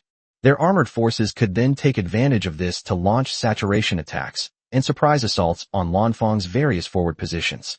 He believed that it wouldn't be long before news of the armored forces' victory reached his ears. Thinking of Lei Li, a smile crept into his eyes, and then he waved his hand and grinned. At this rate of offensive, it's not a dream to take over the Blue Team's command post before sunset. The officers standing nearby all nodded in agreement. Of course, when it comes to land warfare, we've never been afraid of anyone. We can take down a Marine brigade in no time. I bet the Blue Army commander is still unaware of the situation at the front. They're completely suppressed by our electronic radar. They're practically blind. By the time that battle report comes out, I reckon the Blues won't even want to fight anymore. As they spoke, everyone smiled. As the ace land forces of the Dragon Kingdom, they naturally had the confidence to win more often than they lost, let alone facing a Marine Corps brigade. In their eyes, this ordinary Marine unit was not even a whetstone, but merely a testing ground for weapons. Just as everyone was about to discuss their next steps, a voice suddenly rang out from afar. Brigade Commander, something terrible has happened. Urgent report from the front. The 1st Heavy Armored Regiment is wiped out. Upon hearing this, everyone instantly turned around and looked at the newcomer, their eyes filled with confusion. What did you say? Explain yourself. Whose armored regiment is gone? Lei Li focused his mind and asked. Everyone's eyes were fixed on the newcomer. The communications officer pursed his lips, his expression conflicted, then lowered his head and said in an extremely low voice. Gone. Our heavy armored regiment is gone. Not only gone, but the entire regiment suffered 60% casualties. Regimental Commander Zheng Yinglong was pronounced dead on the spot. Almost all battalion-level commanders were wiped out, and now the highest-ranking commander in the entire regiment is just a deputy battalion commander. Furthermore, the heavy armored regiment's tanks and self-propelled artillery, among other heavy equipment, suffered almost catastrophic damage, and the referee determined that 90% of the equipment had been destroyed. After saying these words, the correspondent lowered his head as if he had lost his parents. As an elite unit, when have they ever suffered such heavy losses in land warfare? Even in previous exercises with another elite Marine unit, they didn't suffer such casualties. He was stunned for a few seconds after seeing the data, and then checked and confirmed it more than a dozen times before he dared to believe that it was all true. This seemed utterly unbelievable to him. Upon hearing this news and the casualty figures, everyone was struck dumb, their bodies stiffening like puppets. Only heavy breathing echoed in the room. What did you say? Suddenly, a loud shout rang out from the ground. Lei Li stepped forward and snatched the documents from the communications officer's hand, then slammed them onto the table with a bang. When he saw that nearly 90% of the heavy equipment inside was destroyed, his heart bled, and the subsequent casualty rate made his veins bulge. Damn it, what is Zheng Yinglong good for? Hundreds of heavy equipment and thousands of elite soldiers, all wiped out in one battle. With so many people and equipment, even if you put a pig in charge, you wouldn't get this result. Seeing this outcome of the battle, Lei Li was truly enraged. Did he not know what kind of equipment the blue team had, and what kind of quality their personnel possessed? And what was the result? To see their own men fight to such an extent, almost to the point of being wiped out, is a disgrace to the Wolf Fong heavy-armed brigade. If Zheng Yinglong were beside him right now, he might actually have shot him dead. This is so humiliating. The officers around him didn't dare to say a word when they saw Lei Li's appearance. Having followed Lei Li for so long, this was the first time they had ever seen him lose his temper like this, and they all lowered their heads cautiously. Lei Li gritted his teeth, his wide eyes blazing with fury. The outcome of this operation was completely unexpected, and it even presented him with many unforeseen challenges. The annihilation of an armored regiment would undoubtedly greatly weaken their strength and have a significant impact on their subsequent operations. This is just one aspect. What concerns him more is what methods the blue team used to accomplish all of this. Or rather, how exactly did the blue force manage to pinpoint the location of their armored forces and launch an attack so precisely despite their electronic suppression? How did the other party know their movement trajectory? Thinking of all this, Lei Li's brows furrowed even deeper. But the most urgent task was to rescue the 800 people who were already trapped in the enemy's firepower. After all, the number of people on both the red and blue sides is strictly limited in the exercise. They have already lost thousands of people, and there are gaps in their personnel deployment. We must do everything we can to win over these 800 people, and at the same time, we must notify other armed forces to be on high alert. Thinking of Lei Li, he focused his mind and said, "Immediately notify the unit closest to the tank regiment to provide support. At the same time, inform all soldiers of the brigade that they must be highly vigilant and take all operations seriously in future battles against the Blue Army." At this moment, Lei Li truly regarded the blue team as a competitor. Although he did not know what methods the other party had used, as one of the strongest land forces in the Dragon Kingdom. They're not pushovers either. However, he needs to figure out one thing before that.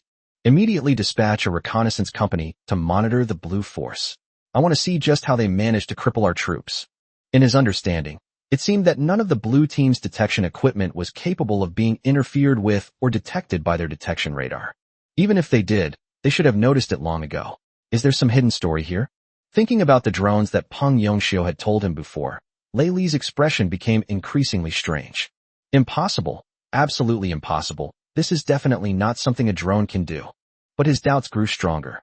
Is it really impossible? Chapter 99 Night Battle Drone Sneak Attack. Absolutely no martial morality. As twilight deepened and the last ray of light faded from the sky, darkness enveloped the surroundings.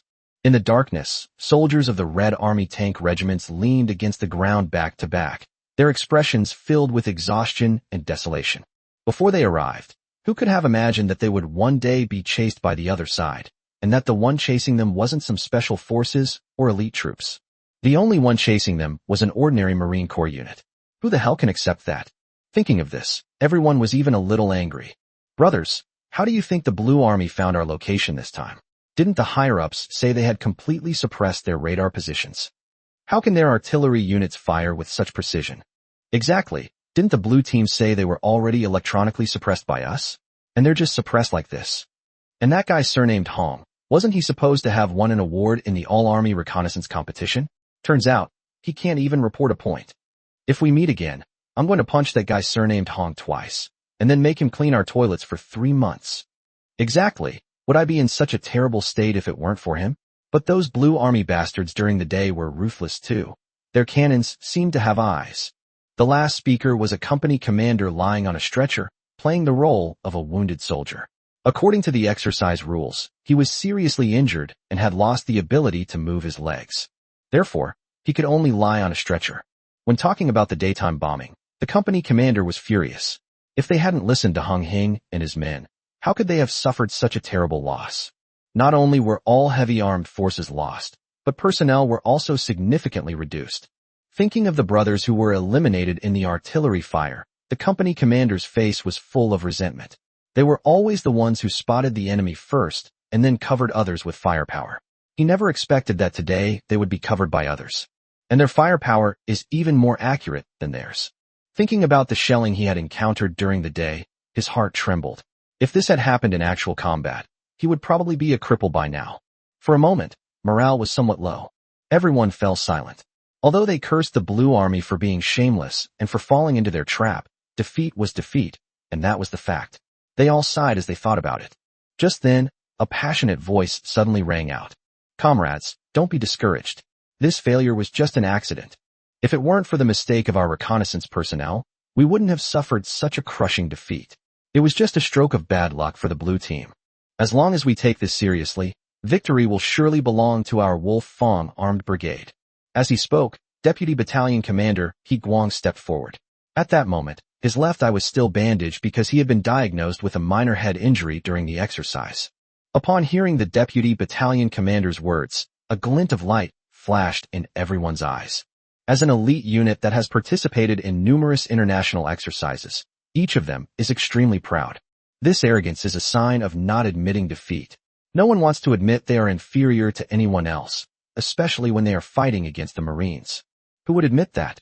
Thinking of this, everyone's fighting spirit was ignited. Yeah, let's fucking kill them. Would we be in this mess if we hadn't fallen for their trap? Luck won't always be on their side. Once I rejoin the main force, we'll crush them. Exactly. After fighting for so long, I've never been impressed by anyone. If those Blue Army soldiers have the guts, bomb me again. I don't believe they can be as accurate as they were during the day. Everyone burst into laughter, believing that the Blue Army's daytime bombing was just an accident. If they hadn't been so careless and fallen into the trap, it's hard to say who would have defeated whom. At this moment, all of this has been clearly transmitted to the Blue Army's combat command platform through the compound eyes of the Dragonfly drone. Looking at the Red Army soldiers in front of him, still chatting and laughing, completely unaware of the impending danger, a cold glint flashed in Chen Miao's eyes. Since someone would still make such a perverted request, fine. I'll grant your wish today. Notify the personnel operating the camels to immediately launch a continuous bombardment of the Red Army's positions. Looking at the scattered red soldiers on the map, Chen Miao couldn't help but smile slightly. Won't we be bombed if we separate? Then he looked at the red team camps that had been detected and marked on the battle command map. These are all enemy camps discovered by the Dragonfly drones deep behind enemy lines, including important targets such as electronic reconnaissance battalions and electronic warfare battalions responsible for electronic suppression. Seeing all these important targets laid out before him, a burning desire flashed in Chen Miao's eyes. Once these camps were destroyed, the real counteroffensive would begin. It was also the time when the twin-tailed Scorpion drone made its debut. Thinking about it, I took a deep breath and looked at the big screen. Drone, commence the attack. In an instant, a fleet of camel drones, which had been lying in wait in the air for a long time, pounced on the red team's camp like sharks seeing blood. The deep humming sound was like the scythe of death striking in the night. The Red Army Tank Regiment soldiers, who were lying hidden in the trench, still had gleaming eyes and were fantasizing about revenge. Just as he was about to respond to the Deputy Battalion Commander's words, a piercing sizzle sound suddenly rang out, followed by a cloud of yellow smoke rising up. Sorry, you have been killed in a drone attack. Please leave the exercise area immediately. Upon hearing this voice, the soldier froze. Holy crap, what's going on? Then they looked up and saw streaks of black shadows buzzing as they flew toward them. Then came the sound of more people being eliminated. What's going on? I was hiding in a tree hole. How did the drone find me? Damn, how far are we from the Blue Star camp? How can these drones have such ridiculously long battery life? Defense. Quick, defend. The scene immediately descended into chaos. Meanwhile, piercing alarms sounded in other red team camps, with some even being attacked by drones while they were still asleep. The attacked person didn't even know what had happened. By the time they realized what was happening, they found themselves eliminated, and their face was filled with disbelief. How was it eliminated? You should know that he is currently in the heart of the Red Force's territory, completely outside the detection range of the Blue Force's radar, and the other side cannot detect them at all. Regardless of how the other party discovered him, the method of the surprise attack was simply too outrageous. They actually used drones. Keep in mind that this is the heart of the Red Army's territory, not far from the combat zone. Ordinary small and medium-sized drones would never be able to carry ammunition here. We had to turn back halfway. However, the drone that appeared at this moment overturned his understanding. As the drones hovered above the camp, the soldier couldn't help but swallow hard. Damn, what new equipment did those guys on the blue team get? Their endurance is like they're on drugs. It's so long. Chapter 100, A Sleepless Night. Inside the red team's command center. After a day of planning and analyzing the battle situation, everyone, including Lei Li, was exhausted. One last look at the battle map in front of him. The tank units have escaped to a safe area, and rescue forces are advancing towards their designated locations. Electronic warfare units continue to suppress the enemy. Seeing that everything was slowly getting better, Lei Li couldn't help but breathe a sigh of relief. I never expected that an ordinary Marine Corps member could push me to such a point. Looking at the battle situation that had finally stabilized, Lei Li shook his head and sighed. Who would have thought that these elite Marines would one day be so badly defeated by an ordinary army unit? They actually needed to rely on their superior equipment and personnel to maintain the front line. Fortunately, although the overall strength of the brigade was somewhat damaged, its main combat power and advantages remained, so the battle could be maintained. As long as we hold on, there's still a chance. As the Dragon Kingdom's elite force, they have also fought many games against the odds. As long as they don't get cocky when things are going badly, they can still turn the tide if they find an opportunity. As a commander, Lei Li understands this all too well. It remains to be seen who will emerge victorious. After glancing at the battle map one last time and finding no problems, Lei Li found a camp chair, lowered it, lay down, and closed his eyes to rest. As a commander, he also needs to ensure his own rest, because you can't accomplish anything in a military campaign without a clear mind. Of course, as the army's commander, he wouldn't allow himself to sleep for too long. 1 or 2 hours was enough during wartime. During this time, the camp's security and command were the responsibility of his deputy. Thinking of Lei Li, he slowly closed his eyes. However, as soon as she closed her eyes, she heard a voice stumbling and rushing towards her. "Brigadier, something terrible has happened. There's another major problem at the front." Upon hearing this voice, Lei Li jumped up from his chair and instinctively said, "What happened?" The deputy commander said urgently, "Our electronic warfare unit suffered heavy losses from an enemy drone attack, with a large amount of equipment destroyed.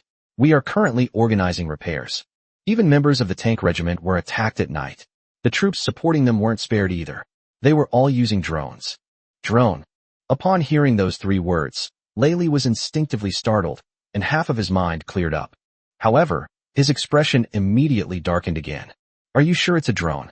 It's understandable that tank units would be attacked by drones, but the electronic warfare units were deployed deep within the Red Army's territory, and they had taken precautions against attacks from enemy drones during their deployment. That's why they specifically chose to deploy them in the rear. It's safe to say that ordinary small and medium-sized drones simply couldn't carry missiles to their camp. If a large drone is flying with a missile, their air defense system will definitely be able to detect it. Upon hearing that drones were approaching, Lei Li's first thought was that the other side had deployed large drones. But the deputy nodded, and then emphasized, "Yes, I'm sure. But it's a medium-sized drone, fully loaded with ammunition." In the end, even the deputy couldn't help but swallow hard. The medium-sized drone flew fully loaded and without any resupply along the way, meaning it relied entirely on its own endurance to reach their camp. This battery life is terrifying. Even some fighter jets might not be able to match the range of this drone. Lei Li naturally understood this as well. Upon hearing the news, his brows furrowed, and after a long pause, he said, "Immediately order the deployment of a fire-based air defense network. At the same time, order all-out efforts to repair electronic equipment." By the end, Lei Li's face had become as terrifying as a dark cloud, indicating that the attack was clearly targeted at him. What he didn't expect was that the other party would use drones, and even more so that they could accurately locate their electronic camp. Keep in mind that the blue team's radar should be out of order at this moment. Who gave it the information? Or, to put it another way, how did the other party obtain the information? Could it really be a drone? Thinking of Peng Yongxiu's words and the unprecedented ultra-long-lasting drone, Lei Li's expression grew increasingly solemn. However, now is not the time to think about that. The most urgent task is to organize a rescue and prevent the enemy from launching another sneak attack. Thinking of Lei Li, he stood up and personally commanded the troops to defend against the enemy. By the time he finished, it was already 2 a.m. After glancing at his military-grade watch, Lei Li breathed a sigh of relief. It's finally over. What a bunch of cowards, only good for resorting to underhanded tricks. As he spoke, he walked to a chair and slowly lay down. Just as he thought everything was fine and was about to take a short nap, the announcement sounded again. "Reporting to the brigade commander, enemy drones are here again. Our radar position has been attacked." Upon hearing this, Lei Li's face twitched. Again, are these guys on the blue team constipated? Do they have to divide their attacks into segments? Upon hearing this announcement, he was forced to stand up and take charge of the situation. At 3 in the morning, Laylee was completely exhausted. The long-term tension and high-intensity command had taken their toll, even for an Iron Man like him. His hands involuntarily gripped the edge of the table, his head slowly lowered, his eye bags drooped heavily, and his eyes trembled. He was still mumbling incoherently. "Hey guys from the Blues, come at me again if you dare." 10 minutes later. Reporting to the brigade commander, one of our ammunition depots has been attacked by the enemy's drone. Upon hearing this, Laylee was suddenly jolted awake. What? They've only been here a short time. Have these Blues guys gone mad? Seeing this time interval, Laylee was truly enraged. 10 minutes? It's only been 10 minutes. Even squatting in the toilet takes more than 10 minutes. What the hell are these guys' drones? Won't we need to replenish fuel and electricity when we go back? It should be noted that even their most advanced medium-sized transport drones cannot fly that far. If they were to fly, it would only be a one-way trip and could not be fully loaded. However, the Blue Team's drones were able to cross 2 positions to deliver warmth to them, and they came every hour, as if they didn't have to worry about battery life at all. It's fair to say that unless they shoot down the drone, it will basically be their nightmare for the night. Thinking of this, even Laylee felt a chill run down his spine, but seeing the situation in front of him, he had no choice but to force himself to deal with it. The attack did not end until daylight. Looking at the faint morning light outside, Laylee's eyes welled up with tears. It's over. The attacks of the night are finally over. Praise the sun. Looking at the morning light in front of him, Laylee felt for the first time that the sun was so beautiful. The commanders standing beside him also had dark circles under their eyes and stared unfocusedly at the sun on the horizon. It's finally over. Thinking about the air raids last night, everyone's lips twitched. The other party's drones didn't stop all night. Going to the toilet required a report, drinking water required a report, and even lying down for a while was a luxury. It was pure torture. However, they were powerless against the other side, since nighttime provided excellent cover for low-flying drones. Seeing the sun at that moment, everyone truly felt a warmth, both physically and mentally. The nightmare is finally over. However, at that moment, a voice rang out from outside. Reporting to the brigade commander, "We've finally found the reason. We've finally found out why the Blue Force was able to know our location so precisely." Chapter 101 Those who play tactics have dirty hearts. Outside the command room, Huang Hao, the company commander of the reconnaissance company, was seen running quickly toward the command room with something in his hand. He said as he ran, "Lay LV, I found their secret." He burst in without saying a word, then looked excitedly at everyone. However, upon seeing the state of Laylee and the others, he couldn't help but raise an eyebrow. "Brigade commander, what's wrong with you all? Did you spend the whole night on reconnaissance too?" All I could see was Laylee looking tired, with bloodshot eyes, puffy eye bags, and his once passionate eyes now dull and lifeless. And it wasn't just Laylee. All the commanders present acted like they were giant pandas. Upon hearing Huang Hao's words, Laylee's lips twitched involuntarily. He then coughed a few times and said, "You don't need to worry about that. You just said you found the secret of the Blue Team's detection. Is that true?" As they spoke, everyone's eyes turned to Huang Hao. Huang Hao nodded emphatically, then walked excitedly to an unused table and chairs, and said with a smile, "Yes, after our reconnaissance company spent the whole night staking out and observing at dawn, we discovered that the reason the Blue Force was able to accurately strike us before was not because of their detection radar, but because of their drones." Another drone. Upon hearing the word drone, everyone instinctively thought of the long-endurance drones that had launched the night raid the previous night, and their expressions twitched involuntarily. Huang Hao raised an eyebrow. Again. Then, glancing at Laylee, he continued, "The drones we're seeing this time are unlike any we've seen before. Our reconnaissance revealed that this drone was able to continuously transmit the target's location information to the Blue Team's command headquarters. Furthermore, these drones can communicate with each other on the battlefield, meaning they can temporarily build an information network for the military to use." Upon hearing this, everyone exchanged bewildered glances.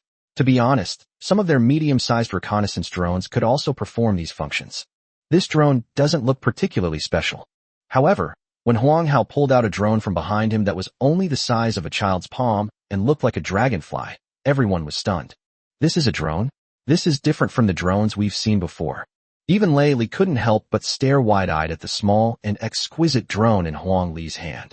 This drone is completely different from the reconnaissance drones they have seen before. Its small size and inconspicuous appearance make it easy to overlook. But the more this was the case, the more frightened Laylee became. What if such an easily overlooked reconnaissance drone appeared on the battlefield? For the warring side, that would be an absolute hell. Stealthy reconnaissance, compact size, and an unusual appearance. When these factors are combined in a reconnaissance drone, it's not cute, but rather synonymous with death. The fate of the tank regiment was likely due to the work of these drones, which provided intelligence and coordinates to the Blue Force artillery units. The previous night raid was also likely carried out using intelligence provided by this drone, which was then executed by another drone. Thinking of the two drones that the blue team had displayed, and recalling Peng Yongxiu's earlier words, Laylee suddenly realized what was happening. No wonder Lao Peng told me to take care before the exercise. He was waiting for me here. Then his brows furrowed, and his eyes became arrogant. However, these two drones alone are not enough to destroy me. They suffered such a big loss because they didn't know the other side's information. If they knew the other side's trump card, the outcome would be uncertain. After all, his Wolfang Heavy Brigade was no pushover. They say even a starved camel is bigger than a horse, and even a half-crippled Heavy Brigade was not something an ordinary Marine unit could challenge. To think you can wipe them out with drones is wishful thinking. Thinking back, a glimmer of light returned to Laylee's eyes, and he then gazed intently at the drone, saying, "This drone was so well hidden, how did you find it?" Hearing this, Huang Hao wiped his nose and then laughed, saying, "We spotted this drone while we were lying in reconnaissance on the ground just before dawn. We had been keeping watch all night and were about to leave when, just as we got up, we suddenly saw a green dragonfly staring at us from a small bush not far ahead. At the time, we were wondering why there were dragonflies in this place, but then this guy suddenly seemed to realize that we had discovered him, and he took off flying. As soon as we realized something was wrong, we immediately covered him with camouflage cloth." As he spoke, Huang Hao raised the drone in front of him and excitedly said, "Brigadier, don't let its small size and harmless appearance fool you. This thing is incredibly powerful. When we captured it, we discovered that this thing could fly silently and at a pretty fast speed.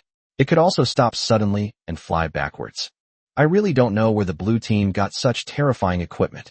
Upon hearing Huang Hao's description, everyone present couldn't help but gasp in astonishment.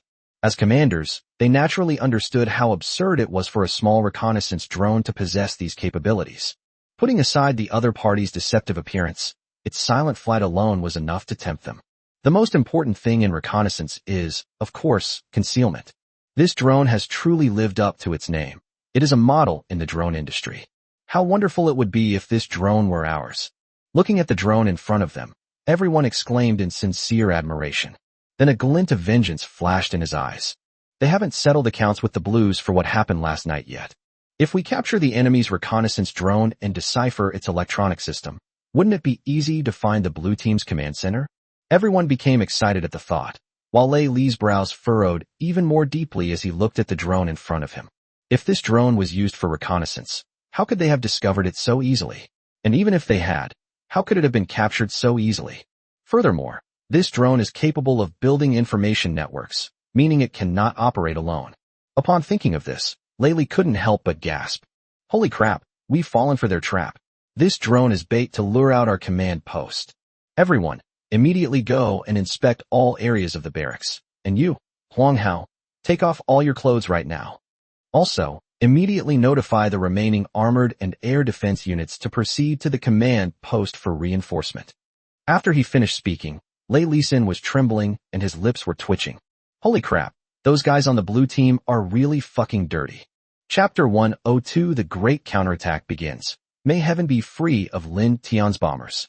Upon hearing Lei Li's words, everyone present was stunned, their minds still reeling. What's wrong with Lei Lu? Shouldn't we be happy to have captured their drone? Why are you saying we've fallen into a trap?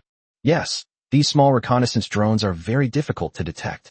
It's great to know about the other side's equipment and detection devices now. Exactly. Look at these drones, they're so hard to spot. As the conversation drew to a close, the people present seemed to realize something.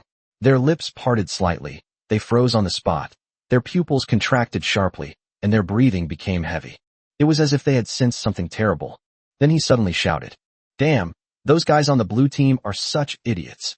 If these drones are so difficult to detect, why were they allowed to find them? And why was there only one drone present throughout the entire operation? This is clearly bait. Thinking of this, everyone's lips twitched, and then they looked at Huang Hao like hungry wolves. Quick, take off your clothes, and let us see if you have any drones. Yes, hurry up, let me see. Upon hearing this, Huang Hao raised an eyebrow, and his body tensed instinctively. He was about to say no.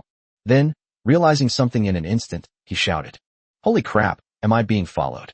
To be honest, as a reconnaissance soldier, reconnaissance and counter-reconnaissance are routine training, let alone a veteran like him who has been in the army for 10 years. He was already well aware of these matters, and it could be said that he had absolute confidence in himself in the field of reconnaissance. He was, after all, someone who had represented the military region in the international reconnaissance competition.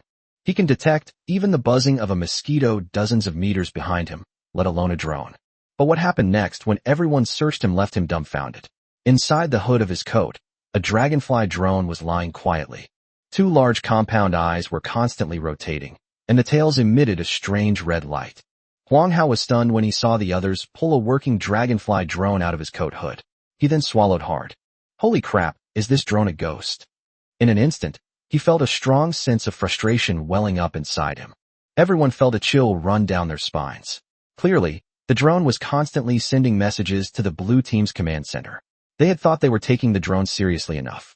But it still doesn't seem enough. This drone's reconnaissance capabilities have reached an extremely terrifying level. Even Huang Hao, a veteran reconnaissance soldier with 10 years of experience, didn't notice. As he thought about Lei Li, his brows furrowed even more, and the report from his subordinates that followed made his heart pound even harder.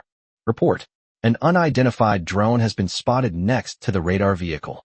Report: 2 reconnaissance drones have been spotted near the Deputy Brigade's barracks. Report.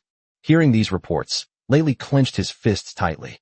At this moment, these reports seemed to him like death knells, each one like a blow to his heart, filling him with horror. Thinking of Peng Yongxiu's warning and the suggestion to add several drones to the blue team, Lei Li couldn't help but shudder. Add a few more models? These 2 are already barely enough, and you want a few more. The thought of his previous statement that he could let the other party add things as they pleased made him want to slap himself a few times. He's already struggling to keep up with the sheer number of the 2 drones he has now, let alone if the number doubles. If it does, the war will be over. However, they are not without any chance of winning. After all, no matter how powerful these drones are, they are only auxiliary equipment and cannot be used as main combat weapons. They are not up to standard. Ultimately, the main battlefront still relies on manpower. As long as they dig trenches well, there is a chance of waging a protracted war. A glint flashed in Lei Li's eyes as he looked at everyone and said, "Notify the main force to immediately enter trench warfare, and at the same time, the remaining air defense and missile units to immediately enter combat readiness. Intercept the incoming missiles immediately." Without a doubt, once the combat command post was exposed, the enemy would try every means to send missile units to launch a surprise attack. At this point, air defense is the most important thing. As long as the positions haven't been destroyed by enemy missiles, they still have hope of launching a counterattack from their positions. Thinking of Lei Li, he couldn't help but look up at the sky, his eyes still holding a hint of stubbornness. No matter how powerful your drones are, in the end you still have to send people to seize the position and take over the trenches. As long as it's a land battle, the Wolf Fang Brigade has never lost. In the referee's room, seeing the Red Army troops being forced to retreat under the attack of the Blue Army's drones, Peng Yongxiu couldn't help but swallow hard. This is truly incredible. Without a doubt, in a normal equipment match, the blue team could not have forced this Wolf Fang unit into such a predicament. It was impossible to crush the enemy, yet, relying on these drones, the battle situation was miraculously reversed. This was the first time he had ever seen anything like it. After all, who could have believed that a few drones could sway the entire battle? He couldn't help but feel a deep sense of admiration for the person who developed such an excellent drone. If such good equipment could be deployed to the army, the Chinese army would become even stronger. He wasn't the only one with this thought at the moment. Long Zhengwo thought the same thing. However, unlike him, Long Zhengwo was glad that he had gone to Longxing Company to investigate. Otherwise, if such a good drone is used to deliver packages, it would be a huge loss for the Chinese Air Force. Thinking of the express delivery, Long Zhengwo couldn't help but recall that Lin Tian still had a drone that hadn't appeared. Just as he was wondering about it, Bai Yunfei beside him suddenly exclaimed, then pointed at the monitor screen, his finger trembling as he said, "No way, could this be a drone too?" On the monitoring screen, drones resembling small bombers appeared on the blue team's land runway. These drones are large, but compared to the missiles mounted on their sides and the incendiary and bunkerbuster bombs on their bellies, they look quite small. On the screen, these twin-tailed Scorpion drones were undergoing final takeoff tests. Some were carrying air-to-ground missiles, some were carrying bunker busters, and others were carrying incendiary bombs. Although it is just a training round, its weight is completely simulated for actual combat. Everyone present gasped as they looked at the dense array of missiles hanging from the drone's belly and wings. Bai Yunfei and the others were completely stunned. This payload must weigh 2 tons. If a drone carries 2 tons of ammunition, can it still be called a drone? That's called a bomb truck. They wouldn't even dare to dream of building such a drone, let alone creating one. Yet Lin Tian's company built it with such ease. Furthermore, they had previously learned from Long Jiangwo that this thing used to be used for delivering packages, with a range of 8,000 kilometers. Immediately, Bai Yunfei and the others lost their temper and stopped talking. He couldn't help but chuckle bitterly a few times. It seems we are still too ignorant. Looking at the drone in front of them, which was comparable to a bomber, everyone was shocked and looked at Lei Li, the commander of the red team, with some sympathy. May there be no Lin Tian bombers in heaven. No, I mean drones. Chapter 103, Delivering Packages on the Battlefield, a heartwarming moment. Inside the red team's forward blocking positions, the dark tunnel still carried a damp smell, and the earthy smell of soil lingered. The hastily dug trenches were not very sophisticated, and many of the blast-proof tunnels were not yet perfect, but they were sufficient to withstand the Blue Army's charge. At this moment, all the Red Army soldiers were huddled in the trenches. Various anti-tank and anti-personnel mines had been laid out in front of them, waiting for the Blue Army to launch an attack so that they could counterattack. Commander Xiao, when do you think those bastards from the blue team will attack? Exactly. They used to have a huge advantage with drones, but we've already set up a defense. Let's see how they can play this game now. Do they really think drones are omnipotent? As the elite land forces of the Dragon Kingdom, even if they are only half their original size, they are confident that they can wipe out the opposing Blue Army. This is their confidence. Moreover, they have already prepared various countermeasures. As long as the blue team's troops advance on the ground, they will definitely give the other side a good beating. Thinking of the smiles on everyone's faces, they all seemed to be enjoying the prospect of revenge, completely forgetting that they were the Red Army, the ones on the offensive. However, with the war having progressed to this point, both sides are fighting for every last bit of pride. Their only goal was to eliminate the enemy. Commander Xiao did not answer the soldier's question. Instead, he looked up at the still peaceful sky, a hint of doubt flashing in his eyes. He was sent by Lei Brigade to intercept the Blue Force's armored forces. According to his calculations, the Blue Force should not have directly used fire to cover them after obtaining their coordinates. Then they let the armored forces advance from the ground. In fact, they dug trenches according to the enemy's idea.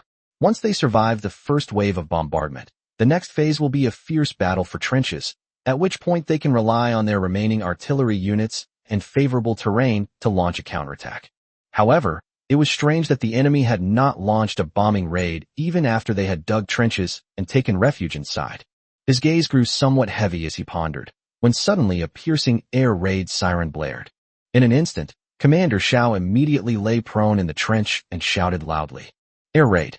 Take cover!" Meanwhile, inside the air defense and anti-missile positions, the soldiers were all on high alert, staring intently at the radar system. A conspicuous target appeared on the radar screen above, and everyone instinctively assumed it was the blue team's missile system. Just as they were about to intercept it, they realized something was wrong. The missile's flight speed was far too ordinary. Reporting to the commander, "This doesn't seem to be a Blue Force missile. Blue Force missiles aren't this slow." Not a missile? Then what could it be? Could it be a blue team aircraft? Wasn't it said that air support was prohibited in this exercise? Thinking of this, Commander Xiao snatched the binoculars from his deputy and looked up at the sky. A snow-white figure was seen flying rapidly towards them from not far away, its white fuselage resembling that of a white swan. On one side of the nose, where the paint has not yet been covered, some of the original lettering from the fuselage of this fighter jet is still preserved.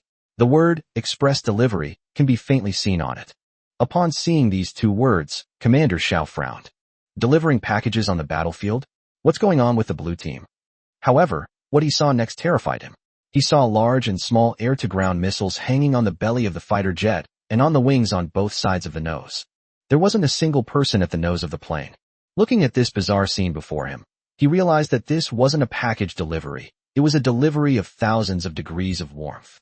If that enemy drone gets close, I'm afraid very few people in the entire position will survive.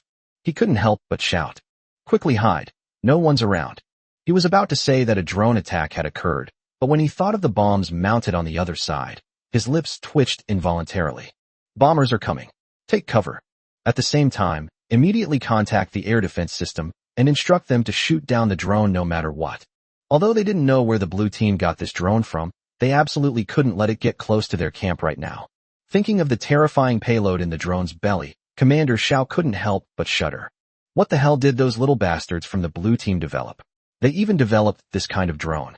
Is that a drone? No, it's a bomber disguised as a drone. Upon receiving the commander's signal, the air defense positions immediately sprang into action. Although they didn't know exactly what had happened, their air defense missiles were capable of shooting down a slow-moving drone. Without thinking, he pressed a button, and instantly an anti-aircraft missile for the exercise was launched. Soon, the radar showed that the enemy's drone had been destroyed. Seeing this scene, everyone breathed a sigh of relief, and a smile appeared in their eyes. Although destroying the enemy's drones with anti-aircraft weapons was a huge loss, it still boosted morale and dealt a severe blow to the blue team's spirits. One of them, watching this scene, couldn't help but laugh and said, "Who do those guys on the blue team think they are? Do you really think our air defense system is a joke? Let alone one. Even if 50 more of these drones come, we can stop them." As soon as he finished speaking, a large number of enemy targets appeared on the radar screen. Upon seeing this number, all the air defense personnel were stunned. This number is far beyond their air defense limits. Moreover, using anti-aircraft missiles to shoot down drones is something they wouldn't be willing to lose even in a real battlefield.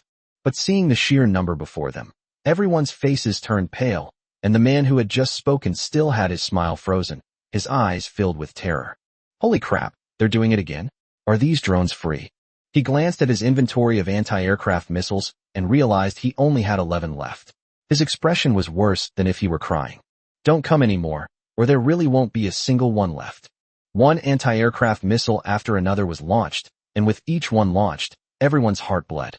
In actual combat, an air defense missile costs tens of millions of yuan, not including the cost of supporting facilities, and it's used to bombard drones. Even the wealthiest dog owners wouldn't be so wasteful. But what if we don't launch it? Seeing the roar coming from the battlefield, everyone felt a pang in their hearts. Who the hell developed this damn drone? It's absolutely outrageous. Chapter 10 for the exercise is completely over. On the front lines, the roar of unmanned bombers filled the air. The enormous wings swept over them like the wings of a giant eagle, freed from the constraints of anti-aircraft missiles. The blue team's drones moved through the red team's positions as if they were nothing, and bombs fell like eggs from a hen. Although it was just an exercise, the scene on the battlefield was tense and deadly, with shouts from soldiers echoing around. Holy crap, I've been attacked by a bunker buster.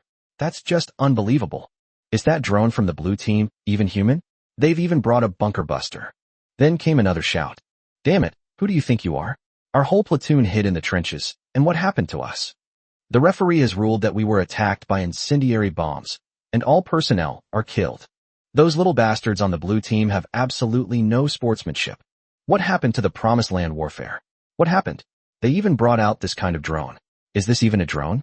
I just want to know, can this even be considered a drone? The soldiers stared at the sky with bloodshot eyes, then pointed at the twin-tailed scorpion drones that resembled bomb trucks overhead, and roared. Look at this, it doesn't look like a drone at all. Look at the payload and the range, it's not a drone at all. Apart from being dressed up as a drone, this thing doesn't look like a drone at all. I ask you, which company's drone can carry tons of bombs and fly thousands of kilometers to carry out bombing missions that only bombers can perform? Overcome with emotion, the fallen soldier grabbed a machine gun and began firing into the sky. But not long after the shot was fired, a warning came from the referee's office. 80042 exercise member, please immediately cease your violation. Remember, you are already dead. You can't shoot dead people.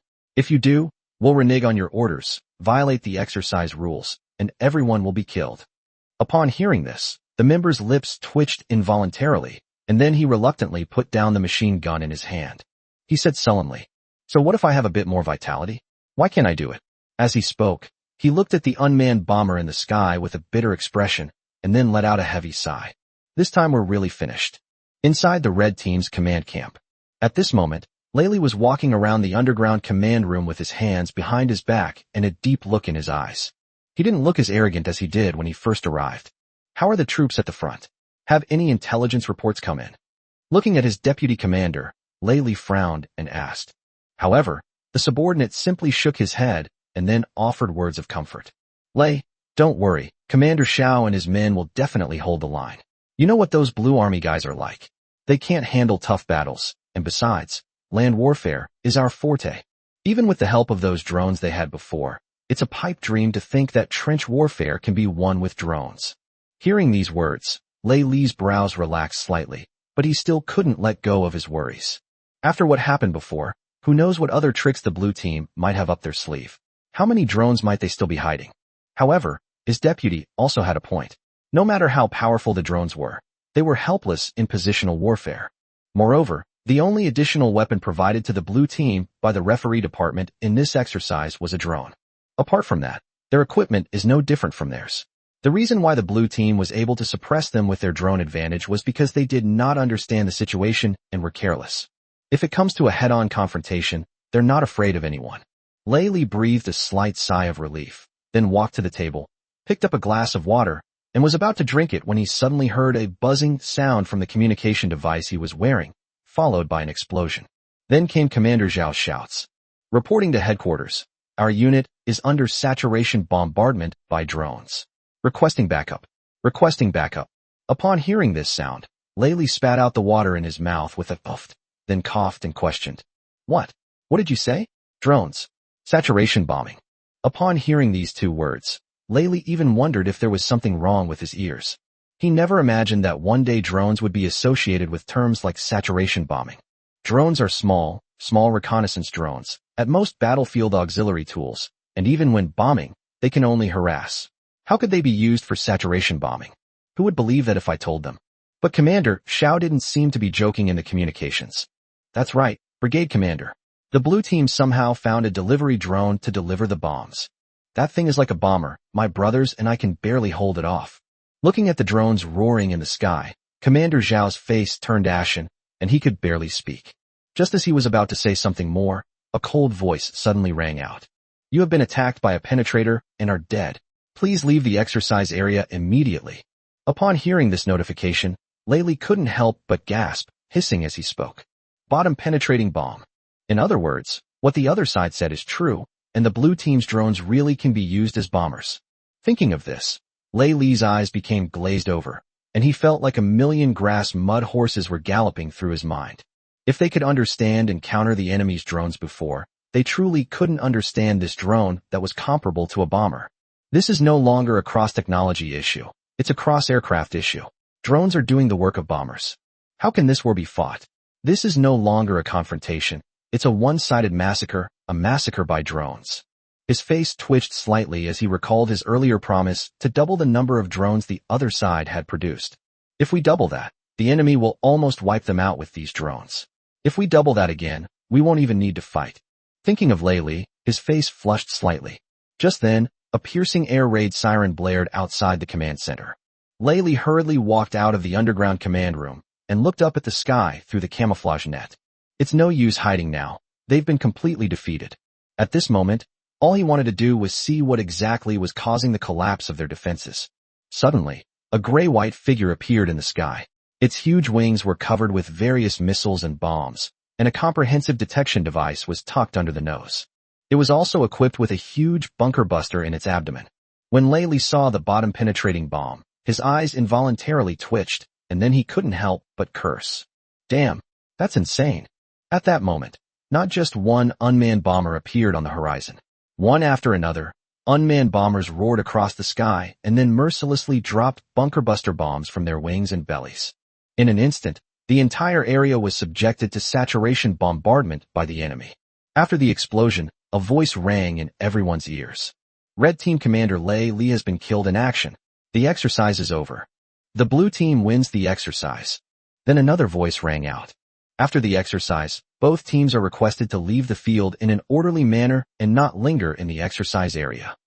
Do not be stubborn. Await the evaluation of the refereeing department. Chapter 105. It's time to settle the score. In the referee's room, looking at the miserable state of the Red Army troops on the monitor screen, and that novel bomber, Peng Yongxiu couldn't help but grin. This was arguably the most brutal and absurd exercise he had ever seen, with an elite force being utterly defeated by an ordinary unit. Looking at the combat evaluation summary in front of him, Peng Yongxiu's eyes trembled slightly. This is truly the most outrageous exercise I've ever seen. The sign above listed the casualties of the red team in this exercise. The entire brigade suffered a casualty rate as high as 95%. At the same time, almost all the commanders at the battalion level and above were killed in action, and even Lei Li, the brigade commander of the Red Army, was judged to have died in action during the exercise. The damage rate of armor was as high as 80%. Most of the heavy artillery was destroyed, and even the anti-aircraft missile positions were detected and destroyed by the Blue Force's drones. Such terrifying data was something he had never seen before, not even Long Zhangwo. Are you kidding me? The entire brigade suffered a 95% casualty rate. This can't just be described as tragic, it's heroic. Furthermore, all commanders at the battalion level and above were killed in action. In actual combat, this would mean that the entire unit had been essentially wiped out. It is not only physical annihilation, but also spiritual annihilation. What makes an elite unit truly special is its spirit and soul, and these spiritual elements are formed by its commanders.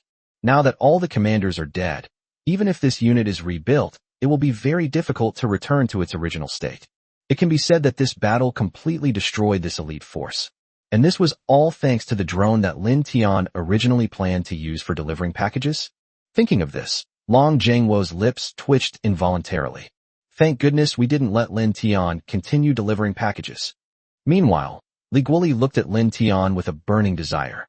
To be honest, he was a little worried that making Lin Tian a first-class military engineer might be too hasty. Can Lin Tian suppress the resistance and opposition from other companies? After all, being a first-class military-industrial enterprise is both a great honor and a dazzling yet heavy burden.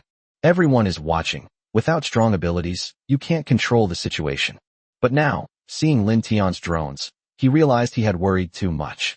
Lin Tian's wealth was even more terrifying than he had imagined. A delivery drone, after being modified, was actually this formidable. With a range and payload comparable to a bomber, coupled with the low price of drones. On the battlefield, they would be an object of absolute fear for the enemy. Imagine a swarm of drones, comparable to bombers, attacking you with swarm tactics. That scene would absolutely send chills down your spine. It can be said that Lin Tian's drone technology has elevated drones, a combat support tool, to a level that is beyond its own. This also further enhances the defense capabilities of the Dragon Kingdom. Thinking about it, Li Guoli looked at Lin Tian's figure on the monitor screen with burning desire, and then said in front of everyone. The decision to transform Lin Tian into a first-tier military-industrial enterprise was indeed the right one. This time, no one objected. Even Bai Yunfei and the others were convinced and lowered their heads, no longer shouting. After all, they had seen the research capabilities of Lin Tian Company. It truly had the ability to turn drones into bombers. Thinking of the drones the other party had shown on the screen before, with their bionic technology, long battery life, and delivery capabilities, everyone was speechless. If they hadn't seen it with their own eyes, they wouldn't have believed that a company that was previously a private enterprise could develop such an incredible weapon. So much so that everyone felt a little depressed. Are all private enterprises in Longwo at this level now? If that's really the case, then what's the point of their military industry? Just thinking about it sent cold sweat down everyone's foreheads. No, they need to conduct a preliminary assessment and technological integration when they get back. Otherwise, it would be too frustrating to be a military-industrial company. Looking at Lin Tian, everyone's eyes were filled with fighting spirit. At this moment, they truly regarded Lin Tian as a competitor, a partner, and even a teacher to learn from. This was something even Li Guoli hadn't expected. Meanwhile, inside the red team's command post, as the yellow smoke gradually dissipated, revealing the original color of the sky, everyone finally began to show a smile that was more like a grimace. The bombing is finally over. During the previous drone bombing by the blue team, everyone was frantically running away, and the entire position was filled with yellow smoke. Visibility was less than 5 meters, and all you could hear were the sounds of people being eliminated. I was completely bewildered. Seeing the clear sky and the long-lost tranquility, everyone smiled. but the thought of losing to the Blues made their smiles more like tears. Damn it, those bastards from the blue team. If they're so tough, let's have a real fight. What kind of skill is it to use drones? Exactly, the bombing density and the types of bombs they used. They even brought bunker buster bombs. Do you know how long I had to dig trenches? One bomb, and they're all gone. Holy crap. Other soldiers stared blankly at the horizon, muttering to themselves. Where did they go? I didn't even see the person on the other side before they were gone. For a time, the entire position was filled with resentment. Hearing these complaints, Lei Li's eyes grew increasingly gloomy and helpless. He will never forget this exercise. Such an exaggerated casualty ratio is something they never achieved even when fighting the U.S. 1st Marine Division in international competitions. The result was a disastrous outcome, leaving him feeling bruised and battered. However, this operation did show him the potential of unmanned combat in the future. If they could apply this equipment, their Wolfang Heavy Brigade would definitely reach a new level. However, before that, they still need to settle the score with the directing department for this bombing. Where are the drones we were promised? Something that looks like a dragonfly and can fly silently is also called a drone, right? So, anything that can continuously bomb across 2 regions overnight is also called a drone, right? And then what? They didn't even bother with any equipment. They just took a bomb truck into the sky. Can you even call that a drone? What's most infuriating is that, according to reports from subordinates, the words express delivery were still attached to it. It's fine if it explodes, and it's normal for military products to be powerful, but using the words scanning express delivery is really insulting. Whom are they looking down on? Do you really think they can't even handle civilian products in the Wolfang Heavy Armored Brigade? Thinking about it, he angrily shouted at everyone. Let's go, brothers, let's go settle accounts with the referees. As he spoke, he led a group of people toward the referee's office. Chapter 106. What do you need bombers for? What do you need drone bombers for? He's been babbling all day. As soon as they arrived at the referee's office, Lei Li and the others found a group of people gathered outside. Among them were members of the blue team. Seeing the other side's smug expression, the deputy next to him couldn't help but curl his lip. What are you bragging about? Without those drones, you're nothing. Lei Li nodded after hearing this, and then continued walking forward. Long Jianguo and others stepped forward, and even Li Guoli came out. Chen Miao from the blue team followed behind a young man with a big smile on his face. As the victors of this competition, they were naturally delighted. The results of this exercise were unbelievable, not only to others, but even to themselves. The opposing force is the Wolfang Heavy Combined Arms Brigade, which has participated in international competitions and is the ace unit of the Dragon Kingdom's land warfare. In the past, let alone winning, being able to leave the stage gracefully was considered a good thing. However, today, thanks to this young man's help, they managed to defeat the red team and win the game using only drones, which is simply unbelievable. The other party's identity piqued his curiosity even more, not to mention anything else. How many people would be greeted by Li Guoli and Long Jianguo like this? He wasn't naive enough to realize that these two people had come out to welcome him. Sure enough, as soon as he saw Lin Tianlong Jianguo, he smiled and said, President Lin, the unmanned technology you demonstrated this time is truly astonishing. It perfectly matches our vision for future unmanned products. If possible, we are willing to make large-scale purchases in the future. He smiled slightly after speaking, as Lin Tian's drone had greatly impressed him this time. Their terrifying detection and strike capabilities are impressive, especially the enemy's twin-tailed Scorpion drone. If it could be mass-produced and deployed to the troops, it would greatly enhance the combat effectiveness of the forces.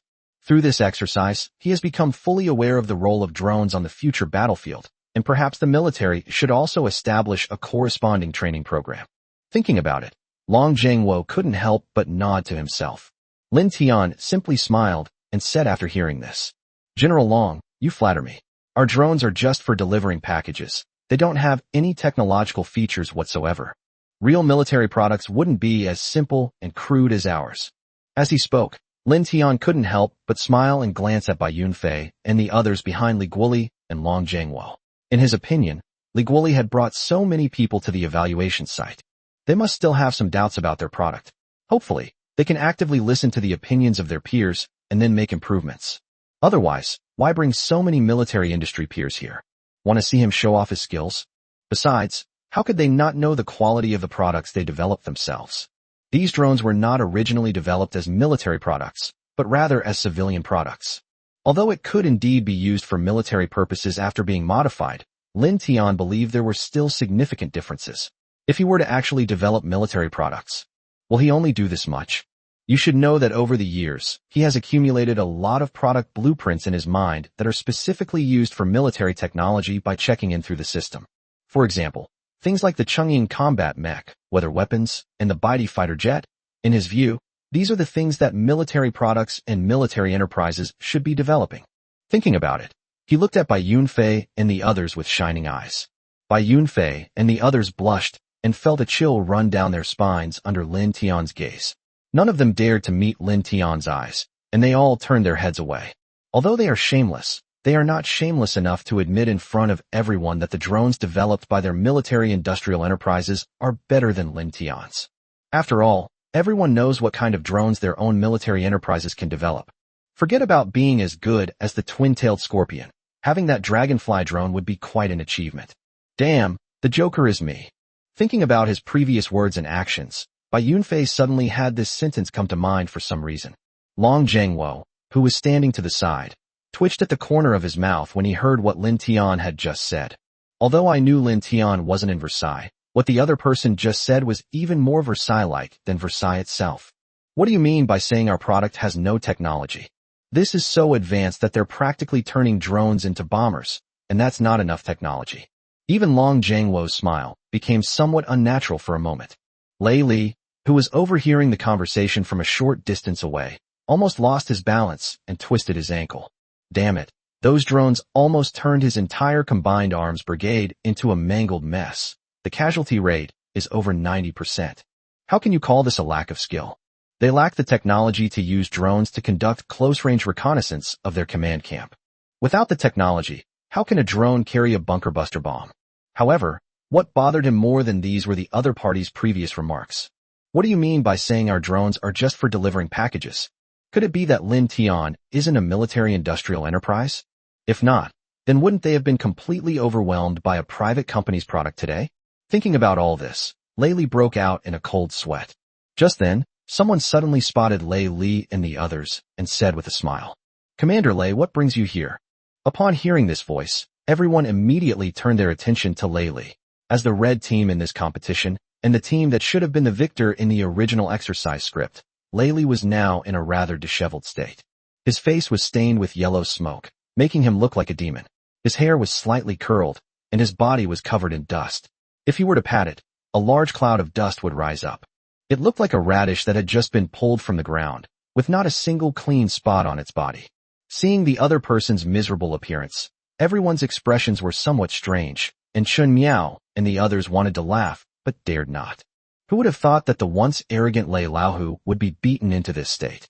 Noticing the looks on everyone's faces, even Lei Li's eyes became a little unnatural, especially when he saw Chun Miao's smug expression, which made him grit his teeth in hatred. What's with the arrogance? If it weren't for those drones, I'd have shot the shit out of you. The more Lei Li thought about it, the angrier he became. Just as he was about to say something to vent his anger, he heard a kind voice say, "Is this Commander Lei? We owe this drone test a great deal of help to Commander Lei." As he spoke, he took a step forward. Looking at the young man in front of him, a hint of suspicion flashed in Lei Li's eyes. Long Zhengwo stepped forward and said, "This is Mr. Lin Tian, the CEO. The 3 drones you tested on the battlefield before were products of Mr. Lin's company." Lin Tian smiled and nodded, then stepped forward, shook the other person's hand, and said, "This drone test was largely thanks to Commander Lei's help. If it weren't for you, I wouldn't know how well our drones perform in actual combat. Thank you so much." As he spoke, he couldn't help but smile and look at the other party, while Lei Li's lips twitched and his deputy's face was filled with anger. A soldier can be killed but not humiliated. This test was already a disgrace to their Wolf Fong heavy armored forces, and the other side's words were tantamount to reopening their wounds. Just as he leaned closer to say something to Lin Tian, the other man's next words instantly silenced him, and even Lei Li was stunned. Lin Tian looked at them with a sincere expression, his eyes showing no sign of insult. "As a token of our gratitude and compensation, we are willing to provide your army group with 100 drones free of charge. We hope Commander Lei will not refuse." After all, he was a brigade commander. It would be a bit unfair to bomb him and not say anything. Although Lin Tian's emotional intelligence was a bit low, he still understood this kind of courtesy. Moreover, 100 drones are not a big deal for Longxing Company these days. If they can build a good relationship with the military, then the 100 drones will be worthwhile. 100 drones. Upon hearing this, Lei Li paused, then his eyes gleamed. He wouldn't even glance at a drone from another military company. After all, they are just drones. What advanced equipment and drones haven't they seen in their combined arms brigade? 100 drones? Who do they think they are? Do they think they can just send beggars away? Kolinshin's drones are different from those of other companies. If we can be the first to experience and equip ourselves with those bombers and dragonfly drones, their combat effectiveness will definitely far surpass that of other units. This is a great opportunity to expand our fighting strength. The shadow in his eyes vanished in an instant, but before that, he had to double-check whether Lin Tian's drone contained that bomber. After all, that drone is the real land warfare weapon. Lei Li frowned slightly, feigning contemplation, then subtly beckoned his deputy to come over. Upon seeing the brigade commander's signal, the deputy immediately moved closer and whispered, "What's the matter, brigade commander? Should we send someone to receive these drones now? Or is it something else?" Before he could finish speaking, Lei Li righteously rebuked him. "What do you need bombers for? What do you need drone bombers for? A promise made by General Manager Lin is a promise kept. Do you think those 100 drones wouldn't include your few unmanned bombers? Look at you, always on the go, never stopping." The adjutant standing nearby widened his eyes upon hearing the brigade commander's words, as if he didn't recognize Lei Li. The brigade commander didn't say that when he came before. He said drones were nothing special, and he didn't care about them at all. How come he changed his mind so quickly? "Brigadier, you've misunderstood. I didn't say I wanted to." "Shut up. You've disgraced our Wolf Fong heavy armored brigade." Before he could finish speaking, Lei Li sternly rebuked him, then turned and smiled at Lin Tian. "President Lin, I'm sorry, my subordinate was ignorant. Please look at the drone issue." Seeing Lei Li's expectant expression, Lin Tian's lips twitched involuntarily, and he immediately expressed his willingness to add another 100 unmanned bombers. Lei Li's face lit up with a wide smile after hearing this. What does a loss may turn out to be a blessing in disguise mean? This is it. It's just getting bombed. If every time we get bombed we can get some good equipment like this, then getting bombed is worth it. He couldn't help but burst into laughter, while his deputy beside him twitched at the corner of his mouth. Never before had he felt that his brigade commander was so shameless and utterly despicable as he did today. Chapter 107 This generation of naval officers is a bit too fierce. Outside the exercise field. At this moment, some military enthusiasts who were waiting to photograph the military equipment had already set up their cameras, ready to capture the scene of the Red Army's victorious conclusion of the exercise. They just received news that the exercise has ended, but the official winner has not yet been announced. But even a fool could guess the outcome of this exercise. The red team would most likely win, and not just win, but win big. Otherwise, why would the exercise have ended after only about 2 days? Upon realizing this, everyone's expressions turned slightly mocking. "Everyone, do you think the blue team in this exercise was too weak? How long has this exercise even lasted? 2 days, I guess, and it's already over?" "That's right. Last time I saw the Wolf Fong armed brigade fight against other military units in an exercise, they didn't even move this fast. It just goes to show that they are our elite troops. That's incredibly fast in terms of combat efficiency. Of course, this is an armored force of our army that we have built with a lot of money. It ranks among the top in the world's army forces. Even the US has to admit that. What's more, the Wolf Fong unit is our army's elite force, and there aren't many units that can defeat them head-on." As everyone was discussing animatedly, a loud crunch was heard, and the tall iron gate of the training ground slowly began to open. Upon hearing this sound, all the military enthusiasts raised their long guns and short cannons, intending to record the bravery of the Dragon Kingdom's elite troops. However, when the lens began to zoom in and the focus shifted, the image that appeared before their eyes was somewhat unbelievable. In the footage, a soldier from the Wolf Fong Heavy Armored Combined Brigade appears covered in dust and dirt, wearing clothes discolored from being smoked during an exercise. The tanks and armored vehicles on the side were also covered with signs of damage, which the referees deemed to be emitting yellow smoke. Almost everyone in the team bore the marks of battle, and even after being cleaned, the yellow dust on some of them was still clearly visible. Seeing this scene, all the military enthusiasts slowly put down their cameras, staring in astonishment at what they were witnessing. As seasoned military enthusiasts, they know very well what the yellow smoke represents. The standard for casualties was that not only were personnel killed, but even tanks were destroyed. Initial assessments indicate that at least 80% of the armored vehicles were damaged, and the personnel's faces were marked with signs of death. Almost none of the members of the Wolfang unit survived. Everyone present was stunned by the high casualty rate. Holy crap, what's going on? How can the casualty rate be so high? Are we fighting aliens? Something's not right. This isn't what I expected. Does this mean we've lost? Impossible. Even if they lost, it wouldn't be this bad. Look at these armored vehicles. They're covered in damage. Who gets this badly wrecked in an exercise? The equipment damage rate is at least 80%. Not to mention the personnel, the casualty rate is at least 90%. Look at their clothes. They are covered in marks of death. Upon hearing these figures, everyone present gasped in shock. With an 80% equipment loss rate and a 90% casualty rate, wouldn't that mean this unit would be wiped out in actual combat? It should be noted that this unit is one of the most elite land forces in China, and few countries in the world can compare with it. With this rate of attrition, isn't it a bit too alarming? Are we going to fight aliens? While everyone was still in shock, someone suddenly said, "Hey guys, check the official account. The results are out." As they spoke, everyone opened their phones and checked the official account, only to find 2 short lines of text. This exercise has successfully concluded. Result: Blue team wins. Upon seeing the blue team's victory, everyone raised an eyebrow, then stammered. Blue team wins. Isn't this a typo? Isn't the blue team supposed to be the Marines this time? What? Marine Corps? Are you sure? Look at the attrition rate of the Wolfang unit. I'd believe you if you told me they were facing aliens. How could it possibly be a naval unit? I must be dreaming. Wake me up. This naval force must be able to summon the sea god. Otherwise, how did they manage to inflict such heavy losses? This year's Navy is a bit too much. Seeing the disheveled state of the Wolfang Heavy Armored Combined Brigade in front of them, everyone's lips twitched. I don't know what to say anymore. Who would have thought that the Navy would be crushing the Army's ace? As Lei Li listened to everyone's words, his face turned red. Although Lin Tian had promised to provide them with combat drones, he was still embarrassed. But I'm afraid I've really lost face today.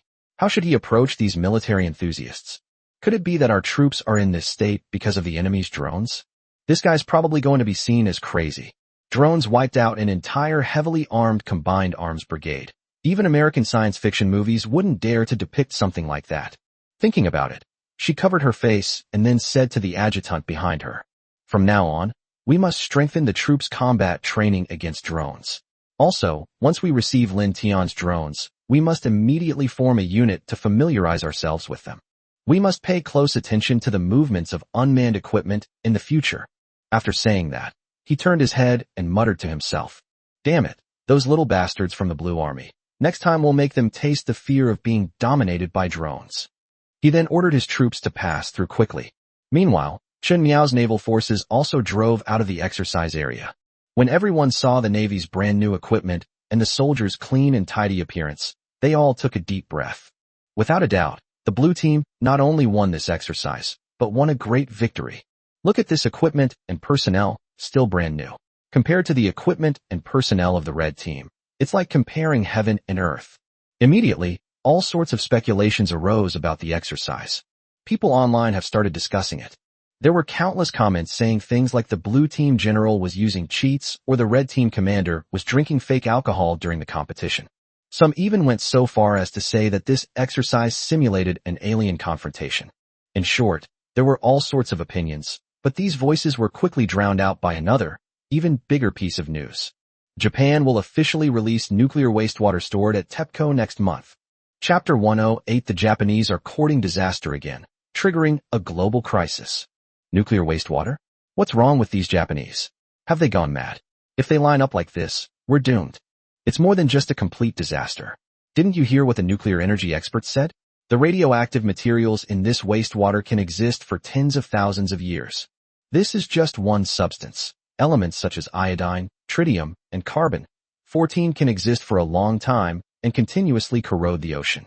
We might see a three-eyed ribbonfish and an octopus monster the size of a mountain. What's even more tragic is that these radioactive materials will eventually be returned to us through the food chain. It's fair to say that this row of Japanese-made bags has not only harmed this area, but has harmed all of humanity. Hearing these words, everyone panicked. To be honest, everyone knew that these Japanese had no bottom line, but they didn't expect them to be this shameless. No wonder they put on such a grotesque performance for the opening ceremony. So, they were waiting for them here all along. It turned out it was all premeditated. But seeing the announcement and news of the other party's decision to discharge nuclear wastewater, everyone was helpless. What can be done? There's really nothing you can do when you encounter such a terrible country. What a damn trash country. It's one thing for them to plan their own seppuku, but they're dragging all of humanity down with them. This reflects the sentiments of the vast majority of people online, but some others are pinning their hopes on the Chinese leadership, hoping they can come up with a solution. Inside the Dragon Defense Ministry. At this moment, Long Jiangwo and the others sat at the table with slightly furrowed brows, their previous joy about Lin Tian's drone experiment completely gone. The news from this morning was being broadcast continuously on stage. Japanese Prime Minister Fujita Kazuki was dressed in a black suit with a neat black tie around his neck, and his gold-rimmed glasses gave him a refined and scholarly air. But what he said was quite surprising. Ladies and gentlemen, because TEPCO has limited land for storing nuclear wastewater and has not received support from the international community, we have decided to discharge the nuclear wastewater on the 20th of next month. Please rest assured, this nuclear wastewater has been treated and is completely safe for drinking water. There are absolutely no problems. As he spoke, Fujita raised a cup in front of him, then drank it all in one gulp in front of everyone before slowly putting the cup down.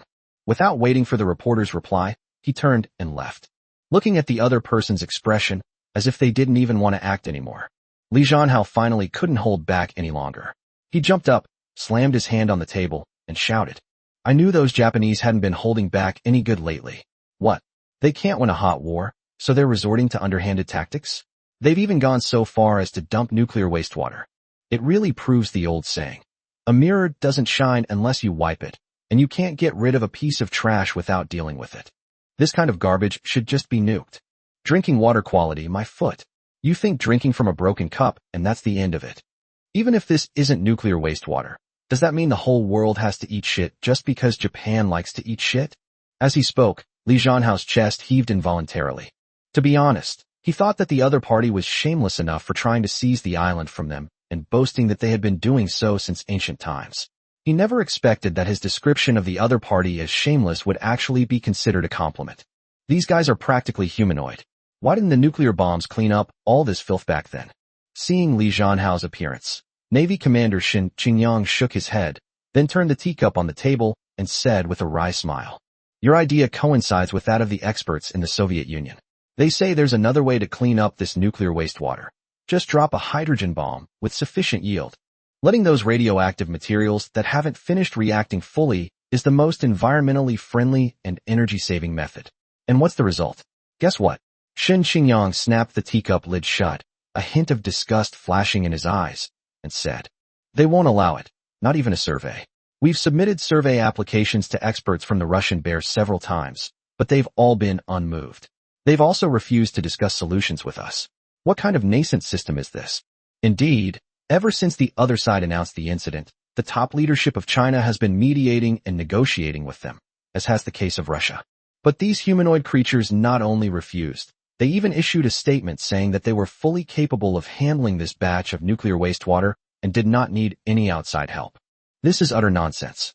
If these Japanese could handle this nuclear wastewater, would it have ended up like this? It's worth noting that this incident was actually foreshadowed several years ago, and we even issued warnings to them, but these guys didn't take it seriously. Now that we've reaped this bitter fruit, we're still deceiving ourselves. To be honest, if it weren't for the current state of China's development and the special international environment, we would be in a completely different situation. He really wanted to lead his troops to wipe out the enemy. The debts of the older generation haven't been paid yet, and now they want to humiliate the next generation of the Dragon Kingdom. His expression grew even more somber as he thought about it. Upon hearing what everyone was saying, Long Jiangwo's expression darkened slightly. Although he, as a human and a citizen of the Dragon Kingdom, felt a deep-seated disgust for the Japanese, as the Minister of National Security and Defense of the Dragon Kingdom, he had to remain calm most of the time. He tapped the table in front of him with his index finger and then said, "Calm down, all of you. I called you here to discuss countermeasures, not to listen to your venting. If we were really going to fight, would I need to sit here listening to you all? I'd be the first one carrying my Hanyang rifle to the battlefield." Hearing this, everyone smiled, but the worry in their eyes did not lessen at all. This Japanese attack, to put it mildly, is a self-inflicted wound. To put it more bluntly, it shows that Japan has begun using biological and resource warfare tactics to threaten China's strategic security. That's why their superiors told their Ministry of Defense to come up with a solution. Otherwise, no matter how much the Japanese jumped up and down, their Ministry of Defense wouldn't have taken action. But this time, the other party has indeed touched the lifeline of the Dragon Kingdom, namely its freshwater resources. Once nuclear wastewater spreads, what will be the most precious thing in the world? It's undoubtedly freshwater. China is a country with scarce freshwater resources. Although China has abundant freshwater resources, when averaged out, they are far from sufficient. Moreover, geographically, China is closer to Japan than the United States, meaning that in the event of a freshwater crisis, they erupted earlier than the U.S. The Russians will also be affected, and may even suffer more, while China can barely weather the storm thanks to its powerful technological manufacturing capabilities. However, Russia's light industry is underdeveloped, and if a freshwater crisis were to break out, it would probably have no choice but to rely on relief to get through it. Then the U.S. can come and sell its freshwater resources, reaping another wave of global profits. This is a brilliant move to kill two birds with one stone, but the stupid dog Japan will get nothing. Of course, these are all possible consequences of the spread of nuclear wastewater, and things may not necessarily be that bad, but as members of the Dragon Defense Ministry, they must be vigilant against all of this. Thinking about it, Long Zhengguo looked around, and then frowned and said, "Gentlemen, do you have any ideas?" Upon hearing this, everyone shook their heads. A hot war is out of the question, and the other side won't allow outside intervention. How can we proceed? For a moment, everyone was at a loss. After hesitating for a long time, Shun Qingyang finally spoke. How about we ask domestic research experts for solutions? Upon hearing this suggestion, Long Zhengguo stroked his chin for a long time before finally saying helplessly, "All right, then let's immediately convene researchers nationwide to discuss this. We must come up with a reasonable solution." Chapter 109. Blue Star can live without Japan, but it cannot live without the ocean. Gentlemen, the reason I've called you here today is to discuss the issue of Japanese nuclear wastewater being discharged into the sea. What suggestions do you have? As soon as Lin Tian and Luo Heping entered the room, they noticed that this meeting was different. Inside the spacious conference room, rows of red flags, each as tall as 3 or 4 people, were firmly planted next to the large screen on the podium. Sitting in the audience were top leaders, including Long Zhengguo and Li Guoli. Below, in the audience area, chairs covered with red cloth were lined up one after another, and it was estimated that there were at least 1,000 of them. Those sitting up there were all people like Luo Heping and Zhang Mingrue, who had made outstanding contributions and achievements in the scientific research and military industries of China. Even the aisles of the conference room were filled with researchers who had been working on the front lines of scientific research in China for a long time. Seeing this scene before him, Lin Tian was also taken aback. What's going on? However, Long Zhengguo's next words quickly revealed the whole story to him. Long Zhengguo suddenly stood up, first saluted everyone, and then said, "Everyone, the reason I've called you all here today is to discuss the issue of discharging Japanese wastewater into the sea. This matter has threatened our country's strategic security and the future security of all mankind. At present, we have no way to deal with it. We hope that you can propose an effective solution." As he spoke, Long Zhengguo sat down, and then the screen began playing the Japanese chicken cutlet sea time, about 30 days left. Then, they played footage of thousands of tons of nuclear wastewater located at the Jidong power plant in Japan. Those rows of white water tanks stood there silently like time bombs. And these bombs could invade the oceans of the entire planet in less than 10 years. Please feel free to raise any opinions you may have. The important thing about this conference is to discuss a solution. There are no need for so many rules and regulations. We'll adopt anything that works, Long Zhengguo said. Although the other party had adopted a relaxed tone for the discussion, the researchers present all felt somewhat heavy-hearted upon seeing the scene before them, and their brows furrowed involuntarily. This matter is clearly somewhat tricky. Lin Tian's brows furrowed slightly, but his gaze also held a hint of anger. As a son of China, he hadn't forgotten what happened with Japan back then. He never expected that after so many years, the other party would cause trouble again. This is truly unbearable. If he gets the chance this time, he will definitely not let the other party off the hook. As Lin Tian thought about it, he couldn't help but think about the projects his company had previously operated. He remembered that the blueprints the system had given him before included weather weapons, the kind that could control gales and tsunamis. However, at the time he felt that research and development funds and energy should be invested in firearms first, so he didn't pay much attention to it.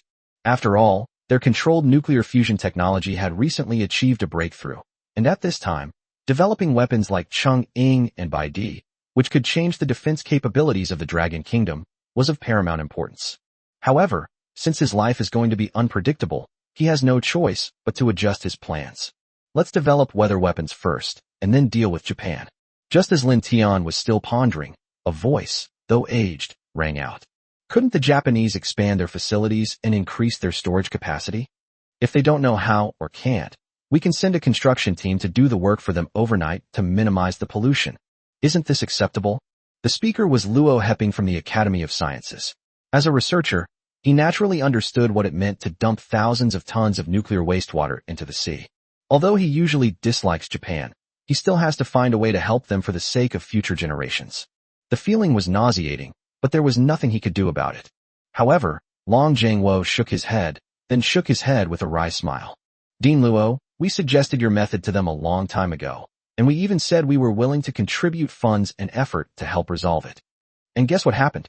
At this point, a hint of anger flashed across Long Jiangwo's usually calm face, and he clenched his fists, saying, "These humanoid creatures flatly rejected our request and said we had no right to interfere in their affairs. Even if something goes wrong, we only want rescue from the US. He's hopeless. Does he really think we're giving him face?" Upon hearing this, all the researchers present frowned. If even intervention was not allowed, then there was truly nothing that could be done. But some researchers are still unwilling to give up. How about we continue the communication? We'll provide the nuclear wastewater treatment tanks, and they can designate a piece of land to treat it using the soil treatment method. This method is relatively inefficient, but it can alleviate the harm caused by nuclear wastewater in the short term. But he was quickly interrupted, and someone said, "They've already said they're not good at communication. Besides, even if you give them nuclear wastewater treatment containers, would they be willing to bury them? They're willing to designate a contaminated area to store nuclear wastewater in their tiny corner?" Upon hearing this, everyone present nodded, and then they began to discuss it again, but every suggestion they made was immediately rejected by the group. Most of these proposals focus on how to help Japanese chickens purify and treat wastewater. However, if the other party does not give them a chance to intervene, these methods are undoubtedly just wishful thinking, and for a time, no one could think of any better methods. As Lin Tian listened to these words, his brows furrowed even deeper. When did they have to be so obsequious when helping others? If Japan is gone, that's it. Earth can live without Japan, but it cannot live without the ocean. Thinking about it, Lin Tian suddenly stood up and said loudly, "We can't help them. Why should we help them? The planet Earth can live without Japan, but it cannot live without the ocean. Since they insist on courting death, then we'll grant their wish." Upon hearing Lin Tian's words, everyone present was stunned. Some elderly researchers who did not know Lin Tian well frowned and showed displeasure. Whose research assistant is this? So young, and doesn't he know any rules? One of them even looked directly at Luo Heping, his face full of reproach. He had just seen Lin Tian and Luo Heping walk in together, so the other person must be Luo Heping's assistant. Luo Heping could only smile bitterly at this. He wished his assistant had the talent of Lin Tian.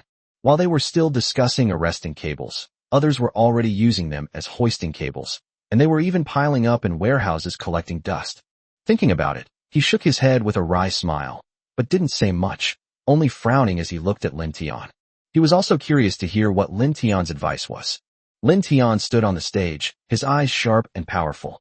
To be honest, today's discussion made him realize that the international community is not peaceful at present. The fact that countries like Japan would rather self-destruct than let others die has completely shown him the madness of the US and others. Only a powerful nation like China can avoid these things, which requires strong scientific research capabilities. If they had the power to intimidate the world, they wouldn't need to suffer this loss. They would have already marched to Tokyo to enjoy the cherry blossoms. However, the most urgent task now is to resolve the issue of Japanese chicken. Lin Tian stood on the stage, glanced around at the crowd, and said, "Since Japan insists on dumping nuclear wastewater, then let them drink whatever they dump. I propose using weather weapons against Japan, manipulating typhoons and tsunamis, and on the day they discharge nuclear wastewater into the sea, we can pour it back into Japanese territory." use their islands to dilute and degrade the radioactive materials in the nuclear wastewater. Upon hearing Lin Tian's words, Long Zhengguo frowned. To be honest, they are not unfamiliar with weather weapons, and China has also conducted research in this area, but they have never seen a weather weapon that can cover the entire country of Japan. During their research, not only was energy a problem, but their weather weapons also lacked the power to cover the entire Japanese mainland. Is this really possible? Upon hearing Lin Tian's words, the elderly researcher frowned, then gave an impatient snort. Ignorance. As a veteran researcher, he naturally understood what Lin Tian wanted to say. It's nothing more than using weather weapons to create typhoons, thereby triggering tsunamis, which then cause the seawater to change direction and sewage to flow back, and then using the Japanese mainland to degrade these radioactive substances. Theoretically, this is entirely feasible, but only in theory. Not to mention that China currently lacks the capability to manufacture a weather machine capable of covering the entire territory of Japan. The energy problem for weather weapons alone is a major issue that has not yet been resolved. It is important to know that typhoons are formed because the overall ocean temperature rises and water vapor evaporates, resulting in a difference in air pressure between the region and the surrounding area. It was ultimately created due to the pressure difference in the rotation of Earth. The rise in sea surface temperature is not a simple matter. First, the sea surface is so vast that it is difficult to heat it completely. Secondly, the heating depth cannot be too shallow. To create a typhoon that covers the entire country, the heating depth must reach a height of 60 meters. That is, a height of 20 stories. How much energy and how powerful the machines would be required? This is simply an impossible task. That's why he said the other party was ignorant, because with China's current energy resources, it would be too difficult to do this. He had originally thought Lin Tian would have some profound insights, but he never expected him to utter such ignorant words. Thinking about it, he couldn't help but say in an annoyed tone, "Young man, you should know that with the current level of research on weather weapons in China, it's probably not enough to generate a tsunami large enough to cover the entire country of Japan, right? Moreover, the energy issue is also debatable. To support this operation, I can't think of any other method besides controlled nuclear fusion energy." As he spoke, the researcher couldn't help but curl his lip, and then said coldly, "Before you start talking big, you should put it into practice first. I really don't know how your teacher taught you." The researchers present were taken aback upon hearing this, then frowned and began to discuss it in hushed tones. Indeed, using weather weapons could indeed prevent a hot war and minimize the threat posed by nuclear wastewater. But energy is another major problem. It's not just about energy. With our current level of technology, I'm afraid we can't even build such a powerful weather device, can we? Even if we build the machine, what about the energy source? If it's not nuclear fusion energy, this is simply impossible. This is a vicious cycle. Upon hearing this, the light in everyone's eyes dimmed once again. Indeed, given China's current technological capabilities, it is still somewhat impossible for them to create a device capable of generating a typhoon and tsunami that could cover the Japanese mainland. Thinking of everyone, his brows furrowed again, and his eyes changed from initial excitement to indifference, and finally to a dull and lifeless look. After saying all that, in the end, there's still no solution, right? That's right. Countries have been researching nuclear fusion for many years, but no country has made any progress. Not to mention applications. Isn't this guy just talking nonsense? Hearing these words, everyone shook their heads and sighed, and a silence fell over the room. Chapter 110 Nuclear Fusion Reactor. A new era is about to begin. Lin Tian simply smiled at everyone's previous comments, and then slowly said, "Who says that if others can't develop controlled nuclear fusion, neither can we?" Everyone present was stunned when they heard this, and then they all turned to look at Lin Tian. Luo Heping and the others looked at the podium in astonishment.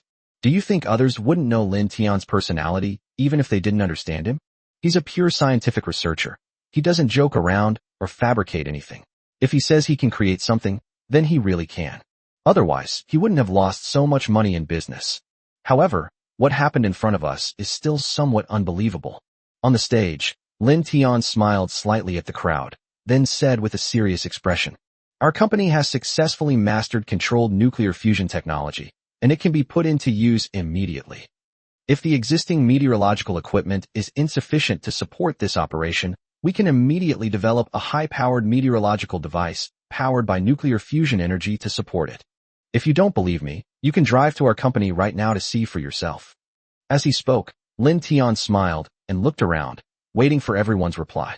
Not long ago, Longxing successfully mastered the technology of controlled nuclear fusion.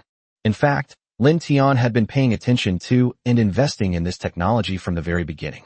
With the help of the system, he felt that it was too slow to conquer it now. However, this breakthrough came at just the right time. With the blueprints and research methods provided by the system, this weather weapon is no longer a small-scale operation. Thinking about it, Lin Tian's eyes held a cold glint. He had absolutely no liking for Japanese chickens. The researchers around Lin Tian were all stunned when they heard his words, their eyes filled with astonishment and suspicion. Especially that researcher from earlier, his lips were trembling. Controllable nuclear fusion energy? It's worth noting that this technology has been unsolved for many years since it was released, and even he, who had been researching it for decades, hadn't been able to crack it, and his hair had turned quite white. How did this kid named Lin Tian manage to conquer it? And even apply it? Is he just making things up and bragging? And wasn't the other person just an assistant? Where did they get the research authority, let alone the ability to conquer nuclear fusion? Thinking about it, he couldn't help but look at Luo Heping and the others, preparing to join forces to refute them. Luo Heping and the others believed Lin Tian's words after only a slight hesitation. The people at the Academy of Science and Technology had long heard of Lin Tian's glorious deeds and were no longer surprised by it. While they were still debating whether nuclear energy or steam power was better, other countries had already built nuclear fission merchant ships. Finally, they even assisted them in building aircraft carriers. Now that nuclear fusion has been developed, it's only natural. After all, so much time has passed. Seeing the reactions of Luo Heping and others, the old scientist couldn't help but gasp, then turned to look at Zhang Mingrui and other military-industrial enterprises. Zhang Mingrui and Bai Yunfei, along with other representatives from military-industrial enterprises, looked at each other, hesitated for a moment, and then chose to believe them. In the past, they would definitely have questioned it, but after what happened last time, Bai Yunfei and the others chose to believe it. Are you kidding me? They remember how the drones turned into bombers before. Moreover, they also reviewed Lin Tian's previous information afterward. They even supplied the materials for their 5th-generation fighter jets, including aircraft carrier arresting cables and dual stealth materials. They even went to ask Zhang Mingrui if this was true, but Zhang Mingrui remained silent. Silence is the best answer. From then on, they understood just how powerful Lin Tian's research company was. It was something they couldn't possibly try to take advantage of. Now they are firmly on Lin Tian's side and are his staunch supporters. Of course, there is another factor that leads them to trust each other. That is the occasion before us. This discussion has brought together all the frontline researchers and military workers in the Dragon Kingdom. This is a true grand event for the scientific research community in China. Lying in this situation would be utterly insane. Moreover, Lin Tiandu said we could go to their company to check it out. If the other party is going to lie, then that lie is far too easy to expose. Once exposed, it becomes a case of scientific research fraud, the consequence of which is immediate expulsion from the Chinese scientific community and a lifetime of repentance in prison. No one would risk their career or even their personal freedom just to show off. It's completely unnecessary. Seeing everyone's reactions, the old researcher finally understood Lin Tian's status. Then, I couldn't help but recall what my 2 young assistants had said, that a young boss's company had recently become a first-class military-industrial enterprise in China. Furthermore, the stealth technology and carbon fiber technology of China's 5th-generation fighter jets were provided by this company. Mr. Luo and Zhang Mingrui admired him greatly, but at the time he thought his 2 assistants were talking nonsense. He even scolded the other party for it. After all, in his view, how could military industry and private industry be compared? But now, looking at the reactions of the people in front of him, he realized that what his assistant said might be true. And this Lin Tian might actually have the ability to conquer the technology of nuclear fusion. My teeth were chattering as I thought about it, but the last bit of stubbornness and obsession in my heart was still holding me back. He couldn't believe what the other person had just said. Lin Tian, do you know what you just said? Long Zhengwo stood up and said with a slight frown. Although he believed Lin Tian could do it, it was a conference, and he had to give everyone an explanation. So he had to act like it was all business. Of course I know. I told you, if you don't believe me, you can go and visit Longxing. As soon as Lin Tian finished speaking, the old professor who had spoken earlier stepped forward and said, I'd love to visit. You can tell whether it's true or false at a glance. The crowd paused for a moment. Then one by one stood up, raised their hands, and said, I do. I'd love to. And me, an elderly man, nearly 100 years old, also raised his withered and frail hand, trembling. Controlled nuclear fusion energy is the beginning of a new era. Whoever masters this energy will be unstoppable on this planet. Many researchers dedicate their lives to mastering this technology, and now they hear Lin Tian say he has succeeded, even if it might be untrue. But what if it's true? That would be like something from a dream coming true. Who wouldn't want to see that? Besides, judging from the current situation, it's more likely that Lin Tian is real. Hearing these words, Lin Tian simply smiled slightly and then said, "A warm welcome." Inside the central laboratory of Longxing Company, researchers of all ages from China were standing or sitting in the corridors, observation rooms, and even on the experimental tables and cranes. Suddenly, the huge laboratory became crowded. These people were either already famous, renowned overseas, young and promising, or old.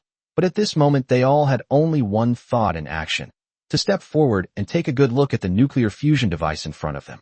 Even just a glimpse would be enough. After all, this is the culmination of humanity's most advanced technology. With this technology, the Dragon Kingdom will truly become powerful. For this reason, everyone disregarded their image and craned their necks to get a closer look at the device in front of them. The perfectly round white device stood quietly in the center of the Longxing Central Laboratory, with various pipes for transporting coolant crisscrossing around it. What's happening inside is a nuclear fusion reaction. The deep hum is clear and powerful, like a heart beating. This is the pulse of the new era. A nuclear fusion reaction is happening inside. Looking at the nuclear fusion reactor in front of them, everyone's breath became hot, and their eyes were fixed on this miracle in the history of human industry like searchlights. Even a layman like Long Jiangwo couldn't help but marvel at the greatness of this technology. The old professor, who had been there earlier, was now trembling all over, swallowing mouthfuls of saliva. He walked forward shakily, leaned over the observation window, and stared in disbelief at the nuclear fusion reactor below. He actually mastered controlled nuclear fusion technology. Upon realizing this, the old professor trembled violently, his mind going completely blank. His face was etched with an expression that was hard to tell whether it was excitement or shock. Then, his mind went blank, and he fainted from sheer agitation. "Guards, take Elder Qin away to rest immediately. And the researchers over there, someone there has fainted too." In an instant, people began to faint from excessive excitement. The guards on duty could only carefully squeeze in and then carefully carry the researchers away. I was almost exhausted from working on this. At this moment, Luo Heping and the others also looked at the nuclear fusion device in front of them with astonishment. As an expert in the field of nuclear energy, he naturally understood what this technology meant. It meant that China would usher in a new era. This also means that the Dragon Kingdom is finally saved. Other energy sources are insufficient, but nuclear fusion energy is hailed as the energy treasure of the Blue Planet. It is truly inexhaustible. They will then be able to use nuclear fusion to heat the entire sea area, and the seawater will continuously absorb the heat energy from the reactor, thus achieving the effect of heating the entire sea surface. This will create a typhoon large enough to cover the entire island of Japan. As for pollution, only incompletely reacting nuclear energy will cause pollution, while fully reacting nuclear energy is safe. Nuclear fusion is a fully reacting nuclear energy. It can be said that as long as we overcome this difficulty, the Dragon Kingdom will usher in a brand new era. Upon realizing this, everyone became excited. The Dragon Kingdom is saved. Humanity is saved. A new era is beckoning to us. Hearing these sounds, Long Jiangwo couldn't help but get excited. Although he didn't understand any technology, he knew that the emergence of new energy meant new equipment. This also signifies a new era, when China will lead the world and achieve true rejuvenation. Thinking of this, Long Jiangwo took a deep breath, then reached out his hand to Lin Tian and said, "President Lin, I'm entrusting everything from now on to you." Lin Tian nodded. This weather weapon was just the beginning. After that, the Dragon Kingdom will enter a true era of firepower surplus. The era of Nanshanmen. Chapter 111: The Dragon Kingdom's Final Statement. We urge the Japanese to immediately suspend your ocean discharge activities. Maintaining maritime security is a rule that all countries on this planet must abide by, and it is also our obligation. Your actions now pose a serious threat to maritime security. We hope you will think twice before acting, or you will bear the consequences. The news program Xinwen Lianhua, the evening news program on CCTV, is constantly broadcasting reports about the discharge of wastewater from the Japanese mainland into the sea. Although China has repeatedly warned and questioned the other party, it is clear that they are not buying it. The wording used by the Chinese Communist Party has caused an uproar online, with many expressing righteous indignation. With warnings and condemnations, why can't we be a little tougher? Do you think these urgings and warnings will work on the Japanese? Do these humanoid creatures even understand human language? We can't understand human language, but we can understand cannons. If you ask me, we should send our own warships to bomb the Japanese. Just adopt the advice of the experts from the Russian Bear country and use a hydrogen bomb to purify everything. Exactly, you condemn them every day, but do you think that condemnation is useful? And they'll bear the consequences themselves? How? Do they expect Japan to swallow the nuclear wastewater they've discharged? Upon seeing this news, everyone was undoubtedly outraged. Even military enthusiasts like Gao Jie, who usually prided themselves on being calm, became furious. With a loud thud, Gao Jie angrily slammed down the seafood ramen in his hand, and then said irritably, "Damn, those Japanese are the cancer of the planet. It hasn't been long, and they've already caused a huge mess for the entire planet." Sure enough, you can't see a mirror without wiping it, and you can't get rid of a Japanese chicken without beating it. These things are afraid of power, but not of virtue. Sun Dapeng, standing to the side, could only smile helplessly after hearing this, then sighed and said, "What can we do? Do you really think a war can break out? In today's world, what China needs is a peaceful environment for development. It is absolutely impossible for China to have a hot war with Japan. Moreover, if a hot war breaks out, what about the troops stationed in Japan by the United States? It's impossible for a war to break out, so for now, we can only endure it." As he spoke, Sun Dapeng frowned and looked at the seafood-flavored instant noodles in Gao Jie's bowl, then sighed and said, "From now on, I'm afraid I'll only be able to find the taste of the ocean in instant noodles." Upon hearing this, Gao Jie couldn't help but curse the national essence. Meanwhile, inside the Prime Minister's office in Tokyo, the telephone in the communications room kept ringing. These included calls from foreign dignitaries as well as opposition from his own citizens to his move. The worst part is his approval rating, which has plummeted to below 5%. Keep in mind that his approval rating was as high as 60% when he first took office, and that's only been a short time. Thinking about it, Fujita Ichiki's face turned ashen, and then a hint of anger appeared in his eyes. It's all that damn Dragon Kingdom's fault. If it weren't for the last confrontation, he wouldn't have ended up like this today. Thinking about it, he couldn't help but grit his teeth and purse his lips.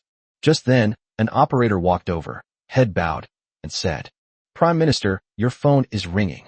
Upon hearing this, Fujita Ichiki slammed his fist on the table and roared, "Didn't I say I wasn't going to answer anyone's calls today?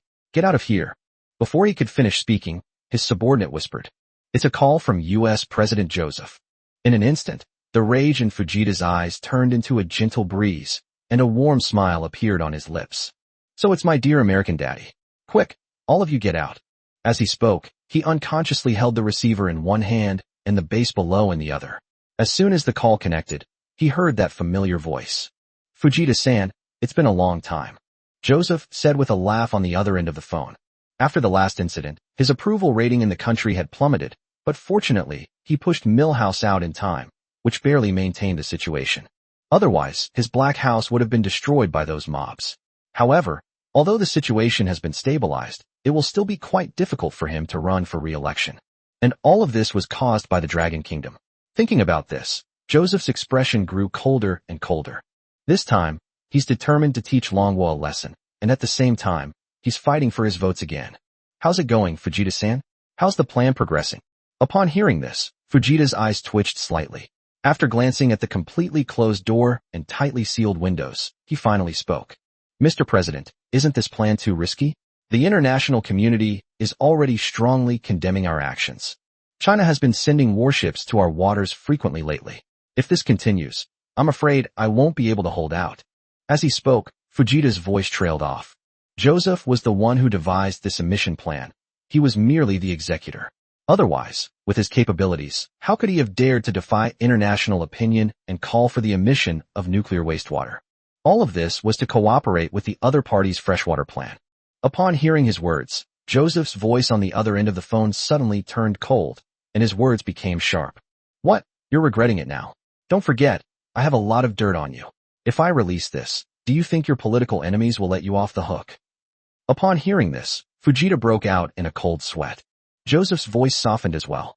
Go ahead and discharge the nuclear wastewater this time. Don't worry, China will absolutely not dare to do anything about it. As for your prime ministerial seat, your approval rating is already so low that you definitely won't be able to stay in the position. Have you thought about the consequences when you step down? You might get called out on the street and forced to give a heartfelt speech. You might as well go along with us and step down when the time comes. At least we can guarantee you a worry-free old age. As for international public opinion, Joseph paused at this point, then smiled and said, just spend some money to guide them, right? We still need to learn about animal husbandry. Upon hearing these words, Fujita's eyes flickered slightly, his lips tightened, and after a long while, he gritted his teeth and then leaned over the phone to say, Your Majesty, I understand. I know how to dispose of this nuclear wastewater. Upon hearing this, Joseph nodded repeatedly. All right, let's release it in the middle of next month. As you Easterners say, that's auspicious for the whole world. Joseph couldn't help but laugh as he spoke, saying that once this sewage was discharged, global freshwater resources would be as scarce as oil. At that time, freshwater resources and purification equipment will be valuable treasures, and he has invested in all of them. He has even gambled away most of his fortune. He could make a fortune from this crisis and distribute the money to win public support, thereby securing votes and consolidating his position. Thinking of this, Joseph's lips curled into an even wider grin. I'm a genius. Chapter 112. The Typhoon Project officially launched. At the press conference for the Japanese chicken. This is the last international conference held by the other side this month, and it is also a conference where Japan makes a commitment to the world public. Should we queue up or not? Everyone is waiting for an answer. Previously, the other party had stated in advance that it could be withdrawn, but at today's conference, if Japan decides to dump seafood, then the solution to the nuclear wastewater problem will be finalized. Therefore, all the international journalists sat there waiting for an explanation from Japan. Looking at the reporters below, Fujita's lips twitched involuntarily, but his expression immediately turned cold.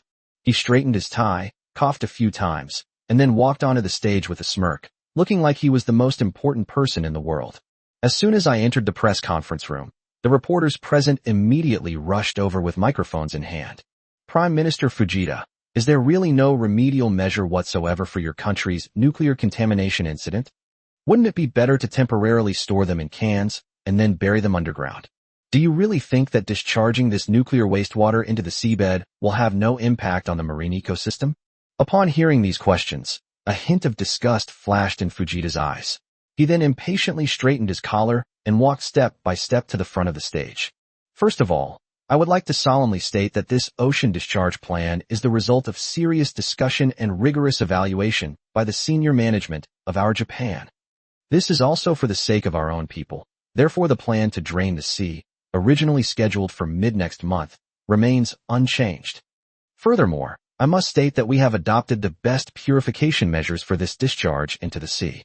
Even the nuclear wastewater testing expert personally came to the site to test the nuclear wastewater discharge.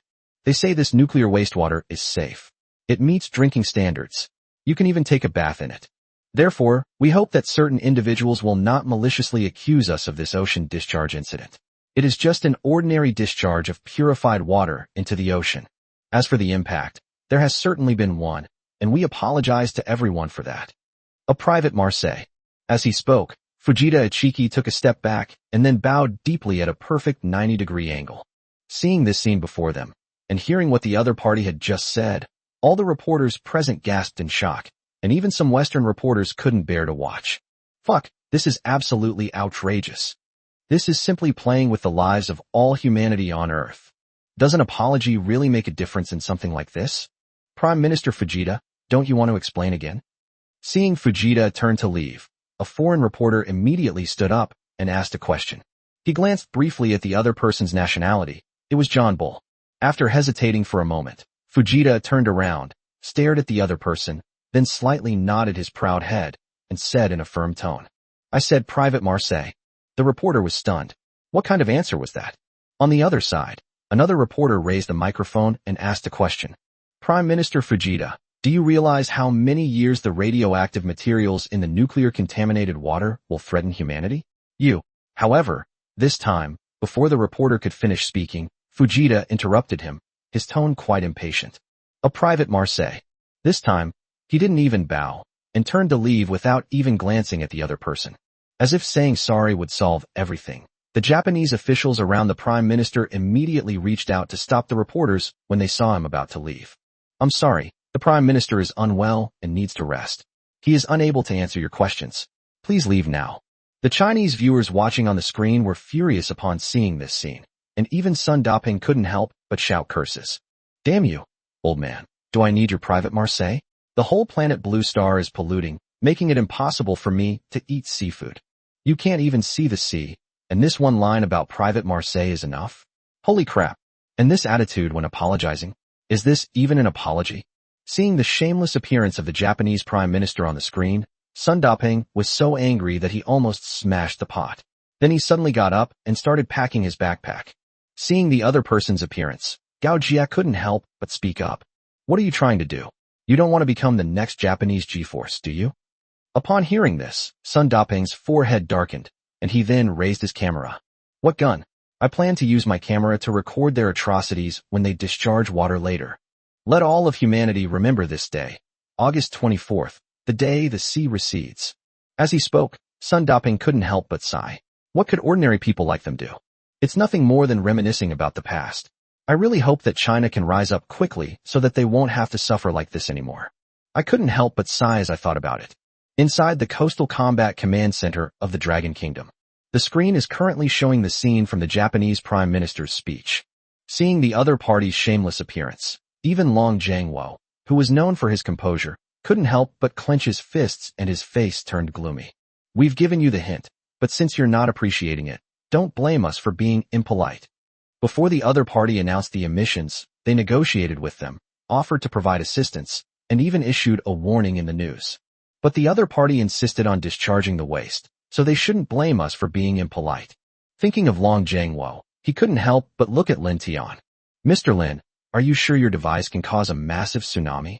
Lin Tian simply nodded.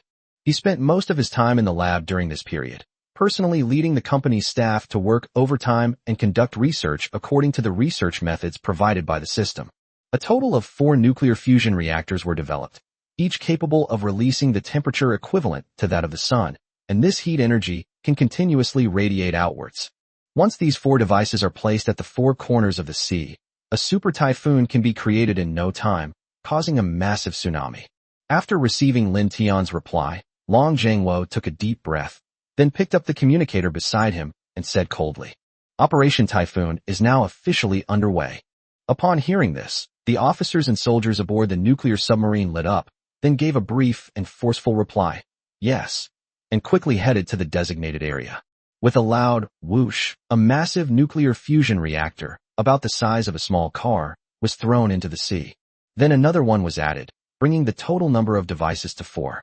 Long Jiangwo's eyes also became serious. Now we just have to wait for the Japanese to bring this upon themselves. As long as he dares to expel, he dares to make the other party drink back whatever amount they expel. Chapter 113 Heaven's sins may be forgiven, but self-inflicted sins are inescapable. The day the sea overflows. The sky remained clear, white clouds drifted lazily, and seagulls soared high in the sky. Suddenly, a wave crashed onto the embankment, splashing up streaks of silver light like shattered pearls. Such a view should have been breathtaking, but at this moment, Shirley, sitting in the news helicopter, had a solemn expression on her face. Because in 2 hours, the other party will open the floodgates to release nuclear wastewater. As you can see, I am currently at the discharge outlet of the Jidong Power Company in Japan. The weather looks great today, but this area of the sea will soon be submerged by nuclear wastewater. There are still 2 hours until the nuclear wastewater is discharged. Let us record this heinous moment. At the gate of the Japanese chicken farm, many staff members wearing protective suits were already working at the discharge outlet. Meanwhile, a large group of people who shared the same idea as Sun Daping had gathered on the seawall along the coast of the Dragon Kingdom. Prepare to document this horrific day. As soon as the sewage is discharged into the sea, it will immediately flow into this area. Thinking of that scene, Sun Daping couldn't help but sigh. If only someone could stop all of this.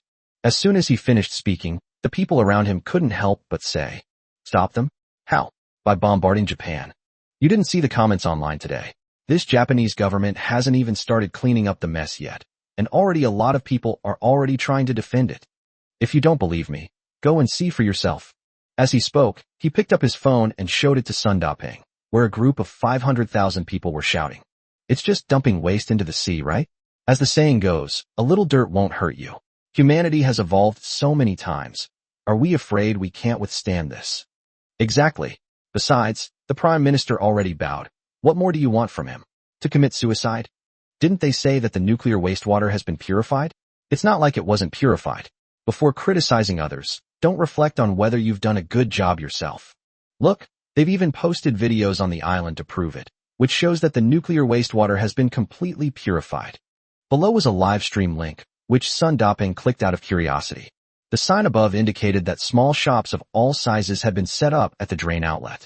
Some Japanese government officials stood nearby, smiling, with a glass of water on the table, and said loudly, "Everyone, this discharge into the sea is just a normal discharge. You must trust our Prime Minister Fujita. How could he possibly be irresponsible towards his own people? This is clearly a conspiracy by the Chinese. They are trying to undermine our unity. At this moment, we should show the spirit of our Amaterasu people." As he spoke, the Japanese finance minister involuntarily picked up a glass of slightly cloudy water placed on the table. Then he said with a smile, "Please take a look, everyone. This is the purified nuclear wastewater. Although it is somewhat turbid, it has actually fully met the standards for drinking water." As he spoke, he raised the water glass in his hand and drank it all in one gulp. The islanders around them watched this scene with some skepticism, but some of them began to waver. Sun Daping was completely stunned by what he saw. He never expected that this Japanese chicken would not only deceive outsiders, but also its own family. It seems I underestimated the shamelessness of the Japanese. Then I looked at the posts on the internet and found that quite a few people had started to publicly express their support for Japanese chicken gratuities. Outrageous claims have emerged, such as that purified nuclear wastewater contains numerous microorganisms and that its release would be more beneficial to local fisheries. And many people liked it. Seeing this, Sun Daping and the others couldn't help but gasp. Then I felt despair. Is there really no one who can stop them? Inside the Black House, the presidential residence. At this moment, Joseph was watching the live broadcast of the nuclear wastewater discharge in front of him with a smile on his face, elegantly swirling the red wine in his hand. This sewage discharge plan may seem crazy, but only he knows how many benefits it actually brings. Not only will it disgust Russia and China, but it will also pave the way for his future water purification device. You should know that he invested most of his savings in this water purification system. As long as the sewage is successfully discharged, he will make a fortune. Thinking of Joseph, a smile involuntarily crept into the corners of his eyes. What a wonderful day. As he spoke, he took a sip of the red wine in his glass. Inside the Dragon Kingdom's Combat Command Center, on the screen in front of me, the outlet for the discharge of wastewater from the TEPCO nuclear power plant in Japan was slowly opening. The moment the outlet to the sea was fully opened, a stream of nuclear wastewater, yellowish in color and clearly different from normal water quality, began to flow into the ocean. In an instant, the entire sea surface turned a dim yellow, and then this dim yellow color began to spread rapidly, looking extremely terrifying. Even through the screen, everyone could feel how polluted the nuclear wastewater was. Staring at the other person's action, Long Zhengwo spoke without hesitation. Activate the device immediately. As soon as the command was given, the 4 nuclear fusion reactors that were originally submerged in the deep sea began to hum instantly. The surrounding seawater began to bubble and fizz, and then the temperature started to rise rapidly. At the same time, the once clear sky began to darken, and the clouds began to thicken if one looked closely. A twin-tailed scorpion drone can be seen circling in the clouds, carrying a large number of rain-inducing projectiles in order to maximize its support for this typhoon operation. In the center of the sea, a huge whirlpool has begun to slowly emerge. Looking at the typhoon in front of them, Long Zhengwo and the others couldn't help but think of one thing. Heaven's sins may be forgiven, but self-inflicted sins are inescapable. Chapter 114 Typhoon appears, sewage floods into Sakabon Island. The live broadcast showed that nuclear wastewater was being continuously discharged into the sea. The yellowish water was so clear that even through a screen, people could sense the elements contained within it, like elements from the periodic table. Seeing the scene of the discharge in front of them, the people standing on the coastal embankment clenched their fists, their eyes filled with anger yet also with a hint of helplessness as they watched the other side discharge the pollutants. Damn Japanese, are we really just supposed to stand by and watch them discharge waste? Otherwise what? How can we stop it? Are we supposed to rely on divine intervention? No sooner had the man finished speaking than a loud bang suddenly came from the horizon. Boom! A deafening clap of thunder suddenly rang out, the surging sound sending a shiver down the spines of everyone present. Everyone couldn't help but look up at the sea not far away. It was only at this moment that everyone realized that the weather conditions in the sea area in front of them were a bit strange. On the distant horizon, dark clouds began to slowly gather, and the surrounding white clouds were rapidly turning inky black. From time to time, muffled claps of thunder echoed from within the dark clouds, and flashes of lightning could be faintly seen rolling within them. The once calm sea was now rippling, with small waves crashing one after another towards the Japanese. The scene looked like a storm was brewing. Everyone present was stunned by the scene before them. Then, Sun Dapeng turned his head in a daze and stared blankly at Gao Jie beside him. Old Gao, didn't you say today's weather would be sunny turning cloudy? Yes, that's what I saw when I checked before. Otherwise, why would Japan choose to release its waste at this time? As he spoke, Gao Jie raised his phone, which showed the weather as sunny turning cloudy. But then, the whole situation suddenly changed. The weather has turned into a super typhoon, so please be careful when traveling. Seeing this change, not only Sun Dapeng and Gao Jie were stunned, but everyone present was also taken aback. Could it really be a miracle from heaven? Then a smile involuntarily appeared on his face. What did I tell you? You reap what you sow. Even God probably can't stand by and watch this Japanese behave. Haha, a super typhoon hit Pai. Who the hell would have thought? What is retribution? This is retribution. At the same time, news reports also began to cover this. A super typhoon with tremendous force is approaching the coastal areas. Residents along the coast are advised to take precautions. Upon seeing this report, people online were initially stunned. Their minds went blank for a few seconds, and then a glint of light appeared in their eyes. Great typhoon. If it's like Japan, then let's have another typhoon. You have no idea. Just now the Japanese chickens opened the floodgates to speed up the discharge, just in case they got yelled at for being caught. And now, all I can say is, I'll drink as much as the quota I'm given, okay? Those of you who said the nuclear wastewater was delicious and could be used for bathing, step forward now. I'll personally pay for you to go on a day trip to Japan, so you can experience the power of nuclear kindness. Upon hearing this news, everyone was practically grinning from ear to ear. Meanwhile, back in Japan, officials were just criticizing China for spreading rumors and framing them. Upon hearing this news, his face turned deathly pale. Looking at the eerie and terrifying sea not far away, he subconsciously swallowed. The surrounding crowd held their breath and then turned to look at the official. Minister of Finance, are we really sure there's no problem with our nuclear wastewater? Upon hearing this, the finance minister was taken aback. He glanced at the storm in the distance, then at the bottled water with the added ingredient in his hand. Then he nodded heavily and said, "That's right, our nuclear wastewater has been treated, there's absolutely no problem." At that point, he wouldn't dare admit there was a problem with the sewage, even if he were beaten to death. Otherwise, not only would he lose his job, but given his behavior of drinking fake water, he would probably be beaten to death by the crowd. Upon hearing the finance minister's words, the Japanese residents present nodded in agreement, but their faces remained somewhat pale. Not far away, on the breakwater, streaks of yellowish waves crashed violently against the embankment, making muffled slap-slap sounds. The splashing water sprayed directly onto the road, causing a fishy smell, and a thin layer of something that looked like oil was floating on the water stains. Seeing this scene, everyone turned pale, and the finance minister gritted his teeth. Others may not know what these things are, but how could he not know? This is what they just discharged, all radioactive material. Looking at the puddle of water in front of him, the finance minister couldn't help but swallow. Then, glancing behind him, he saw that someone was blocking his way. Looking at the scene before him, the finance minister took a deep breath and then, feigning composure, said, "Don't worry, everyone. The substances we've emitted this time have all been purified and pose little harm to human health. And we must trust the breakwater built by our municipal officials. This breakwater withstood a level 3 tsunami back then, so there won't be any problems." Upon hearing this, everyone nodded in agreement. Indeed, the purpose of building this dam was to prevent massive tsunamis from occurring, and they even carried out engineering work inside it at the time.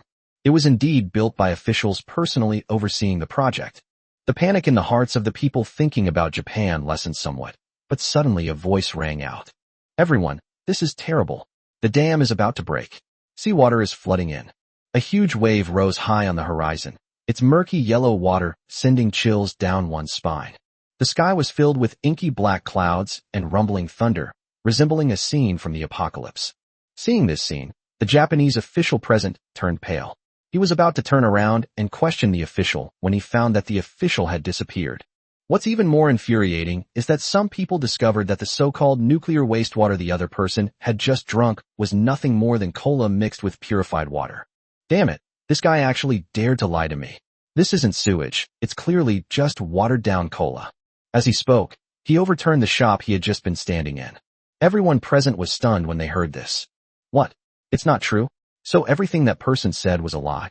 Are you kidding me? If it's fake, then wouldn't everything we discharged be coming back with this flood? Damn it. I don't want to turn into a three-headed, four-armed creature. Damn Fujita me. I shouldn't have voted for him in the first place. Damn it. Who said we should emit pollutants? Who said that? In an instant, everyone was gripped by panic, and at the same time, the once sturdy breakwater began to make cracking sounds. Yellowish, foul-smelling seawater began to flow from the ground. Seeing this scene, everyone's faces turned deathly pale, devoid of any color. Run, everyone. Run. Are you kidding me? A tsunami combined with sewage backflow. If they get caught, even a god couldn't save them. At the dam, with a snap, the surging seawater, carrying the previously discharged sewage, poured directly into the coastal town in front of it. Instantly, a chorus of screams and angry curses erupted. Chapter 115 Doomsday Punishment. Public intellectuals collapse. Japan urgently needs help. Damn Fujita. Is this what you call complete purification? This sewage, damn it, I don't want to drink it. Who told me you could swim in this? You can swim in this. Heavenly punishment. This must be heavenly punishment. Heaven has come to punish us. Looking at the tsunami carrying sewage behind them, everyone's expressions were filled with horror. If before they still had a little doubt and good intentions about the discharge of sewage, that hope has been completely shattered. What's safe to drink? What's completely safe? And this time with the emissions, they said it was for the sake of Japan's national fortune and economy. What the hell are they kidding? This is almost triggering divine punishment. Moreover, an even more serious problem is that this disaster is not as simple as a flood. It is radioactive. During the escape, many people were splashed and knocked down by the water, and many others climbed onto the roof beams, thinking they were saved. What followed was severe dizziness and vomiting. Some even foamed at the mouth and collapsed to the ground, their bodies convulsing. Damn, there really was something wrong with this sewage. Damn Fujita. I told him to handle it properly, but he didn't. Why did he have to discharge it like that? If I get the chance, I'll definitely let him experience how powerful my Japanese server Graves is. Run to the city center quickly, it won't be flooded there. In an instant, everyone rushed towards the city center, including some Japanese officials who had just been touting that the sewage had been purified and was perfectly safe to drink and bathe in. Their faces turned deathly pale when they saw the sewage slowly spreading along the rising water level to their feet. Then, completely disregarding any semblance of civilized image, he shouted loudly. Baka! Fujita, that bastard! This stuff is drinkable. Standing on the roof beam, the mere smell of rust and the pungent stench of burning flesh below was enough to make one nauseous. Not to mention drinking it.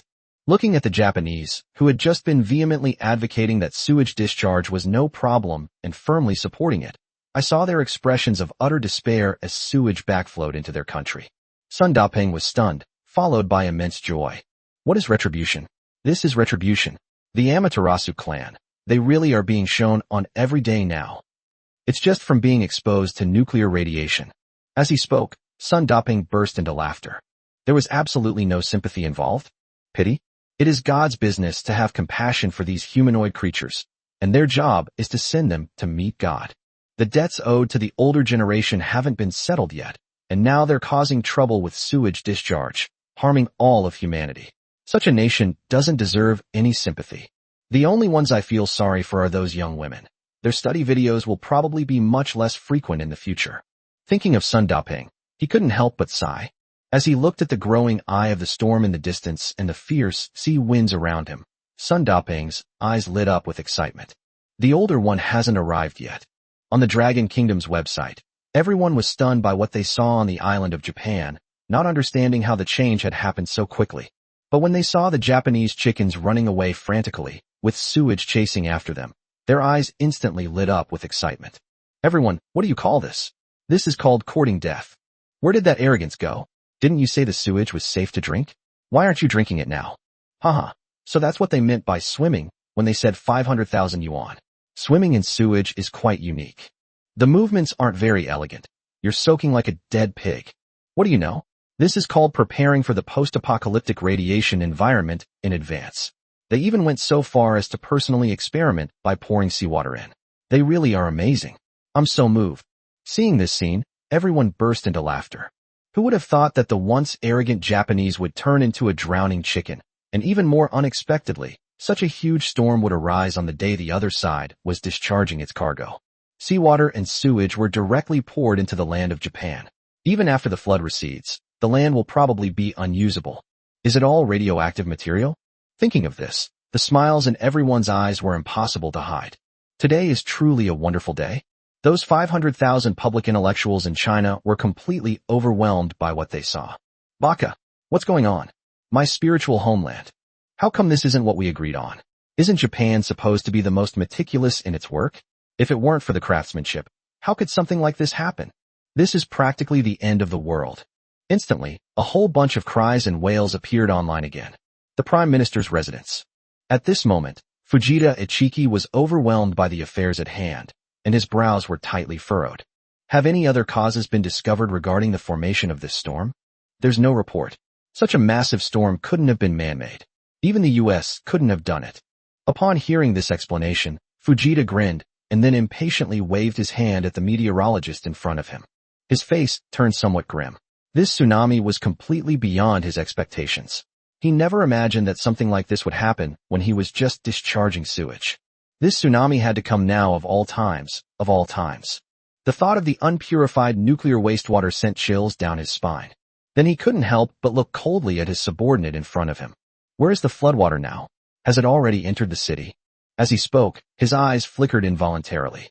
He knew that there were still American troops stationed in the city, and that they had recently bought Lightning II fighter jets from the United States at a high price. Each of those fighter jets cost $150 million.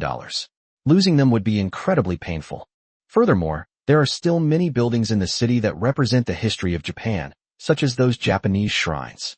These shrines are a source of spiritual sustenance for the locals.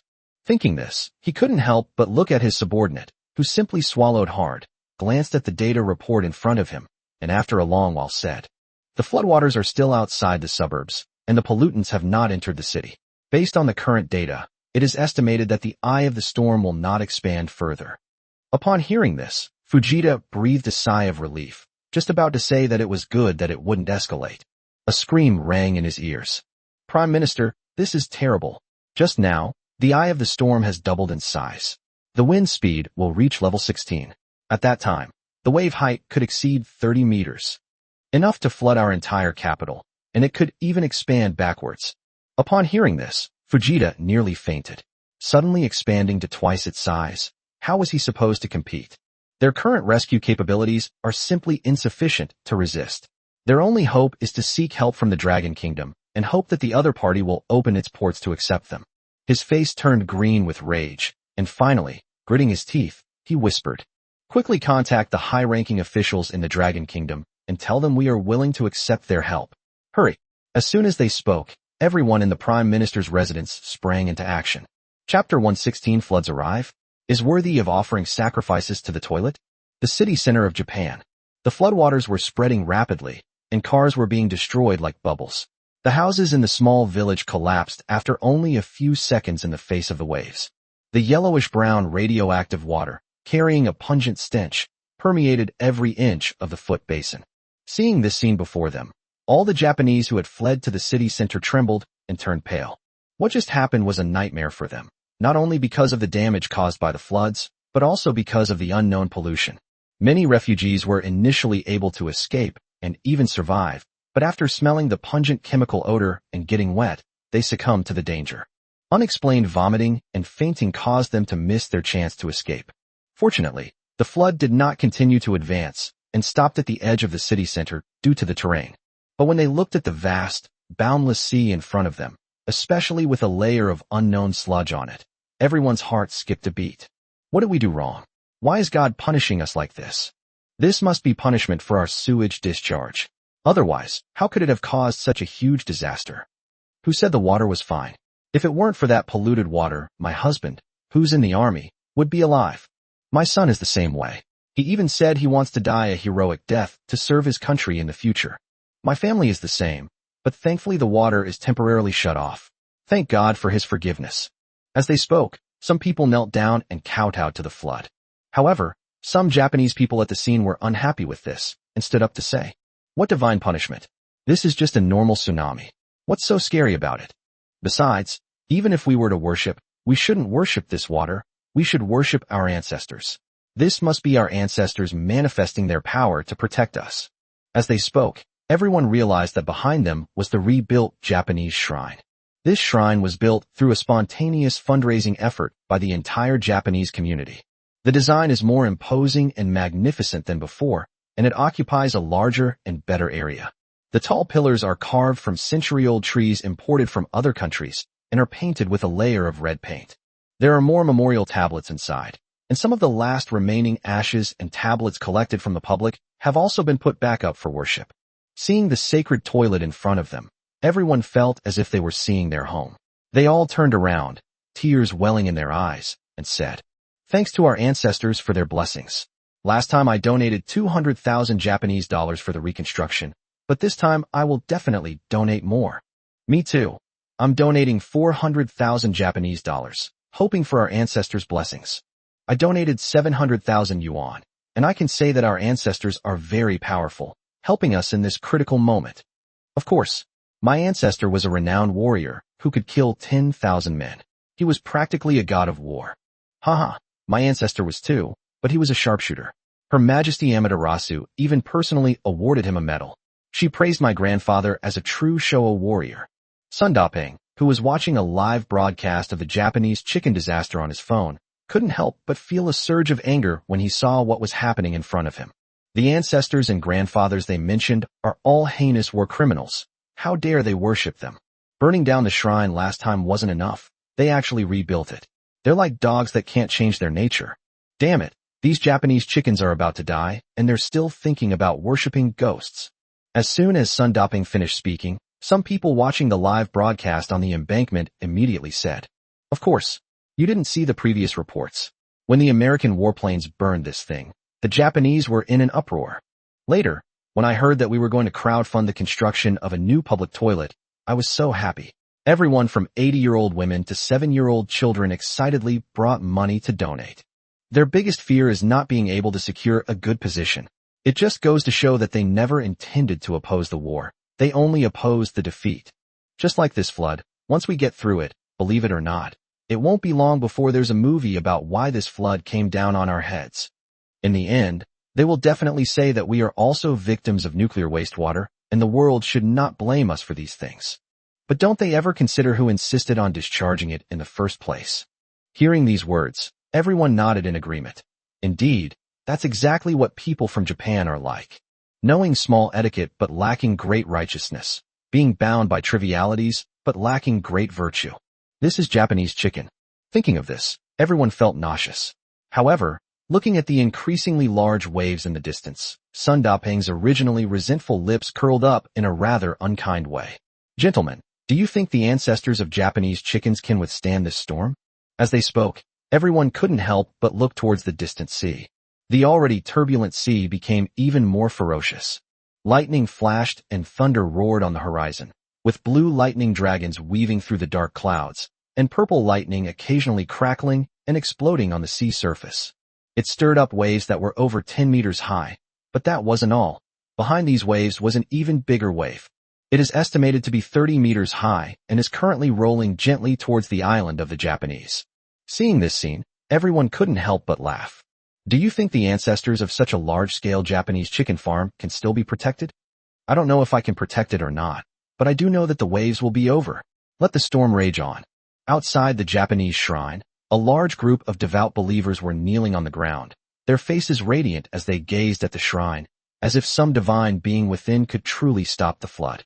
May my ancestors protect me, and I will surely survive this flood. Bless me too. I've been a believer here every day for 10 years. May our ancestors bless our Takeda lineage so that we may successfully weather this crisis and then grow stronger. Hearing these words, the monks and nuns in the shrine all smiled slightly, and were about to say that everyone should not panic, that this flood was just a test. As long as you are sincere, you will definitely be able to get through it. A scream rang out from behind, and then a person jumped up from the ground as if he had been electrocuted. Baka, why is the water rising? Upon hearing this, everyone was startled and stood up to look behind them. Suddenly, the sewage, which had been dozens of meters away from them, was now only a dozen meters away. Looking at the rusty water and recalling how everyone had been infected by it, everyone's eyes trembled violently. Some believers knelt even more vigorously, shouting loudly, "May our ancestors protect us! May our ancestors protect us!" The head of the Japanese shrine, who was present, gasped as the radioactive objects floating on the water drew closer, but still forced himself to speak. Don't panic, everyone. As long as you pray sincerely, the disaster will surely recede. As he spoke, he began to chant prayers. As the shrine's president and an elderly man, he had always been very credible. Hearing the president's words, everyone followed suit and prayed. However, the thunderstorm in the distance grew louder and louder.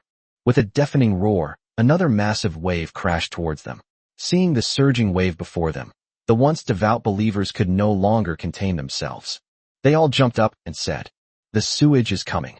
Quick, find higher ground to hide." The scene instantly descended into extreme chaos. Chapter 117 Repentance? I won't accept it. The president was stunned by the chaotic scene before him. Then he shouted, "Don't panic, everyone. The shrine will surely protect us." However, no one was willing to listen to him anymore. They all stood up and rushed towards the shrine, which was currently the tallest building in the entire city. As soon as they entered, everyone's eyes darted around, and then they immediately began searching for a high vantage point. Some climbed onto the stone pillars, while others stood on the square table where the memorial tablets were placed. When the club president, who was standing outside the gate, saw someone knock down the memorial tablet in front of the coffin and stand on it, he was so angry that he shouted, "How dare you be so disrespectful in a shrine? You have disgraced your ancestors." However, after a moment's hesitation, the crowd immediately began to curse. "God's my foot. Look at this flood. Do you think they can stop it? They can't, you know that? They don't have the ability. Returning to our ancestors? I'd rather pray to the water god of the Dragon Kingdom to appease them than worship this." Exactly. Who the hell believes in this stuff? I'm definitely not anymore. It's completely useless. And this memorial tablet, it's such a damn nuisance. With that, he overturned the memorial tablet on the offering table, and the ashes on it spilled directly onto the ground. Then, stepping on the ashes, the group jumped onto it. He said while jumping, "Baka, this urn is so short. If it were any taller, I could reach that corner of the corridor." Hearing these words, the president's lips twitched involuntarily. Just as he was about to say something more, the door slammed shut with a loud bang. Upon seeing the closed gate, the president was startled. Then, looking at the approaching floodwaters behind him, he trembled involuntarily. "Open the door. Baka, I haven't gone in yet." However, no one paid any attention. Seeing this, the club president gritted his teeth and muttered, "My ancestors will forgive me." Then they started climbing the wall, hoping to reach a higher place, regardless of any rules or the spirits of their ancestors. Just as he climbed onto the roof, a huge wave crashed down from below, making a deafening roar as it hit the door. Then, sewage mixed with various types of radiation began to flow into the sanctuary with the torrent. As the sewage in the yard rose with the water level, the people inside turned pale and their eyes became gloomy. "No, I don't want to drink polluted water. May our ancestors protect me. Who the hell said they were going to discharge sewage? Step forward. We need rescue. Who will rescue us? Baka, where's the U.S.? Where's the U.S.? As they spoke, these Japanese chickens hugged the pillars and shouted to the sky, but before they could shout for long, a despairing reality appeared. Not far away, a giant wave, 30 meters high, began to slowly surge in, as if it were there specifically to extinguish the last glimmer of hope in their hearts. Seeing this giant wave, all the Japanese men standing above the toilet were filled with despair. Divine punishment. This is true divine punishment. It's God punishing us. I repent. My Takeda lineage has committed heinous crimes. I repent to the heavens. My ancestor was a bastard on the battlefield back then. He wasn't a hero at all. He was a murderer. He deserves to die, but I don't want to die yet. May God protect us. May God protect us. As the giant wave drew ever closer, one of the Japanese men finally lost his mind and began to kneel on the eaves, weeping bitterly. They might have been the descendants of famous generals or meritorious officials in the past, but in the face of this great wave, they are nothing. At this moment, all he wants is to live. But they didn't know what to do, so they could only try to move heaven through so-called repentance. Although he didn't know if it would work, people in extreme despair always need something to cling to and a way out. Looking at this giant wave, they just hoped it wouldn't crash down on them. The other Japanese chickens were stunned when they saw this scene, wondering what use repentance would be at this time. But as the huge waves drew ever closer, his lips twitched involuntarily. Finally, they couldn't help but kneel down, and one by one, the Japanese began to kneel above the shrine to repent for their actions and those of their ancestors. Some even slapped themselves while repenting. Their emotions were so genuine. Meanwhile, the people watching the live stream in China were filled with disgust at what they saw. Repent? Where the hell were you before? What's the use of repenting now? Why didn't you repent back then? If they had done even a little less evil, they wouldn't be in this mess today. Exactly. Weren't you kowtowing to your ancestors asking for their blessings? Why did you stop? Keep going. What kind of ancestors are they? They're just criminals. We didn't fight them before because of international considerations. Now that they've brought disaster upon themselves by discharging sewage and causing a flood, who can they blame? Serves them right. I have absolutely no good feelings towards the Japanese. They brought this upon themselves. Lin Tian, watching these people's confessions from the command room, smiled coldly. Crocodile tears are the least reliable thing. Besides, just because you repent, does that mean I have to accept it? Without thinking, I pressed the button to increase the power. On the live stream screen, the 30-meter-high giant wave looked like a raging bull charging wildly. Then, carrying countless radioactive materials and mud, it crashed heavily onto the Japanese toilet. In the wind and rain, the sanctuary only lasted for a short while before it was instantly washed away, just like a mud bridge. The altars for worship, the ashes placed there, along with the roof beams and the unpurified sewage, were all swept away by this giant wave.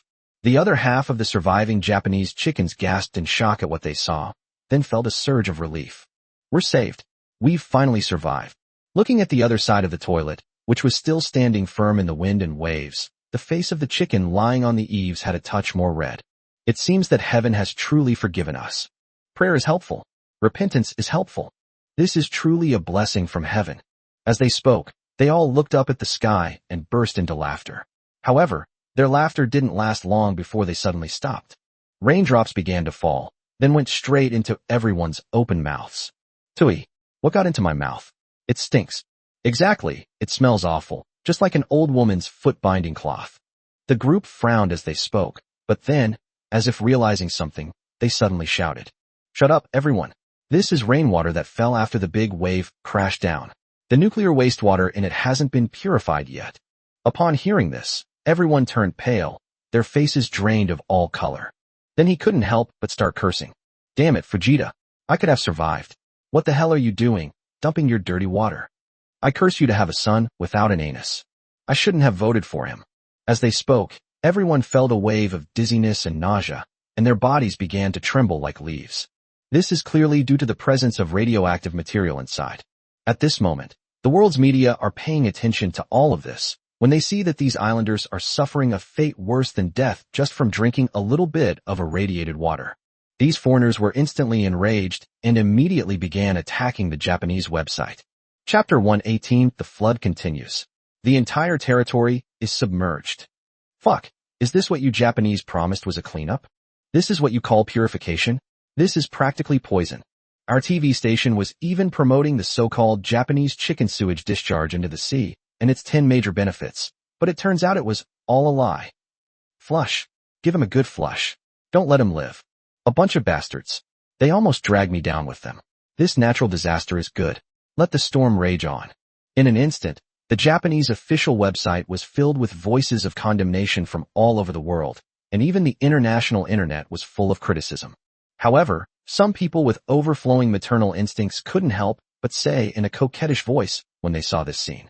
The residents of Japan are so pitiful. They are truly pitiful in the face of such a natural disaster. Why can't the surrounding countries and people go to help? Especially China. which is so close and has so many supplies. Why can't we send someone to rescue them? Look how pitiful they are. The people of China are so cold-blooded, and so is the country.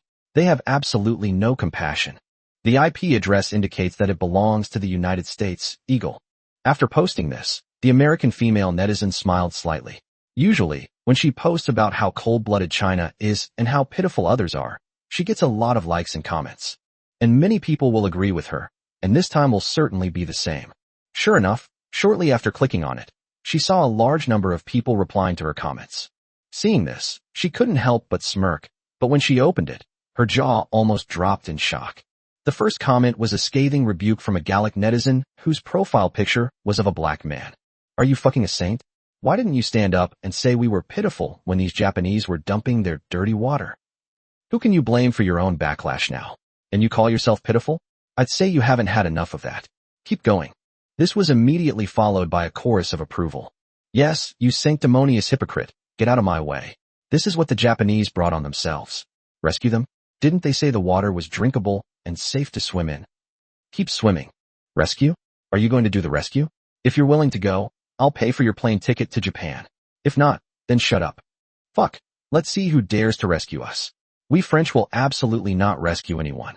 If anyone tries to rescue us, I'll protest and demonstrate. We, John Bull, won't help either. You damn sanctimonious bitches, get lost. This must be a test from God for the Japanese. Only those who survive can reproduce.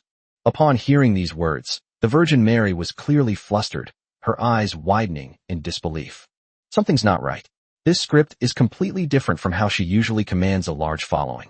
I'd also like to say, everyone, I think it's unfortunate that such a disaster happened, and we should. However, before she could finish speaking, a whole bunch of comments followed. Shut up. What are you pretending to be, some kind of saint? It's not that the Virgin Mary is meddling in Jesus' affairs, it's natural selection. Only the surviving Japanese can become faster and stronger. This is divine punishment. It's a calamity that heaven has brought upon Japan. Upon hearing these words, the saintly woman was speechless. Meanwhile, large-scale demonstrations broke out in Britain, France, and even the United States. No aid to Japanese chickens. A country like this doesn't deserve aid. Japanese chickens live in Japan. The floodwaters continue to spread, and the tsunami brought by the typhoon behind them is relentlessly ravaging the islands of Japan. Nuclear wastewater was carried by floodwaters to every household, truly bringing radiation right to their doorstep. And some of Japan's military bases are no better. The Lightning II fighter jets that were originally parked in the greenhouse were all urgently brought out. Hurry up. A massive tsunami is coming. We absolutely must salvage this batch of fighter jets. We bought them from the US at a huge cost. The commander of the guard shouted. Upon hearing their superior's words, the Japanese pilots immediately put on their helmets and jogged straight to their fighter jets parked on the runway. The tsunami came so suddenly that they were completely unprepared. Within minutes, they received news that most of the capital city was submerged. The floodwaters are now heading straight for their base. The personnel have mostly been transferred, but these military equipment represent a century of their accumulation, some of which are secret weapons they use to fight against the Dragon Kingdom. It's heartbreaking to see them being submerged now, but thankfully, the Lightning II fighter jet can still be salvaged. After all, they spent a lot of money to buy these. A fully equipped Lightning II costs $150 million, and they bought a total of 30. It would be a huge loss if they lost them all. Thinking of the guard commander, he couldn't help but roar. Hurry up, the tsunami is coming. If we don't leave now, it will be too late. After saying this, the commander boarded a helicopter and took off. Below, a massive torrent was rushing toward their airport with overwhelming force. The surrounding hills were no match for them. In just a few moments, they turned into clods of earth, and the tanks that had been parked in front were overturned like toys. Seeing this, the commander couldn't help but swallow hard. However, when he looked down at the runway, he saw that the 30 Lightning IIs were still standing there dumbfounded. Every single one takes off. Upon seeing this, the Japanese commander grabbed the helicopter's communicator and began to hurl insults. Damn it, why aren't you taking off yet? Are you trying to disobey orders? However, the answer he received was a desperate cry. Damn it, those damned Americans, they didn't give us permission to take off. These fighter jets can't fly at all. Wah, I don't want to die. I want to go home. Damn you, America. I'll haunt you even in death. As soon as he finished speaking, a gurgling sound came from the communicator, followed by a piercing crackling sound of the radio waves breaking. Below, the massive torrent trampled the entire base under its feet like an elephant crushing an ant. The so-called Lightning II fighter jet was smashed to pieces by the flood before it could even take off, taking the ace pilot with it. Seeing this scene below, the Japanese commander trembled and his eyes turned crazed. Damn it, you damned eagles. Damn flood. Which bastard supports dumping sewage into the sea? I'll make him commit seppuku. If it weren't for him, how could our nation have suffered such a flood? Baka. As he spoke, the commander stared for a long time at the military base below, which had been flooded, his hands gripping the helicopter handles tightly. His eyes were filled with a deathly gray. The Amaterasu people are truly doomed. Chapter 119 Draining sewage destroyed my home. Currently, apart from the northern islands which have not yet been submerged, the 3 large southern islands of our territory have been completely swallowed by the tsunami. Developed urban areas have been completely polluted by sewage, resulting in countless deaths and injuries. Industrial facilities have been severely damaged, and it will take at least a century to restore them to pre-disaster technological levels. Furthermore, this flooding will cause our land to remain polluted for a long time to come. The land will be completely unsuitable for people to live and cultivate. Inside the temporary command post in Japan, a statistician stood in the center of the command room, flipping through the documents in his hand and solemnly recounting the facts recorded therein. How long will this take? Upon hearing the data reported by his subordinates, Fujita spoke listlessly. After the disaster, he immediately fled on the Prime Minister's private plane. He initially thought the flood was just a minor disaster, since his country is located in an earthquake zone and strong winds and heavy rains are normal. But this time it's different. This flood not only came on strong, directly inundating 3/4 of the country's land, but it also contained their discharged sewage. The combined effect was simply terrifying. In Chinese parlance, it was like going back to square one overnight. He now estimates that the people want to kill him. Fujita's face turned pale as he thought about all this. He never imagined that simply discharging sewage could cause such a terrible disaster. Is it really a divine retribution? Looking at the Japanese island still shrouded in the storm, Fujita couldn't help but shiver, but then his eyes became resolute. The decision had been made, and there was no going back. Besides, the U.S. was behind him. Thinking about this, some color returned to his face. But what his subordinate said next chilled him to the bone. It's almost impossible for the land to recover to its previous state. It would take at least 200 years to recover even half of it. Upon hearing this, Fujita gasped, his eyes trembling. 200 years. For 200 years, their land will be under radiation, meaning that their country will not be able to develop within 200 years and will only remain in its current state of destruction. What's the difference between this and a country being wiped out? I just discharged some sewage, and now my home is gone. Thinking of this, Fujita almost fainted, supporting his head with his hands, his eyes lifeless. What followed was a report from his subordinates that filled him with even more despair. Prime Minister Fujita, this attack has not only destroyed our future agricultural capabilities, but also almost completely destroyed our industrial capabilities. All the major industrial cities were destroyed, and militarily, we did retain a few warships, but they are almost negligible. In addition, all the Lightning II fighter jets we recently bought from the U.S. are gone. More than 30 gold medal pilots have all perished at sea. There were also some ordinary pilots who managed to escape in their fighter jets, but were shot down by enemy air defense missiles after accidentally entering another country's airspace. This is a death report. As he spoke, he took out another stack of documents, all of which were about pilots who had been shot down by neighboring countries as targets of air raids. Looking at the thick stack of death lists, Fujita was at his wit's end. Normally, if their country were in good condition, how could the other side dare to do this? It's a disgrace that even an underdeveloped country like the Philippines dared to attack their pilots. Thinking of this, Fujita suddenly stood up and roared. Baka, how dare these monkeys? We are the world's 3rd largest economy. When have we ever been humiliated like this? He snatched the report from the statistician and tore it to shreds, yet the nameless rage in his chest continued to surge. But his eyes grew increasingly weak. Though he didn't want to admit it, he had to acknowledge the fact at that moment. Their country is gone, utterly gone. 2/3 of the land was submerged and polluted, and military facilities were almost completely destroyed. The population was wiped out by 80%, the economy was severely damaged, and it will probably only be able to rely on the sex industry to survive in the future. What is this? This is tantamount to the destruction of a nation and the extinction of its people. Upon realizing this, Fujita knelt down, his eyes completely devoid of light. Who the hell would have thought that just by discharging sewage, they would wipe out the entire country?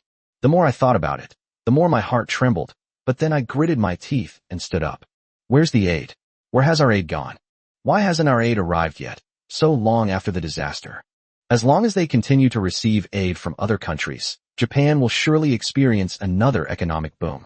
Upon hearing this, everyone present glanced at each other furtively, not daring to speak.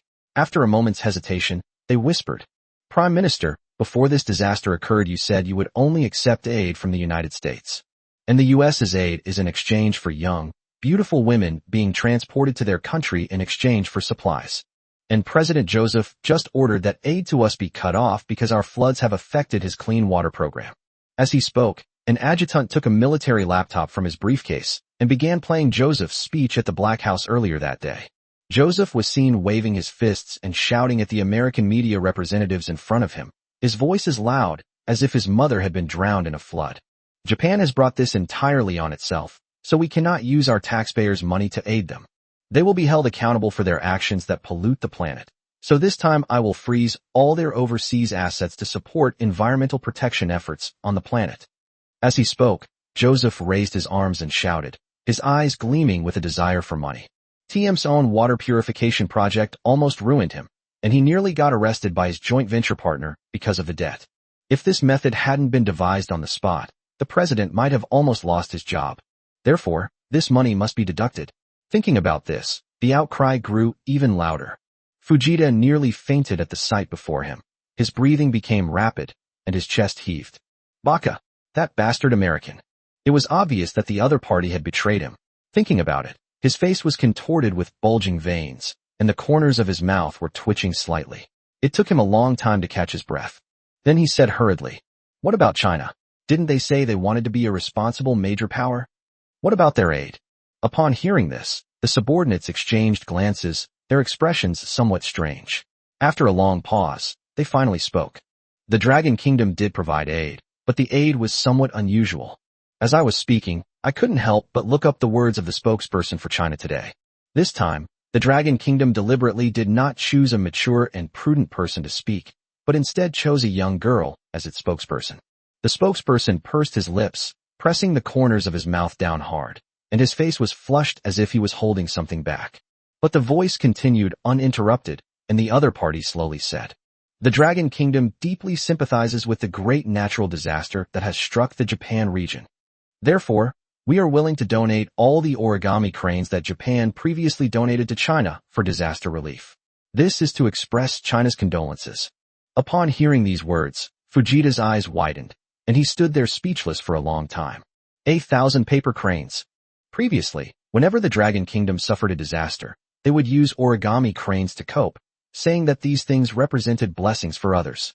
Even the Dragon Kingdom refused to return the gift, but they never expected that the boomerang would arrive so quickly. They couldn't even say anything this time. "The US has misled me." Fujita roared to the sky, then his head went black, he felt a sweet taste in his throat, and then he collapsed. Everyone present was stunned for a moment, then suddenly realized. Prime Minister Fujita. Chapter 128. Should we use a hydrogen bomb to cleanse the land? On the Chinese internet, the news of China's aid to Japan with origami cranes has garnered over 100 million views. Many people were practically grinning from ear to ear when they saw this news. Sending 1,000 paper cranes? Who came up with such a wicked trick? They've already snatched all the bamboo shoots. Ha ha, these Japanese chickens are probably dumbfounded right now. What did they do when we had a disaster before? They're sending all origami cranes, but not food or water. And then they said these origami cranes represent their heartfelt aid. The origami cranes are enough.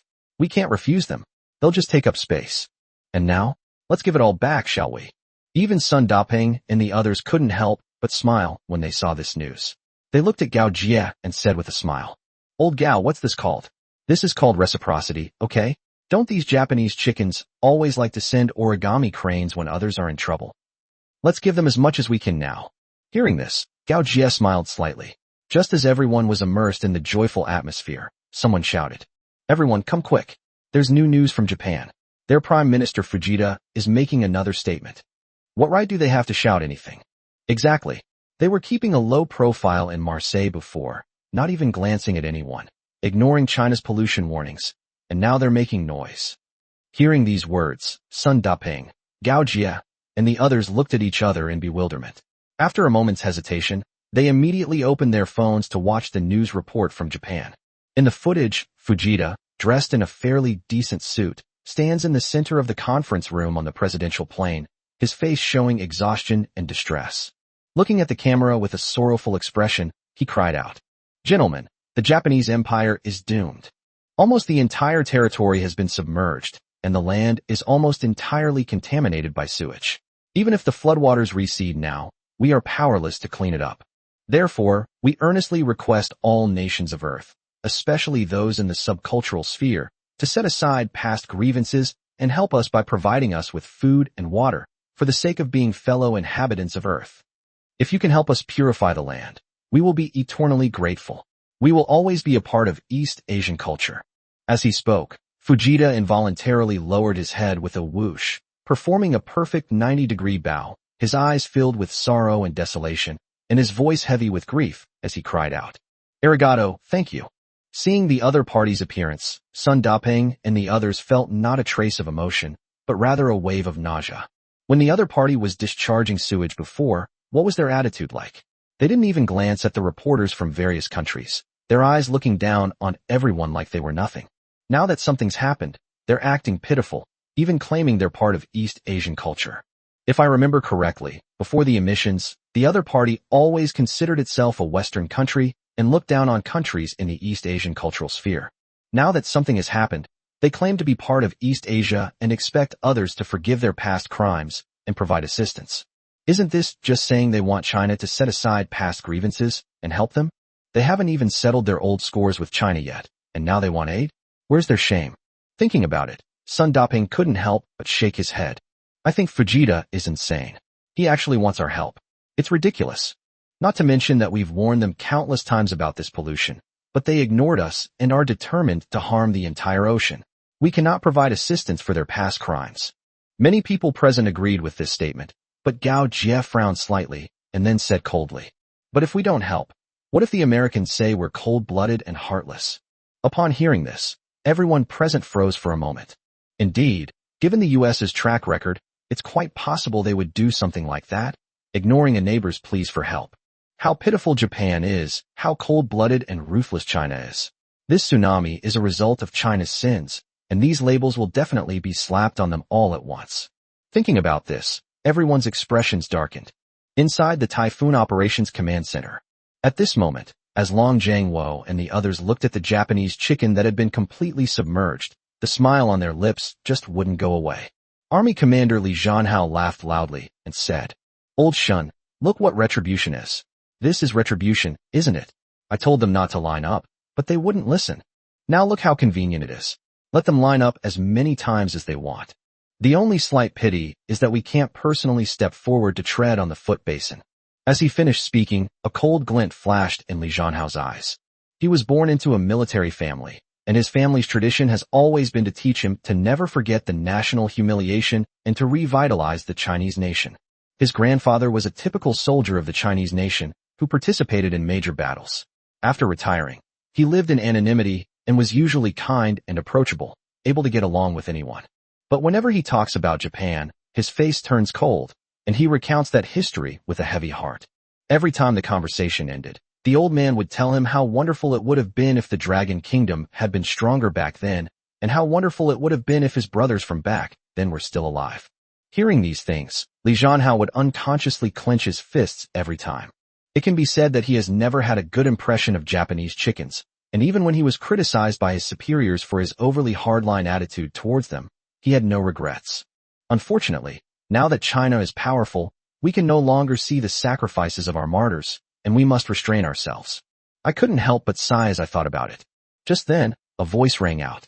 Actually, it's not impossible to trample cherry blossoms with horses, but in the end, we'll have to rely on General Li's missile force. Upon hearing this, Li Zhanhao was taken aback, then turned to look at Lin Tian, while Long Jiangwo and the others also turned to look.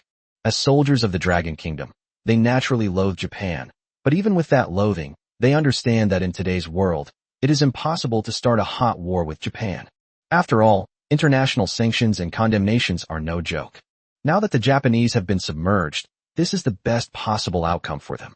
If they were to impulsively start a war, the Dragon Kingdom would likely find itself in an unjust situation. Seeing everyone looking at him so nervously, Lin Tian was somewhat surprised, and then said with a hint of helplessness, "I certainly don't mean to start a war. Right now, Japan is desperately seeking aid, hoping someone can help them purify their land. We can do this. Us." Upon hearing Lin Tian's words, Long Zhangwo and the others exchanged glances, a hint of doubt flashing in their eyes. In their minds, the Dragon Kingdom didn't have a device capable of purifying the entire Japanese island, and even if it did, there was no need to bring it out. Hearing Lin Tian's words, Long Zhangwo and the others couldn't help but feel a little confused. Seeing that everyone was still clueless, Lin Tian couldn't help but laugh and say, "Do you remember what the Russian expert said? What's the easiest way to purify pollution?"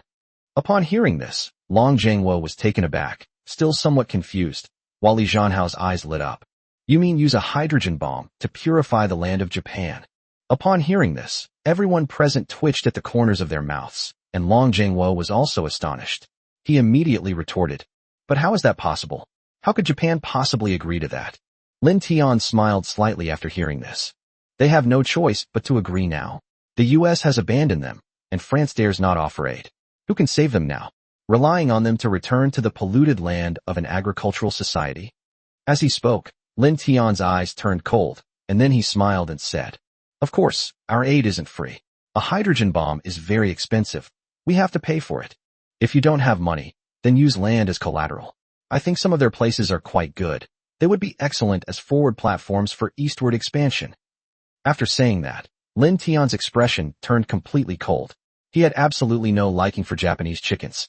Japan was partly responsible for the humiliation that China suffered back then, and it was a sinful one at that. He believes that the debts Japan has paid off are far from enough. Back then, they plundered countless resources and minerals from the Dragon Kingdom. Otherwise, how could such a small country have developed into such a massive monster? Now I'm just asking them to pay off some of their debts. Thinking of Lin Tian, a silent, deathly light appeared in his eyes. Everyone present shuddered when they saw the cold, desolate light in Lin Tian's eyes. How come they hadn't noticed how cunning this kid was before? First, destroy his body with a flood, then destroy his spirit with a hydrogen bomb. What is this called? This is called killing someone by destroying their spirit. However, this plan. Li Zhanhao stood up with a smile. "I think President Lin is right." Excitement appeared on everyone's faces. "It's unjust for us to use a hydrogen bomb to bomb Japan, but if the other side begs for it, then we can't blame anyone else." Seeing the smiles appear on everyone's faces, Long Zhangwo immediately said, "Contact the press office immediately and tell them we are willing to help Japan and ask them to come to Nanjing for negotiations." Chapter 121 Historical Changes. How much do I still look like before? South City. Located in the eastern part of the Dragon Kingdom, this coastal city boasts a long history and a brilliant culture. This city has also suffered a lot, such as that inhumane massacre, which was a pain for the entire Dragon Kingdom. It is also the pain of this land, and the people here are all great people, but they still lack an explanation. The sky was overcast, and a light drizzle was still falling, but many people were already standing silently on both sides of the road, watching the Japanese rescue team enter. Among them were Sun Daping and others. After hearing that Longhua had agreed to Japan's request for help, he and Gao Jie immediately rushed over. As the Japanese presidential limousine drove in, Sun Daping's expression darkened slightly, and he nudged Gao Jie's shoulder with his own. "Old Gao, what do you think the higher-ups are thinking? How could they possibly agree to the Japanese's request for aid, and even say they would help them clean up the land? Don't you think this is too cheap for these bastards?" Upon hearing this, Gao Jie simply shook his head and didn't say anything more. In fact, China's aid to Japan was within his expectations, since China has always appeared in the international community as a big brother. However, he never expected that he would be asked to help purify the sewage in the foot basin. Even if you're happy to help others, isn't this time you being a little too enthusiastic? Thinking of Gao Jie, he couldn't help but purse his lips, then frowned and looked at the Japanese presidential car in front of him. The car began to slowly drive along the road, with raindrops pattering against the windows. Fujita, sitting in the car, was also looking out the window. 3 days have passed since the floods in Japan. Although the floodwaters have receded, the pollution remains. He came here to plead for the Dragon Kingdom's assistance. Looking out the car window at the prosperous streets of China, the endless stream of cars, and the clean streets, Fujita couldn't help but swallow. Such a prosperous scene was hard to achieve even before they were swept away by the flood, let alone now that the city has been destroyed. He shook his head as he thought about it, then looked at both sides of the road. Outside the car window, a group of people from the Southern Dragon Kingdom stood in the drizzling rain, their brows furrowed and their eyes filled with disdain and disgust, as if they were looking at a pile of garbage. Seeing that look in the other person's eyes, Fujita's heart skipped a beat, and he felt his breath catch in his throat. For the first time, he felt how intimidating the gaze of a nation could be. Thinking of this, Fujita unconsciously straightened his tie, trying to allow himself to breathe more easily. He's here representing the Amaterasu people, so he has to maintain his composure. But looking out the window at the staring people of the Dragon Kingdom, he still felt uneasy. For some reason, he felt like a sinner. A sinner condemned for all time awaits judgment in this city. Thinking about it, I took a few more deep breaths and then rolled up the car window. He soon arrived at the location of the negotiations. Looking at the gate in front of him, Fujita paused and then looked at the Chinese representative beside him with a puzzled expression. Is this a memorial hall? Looking at the memorial hall in front of him, Fujita raised an eyebrow. In his memory, there was no such thing as negotiating the selection of a memorial hall, while the Chinese translator beside him simply nodded and then said, "Yes, the negotiations are taking place inside the memorial hall." After saying that, he opened the door and gestured for the door to open. Fujita glanced at the gate in front of him, gritted his teeth, and walked straight through it. As the Prime Minister of Japan, he had to maintain his dignity. He was still startled when he saw the layout inside. Instead of a warm welcome, he was greeted by Chinese soldiers with bayonets. The soldiers from the Dragon Kingdom, standing on both sides of the corridor, stood proudly upright, their eyes looking down on him. When they saw Fujita, they immediately held their guns to their chests, their faces exuding an imposing aura without anger. Seeing this, Fujita naturally understood the other party's intentions. In fact, he knew everything about this city. They had been sending people to spread rumors, trying to make the people of the Dragon Kingdom here forget everything. But when they thought about what happened when they arrived, and looked at the scene in front of them, they realized that the people of the Dragon Kingdom had forgotten everything. Fujita couldn't help but gasp. This nation had never forgotten what had happened back then. She pursed her lips involuntarily as she thought about it. But his arrogance returned immediately. After all, he was the president of Japan. How could such a small matter possibly intimidate him? Fujita suddenly took a step forward and walked straight to the negotiation room.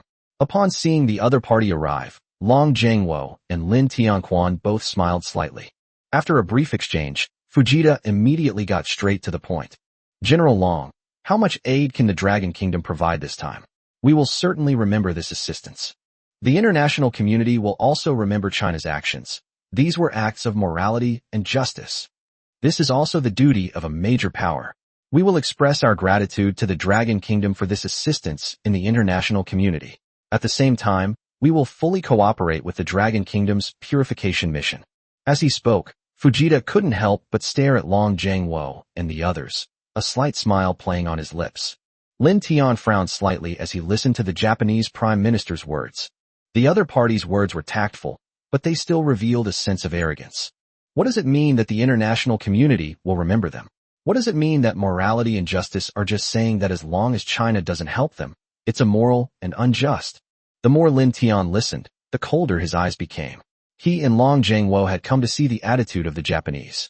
Unexpectedly, the other party was still the same old dog that wouldn't change its nature, refusing to accept any courtesy. Since that was the case, he wouldn't be polite either. Fujita continued talking incessantly, tears still glistening in the corners of his eyes, as if the Dragon Kingdom would be committing a heinous crime if it didn't help them.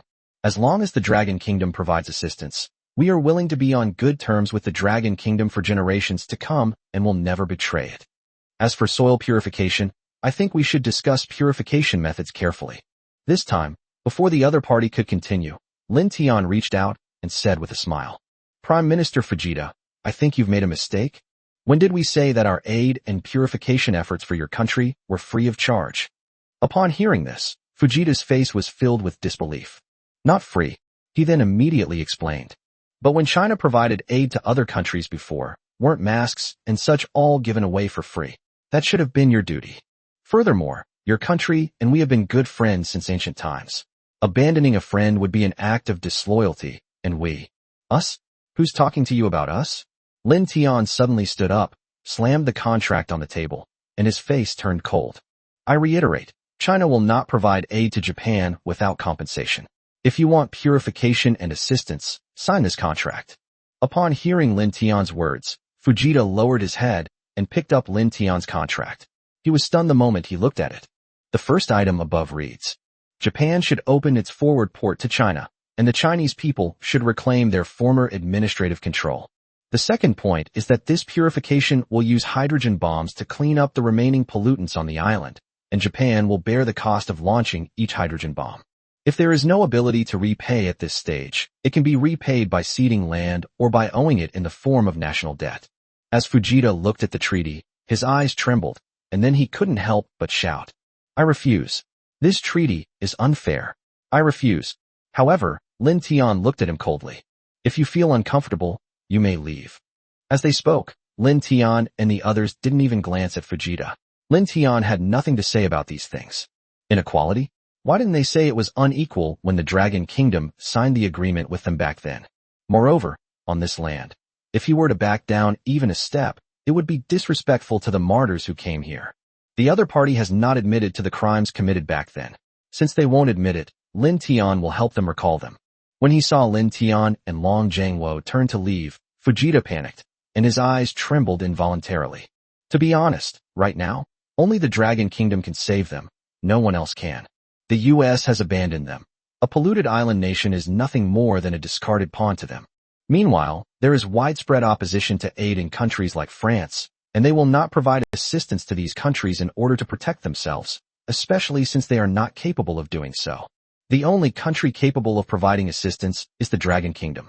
The thought that he, the president of a country, was about to accept such an unequal treaty made Fujita tremble. How long has it been? And they're already signing unequal treaties. Thinking about it, she couldn't help but look up at Lin Tian and the others, and her body trembled as she watched their backs as they were about to leave. After a long silence, he gritted his teeth and cried out in an extremely pitiful voice. I'll sign. We'll agree to all of your country's demands. Chapter 122, Land Purification. The motherland has never forgotten. On the official website of the Dragon Kingdom, a message is spreading like wildfire online. All the Dragon Kingdom people who see this message are stunned for a moment. Then their eyes redden, and they chuckle. It reads, following friendly talks between our side and Japan, both sides exchanged views fully and reached a consensus on the matter of bombing Japan with hydrogen bombs to help purify the land. We will be carrying out land purification for Japanese chickens in the southern city of the Dragon Kingdom tomorrow. This is a testament to the friendship between our two countries. History will not forget this moment, nor will our motherland. Finally, I wish our motherland a strong and prosperous future. Upon seeing this post in the middle of the night, Sun Daping jumped up and rushed to Gao Jie's side with his phone in hand. Old Gao, look what this is. A hydrogen bomb. A hydrogen bomb. At this moment, Gao Jie was too excited to speak and could only keep waving his phone in front of him. His parents were originally from Nanxing, but they moved away for various reasons. No matter where he moves, his parents always make him remember that he is a Nanxing native, for a day and for a lifetime, and that the people of Nanxing should not forget that period of history. Even if the whole world doesn't acknowledge it, as long as the Dragon Kingdom hasn't forgotten, that's enough. He had kept this incident in mind all these years. He thought that many Chinese people had forgotten it, but now, seeing the sight of the hydrogen bomb launch and hearing the words, our motherland has not forgotten, he was deeply moved. Gao Jie's eyes welled up with tears. For so many years, the people of Nanxing had been holding back their anger, which they could not vent because history had passed and their ancestors had grown old. They could only silently bear this pain, but seeing this news, Gao Jie felt a sudden release of the pent-up anger in his heart. History will not forget, and the people of China will not forget. Gao Jie, who was standing to the side, looked at Sun Daping with a puzzled expression as he saw him holding up his phone and acting crazy in the middle of the night. Just as he was about to say something, he saw the other party shove the phone in front of him. The sign said that a hydrogen bomb would be used to help Japan with nuclear peace tomorrow, and my eyes widened in disbelief. Holy crap, is this real or fake? Of course it's true. If you don't believe me, look at the organization that issued the notice. It's the official account of the Dragon Kingdom. It was only at this moment that Gao Jia understood why China had invited the Japanese Prime Minister to discuss aid. It turned out it was for this very reason. After glancing at the notice above, Gao Jia couldn't help but laugh. Although he wasn't from Nanjing, as a Chinese citizen, how could he not feel the weight of this notice? This is a belated explanation for the suffering this city and this country have endured in the past. Thinking of Gao Jia, he was wide awake, yanked off the covers, and shouted, "Let's go. Tonight we'll drink until we drop." As she spoke, she pulled Sun Dapeng toward the street, but as soon as they stepped out the door, the scene before them left them stunned. Along both sides of the streets in the southern part of the city, there were rows of candles burning slightly, their flames flickering in the wind under the dim night sky. The road stretched out in a continuous line, and in the middle of the road, a fleet of launchers carrying China's strategic nuclear missiles were slowly moving along. Seeing this scene before them, Gao Jia and Sun Dapeng couldn't help but swallow hard. The Dragon Kingdom has truly stood up, and it will never again suffer the humiliation of the past. Then the two looked at the rows of truth launchers in front of them, their hearts burning with excitement. What would it be like if they were actually launched? His eyes blazed with fury as he thought about it. Meanwhile, in a university classroom on the other side of the planet Earth, Dennis's eyes were filled with anger as he listened to the Japanese instructor on stage constantly touting Japanese history. The Japanese history teacher kept saying, "Everyone, Japan is a powerful, vibrant, and creative country. The Japanese people are people of integrity and justice. As for the claim by the Dragon Kingdom that our country has committed such heinous crimes, that is utter nonsense and slander. How could we possibly do those things? Even if it were done, it would only be a last resort to help weaker ethnic groups awaken their awareness." As he spoke, the Japanese professor shook his head, making a gesture as if to say, "Why don't people from China understand?" As the Japanese professor continued spouting nonsense, Dennis's eyes blazed with anger. Ever since his last visit to the China Air Show, he had become very interested in China's history. Dennis even went out of his way to look up information, and now seeing this old guy still shamelessly spouting nonsense, he couldn't help but get angry. Invasion is invasion, so why pretend? And you still won't admit it. Mr. Sambin, you're saying that Japan invaded China back then to awaken the Chinese people's awareness? Are you sure? Those inhumane methods already constitute state terrorism. Is this what you call awakening awareness? Upon hearing this, all the students present were stunned, and then they all turned to look at the third-year history teacher. They were extremely dissatisfied with this history teacher. Every time, they talk about how tough Japan is, how they rose up after being bombed, how brave and resilient the Japanese are, and how difficult things were back then, etc. Everyone was tired of hearing this, so when Dennis stood up to refute it, their eyes lit up. When Sambin saw someone contradicting him, he frowned, placed his hands behind his back, and said in a deep voice, "What grade in class are you in? Do you know you're disrupting class? And how could you talk to a teacher like that?" Dennis stepped forward, showing no fear of the other party's authority. "Please answer my question directly." As he spoke, he walked up to the three books and stared intently at them. Upon seeing this, all the surrounding students stood up and looked at the third-year students. Seeing all the students staring at him, Sambin swallowed hard, hesitated for a moment, and then said, "Of course, we are trying to awaken the awareness of the Chinese people. As for the methods we used, they were just a bit excessive. But as the saying goes, you can't build something without destroying it. Even the Japanese have experienced this. Look at how our economy was able to take off rapidly after a bombing. This is the resilience of the Japanese. And look at China. Isn't it because of us that we have become stronger?" As he spoke, he regained a bit of confidence, a smile playing on his lips, and said, "Therefore, the cause of the Japanese is just, and the Japanese are the most resilient people in the world. Don't believe me? Just wait and see. Even if the Japanese are bombed again, they'll still rise up. That's the spirit of the Japanese." After saying this, a hint of joy flashed across Sambin's face. In his opinion, his words were perfect. Not only could they help Japan clear its name of its sins, but they could also create the illusion that China had become stronger because of them. As he thought about it, his smile grew wider and wider, and the students present couldn't help but whisper among themselves after hearing this. Dennis was taken aback after hearing the other party's description. "Are you sure Japan's strength came from being bombarded? And that China became strong because you attacked it?"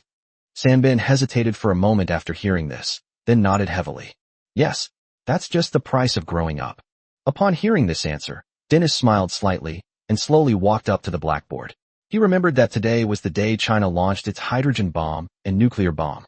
Since this mentor is so certain that the Japanese are so resilient, let's see how they react in the face of a hydrogen bomb. As for the theory that China is great because of Japan, that's pure nonsense. Based on his observations of China at the air show, China could have developed even better without Japan's interference. Still growing? What will happen if this time China gives Japan a chance to grow? Dennis couldn't help but smirk as he thought about it. Chapter 123 Purification begins, hydrogen bomb launched. Seeing Dennis walk to the projection screen on the podium, Sambin couldn't help but look puzzled. What do you think you're doing, Dennis? Get back to your seat right now, or I'll tell the principal you'll be expelled. However, Dennis remained unmoved. He took out his phone and started projecting the live stream of China's hydrogen bomb launch onto the screen. As soon as it was opened, a reporter from China spoke in a clear and articulate voice. Friends watching on the screen, what's behind me now is the hydrogen bomb launcher of the Chinese nation's strategic missile force. There are still 10 minutes until launch. The launch site is in Nanjing. As you can see, there are countless Nanjing residents standing behind me. They were all holding portraits of their loved ones. Ladies and gentlemen, although this was just a simple hydrogen bomb purification operation, but this will undoubtedly be a new starting point for the relationship between Japan and China. It will also be a summary of past history. Upon hearing these words, the American university students present all stirred up a commotion, their attention not on the Chinese. It was the hydrogen bomb purification plan that the reporter just mentioned. Thinking about it, excited expressions involuntarily appeared on everyone's faces. Oh my God, the Chinese are actually planning to use hydrogen bombs to attack Japan. This is insane. This must be the second time Japan has been hit by a nuclear attack. And this time it's a hydrogen bomb. Haha. Could it be that the previous nuclear bombs haven't completely detonated the bombs yet? The first country on the entire planet to be hit by nuclear weapons twice. That's just too outrageous. You've all misunderstood. They're just using hydrogen bombs to purify the land. They're purifying the land, not the people. However, at this moment, this last sound was not important to everyone. Didn't Sambin always say how tough the Japanese were? How to restart from the ruins, and how to strike other civilizations and help them progress. What would happen if I were hit hard now? Thinking about it, they couldn't help but look at Sambin one by one. When Sambin heard the news in front of him, he subconsciously shrank back and his body trembled. Nuclear bombing is a nightmare rooted in the hands of every Japanese person. The bombing back then directly caused their so-called Bushido spirit to collapse. Even now, no one from Japan has ever forgotten what happened back then. Some older generations of Japanese people still feel a sense of fear whenever they think of that scene. The Japanese people are completely destroyed by nuclear bombs, and they absolutely cannot withstand another nuclear attack, let alone a hydrogen bomb. Although it was just clearing the land, it still reminded them of that terrifying era. That era dominated by nuclear weapons. Thinking of this, the three men gritted their teeth and stepped forward, then raised their fingers with trembling hands and said, "This is terrorism. This is blatant aggression.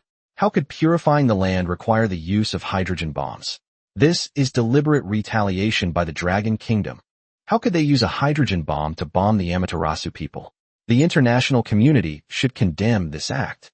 However, no one paid him any attention at that moment. Everyone was focused on the scene in front of them. This is only the second time in human history that a human city has been bombed with nuclear weapons. They didn't believe the power of the bombing when it was written in textbooks before, but now that they can see it with their own eyes, no one is willing to let it go. As for the 3 books, they are just clowns in their eyes right now.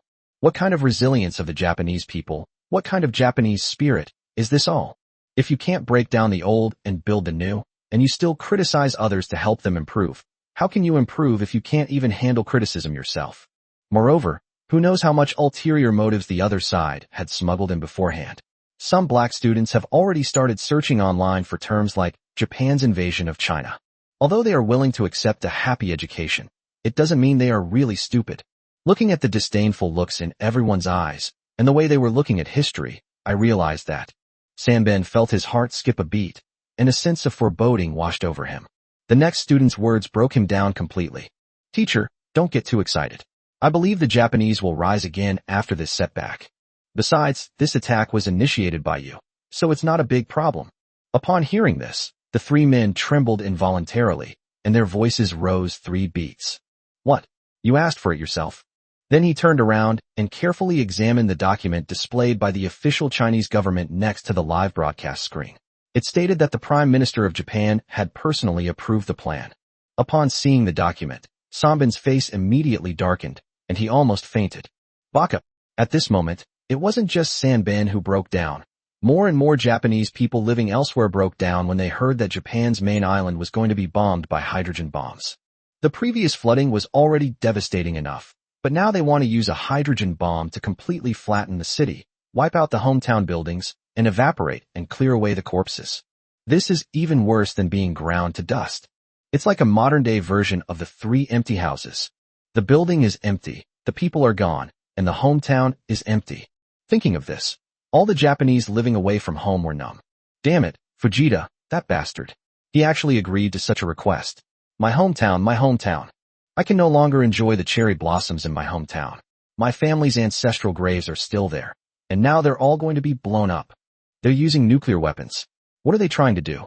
Are they trying to replicate the last nuclear bombing? Fujita should have committed seppuku. He has let down the Japanese people. My last source of emotional support is gone. Many Japanese living abroad were devastated by the blow. They thought they were just going on a trip, but when they came back, they found that their homes were flooded, bombed by hydrogen bombs, and even their ancestral graves had been leveled. Who the hell can stand this? Meanwhile, the scene in the Dragon Kingdom was solemn. The entire population of the southern city stopped what they were doing and spontaneously gathered on both sides of the road where the missile vehicle was to pass. He was also holding up portraits of his relatives and ancestors. Some portraits are already faded and unclear, while others are still frozen in a moment when the person was young. On the roadside, there were elderly people who were practically living fossils, their eyes sunken as they watched this scene unfold. All the people of Nansheng had been waiting for this moment. The Chinese soldier sitting in the missile vehicle straightened up as he watched the scene unfold before him. For the first time, he felt that this launch mission was not just about purifying pollution. The massive launch vehicles were now driving into their designated positions one by one. Their wide wheels were as tall as several people stacked on top of each other, and their cylindrical backs were thick and powerful. Upon arriving at the launch site, everyone silently operated the system. At the same time, some nuclear weapon silos within the Dragon Kingdom were slowly opened. The targets of this strike are numerous, and the nuclear weapons required are also diverse. With a command given, the cylinders behind the first transport vehicle began to slowly rise, then angrily faced the sky. Emission. Almost the instant the order was given, a tremendous roar was heard on sight, the humming sound deep and powerful. Immediately afterwards, a huge plume of smoke enveloped the entire launch vehicle. The powerful recoil caused the special support frame that was responsible for balancing the vehicle to tilt slightly. A missile bearing a scarlet warhead with a nuclear symbol rose from the massive cylinder, its enormous exhaust flame illuminating the entire live stream screen in front of it. Everyone watching the live stream stared blankly at the white light in front of them, then swallowed hard. The missile's first target was a western Japanese city, one of Japan's industrial hubs. It is also a place where a large number of military enterprises are concentrated. Purification begins here. Chapter 124 Hydrogen Bomb Explosion. Japanese industry completely destroyed. Standing in front of the launch screen, looking at the nuclear warhead that had already taken off, Fujita felt a tremor in his heart. This nuclear warhead cost them all their own money. They're using their own money to buy nuclear weapons to bomb themselves. Fujita felt his heart bleed at the thought of this. More importantly, this bombing had essentially destroyed all the resources they had previously plundered from other countries. This is what he finds most unacceptable. It's important to know how much Japan's successive prime ministers have sacrificed and how many military bases and industrial facilities they have built in order to revive Japan's glory. They even secretly built a lot of nuclear facilities, all in the hope that the Amaterasu nation could rise one day. However, today's bombing by China has undoubtedly broken the backbone of Japan. Let's shatter their dreams of rising up. But if we don't purify them, they won't even have a piece of land to live on. Thinking of this, Fujita gripped the handrail tightly, the veins on the back of his hand bulging. I have failed my ancestors. Looking at the high-speed missile flying in front of him, Fujita said these words with great sorrow. Meanwhile, Long Zhengwo and the others at the launch site all had cold expressions and showed no sympathy for Fujita and his group. The consequences of what their ancestors did back then have not been paid to this day, let alone now that they are trying to dump sewage into the sea. It can be said that all of this is their own doing. They were simply doing what they were supposed to do, for themselves, and for the ancestors of the Dragon Kingdom. The first hydrogen bomb is expected to detonate in 10 seconds. As everyone thought about it, they all looked up at the big screen. At this moment, images of the hydrogen bomb's flight are being broadcast live across the entire planet Earth. Looking at the strategic missiles whistling through the clouds in front of him, Sanbin was on the verge of a breakdown. Having been familiar with Japanese history, how could he not know how important the target of this bombing was to Japan? The western city of Japan is one of the largest arsenals in Japan outside of the capital. The war years ago produced many powerful weapons here, and it can be said that the bombing by China has almost completely broken one of Japan's major legs. Thinking about it, his eyes turned bloodshot, and he no longer cared about his image as he continued to shout. Students, you must remember this history. This is the Dragon Kingdom. They are destroying the most outstanding nation on the entire planet. They destroyed one of the most brilliant civilizations on Earth. This behavior is barbaric and shameless. Upon hearing this, all the American university students in the classroom froze on the spot, unsure of what to say. Although they don't usually listen to the lectures of the three universities, they are influenced to some extent by the fact that the other party talks about how good Japan is every day.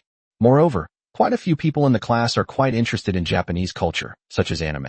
So the general impression of Japan is not bad, at least not disgusting. Just as everyone was deep in thought, the person who had previously gone to look up the history of Japan and China was now shouting loudly. They have no civilization whatsoever. Look at the history of China and the history of Japan. It says here that Japan has always been a part of China. No, it's a barrier. Upon hearing this, everyone crowded around and looked at the information the other party had found. It stated that Japan had been a vassal state of China and paid tribute to China in ancient times, and that its culture was even learned from China. As for their so-called superior race, looking at what they did to China in modern times, everyone, even those who are not Chinese, can feel a sense of anger at this moment. Fuck, this is something a human being would do. It's utterly demonic. They even tortured and killed civilians. They didn't even spare pregnant women. This is simply Satan. Oh my God, I didn't know that Japanese people were so disgusting if I hadn't checked. He even went so far as to say how resilient and civilized the Japanese were, and how great the Amaterasu people were. That's utter nonsense. A female student covered her mouth when she saw the records of the killings. There were more than a dozen pages of such records alone. It's easy to imagine how terrifying their actions were back then. This is downright terrorist behavior. Some male students, upon seeing the materials in front of them, immediately lost all goodwill towards Japan. Fuck, I thought Japan was some kind of wonderful country, but it turns out it's so filthy and disgusting. If it were me, I wouldn't even mention a hydrogen bomb. Even launching 10 wouldn't be enough. Shit, after seeing this I finally understand why that Japanese student hit me when I called him Chinese. That classmate used to be very docile and never got into fights. I thought he was gentle and seemed like a Japanese person, so I went up to say hello. But he punched me twice right away. If a classmate hadn't held him back, I almost would have been beaten to death. As he spoke, the student patted his chest. He didn't understand why the Chinese student reacted so strongly before, but now he finally understands. He wouldn't have been able to resist either. The expressions on everyone's faces as they looked at the hydrogen bomb in the image had changed. This is no ordinary hydrogen bomb. It's the roar of a nation's pent-up anger. Buzz. The footage shows the hydrogen bomb flying at an incredible speed, its scarlet warhead dazzling in the sunlight, the entire missile resembling a sharp sword piercing straight towards Japan Island. The instant the warhead made contact with the city, a dazzling white light emanated from the warhead and spread outwards. In an instant, the famous industrial and nuclear facilities in western Japan were enveloped in white light, and then all the factories were also shrouded in white light. Some coastal ports were also affected, and even cargo ships in the river were not spared. After the light came a huge cloud of dust that blotted out the sky, followed by a deep, powerful roar, like a giant bursting from the earth. Boom. Although it was just a satellite image and the picture was a bit blurry, everyone in the classroom was still startled by what they saw. Their eyes widened, and some even opened their mouths wide enough to fit a goose egg. A massive shockwave, carrying billowing dust and heat, swept through the industrial city of Japan like a galloping steed, its iron hooves thundering across the landscape. Wherever it went, the ground shattered, the neat road was torn in two, and clods of earth and bricks flew everywhere, as if they had been pulled up from the ground. The robust industrial pipes and massive load-bearing steel cables only held for a moment before collapsing with a mournful roar. The giant ships that were originally intended to transport goods along the coast only lasted a short while in the shockwave and flames before turning completely into black ash. The towering waves on the sea surface made a sizzling, boiling sound in the high temperature and were then lifted high by the force of the shockwave. Then it slammed heavily onto the buildings in this industrial city. In just a moment, Japan, a metropolis with a century of industrial heritage, was reduced to ruins. The entire city was devastated. Not even a single screw remained intact after the bombardment, let alone any heavy industrial equipment. The entire city transformed from a technological and industrial metropolis into a dark, barren wasteland where you couldn't even find a single fire poker. Satellite images show a dazzling white mushroom suddenly appearing in the western part of Japan's islands, shooting straight into the sky. Upon seeing this mushroom, the American students in the classroom couldn't help but swallow hard, and the entire classroom fell silent. Sanbin stared at the mushroom cloud in front of him, his face as pale as paper, devoid of any color. His hometown was in this city in western Japan. The bombing not only destroyed most of Japan's industrial capacity, but also wiped his hometown off the map. This is so bad, I won't even know where to find graves to visit anymore. This was only China's first hydrogen bomb. Thinking of this, Sanbin shuddered and his eyes turned ashen. Chapter 125 Missile Launch, Blowing Down Stars Like Rain. Hydrogen bomb number 1 launched. Target successfully hit. The second hydrogen bomb is ready for launch and can be launched at any time. The third hydrogen bomb can be launched at any time. The fourth hydrogen bomb. Inside the command center, a series of announcements rang out. Hearing these voices, Long Zhengwo's heart was also filled with turbulent waves. How many years have the people of China been waiting for this moment? The Dragon Kingdom was once humiliated and beaten to the ground by the other side. Countless civilians and soldiers have sacrificed their lives for this cause, and they have been waiting for an explanation from the other side ever since. But the other party just wouldn't admit it, wouldn't apologize, and even acted strangely and wantonly smeared me. To be honest, if it weren't for the international situation, he would have led his troops to wipe out the enemy long ago. But now, seeing this nuclear explosion, Long Zhengwo felt that all the waiting had been worthwhile. We'll pay off the debts of the past with the simple life we have now. Thinking about it, he concentrated and said, "The second hydrogen bomb is ready to be launched." After saying that, he couldn't help but look up at the satellite image of Japan after the bombing, and muttered to himself, "This is dedicated to my predecessors." Meanwhile, Fujita, who was watching satellite surveillance in the command center, had a blank mind. His brain had stopped functioning ever since the first hydrogen bomb exploded. When I heard that huge nuclear explosion, my mind cleared up temporarily, but when I saw the ruins of Japan on the surveillance footage, that feeling was worse than being killed. The dark ruins and completely destroyed industrial facilities were a far cry from the technologically advanced Japanese industrial city, he remembered. This place is more desolate than a junkyard. Thinking of this, his lips trembled slightly, and his proud head drooped heavily. Damn it. If only I hadn't listened to the U.S. Damn the U.S. After speaking, he glanced at the desolate city on the surveillance camera. This was only the first round of cleanup. There would be 2 more rounds, involving several important cities in Japan. Fujita's lips twitched as he watched the Chinese launch vehicle, which was already in launch mode. Who the hell could have imagined that simply dumping sewage would lead to a world-ending flood and a hydrogen bomb attack? I feel like I'm about to break down. He wasn't the only one who was devastated at that moment. Some Japanese who had just fled from Japan to neighboring countries were all stunned when they saw the broadcasts on various television stations. He stared in disbelief at the scene before him after the hydrogen bomb had destroyed the world.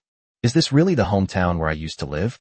The western Japanese city he remembered was completely gone, replaced by desolation, a deathly desolation. Forget factories and high-rise buildings, you can't even find a single intact low-rise house. Seeing the desolate and ruined scene before him, the Japanese man finally broke down and knelt on the ground, sobbing uncontrollably. "Oh, mother! Oh, father, forgive me for not being able to collect your bodies. I am an unfilial child." Hearing this cry, more and more Japanese people couldn't help but sob softly. "My hometown, my home is gone. My big family is gone. What did we do to deserve this punishment?" Upon hearing this, some elderly Japanese people lowered their heads deeply and their bodies trembled uncontrollably. He had experienced such a scene once before, on the eve of Japan's defeat. He was young then and didn't understand what aggression was, but he still remembers the feeling and terror of the explosion. A massive flame shot into the sky, and the city was reduced to ruins in an instant. Even from a nearby city, he could feel the earth trembling and the ground shaking. Immediately following was a mushroom-shaped burst of fire that shot into the sky. He still remembers the terrifying power and the damage it caused. It was a fear unique to their generation. He thought he would only experience this once in his life, but he never expected to have to go through it again in his old age. This time it's even more serious. Looking at the Japanese city now destroyed by the hydrogen bomb, for some reason, the fear from back then surged up again, and my body involuntarily curled up. This is divine punishment. This must be retribution. Upon hearing this, all the young Japanese people present frowned slightly, then glanced at the screen in front of them and gritted their teeth as they said, "What retribution? Have we done something wrong? Doesn't the book say that our nation is the chosen one?" That's right, our Amaterasu people are innocent. Just then, a low, whooshing sound suddenly came from the horizon. Upon hearing this sound, everyone looked up at the sky and saw missiles streaking across the horizon like meteors, leaving a trail of white streaks in their wake. Upon seeing this scene, all the Japanese felt a primal fear surge from the soles of their feet to the top of their heads.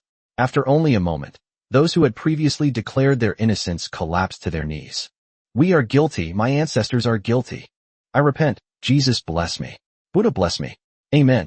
In an instant, everyone disregarded religion and knelt down to beg for forgiveness.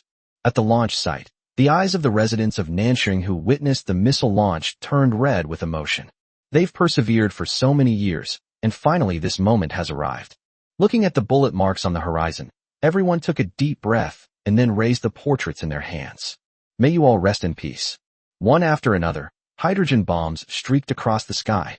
As he watched the missiles streak across the sky like meteors, Sun Daping unconsciously raised his head and gazed at the shooting stars on the horizon. If I hadn't seen it with my own eyes, who would have thought that the pain of the people of Nanjing could be healed today? Looking at the hydrogen bomb piercing the sky before him, Sun Daping clenched his fists tightly, his breathing becoming heavy and labored. May you all be well, and may the Dragon Kingdom prosper. As they were speaking, the final round of hydrogen bombs began to be launched from the Chinese mainland. At this moment, seeing China produce one hydrogen bomb after another, the entire Western media was in an uproar. After all, the Dragon Kingdom wasn't like this before. Where did that humble and low-key Dragon Kingdom go? Where did they go? Chapter 126, The Anti-Dragon Kingdom Alliance, is established. On the internet, trending topics related to China are popping up everywhere. Only now did these foreigners truly notice this mysterious and powerful Dragon Kingdom. In the past, the impression people from China had of them was that they were weak, easily bullied, poor, and backward. But seeing this truth flying everywhere, all the foreigners gasped in shock. The Dragon Kingdom is by no means weak. In fact, it's quite powerful. Some foreign public intellectuals who had previously been slandering China have all chosen to shut up. Shocking. The Dragon Kingdom is actually the only surviving ancient civilization in the world. Its history spans over 1,000 years. What exactly did this nation go through to reach where it is today? What was the real reason for this bombing? Is China really as weak as we think? Was this bombing justified? Foreigners started heated discussions under each topic, and the discussion about the history of China was particularly heated. Wadefa, everyone, go and look at the history of the Dragon Kingdom. It's simply a miracle how a backward agricultural nation has developed into what it is today.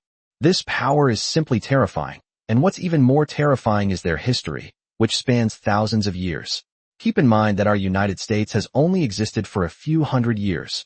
Speaking of which, how did Japan dare to provoke China in the first place? Their nuclear weapons are terrifying, and this bombing, thankfully it only targeted Japan. In my opinion, Japan deserved this bombing. You haven't seen what Japan did to China before. This time, the Dragon Kingdom's bombing was merely a tit-for-tat response. Moreover, they were actually helping to purify the land. This bombing made everyone finally see the true face of the Dragon Kingdom.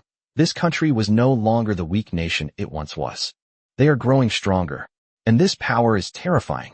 Joseph also sensed this, for he was sitting at the head of the conference room, with almost all the leaders of the countries allied with the United States present. Even the leaders of South Korea and the White Elephant were attending the meeting. Upon seeing these two countries, all the leaders of the Western countries frowned. Since neither of these two countries has yet formed an alliance with the U.S., It's understandable that South Korea is involved, but why is the white elephant getting involved?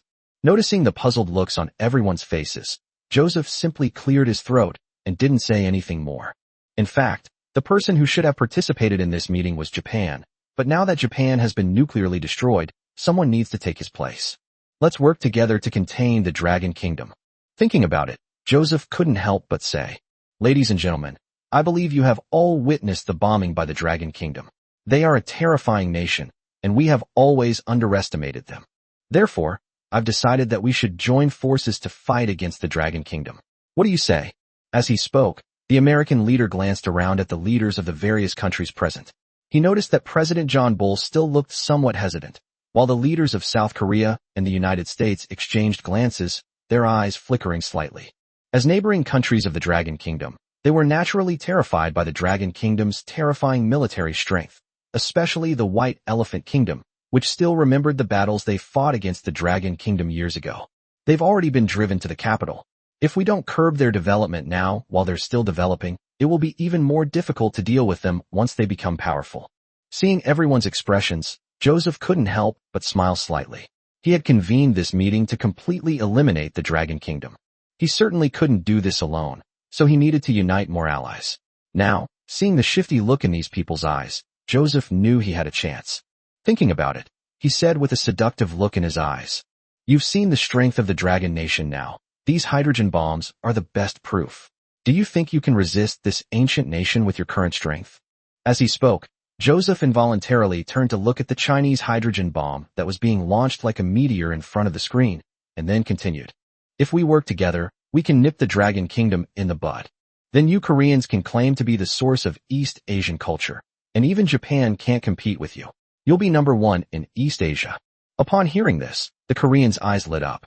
Their nation building was illegitimate, their history was not glorious, and their morbid pursuit of culture was simply to satisfy the self-esteem of their citizens.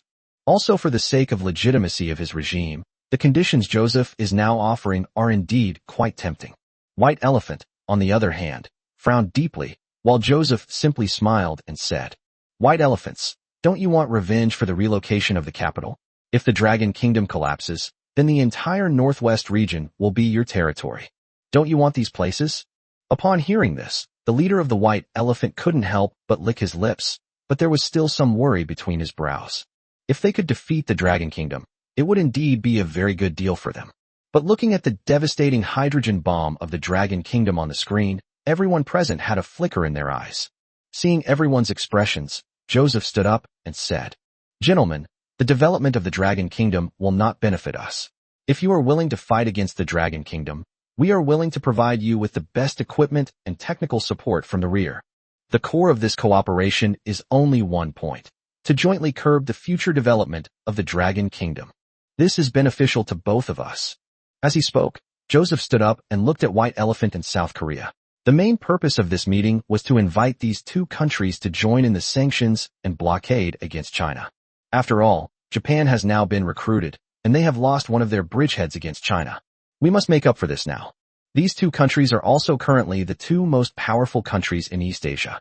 After listening to Joseph's words, the South Korean leader hesitated for only a moment before looking at the screen behind him showing footage of China's hydrogen bomb bombing. The second round of bombing was over, and the third round was about to begin. Looking at the rows of hydrogen bombs, a twitch appeared at the corner of his mouth. He then stood up and said, "Loyalty to the Cosmic Empire.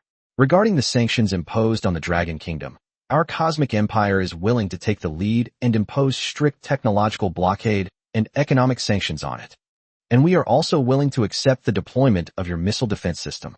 Upon hearing the Korean statement, Joseph couldn't help but smile, then looked at the leader of the White Elephant. Noticing the other party's gaze, the leader of the White Elephant frowned. He was different from the Koreans, who were deeply tied to the United States and had no other choice. But they have a choice. However, Joseph is right. They can only become strong if the Dragon Kingdom is weak. Moreover, after so many years of development, it's time for them to show those Chinese people the power of their great white elephant. After all, they are the descendants of Shiva and the future permanent members of the UN Security Council. How can they continue to be suppressed by China? Thinking about it, he slowly opened his mouth and said, "I think we can give this alliance a try. As long as our equipment level improves, our troops can reach the capital of the Dragon Kingdom in 3 days. Upon hearing this, a fleeting smile crossed Joseph's eyes, but he immediately replied, "Good. Our alliance is unbreakable. This time, we will absolutely crush the Dragon Kingdom." As Joseph watched the hydrogen bombs launched by China on the screen, his expression grew increasingly cold. It's unimaginable what the Dragon Kingdom would become if given a few more decades to develop, given that an ancient people has awakened such a powerful force in such a short time. Therefore, we must nip the opponent in the bud before they become truly powerful. Thinking of Joseph, he couldn't help but take a deep breath. Chapter 127. A red flag flies atop the Black Palace. A military parade is held beneath the statue of the goddess. The Dragon Kingdom will eventually rise. Inside the launch control room, as he watched the hydrogen bombs flying towards Japan one after another on the screen, Long Zhengguo raised his head high. Over the years, China has remained taciturn in its pursuit of development, treating others with humility and appearing on the international stage with an approachable demeanor. As a result, everyone has forgotten how much suffering and hardship this nation has endured. Otherwise, even a Japanese wouldn't dare to jump around like this. This bombing has truly awakened the world. The Dragon Kingdom has returned. This time, he was no longer a frail, sickly man with a queue, but a great power possessing hydrogen bombs and powerful warships. Watching the hydrogen bombs being launched one after another is incredibly exciting, but it also means that China has completely taken center stage. Looking at Lin Tian, Long Zhengguo seemed to be asking himself or someone else, and said quietly, "Was this bombing really a good thing?" Hearing this, Lin Tian couldn't help but frown slightly. This typhoon operation was not only China saying goodbye to everything in the past, but also waving to the future. They will certainly face greater obstacles in the future, but Lin Tian has a different attitude towards this. "General Long, don't you think this is a bad thing? Do you think that with China's current size and strength, it's not enough to sit at that long empty table and compete with the US? Or are we still thinking of backing down at this point?" After saying that, Lin Tian couldn't help but look up at the hydrogen bomb flying on the monitoring screen. After this attack, China would definitely receive a lot of attention from the United States. But this is inevitable. Given China's current development, even without this bombing, it would still be targeted by the other side. All they can do is face the challenge. However, Lin Tian was not the type to surrender easily, and the South Heaven Gate plan became clearer and clearer in his mind. Only when China becomes truly powerful will it avoid ending up like Japan. Otherwise, given the nature of those Onsak people, once China loses, their fate won't be much better than that of the current Japanese, and that requires a powerful dragon nation. As she thought about Lin Tian, her gaze grew increasingly cold, and the last vestige of the thought in her mind, that she wanted to live a peaceful life as an ordinary citizen, earning a little money and making a living, completely vanished. A red flag flies atop the Black Palace, and a military parade is held beneath the statue of goddess. This will be Lin Tian's future goal. And this goal begins today? Hearing Lin Tian's words, Long Zhengguo was also taken aback. After a long while, a smile appeared on his lips. Then, looking at the hydrogen bomb in front of him, he said thoughtfully, "Perhaps the Dragon Kingdom really should change its attitude towards things. A century of accumulation and the tireless efforts of several generations have led to the powerful Dragon Kingdom we see today. If anyone wants to bring them back to life, they are simply delusional. This incident of sewage disposal in the Foot Basin is definitely not an isolated case, and there will surely be more and more schemes targeting them in the future. Behind them lies their motherland, and below them are the people. They have nowhere left to retreat." Thinking about it, Long Zhengguo couldn't help but take a deep breath, and then said in a deep voice, "When two armies meet on a narrow path, the brave shall prevail. Now that we have decided to draw our swords, there is no turning back." As he spoke, he couldn't help but turn to look at the reporters. "How long until the third round of hydrogen bomb bombing reaches the Japanese capital?" Report, 30 seconds remaining. This bombing has already covered all contaminated areas in the Japanese capital, including industrial areas, agricultural production areas, and military bases. At the same time, some important rivers in the capital of Japan are also within the scope of the crackdown, making it a truly comprehensive cleanup. Upon hearing this, Long Zhengguo nodded. Today, he would use this bombing to tell the world, the Dragon Kingdom is no longer the Dragon Kingdom it once was. As they thought about it, they couldn't help but look up at the Chinese missiles soaring high on the screen. That splash of Chinese red was so dazzling at that moment. Fujita was completely numb to the sight of these missiles. He was at a loss for words. Gone. Their industry, agriculture, and future development are all gone. Not even a complete burial ground remains. The earth was truly a vast expanse of white, so clean. Thinking about it, Fujita stood up sadly, then looked at the hydrogen bomb in front of him and then at Long Jiangwo and the others. After hesitating for a moment, he took the complete transformation document and the treaty from his assistant, then held the documents in both hands and walked solemnly to Long Jiangwo's side. Then he bowed deeply to Long Jiangwo at a 90-degree angle and finally respectfully presented the document with both hands. General, this is a document from our country, Japan. We hope for your country's support in future development. What we did, in private Marseille. As he spoke, Fujita lowered his head again and raised his hand even higher.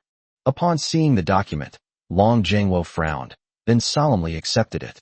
Then he said coldly, "You have no right to seek forgiveness on behalf of your ancestors, just as I have no right to forgive you on behalf of my ancestors. History will give a fair evaluation of everything that has happened and will happen in the future." After speaking, Long Jiangwo looked up at the large screen in front of him. Upon hearing these words, Fujita shuddered, then silently looked up at the bombing in front of him, biting his lower lip tightly. Some of the Japanese who had fled saw this final round of bombing, their eyes filled with endless sorrow and pain, but in the end they could only kneel down helplessly. Silently recite Amitabha Buddha's name. One after another, hydrogen bombs fell from the sky like meteors, bursting into dazzling light the moment they hit the ground. The remaining shrine buildings were uprooted by the shockwave, and the entire building was blown to smithereens in the bombing. And those military bases stationed on Japan, and their heavy equipment, were reduced to ashes amidst these roars. The remaining fighter jets were also completely destroyed. The entire Japanese island was blasted down by tens of centimeters, and some sections were directly submerged by seawater. At this moment, the entire Japanese island, viewed from satellites in space, shines like a lighthouse in the night. One after another, mushroom-shaped lights appeared. Looking at the Japanese islands and the satellite image in front of him, which had been blasted into several corners, and the giant mushrooms, the three teachers in the United States had completely lost their luster. It's over. It's completely over. From now on, he'll be a vagrant. He won't even be able to teach anymore. Overwhelmed with grief, a spark of anger flashed in his eyes. This was all the fault of that damn Dragon Kingdom. They wanted to slander him again, but when Dennis and the others saw that the other party was about to speak, they couldn't help but raise their eyebrows. Before he could even speak, they all raised their history books and began smashing them at the three books, saying as they did so, "Macefac, you've been lying to us for so long, and you still want to continue? Don't you know what kind of people your own country is? And you talk about the spirit of the Japanese? Resilience? That's it. Exactly. I almost believed it before, the world's most superior race. F********, ing shameless. A nation that doesn't even dare to acknowledge its own history deserves this fate. I will report this to the principal tomorrow, saying that you maliciously fabricated history to deceive students." Upon hearing this, Sanbin's face turned deathly pale. Now that his hometown had been bombed and the island had sunk, if he lost his job, he would really have to beg on the streets. Upon realizing this, Sanbin immediately changed his tune, saying, "Classmates, history isn't actually like that. Japan has always been an inseparable part of China." However, this time everyone hesitated for only a moment, and then a student shouted, "Shit, he's still lying at a time like this. He's absolutely despicable. Brothers, beat him up." Upon hearing this, Sanbin's lips twitched. "This time I'm telling the truth. Go check out the history books of China if you don't believe me." After this bombing, he finally understood that Japan was no longer important. Didn't you see that the island had been flattened? Who knows, Japan might become a province of China in the future. Thinking about it, his face turned sorrowful, and Dennis and the others were also stunned when they heard it, and the table he was holding stopped in midair. They looked at each other, a hint of confusion flashing in their eyes. What should we do? This time, what he said seems to be true. So, are we still going to fight or not? Upon hearing this, everyone looked at each other, hesitant, but only for a moment before they suddenly made their move. It feels like a waste not to use the board when it's already raised. Let's just consider it teaching the Chinese a lesson. As he continued to attack, looking at the students in front of him, the third-year student was filled with regret. If only I hadn't said those lies before, but it's all too late. Chapter 128. South Korea initiates chip blockade, seeking a way out. After the bombing, everything began to proceed in an orderly manner, starting with the modification of the foot basin. The Dragon Kingdom specially dispatched a troop to garrison the island of Kapon, and at the same time began to invest in the island's production. Of course, this assistance was not free. Ultimately, the other party must repay the debt in the form of government bonds. Secondly, there's the issue of dealing with the various countries on Earth, or more precisely, the suppression measures taken by the US and its allies against China. Reporting to General Long, the Koreans have announced a semiconductor technology and economic blockade against us. The chip industry will not be open to us. At the same time, the other side also claimed that it would install the US's hypersonic interception system on its own soil later. There's also satellite surveillance. Recently, the Indian side has also started to show signs of increasing its troops in the high-altitude region. Hearing these words, Long Zhengguo rubbed his temples, feeling a headache coming on. Although he had considered that Long Guo would encounter many difficulties when he stepped onto the stage, he still did not expect the other party to act so swiftly. However, this is also an inevitable path for a great power to rise. After all, although staying behind the scenes can allow for stable development, it will ultimately only make it a pawn of others. Moreover, the US wouldn't give them a chance to develop peacefully, he thought to himself, and then said. The troops in the plateau region are instructed to strengthen their defenses and avoid engaging in conflict with the other side unless absolutely necessary. As for the Koreans, as he spoke, Long Zhengguo frowned.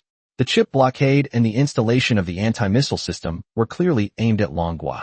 The former's purpose is clearly to slow down or even curb China's pace of developing high-end military weapons, while the latter aims to weaken China's missile strike capability to the greatest extent possible. Anti-missile and air defense are relatively easy to deal with. After all, air defense is often ineffective. As long as the missile density is sufficient, advanced air defense is just nonsense.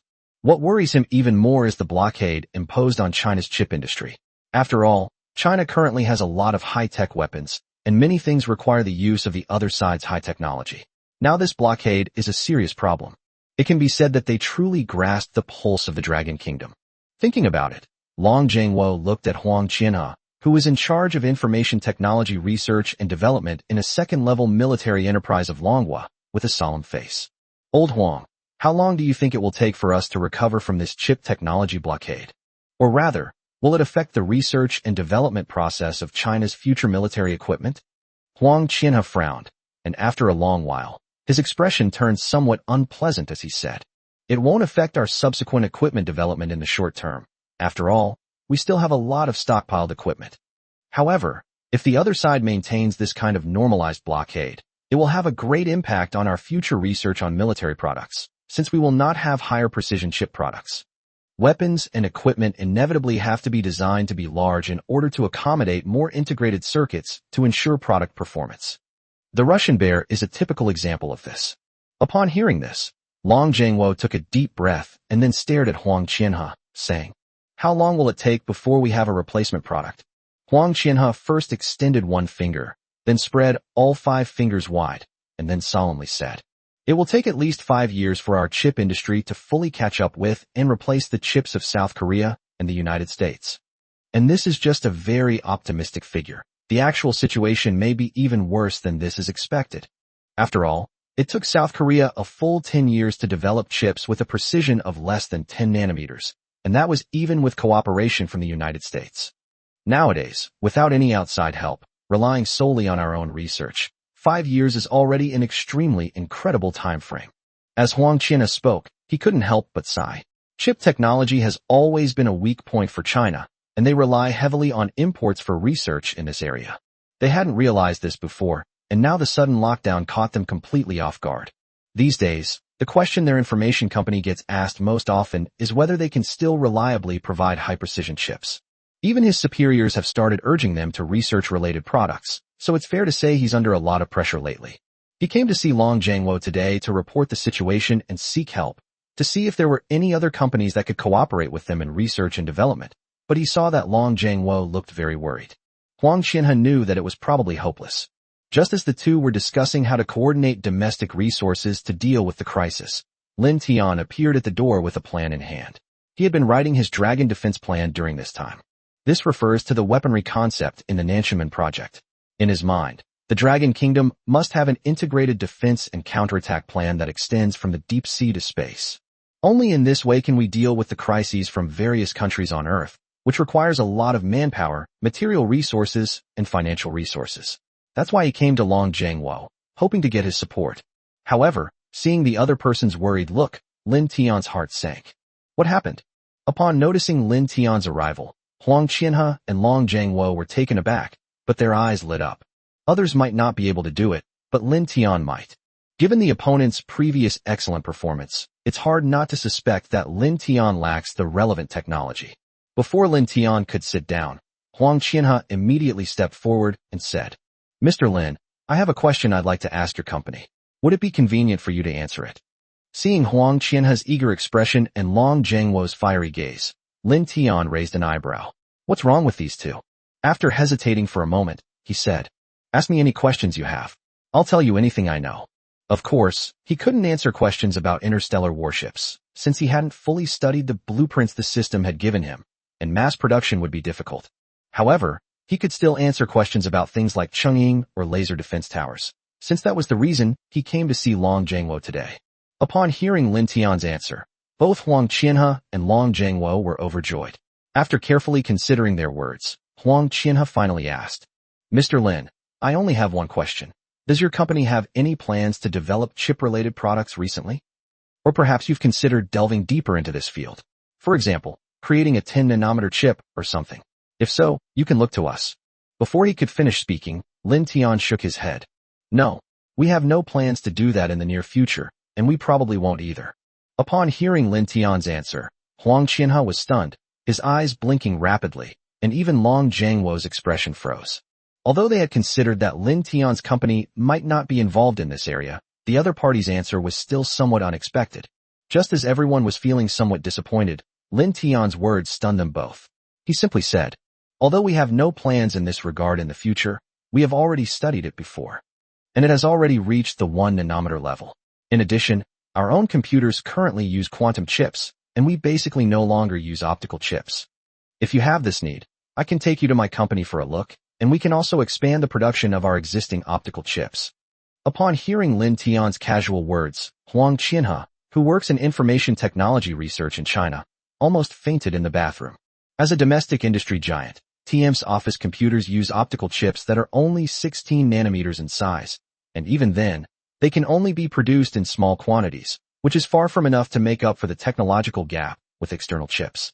Lin Tian has actually started using quantum chips, and more importantly, the mass production of chips below 10 nanometers that they have been painstakingly pursuing has become obsolete in Lin Tian's eyes, and no one wants to use them anymore.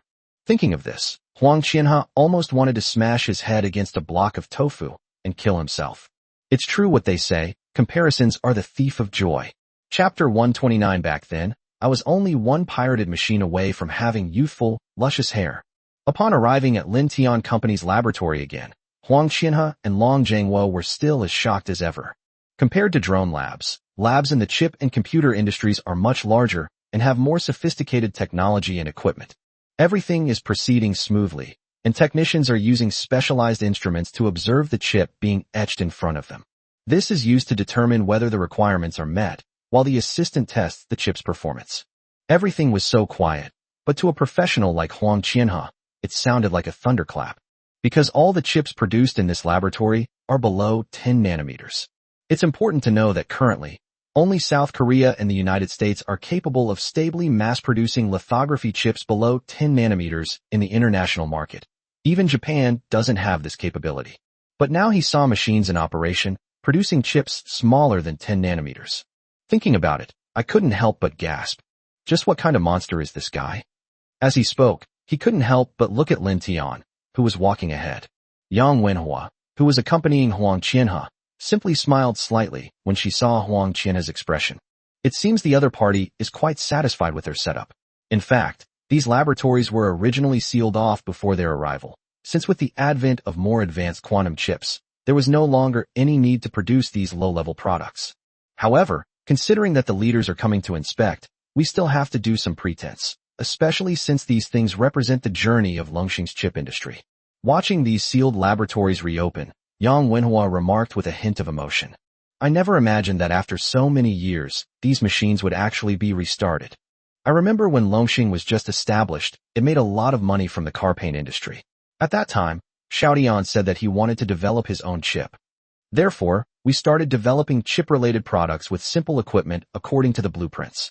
At that time, we even went to various mobile phone manufacturers to promote our products in order to obtain supplies. In the end, they even kicked me out, thinking I was a scammer. Thinking of all this, Yang Wenhua couldn't help but sigh. He still remembered Lin Tian's disappointed expression after they were kicked out, but later they changed their strategy. Since major brands no longer wanted their products, they turned to manufacturers of counterfeit and refurbished phones, surviving by selling more at lower prices. It can be said that heaven has eyes. This industry did not fail, but instead got better and better, which supported Longxing to continue. This can be considered one of the few industries in Longxing that did not experience a major setback. However, now that they have transformed into a military enterprise, they naturally no longer engage in these illegal businesses, and the chips they develop are used internally, which can be considered reasonable and legal. Thinking it over, Yang Wenhua continued. Fortunately, we adjusted our sales methods afterward, which led to the Longxing we have today. Looking at the laboratories in front of him, Yang Wenhua couldn't help but feel deeply moved. However, Huang Qianhe interpreted the other party's words at that moment as something else entirely. That means Lin Tian was already using chips below 10 nanometers several years ago. Even the mobile phones sold by street vendors and second-hand mobile phone dealers used chips provided by Lin Tian. After all, anyone with common sense knows what changing sales methods really means. It just means taking the unconventional route. Just a few years ago, I was worrying about domestic chip research and was losing a lot of hair at a young age, while street vendors were using the advanced chips provided by Lin Tian to make phone calls and play games. He was so angry he could have punched a nerve. Why didn't I meet Lin Tian back then? I could have bought a few more pirated machines back then. This way, we could have noticed something was wrong earlier, and the top of my head wouldn't have turned into the current Mediterranean hairstyle. Thinking about it, Huang Qianhe couldn't help but touch the top of her bald head, her face practically contorted with despair. Back then, I was only one pirated phone away from having youthful, luscious hair. Thinking about it, I couldn't help but let out a heavy sigh. However, upon seeing Lin Tian's technology and machines, his expression lit up again. If these product achievements were made public, the Koreans would probably be completely dumbfounded. Technology blockade? Who will block whom in the end is still uncertain. He wasn't the only one with this thought at the moment. As a soldier of the Dragon Kingdom, Long Zhengwo's principle has always been that they will not draw their first sword unless absolutely necessary. But if the other side is tactless and thinks they are cowardly and raises their swords against the Dragon Kingdom, then don't blame them for being ruthless. This chip blockade is clearly an attempt by the Koreans to stifle and delay China's development. Since they are being unjust, then don't blame them for being ruthless in return. It's important to understand that the chip industry is South Korea's core industry and a symbol of its national destiny. If South Korea were to crush its rivals in this industry, it would be a major event of national mourning for the entire nation. Thinking about it, a cruel look flashed across Long Zhengwo's face. Lin Tian was unaware of what the two were thinking. At this moment, he was just a guide. After turning a corner in the corridor, he finally led everyone to the core industrial laboratory of Longxing Company. Ladies and gentlemen, this is our 1 nanometer chip, our D laboratory. Currently, we only have 3 such laboratories. If we need to mass produce, we may need to expand. We might need to trouble General Manager Huang and General Long at that time. After hearing the first half of Lin Tian's words, Huang Qianhe had no idea where she was. Her head felt like it was about to explode. For their company, let alone 1 nanometers, they'd be laughing in their sleep if they could successfully develop and mass-produce 10 nanometer chips. Mass production of 1 nanometer chips? They had never even considered this. I reckon only Lin Tian could say that so calmly. It's important to know that even the most advanced technology in South Korea can only develop 3 nanometer level chip technology. This is already at the world's top level. Even the United States cannot achieve this level. Lin Tian went straight to 1 nanometer. If this were to be made public, it would absolutely cause a frenzy in other countries. After all, the difference between chips is greater than the difference between a person and a dog. For every nanometer of precision, the performance difference between chips is like heaven and earth. If this is applied to battlefield weapons, it means the difference in performance between weapons, such as the firing and automatic target locking systems. If your chip is more advanced, the processing speed will be faster. The reaction time is even shorter. And this tiny time difference is the key to whether you can stand up to receive the award while others can only lie down and drink the Mengpa soup to be reborn into the next life. It can be said that a small mistake can lead to a huge difference. Lin Tian's chip technology is now 2 levels ahead of others, and the gap between them is simply unimaginable. Even someone like Huang Qianhe, who specializes in the industry, finds it hard to grasp the difference, because he has never used a research product with a precision of 1 nanometer. Huang Qianhe's lips trembled as she spoke. No trouble at all. No trouble at all. If needed, you can even merge my company with yours. When Huang Qianhe said this, he was not joking at all. With Lin Tian's research capabilities, the fact that he was willing to merge with their company was already a sign of respect for them. However, Lin Tian clearly didn't take it seriously. He just smiled and said, "This is just our company's lithography chip area. The real core technology is still inside." As he spoke, Lin Tian turned and walked toward the laboratory behind him, and Huang Qianhe only hesitated for a moment before following him with eyes full of enthusiasm. He had heard Lin Tian mention before that they had developed a quantum chip. Chapter 130 Military Planning Concept. As soon as he opened the laboratory door, Huang Qianhe shuddered violently, not only because of what he saw before him. It's also because of the indoor temperature. Compared to the outdoor temperature, the temperature in this laboratory is much lower. Exhale, and a wisp of white vapor will appear before your eyes. Seeing this, Yang Wenhua, who was behind him, hurriedly ran forward and said, "Please forgive us, everyone. The rooms were set up this way entirely because of product requirements. As you all know, quantum chips have incredibly powerful performance. To fully measure and utilize their capabilities, a large number of electronic components are required. The heat generated is terrifying, so we not only need to control the indoor temperature, but also ensure that the working environment of all the machines in the laboratory is at absolute zero. I hope everyone can understand." As he spoke, Yang Wenhua pointed to the rows of white round tanks standing upright around the laboratory, which contained the equipment specifically designed to test the ultimate performance of quantum chips. Huang Qianhe nodded in agreement. As someone working in this field, he naturally understood what Yang Wenhua meant. To put it simply, the chip's performance is so outstanding that existing devices are unable to support its computing power. Without cooling, the devices are prone to overheating and becoming unusable. After all, according to current understanding, the computing power of quantum chips is tens or even hundreds of times higher than that of photolithography chips, and ordinary electronic devices cannot withstand such overload computing power. Of course, this is under the condition that Lin Tian wants to test the extreme computing power of these chips. Looking at the computing power of the quantum chips displayed on the testing instruments in front of him, even Huang Qianhe's heart was filled with awe. The testing instrument next to him displayed a reading of 896 quadrillion times per second, and this number was still increasing. Seeing this terrifying computing power, Huang Qianhe's lips twitched, and his body trembled involuntarily. Then, looking at Lin Tian, he couldn't help but curse inwardly. 896 quadrillion calculations per second. Is this even a machine that humans could build? The most powerful supercomputer on the entire planet currently has a computing power of only 12.5 quadrillion calculations per second, and that's its peak computing power. Compared to this machine, it's simply not enough. If the core chips of these two were swapped, it could probably cripple that supercomputer. Thinking of that scene, Huang Qianhe couldn't help but smirk and shake his head, saying, "What terrifying thing has this guy developed?" Or to put it another way, what exactly is Lin Tian trying to do? To be honest, the 1 nanometer lithography chip that Lin Tian previously demonstrated already had extremely terrifying performance. If it were applied to existing supercomputers, it would definitely be able to break through the peak computing power of existing computers once again. If applied to military and various electronic instruments, the performance of these devices would experience an explosive increase. This was already incredibly unbelievable to him, but Lin Tian still seemed dissatisfied with it. Otherwise, they wouldn't have continued their research, leading to the development of quantum chips with terrifying computing power. You should know that once this thing is put into use, it will be an epic-making event. Putting everything else aside, at least in the field of computers, China will be number one, no one will disagree. However, in his opinion, Lin Tian's ideas are definitely not that simple. Thinking about it, she couldn't help but look at the plan in Lin Tian's hand. Long Zhangwo had obviously noticed this as well. Although he didn't know much about technology, he understood that the lithography chip that Lin Tian had shown earlier was enough to resolve the Korean blockade crisis. As for the technology being presented now, it is beyond his comprehension.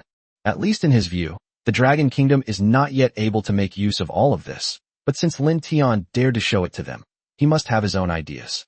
Realizing this, Long Zhangwo paused, then said in a deep voice, "Mr. Lin, let's end the tour here. If there's anything you need to say, I think we can talk about it now. Although I, Long Zhangwo, do not hold a high official position, my words still carry weight in the army. If you need any help, just tell me, and I will do my best to accomplish anything within my power." After speaking, Long Zhangwo couldn't help but stare intently at Lin Tian. What he just said was his highest vow, which means that he is almost willing to help someone unconditionally. Huang Qinhe, who was standing to the side, was also taken aback when he heard Long Zhangwo's words. In his eyes, Long Zhangwo had always been a person who was selfless and would never do anything for the sake of someone else's future. It was unbelievable to him that he would suddenly say such a thing to Lin Tian, but he was also curious. Why is Lin Tian being so secretive today? What is he trying to say? He didn't believe that Lin Tian was just acting on a whim and then taking them on a tour of his laboratory.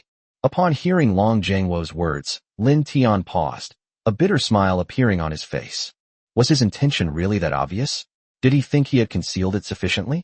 Thinking about it, Lin Tian coughed a few times, then hesitated for a moment before saying, "General Long, actually I do have something I need your help with today, but it's not a personal matter, it's about this."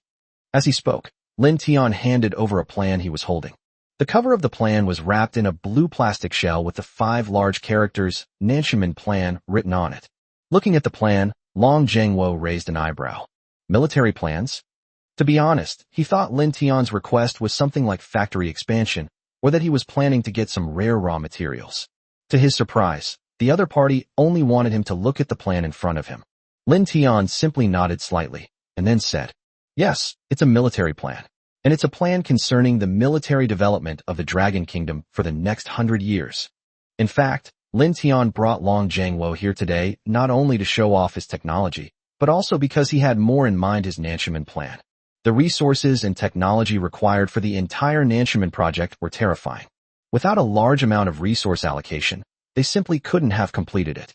However, Long Zhangwo would certainly not agree to such a massive allocation of resources without a sufficiently convincing reason. This quantum chip was his way of demonstrating his company's scientific research capabilities to Long Zhangwo, and also a way of telling him that this plan was not just wishful thinking. Thinking about it, Lin Tian frowned and looked at Long Zhangwo. Looking at the other person's expression and hearing what Lin Tian had just said, Long Zhangwo frowned. As the Minister of Defense of the Dragon Kingdom, his daily work involves reviewing and screening various military plans.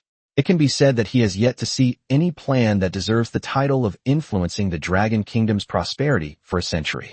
If it weren't Lin Tian who just said that, he wouldn't have even glanced at the project proposal in front of him. After all, who dares to say what the Dragon Kingdom will be like 100 years from now? Thinking about it, I slowly opened the plan in front of me. Chapter 131, The 100 Years of the Dragon Kingdom, all lie here. The Dragon Kingdom's century-long history is all contained here. One gate can subdue 10,000 demons and protect the peace of all living beings. This is the essence of the Southern Heavenly Gate. Upon seeing this first line, Long Zhangwo frowned, a hint of displeasure flashing in his eyes. In his opinion, Lin Tian's words were too arrogant. He had always detested military plans that made grandiose claims from the very beginning. However, considering that this was written by Lin Tian, he patiently turned to the next chapter. But as soon as he opened it, Long Zhangwo froze on the spot. The plan only mentioned the future development of the Chinese army. Below that is the concept of a mechanized armed force, or more accurately, the concept of the entire Dragon Kingdom's land warfare defense and counterattack plan. In Lin Tian's vision, laser defense towers will be built along the entire coastline of the Dragon Kingdom in the future to intercept various missile attacks from the coast. Furthermore, these laser towers are arranged in pairs, one for missile defense and the other for counterattack, equipped with a huge laser cannon. Its energy comes from a nuclear fusion reactor installed at the bottom of the turret, and the entire turret has a range sufficient to cover the second island chain, so the sticks are naturally within the firing range. The forward position of these turrets is the Japanese island of Sukunos. As long as these laser turrets are built in Sukunos, their deterrent power can be extended to the entire Pacific Ocean. At the same time, it can also ensure the safety of the Dragon Kingdom's territory to the greatest extent. This was only part of Lin Tian's plan. Looking at what he was thinking, Long Zhangwo took a deep breath and continued reading. That was the concept for land defense equipment. What follows is the concept for the army's armed forces. Lin Tian then stated that the Dragon Kingdom should have its own mechanical legion in the future. This legion would be entirely controlled by intelligent AI and would be able to adapt to various environments and terrains. This includes operations in outer space, and the legion will also be equipped with its own heavily armored, firepower-enhanced unmanned tactical combat mechs. These mechs can be divided into different types, such as land combat type and air combat type. The land-based version can fly at low altitudes and carry at least 100 mechanical soldiers, 2 laser cannons, and various small mechanical combat units, such as drones and mechanical dogs. It can be said that a mech is an independent combat unit. Furthermore, with completely unmanned operation, it can completely ignore all kinds of harsh terrain.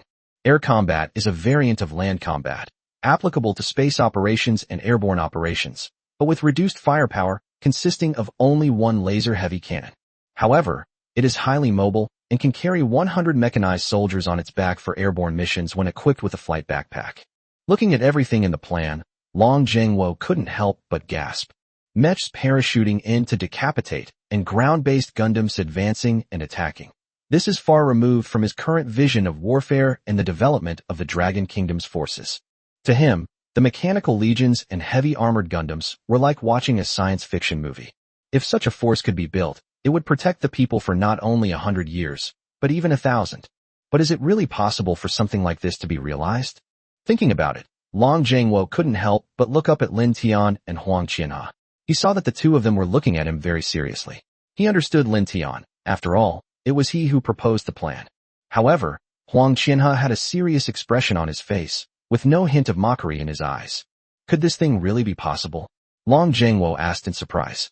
Huang Qianhe first shook his head, then nodded heavily.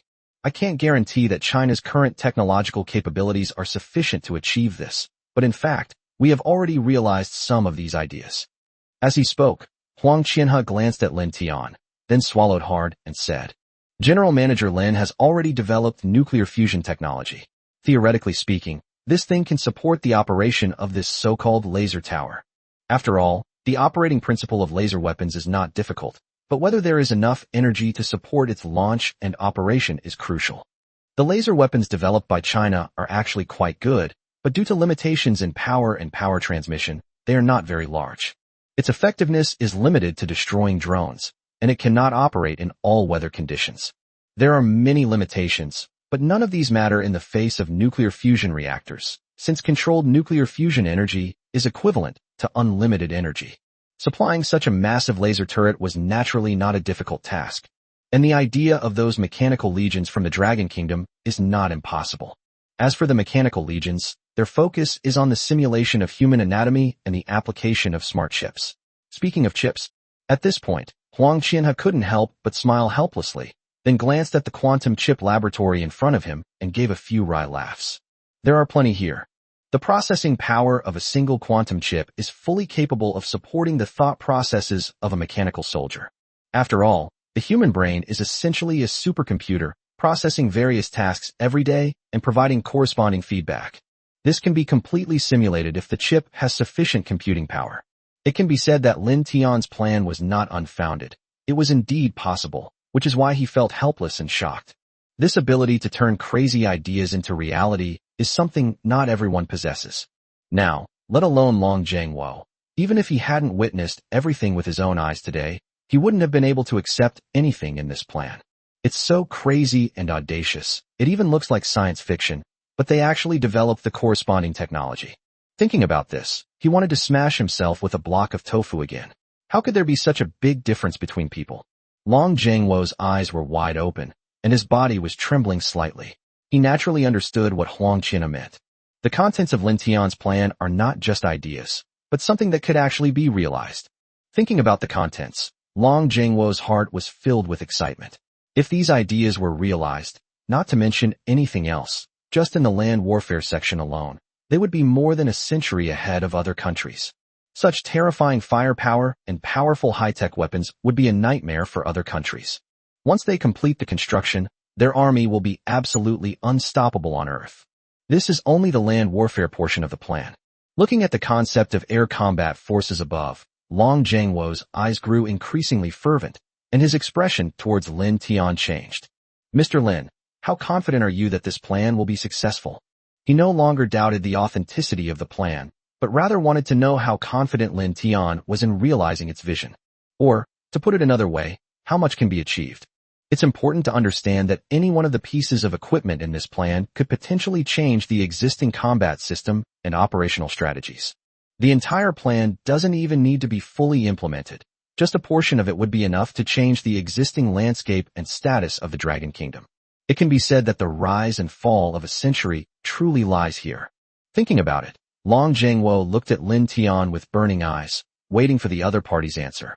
Lin Tian hesitated for a moment, then slowly said, "At present, I am not 100% confident in achieving this goal, but if resources are sufficient, it is not impossible to achieve it all."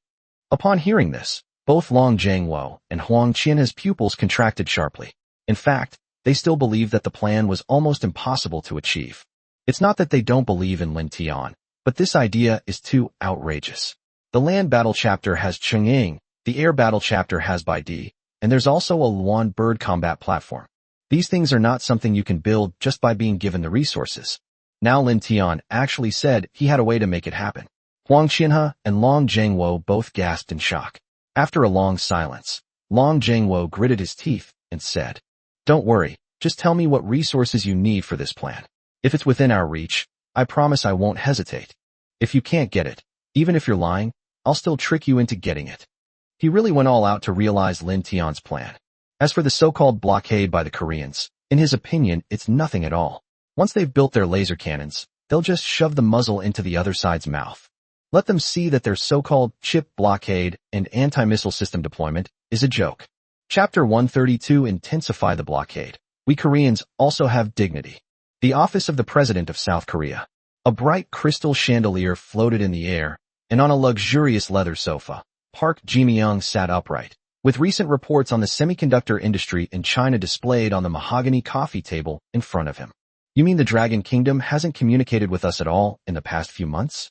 Park Ji-myung frowned and said, "As the President of South Korea, they made a great decision to join forces with the United States to sanction China this time.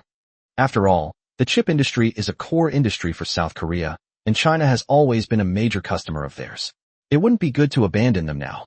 However, the thought of joining forces with the U.S. to destroy China and divide its resources still ignited a burning desire in his eyes. Moreover, this blockade may not be a bad thing for them.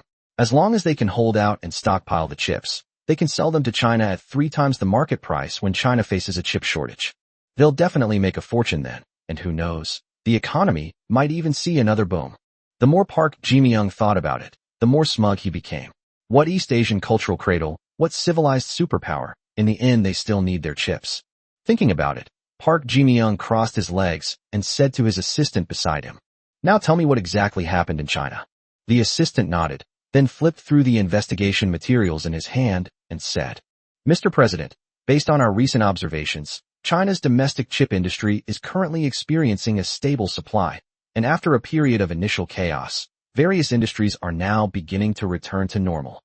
As for China's diplomacy, apart from the initial condemnation and protest, there has been no further word. All of this seems too strange.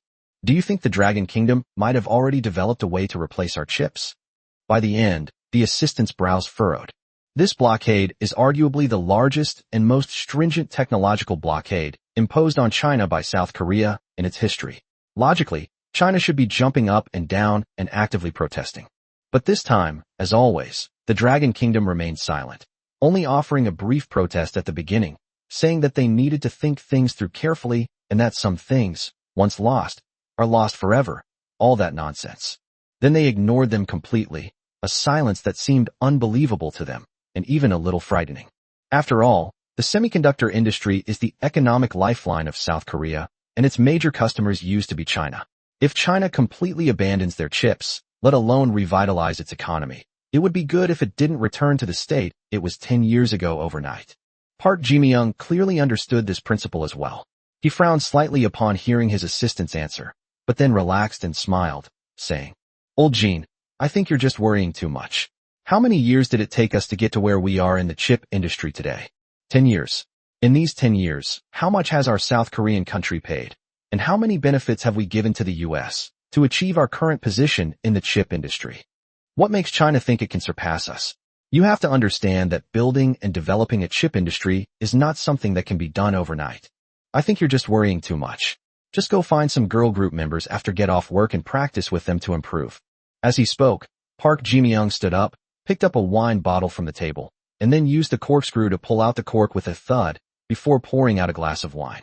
Then he handed it to his assistant, smiling as he said, "If you ask me, it must be because our blockade of China isn't harsh enough. From now on, we shouldn't supply China with any raw materials. When they can't hold on any longer, they'll come begging to us. Then we can sell the chips we've stockpiled at a high price and make a killing." Upon hearing this, Kim Soon hesitated for a moment before accepting the glass. "But we've already stockpiled nearly half a year's worth of production. If we don't sell it soon, those tycoons probably won't let us off the hook." Upon hearing this, Park Ji-myung paused, his hand holding the wine glass freezing in place. He then abruptly grabbed his glass, tilted his head back, and downed the red wine in one gulp, saying arrogantly, "Then let's stall for now. I refuse to believe that China doesn't need our chips at all. Once they give up on developing their own, they'll realize that our chips are still the best. By then, those old guys back home will understand how right my decision today was." As a young new president, what he needs most is to establish his political authority, and now is a good opportunity for him to demonstrate his abilities by targeting China. Even before he took office, some people said he was no good, a good-for-nothing, and a complete playboy. This time, he's going to show those people that he, Park Ji-myung, isn't just a womanizer. He has much bigger ambitions. He put down his wine glass with a thud, then said thoughtfully, "Old Jean, hold a press conference for me. This time, I want to express the tough stance of my cosmic empire in front of all the major media outlets. Let the people of the Dragon Kingdom understand our resolve this time. Make them completely submit." Kim Soon nodded after hearing this, then picked up the coat that the other person had thrown on the sofa and handed it to him, saying as she walked, "I'll arrange the press conference for you. But there's another reason I came to see you. China is currently carrying out construction work on Japan Island. I don't know what they're researching and developing. The sheds are all set up, but even satellites can't capture any related images." Upon hearing this, Park Ji-myung hesitated for a moment before saying, "Who cares about them? It's just a tiny island with such a small research facility. What kind of weapons can they possibly develop? Even if they did, would our cosmic empire be unable to handle it? Besides, we've installed the US's most advanced anti-missile system here this time." Thinking of the scene of China firing thousands of bullets at once last time, Park Ji-myung broke out in a cold sweat. They simply couldn't withstand that terrifying firepower without the protection of the US. However, this also strengthened his determination to strike at the Dragon Kingdom. If such a great power is not weakened, how will their alien race live in the future? How can they ensure their legitimacy as the #1 power in East Asia if they don't eliminate their opponent? You can't exactly say that your ancestors for over 10 generations were just doing odd jobs guarding the Northeast Gate for the ancestors in the Dragon Kingdom, can you? This is a disgrace to them. Thinking of Park Ji-myung, he quickly walked towards the press conference. Chapter 133. The laser cannon makes its official debut. Inside the Dragon Kingdom's base. At this moment, all the high-ranking generals of the Dragon Kingdom gathered together. Since Japan surrendered, the land in the southwest of Japan has become the place where the Dragon Kingdom troops are stationed. This experiment will also be conducted on this land. Long Jangwo glanced at Li Guoli beside him, then stood up and looked at the officers in front of him. During this period, Long Jangwo had made considerable use of scientific research resources from other places to implement the Lin Tian plan, and the military personnel did not protest against this. But privately, he still had some complaints. Looking at Long Jangwo and Li Guoli on the stage, everyone frowned slightly. They had been summoned to watch an experiment. I wonder what kind of experiment required so many officers to watch it together? Thinking of this, Lu Dihai glanced at Lei Li beside him and whispered, "Old Lei, what do you think Minister Long is planning this time? Wasn't it just supposed to be an experiment? Why has he summoned so many army generals?" Upon hearing this, Wu Yu muttered a complaint in a low voice. "Yeah, it's just an experiment, right? I heard that our field troops' weapons and resources were confiscated because of this experiment. I really don't know what the higher-ups are thinking. They'd be better off upgrading the equipment of the coastal marines than conducting these fancy experiments." As he spoke, he couldn't help but look at the mysterious object covered by a tarpaulin on the screen on the stage. It was said to be the latest weapon developed by the higher-ups. Looking at its enormous size, everyone curled their lips in disapproval. Weapons aren't necessarily better the bigger they are. A larger size doesn't necessarily mean greater combat power. We've already wasted so many resources on this experiment. Whether it's worth it or not is still an unknown. Wouldn't it be better to equip any armed regiment with those resources? Thinking of Wu Yu, he couldn't help but sigh softly. Lei Li's eyes flickered slightly when he heard these words. As the representative of the Dragon Kingdom's army, their combined arms brigade would naturally not be short of resources. However, their equipment upgrade and iteration speed has slowed down recently, reportedly to make way for this experiment. To be honest, if he didn't know that this experiment was being conducted by Lin Tian's Longxing Company, he would have joined the others in complaining. But even though he knew that this was a project that Lin Tian was in charge of and developing, he still felt guilty. At this moment, he couldn't help but feel a little shaken. What kind of experiment could possibly require the use of the resources of their entire army? Is this experiment really worthwhile? A hint of doubt flashed in his eyes as he thought about it, but this doubt was quickly dispelled by a voice from the stage. Long Jiangwo clenched his fist and then said in a firm and powerful voice, "Gentlemen, I have called you here today for no other reason than the testing of this new weapon. I believe everyone heard before we came that we mobilized a lot of resources from the army and even the Air Force for this weapon. But I can tell you definitively that it was all worth it, because we have successfully developed the first close-in weapon laser cannon in the history of China, and even in the world. This will mean that the Chinese army will enter a new era. Our firepower will also undergo a major upgrade." As he spoke, Long Jiangwo slammed his fist on the table with a loud thud, and a blue tarpaulin was suddenly ripped off the screen behind him. Inside the greenhouse, a super laser cannon, 100 meters tall, and with a futuristic appearance, stood majestically. The dark cannon barrel, made of some unknown material, gleamed with a dazzling luster even under the cover of the shed. The cannon barrel was still folded, with the 4 reaction columns perpendicularly attached to the barrel. Some parts of the cannon barrel had not yet been fitted with outer armor, and cables as thick as century-old trees were exposed directly in front of everyone. Upon seeing this colossal object, everyone present was stunned. Wu was about to say something when his mouth fell flat on his face.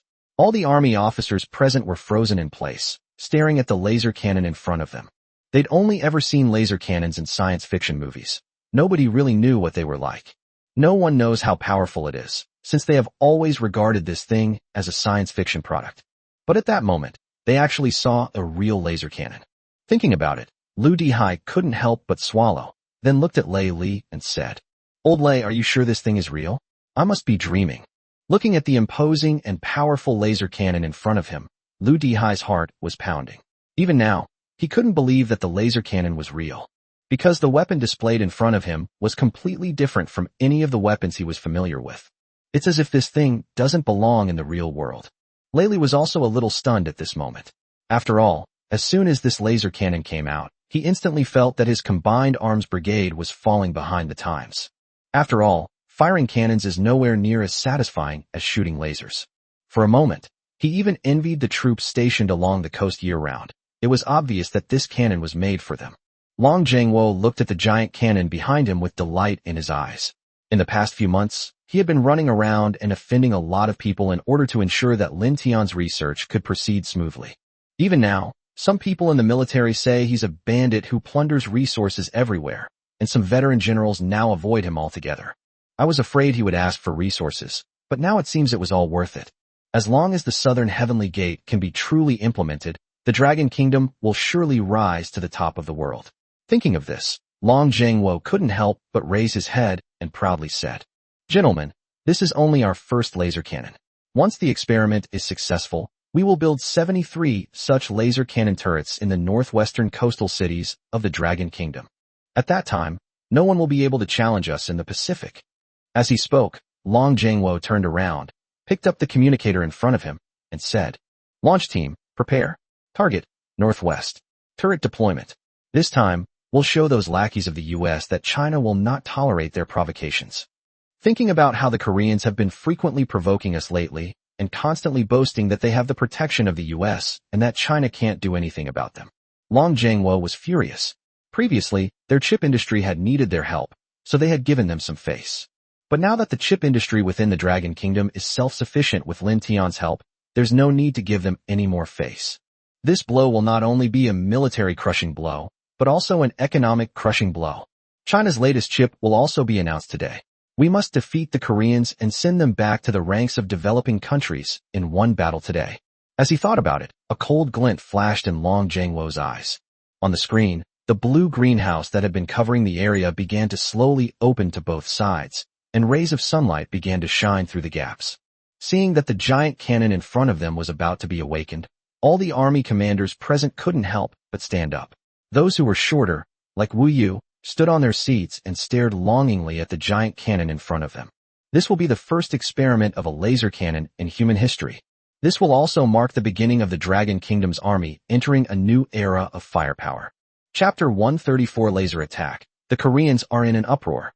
Under the sunlight, when the laser cannon was fully deployed, everyone realized that this giant cannon was even larger than they had imagined. The main gun alone is about 50 meters long, and the muzzle is made up of 4 reaction columns. 4 pillars stretched across the sky, like 4 black lightning bolts.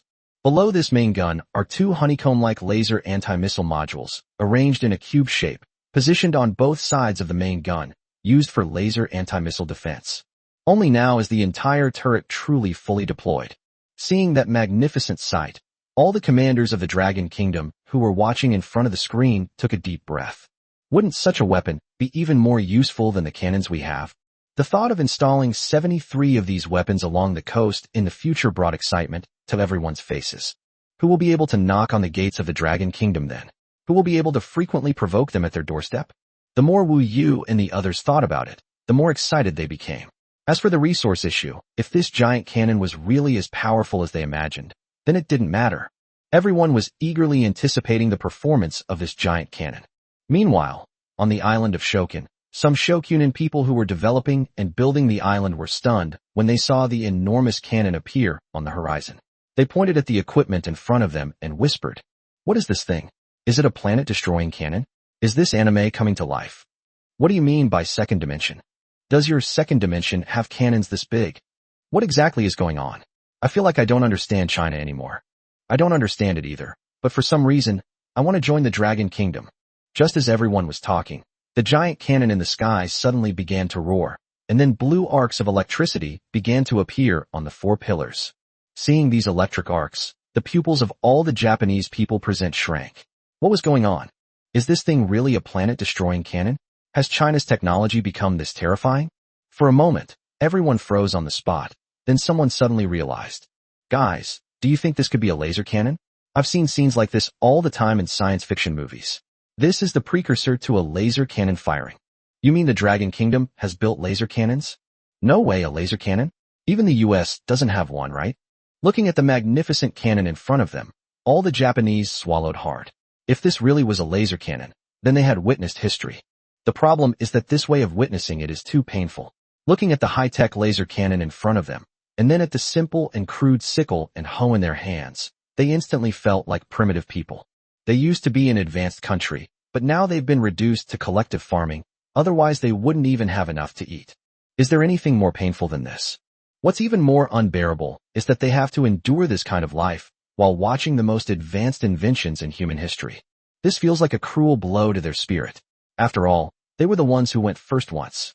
As Fujita looked at the giant cannon in front of him, his lips twitched, and he clicked his tongue in amazement. How many secrets does the Dragon Kingdom still keep from them and the world? Laser cannons, weapons they usually only fantasize about in movies, have actually been manufactured in China. Thinking back to how they had provoked the Dragon Kingdom, Fujita couldn't help but shudder, then sighed sincerely. Fortunately, the Dragon Kingdom exercised restraint back then. Otherwise, with the technology they possess, the consequences would have been unimaginable if we had gone to war with them. At that point, it probably won't be as simple as just returning to a pastoral lifestyle. Looking at the laser cannon charging up on the horizon, Fujita broke out in a cold sweat. Luckily, he hadn't thought about fighting the Dragon Kingdom. Otherwise, Japan would probably have disappeared from the map. Then he felt a surge of relief, realizing that perhaps being under the jurisdiction and protection of the Dragon Kingdom wasn't as bad as he had thought.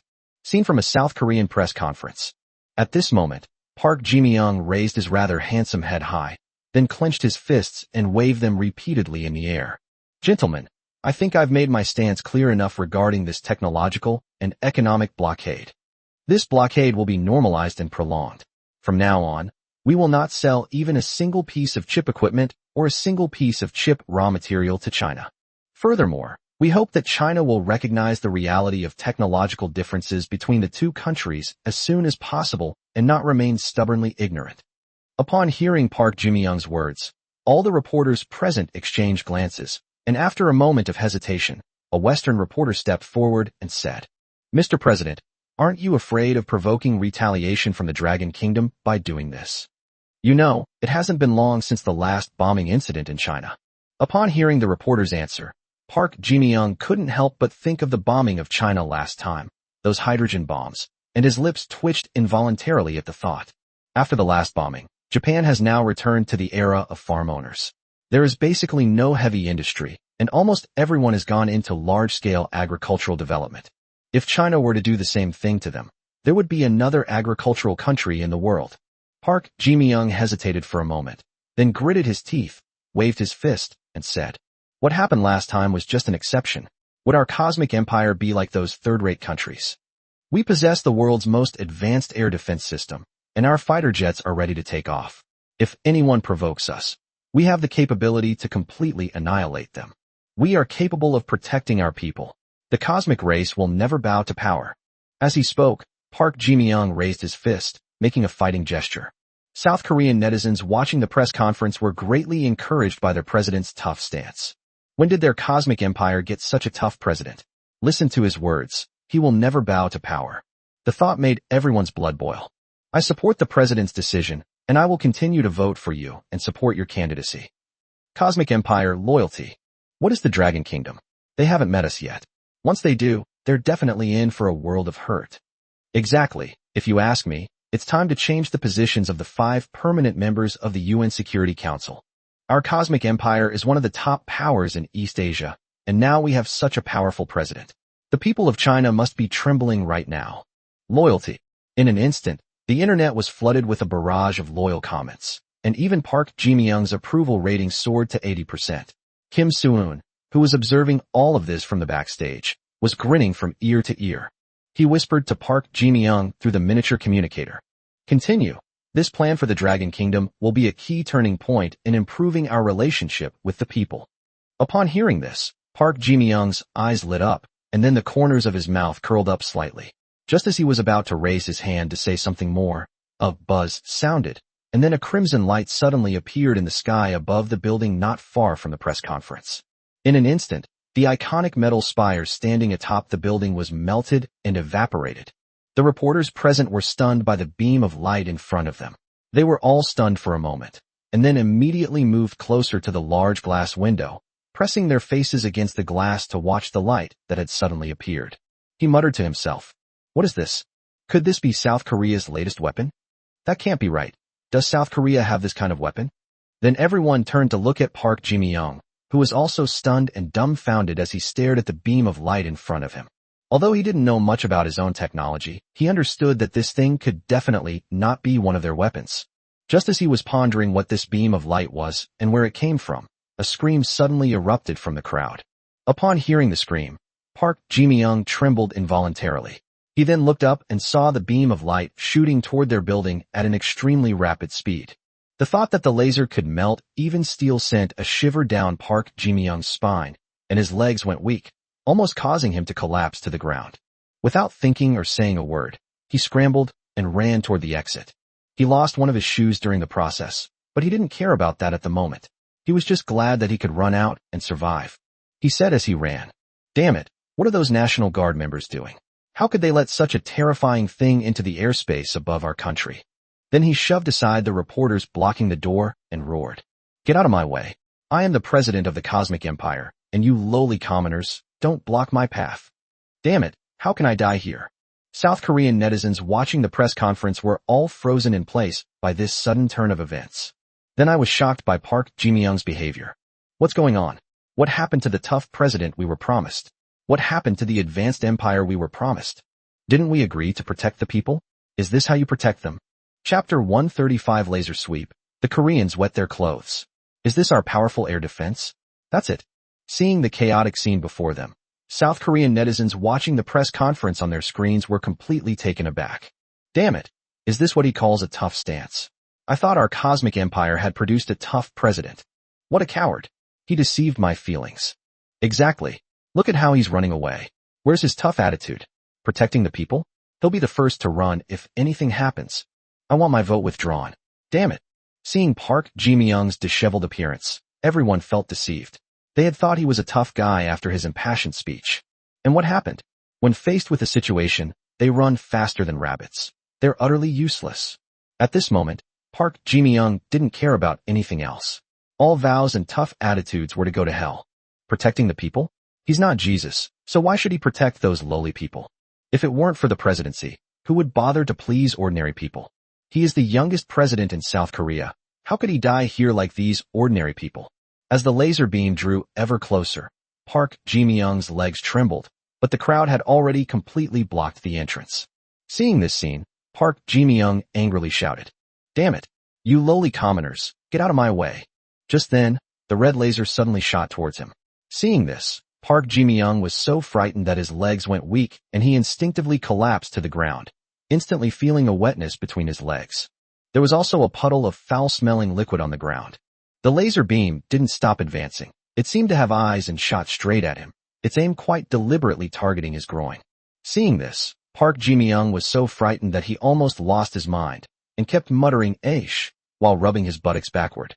His posture was so awkward it was truly shocking. But at this moment, Park Ji-myung couldn't care less about all that. If he didn't take advantage of the situation, he might become the first eunuch president in modern human history. Just when he thought the laser was about to hit him, it suddenly stopped and then swept in another direction. As the laser beam receded into the distance, Park Ji-myung almost burst into tears. I finally survived. He almost became the first eunuch president of the cosmic empire. Looking at the dark mark between his legs, Park Ji-myung's lips twitched. But then he saw that wet patch, and his face turned deathly pale. If he guessed correctly, they were still live streaming. Upon thinking of this, Park Ji-myung almost fainted. To be so scared that you lose control of your bladder in front of the whole nation, what could be more embarrassing than that? A person can die, but society cannot die. Thinking about Park Ji-myung's extremely ugly face, and then thinking about the defense forces, if it weren't for their dereliction of duty, how could he have ended up in such a sorry state? Damn it, these useless idiots, I must fire them. But at this moment, the South Korean defense forces were also at a loss. Looking at the crimson beam of light in the sky, they were filled with helplessness, because the existing air defense system simply did not have the option of intercepting laser weapons. After all, who the hell would have thought that other countries could develop such an outrageous thing as laser weapons? But looking at this laser beam, they couldn't just leave it uninterrupted. Thinking of the South Korean defense minister, he couldn't help but shout, "Immediately dispatch fighter jets to investigate the origin of this laser. Simultaneously, activate Level 1 combat readiness. We must stop this laser, no matter what it takes."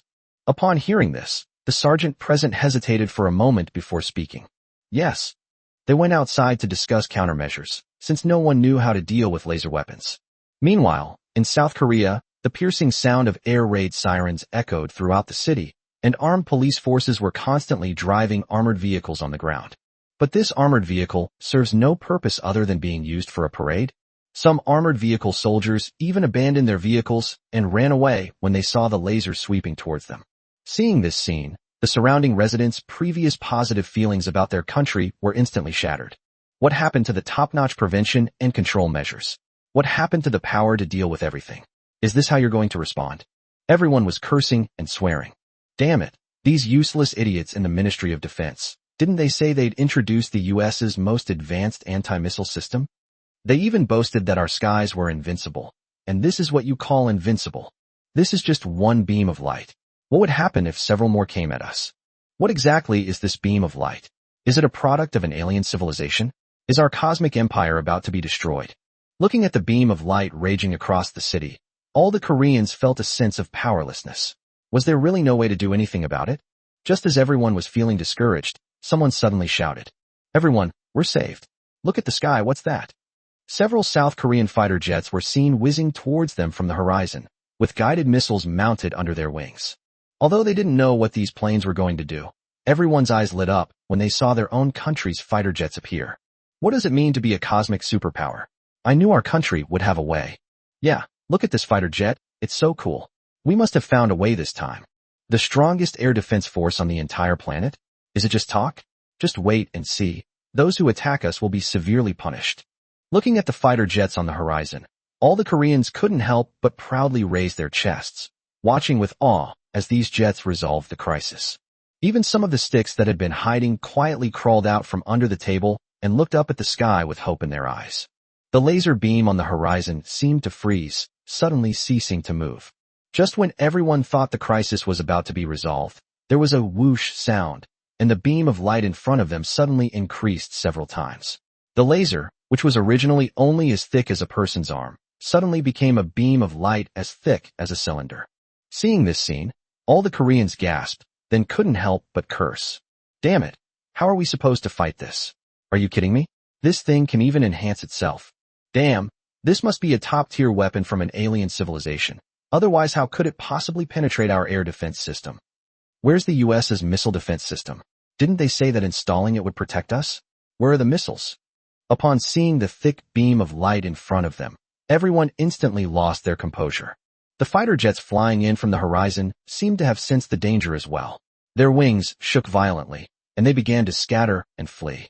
The originally neat formation instantly became chaotic. Seeing this, all the Koreans' eyes instantly turned gray. The glory of the cosmic empire they had just talked about now seemed like a joke in the face of this beam of light. Chapter 136. The U.S. arrives to support South Korea. I think I'm invincible again. The crimson beam of light on the horizon was still crisscrossing, its dazzling brilliance causing everyone to gasp in astonishment. The pilots sitting in the fighter jets were all secretly amazed as they looked at the laser beam that pierced through the entire sky above the South Korean colony. Especially when I saw the laser beam increase several times over, my heart skipped a beat. Get out of the way, came the captain's shout over the comms. However, before they could react, they saw the beam of light suddenly move, and in an instant, it shot down a South Korean fighter jet like a fly swatter swatting flies. Before the other fighter jets could react, the beam of light, like a giant club, swept across and instantly destroyed the club-shaped fighter jets. Suddenly, the sky was filled with Korean pilots parachuting. The sounds of fighter jets crashing and losing pilot control echoed throughout the Korean city. The mighty cosmic empire was utterly helpless against this beam of light. The South Korean crowd watching below was completely devastated when they saw what was happening. Is this the air force of our cosmic empire? They look like clowns. Was our previous claims about air force strength false? What on earth is this thing? A single beam of light is suppressing our entire cosmic empire? How is this possible? This must be alien technology. Otherwise, how could it be so powerful? Meanwhile, inside the South Korean presidential palace, Park Ji-myung was changing his pants while roaring angrily. Damn it! Are those useless bastards in the Ministry of Defense just sitting around doing nothing? How could this happen? And what was that laser beam all about? Could it really have been launched by China? Just thinking about that moment when the laser burned his crotch made Park Ji-myung's lips twitch. This time, he was so scared that he wet his pants in front of the entire nation of South Korea. He completely lost face. What terrified him even more was the attitude of the Dragon Kingdom. He had originally thought that the Dragon Kingdom would not dare to do anything in the face of their provocation. After all, China has always been very mild-mannered, and the other side still needs their chip technology, so they certainly wouldn't dare to take action. Even if they wanted to use force as a warning, they would give up due to the overwhelming power of their cosmic empire. But now it seems that this is not the case at all. The U.S.'s anti-missile system and powerful air defense forces are all so pale and powerless in the face of this laser. The whole country has no air superiority. Under that laser beam, fighter jets cannot even take off or engage in combat. If this really angers the other party, even 10 cosmic empires wouldn't be enough to defeat them. But he's also somewhat unwilling to give up the blockade. Kim Soo-eun, standing to the side, also frowned deeply. Although there was not enough evidence to point to China in this attack, who in the entire East Asia could develop such a terrifying device? Thinking of that terrifying power, Kim Soo-eun was secretly astonished, and after a long while, she finally spoke. President, how about we lift the chip embargo on China? I don't think we need to antagonize China any further. If we continue to oppose them, we might become the next Japan. Thinking of Japan's fate, I wonder how China managed to cause the flood to back up. But the thought of an advanced country being defeated and reduced to farming nationwide, with the president personally involved in farming and production, made his heart tremble. The Dragon Kingdom is already a giant dragon that has awakened. We can no longer afford to antagonize them, or we might not even know how he died. Upon hearing these words, a flicker of evasion crossed Park Ji-myung's eyes. After all, he never wanted to experience that terrifying laser event again. Just as he was about to back down, a voice suddenly rang out from outside the door, and then a communications officer rushed over. Seeing Park Ji-myung stomp his foot and then shout, "Reporting to the president, a message has arrived from the new Navy commander, Admiral Patrick. Tell us not to panic, and to continue the high-intensity blockade of the Dragon Kingdom. Their 3 carrier strike groups, which were training near the Pacific Ocean, have completed their assembly. We are currently heading towards the Pacific Ocean at full speed." Upon hearing this, Park Ji-myung's eyes lit up instantly, and he felt a surge of energy. Looking at the beam of light on the screen, he gritted his teeth. Then he said to Kim Soo-eun, who was standing next to him, "Bring the camera here. This time, I want those Chinese to know that we Koreans also have backbone." Hearing this, Kim Soo-eun hesitated for a moment, but seeing the other person's determined look, she could only sigh and then straighten up, saying, "Cosmic Empire loyalty." In Hanjiang City, the laser beam still stood in the sky above the city. Looking at that beam of light, all the Koreans couldn't help but swallow hard. Are they really destined to live under this laser beam forever? Just as everyone was still speculating, President Park Ji-myung suddenly reappeared on the large screen above the city. This time, he had a serious expression on his face, and his clothes had changed from a suit to a South Korean military uniform, which looked very eye-catching. On the screen, Park Ji-myung spoke with a strong and clear voice. "Fellow countrymen, we will definitely resolve this crisis soon. We will continue to escalate the blockades on certain countries until they collapse. This will never change. This will also let those countries know the consequences of provoking our cosmic empire. Our cosmic empire is invincible." As he spoke, Park Ji-myung's face hardened again, as if he wasn't the one who had been so frightened that he lost control of his bladder. Seeing this tough attitude and hearing these seductive words, everyone was half believing and half doubting for a moment. But when they saw the beam of light on the horizon suddenly disappear, everyone was startled, and then they all looked at Park Ji-myung in front of the screen with delight. In their view, the enemy had clearly stopped because they were afraid of their attitude. Imagine everyone raising their hands and shouting, "Long live President Park. Our cosmic empire also has backbone. I knew they wouldn't dare to make a move. It's obvious they're afraid of us." Park Ji-myung, who was giving a speech, was taken aback when he received the news. Then, a look of ecstatic joy flashed in his eyes. Clearly, the pressure from the U.S. aircraft carrier was beginning to take effect. His gaze grew increasingly arrogant as he thought about it. "Gentlemen, we will absolutely not let this matter go so easily. In response, we will completely destroy the weapons and equipment used in this attack on our city." Hearing this, Kim Soo-eun was startled and looked at Park Ji-myung as if he were crazy. That expression seemed to say, "Are you crazy? How dare you start a war with the Dragon Kingdom?" Park Ji-myung's eyes were somewhat crazed. After all, the incident of being scared to death was too humiliating. However, although he was arrogant, he was not stupid. He only said that he wanted to destroy the target of the attack, but he did not say that he wanted to start a war with the Dragon Kingdom. He simply didn't believe that China could escape unscathed from the pressure exerted by the U.S. and their military. This crackdown is also a way of expressing their views to the Dragon Kingdom. Their cosmic empire has backbone, and they are not pushovers to be bullied. The crowd below was stunned by this strong statement, then burst into cheers. "Loyalty. The cosmic empire is invincible. This is the cosmic empire? Do you really think we have no backbone? We just don't want to fight.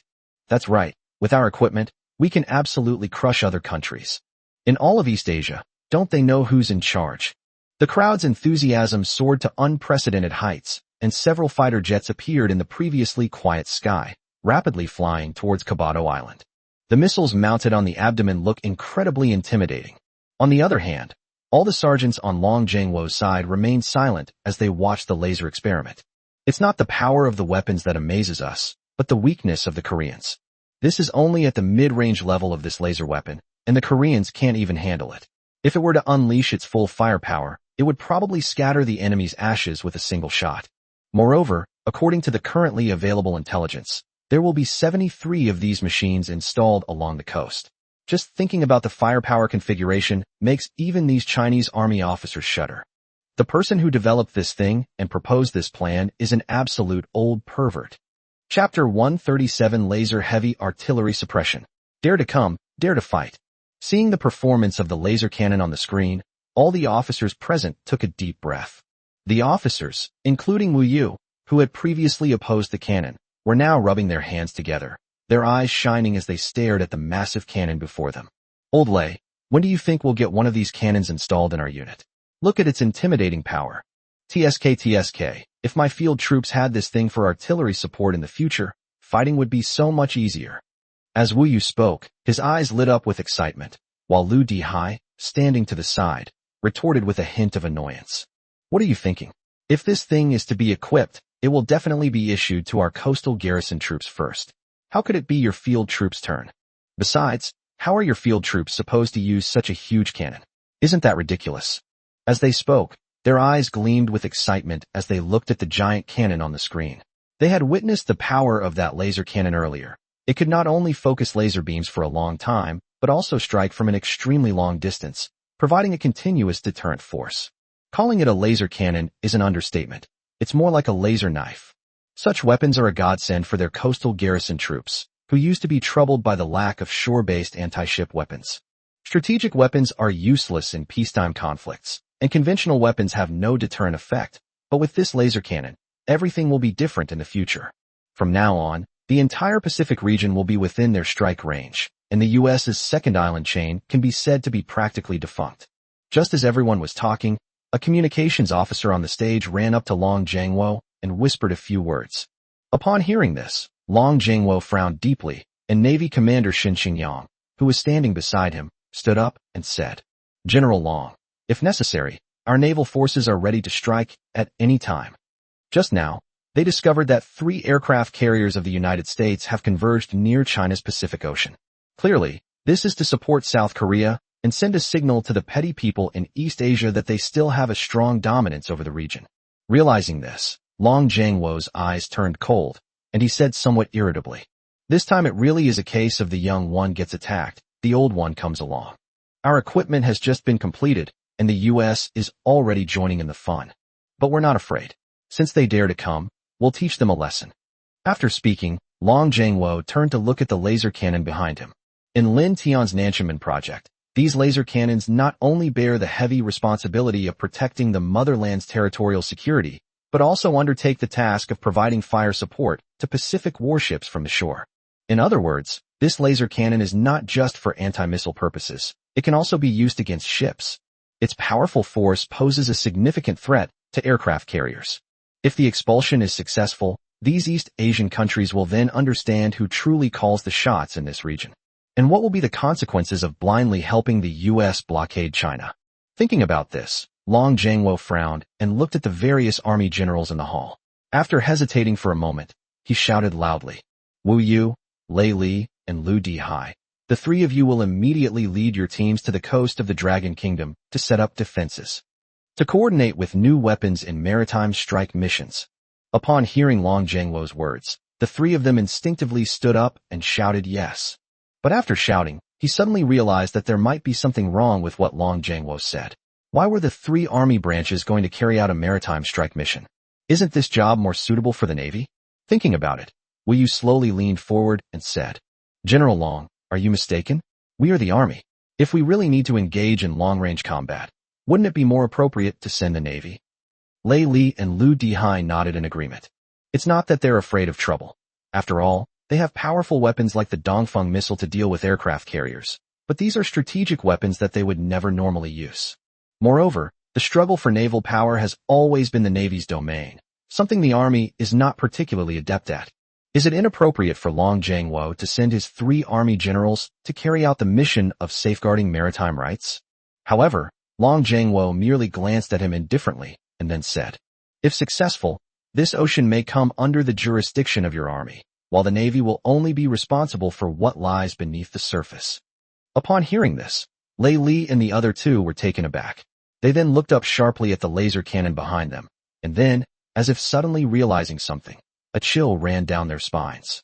"General Long, Are you saying that this laser cannon can not only be used for long-range air defense, but also for taking down warships? Long Jiangwo glanced at the three of them, then repeated his previous statement. I told you that if this cannon can meet the experimental parameters, this sea area will be under the jurisdiction of your army from now on. Upon hearing this, Lei Li and the others were completely stunned. The entire Pacific Ocean was under the control of the army? What does this mean? It means that this laser cannon can not only hit warships, but also aircraft carriers. Upon realizing this, the three of them couldn't help but gasp. They originally thought that this laser cannon's ability to defend against air attacks from a distance was already extremely powerful, especially since it had previously overwhelmed the Koreans with a single shot. Looking back now, that was just a joke. The biggest purpose of this giant cannon was never for air defense, but for taking down aircraft carriers. No wonder General Long went so far as to allocate resources from various military branches to support the experimental research of this giant cannon. If these giant cannons are successfully deployed, China will become truly invincible throughout East Asia, both on land and at sea, and even the United States will have to bow down. After all, the oppressive feeling of 73 laser cannons is no joke. The three men instantly became excited upon thinking of this, and then one by one they stood up and shouted, "Yes, we guarantee we'll complete the mission." There is no doubt that this experiment concerns the future of the Dragon Kingdom. At the same time, the giant laser turret in the position began to focus its beam, the muzzle began to slowly adjust its angle, and the blue arcs inside began to crackle. Everything is ready to go. Chapter 138, Kill the Chicken to Scare the Monkey. Today we're definitely going to kill him with that stick. Pacific Coast. Rolling waves surged on the sea surface, and warships suddenly appeared on the azure sea. The waves cleaved by the warship's stern were extremely dazzling on the sea, and the bald eagle emblem on the hull looked even more majestic and imposing in the sunlight. Standing at the bow of the number 1 aircraft carrier, Arms frowned as he looked at the sea in front of him. They had been to this area many times before. However, since the last standoff, they have rarely ventured into this area. Now, experiencing this again, I was momentarily disoriented. I took a deep breath and looked at my adjutant behind me. Have reconnaissance helicopters and early warning aircraft been dispatched? Having learned their lesson last time, their attitude towards the Dragon Kingdom has now undergone a significant change. The Dragon Kingdom is a country that should not be underestimated. We must be extremely careful every time we face an enemy, or we will suffer the same fate as Commander Milhouse.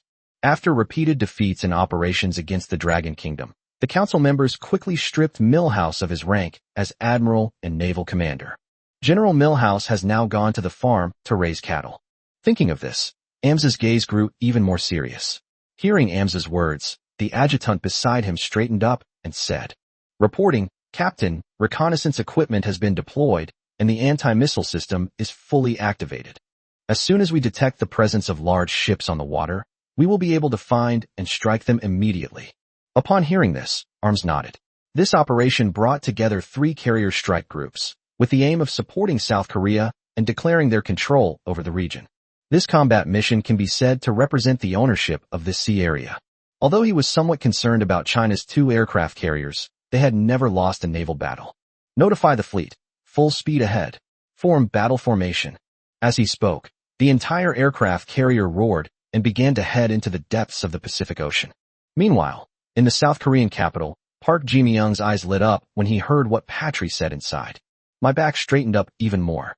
Inside, Patry spoke with a firm tone, his entire being exuding a sharp and assertive aura. "President Park, please rest assured. This time we will be deploying 3 aircraft carrier fleets to the Pacific region. The troops he leads are all elite. Even the Dragon Kingdom would have to think twice before taking action. As for the technology blockade, continue as you see fit. This time, we must strangle the Dragon Kingdom in its development. As long as we can successfully curb their development, you will become our biggest partners." Upon hearing this resolute and decisive statement, Park Ji-myung straightened up and his gaze toward his assistant, Kim Soo-eun, became cheerful. "Old Jean, see? What did I tell you? As long as we stand firmly on the side of the U.S., they will never abandon us. As for China, what can the U.S. do with them? I think this technological blockade has hit their Achilles heel. Otherwise, why would they be so furious? This shows that the tactic is effective." As he spoke, Park Ji-myung couldn't help but feel smug. Using a technological blockade to get the U.S. to treat him as a strategic partner, he felt incredibly good. This is a privilege reserved for countries that have signed treaties. With this status, who will dare to bully their country in the future? Kim Soo-eun, who was standing to the side, nodded in agreement, but a worried look still lingered on her face. Mr. President, do you think that China's attack this time was really just to force us to lift the chip embargo? Or is it possible that they don't care about the chip embargo at all? After all, several months have passed. If we calculate based on the previous production capacity, China should have been facing a chip shortage by now. How come their country is still peaceful? Upon hearing these words, Park Ji-myung's eyes flickered. Aren't you forcing us to open up our chip supply? How could that be? As he spoke, Park Ji-myung waved his hands repeatedly. If not, were they just trying to teach us a lesson? What does he think my Korean empire is? His lackey. You think you can just give me a piece of your mind? I think it's China that's getting anxious, which means we're very important to them. And very important to the US too. This is an opportunity for our country's development. To become a strategic partner of the US, suppress China, and at the same time control the other side's chip lifeline, forcing them to buy from China at high prices. Toying with two world powers is something only our cosmic empire can do. The more Park Ji-myung talked, the more excited he became. This alliance was entirely beneficial. Even if the US failed, China couldn't do anything to them because of the chip issue. At worst, we can just continue selling chips to them at high prices. We'll make a profit either way. Kim Soo-eun, standing to the side, remained frowning even after hearing Park Ji-myung's words, showing no sign of relaxing. The current situation is indeed advantageous for them, but this is on the premise that their chips are truly important to China. Otherwise, if the wrong team is chosen, with the Dragon Kingdom's ruthless methods, it will be the end of the cosmic empire. Thinking of Kim Soo-eun, his brows furrowed even more. At the Dragon Kingdom's base in Japan, Long Jang-wo and his officers had arrived at the underground command center. Looking at the signals of the American ships displayed on the radar, Long Jang-wo's expression grew increasingly solemn. Report. U.S. carrier strike groups spotted in the Southwest Pacific.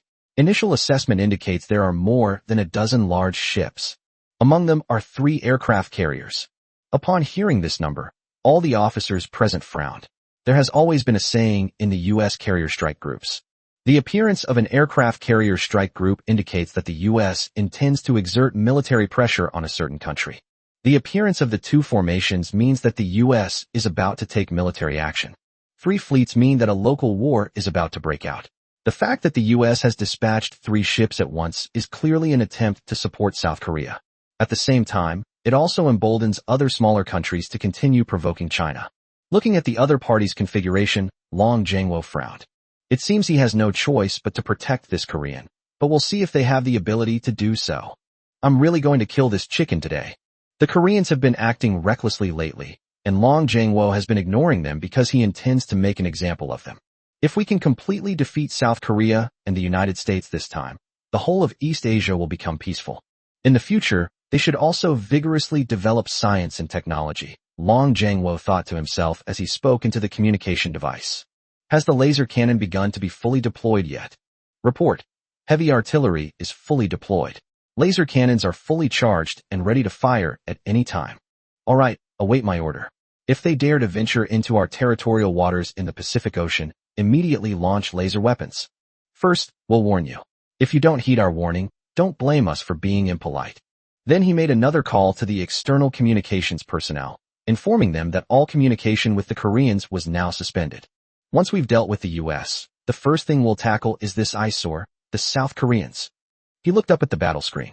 The reaction column of the laser cannon was fully deployed, and the entire cannon body had become somewhat bulky, with blue electric arcs crackling inside. It looked extremely conspicuous, and the electricity generated by the nuclear fusion energy began to be continuously supplied to the muzzle of the cannon. The temperature of the entire cannon body also became extremely hot. This was the overload mode of this giant cannon. It was also designed by Lin Tian specifically for anti-ship purposes. Looking at this giant cannon, all the officers took a deep breath. Nobody knows what will happen next, but everyone is looking forward to something. Chapter 139 Laser Cannon Fires at Full Power. On the Pacific Ocean, warships are now deploying in battle formation. The massive ship moved across the sea like small mountains, with the American flag flying atop the ship fluttering in the sea breeze. Seeing this, the American officers on the ship all raised their heads. As the world's #1 navy, they have always been the object of fear for others. However, The last confrontation made them look foolish, and their ship was even covered in engine oil. If they hadn't been fast, the whole ship would have been at risk of being destroyed. It was a disgrace to them. Every time I think of those soldiers on the ship, I become furious. Now that I'm back in the Pacific Ocean, those memories are inevitably resurfacing. But this time, everyone's eyes were blazing with fury. Our crushing defeat last time was just an accident. If we hadn't been unprepared, how could the Dragon Kingdom have dared to be so arrogant? That's right, we must teach them a lesson this time. Let's show those East Asians who's the boss at sea. There are no oceans on Earth that we cannot navigate freely. Upon hearing these words, Amza's brows furrowed slightly, his face showing no joy, but rather becoming even more serious. The deputy standing nearby looked on with some confusion and said, "Captain, what are you worried about? Are you concerned about the strength of China's aircraft carriers?" To be honest, the last battle was just an accident.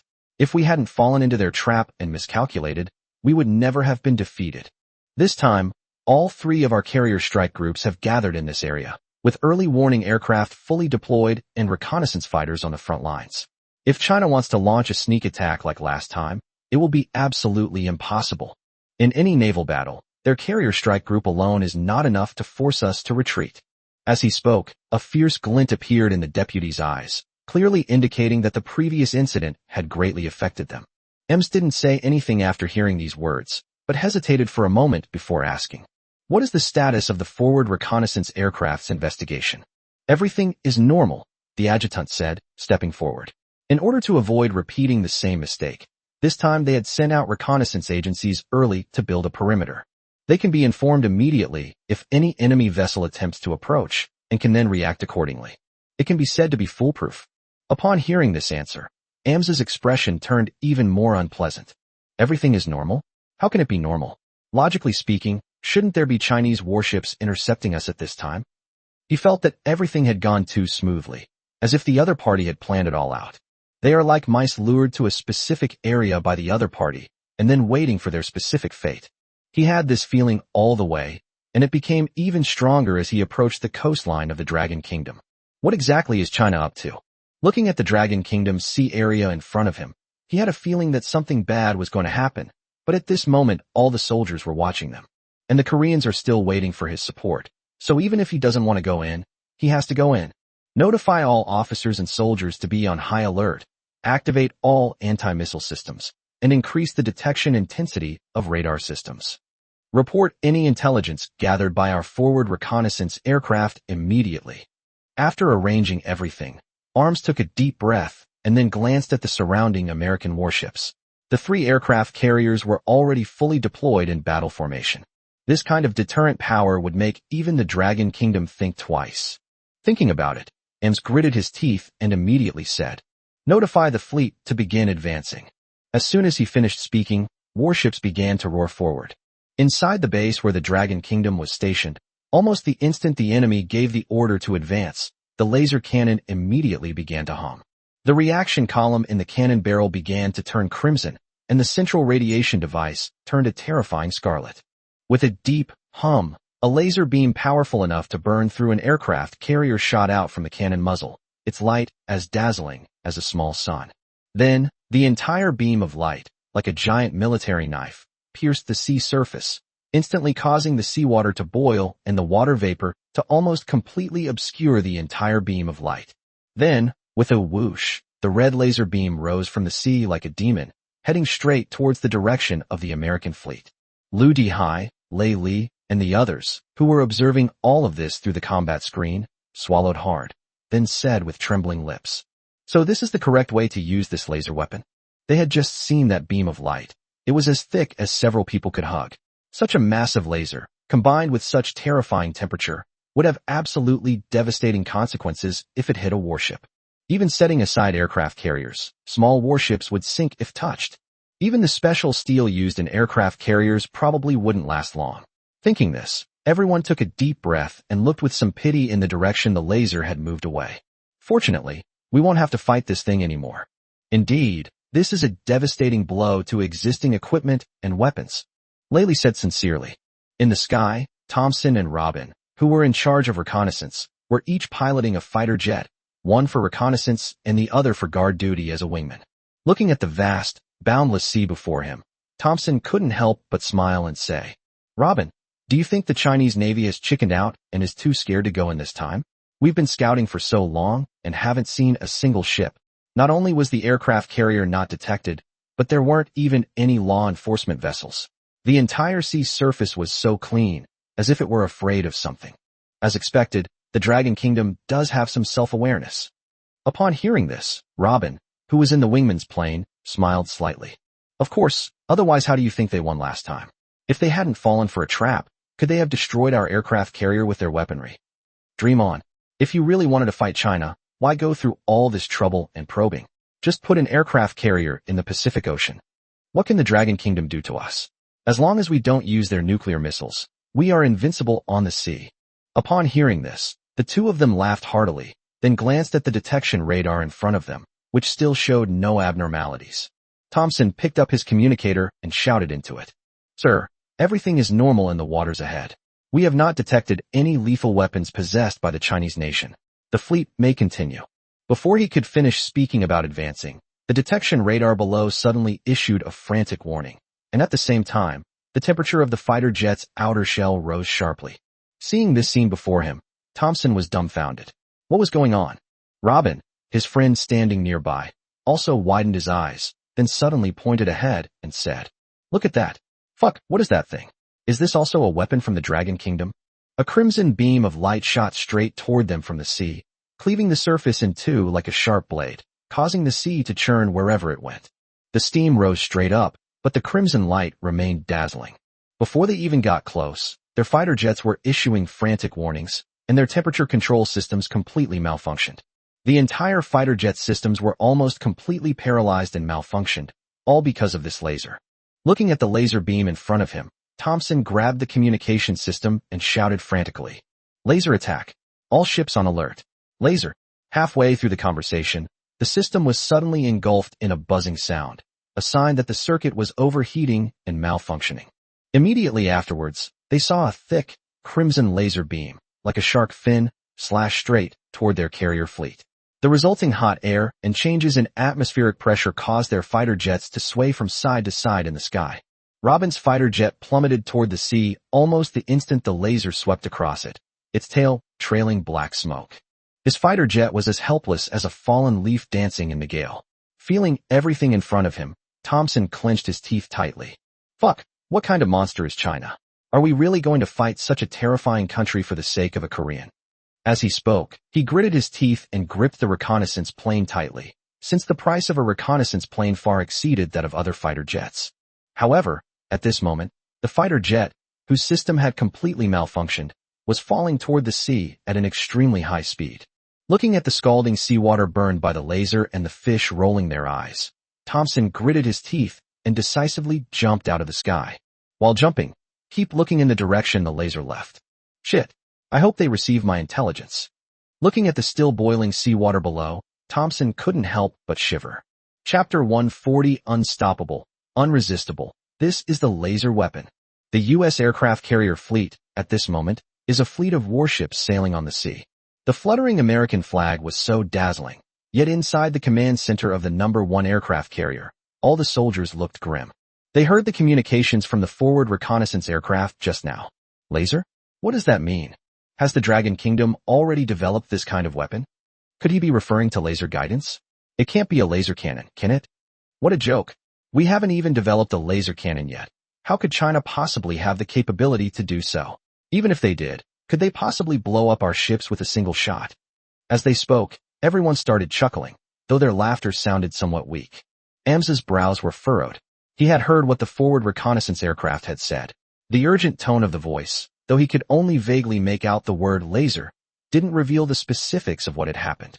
It was obviously urgent, but if it were a laser-guided missile or bomb, these reconnaissance soldiers shouldn't be so nervous. After all, it's virtually impossible to destroy an entire fleet with a single laser-guided bomb. But the fear and urgency in her voice still bothered him greatly. Notify the carrier-based Air Force that, except for a small number of carrier-based aircraft remaining on the aircraft carrier, all other carrier-based aircraft shall take off and be on alert. At the same time, the warships in the fleet began to maintain a certain distance. All anti-missile systems were activated, and all detection radars were turned on. We must stop this attack. Upon hearing this, the American commanders present immediately took action. One by one, carrier-based aircraft began to take off, and early warning aircraft also began to fly to the optimal position to be on alert. The warships were positioned to the sides, their high-speed anti-aircraft guns adjusted to the optimal angles, ready to fire at any moment, and the missiles on the destroyers were also in firing mode. Just as everyone was preparing to line up to receive the bombing, a strange buzzing sound suddenly rang out, and at the same time, the AWACS aircraft suddenly sounded a piercing alarm. It wasn't the signal from an anti-aircraft missile, but rather a high-energy heat source. The soldiers on reconnaissance were all startled when they saw the long strip of heat signal on the radar. What's going on? Why is it a long, thin object? What kind of weapon is this? In their weapon files, each weapon has a specific signal, but he had never seen this weapon signal before. The elongated, high thermal energy signal is unlike any existing weapon. Just as he was marveling at this, he suddenly heard screams from other fighter jet crew members over the comms. Immediately, organized the fleet to clear. Laser attack coming from ahead. Upon hearing this, the soldier was visibly taken aback. Laser? Before he could figure out what was going on, a crimson beam of light appeared in front of him, followed by a blinding flash of light. Then came the beeping of the reconnaissance plane going out of control, and the curses of his comrades. Fuck, what the hell is that thing? How can there be such a weapon? As he spoke, he continuously used the fighter jet's existing equipment to send interception signals to surrounding ships. Almost instantly upon receiving the signal, the destroyers surrounding the number 1 aircraft carrier deployed in an intercept formation. The missile launch covers were all opened, and the anti-aircraft guns were ready to fire. The surrounding escort ships also began to form a protective formation, flanking the number 1 aircraft carrier. Inside the command center, as he reviewed the enemy attack warnings sent by reconnaissance aircraft, Arms's brow furrowed even more. That's too fast. The speed of that breakthrough is too fast. What's going on? Looking at the radar signal in front of them, the incoming object arrived at their ship almost without any hindrance. Such a terrifying penetration weapon is probably only possible with some hypersonic missiles. But judging from this signal, it is not the signal of a supersonic missile at all. What exactly is going on? At this moment, all the commanders on the American ships swallowed hard, their eyes fixed on the distance ahead. Interceptor missiles are ready to launch. Upon seeing the approaching attack signal, the ship commanders issued interception orders almost instantly. However, the soldiers operating the missile interception were dumbfounded, staring at the intense signal and opening their mouths to say, "Report. Unable to intercept. We cannot intercept this flying object because we cannot determine the signal source." Even the most advanced interception system needs something to intercept it, but the object attacking in front of us has no physical form, so there is no object to intercept in terms of signal. Upon hearing this, everyone present gasped in shock. How is this possible? How could it not be intercepted? Just then, a soldier shouted, "Report, the target is getting closer and closer. Should we give way?" Judging from the signal, the target of this attack was almost a straight line, simple and straightforward, without any concealment, and their ships were within the range of this laser beam. After only a moment's hesitation, the destroyer's captain immediately ordered the ship to give way. Almost at the moment the ship turned, a plume of white smoke suddenly rose from the sea directly in front of it. Then the seawater beneath the ship began to bubble and the temperature at the scene rose sharply. What's going on? Upon noticing this, the American soldiers on the destroyer all gasped in surprise. Then they looked up and saw a crimson beam of light shooting toward them like a red dragon. When everyone saw the laser beam, they instinctively shuddered, then immediately shouted, "Quick, turn the ship around." Although I don't know how powerful this thing is, just by looking at it, I know it's not something to mess with. The laser beam swept across the sea like a shark fin, cutting through the waves with unstoppable force. Seeing the laser rapidly approaching, the destroyer captain immediately ordered the ship to be abandoned, as the ship had no time to dodge at the laser's speed. Almost the instant the crew jumped into the water, the laser beam passed through their ship. The destroyer, which had been turning, only managed to hold on for a moment before being intercepted and cut in half by the laser beam. The specially made steel ship, which was originally capable of withstanding an anti-ship missile, was sunk by this laser in a single encounter. The railings surrounding the ship were melted down and turned into a sea of molten iron, making a hissing sound. The sturdy surface of the ship was easily cleaved open like tofu in a single strike, and the keel inside melted away after only a few seconds. Immediately afterwards, the entire ship began to emit a wailing sound, and then reluctantly sank to the surface of the sea. After doing all this, the laser shot straight ahead as if it had done something insignificant. Upon witnessing this scene, all the soldiers present gasped in shock. A destroyer weighing tens of thousands of tons was destroyed in just a few seconds, something even the most advanced anti-ship missiles couldn't accomplish. Considering the opponent's unlockable and uninterceptable characteristics, everyone couldn't help but shudder. Although they were in boiling water, their hearts felt as if they had fallen into an ice cellar. Are these the weapons of the Dragon Kingdom? How are we supposed to fight with these? Upon seeing this weapon, a hint of panic and helplessness flashed in the eyes of all the soldiers. The weapon before them was completely beyond their comprehension. The panic caused by this laser continues. Chapter 141. One cannon shot destroys an entire aircraft carrier battle group. Retreat. At the forefront of the aircraft carrier battle, cries of terror and curses filled the air. Shit, what the hell is this thing? It cut a huge hole in my ship in 3 seconds. Fuck you, who do you think you are? My ship's already gone. What kind of monster weapon has the Dragon Kingdom actually developed? Anti-aircraft guns, prepare to fire. Fire. We must stop this thing. On the sea, only the sound of cannon fire could be heard in the air, but this laser beam was like an unstoppable giant. No matter how loud the anti-aircraft guns roared, or even how guided missiles were launched by fighter jets, the laser beam continued its relentless trajectory toward the aircraft carrier behind it. The ships along the way were stunned by the laser beam, and the entire fleet's formation was thrown into chaos.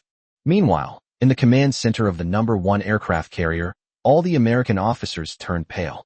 Judging from the current situation, this laser beam was simply impossible to intercept or block. On the combat channel, cries for help and urgent reports could be heard one after another. Captain Arms, the laser is being fired towards carrier No. 1.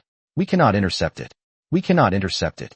Destroyer No. 3 has been attacked by a laser and has sunk, requesting reinforcements. The No. 5 frigate has suffered damage to its stern and has lost power, requesting reinforcements. Hearing these sounds, the expressions of the surrounding sergeants were all somewhat frightened, and a hint of surprise flashed in Arms's eyes.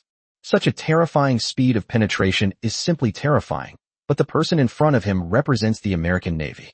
Moreover, the purpose of this trip to East Asia is to support South Korea and other countries. If they leave now, they may never be able to return. Arms frowned as he thought about it, and one by one, the officers around him stepped forward and said, "Captain, should we retreat?" According to intelligence from the front, this laser can destroy a 10,000-ton destroyer in a few seconds. Its power is extremely terrifying. We can still retreat now. Yeah, anyway, we're just here to support the Koreans and put on a show. There's no need to fight the Dragon Kingdom for a puppet country. That's right, our fleet absolutely cannot sink here. Although war between major powers is virtually impossible, anything can happen, and China might make a mistake. With the enemy's current laser weapon, their carrier strike group will definitely suffer heavy losses. They don't know if the Dragon Kingdom will be destroyed, but they will definitely be destroyed. As everyone looked at Arms, he hesitated, wondering whether he should stay or not. Just as he was thinking, a loud alarm suddenly sounded in the command room. Upon hearing the alarm, everyone turned to look at the combat platform, where a thermal signal was rapidly approaching them on the radar. Upon realizing all this, the American soldiers' pupils constricted, their teeth chattered, and Arms's brows furrowed slightly. A blood-red laser beam was hurtling toward them, and even Arms couldn't help but swallow hard as he felt the scorching light. My fingers were trembling slightly. The surrounding soldiers screamed in terror. "Help! I don't want to die. God bless me. Jesus bless me. Allah bless me. Goodbye, Mom. I'm going to die here today. I always said this patrol was unnecessary. It's not worth it for a single Korean. Fuck, how could China possibly develop such a terrifying weapon? We don't even have one." As the laser beam shot straight towards them, all the soldiers covered their heads with their hands and huddled under the tables and chairs, as if that would make them safer. Arms's face also turned deathly pale, devoid of any color. Given the speed of the laser beam, their aircraft carrier was unable to evacuate and could only wait there to be torn apart. However, the anticipated scene of the ship being destroyed and everyone on board perishing did not materialize. With a whoosh, the sound of laser cutting through the aircraft carrier deck disappeared, replaced by the crackling of wires being cut and the wailing of tall objects collapsing. Finally, with a loud boom, the early warning radar located on top of the aircraft carrier was cut open along its bottom. The cut surface was charred and emitting white smoke. The entire early warning radar lay silently on the deck, clearly having been sliced off by the laser and fallen from the top. Upon seeing the radar cut down by lasers, the first reaction of the crowd was not anger, but joy. We survived. We finally survived. God is useful, Buddha is useful, and I also worship Jesus. Mom, I almost thought I wouldn't be able to go back. The Dragon Kingdom is truly terrifying. If I could, I would never want to come to the Dragon Kingdom again. Looking at the early warning radar neatly cut off on the deck, and the American flag hanging on it, the flag was now burning fiercely. Everyone's eyes trembled slightly. This attack was simply too terrifying. Unstoppable and incredibly powerful. The mere thought of that laser cannon cutting through steel, like paper, sent chills down everyone's spines. Meanwhile, Arms walked out of the aircraft carrier's control tower, looking at a piece of carrier steel that had been neatly sheared off on the left side of the deck, and the now fallen early warning radar. My mind was deeply shaken. Judging from these traces, it was clear that the Chinese laser had made an evasive maneuver when it passed their aircraft carrier. Instead of cutting the entire aircraft carrier, they gave them face by only cutting off one corner of the carrier. Even so, it still startled him, especially the cuts on the deck. It's smooth and flat, as if it had been cut with a scalpel. Keep in mind, this is an aircraft carrier deck, not some baby diaper. It is strong enough to withstand the frequent takeoff and landing of carrier-based aircraft weighing over 10 tons, and can withstand temperatures of over 1,000 degrees without deforming. But in the face of this laser, a corner of it was cut off in just one glance, and Ames couldn't help but gasp at the thought. The soldiers present trembled when they saw the corner of the deck that had been cut off. If China hadn't shown mercy, the entire aircraft carrier would probably be feeding the fish at the bottom of the Pacific Ocean right now. Thinking of this, everyone couldn't help but look down at the boiling seawater, and their lips twitched involuntarily. After cutting through the aircraft carrier deck and severing the radar, the laser disappeared. This must be the Dragon Kingdom's final warning. The next move will not be as simple as cutting through the deck. Seeing everyone's gaze turn to Ames, after hesitating for a moment, Ames gritted his teeth and said, "Notify all crew members to begin the retreat."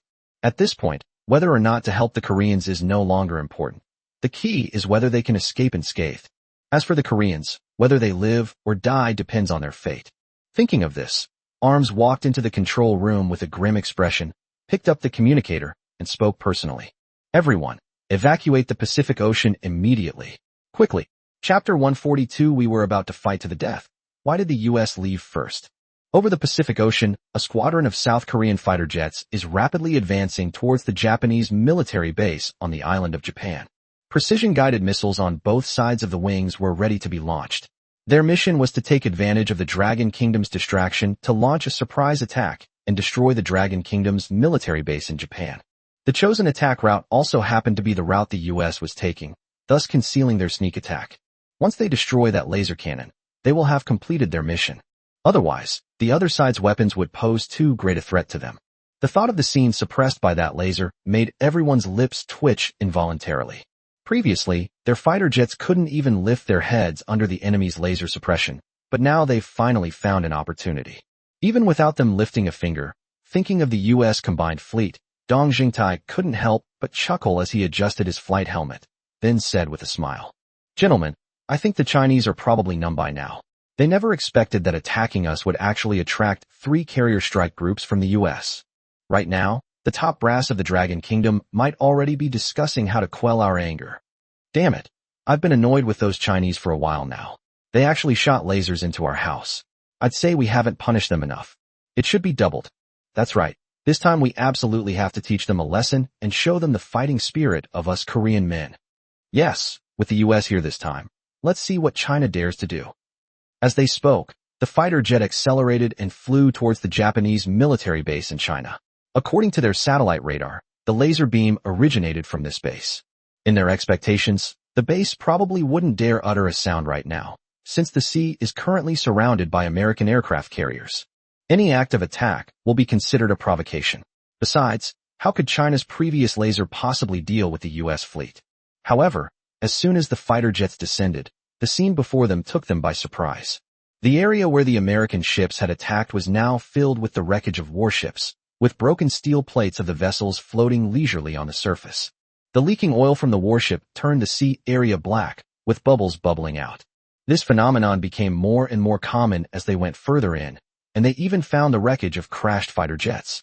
Upon seeing this scene, Dong Zhengtai and the others couldn't help but gasp, their faces freezing on the spot. What's going on? Are those American ships? Are you kidding me? How did China manage that? With their laser cannons? But aren't those only good for shooting down fighter jets? To sink a warship, strength alone isn't enough, is it? Wasn't that cannon at its maximum power when it attacked us back then? How could it not be at maximum power? Looking down at the wreckage of the American ships, the South Korean pilots turned deathly pale, and some began to whisper among themselves. Should we turn back? We're not going to that Japanese military base. We can't not go. Even if his laser cannon is stronger, it can only destroy one enemy. We have a flight squadron of 5 people. Are we afraid of his one cannon? As he spoke, Dong Zhengtai suddenly piloted his fighter jet close to the sea surface.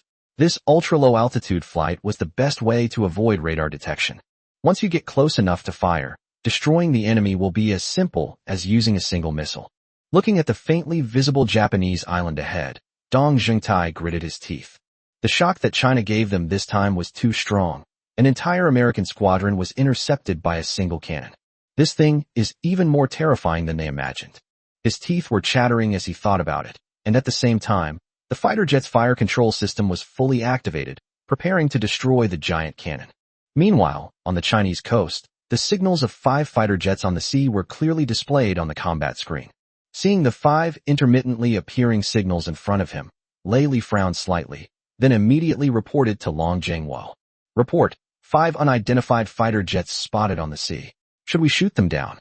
Although I don't know what the other party is here for, it's clear that they don't have good intentions. Long Jingwo was silent for a moment on the other end of the phone before speaking. Do not attack for now. Await orders. Upon hearing this, Lei Li paused for a moment. Should we refrain from attacking for now? We must understand that the enemy is flying very fast. It won't be long before they reach the military base. If the enemy launches an attack, even the most advanced anti-missile system probably won't be able to react. Has Long Jingwo gone mad? Lei Li thought he wanted to say something more, but Long Jingwo had already hung up the phone with a click. Inside the military base, the laser cannon began to slowly rotate again, and at the same time, the laser anti-missile systems located on both sides of the cannon were fully activated. It is said that actual combat is the best test of equipment performance, and this is a good opportunity. At this moment, all the army commanders who were observing in the basement stared wide-eyed at the heavy artillery in front of them. This giant cannon had previously created a miracle, destroying an entire American fleet with a single shot. To be honest, whether this anti-missile mission succeeds or not is no longer important, since it's normal for a weapon to have some flaws. But looking at the open laser anti-missile device, everyone still had some expectations. What if it succeeds? That would be a milestone in the history of equipment manufacturing in China. It combines offense and defense, capable of bombarding U.S. aircraft carriers from afar and providing air superiority and defense. Who wouldn't want such a weapon? As they thought about it, their eyes lit up with desire. At this moment, Dong Zhengtai and his group still did not understand that they had become someone else's guinea pigs, looking at the huge turret that soared into the sky in front of them. All the pilots present gasped in shock as they prepared to launch the missile. With a whoosh, a dazzling light shot down from the sky, and before anyone could react, a South Korean plane was instantly destroyed. The entire fighter jet turned to black ash, leaving not a trace. The strong wind generated by the laser beam caused all the approaching aircraft to sway violently from side to side. The South Korean flight officers present were stunned by the sight of the massive laser beam. Only now did they understand what the U.S. fleet had gone through. They also understood the terrifying nature of this giant cannon. The previous lasers were just a joke, intended only to give them a warning. If they were to truly destroy it, a single, high-powered blast would likely turn their capital into a living hell. Seeing the beam of light in front of them, which was even larger than their fighter jets, the eyes of these Koreans dimmed, and then an enormous will to survive burst forth from their bodies. Damn it, retreat. Retreat. How can we fight this? We can't win. Why did we ever provoke the Dragon Kingdom in the first place? Wasn't that just courting death? As for Park Ji-myung, if he wants to destroy it, then let him personally pilot a fighter jet to destroy it. However, before they could continue complaining, the laser beam in front of them began to move. Seeing the dancing beam, Kim Young-tae broke out in a cold sweat. He couldn't help but shout, "Get out of here!" However, it was too late. With a whoosh, the dazzling beam of light began to dance in the sky like a serpent. In just a moment, 2 more fighter jets were destroyed. Watching the fighter jet crashing into the sky, Kim Jong-tae gritted his teeth and cursed angrily. Damn it! Chapter 143 Perfect Missile Defense. The laser arrives before the missile is launched. At this moment, Kim Jong-tae truly regretted it. Such a terrifying weapon was simply beyond their ability to resist. He even felt that the Cosmic Empire's previous provocation of the Dragon Kingdom was an unwise decision. Is it really possible for a country with such terrifying weapons to be unable to develop chips? Thinking of this, Kim Jong-tae couldn't help but shudder, and he dared not think about it any further. The crimson laser beams on the horizon resembled a red dragon roaming across the sky, scorching the air wherever they went. At this moment, only Kim Jong-tae and his other teammates' fighter jet remained on the horizon. Staring at the red laser beam, both men almost stopped breathing. But then Kim Jong-tae gritted his teeth and shouted, "Han Hyori, cover me as I approach this turret. There's no time to run now, the only option is to destroy them." At this distance, launching missiles would likely be intercepted by the enemy. But as long as we get closer, there's a chance. Thinking of Kim Jong-tae, he unconsciously steered his fighter jet toward the location of the turret. The other South Korean fighter jet immediately understood and began to approach the turret from high altitude at high speed. Only by destroying this turret could they possibly leave. Looking at the terrifying laser in front of her, Han Hyori's eyes were filled with an extremely ugly expression. Thinking back to how their country had been provoking China in the past, with chip blockades and verbal provocations, he instantly felt like he was courting death. If he previously looked down on the Dragon Kingdom, believing that they wouldn't dare to do anything to them, that thought vanished instantly upon seeing this full-power laser cannon. A single shot could annihilate the U.S. fleet. How could a country do nothing about such a thing? Thinking about it, he couldn't help but grin, then clenched his teeth tightly to hide the trembling in his heart. At this moment, he truly felt the terror of the Dragon Kingdom. Damn it! How could we possibly be enemies with a country like this? The higher-ups must be insane. If I could go back, I would definitely run for president of South Korea and then adjust the country's policies. Looking at the giant cannon in front of her, Han Hyori said sincerely, and then unconsciously pressed the missile button to launch the missile at the current distance. It is likely that even the most advanced anti-missile systems would be unable to defend against it. Kim Jong-tae, who was flying close to the sea surface below, also smiled slightly, and then the fire control system locked onto the turret in front of him. Almost the instant the missiles locked on, the 2 guided missiles shot out with a whoosh. It's a success. Over the phone, Han Hyori exclaimed joyfully, and Kim Jong-tae smiled. But that smile was quickly replaced by terror. The moment their missiles were launched, the square modules on both sides of the turret started moving, and then countless fine lasers formed a fire net that shot directly at the incoming missiles. It's even faster than the missile itself. Seeing this, Kim Jong-tae's eyes widened in disbelief, and he instinctively swore. Damn it! How are we supposed to fight this? This thing's reaction speed is faster than a missile. Meanwhile, Han Hyori began to angrily curse. What kind of monster has China developed? My missile was intercepted while it was still on the launch pad. Without saying a word, he hurriedly parachuted out of the burning plane. Lei Li, Liu Dihai, and the others who were observing all of this from the combat camp looked at each other in disbelief, their eyes filled with a hint of fear. They had seen what those 2 guys did just now, launching precision-guided missiles at close range and flying at extremely high speeds. Ordinary interception systems simply cannot react at such a fast speed.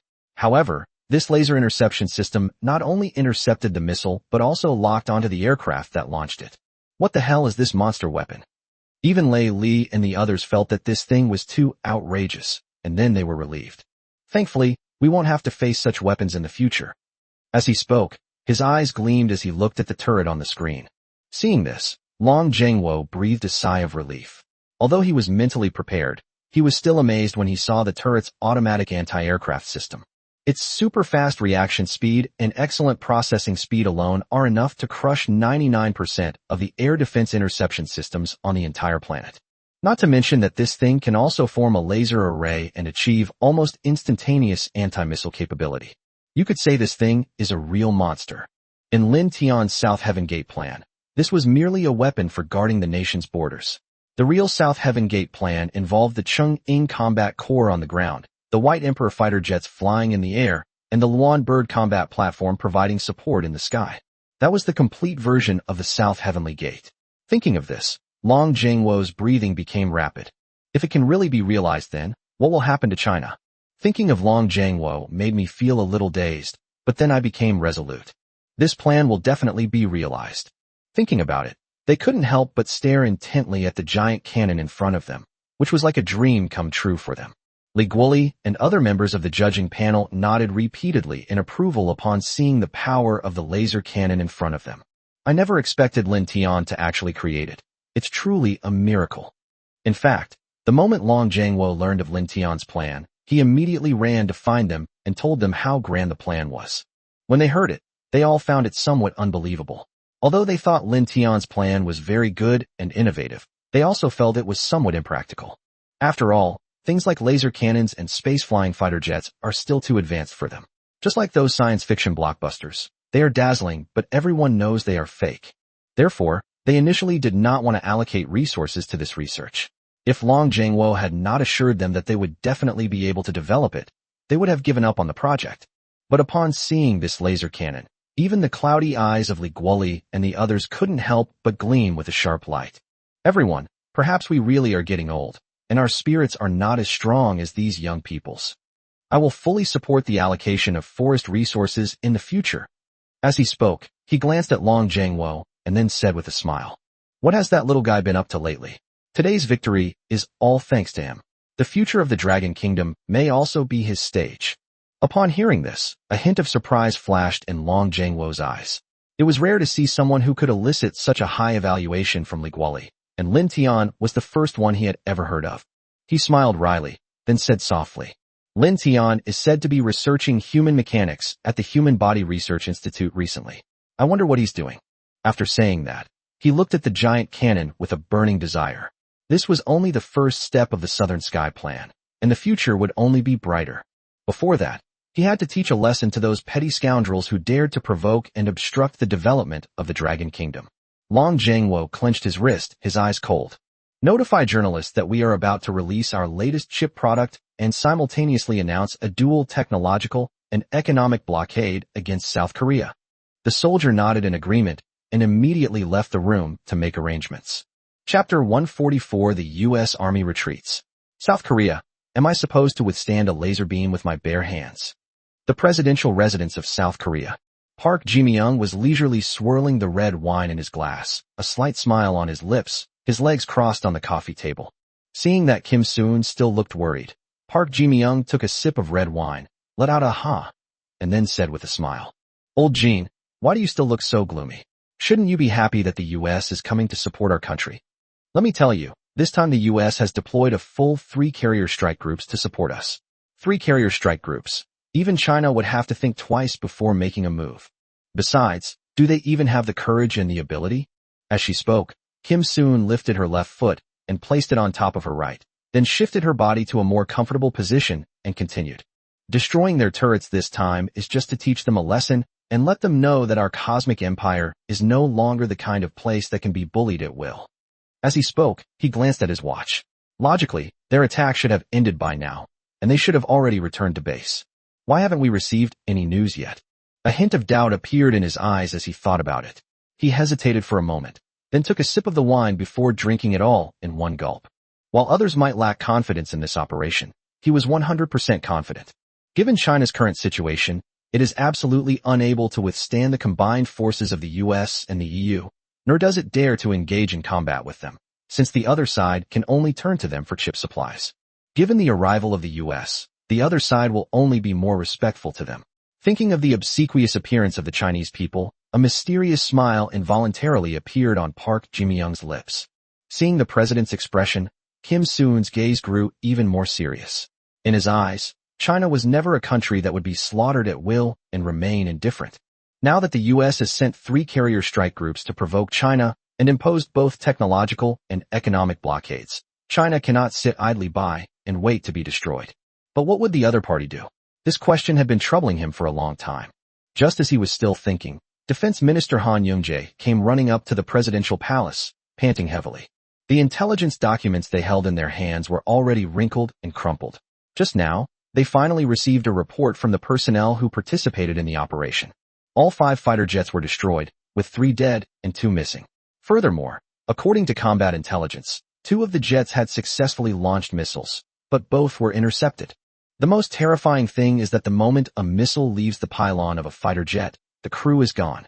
The entire formation was destroyed in less than 5 minutes from the moment the attack was launched.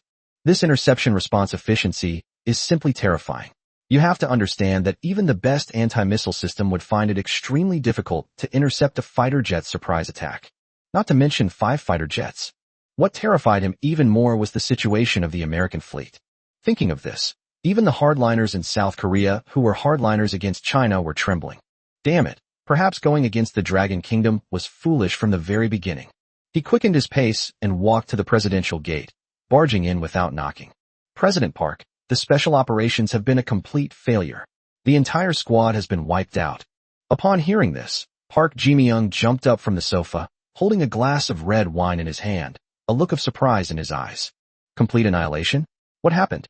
Didn't I order them to coordinate with the U.S. fleet's route of attack? Has the U.S. not come to the Pacific Ocean? Kim Soon, standing to the side, also stood up and stared at Han Young-jae. The old officer hesitated for a long time before finally speaking. According to intelligence, the U.S. fleet has successfully arrived in the Pacific Ocean, and all 3 carrier strike groups have gathered. Park Ji-myung breathed a sigh of relief, swirled the red wine in his hand, and murmured, "It's good that you're here. Once you're here, the Dragon Kingdom won't dare to act rashly." The reason he dared to provoke China so frequently this time was because the U.S. was backing him up. Otherwise, even if they had 10 times the courage, they wouldn't dare to provoke China like this. Hearing that 3 U.S. carrier strike groups have arrived in the Pacific Ocean, I feel a sense of relief. But Han Jingzai's next words made his relaxed heart tense up again. Han Jingzai swallowed hard, then glanced at the documents in his hand with great difficulty, before finally speaking after a long pause. However, after the 3 fleets entered the Pacific Ocean, it seems that a fierce conflict broke out with the Dragon Kingdom. The U.S. fleet suffered heavy losses. These are satellite images from the scene. As he spoke, Han Jingzai handed over a slightly blurry photo. On the sea, the wreckage of American ships was scattered everywhere, including a destroyer that had been cut in half, with the American flag prominently displayed on it. The next picture made Park Ji-myung even more uneasy. It showed fragments of the deck of an American aircraft carrier that had been salvaged from the sea. Seeing this, Park Ji-myung gasped, his body trembling. He immediately leaned out and asked, "What about the U.S. fleet? Are they going to abandon us and fight the wrath of the Chinese nation alone?" Thinking of the laser beam from China and the fate of Japan, Park Ji-myung was truly panicked. Without the protection of the U.S., his previous provocations would have been suicidal. Thinking about his previous statements in front of the news media, he felt like slapping himself a few times. Upon hearing Park Ji-myung's question, Han Young-jae lowered his head and said heavily, "The U.S. fleet has already sailed far out to sea in the Pacific and has ignored our pleas for help. Mr. President, we have been abandoned by the U.S." After saying that, Han Jingzai stopped talking.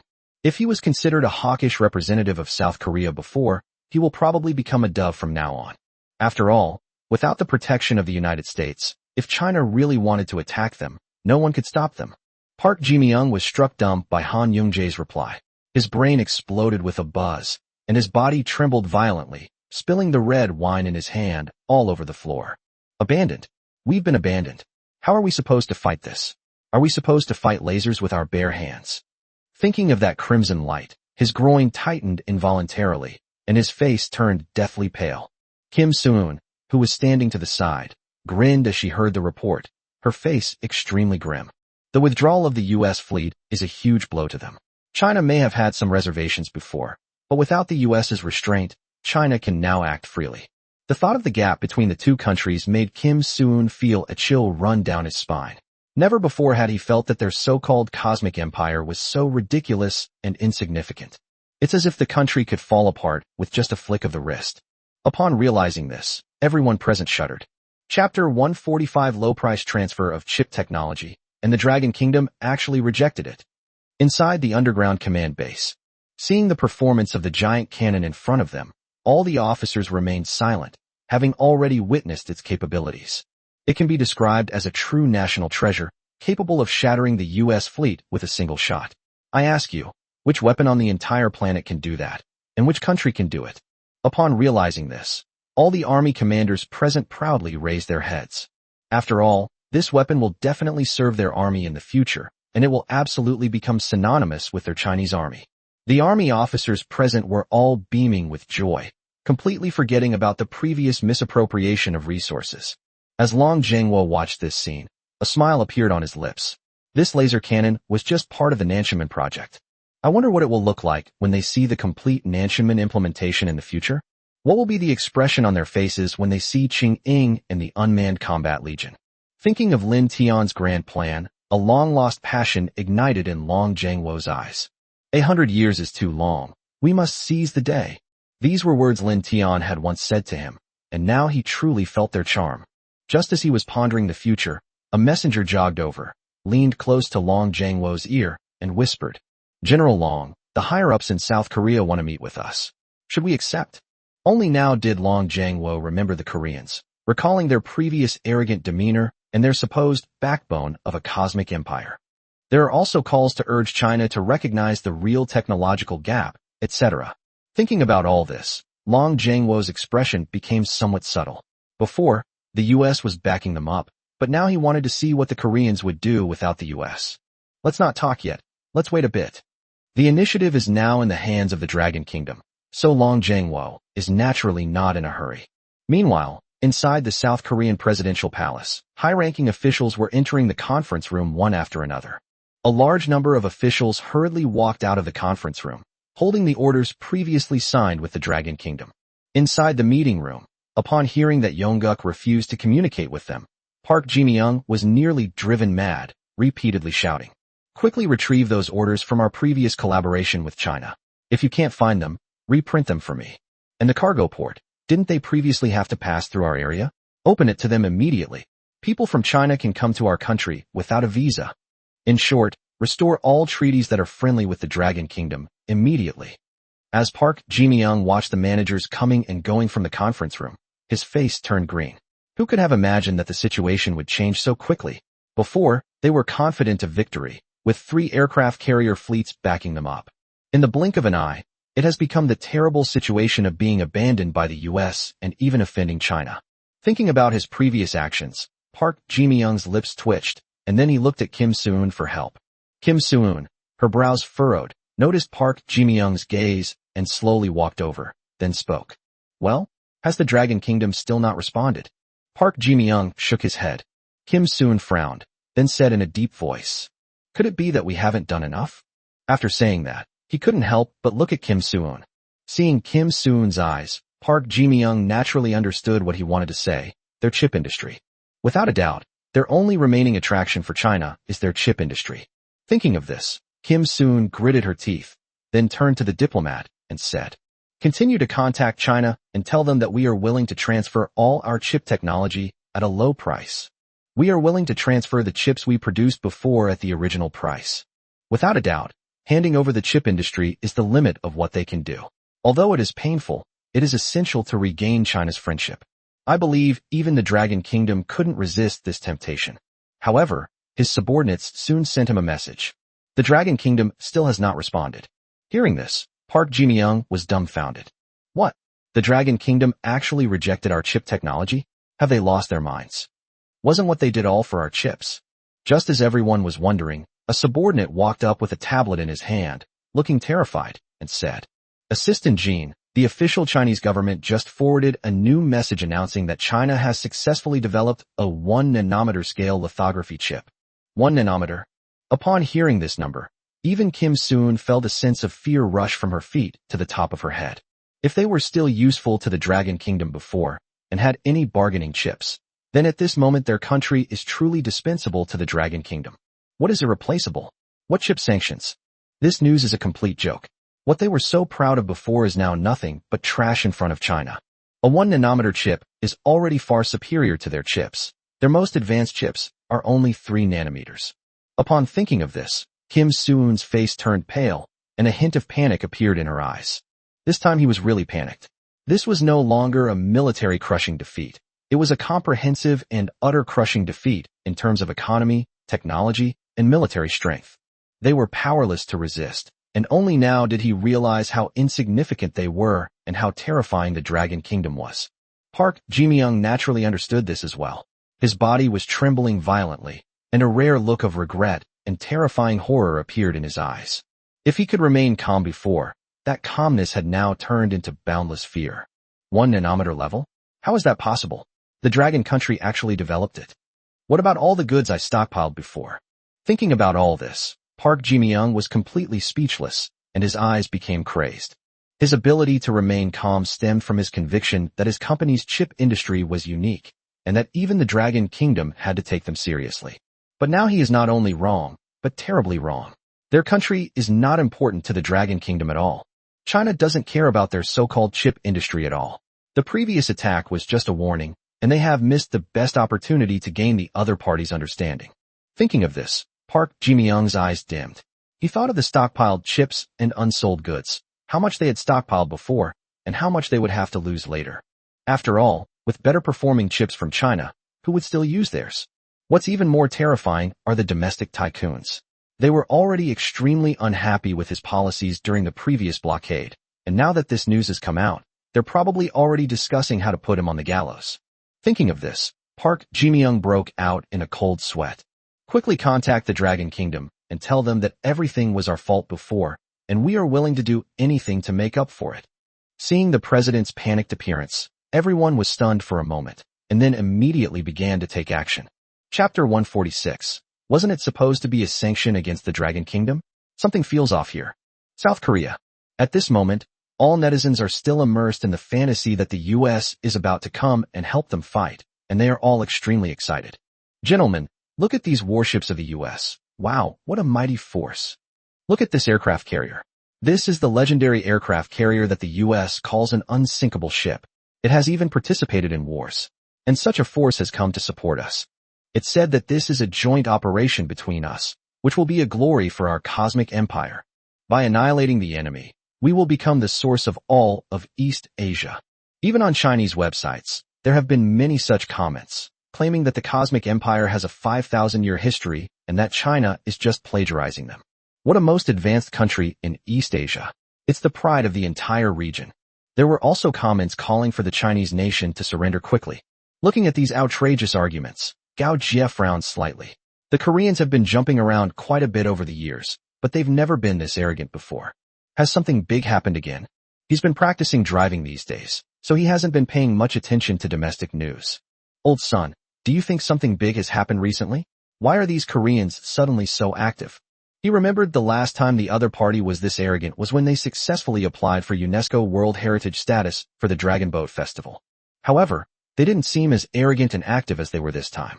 Upon hearing Gao Jie's words, Sun Daping, who was resting in bed, tilted his head back, then, while eating potato chips, pursed his lips and said, "What else could excite these Koreans?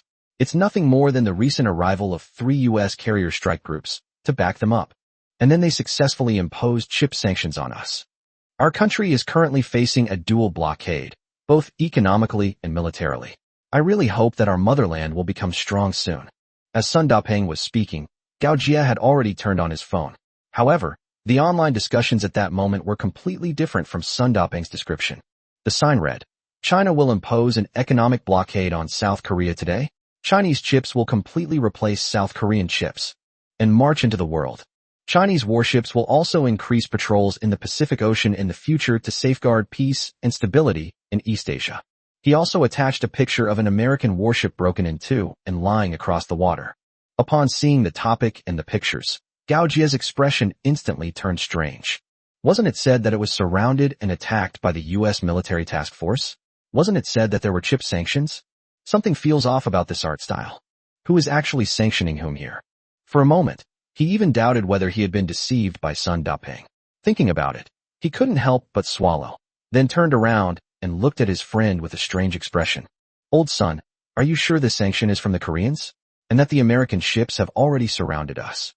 Of course, if you don't believe me, go look at the comments online. The Koreans have imposed a chip technology blockade on us, and the U.S. has all 3 of its aircraft carriers gathered in the Pacific. You don't believe me? As he spoke, Sun Daping opened his phone, intending to use the messages previously released by the Koreans and materials from netizens to support his claims. However, upon opening the app, one would see that China had successfully developed a 1-nanometer chip and would impose an economic blockade on South Korea in the future. Next came photos of Chinese warships patrolling the sea, followed by information about the wreckage of American ships. Looking at the messages in front of him, Sun Daping was stunned for a moment, then suddenly sat up and exclaimed, "Eh." Then he jumped out of bed and looked at the comments online, his expression becoming more and more interesting. The screen displayed images of the Pacific Ocean, where the original locations of the American ships were now just rows of wreckage. There was even a destroyer that was cut in half. Meanwhile, some fishermen have also posted videos saying they have dredged up strange things. Some say they salvaged something that looked like a missile. Sun Daping took one look and realized that it was a standard anti-ship torpedo from the United States. Others said they fished out something that looked like a pot lid.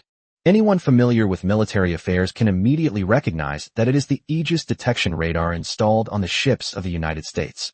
Even more shockingly, a piece of aircraft carrier deck was salvaged from the seabed, which had been cut into an inverted triangle by an unknown weapon. Seeing this scene before him, Sun Daping was completely dumbfounded. Previously, what he saw was the menacing appearance of the American warships, saying things like they firmly supported the South Korean decision and that certain countries should fight to the end to maintain regional security. How come the once fierce aircraft carrier battle group has turned into this state in the blink of an eye? In fact, he hasn't received any news about Chinese warships confronting American aircraft carriers in the last few days. Could it be that China completely overwhelmed the U.S. warships in this standoff? Otherwise, why would they have moved so quickly? They didn't even engage in a standoff. Upon thinking of this, Sun Daping also gasped. If it were any other time when 3 U.S. aircraft carriers arrived in the Pacific Ocean, there would definitely have been a lot of publicity. But this time, there was no publicity at all, which shows how swift this operation was. Even the U.S. probably didn't expect it to end so quickly, but judging from these photos, it was probably a one-sided situation at the time. So much so that the U.S. decided to start the program without much resistance. How did China manage to defeat the U.S.'s 3 fleets so quickly? Thinking about it, Sun Daping couldn't help but shudder. In his eyes, China had always been a developing country. Even though it had a strong economy and advanced technology, it still lagged far behind the United States. However, at this moment he felt that the Dragon Kingdom had changed, and the Dragon Kingdom had become truly powerful. This strength comes from within, as evidenced by the economic sanctions imposed on South Korea, the announcement that China would use its own chips nationwide, and the maritime patrols, among other things. Sun Daping's eyes shone brightly. If he had any doubts about the revival of the Dragon Kingdom before, those doubts had completely disappeared at this moment. Perhaps I really will be able to see the rise of the Dragon Kingdom in my lifetime. Thinking about it, Sun Daping clenched his fists, while Gao Jie, standing to the side, raised his head proudly after seeing the news in front of him. The Dragon Kingdom will surely rise. Chapter 147 Ship Blockade, Kimchi Supply Cut Off. The Koreans crack. On Korean websites, people are still discussing the might of the American fleet and the success of their recent alliance. Gentlemen, with the support of 3 aircraft carrier fleets this time, we are probably invincible throughout East Asia. Of course, look at China. Even at its peak, it only had 2 ships. Luckily, we've always followed the U.S. I really don't know what these Chinese are thinking. Is it so hard to accept someone else's protection? That's right. This blockade is a good opportunity for the Chinese to reflect on their actions. From now on, the Pacific Ocean will belong to us. I reckon right now China is begging us to lift the blockade with the U.S. As they spoke, everyone chuckled. The appearance of the American aircraft carrier had greatly boosted their confidence. Who knows, they might unify the peninsula in one fell swoop. At that time, their cosmic empire will become a truly complete entity, a truly great power. As everyone's expressions grew excited, someone online suddenly said, "Everyone, have the U.S. warships been routed? Why are these photos circulating wildly in China lately?" As he spoke, he couldn't help but share some news reports and pictures from within China. It reads, "The Chinese military recently conducted another harmonious and friendly military exchange with the military of a certain country. Following friendly visits by both sides, the other side decided to withdraw its troops and relinquish control of the Pacific Ocean. In the future, the Dragon Kingdom will conduct routine patrols and escort missions across the entire Pacific Ocean." Routine patrols and escorts? Are you kidding me? Where's the U.S.? Wasn't it supposed to be 3 aircraft carriers? Upon seeing this report, these South Korean netizens nearly fainted from anger. Didn't they say before that China was barely surviving under their sanctions, and that the arrival of the U.S. aircraft carrier was majestic and powerful? How did it suddenly become that China is ruling the entire Pacific Ocean? This is a rumor. It must be a rumor.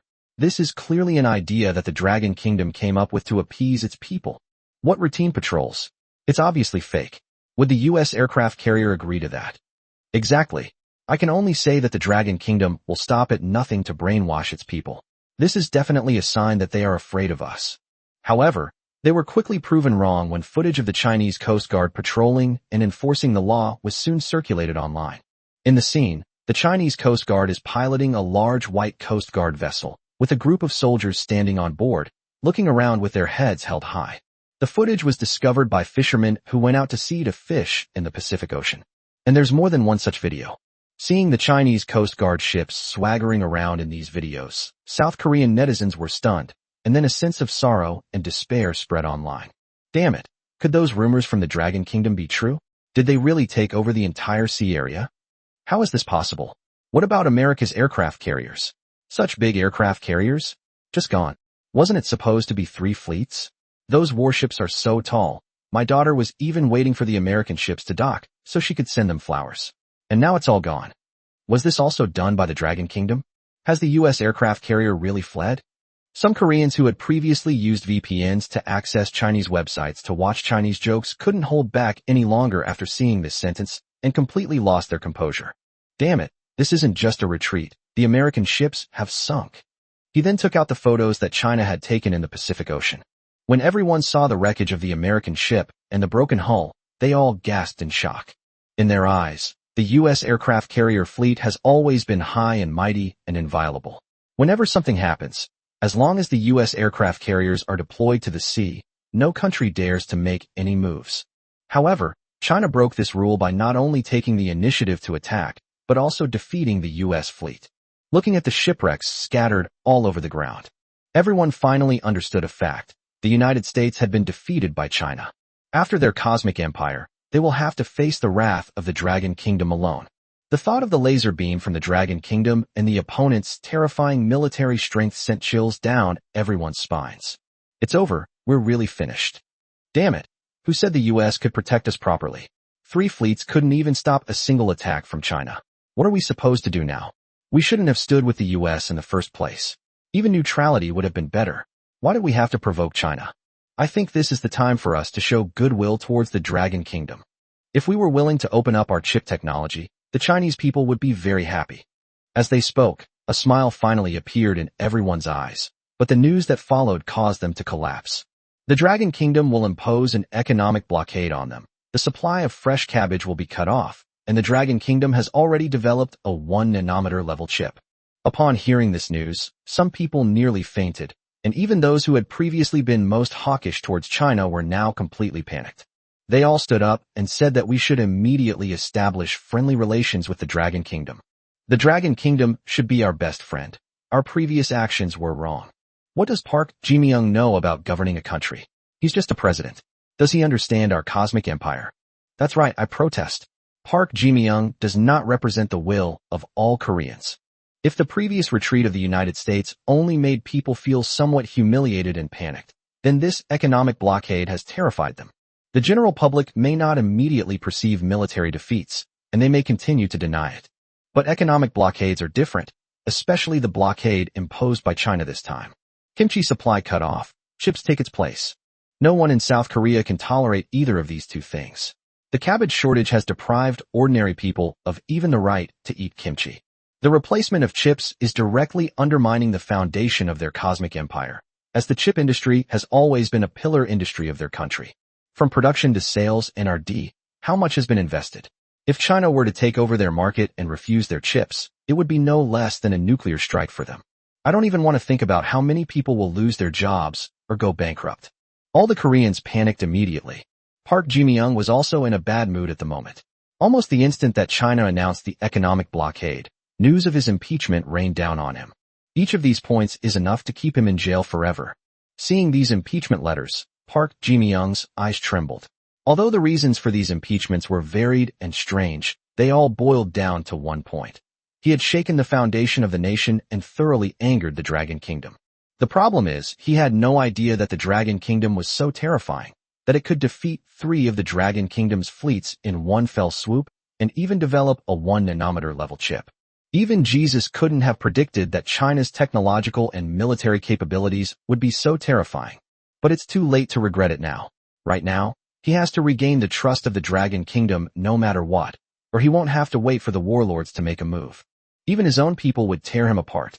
Looking at the South Korean crowd surrounding the presidential residence, Park Ji-myung's face was as ugly as could be. From being the youngest president to a national sinner, he took one wrong step, and that step led to the abyss. Thinking about this, Park Ji-myung couldn't help but take a deep breath. Then he looked at his assistant beside him. "Old Jean, how's the press conference preparation going?" This time, he will announce his new national policy in front of the entire nation, the content of which is to fully gain the trust of the Dragon Kingdom. After all, no one can save him now. The US has collapsed, and currently, apart from China, even Jesus can't save him. Thinking about it, he slowly walked out of the mansion. Chapter 148. The Koreans have been a part of the Chinese nation since ancient times. Outside the presidential palace, a large group of South Korean residents had gathered, waving sticks in their hands. Some even brought out stools from their homes, rushed forward angrily, and roared, "Park Ji-myung, you come out here. Is this the national policy you mentioned? Now I can't even afford a fresh cabbage. Damn it. How are we supposed to survive if the price of fresh cabbage in China goes up? We're going to protest. Restoring relations with China? The US is completely unreliable. Since we're all going to rely on the protection of a major power anyway, I'd rather choose China than the US. That's right, we share the same roots as the Dragon Kingdom. In ancient times, we were also a vassal state of the Dragon Kingdom. I believe that as long as we admit our mistake, the Dragon Kingdom won't hold it against us." Thinking of their previous good relations with the Dragon Kingdom and the prosperous scene of their country, a glimmer of hope appeared in everyone's eyes. Then they began to reflect deeply on how they had gone too far and how they had provoked the other party.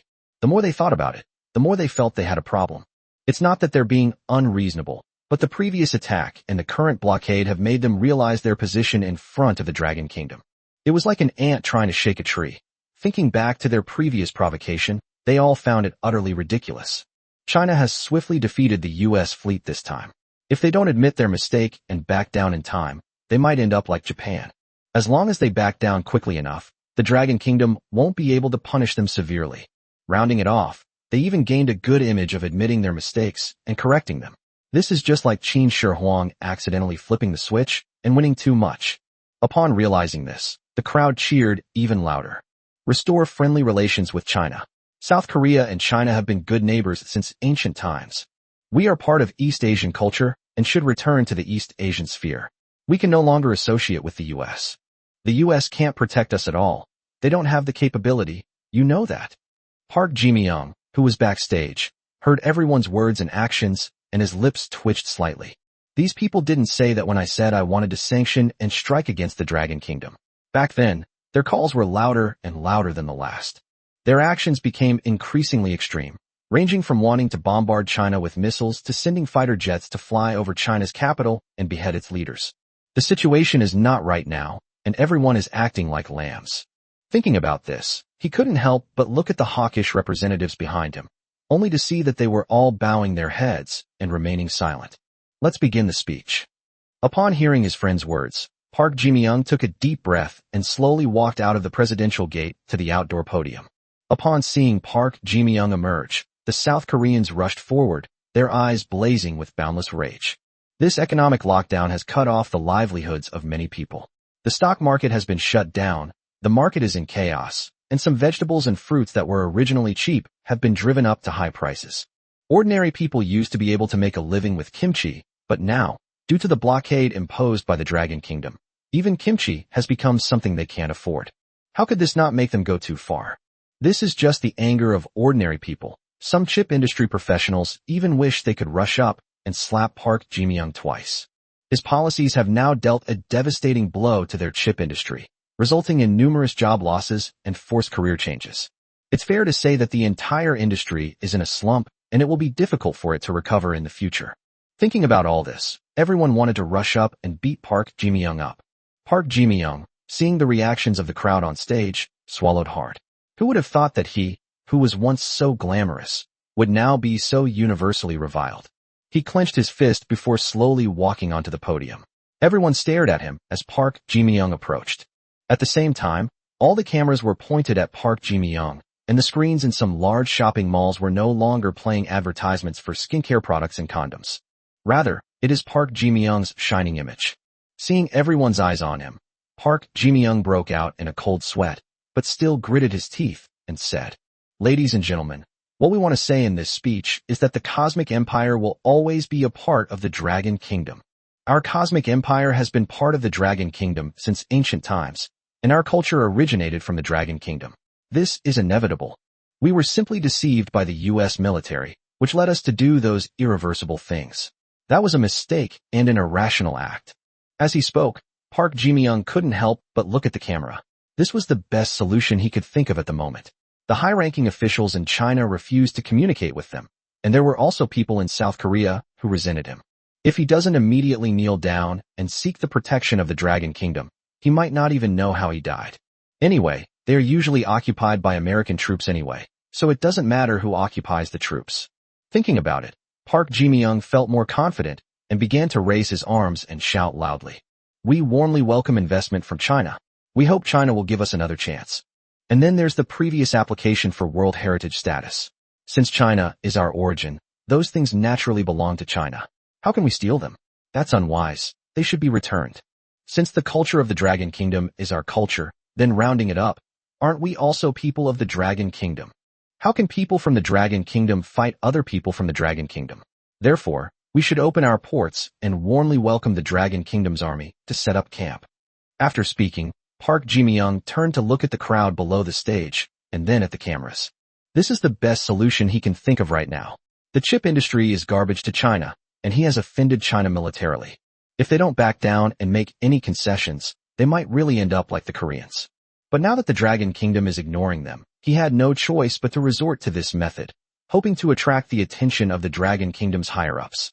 He thought to himself that he was once the leader of a developed country, and now he was asking the TV station to broadcast his signal to beg for mercy from the Dragon Kingdom. Even someone as thick-skinned as him found this feeling unbearable. The crowd below frowned upon hearing Park Ji-myung's words, their eyes flickering, and then they began to lower their heads and whisper among themselves. "What do you think would happen if the Dragon Kingdom entered our country? I think it's a good idea. Didn't you see their giant cannon? If they built one in our country too, wouldn't we be invincible? Indeed. What's more, the benefits of being on good terms with China are enormous. At least there's plenty of kimchi. In the past, we were their vassal state, so it's only right that we pay tribute to our ancestors now." Exactly. This is what they call staying true to our original aspirations. As they spoke, the eyes of the crowd gleamed with the light of missiles, and then they raised their arms and shouted, "Yes, that's right. We are also part of East Asian culture. We are also Chinese. A warm welcome to the people of the Dragon Kingdom. People of the Dragon Kingdom will not fight against other people of the Dragon Kingdom." The calls for action are growing louder and louder. Hearing these shouts, Park Ji-myung stood there stunned, unable to react for a long time. "Wait, you accepted it so quickly? Aren't you going to put up any resistance?" He originally thought that his outrageous remarks would definitely provoke fierce resistance from the public, and that the masses would be quite resistant. However, it now seems that he overestimated the nobility of the people. Damn, he's even more shameless than him. Damn it, I guess I was too naive. Looking at the crowd in front of him who couldn't wait to become Chinese citizens, Park Ji-myung sighed with genuine emotion. Then he raised his hand and shouted, "A warm welcome to the Dragon Kingdom for stationing troops. South Korea and the Dragon Kingdom have been good friends since ancient times." Chapter 149. How come this Korean sliding knee movement is so fast? What happened to his backbone? On the Chinese internet, the topic of South Korea never stopped. It's not just because of South Korea's past actions towards China, such as applying for cultural heritage status, but also because of the South Korean president's previous humble yet assertive demeanor, such as the idea of fighting against the Dragon Kingdom to the end. Everyone was worried that this move might drive the other side crazy. After all, even a cornered dog will jump over a wall. Gentlemen, do you think the Koreans will start a war with us this time? After all, we've imposed an economic blockade and maritime control measures. What if they get desperate? Indeed, I also saw squads of soldiers standing guard on the main road of our city this time. I wonder what they were doing. Could this be a precaution against a Korean counterattack? I don't think so either. Those soldiers all looked quite relaxed, not like they were about to fight. Just as everyone was speculating, the video of the South Korean president's speech was quickly leaked online. The title is absolutely explosive. Koreans have been a part of China since ancient times. Chinese people don't fight Chinese people. Upon seeing this title, everyone's eyes lit up, wondering what tricks these Koreans were up to this time. After all, they've used this tactic quite a few times before. But after clicking on the video, Gao Jie was completely dumbfounded, because this was not the marketing news fabricated by some unscrupulous media for traffic that he thought it was, but a real-time news story that fully complied with journalistic principles. This title isn't just random. The Koreans actually claim to be part of China. Especially when watching the video of the South Korean president talking eloquently about his country's long history, and finally patting his chest and saying that South Korea is part of China, Gao Jie couldn't help but stop thinking. It's not because of the other party's words, but because of their attitude. Is this still the Korean he remembers? Previously, the other party boasted that he was the origin of all things and the master of the universe. When did he become so humble? The video's comment section was filled with question marks, and many people were saying, "What's going on? Would a Korean say something like that? This video isn't AI generated, is it?" Yeah, I saw this video first thing this morning, and I almost thought I was still dreaming. Is this Korean? However, someone soon came forward to confirm it. Everyone, this isn't a composite, it's real. If you don't believe me, go check on foreign websites. It's all this video, and it was even released by their official channels. Upon seeing this sentence, everyone stared at the screen in a daze for a second or two, then their eyes lit up, though they didn't know exactly what was going on. But now it's clear that the Koreans have backed down prematurely. Thinking of how the other party had provoked China before, everyone's lips curled up. TSK. I remember what the Koreans said before. Something like they said they would fight us to the end and never give in. So you're just going to refuse to give in like this? What do you know? This is the backbone of our Korean nation. Plus Doge. Lightning fast knee slide. As long as I surrender quickly enough, my opponent can never defeat me. Nonsense. Back in the day, the Koreans achieved the glorious feat of killing a lieutenant general of the United States while trying to escape. They have a firm grasp on the art of timely retreat and admitting defeat. As expected of the South Korean army, they never let us down. Everyone burst into laughter. They had initially thought the Koreans would choose to fight to the death, but it turned out they had overestimated them. The other party slid to their knees faster than they expected, and even posted it online, fearing that China wouldn't know. And then there was a whole string of news, saying that the previous application for World Heritage status was just because the Koreans loved China too much and were afraid that others would apply for these festivals first. That's why we applied for World Heritage status ahead of schedule. There are also claims that, for the sake of friendship between the two countries, the Koreans are willing to accept the presence of the Chinese army and jointly build the glory of the motherland. After this whole ordeal, not only were the netizens in China dumbfounded, but even generals like Long Jianguo, who had seen it all, were stunned. Looking at the video, Li Zhanhao, the army commander, couldn't help but wipe his nose and exclaimed in surprise. My goodness, these Koreans surrendered really fast. My army wasn't even fully assembled yet, and they were already gone. I thought they would hold on a little longer. I knew I had overestimated them. As he spoke, Li Zhanhao shook his head with a wry smile. Long Jianguo was also surprised to hear this news. After all, the other party was one of the few military powers on the entire planet. Don't be fooled by the fact that Koreans are usually disliked and hated by everyone. That's only because they're not outstanding in the East Asian monster room. However, if we compare the enemy's military strength to that of the entire planet Earth, they would absolutely crush 90% of the countries on Earth. After all, having thousands of fighter jets and a stable workforce of nearly 1 million is no joke. This power is not weak anywhere. However, this time, faced with the Dragon Kingdom's sanctions, the other side backed down so quickly. They even went so far as to say that Koreans are part of China. While the Japanese incident certainly played a role, the main reason was probably because Lin Tian's laser cannon was too ferocious. It extinguished the last hope of resistance from the enemy and crushed the last vestiges of a nation's morale. Thinking of this, Long Jianguo couldn't help but shake his head and sigh. What goes around comes around. They were as arrogant as they were before, but now they are as humble as ever. They never even considered stationing troops in South Korea before. But now that the Koreans have taken the initiative to invite us, we can't blame them. After all, why not have another forward position for China? After all, South Korea and Japan are China's gateways to the sea. If these two places are controlled, the Dragon Kingdom will have another maritime Great Wall, which can better protect its homeland. Furthermore, these two locations can strengthen control over the Pacific Ocean, which can be considered a true victory. And all of this is thanks to Lin Tian's weapons. Thinking of Lin Tian, a glimmer of light appeared in Long Zhangwo's eyes. He then turned to Li Zhanhao beside him and asked, "Old Li, what has Lin Tian been up to lately? I haven't seen him around much."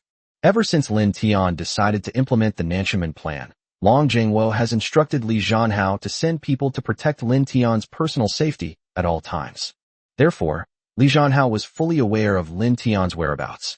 Li Zhanhao thought for a moment and then replied, "I don't know either, but according to my soldiers, Lin Tian has been hanging out with academicians like Luo Heping lately. It seems like they're discussing mechs and intelligent soldiers or something. It is said that there has been some progress." Upon hearing Li Zhanhao's words, Long Zhangwo was immediately taken aback, as Lin Tian's laboratory had previously shown him a portion of it. Huang Qianhe had also told him that part of Lin Tian's plan was entirely possible to achieve. The other side is testing intelligent soldiers now. Could it be that they have already developed a mechanical army? Thinking about this, Long Zhangwo immediately said to the person next to him, "Let's go, we'll go to the Academy of Sciences right now." Chapter 150 The Mechanical Legion officially debuts. Inside the Dragon Kingdom Science and Technology Institute. At this moment, everyone gathered together, with something covered by a tarpaulin beside them. The tallest cluster was as high as a 3-story building. Looking at the scene before him, Luo Heping couldn't help but raise his head and squint as he said, "Mr. Lin, is the mechanical unmanned army you mentioned under this tarpaulin?" Looking at the thing covered by the green tarpaulin in front of him, Luo Heping's heart pounded, but there was still a hint of suspicion in his eyes. In fact, they started research on unmanned combat units a long time ago, but the latest progress so far has only been on artificial exoskeletons. It's not that they don't want to build it, but rather that it involves too many technologies, such as robot processing chips and human skeletal structures. The chip issue, in particular, is almost impossible to solve. The battlefield environment is constantly changing and the information is extremely complex. Sometimes even the human brain can't process it all, let alone the computing power of a chip. Existing chips simply don't have that much computing power, not even supercomputers. Therefore, within the institute, almost everyone considered this research a waste of time because it was simply impossible to achieve. Many experts who previously developed unmanned mechanical core combat systems eventually switched to exoskeleton research because they believed that unmanned combat was impossible under current technological conditions. Therefore, when Lin Tian announced the development of an unmanned combat core, the first reaction of the crowd was not surprise, but doubt. If it weren't for Lin Tian's previous actions, everyone would probably have kicked him out long ago. Researching unmanned mechanical armies? They spent over a decade developing some exoskeletons, and Lin Tian immediately claimed he had developed an entire army. Who would believe that? Even Luo Heping looked at Lin Tian with some hesitation. Although he also hoped that China could overcome this technology, it seemed unrealistic at the moment.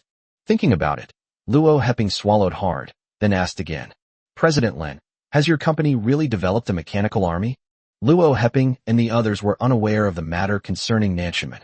Firstly, they were engrossed in their research and had no interest in anything outside of it. Secondly, Long Zhangwo had done a very good job of maintaining secrecy.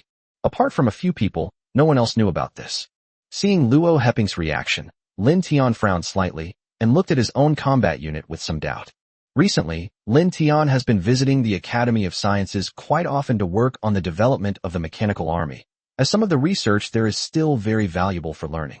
In fact, he did learn a lot from this. Otherwise, the Mechanical Legion's research wouldn't have been so fast. However, he didn't know the current level of this core's capabilities and performance, which is why he came to the Academy of Science and Technology to get everyone to evaluate it. Seeing everyone's reaction, Lin Tian couldn't help but wonder if his unmanned army was lacking in combat firepower and technical equipment. Otherwise, why would Luo Heping and the others show such hesitant expressions? After thinking for a moment, Lin Tian finally spoke. "Yes, Mr. Luo, this is the first batch of unmanned combat units developed by our company. It's still in the experimental stage and not a finished product yet. We're unsure about its performance, which is why we're asking you for an evaluation. If there are any problems, I can take it back and make corrections." Looking at everyone's expressions, Lin Tian couldn't help but have some doubts about the unmanned army he had developed. Was his research too conservative? When everyone heard Lin Tian say, experimental subject, they all breathed a sigh of relief and whispered among themselves.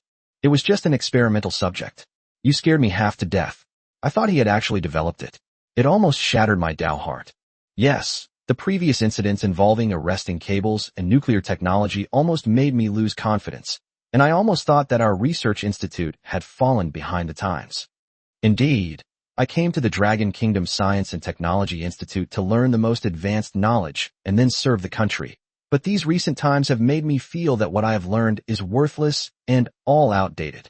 Everyone who comes to the Dragon Kingdom Academy of Science and Technology is an outstanding individual, and everyone has an extreme passion and purity for their research. You can criticize a scientist as a person, but you can't criticize their research or knowledge. That would be worse than killing them. After all, who doesn't have a bit of eccentricity when it comes to scientific research? But Lin Tian's previous actions shattered everyone's prejudices, such as the barrier cable and nuclear fission and nuclear fusion technologies. Each one left their institute far behind, to the point that everyone in the institute began to doubt whether their previous research was still meaningful. After all, it takes a lot of effort to develop something, and then you tell me that this thing is outdated, and that you have something better that you developed years ago. No one could handle something like this. Therefore, everyone breathed a sigh of relief when they heard Lin Tian say that it was an experimental subject. It turns out that their research institute wasn't useless or outdated. Their research was still useful. Thinking of how many people were almost in tears, I finally regained some of my confidence. Then one by one they raised their heads, their eyes shining. After all, they had done research on mechanical legions and developed quite a few experimental subjects. Although they all failed, they still managed to figure it out and accumulated a lot of experience. If Lin Tian's experimental mechanical tests later have any problems, they will have the right to speak on the matter. The smiles in everyone's eyes were a sign that they had regained their confidence. Luo Heping stepped forward and said with a smile, Mr. Lin, isn't it normal for scientific research to have problems? Moreover, this unmanned mechanical army is indeed too demanding for the current technological environment. It's normal that some problems can't be solved. If you've come here seeking advice, then I can say you've come to the right place. Our institute's research on unmanned mechanical legions will definitely not disappoint you. Hearing these words, Lin Tian's eyes couldn't help but gleam. Even though this mechanical army was developed by him based on the blueprints given by the system. But this is just a concept after all. He wasn't very clear on how the mechanical legion should fight or what functions it should have. Lin Tian was naturally happy that someone was willing to give him advice and suggestions, since any military product can only become better through continuous modification and exploration. Although Lin Tian is confident in his research products, he is not so arrogant as to believe that his research products are the world's benchmark. Then I'll leave it to you all. I'd appreciate your guidance. As he spoke, Lin Tian walked to the green tarpaulin, grabbed a corner of it, and pulled hard. With a whoosh, the large tarpaulin slid off. Under the sunlight, a squad of mechanical soldiers, all dressed in black, stood neatly on the ground. The pitch-black material seemed to absorb the surrounding sunlight like a black hole, without reflecting any light. The face is still painted black, but there is a display screen in the eye area. The display screen is currently off. Beside this convoy of machines, a giant mech, as tall as a 3-story building, stood silently. Its towering body is as striking as a mountain, and its massive mechanical legs are spread out in a 3-claw shape to support it on the ground. The left side bomb bay is enormous and awe-inspiring, while a heavy cannon stands on the right shoulder of the mech. Even when the mech was still, everyone could feel a chilling aura emanating from it. Chapter 151 The Younger Generation is truly formidable. Future Mechanical Legion Operations, Making History. When Lin Tian lifted the tarpaulin, everyone present gasped, and the atmosphere instantly became cold and silent. Some people stared wide-eyed at the Mechanical Legion in front of them.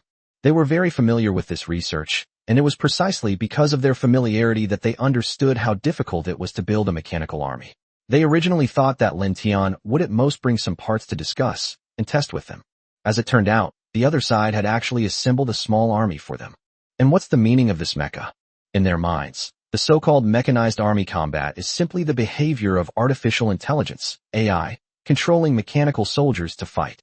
It doesn't mention that the robot soldiers need to cooperate with drone mechs in combat, which is a completely different concept from the unmanned mechanical army combat they have encountered. Looking at Lin Tian's mecha and the entire fully equipped mechanical army in front of them, everyone's mouths twitched. My temples started twitching again. Does this guy have some misunderstanding about mechanized warfare? And these robots and mechs, so well equipped and so well developed, are still only experimental versions? What will they be like when they are officially deployed? Thinking about the people working at these science and technology institutes, they all seemed to be shining brightly, but there was also a hint of bitterness in their eyes. Is this guy here to sabotage them again?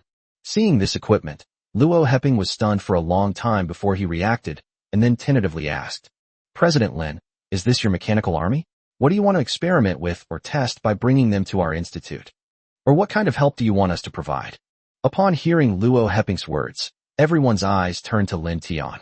Lin Tian hesitated for a moment before speaking. Actually, I brought these equipment here to ask you all to see if these things meet the requirements of future mechanized army combat. Then we can make improvements based on operational requirements. So I'd like to hear everyone's opinions. Then Lin Tian began to briefly explain the land warfare part of the Nanchaman plan. I believe that in the future, our Chinese army must build an unmanned mechanical force, the main body of which will be these intelligent robots. They will be responsible for core operations in harsh environments, such as plateaus, mountains, and even space, places unsuitable for human combat. This mech is the vehicle that carries them. But of course, its primary function isn't just transportation. Instead, it should be a heavy artillery position that can react quickly and enter enemy territory to deliver a fatal blow to the enemy at any time, or provide excellent fire support to its own positions. As he spoke, Lin Tian pointed to the nozzles of the mecha beside him. Only then did everyone notice that the giant mecha's backpack was equipped with 4 devices that looked like the nozzles of a space engine. It's clear that Lin Tian wasn't joking with them. He genuinely thought so. Luo Heping was already stunned by Lin Tian's description of the mechanized army's combat tactics. He kept wiping his sweat with a handkerchief as he listened attentively. This young man is truly formidable. Lin Tian's concepts have overturned his imagination of the future mechanical army. Their previous research had always revolved around the combat of intelligent mechanical soldiers, believing that as long as they could build a mechanical army entirely controlled by intelligent AI, they would have completed the construction of the Mechanical Legion. I never imagined that this mechanical army should also be equipped with mech support, as well as the concept of unmanned soldiers and unmanned mechs fighting together. Now that Lin Tian had said that, Luo Heping and the others suddenly felt enlightened. They all unconsciously took a few deep breaths, and some even started taking out their notebooks to write it down. What Lin Tian just said is enough to support the creation of a new research course, and has refreshed their understanding of future mechanized core warfare. It can be said that Lin Tian's ideas at this moment are the standard for the future Mechanical Legion. Their definition of mechanized core will likely have to be changed in the future. But that wasn't all. Lin Tian continued. Of course, this model is not mature enough yet, and there are still many details to be added, such as whether mechanical dogs can be added to combat, and the upgrading of dragonfly drones, etc. Only in this way can I consider it a complete intelligent mechanical army. And that is my goal. After listening to Lin Tian's story, Luo Heping was completely speechless, only able to gasp for breath, his chest heaving. After hearing Lin Tian's description, the people behind him also began to write down every word and phrase that Lin Tian had just said. This is a novel idea that will create a new course and a new era. After a long while, Luo Heping finally let out a long sigh, then shook his head with a bitter expression. These young people are truly formidable. Undoubtedly, their Institute of Science and Technology has once again been outshone by the other side. Thinking about it, Luo Heping couldn't help but sigh, and then asked, So, Mr. Lin, are these equipment models you designed to simulate future battle groups? Looking at the well-equipped and ingeniously designed army in front of him, Luo Heping's eyes narrowed slightly. He had heard what Lin Tian said earlier, to build a powerful mechanical army. However, the current technological strength of the Dragon Kingdom was completely insufficient to support such a grand plan. Therefore, in his eyes, this fully equipped army is very likely a one-to-one model designed by Lin Tian based on his own concept. They had done this before. Back when the J-20 had not yet been developed, they designed mini 1:1 scale models of the fighter jet. Although these models are not actual machines, they can perfectly present some of the designer's ideas, thereby verifying whether their ideas are reliable. Lin Tian's current army is, in his view, a model for validating ideas. Otherwise, it's impossible to say that Lin Tian has already developed the army, right? However, Lin Tianxia's words completely broke him down. Models? No, these are the Legion's experimental subjects. These are all real. Upon hearing Lin Tian's words, Luo Heping's pupils constricted sharply, and he pointed at the mechs in front of him with disbelief. What? You're saying these are all real stuff? The ideas Lin Tian just mentioned were completely beyond their imagination. In their view, what Lin Tian said was almost impossible to achieve. However, Lin Tian now claims that he has actually developed it. It's important to understand that conceptual models and actual machines are completely different things. No matter how brilliant the concept is or how realistic the model is, it's still ultimately just a concept. They've seen plenty of conceptual models of bullshit, but what about the ones they've actually researched and developed? He could count them on one hand.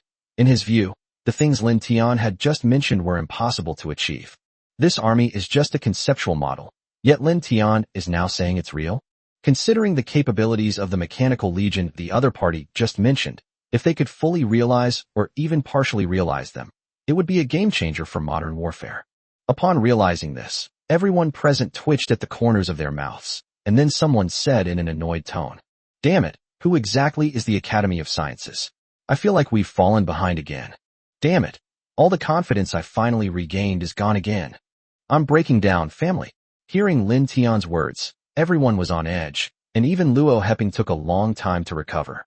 Then, focusing his gaze on the Legion before him, he said in a deep voice, "Could you please have Mr. Lin demonstrate the capabilities of this mechanized army?" Chapter 152 The Great Man-Machine Showdown. Defending Humanity's Dignity.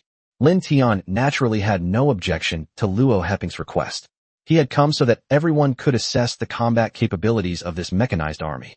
Only in this way can we quickly identify and address shortcomings, making the entire corps more perfect. Lin Tian slowly walked towards the mechanical soldier in front of him, and then spoke. Mechanical 001, step forward. Upon hearing this, everyone turned to look at the mechanical soldier in front of them. The moment it received Lin Tian's order, the eyes of the mechanical soldier codenamed 001 suddenly flashed with a bright light. The previously dim screen instantly became bright, and then, in front of everyone, the mechanical soldier took a step forward. Then, his legs touched, making a muffled bang, and then his right arm shot up, giving Lin Tian a salute. Then a voice with a mechanical quality suddenly rang out. "Soldier number 00, one of the mechanical corps, salutes you." Upon hearing this voice, everyone present's pupils trembled violently. Although they were prepared, everyone present was still taken aback when they saw that the mechanical soldiers developed by Lin Tian could actually move. According to Lin Tian's description, these mechanical soldiers have incredibly powerful abilities, capable of fighting in all kinds of harsh environments. It can also cooperate with mechs and artillery in joint operations. They could truly change the nature of modern warfare. They might even be able to wage a war without human intervention. This is a groundbreaking advancement. Thinking about it, Luo Heping couldn't help but swallow. Meanwhile, the researchers around him were observing the mechanical soldier's movements and logical processing capabilities. Did you see his salute just now? From touching his toes to raising his hand, the whole movement was seamless.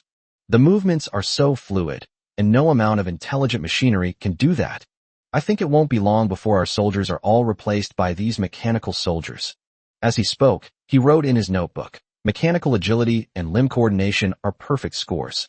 Suda, who was guarding Lin Tian at that moment, frowned upon hearing everyone's words. As special forces soldiers, they had a natural confidence and pride in their profession and skills. Hearing someone say that this thing will replace them in the future, he raised an eyebrow and hesitated for a moment before speaking. "I don't think so. A machine is just a machine after all. The battlefield environment is constantly changing, and sometimes even professional soldiers can't make a judgment, let alone this robot." Upon hearing Suda's words, all the researchers present were taken aback, and then they all stroked their chins and began to ponder what he had said.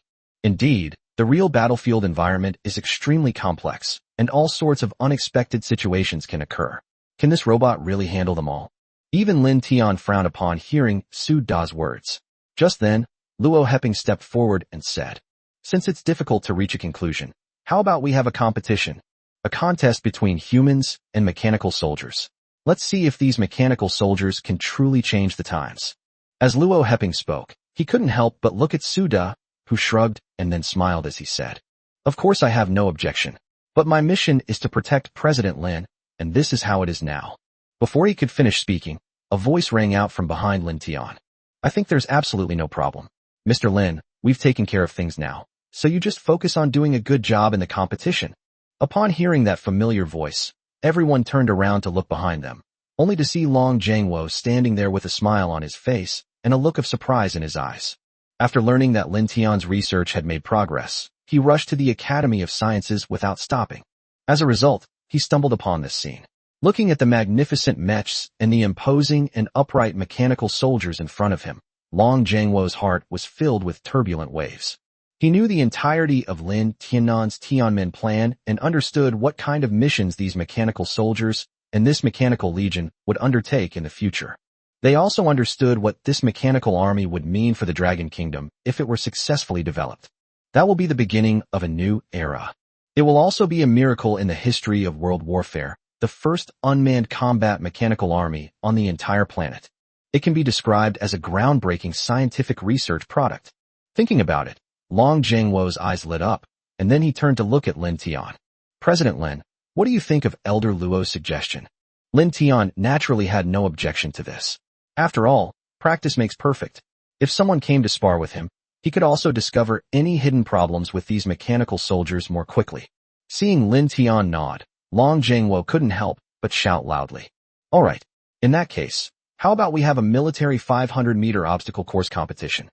Let's see whether mechanical soldiers or human soldiers are better adapted to the battlefield. The so-called 500-meter obstacle course is a training program designed by the military based on various environments that occur in actual combat.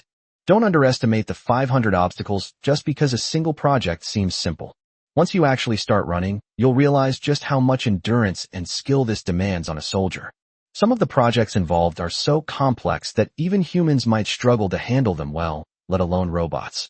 Therefore, proposing this project was a significant challenge for Lin Tian's robotics team. After all, although mechanical soldiers are called soldiers, their main body is still mechanical, and mechanical limbs cannot be more flexible and coordinated than human limbs. Suda had naturally thought of this as well. When he heard Long Jiangwo propose a 500-meter obstacle course competition, the corners of his mouth involuntarily turned up. The comrades around him chuckled. The 500-meter steeplechase, isn't that our Captain Su's forte? Who is the current record holder for the military region steeplechase? Isn't it our Captain Su? No matter how advanced the robots are, they're still a long way from replacing us. Exactly. The battlefield environment is incredibly complex. Can this robot handle it? Just wait and see. It won't even make it up the first rope ladder. Everyone burst into laughter. It wasn't that they looked down on Lin Tian's research, but as soldiers, they also had their own honor and dignity. Some people are saying that a lump of iron will replace them in the future, but no one would agree with that. The dignity of our soldiers depends on you, Captain Su. Let them see how powerful our Chinese soldiers are. Captain, you have to go easy on them later. Don't let them lose too badly.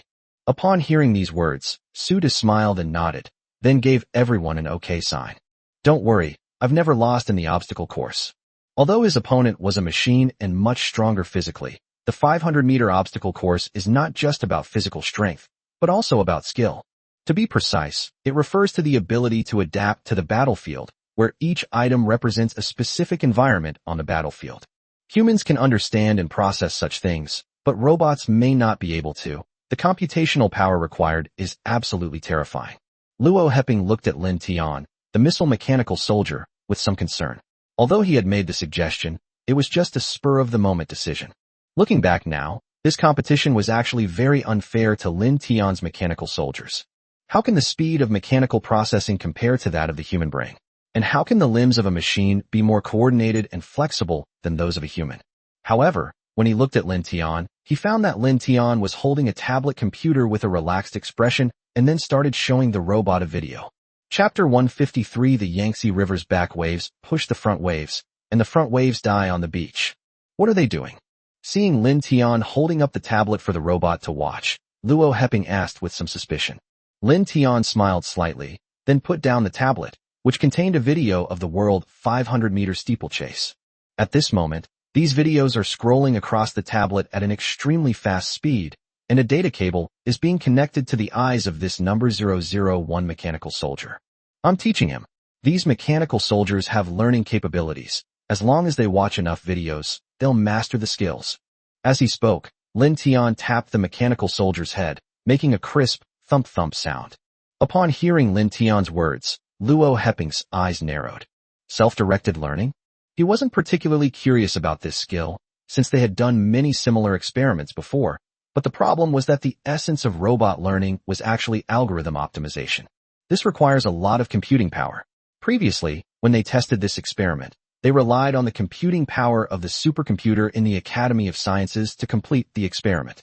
Even though the experiment wasn't military training, the amount of computer resources required was already terrifying. Lin Tian's mechanical soldiers now have to complete an entire process of military training, and the computational demands required are simply unimaginable to him. Even if several supercomputers work together, it might not be possible for this mechanical soldier to perfectly complete this test. But now, Lin Tian doesn't even have a single electronic component, let alone several supercomputers helping him with calculations.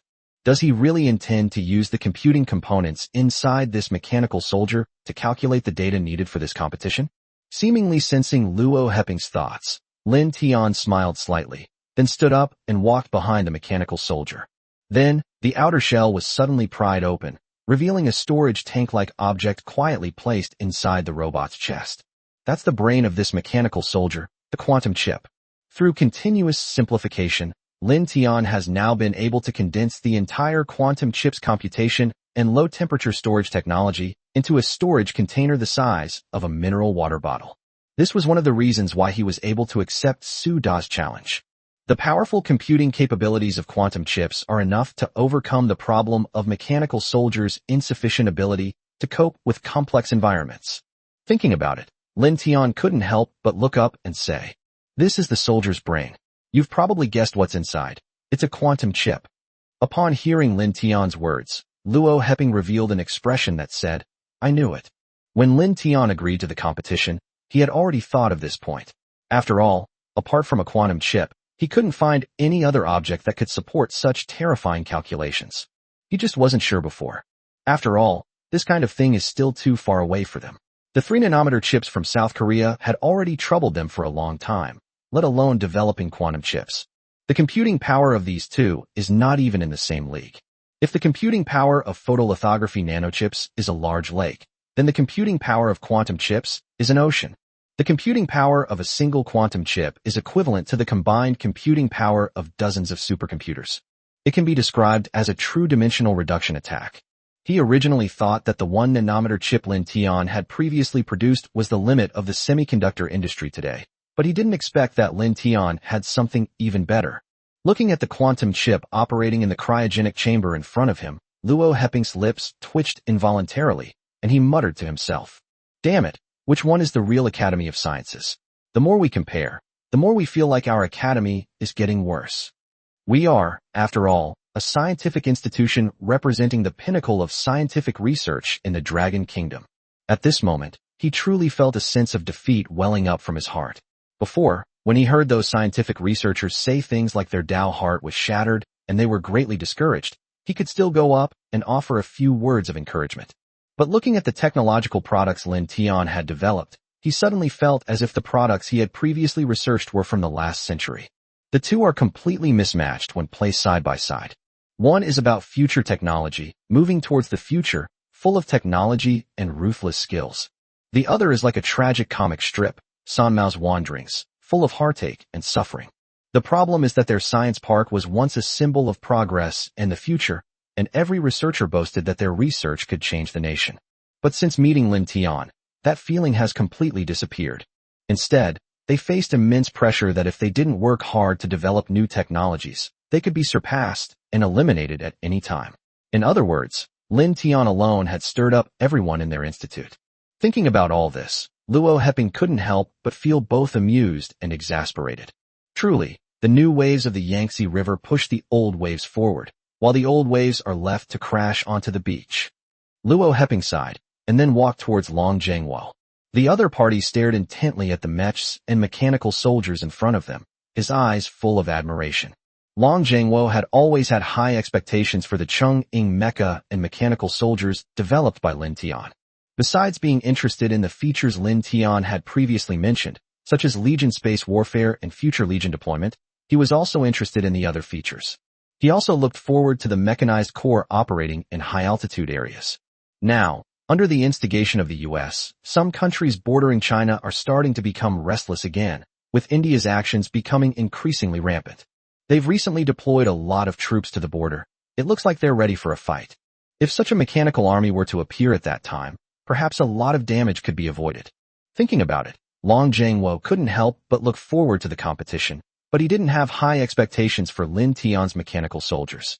After all, there are too many situations to face in the 500-meter obstacle course, and the circumstances are quite complex. How can a single intelligent machine handle them all? Even if they could handle it, how could they possibly compare to a special forces soldier like Su De, who trains on the training ground year-round? In his mind, it would be incredibly impressive if Lin Tian's mechanical soldiers could complete even a few of the tasks. After all, there is no intelligent machine in the world today that can complete any of these tasks. Beep. With the sound of a whistle, Su De, fully armed, arrived at his training position, while Lin Tian's number 001 mechanical soldier also arrived at his competition position. This will be the first time that human soldiers have faced off against mechanical soldiers. Looking at the two sides in front of them, everyone's eyes became excited. Luo Heping and others even took out their notebooks to record the mechanical soldiers' performance and various functions. They wanted to see just how Lin Tian's mechanical soldier differed from the robots they had previously studied. A faint smile played on Lin Tian's lips. He had just shown the mechanical soldiers footage of various super soldiers completing obstacle courses in world competitions. It can be said that this number 001 mechanical soldier has no shortage of experience and skills. Now, this mechanical soldier is the embodiment of countless elite soldiers. With the starting gun firing, the competition officially began. Chapter 154 Test. Perfect Score. Mechanical Warrior. Almost the instant the starting gun fired, Su De leaped out like a tiger, his speed making it seem as if he were not a single person. Rather, it is an arrow released from a bow. It can be said that Su De went all out from the very beginning. When the surrounding team members saw Su De, they all grinned. Well done, Captain Su. Let this machine see how powerful our Chinese soldiers are. Exactly. Soldiers of the Dragon Kingdom fight to the death. How could this robot possibly understand that spirit? Let him see that our Special Forces unit's reputation is well-deserved. As they watched Su De's figure, the eyes of these team members gleamed. This was not because they didn't want the Dragon Kingdom to develop mechanical soldiers. Regardless of the circumstances, they all possess their own sense of pride, and this pride is precisely what supports their beliefs.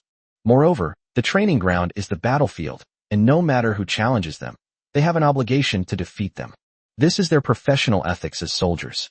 Long Zhengguo, watching from the stands, nodded repeatedly at Su De's swift movements, a hint of admiration appearing in his eyes. As expected of the elite selected from Li Zhanhao's special forces, their spirit is truly extraordinary.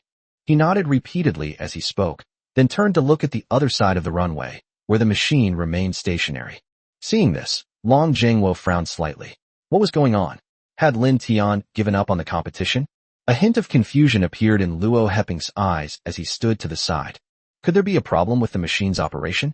As she spoke, she couldn't help but look at Lin Tian, only to see that the other party looked relaxed and carefree, as if he didn't care about the competition at all. Just as he was in a daze, a sudden exclamation erupted on the field. When he turned to look, he saw that the mechanical soldier who had looked rather clumsy before was now whistling across the training field like a bullet. A black afterimage appeared on the training field. The mechanical body that originally looked clumsy was now incredibly agile.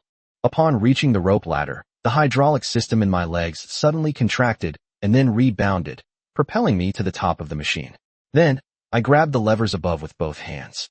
Then, with a somersault, his entire body flipped over instantly, and he landed perfectly. The entire process was smooth and seamless, without the slightest hesitation. Keep in mind that this is a robot. Although it is called a human, it is mainly a machine. Its agile movements left even Luo Heping and others stunned. The intelligent machines they had previously developed were like 3-year-old children, requiring constant supervision to prevent them from falling over. But Lin Tian's machine showed no concern whatsoever.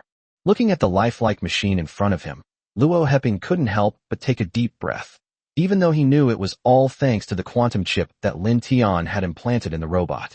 Even after witnessing the chip's power firsthand, Luo Heping couldn't help but marvel at it. This computing power is probably enough to crush any supercomputer in the world, right? The series of actions just now could not have been completed without the computing power of several supercomputers. Even if it were completed, it wouldn't be this smooth. It's fair to say that the technology Lin Tian brought this time is simply terrifying. It's not just the terrifying computing power of the chip that's terrifying, but also the terrifying design of these mechanical soldiers, perfectly mimicking real people, even surpassing the human form. Looking at the robot leaving afterimages on the field, Luo Heping couldn't help but gasp. The researchers behind him hissed as they watched the scene unfold. Then write it in the notebook. Obstacle course overcoming ability, full marks. Logical reasoning ability, full marks. Mechanical reaction speed, full marks. From just that one scene, they were able to fully appreciate the extraordinary capabilities of Lin Tian's mechanical soldier.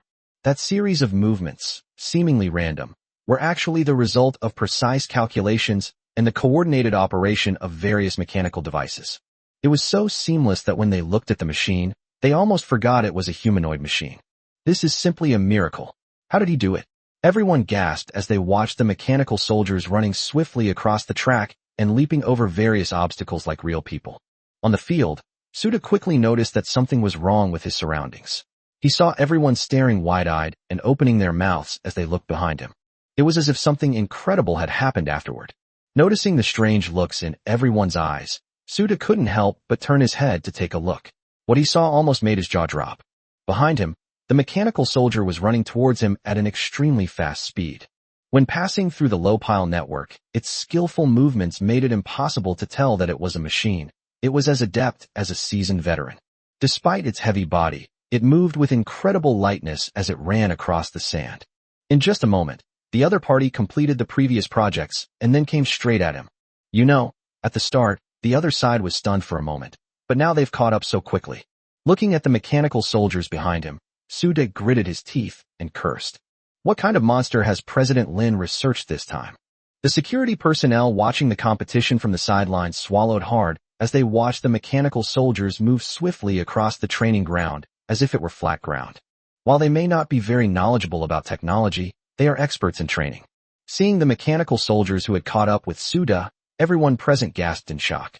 What is Captain Su's record in the 500-meter steeplechase? I think it's 2.5 minutes. Do you think this machine might break the record? How many parts were broken? Breaking the 2-point mark.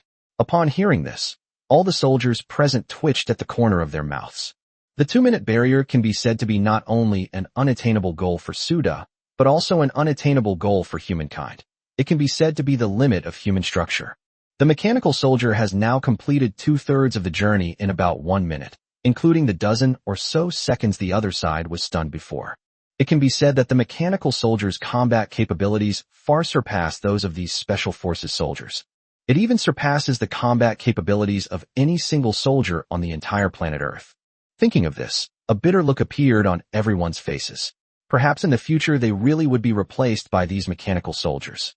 However, they would be happy to see a stronger force protect the Dragon Kingdom.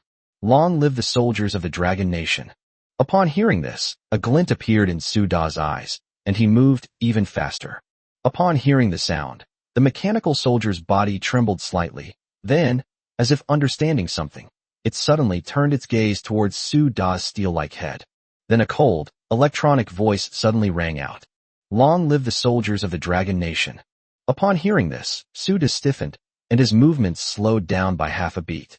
The mechanical soldier then shot past him like an arrow, completely overtaking him, but Suda showed no signs of embarrassment or defeat. He just shook his head and gave a few bitter laughs. They've been surpassed by the new recruits. Chapter 155, Fighting the Indians, Chung Ying strikes. On the training field, human soldiers and these mechanical soldiers were clearly displayed before everyone. Seeing the mechanical soldier who was far ahead of everyone else on the competition field, everyone present was so surprised that they couldn't speak. Some special forces soldiers had lost their previous arrogance. It was clear that the performance of the soldiers in front of them had far exceeded their expectations. It wasn't just a physical dominance, but also a technical one.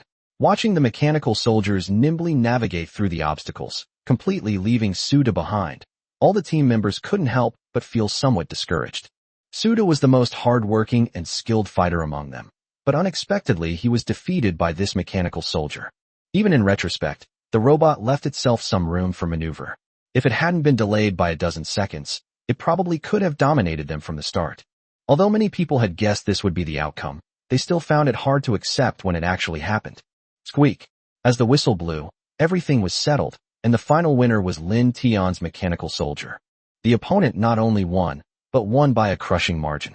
The winner of this competition is General Manager Lin's mechanical soldier, who finished in 1 minute and 27 seconds. After the referee announced the result, even Long Jiangwo and others in the stands twitched. Although they don't usually pay much attention to this kind of news, they understand the significance of finishing the 500-meter obstacle course in 2 minutes. It's worth noting that the current world record for the 500-meter obstacle course for soldiers is 2 minutes and 9 seconds, which is almost the limit of human capability and also the limit for soldiers.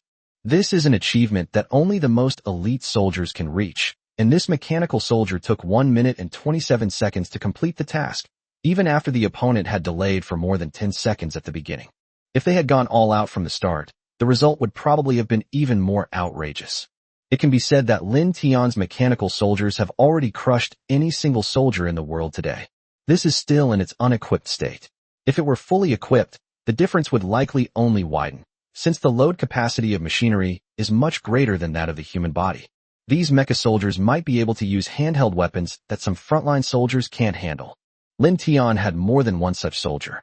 Looking at the mechanical soldier standing silently by the tarpaulin, Long Jiangwo's eyes couldn't help but reveal a burning desire.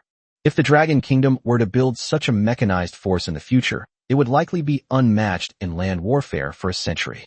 Furthermore, in his memory, Lin Tian's mechanical legion was not just limited to mechanical soldiers. Looking at the even larger Chang'e mech in front of him, Long Jiangwo's breathing became hot. If the mechanical soldier in front of you is already in the final stages of completion, what about this mech? Does this mean we can start using it in real combat? Thinking of Long Jiangwo, he couldn't help but lick his lips. Luo Heping and the others had obviously thought of this as well, and their eyes gleamed as they looked at the mecha in front of them. Lin Tian's mechanical soldiers had already amazed them so much, they really didn't know what this big guy would be like when he moved. Since they've already been hit hard, they don't care if they get hit again. After all, after so many blows, these people from the Science and Technology Institute have learned to heal themselves. Anyway, Lin Tian is a freak, and we're not. We won't be surprised by anything he can come up with. They wouldn't be surprised if Lin Tian said he had developed Ultraman. Looking at Lin Tian's performance today, and thinking about his previous actions, everyone unknowingly began to silently accept the fact that Lin Tian was a pervert. They even felt that the other person should act that way. Thinking about it, the way he looked at Lin Tian became strange, just like the way Nobita looked at Doraemon. Lin Tian didn't understand what everyone was thinking at that moment. If he knew, he would probably be both amused and exasperated. However, the sensitive gazes of the crowd and the burning eyes they gave Chang'e could not be concealed. President Lin, has this mecha also reached the practical testing phase? Undoubtedly, everyone's curiosity about this mecha had reached its peak at this moment, and even Long Jiangwo looked at Lin Tian with anticipation. Others may not understand what this mecha is for, but will he not understand? Once this mecha experiment is successful, the Dragon Kingdom will usher in a wave of weapon revolution, and the history of military warfare will enter a new stage. This mecha is a great invention that rivals laser cannons. Seeing the intense gazes of the crowd, Lin Tian couldn't help but take a few steps back. Then, his brows furrowed slightly, and after hesitating for a long time, he shook his head and said, "We are currently only in the research and development stage of this mech. We have tested the power system and weapon system separately, and there are no problems. But we haven't done any overall testing yet, let alone real-world testing." After hearing Lin Tian's words, everyone frowned, though they understood that this mecha was of great significance to the Dragon Kingdom. However, when it comes to testing, the general public's choices are still relatively conservative. After all, such a massive mech would have unimaginable consequences if it went out of control. But if they didn't test it, looking at the mech in front of them, equipped with laser cannons and powered by nuclear fusion energy, everyone felt itchy to try it out. Just as everyone was struggling with what to do, Long Jiangwo pondered for a moment, then said thoughtfully, "If we really want to test it, perhaps there's a place that would be perfect for it." Looking at the mecha in front of him, Long Jiangwo couldn't help but take a deep breath. The location he was referring to was naturally the southwestern border region of the Dragon Kingdom. Recently, the Indians have been extremely arrogant in the border areas, occupying land and assaulting people. It is said that tens of thousands of soldiers were transported to the border a few days ago, which seems to indicate that they are determined to fight to the death with them. They could tolerate the previous probing attacks, but now that the Indians were serious, they couldn't be polite anymore. Thinking of Long Jiangwo, he couldn't help but look at Lin Tian. President Lin, the experimental field I'm referring to is in our southwest region. Hone your mech in real combat. Chapter 156 Border Provocation, the Soul of the Dragon Nation's Army. In the southwestern border region of the Dragon Kingdom, snow blankets the land, surrounded by mountains. A majestic eagle shrieked in the azure sky, and the biting wind, carrying snow and frost, cut like sharp swords across everyone's faces.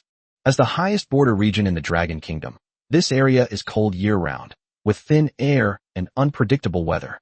The most terrifying thing is the deadly altitude sickness. Strenuous exercise can lead to oxygen deprivation, and in such a place, oxygen deprivation without rescue almost certainly results in death. However, Gao Yuan couldn't care less about that at the moment. He simply raised his head and shouted, "Everyone assemble!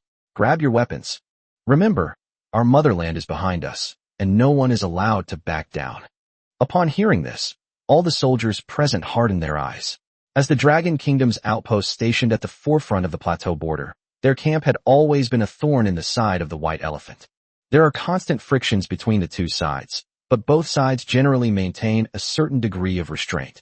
However, today, Gao Yuan discovered that something was amiss. Around their camp, a dark mass of figures began to appear, their faces grim, the clubs in their hands gleaming coldly under the ultraviolet rays of the high-altitude region. Seeing this scene before him, Gao Yuan couldn't help but take a deep breath, a look of seriousness appearing in his eyes. Deputy Battalion Commander Wang Hao, who was standing to the side, also looked somewhat gloomy as he watched the scene unfold before him. "Old Gao, what do you think these Indians are up to by gathering so many people? Do they want to take over our camp?" As he spoke, Wang Hao picked up an iron rod, his eyes filled with murderous intent. In the past few days, the Indians have not provoked them. They have attempted to cross the borders several times, but they have been repelled by their camp. However, they also paid a heavy price. There were only a dozen or so people in the entire outpost, and 5 of them were injured. Even Wang Hao himself was injured in the previous conflict. His left hand was broken, and his body was bandaged. But looking at these Indians, his eyes still shone with fearlessness. "Old Gao, if you ask me, we should take the initiative and teach these Koreans a lesson. Look at them. How many times have they provoked us? Don't underestimate us just because we're outnumbered. If a fight breaks out, it's hard to say who will win." As he spoke, Wang Hao slammed the iron rod in his hand onto the ground with a loud clang. Upon hearing Wang Hao's words, the soldiers in the camp all had a gleam in their eyes, and then they loudly echoed his words. "That's right. I think the deputy battalion commander is right. These Indians have become increasingly arrogant lately, crossing the border time and time again. I don't think they'll leave until they're taught a lesson. Although we won't take the lead in attacking, if they really dare to cross the line, I'll risk my old life to take them down." The speaker was Zhao Xiqing. As a veteran who guarded the border, he had the longest service record and knew the Indians best. These guys are a bunch of troublemakers. They need to be taught a lesson from time to time.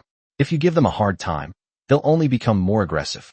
The most outrageous thing is that the other party was clearly very bad, but he didn't realize it. If it weren't for the regulations from above, he would have already crossed the line and shown the other party what guerrilla warfare is all about. Hearing these sounds, Gao Yuan's lips twitched involuntarily, and then he said in an annoyed tone, "What are you all shouting about?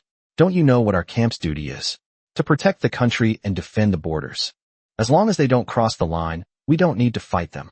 Besides, if it's really going to be a fight, it's not like you guys are rushing in like this. Don't you even look at how many people are on the other side? Do you really think you're all Superman?" As he spoke, Gao Yuan handed the binoculars in his hand to Wang Hao, who was standing next to him, his face looking rather grim. Seeing Gao Yuan's expression, Wang Hao asked with some confusion, "What's wrong? You look terrible." As he spoke, he raised his binoculars to observe the situation around the camp. The number of Indian soldiers in the footage was still increasing, more than doubling the number of people who had watched before. Preliminary estimates suggest that the number has reached around 200, and this number is still increasing. These men, each wielding a stick and with fierce eyes, were slowly walking towards them. Seeing this, Wang Hao's eyes flickered, and the playful expression on his face turned serious. He said in a low voice, "Old Gao, it seems these Indians are serious this time." They actually gathered so many people in secret, and the higher-ups even went to negotiate with them. It seems they've fooled even the higher-ups.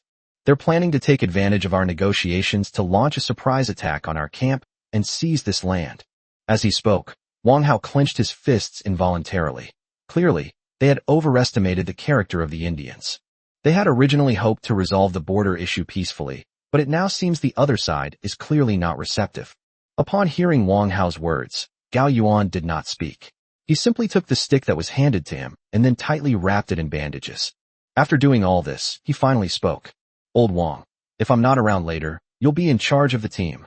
Upon hearing this, Wang Hao trembled involuntarily. Although large-scale conflicts would not break out between countries, some minor frictions would still occur. In these conflicts, it is quite common for 1 or 2 people to die from time to time. The fact that so many Indians have gathered here clearly indicates they have ill intentions. Thinking about the number of the other side and their dozen or so people, Wang Hao couldn't help but take a deep breath. Old Gao, how about we retreat for now and then reconsider our strategy?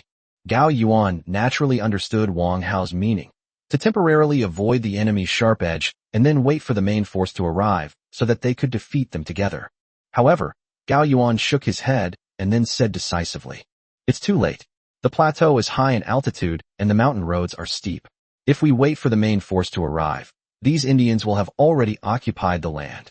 It won't be so easy to fight back then, so we must hold our camp no matter what. We can't let them cross the boundary marker, even a step." As he spoke, Gao Yuan took a deep breath and continued. "I've already reported the situation to my superiors, and they said they'll send reinforcements immediately. They told us to hold on a little longer." As he spoke, Gao Yuan couldn't help but look at the boundary marker in front of the camp, on which the words Dragon Kingdom were written in bright red paint. Even if they were surrounded and couldn't retreat, they wouldn't retreat. The boundary marker is the gate to the country. As an ordinary person, he can retreat, but as a soldier of the Dragon Kingdom, he must never retreat. Upon hearing Gao Yuan's words, Wang Hao's brows furrowed, and he said with some suspicion, "Support? How can we provide support in such a high-altitude area? Our camp is located at the forefront of the conflict, and there is currently no route that can reach it normally. It's snowing heavily right now. How can reinforcements arrive so quickly? Lao Gao, do you know what you mean by saying that?" It wasn't that they didn't trust the organization, but that no helicopter could take off in this weather, and in such bad weather, it would take at least 2 hours to get up the mountain road. In other words, within those 2 hours, they, a dozen or so people, would have to face an enemy force more than 20 times their own size. Thinking of this, even Wang Hao couldn't help but show a troubled expression, while Gao Yuan's face was full of determination, clearly understanding what kind of people they were about to face. He suddenly stood up, looked at the crowd, and then shouted, "Comrades, this mission is very difficult. The enemy outnumbers us by more than 20 times, and we only have a dozen or so men. Therefore, this will be a mission with a very high chance of survival. If anyone wants to quit, they can say so now, and I will not stop them." As he spoke, Gao Yuan looked around at everyone and saw that all the soldiers had raised their heads, their eyes filled with determination. They showed no sign of backing down. With their homeland right behind them, they had nowhere left to retreat. Seeing everyone's expressions, Gao Yuan's eyes also turned red, and he shouted loudly, "Comrades, the motherland is proud of you. Regardless of whether there is support or not, we cannot let these Indians cross the border." Upon hearing these words, all the soldiers present shouted, "Yes." After doing all this, everyone began to leave the camp. Gao Yuan paused for a moment, then walked towards Wang Hao. "Old Wang, why don't you skip this one? After all, your son was just born, and you haven't even seen him in person yet." Upon hearing this, Wang Hao paused, then glanced at the snowstorm outside the camp, then at the bright red boundary marker in the distance, and said with a smile, "Who do you think you are, Lao Gao? Do you think I, Wang Hao, am the kind of person who backs down in the face of battle? I'm also a soldier of the Dragon Country." As he spoke, he picked up a spiked club from the side and ran out of the camp with his injured arm. Looking at the figures of the crowd, Gao Yuan clenched his fists, and his eyes became sharp as knives. Chapter 157. We Indians are no longer the Indians we used to be. Inside the border negotiation conference, bright chandeliers hung above the hall, and on the long table below, the Indian generals tilted their heads, looking at Long Jiangwo with arrogant expressions. "Minister Long, I think we have made our intentions very clear. Your Kunlun Mountains should belong to our White Elephant. This is not only our idea, but also the wish of all the people of our country. We hope that the Dragon Kingdom can understand and abide by this, and understand that we, the White Elephants, are fully capable of reclaiming these lands that belong to our country." As he spoke, the Indian Defense Representative, Briji, raised an eyebrow and looked at Long Zhengwo with a hint of smugness. In order to seize the Kunlun Mountains from the other side, they urgently conscripted 100,000 troops to go to the border area to put pressure on them. They have also made contact with the United States, which is willing to provide artillery and logistical support. It can be said that if it really comes to war, they are not afraid of the other side at all. They dare not say they can defeat the Dragon Kingdom in other regions, but in the highlands, the Dragon Kingdom's defenses have always been relatively weak, with all its troops totaling less than 50,000. They number 100,000 this time, and the number is still increasing. What can the Dragon Kingdom use to compare with them? If the attack goes smoothly, it's not impossible to swallow up the entire Jiangnan region. A smile played in Bridget's eyes as she thought about it. In this confrontation, they will surely be able to seize a piece of the prize from Dragonland. If we stay and work diligently, what can the Dragon Kingdom do even if it's angry? Thinking about all this, Regina's thick, upturned beard became even more smug, and he crossed his hands over his protruding belly. Seeing the other party's stubborn and determined look, Long Zhengwo's expression turned cold. When Lin Tian mentioned conducting mecha tests, his first thought was of these Indians, his aim being to deter them from acting recklessly. However, to his surprise, the other party acted even faster than he had anticipated and began to take action before he could even make any arrangements. As a result, he was pulled to the negotiating table by his subordinates as soon as he stepped out of the Science Institute. Fortunately, Lin Tian's mechanical legion has already been transported to the front lines. Thinking of this, Long Zhengwo's eyes turned sharp, and his gaze toward Bridget became impolite. "Really? Don't forget how your capital was renamed back then. I urge you once again, do not even think about invading our territory. Sign the border peace treaty immediately, or you will bear the consequences. Don't say you weren't warned." Upon hearing Long Zhengwo's firm reply, Briji's face instantly turned red, and a hint of panic appeared in his eyes. But then, thinking of the number of troops and weapons they had deployed on the border, his eyes lit up again. They are not like Japan or South Korea, lacking their own sovereignty and corresponding armies. As the third largest country in the world, they are fully capable of resisting an attack from China. Moreover, with the help of the U.S. military and their logistical support and weapons supply, they are practically armed to the teeth this time. Thinking of this, Bridge's face turned fierce. With his smack, Bridge slammed his hand on the table and stood up, then sneered. "I'd like to see how you'll bear the consequences today. You have to understand, we are no longer the White Elephant of 1962. After saying that, Bridget snorted coldly, then turned and left. Seeing the other party's extremely arrogant appearance, Long Zhengwo's brows furrowed deeply. They've negotiated and issued warnings. Whatever happens next is their problem. Thinking of Long Zhengwo, he couldn't help but take a deep breath. Seeing Bridget's arrogant demeanor, Li Zhanhao, standing to the side, turned red with anger. "Damn it! Who gave these Indians the courage to challenge us? Do they really think we're afraid to fight? I haven't settled the score with them for the times they injured our soldiers. They actually dare to come here and provoke us. They won't learn their lesson until they're faced with death. Do we have to give them a good beating before they'll behave?" As he spoke, Li Zhanhao's eyes almost blazed with fire.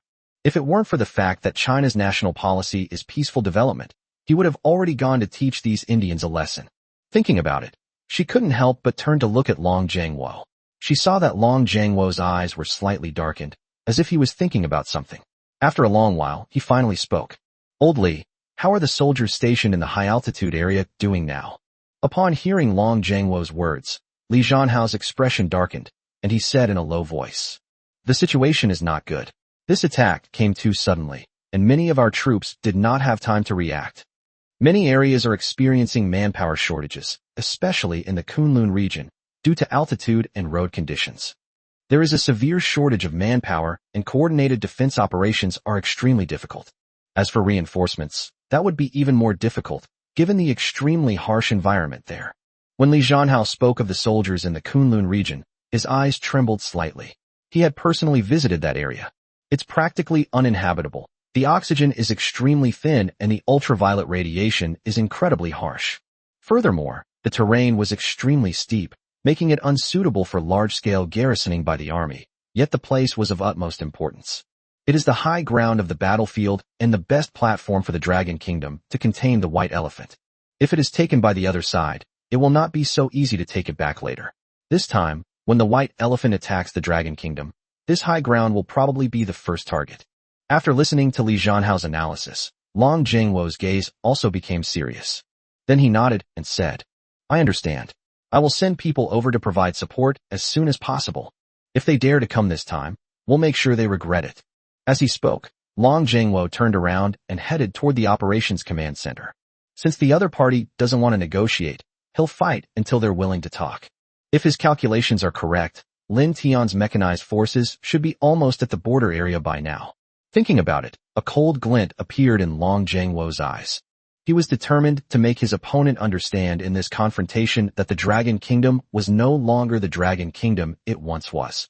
Chapter 158. Amidst the snowstorm, our red heart remains illuminated. Behind us lies our motherland. White Elephant Operations Command Center. As soon as the negotiations ended, Bridget rushed to the front lines. He changed into a green army uniform and wore a stern expression. He walked proudly toward the command platform with his head held high. The officers around them all straightened up at the sight. Then he stomped his right leg on the ground a few times, tilted his head back, and shouted, Welcome, General Bridget. Upon hearing these words, Bridge waved his hand and walked to the command platform while enjoying the attention of the crowd. Looking at the troop deployment above, he coughed a few times before speaking. Kira, how are our troops preparing? As soon as he finished speaking, a middle-aged military officer with red dots painted on his forehead and a full beard stepped forward and then said loudly, Reporting to the general, all troops are ready, and the Pute Legion, serving as the vanguard, is also in position. At that time, as long as you give the order, our main force can immediately launch an attack and crush the Dragon Kingdom's camp stationed on the border. As Kira spoke, his beard trembled slightly. For this operation, they had gathered all the elite legions in the White Elephant Kingdom, totaling more than 100,000 men. Even their elite Putricide Corps will participate in this operation. The oldest history of this unit dates back to the time of resisting the invasion of Jonbul. The entire unit was trained entirely according to Western training methods, and the selected personnel were all from high-caste groups, making them extremely formidable in combat. It is a well-known strong military force in their country, and one of the few forces they can be proud of. Upon hearing that the Putricide Legion would also be involved in this operation and cooperate with his command, a smile involuntarily appeared in Brigi's eyes. Without a doubt, the success rate of this offensive would be greatly increased if this elite force were involved. Thinking about it, Bridget nodded repeatedly, then smiled and said, Good. This time we must take over the Kunlun Mountains of the Dragon Kingdom. Once we take this region, we can advance unimpeded, and the entire Zhongnan region will be exposed to our firepower. Notify the commander of the Putuo Legion to immediately lead his troops to attack the high ground, at all costs, to seize that commanding position. Once we break through, reinforcements will follow immediately. I want to see how the Dragon Kingdom will resist our attack today. As she spoke, a slight smile crept onto Bridget's lips. In this battle, although the Dragon Kingdom's defense forces occupied advantageous terrain, their forces were extremely small and could not withstand the large army at all. Subsequent support troops were unable to arrive immediately, meaning that if their attack was swift, the Dragon Kingdom would have no time to react. Once they occupy the high ground of the Kunlun Mountains, what will the Dragon Kingdom use to resist their offensive? Thinking about it, Bridget's lips curled up slightly, followed by a cold snort. Bear the consequences yourself? I'll see who makes who bear the consequences today. Notify the frontline troops to intensify their attack. If necessary, artillery can be used. As he spoke, Bridget's eyes sharpened. The commanders present were taken aback when they heard the order, and then their eyes lit up. Normally, due to concerns about relations between the two countries, their attacks are usually carried out using cold weapons, but now Brigi has approved the use of firearms. This is undoubtedly a sign of progress and proof of the growing strength of the white elephants. They are no longer afraid of China. Today, the Indians are going to stand up. Thinking of this, everyone's faces turned arrogant. Today is the day when we, the white elephant, rise to power. Let those Chinese from the Dragon Kingdom see that not only is our curry top-notch, but our army's fighting power is also top-notch. Outposts at the forefront of the Kunlun Mountains. Watching another wave of Indians being driven back and fleeing, Gao Yuan lowered his head and lay prostrate on the ground, as if he were weak. His hands were gripping the icy ground tightly, and he was breathing heavily with a pale mouth. "Comrades, let's hold on a little longer." As he spoke, Gao Yuan took a few deep breaths, but the thin oxygen in the high-altitude area made it impossible for him to breathe. My body felt as if it were weighed down by 1,000 pounds, and I couldn't move. Every movement made my body groan. Although they successfully repelled the enemy's attack, in the high-altitude region, any strenuous activity would put a great strain on the body. Not to mention, they had previously engaged in hand-to-hand combat with Indians in the snow. At that moment, all the soldiers in the outpost were leaning back against the tree trunks, panting heavily. Everyone felt that their bodies had reached their limit, but not a single soldier chose to retreat. Hearing Battalion Commander Gao Yuan's words, although the crowd could no longer shout, they still managed to say with all their might, "Understood. Battalion Commander, rest assured, as long as we are here, we will never let these Indians cross our border. I, Wang Hao, may not be a hero, but I'm definitely not a coward. Even if I die today, I will defend this border." Upon hearing this, the soldiers gripped their iron bars tightly and struggled to their feet from the snow. Although they knew there was no support and understood that taking a step back would ensure their safety, not a single soldier retreated. Looking at the bright red national flag in the camp, everyone's gaze hardened. Behind them are their motherland and their people. They have nowhere left to retreat. Meanwhile, below, the Indians had gathered over 100 men, preparing to charge towards their hilltop. This time, the enemy was clearly serious. The team they deployed looked different from before. These Indians all had sharp eyes, were tall, and wore professional anti-striking gear. His gaze was incredibly fierce as he looked at them, and the spiked club in his hand made a dull thud as he dragged it along the mountain road. It is clear that this is the opponent's main force. The previous attacks were merely attempts to probe and exhaust their stamina. Looking at the well-equipped Indian troops in front of him, Gao Yuan's eyes became resolute and determined. There was no doubt that they would be unable to resist the enemy's attack. Not only were they outnumbered and outgunned, but they were also at a complete disadvantage. As for reinforcements, he didn't even dare to think about it. How could there be any reinforcements in this kind of region and weather? Even without support, he had no intention of retreating. Looking at the Indians below, Gao Yuan couldn't help but shout, "Comrades, prepare for battle." As they spoke, they gripped the sticks tightly in their hands. The vast wind and snow howled across the horizon, making a mournful sound, as if they were wailing for them. However, hidden within this mournful cry were also powerful sounds. A few kilometers away from the Kunlun camp, a pure white mech, with only a touch of crimson on one side of its ammunition compartment, was speeding across the snow-covered sky. The strong wind it generated made a whooshing sound, and inside the mech's troop transport compartment, the mechanical soldiers were all fully armed and sitting upright in the hatch, their eyes shining brightly. In the hands of these soldiers, iron rods and meteor hammers were quietly placed. This is just one of the mechs Lin Tian developed. The ground-based, land-based Cheng-Ing traverses the snow like a bison. The roar of the nuclear fusion device was deafening, and the rubble and trees blocking its path were crushed by the mech's powerful thrust. All mechanized units are proceeding to their designated locations in an orderly manner. Chapter 159 Divine Soldiers Descend from the Sky. The attack begins. Below the border post, Bharat, the commander of the Puta Legion, held a spiked club in his hand and looked contemptuously at the ordinary white elephant soldiers who were retreating from the hilltop. What a bunch of useless trash. They couldn't even take down such a small outpost. They're a disgrace to our white elephant kingdom. After saying this, he turned to look at his elite soldiers and shouted, "By Brahma above, today we will show these Chinese people the might of our putricide legion. Brothers, the first one to charge onto the Dragon Kingdom's position will be rewarded with 1 million rubles and the honor of having his feet bound in the Dragon Kingdom's flag."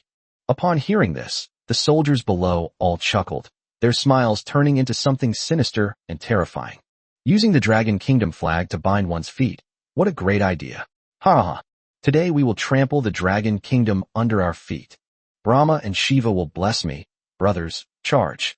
As they spoke, the white elephant army, carrying a skull and crossbones flag, charged toward the mountain with incredible speed.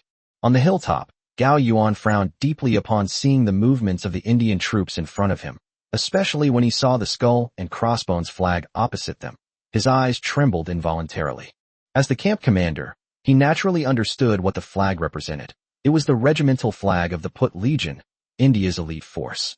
This unit is different from other Indian units. It has always been known for its daring and fighting spirit, and it is also extremely ruthless. Other border camps had been attacked by the Putin Legion before, with all camp facilities destroyed, and the dozen or so soldiers who held out were all seriously injured and coughed up blood. The most seriously injured soldier had 7 or 8 bones broken throughout his body. These guys are truly mad dogs, and the sharpest blades among the enemy's border troops. Seeing the group of Indians charging forward like mad dogs, Gao Yuan bit his lip tightly. Then, ignoring his injuries, he spoke. Everyone retreat to the highest point. The first and second lines of defense below will be abandoned for now. They set up many defensive lines from the foot of the mountain to the top, but they are currently short-handed and cannot defend those strongholds at all. The most urgent task is to concentrate everyone's strength on the mountaintop and hold it, so that we can defend from a high vantage point. Thinking of Gao Yuan, he gripped the stick in his hand tightly. When the soldiers of the Putuo Legion saw the Dragon Kingdom retreat, they all burst into laughter and charged forward with bloodshot eyes, as if they had been injected with chicken blood. Brothers, it seems these Chinese have really chickened out. Look at their actions, haha. What 5 permanent members of the UN Security Council? In my opinion, we should be the ones sitting in that position. Once I get up there, they will understand what Shiva's wrath is. As he spoke, his steps quickened, and Gao Yuan, watching the others' movements, clenched his teeth and his breathing became heavy. All the soldiers present stared intently at the vast Indian troops below, gripping their batons even tighter. Everyone, prepare for battle. Almost the instant the words were spoken, the sticks in the hands of the crowd began to swing, and a series of muffled thump-thump sounds immediately rang out. However, because the other party was wearing protective gear, their attacks had no deterrent effect on them at all. Many Indians even charged forward despite their attacks, causing chaos at the scene. Seeing this scene before him, Gao Yuan couldn't help but shout, "Everyone, hold your ground." However, his words were quickly drowned out by a group of Indians laughing. Hold your ground. What will you use to hold your ground? Just a few old, weak, and disabled soldiers like you. We're taking this camp today. As they spoke, a sinister smile flashed across the faces of the group of Indians, while Gao Yuan and the others retreated back to the last line of defense. Behind us is the boundary marker of the Dragon Kingdom. Taking just one more step forward will put us within the Dragon Kingdom's territory. Upon seeing the boundary marker, Wang Hao couldn't help but smile, and then said with a smile, "Old Gao, looks like we're going to die here today." As he spoke, he couldn't help but glance at the enemy in front of them, who outnumbered them by more than 10 times. These Indians were now closing in step by step, each carrying a stick, their eyes full of mockery. It was as if a hunter was watching his prey struggling for its life. Looking into their eyes, Gao Yuan wiped the blood from his forehead, then grinned bitterly and said, "Yes, I never thought we would be surrounded by Indians one day. However, it is only natural for soldiers to die on the battlefield. Let our brothers avenge us. Today, we will defend to the death." As he spoke, a cold glint flashed in his eyes as he looked at the group of Indians. Seeing the other side's desperate appearance, the group of Indians also took a step back. Then they suddenly realized that they had surrounded Gao Yuan and his group, and their faces turned red. Just as everyone was about to make a move, a man who appeared to be the leader stepped out from the Indian group and looked at Gao Yuan and the others with a cold expression. Then, as if issuing a royal decree, he raised his head, looked down at the crowd with disdain, and coldly said, "Chinese people, lay down your weapons and surrender now, or don't blame us for being impolite. If you're thinking of waiting for rescue, I advise you to give up that idea. Your troops are unlikely to appear right now. Perhaps if you kneel down now, knock down the boundary marker, and surrender to us, we might consider letting you go. Otherwise, even Brahma can't protect you." As they spoke, the group of Indians waved their weapons, their eyes gleaming with amusement. If it were just to save their own lives, they would definitely agree without hesitation. After all, what could be more important than surviving? However, all they received in response was a cold snort, followed by a merciless taunt. "Surrender? I surrender to no one but you lot who use cow dung as bathwater. You're Indians. If you've got guts, shut up. To be honest, if my hand wasn't injured, I could take on a whole bunch of you by myself." As he spoke, Wang Hao waved the iron bar in his hand with his single hand, then smiled disdainfully. Upon hearing Wang Hao's laughter and hearing what he had just said, the faces of all the Indians present darkened, and they gripped their spiked clubs so tightly they creaked. Wang Hao's words clearly hit a nerve. "Are you looking for death?" The Indian leader's eyes also turned ferocious and terrifying, and he looked at Wang Hao and the others as if they were dead. Today I'll see if your words are tougher or our Korean sticks are tougher. And what about this boundary marker? Let's see how you protect it then.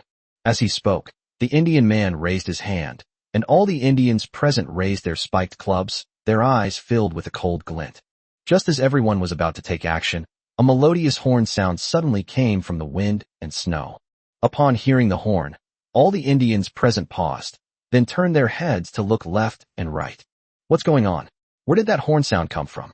Even Gao Yuan and Wang Hao looked at each other in disbelief. Could our reinforcements have arrived? But how could that be? However, the horns sounded louder and louder in the wind and snow, echoing in the air like a curse. Chapter 160, Mechanical Soldiers Appear, Initiating Violent Defense Mode. Upon hearing the bugle call, the Indian soldiers present became restless, their hands gripping sticks as they looked around. However, there was no one in the snow, only the howling wind and snow echoing in my ears.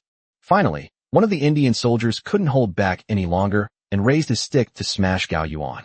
Just then, a loud bang was heard, followed by a black figure descending from the sky. Before he could see what the figure looked like, there was another loud bang. Only then did everyone realize that a snow-white mech had appeared in the sky at some unknown time, and at that moment, black figures were emerging from inside the mech. Upon seeing this scene, all the Indians present gasped in shock. Gao Yuan and Wang Hao were also shocked by the scene before them. Looking at the dark figures in front of them, Wang Hao couldn't help but swallow and say, "Is this our support force?" After leaping from the sky, these figures began to stand up one by one, amidst the wind and snow.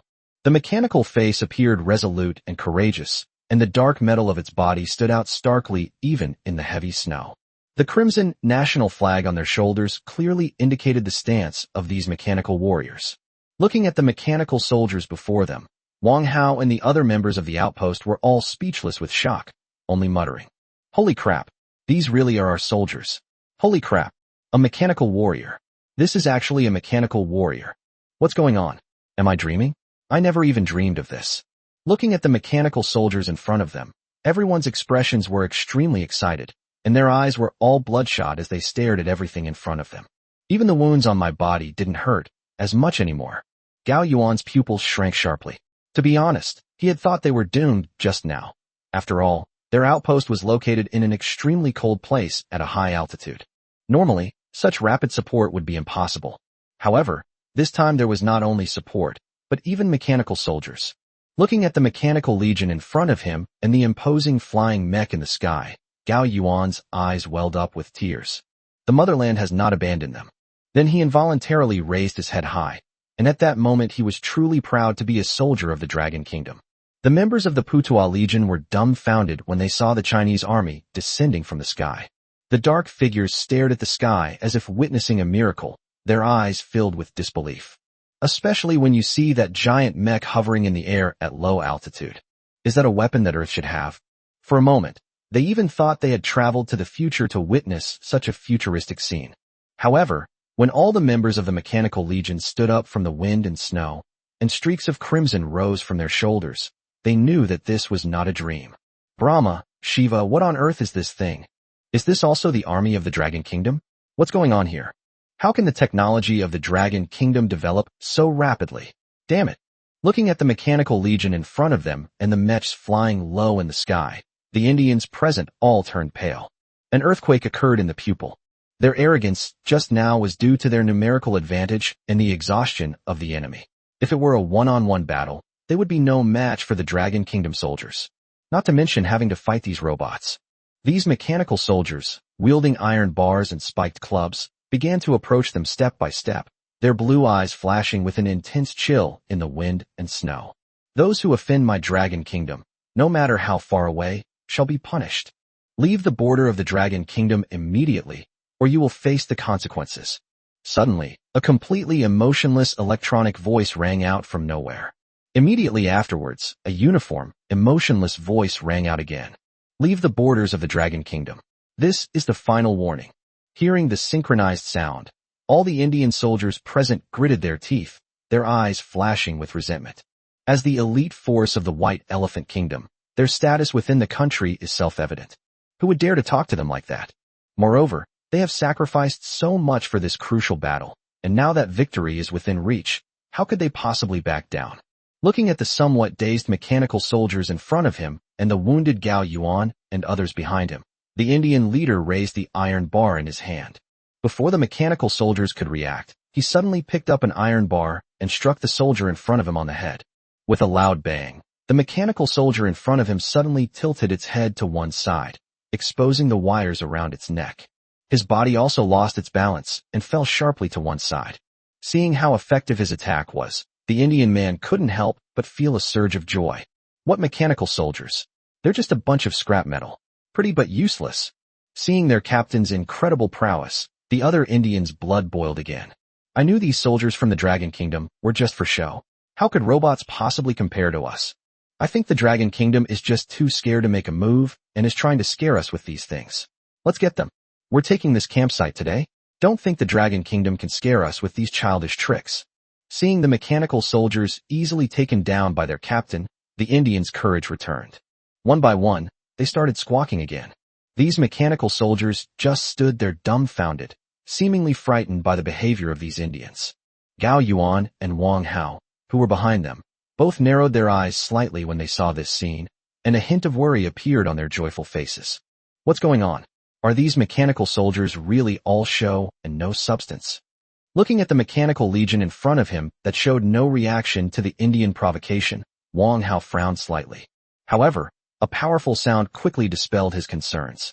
The mechanical soldier who had been ambushed earlier slowly got up from the snow, and without saying a word, raised the stick in his hand and swung it hard at the Indian soldier who was charging at him the closest. With a crack, the Indian man's legs were deformed by the iron rod, and then his body suddenly collapsed to the ground, letting out a painful howl. The mechanical soldier simply said coldly, "Keyword, capture the camp. Activate violent defense mode." Then, their eyes glowed red, and in an instant, all the mechanical soldiers present had bloodshot eyes, and they began to swing their weapons violently. Especially those wielding popular hammers, the hammers whistling and whooshing as they were swung, the sound alone sending chills down one's spine. All the mechanical soldiers, armed with weapons, charged step by step toward the Indian troops, and screams immediately filled the air. Chapter 161 Indian. When I get ruthless, I'll even beat my own people. Damn it, what the hell is this thing? My hand. As they were talking, an Indian soldier swung at the mechanical soldier, but the mechanical soldier didn't even flinch and retaliated with an iron bar. As the two collided, a crack was heard, and the Indian man's hand drooped down at an angle. Without a doubt, his hand was severed. Looking at his hand, the Indian man burst into tears and cried out in agony. His body rolled on the ground like a dead dog, his head covered in sweat as he covered his hands, all traces of his previous arrogance gone. Seeing this scene, the Indians who had been planning to retaliate turned pale and trembled as they looked at the mechanical soldiers charging towards them. However, someone in the line was still shouting, "No running away. Anyone who dares to run will be immediately discharged from the military. Charge forward. Victory is in sight. Don't be intimidated by these stupid machines. This is the Dragon Kingdom's last resort. Whoever can defeat the enemy's soldiers first will be publicly rewarded throughout the White Elephant Kingdom." Upon hearing this, the eyes of the Putois Legion members lit up again, and they clenched their teeth involuntarily. The sergeant is right. Brothers, these robots are nothing to be afraid of. If we all attack together, we can definitely crush them. Once we capture this position, we'll be like Mahatma Gandhi's. Wow. Hearing that they had the chance to become a great figure like Shi Xingxiong, even the members of the Putois Legion couldn't help but get excited. They gritted their teeth and roared as they charged towards the mechanical legion in front of them. Brothers, we outnumber these mechanical soldiers. If we all attack together, I refuse to believe we can't take them down. You think you can scare us off with a broken machine? We, the Putois Legion, are not to be trifled with. With Brahma's protection and Shiva's blessing, I am now invincible. As they spoke, the Indians raised their spiked clubs and began smashing them at the mechanical soldiers in front of them. These people were divided into small teams of 3, each holding a spiked club. Upon seeing a mechanical soldier, they immediately attacked together. Even this mechanical soldier wouldn't be able to withstand being hit. However, just when they thought their plan had succeeded, the previously clumsy mechanical soldier suddenly twisted his body, and his club grazed past the other party's body. The mechanical soldier who had dodged the attack immediately launched a counterattack. He swung his iron bar fiercely, and in an instant, an Indian soldier was seriously injured and fell to the ground, howling in pain. Then the mechanical soldier immediately took a lunge forward, lowered his body, and then threw a powerful uppercut. With a crisp sound of bones shattering, the jawbone of one of the Indians who had been attacking them was broken, and he immediately lost consciousness. All of this happened in an instant. Seeing this, the three men were terrified, and their groin became wet. Without a doubt, these mechanical soldiers were not the clumsy things they had imagined. Not only were they not clumsy, they even knew kung fu. He looked at the Chinese mechanical soldier, holding a blood-stained iron bar, who was staring at him. The Indian man finally snapped, dropping his spiked club and running back without looking back, shouting as he ran. Damn it! How could we have thought of fighting a country like this? Can this camp be captured? How can it be captured? Run, everyone!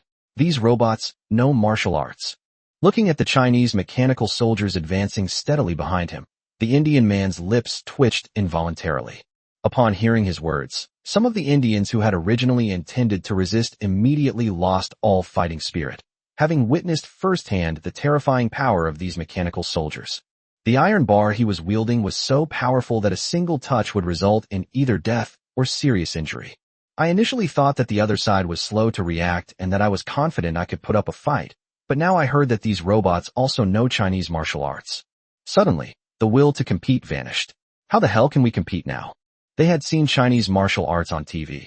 It was common for one person to fight more than 10, and the phrase, "This punch represents 20 years of internal strength," was terrifying. These mechanical soldiers are now far more skilled than they were 20 years ago. The mechanical soldiers from the Dragon Kingdom were still approaching, and the sound of their iron bars and meteor hammers being swung was truly terrifying. Especially the whooshing sound of the meteor hammer and the dull thud of each swing hitting flesh. It's like a nightmare. You know, they're the ones who usually do this kind of thing. They always rely on their numbers to raid the Dragon Kingdom's camp. I didn't expect that their human wave tactics would fail today. Upon realizing this, the Indians could no longer hold on. One by one, they dropped their weapons and ran back, not caring about their comrades or the tactics. However, those who followed them suffered because the area was mountainous, and there were only a few narrow mountain paths leading up the mountain. At this moment, Indian soldiers coming from the ground are still pouring up. Suddenly, the entire retreat route was blocked. Seeing this scene, the group of Indians were truly cursing. Damn it! How dare you block our way? Get out of our way. We are the superior race. You lowly people, get out of our way. Seeing the ordinary Indian troops surging towards them, eager to claim credit, the members of the Putuo Legion were absolutely furious. These guys are lazy and good for nothing most of the time, but when it comes to taking credit, they're faster than anyone else. Normally, it's one thing to conquer a camp, but today's scene is practically pushing them to their deaths. Upon realizing this, the Indian soldiers of the Putin Legion could no longer restrain themselves and picked up sticks to swing at their own men who were blocking their way. Get the hell out of my way, you lowly bastards. Shiva will curse you. Get out of my way. Before the white elephants that surged forward could even understand what was happening, they were attacked by the Putuo Legion, which immediately enraged them. Wow, those guys from the Putuo Legion are so arrogant. They even attacked us to stop us from stealing the credit. They're like Moro incarnate. Brothers, get them. Suddenly, the two sides started fighting on the mountain path, and many people tumbled down the cliff due to the fighting and crowding. The scene immediately descended into chaos. Gao Yuan and the others, who were watching this scene from a short distance away, were all speechless with their mouths agape. Who would have thought that the once arrogant Putin Legion would now be fleeing like rats in the street? Then, his eyes gleamed as he looked at the mechanical soldiers who were still advancing in front of him. If it weren't for these mechanical soldiers, it probably wouldn't be these Indians rolling down the cliff right now. Thinking of this, everyone looked at the mechanical soldiers with gratitude and pride. If the Dragon Kingdom had such an army in the future, it would be invincible. Chapter 162. Applying what we've learned, we're serious about escaping. Behind the white elephant, Commander Bard of the Putuo Legion was at the foot of the mountain, looking at the command and battle map in front of him and talking eloquently. If we capture this Kunlun outpost in this operation, it will be equivalent to us seizing the initiative against the enemy. At that time, every move the Dragon Kingdom makes will be under our watchful eye.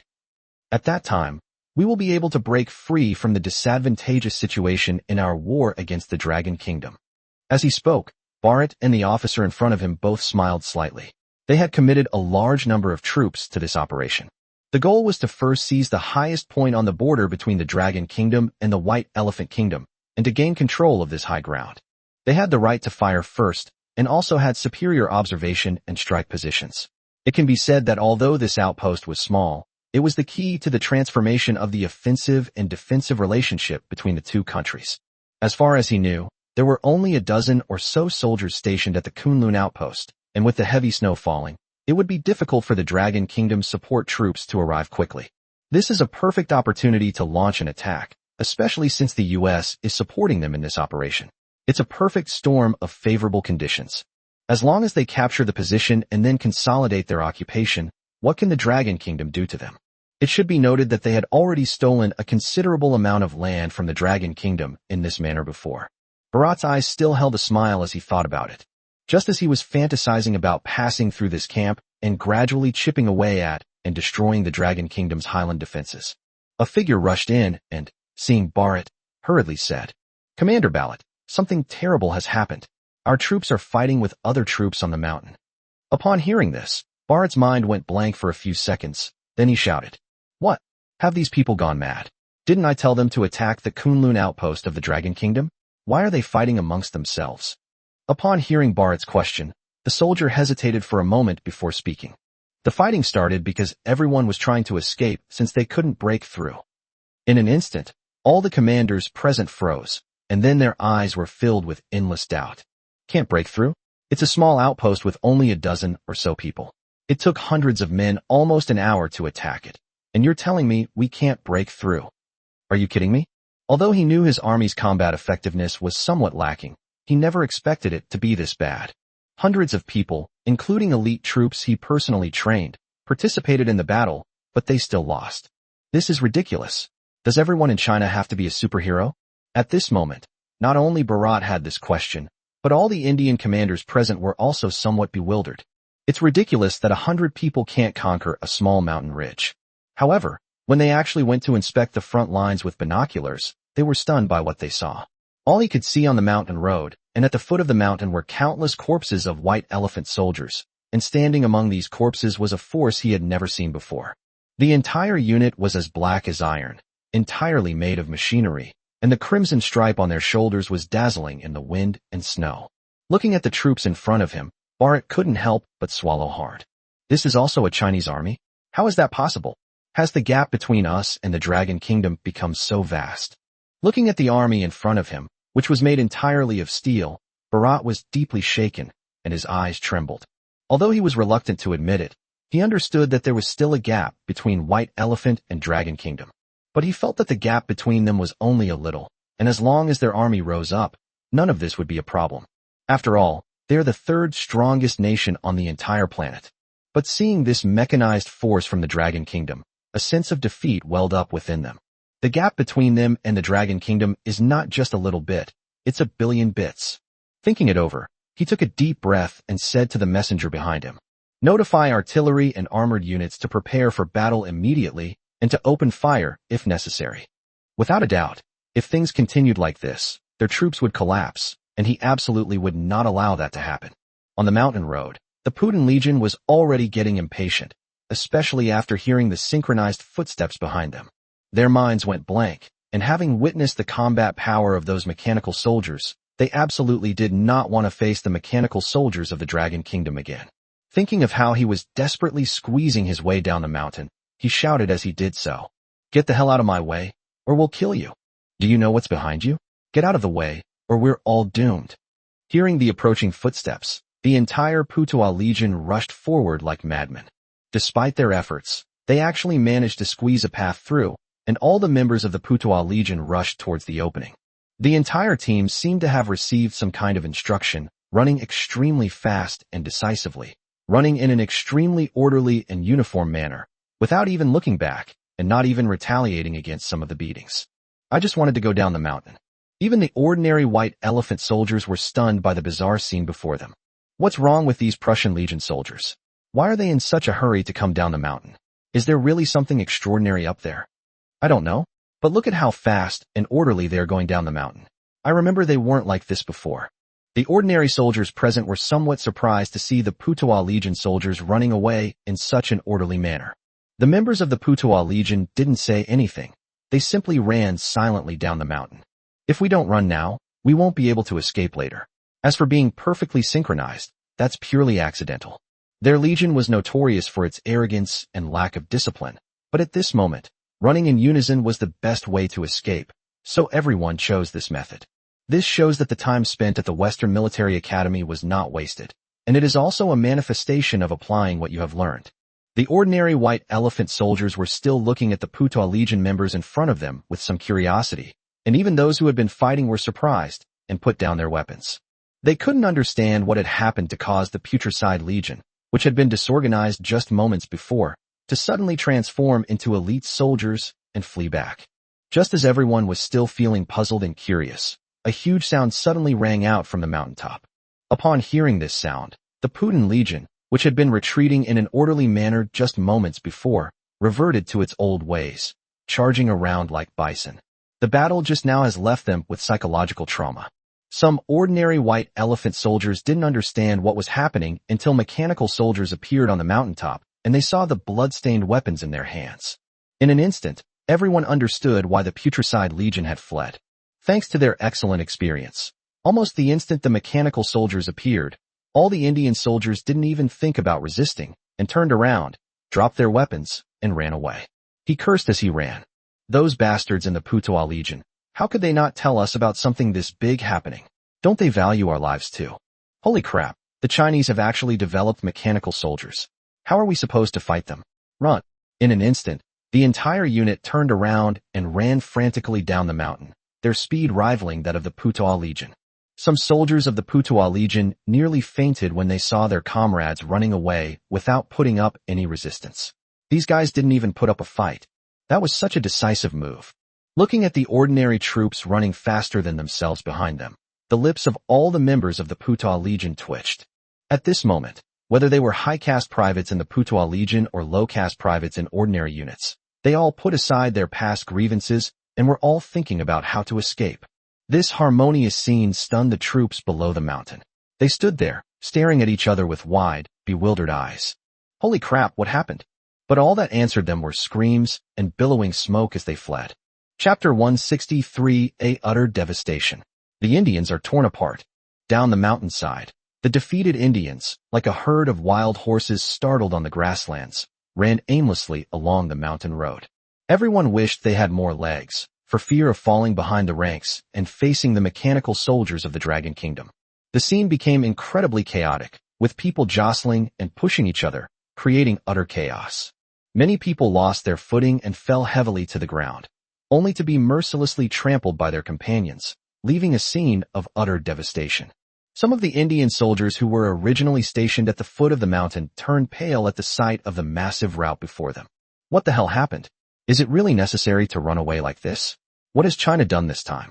Aren't these Putrarians always boasting that they're invincible? Why are they the first to run away? Seeing the massive rout before him, Lahar, who was stationed at the artillery position, couldn't help but swallow hard, even though he had seen his own army flee in defeat before. But he had never seen a rout like this before, with such a massive scale, such swift escape, and such urgency that high-caste and low-caste soldiers were working together to escape. It can be said that this defeat was extremely shocking even in the context of the entire White Elephant country, just as shocking as when the South Koreans crushed the United States due to their defeat. At this moment, the soldiers at their artillery positions all took a deep breath as they watched the White Elephant soldiers roaring toward them, their bodies trembling slightly. Although they didn't know what was happening ahead, their experience of escaping many times told them that the team would never have done this unless they encountered something terrible. If the artillery commander hadn't been still there, they would have turned and run away long ago. As for the so-called cannons, we'll take them back if we can, and leave them behind if we can't. After all, is this thing more important than my own life? Besides, this cannon was provided by the US, so it's fine if I lose it. Anyway, it was the US that lost its cannons. What does it have to do with the Indians? All the Indian soldiers stationed at the artillery position secretly glanced at Lahar, observing their commander's orders. Noticing the gazes of the soldiers present, Lahar's lips twitched. Then, looking at the routed troops in front of him, cold sweat poured down his forehead. What exactly happened to cause this situation? Even if the Dragon Kingdom soldiers really come to reinforce us, there's no need to panic like this, right? After all, how could 100,000 people possibly lose when facing a single position? They do consider themselves the third strongest country in the world. Looking at the route before him, Lahar thought to himself. However, everything changed the moment his binoculars revealed the mechanical soldiers of the Dragon Kingdom. These mechanical soldiers were following the fleeing group at a leisurely pace, and they would draw their batons and attack any Indian soldiers who lagged behind. Others brandished meteor hammers, repeatedly striking off course to scare the crowd into running away. Its agility and the way it wielded the stick were no different from ordinary people. Looking at this highly intelligent robot in front of him, Lahar couldn't help but gasp. This is a disaster. Only now did he finally understand why these people ran so fast. How could it not be fast? If you run too slow, you'll be gone. Looking at the mechanical soldiers of the Dragon Kingdom wielding clubs and meteor hammers on the mountainside, and then at the white elephant compatriots in front of them who were already panting and about to collapse on the ground. Lahar's lips twitched. What would happen if they faced this force next? Looking at the soldiers hiding behind the transport vehicles, Lahar broke out in a cold sweat. That will likely result in another major defeat. At this moment, he wasn't the only officer who thought this way. Many white elephant commanders who saw the Dragon Kingdom mechs appear on the mountainside also looked at their soldiers with worry. Some have even started ordering soldiers to pack up their equipment, preparing for a possible retreat at any time. That way, you might even receive a medal after the war for remaining calm and composed in the face of danger, leading your team to a swift retreat. In the command room, looking at the reports requesting evacuation, Bharat's brows furrowed deeply. He was the commander-in-chief of this operation, and he originally intended to use this battle to prepare for his promotion.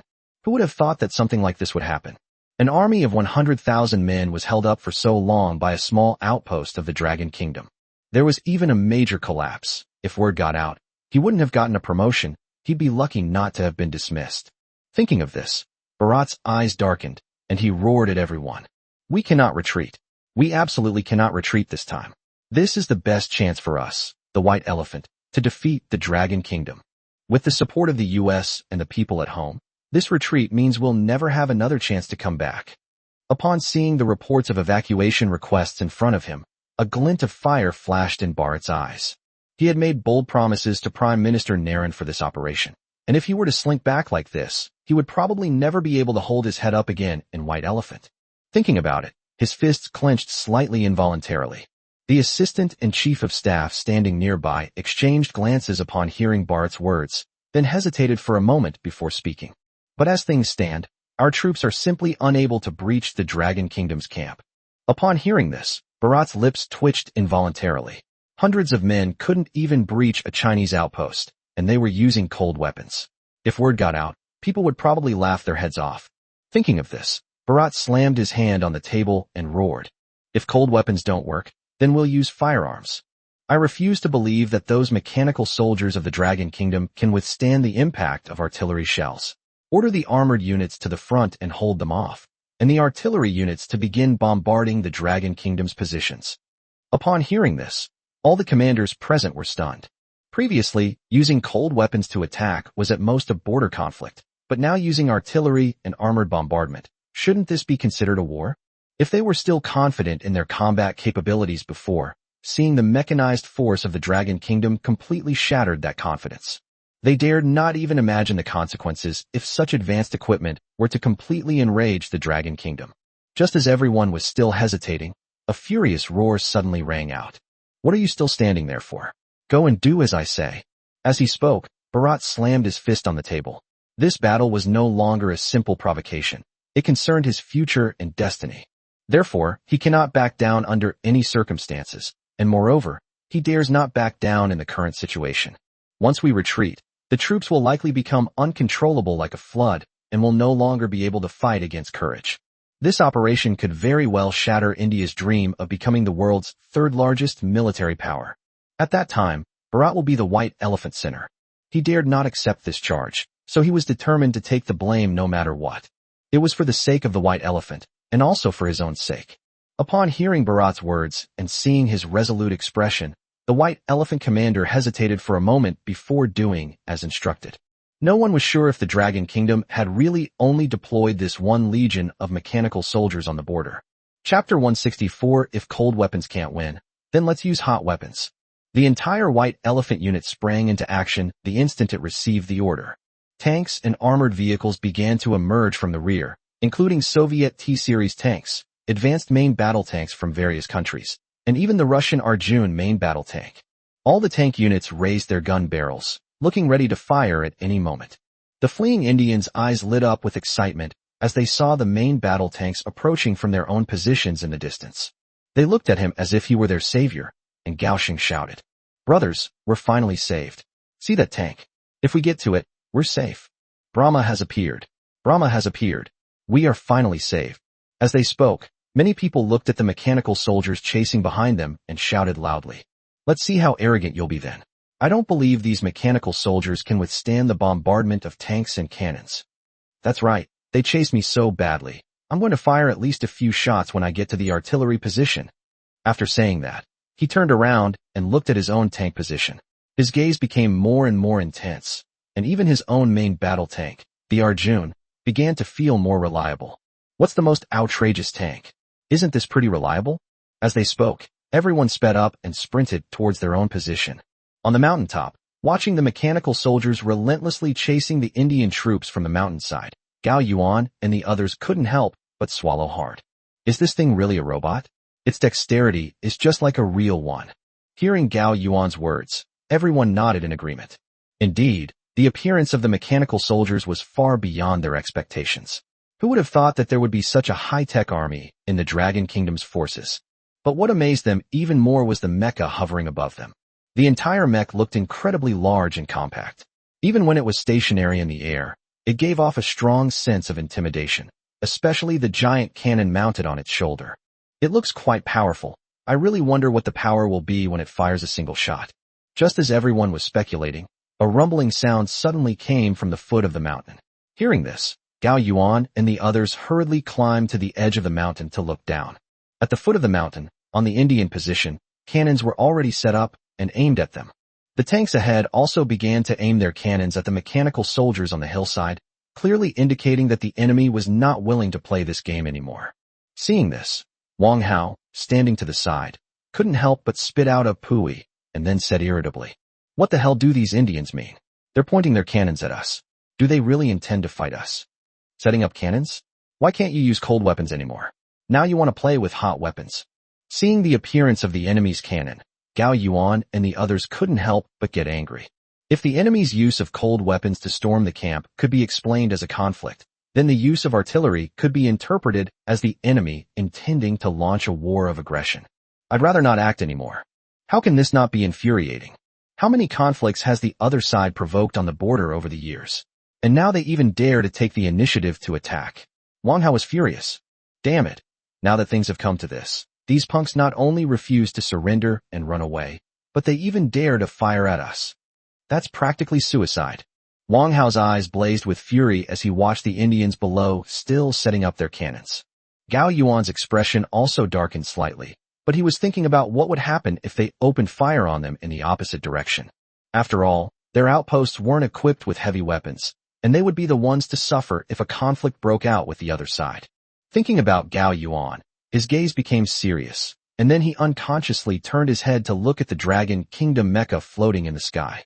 Suddenly, the mech was fully deployed, and its 4 mechanical arms landed steadily on the high platform.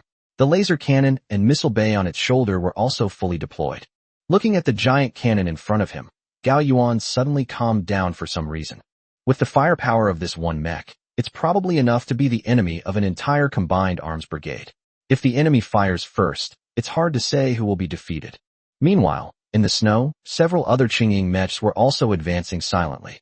At the foot of the mountain, all of India's artillery units were ready and waiting, and all kinds of tanks and armored vehicles were also ready, just waiting for Bharat's order to launch the tank charge. Then the artillery razed the Dragon Kingdom camp to the ground. Looking at the situation before him, Bharat frowned slightly. An hour and a half had passed since the conflict, and the snow had thinned out. If we don't attack soon, the Dragon Kingdom's reinforcements will probably catch up.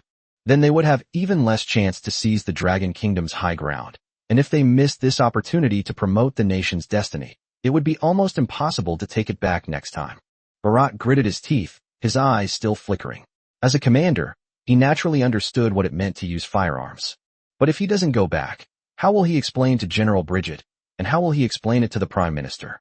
Thinking of Bharat's resolute gaze, he hesitated for a moment, then said fiercely, "Order the artillery to begin the attack."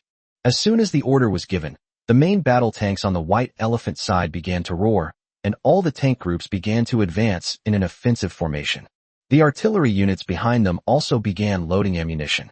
Gao Yuan and his group, who were on the mountaintop, were startled when they saw the Indians' actions. It was clear that the other side was serious this time. Everyone looked at the mech in front of them, wondering if it could withstand the attack. Below, the fleeing Indian troops, seeing their tanks finally starting to move, smiled and laughed as they ran. "Ha ha, I knew we were saved. See this tank? We'll show those Chinese what happens when they anger our White Elephant." Exactly. They really think they can stop our advance with a few crappy robots. Once I get back to the unit and get the real thing, I'll show them how to destroy these things. Thinking of their own panicked escape from the missile and the brutal beating their teammates received from the Chinese mechanical soldiers, everyone's eyes blazed with anger. The reason we couldn't win before was because we didn't have firearms. Now that we have tanks, those mechanical soldiers from China are sitting ducks. Imagine everyone rushing towards their own tank positions as if heading to a new world. However, just as all the tanks and artillery positions were about to open fire, a sudden roar exploded in the sky, followed by a voice. Cheng-Ing 001 warns you. You are currently located within the territory of the Dragon Kingdom. Lay down your weapons immediately, or you will face the consequences. Chapter 165 Mental Breakdown. Indian swears. Upon hearing the sudden electronic voice, all the White Elephant soldiers looked up at the sky. Even Lahar couldn't help but look up, but what happened next completely overturned his understanding. In the sky, a pure white mech, resembling an angel, hovered, its massive shoulder-mounted cannons dazzlingly bright. At that moment, the entire mech roared down from the sky like a god descending to earth. The massive body scooped up several meters of frozen earth, and as soon as it landed, it immediately said, "You are now within the territory of the Dragon Kingdom. Lay down your weapons and surrender immediately, or you will face the consequences." As they were speaking, a crunch was heard, the sound of a shell being chambered. Then, the mech raised its arm, and the missiles on it were already aimed at everyone present. Looking at the mecha in front of him, Lahar's brain exploded with a buzz, and he was stunned for a long time before he couldn't help but gasp. My God, how are we supposed to fight this? Looking at the mech in front of him, Lahar's lips curled into a slight smirk, his face grim. The other commanders present were the same, and the armored tank units were all stunned and forgot to retaliate. The Indians who were fleeing froze on the spot when they saw the mecha appear in front of them, and the hope that had been rekindled in their eyes disappeared again. What the hell? What kind of monsters are the Chinese? How come they've even developed mechs? Is this even from another dimension? Has the Dragon Kingdom made contact with an alien civilization? How can there be mechs? Are you kidding me? It's over. It's really over this time. Before I came, I asked the holy monk to read my face. He said that this battle would surely bring bloodshed, and now it seems that it was just as he said. Upon seeing the mechs appear, the fighting spirit in the eyes of all the White Elephant soldiers plummeted to zero. How can they fight this? They simply can't fight it. The technology of the Dragon Kingdom is beyond their ability to compete with. At this moment, it wasn't just ordinary soldiers who had this thought. Even some Indian commanders were bowing their heads, their eyes darting around, and their legs trembling slightly. Sir, should we retreat? The weapons of the Dragon Kingdom are far beyond our imagination. Mechs. They've developed mechs. We can't fight them at all. Leaving now won't be shameful for us. If our superiors ask us later, we'll just say that our unit fought bravely and, after a fierce struggle, contained the Dragon Kingdom's offensive at the border. Yes, after all, who knew that the Dragon Kingdom had such a force before we came? As long as we contain them at the border, that would be a great achievement. As he spoke, all the Indian commanders nodded vigorously, then looked up at Bharat with expectant expressions. At this moment, everyone forgot that their original plan was to attack the Dragon Kingdom. Now they only thought about escaping. Seeing everyone looking at him, Bharat clenched his teeth, then looked at the mechs outside the house as if he had made up his mind. Notify the tank and artillery units to bombard the Chinese mechs with all their might. And that mechanical legion, give them fire support too. Upon hearing Bharat's words, All the commanders present were stunned. Keep attacking. Is this guy insane? However, seeing Bharat's bloodshot eyes and almost crazed gaze, none of them dared to speak. Thinking about it, everyone swallowed hard, then lowered their heads and said in a deep voice, "Understood." As everyone prepared to leave, a commander turned back and said, "Sir, the mechanized troops are currently mixed up with our soldiers. Should we wait until they separate before bombing them?" "No need, just unleash a barrage of fire. Afterwards, just say these people are spies sent by the Dragon Kingdom to our side," Bharat said in a deep voice. Now he has no way out. Only victory can give him a glimmer of hope. Otherwise, given this victory, his elite force of 100,000 men would be utterly defeated by a single outpost garrison. If word got out, he would be in deep trouble. Moreover, given the serious casualties this time, he may be charged with mismanagement in the future. Only by succeeding can he withdraw unscathed. Thinking of Bharat, he clenched his fists and looked resentfully toward the Dragon Kingdom outpost. This attack should have gone smoothly, but it has unexpectedly turned into this situation. That's absolutely outrageous. Damn it, Bharat roared in anger, then slammed his fist on the command platform in front of him. Upon hearing this, the commander next to him swallowed hard and immediately went out to arrange for the artillery bombardment. Everyone, turn the gun barrels around immediately and load the cannons. Tank units, turrets rotate 45 degrees. Aim at that monster. The moment the order was received, all the Indian soldiers began to move, and all the cannons that were originally pointed at the outpost were now turned around. Looking at the Dragon Kingdom mecha on the ground from a distance, a cruel look flashed across Bharat's face. "I refuse to believe you can withstand so many cannons. Trying to scare me with a mech? Wishful thinking." Looking at the mech in front of him, Bharat gripped the binoculars tightly, his knuckles turning slightly white. Almost as soon as the Indian troops took action, the Chang'e mechs also began to move. The missile bays on the shoulders were all fired, and at the same time, the cannon began to charge up. The four mechanical arms began to fully extend, and the mechanical claws dug deep into the soil. The missile muzzle on the arm was also fully extended. "I'll repeat myself one last time. Leave the territory of the Dragon Kingdom immediately, or I will have the right to expel you." As he spoke, all the weapons on the mech began to rattle and groan. Seeing this scene, all the Indians swallowed hard, but still gave the order to open fire. "Fire! Attack immediately!" No sooner had the words left his mouth than hundreds of cannons began to bombard the location of the mech. For a moment, the sounds of fire, explosions, and the clanging of metal clashing were all mixed together. It was as if a sandstorm had swept across the scene, with the smoke engulfing the entire unit in dust.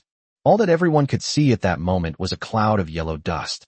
Such a high-intensity bombardment would be difficult for even an aircraft carrier to withstand, let alone a mech. Looking at the yellow sand in front of them, all the Indians grinned. "Let's see how cocky you are now. You'll probably be blown to bits this time, won't you?" This thing scared me when it appeared. I thought we were doomed, but it seems it's nothing special. I'll definitely pick up a few pieces of scrap metal as souvenirs when the time comes. As they spoke, everyone chuckled, not at all worried about not being able to destroy the Dragon Kingdom mech. After all, with such a high-density bombardment, let alone a single mech, it would be devastating. Even an aircraft carrier or an equivalent amount of diamonds could be blasted into dust. However, just as everyone was about to step forward to investigate, a voice suddenly rang out. Having detected the other side using firearms to resist, initiating violent expulsion mode. As soon as he finished speaking, a hissing sound, like lightning rolling across the sky, was heard, followed by a loud boom as a crimson beam of light burst out from the smoke screen and shot straight toward the armored troops. With a loud whoosh, more than a dozen armored vehicles instantly exploded violently, their turret covers flying more than 10 meters into the air before crashing to the ground with a thud. Upon seeing the beam of light and the mech still standing amidst the smoke, all the Indian soldiers gasped, their eyes trembling. Then a huge sound erupted. "Shiva above, what kind of monster is this? What kind of monster is the Dragon Kingdom? It's practically a demon. This is an unwinnable battle, Mom. I want to go back to my mom." Chapter 166, 3 Shadow Transforming Mechs Deployed. Firepower Monsters. Inside the Dragon Defense Ministry, the large screen was showing the border war from the perspective of mechs. Just a moment ago, as the Indians unleashed their artillery barrage, all the weapon bays inside the mech opened and fired outwards, instantly forming a defensive fire shield. All of the Indian shells were intercepted when they were within 3 meters of the mech. Its calculations are so precise, and its reactions so responsive that they are almost astonishing. Even their most advanced radar and anti-missile systems can hardly achieve this level of capability. All I can say is that this mech's computing power is terrifying, as is its firepower. Keep in mind that this is just an air combat mech, but its combat capability is already more ferocious than some army combined arms brigades. Watching the Chongying mech wreaking havoc on the Indian camp in front of the screen, everyone swallowed hard. That's so brutal. Even a firepower monster like Li Jianhao felt his scalp tingle when he saw this scene. With that kind of firepower, not to mention the Indian armored forces, even their combined arms brigades probably wouldn't be able to withstand it for long. As they spoke, everyone couldn't help but look at Lin Tian, who was resting his chin on his hand in deep thought. President Lin, is this mecha also part of Nanshimen? Li Jianhao asked, his eyes gleaming. Although he had heard Long Jiangwo tell him about Nanshimen before, he still found it somewhat unbelievable to see the mechs inside appearing and wreaking havoc. Will such weapons truly belong to the Dragon Kingdom in the future? Upon hearing Li Jianhao's words, Lin Tian was taken aback. He had been thinking about the Luan Bird Sky combat platform. Now that Chongying has appeared, although this mecha is performing well, this is not the true way to use Chongying. The real use should be to bind it to a combat platform and then launch it from space to instantly destroy the enemy command post. This is the true application of aerial combat shadows. Thinking about it, Lin Tian couldn't help but sigh, then glanced at the screen above and said, "Yes, this is part of our research and development plan, but unfortunately, it is still incomplete. Many of our ideas haven't been realized yet, but the experimental data this time is quite good. Overall, it's passable." Looking at the mecha above, Lin Tian said sincerely, "This practical application marks Chongying's first deployment on the battlefield, and the experimental data shows that it performed quite well. However, it is indeed true that the functionality is not perfect, and it can only be said that he still has a long way to go in the future." Thinking of Lin Tian, he couldn't help but sigh. Hearing Lin Tian sigh and hearing what the other party had just said, that his overall performance was passable, Li Jianhao's lips twitched slightly. What do you mean just passable? With that kind of firepower, mobility, and anti-missile efficiency, it's practically invincible in land warfare. This firepower is almost comparable to that of a combined arms brigade, or even more ferocious. Lin Tian calls this just passable. I really don't know what the other party was thinking when they developed this mecha. Otherwise, how could they have developed such a firepower monster? Thinking about it, Li Jianhao shook his head, while Long Jiangwo smiled bitterly. It has to be said that the mecha's performance this time was amazing. Even he was a little surprised. I wonder how the countries of the world would feel if all these weapons were displayed at this year's military parade. Thinking of that scene, a smile involuntarily appeared on Long Jiangwo's lips. Then, his eyes gleamed as he looked at the big screen, where two more mechs were rushing toward the battlefield, their mechanical soldiers ready to go. In this operation, they not only want to reclaim the territory that was previously seized and stolen by the Indians, but also to defeat them so badly that the Indians dare not look them in the eye. This war will cost at least 50 years of peace. Thinking of Long Jiangwo, he took a deep breath and looked at the battle screen with a solemn expression. Dragon Kingdom Outpost. Gao Yuan and the others were stunned as they watched the Chongying mechs rampaging through the Indian troops in the distance. They all forgot to take cover from the artillery fire and stood dumbfounded on the hillside, staring at the scene before them. The mech in front of us emerged from the smoke like a ghost, each missile in its hand destroying a tank. The laser cannon carried on his shoulder was even more terrifying. Each shot turned 4 or 5 armored vehicles into rubble. The bombing never stopped, and the tank turrets flew around in the sky like toys. Looking at the mecha in front of him, Wang Hao's heart trembled. Holy crap, what is this thing? Look at its firepower, wow. Don't even mention high-altitude areas. You could take him to the plains, and he'd be invincible. This firepower is almost equivalent to that of a combined arms brigade. What would we do if we were fighting against weapons like this? At this point, Wang Hao couldn't continue. Then there will be no chance of victory. Gao Yuan continued, looking at the battle situation before him. Without a doubt, such a firepower monster is virtually invincible in modern land warfare. If India were to produce such a mecha and appear in the border region right now, it's safe to say that there would be virtually no peace on the Chinese border. The mech's firepower is terrifying, and its mobility is incredible. Every time the enemy almost locks onto it, it uses its flight pack to relocate. Then they retaliated with shoulder-mounted laser cannons, and in just a moment, almost a third of an Indian tank regiment was lost. This combat efficiency is nothing short of a killing machine. However, this mech also suffered a lot of attacks during the battle, and its condition is not very good at the moment. Looking at the mech in front of him, Gao Yuan frowned slightly.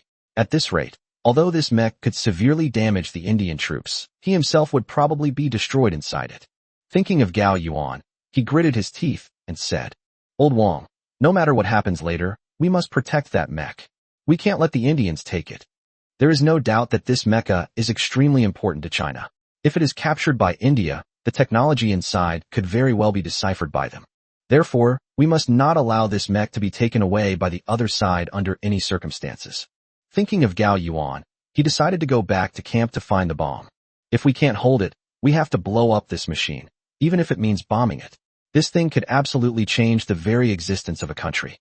Just as everyone was about to turn around, they heard a whooshing sound above their heads, and then saw two shadow mechs quickly fly over their heads and rush towards the Indian position. One of the mechs was equipped with two laser cannons on its shoulders and held a missile launcher similar to a Gatling gun in its hand. Seeing this firepower, Wang Hao froze on the spot, then stiffly turned his head and said, "I think we don't need to go get the explosives, right?" Looking at this firepower configuration, Gao Yuan couldn't help but nod helplessly, then smiled and said, "Indeed, it's unnecessary. With this level of firepower, even Jesus couldn't withstand it." Everyone burst into laughter. Chapter 167, A True Killing Machine. The Might of Qingying. Inside the Indian position, yellow sand churned, and each movement of the mech stirred up layers of smoke. Then came a terrifying hissing sound, with each sound accompanied by the explosion of a tank's armor.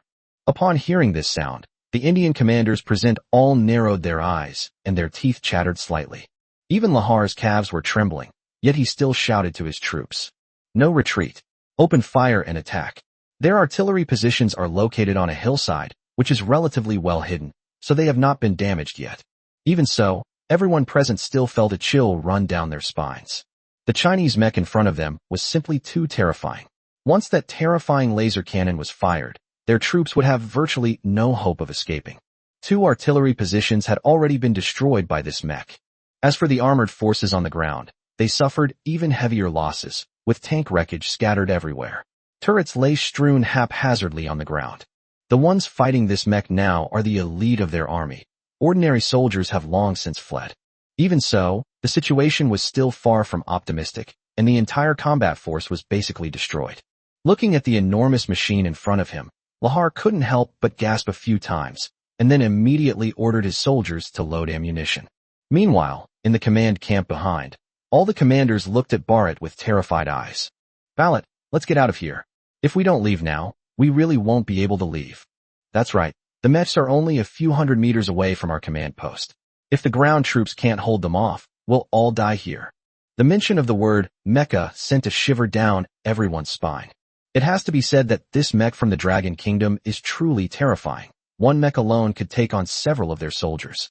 You must know that these troops are the elite soldiers of White Elephant, the true backbone of the country. If they were all wiped out, their defense capabilities would be reduced by at least several levels. Moreover, they risked their lives in this battle. They came to attack the Dragon Kingdom to gain prestige, not to die. Besides, with such a low monthly salary, why risk your life? Everyone looked at Bharat with anticipation. Looking at the expressions on everyone's faces, he understood that the war had reached this point, and there was no point in continuing. 100,000 elite troops were trapped at this small outpost, and suffered heavy casualties. This cannot be explained by a simple command error, but he was unwilling to give up just like that.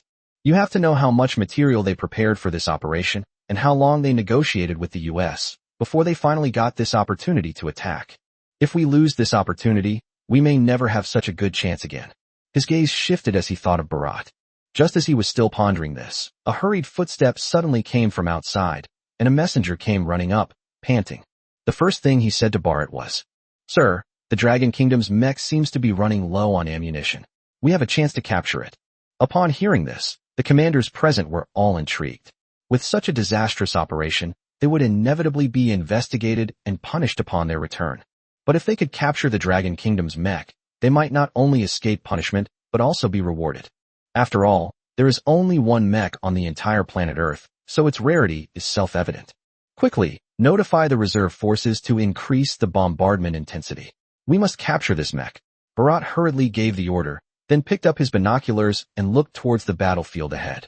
The mecha from the Dragon Kingdom was no longer as impressive as it once was. It was riddled with bullet holes, and its shoulder ammunition compartments were completely empty.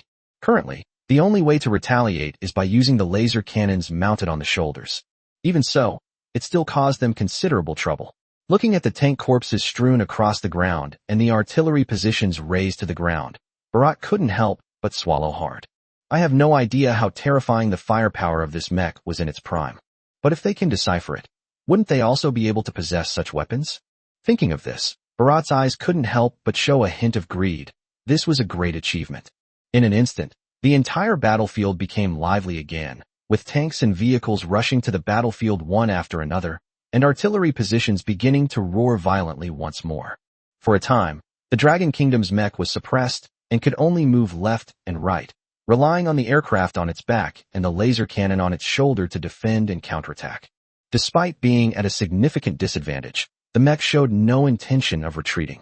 Seeing the mech's stubbornness, Bharat was secretly delighted. With the mech's agility, they knew they couldn't stop it from leaving. However, the enemy did not leave at this moment, but instead retreated step by step under their siege, which inadvertently created an opportunity for them. If you're not leaving, then don't leave. Looking at the mech in front of him, which they had forced into this remote corner of the mountain, Bharat said viciously, "If we launch a few more bombing runs, this aircraft will definitely not be able to withstand it." Thinking about it, a cruel smile crept onto his lips. In the field, seeing the mechs that they had suppressed to a corner of the valley, a glimmer of light appeared in Lahar's eyes. If we maintain this level of firepower and bombard it again, this mech will definitely not be able to withstand it, and we might even be able to capture it. Brothers, give it your all and smash him to pieces. Suddenly, all the Indians erupted in loud noise, and tanks and armored vehicles drove straight into the valley like sardines, their eyes filled with the joy of impending victory. Even the fleeing white elephant soldiers couldn't help but smile when they saw this scene. For some reason, the Chinese mechanical soldiers chasing them were all standing still, showing no intention of supporting the mechs. They even deliberately stayed away from it, as if something terrible might happen there. Just as they were wondering about the actions of these mechanical soldiers, a roar completely answered their question. Suddenly, 3 laser beams lit up in the valley, then intertwined and roamed around the valley, their movements as agile as dragons, yet the sounds they emitted were chilling. Each sweep would cause more than a dozen tanks to explode, and each swing would produce screams from within. Wherever the laser struck, screams filled the air, and countless armored units perished. Lahar, who was following at the back of the group, turned deathly pale and was on the verge of madness at the sight before him.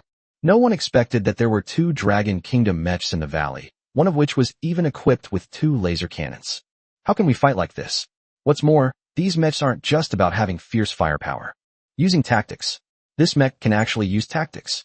Holy crap, it's practically a killing machine. Without a doubt, that mech was luring them into this valley, waiting for reinforcements to arrive so they could annihilate all their armored forces in one fell swoop. Hearing the screams of their comrades inside, some of the white elephant soldiers who hadn't even entered the valley were now terrified, their eyes wide open and their faces deathly pale. Their once hopeful eyes turned completely lifeless. Gods help me, am I having a nightmare? What kind of monster is the Dragon Kingdom? Why are we fighting against such a monster? There's absolutely no chance of winning. I don't know how I can win. Looking at the wrecked tanks and armored vehicles in the valley, and hearing the painful cries of their comrades, all the white elephant soldiers no longer had the courage to face this battlefield. They will never forget the nightmare they experienced here. If they manage to return alive, they will definitely tell their descendants never to mess with the Dragon Kingdom. For a moment, everyone's face was filled with extreme fear, and then the creaking sound of the mechs running came from the valley. Without a word, all the Indian soldiers drove away in the remaining armored vehicles, and the people at the artillery position no longer cared about the artillery provided by the United States. They didn't even look back and ran straight back. Chapter 168 Horrifying Casualty Ratio, Dramatic Changes on the Border. Inside the command camp, they watched as 3 Chinese mechs and their terrifying laser weapons appeared in the distance. Bharat's eyes had completely lost their sparkle. It's over, it's completely over this time. Without a doubt, once he returns, he will face a military court no matter what. Such a devastating record and terrifying casualty rate are unprecedented in the history of White Elephant.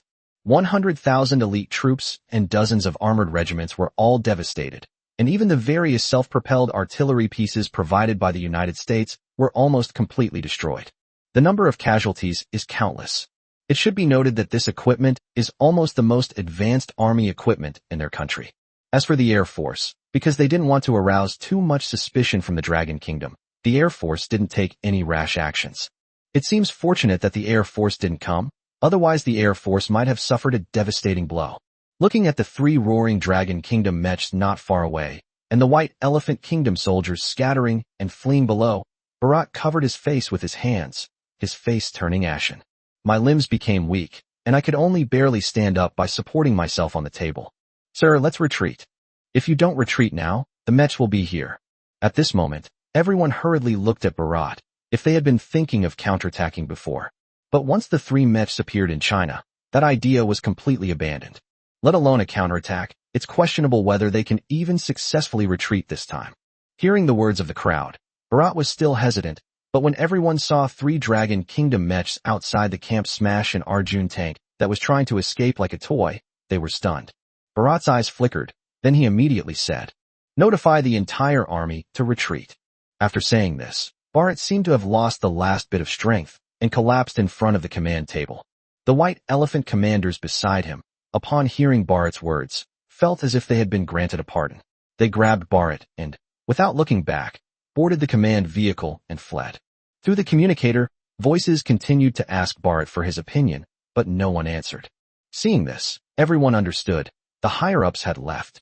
Knowing this, some Indian commanders who had previously intended to resist completely lost their will to fight. Run! The higher-ups have already escaped. Retreat immediately, retreat at all costs. If you can't take the heavy artillery, just abandon it. It's American equipment anyway, so what if you throw it away? Damn it, they were saying how awesome the commander of the Putois Legion was, but he actually ran away behind our backs. It's utterly shameless. We shouldn't have provoked such a monster. Is it something we can fight? Seeing the mechs in front of them, everyone completely lost their will to fight, and the entire team instantly became a rout. A sense of panic was spreading throughout the army, and the White Elephant soldiers were now frantic in their desperate attempt to escape. They'll fight each other over a good spot to escape when crossing a stream.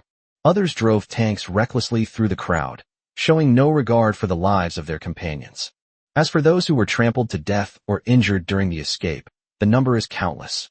This massive retreat of 100,000 people shocked even veterans like Long Zhangwo. He stared at the big screen, marveling at it. He had considered the power of Lin Tian's mechs, but he never expected them to be so terrifying. 3 mechs turned 100,000 Indian troops into a rout. Seeing the pitiful scene on the ground, Long Zhangwo couldn't help but feel a pang of sorrow, but his tone immediately turned cold. What about the Indians? Has no one called yet to discuss border planning? The assistant behind him shook his head. Long Zhangwo showed absolutely no sympathy for the current plight of the Indians. This is entirely their own fault. If they hadn't intended to invade their territory, they wouldn't be in this predicament now. Seeing the Indians' miserable retreat, Long Zhangwo couldn't help but take a deep breath. Then he turned to look at Lin Tian and said with a hint of helplessness, "Mr. Lin, I'm sorry to trouble you. Please have the mecha advance a few more steps." There was no doubt that the other party wouldn't admit defeat until they faced dire consequences, so he would grant their request. White Elephant Border City. The crowd on the street was whispering and talking, and they smiled as they watched the mechs being transported to the border of the Dragon Kingdom. What do you think this is all about? How many rounds of transport is this already? This seems to be the 8th round. How much land do you think we'll take from the Dragon Kingdom's borders this time?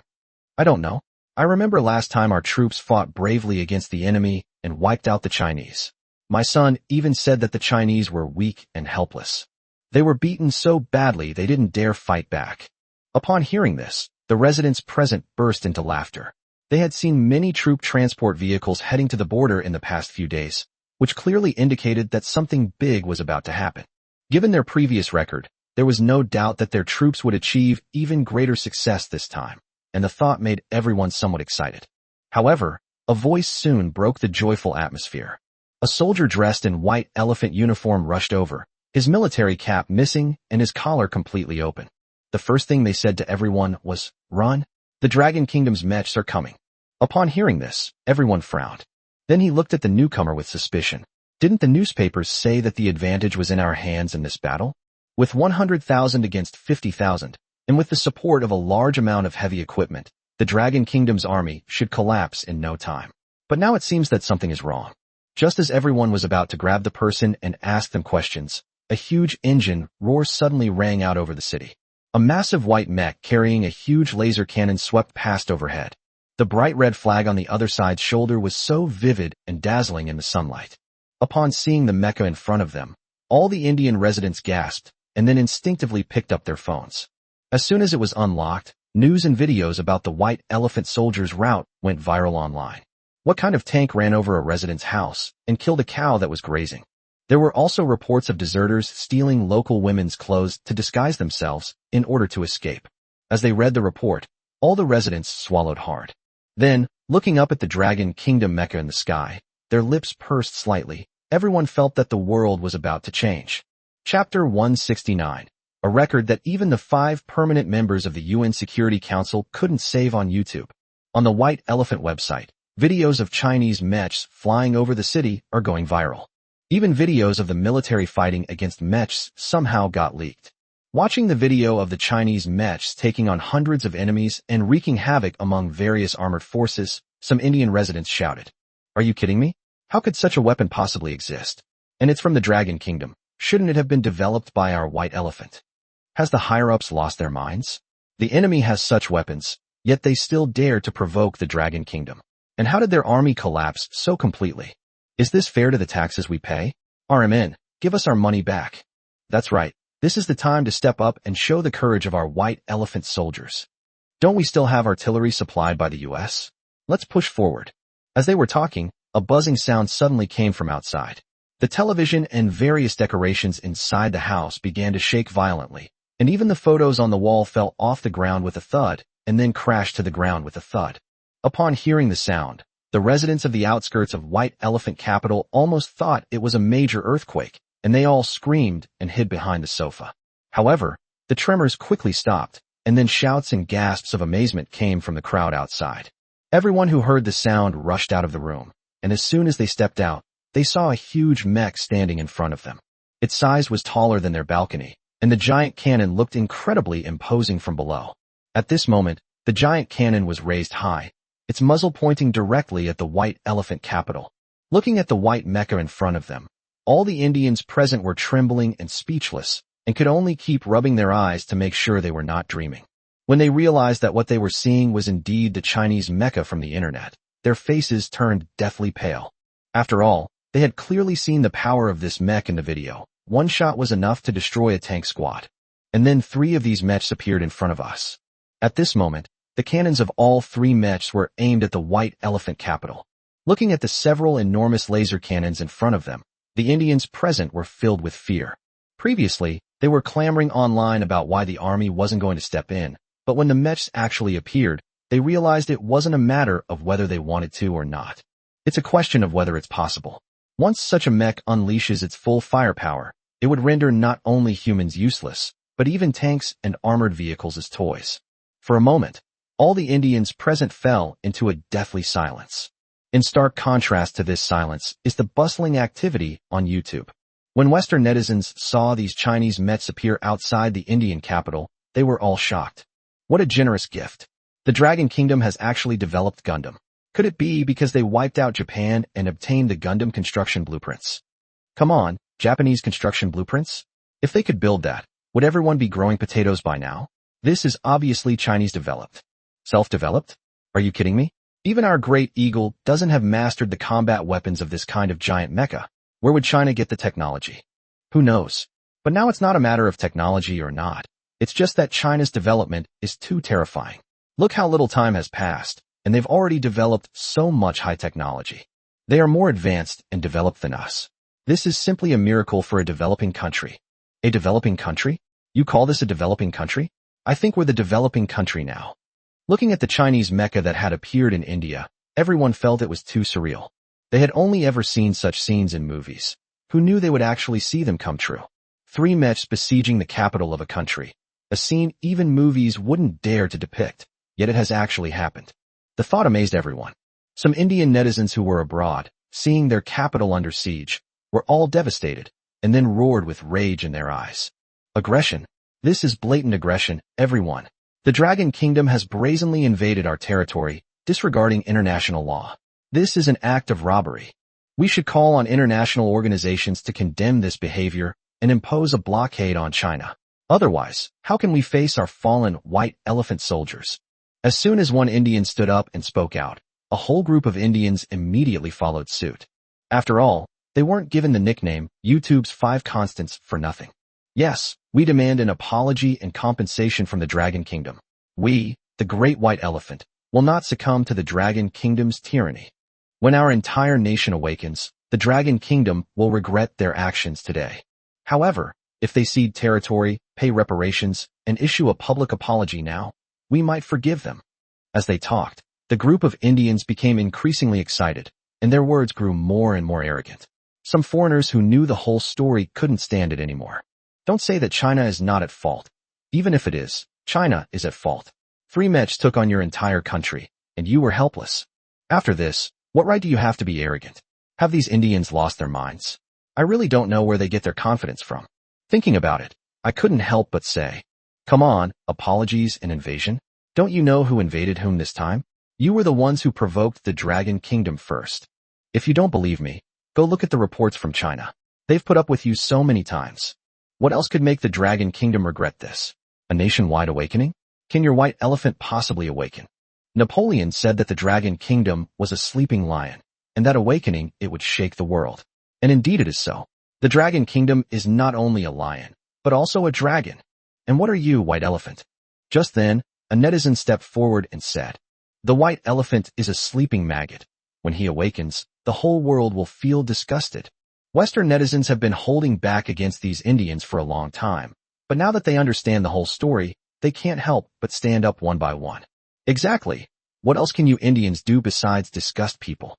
Sleeping maggots. That description is so apt. Who came up with that? Ha ha. It's really disgusting. I don't know where they get their confidence. They've been driven all the way to the capital by 3 Mechs, and they still have the nerve to come out and shout. Where's their face? I think they're going to change the name of their capital again. What will it be called this time? They're not going to just add new to the beginning again, are they? For a time, everyone was vehemently criticizing these Indians. The Indians who had spoken earlier were all rendered speechless by the insults, their faces turning bright red. This was a complete failure for them.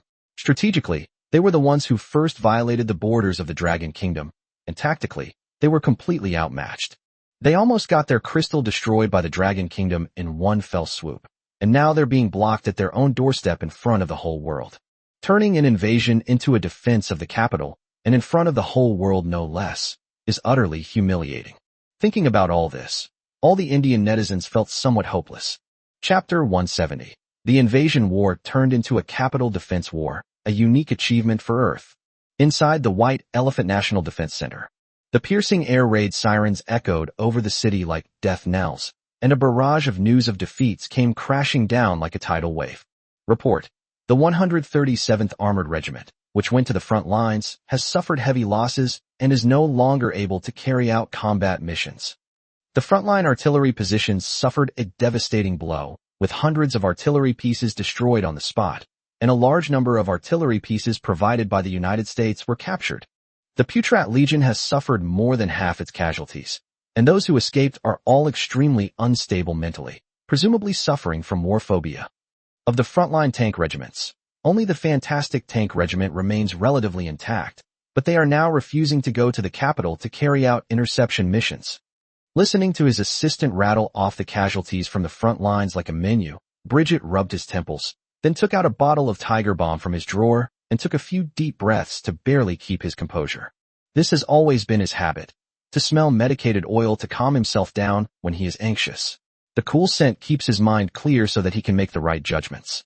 However, this method, which had always worked for him before, was completely useless this time. No matter how many deep breaths he took, his brain remained burning hot, and the veins on his forehead bulged. What a bunch of useless trash. 100,000 men. They couldn't even take down a single outpost, and let the enemy send reinforcements. And this casualty rate. Is this the kind of casualty rate a human could inflict? Where's Barrett? Find him right now. I want an explanation from him in person. As she spoke, Bridget smashed the bottle of Tiger Balm on the ground with a loud smash, her face turning bright red with anger. In this battle, he completely lost face and squandered all of White Elephant's resources. Of the 100,000 people, less than 10% were able to return in organized units. The number of lost artillery pieces and various tanks and armored vehicles was countless, and what was even more deadly was that even the returning soldiers. At this moment, they were all ashen-faced, and a strong psychological shadow had formed in their hearts towards the Dragon Kingdom. Such soldiers are practically useless. These soldiers were handpicked by him. They were the true elite of White Elephant, a gap of 100,000 elite troops, which had already affected their national destiny. Looking at the data reports in front of him, Bridget was overwhelmed. He had originally thought that with their years of accumulated experience and the help of the US, they might be able to have a go at China. However, in retrospect, this was absolutely the wrong decision. Seeing the videos circulating online of the White Elephant soldiers' defeat and the Dragon Kingdom Mech's valiant pursuit, Bridget's face darkened. In particular, seeing the laser battle in the Valley of the Dragon Kingdom. Judging from the information transmitted back, this battle in the valley directly caused their armored tank technology to regress to the level of 10 years ago. Their tanks were barely maintaining their combat effectiveness by purchasing them, and now that the laser has swept across them, it will be a devastating blow to their army. It wouldn't be an exaggeration to say that we went back to square one overnight. What did such a huge loss bring in return? Will it be the Dragon Kingdom's mechs directly besieging the city, or will it be the 3 platforms? Not only are people from all walks of life in China paying attention to this matter, but many people in the international community are also observing China's reaction and the impact of this incident. After all, no matter which country it is not a remarkable thing for foreign soldiers to be at the gates of the capital. This usually occurs with the rulers of fallen kingdoms. Thinking of this, Bridget's lips twitched involuntarily. After what had happened, Prime Minister Naren was probably going crazy. The most urgent task is to resolve this situation as soon as possible. Notify the armored and defensive forces around the capital, and order them to immediately lead their soldiers to the capital's gates to assist in its defense. We must stop these 3 mechs outside the capital. Although the difference between mech approaching the city and mech entering the city is only in the actions, the meanings they represent are extremely different. Although the former was shameful, at least it upheld the moral bottom line. Although it was almost like the country was destroyed, it was not destroyed yet, was it? You could say they still saved face. The latter is completely different. When foreign troops enter a city, it is basically a symbol of national ruin and destruction. No matter how much you try to whitewash it afterward, it is still a great disgrace. When the Prime Minister loses all his prestige, he won't have an easy time either. Bridget was well aware of this. However, after he gave the order, his assistant did not rush to relay it, but remained standing there, looking at him with a strange expression. Bree's lips twitched in anger, and his thick mustache trembled violently. Didn't you hear me? Immediately notify the garrison troops surrounding the capital to come and assist in its defense. Seeing Bridget's angry expression, the assistant beside her sighed and shook his head, saying, "Sir, at this point, we don't have any garrison troops left. We've basically drawn all of our most elite soldiers from the country for this operation.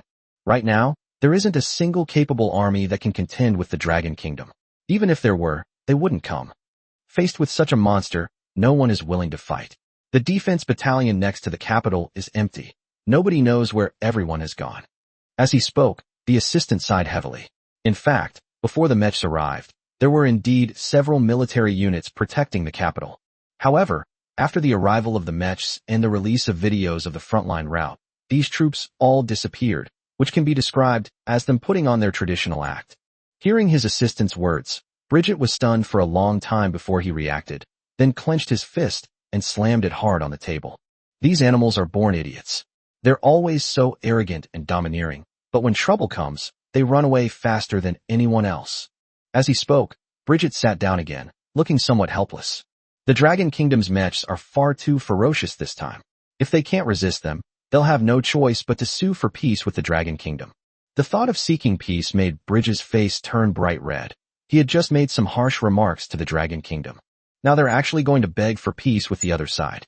They were the aggressors in this incident, and now they're taking the initiative to seek peace. It's incredibly shameful. Just thinking about that scene made Bridget's lips twitch. However, if they do not seek peace, there is no doubt that with the current defense capabilities of the capital, they will be unable to stop the Dragon Kingdom's mechs from entering the city. At that point, it wouldn't just be a matter of losing face. It would mean the downfall of the nation and the complete loss of its prestige. The Prime Minister will also be forced to step down, and he certainly won't have an easy time then. Just as he was hesitating about whether or not to seek peace with the Dragon Kingdom, his assistant immediately came over with a cordless phone. Seeing Bridget cover the receiver and whisper, "Sir, a secret telegram from Prime Minister Narend." Upon hearing the Prime Minister's name, Bridget inexplicably shuddered. Sure enough, his worst fears had come true. He took a few deep breaths before slowly walking to the phone. "Hello, this is Bridget." Chapter 171, White Elephant Reconciliation. You won't understand gentle words, but you'll understand instantly when the laser cannon fires. White Elephant Presidential Palace. A pristine white marble sculpture stands silently in the center of the flower bed, with a fountain inside occasionally spraying water outwards, creating a spray of water. The domed, arched building stands tall. Normally, around this time, Narend would come here for a walk to relieve the fatigue of the morning. However, he had no interest in it at all today. When he saw the phone finally being answered, Narend was furious. But he still forced back his anger and said, word by word, "General Bridge, what's going on? Is this the flawless plan you spoke of?" As Narend spoke, his tone turned icy. Before attacking the Dragon Kingdom, Bridge had explained the attack plan to him in detail. That is, when the Dragon Kingdom is unable to quickly support the forward outposts, it will gather a large army to conquer the enemy's position and then control it. They just need to keep at it. As long as the Dragon Kingdom doesn't want to keep at it anymore, or doesn't want to pay attention to them anymore, that will be their victory. Then, they could continue to nibble away at the Dragon Kingdom's lands in the same way. When the plan was first proposed, Bridget assured him with certainty that it would definitely be implemented. They also listed their various advantages. And what was the result? Not only did they fail to eliminate the land occupied by the Dragon Kingdom, they also brought the Dragon Kingdom's mechs to the city gates. The whole country is watching his reaction. Once the mechs enter the city, his premiership may be coming to an end. Hearing that Bridget remained silent on the other end of the phone, Narend gritted his teeth and said, "The Dragon Kingdom's mechs are now at the city gates. I don't care what methods you use, you must stop these mechs from entering the city. Otherwise, don't blame me for being impolite." As Narend spoke, his tone became sinister and terrifying. As the Prime Minister who could rule the country of White Elephant, he was naturally not someone to be trifled with. Otherwise, he would not have been able to rule such a bizarre country. He had caught a lot of these Indian officers red-handed, and all of them were absolutely incriminating. Once this is made public, these officers will definitely suffer the consequences. This is also one of the methods he uses to control the army. On the other end of the phone, Bridget broke out in a cold sweat as he heard what the other person was saying. He knew all too well what Narend was capable of. He could not have risen to power without the other party's help in discrediting the previous defense minister. Thinking about it, I couldn't help but shout, "Please rest assured, Prime Minister, this attack was just an intelligence error. The Dragon Kingdom's mechs would absolutely not dare to enter the city. I believe that with our army, we can absolutely overcome this crisis. Please give me a chance." Before he could finish speaking, Narend shook his head impatiently and then snorted coldly. "Opportunity? Haven't I given you enough? 100,000 men, all elites, and look what you've done to them. I'm already being lenient by not holding you accountable for this defeat. You want more chances? Contact the Dragon Kingdom immediately and tell them we're willing to agree to their previous conditions. We agree to restore the border areas to their state as they were 10 years ago." Upon hearing this, Bridget's eyes flickered, and then he opened his mouth and shouted, 10 years ago? Does that mean we have to retreat from all the places our army occupied over the years? Do you think we still have a choice? Narend's tone on the other end of the phone had become extremely dangerous. "I understand," Bridget replied weakly, then her body went limp. The reason he has been able to establish himself in the military all these years is by constantly provoking wars against the Dragon Kingdom in order to demonstrate his role and status. But now, Narend's proposal has undoubtedly sealed his political career. But if they don't agree, the death penalty will mean more than just their political life. After all, how many of the 100,000 troops that participated in this operation have returned so far? And all the equipment that the U.S. provided as aid is gone. Will the U.S. provide aid again next time? These crimes alone are enough to warrant his execution 100 times over, not to mention that this time, The Dragon Kingdom's mechs have besieged their capital in front of the entire planet. This is an utter disgrace to a country. It was the greatest humiliation for him, yet he could not refute it. After all, these are facts. The Dragon Kingdom used 3 mechs to inflict heavy losses on their 100,000-strong army, and then swept all the way to the capital. Thinking of this, Bridget's lips twitched, and then he shouted, "Immediately notify our diplomatic personnel to contact China and tell them that everything before was a misunderstanding, and that we are willing to come forward for negotiations with the utmost sincerity. Please give them a chance. At the same time, notify the troops to immediately locate Bharat, the commander of the Putal Legion, and escort him to the Dragon Kingdom." Upon hearing this, the assistant beside him widened his eyes and looked at his general with disbelief. Is this the same General Bridget he knew before, who was 100% tough on the Dragon Kingdom and constantly proclaimed that he would annihilate the Dragon Kingdom's army in 7 days and then march on the capital? Seeing the surprised look in her subordinate's eyes, Bridget's ears turned red, but she still gritted her teeth and said, "What are you looking at? Go and do as they say. Do you want us to wait until the capital is captured?" He walked out of the house in a huff. This concession was undoubtedly the most humiliating thing he had ever done in his life, without exception, but he had no choice at all. Bridget's face twitched as he listened to the piercing sirens blaring over the city. On Dragon Kingdom television, a pretty female reporter is speaking into a microphone to the audience watching on screen. "Dear viewers, just now, our reporter learned that Ambassador Bai Xianghua has proposed a new solution to the border issue with China.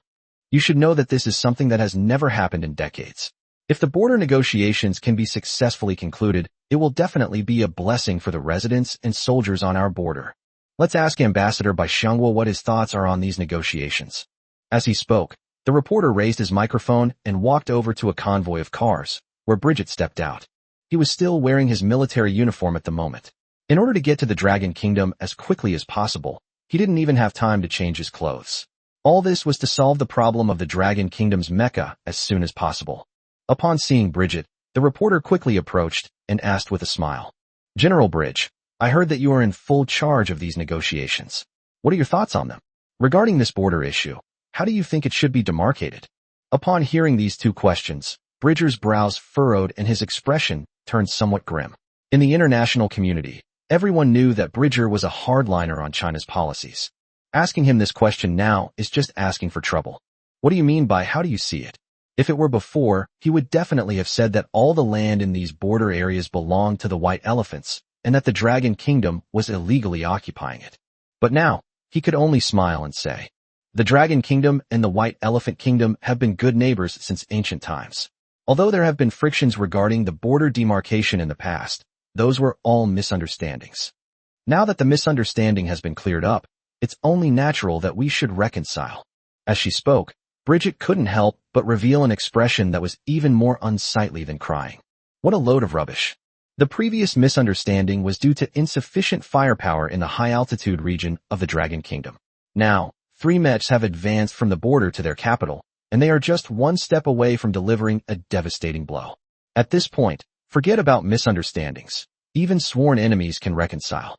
After all, you might not understand gentle words, but you'll definitely understand the sound of a laser cannon firing. Chapter 172: The Terrifying Power of Chinese Technology. Within China, news of the Indian Defense Minister's visit for negotiations spread across the entire internet. In particular, the video of the other party being interviewed by a reporter from China received over 1 million likes. The comment section was also flooded with comments. "Guys, is this still the same Indian I know? Where did his arrogant attitude go?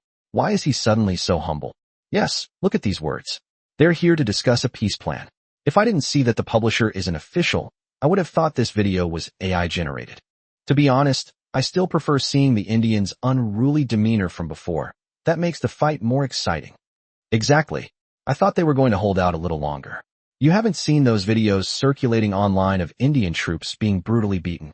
They're in a terrible state. Seeing these comments, Sun Daping, who was slurping his noodles, suddenly stopped, slammed his chopsticks on the table with a bang, and said with a smile, "I never expected that Indians would be so humble and grovel to beg us. It's truly rare. It is well known that among the countries of Earth, the people of South Korea and India possess a kind of inexplicable self-confidence. This confidence comes out of nowhere. You have no idea why they are so confident. Seeing India so obsequious, Sun Daping was naturally surprised. But considering the video of the border conflict between China and India, it was not surprising at all. Beside the dormitory, Gao Jie was piecing together various images circulating online of Indian border troops being attacked into a compilation video. The more Gao Jie organized the documents, the more intense the tremor in his heart became. While reviewing the information, he discovered that the military capabilities of the Dragon Kingdom had reached an extremely alarming level. In particular, the strength it has shown in the border issue with India this time is enough to shock the entire planet. Judging from the video, China has undoubtedly mastered hundreds of cutting-edge technologies. These mechs and intelligent robots were all things he had never heard of before. Seeing his companion's horrified expression, Sun Daping couldn't help but ask curiously, "What's wrong? Do you think there's a problem with the Indian negotiations this time?" No sooner had Sun Daping finished speaking than Gao Jie stood up excitedly and said, "It's not just a problem, it's a huge problem. You say they're here to negotiate, but I think they're here to surrender. If you don't believe me, look at these photos and videos circulating online. Piece these images together with the fragmented video recordings and see what you can discern." As he spoke, Gao Jie sat down at the computer and began playing the video he had compiled and pieced together. Because the videos currently circulating in India are fragmented and incomplete, they don't have a very clear understanding of the whole truth of the matter. All I know is that China seems to have developed a very powerful weapon, which taught India a lesson, and now their troops are already at India's doorstep. Apart from that, very little else is known to the public. Hearing Gao Jie speak like this, Sun Daping became interested and began to bend down to examine him. The video begins with an Indian soldier taking a selfie, holding up his phone and grinning at the camera, saying, "Brothers, we're going to rob some people in China soon. They say the girls there are pretty good. I wonder if we'll run into any beautiful Chinese women, huh?" Hearing the arrogant laughter, Sun Daping frowned slightly, but then came the sound of hurried footsteps and terrified shouts. The Indian soldier from before was now desperately crying into the camera, turning his head repeatedly to look behind him, his eyes filled with fear and despair. It was as if something terrifying was chasing him from behind. Finally, he was so exhausted that he couldn't run anymore and collapsed to his knees with a thud, his phone falling to the ground as well, and the image became blurry. Then came a burst of sobbing and a heart-wrenching plea for mercy. "Please, please let me go. I don't want to die. I don't want to die." Interspersed among these pleas for mercy were a few broken phrases in Mandarin, such as "spare me, I'll never do it again." But clearly the other party did not stop. Instead, they lashed out even more violently, and even through the screen, they could hear the muffled thud of the blows hitting flesh, and the crack sound of bones breaking. Upon hearing these sounds, Sun Daping's face paled slightly. In fact, someone had spliced up this video before. The content was similar to what Gao Jie had done, but at the time everyone found it somewhat unbelievable because the Chinese soldiers chasing the Indians in the video were incredibly strong. He chased them up the mountain, constantly wielding a large stick behind them, and finally managed to break their bones with a single blow. Keep in mind that this is a high-altitude area, where any strenuous exercise can lead to hypoxia and pulmonary edema. Even this Indian man maintained a relatively fast pace while running. The Chinese soldiers seemed to have no such concerns, and kept striving to catch up, as if he didn't need to worry about environmental issues at all. This is simply unbelievable. Some people even suspect that this is a short video deliberately filmed by Indians to gain sympathy and smear China. Even Sun Daping thought the video was a bit fake, but Gao Jie was able to show it to him, so it was obviously not that simple. But he still didn't understand what the other party meant. "Old Gao, what exactly do you mean by releasing this video? How does it relate to what you just said?" Gao Jie didn't say anything, but silently dragged the progress bar back a little, then started playing it frame by frame, and then pressed pause with a click. "Look again now." Upon hearing this, Sun Daping stared intently, but still couldn't discern anything. Seeing Sun Daping's puzzled look, Gao Jie couldn't help but rub his forehead and shake his head helplessly, then zoomed in on the image with his mouse. Then, pointing to the upper right corner of the screen, he said, "Look what that is." Following Gao Jie's finger, Sun Daping couldn't help but look carefully at the screenshot in front of him. This screenshot shows the Indian soldier falling to the ground. Although the whole scene is only fleeting, the amount of information it reveals is extremely terrifying. Because in the middle of the whole scene, there was a robot holding an iron rod. Although the image was somewhat blurry and only flashed by, Sun Daping was certain that the figure was a robot. Upon seeing the scene before him, Sun Daping couldn't help but gasp in shock. Holy crap! China has actually developed mechanical soldiers for combat. Has China's technology become that advanced? In the video, the robot is holding an iron rod. Its eyes glow red, and the red flag on its shoulder is very conspicuous. Gao Jia also captured quite a few such images. Let me tell you, this is just the tip of the iceberg in this operation against White Elephant. The real surprise is yet to come. As Gao Jia continued playing, Sun Daping became completely serious. He pulled up a stool, sat down at the computer desk, and began watching the video frame by frame. Chapter 173. India personally stepped forward to sue for peace, and the border issue was resolved satisfactorily. This video is different from the previous ones. This time it's not just one person. Instead, it's a screenshot of a complete mechanical army. In the picture, these Chinese mechanical soldiers are walking forward step by step, and the weapons in their hands look extremely intimidating. Are these robots also from China? Seeing a well-organized mechanical army appear on the screen, Sun Daping's mouth gaped open wide enough to swallow a goose egg. There was also a hint of disbelief in his eyes. It should be noted that no country on the entire planet has mastered the technology of mechanical soldiers, let alone applied it. If such technology is used properly, it will change the form of future warfare, turning it into an unmanned battlefield. But that was just people's fantasy about the future. In fact, this technology would not be possible for decades. However, now the Dragon Kingdom has directly sent soldiers to the battlefield. And it wasn't just one or two machines, but an entire mechanized army. It was simply unbelievable. No wonder the Indians retreated in such a panic and were so eager to negotiate peace. Encountering a force from the future on the battlefield can indeed be despairing. Gao Jia, who was standing to the side, seemed to have guessed Sun Daping's thoughts and said with a smile, "Do you think this is all that China is hiding? If it were only based on this, would the Indians have surrendered so easily? Could there be something even more incredible?" Sun Daping looked at Gao Jia with some surprise. It should be noted that the military and technological strength that China has demonstrated so far is already quite impressive. The first mechanical soldiers on the entire planet Blue Star are of extraordinary significance. If these soldiers are expanded in the future, the Dragon Kingdom will have a true Iron Army.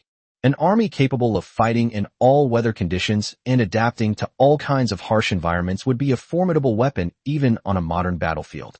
Upon hearing Sun Daping's question, Gao Jia took a deep breath, a peculiar smile appearing on his face, then swallowed and said, "Of course there are, and they'll definitely exceed your expectations." As he spoke, he clicked on the video in front of him with a snap. It was an exclusive news story that his classmate, who was traveling in India, had secretly sent him. The news inside is absolutely explosive. The video begins with two people chatting leisurely on an Indian street, each holding a traditional Indian hand-pulled pancake. Just as everyone was praising how delicious the pancake was, a whooshing sound suddenly swept overhead. Then came the second tone, and then the third tone. The first two sounds were swift and sharp, while the third sound was rather dull and clumsy, as if the flying speed was not as fast as the previous objects. However, it is precisely because of this that they are able to see the whole thing clearly. Suddenly, a pure white mech appeared in the somewhat gray sky. This mech has 4 mechanical arms, which are folded up and tightly attached to the bottom of the mech because it is in flight mode. The large thrusters on its back roared loudly, but perhaps because the mech was too big, its flight speed was not fast. This mech is equipped with various heavy weapons and missile bays all over its body, and the 2 heavy cannons on its shoulders are particularly conspicuous in the video. The entire video is only 40 seconds long, but the impact it had on him was extraordinary. Sun Daping pointed at the video in front of him, opened his mouth but couldn't speak, and after a long while he finally said, "A mech. That was a mech just now, right? Is that thing from China too?" As he spoke, he pulled the chair closer and then dragged the video back to its original position to play it again. What just happened was truly astonishing. He had actually seen a mech. It wasn't in a game or a science fiction movie, but in reality, seeing a real war machine flying in the sky. He had only ever dreamed of such a scene. He never imagined it would actually become a reality. Watching the Chinese mechs soar over an Indian city in the video, Sun Daping clenched his fist, feeling a surge of pride.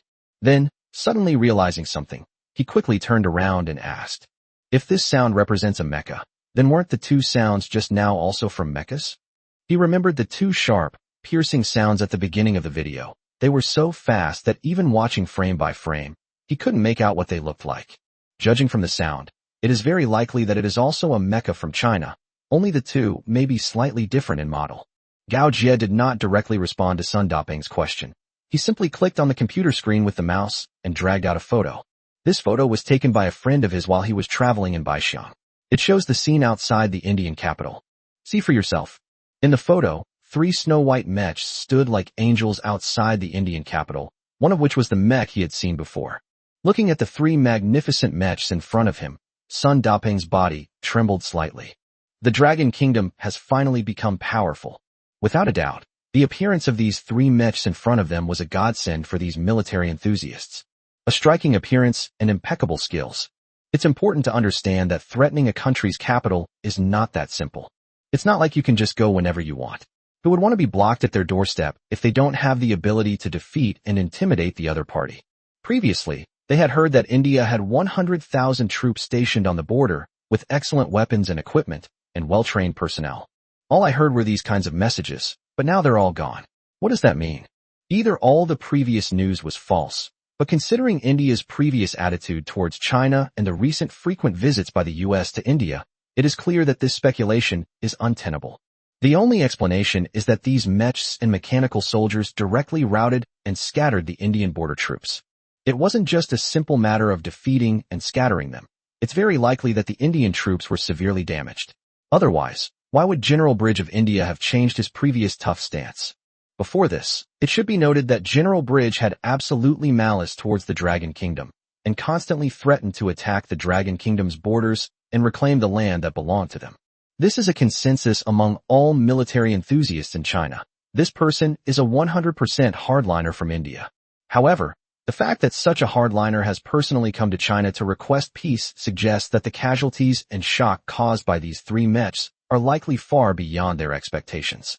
3 mechs resisted an enemy army of 100,000, and not only did they not lose, they also defeated the enemy army, forcing the Minister of Defense to personally come to their door to sue for peace. This combat power is like a Gundam reincarnated. Thinking of this, Gao Jie couldn't help but hiss, then sighed sincerely. These mechs are truly terrifying. I really don't know how our people managed to develop such monsters. His combat power is enough to take on 100, no, 10,000. He's practically a mechanical Zhao Zilong. No wonder you said they came to surrender, Lao Gao. If it were me, I would surrender too. After saying that, he clicked his tongue involuntarily, then shook his head and sighed. I never imagined that the dispute that had plagued our border for more than a decade would be resolved today. This is truly rare. It seems that in this world, might makes right.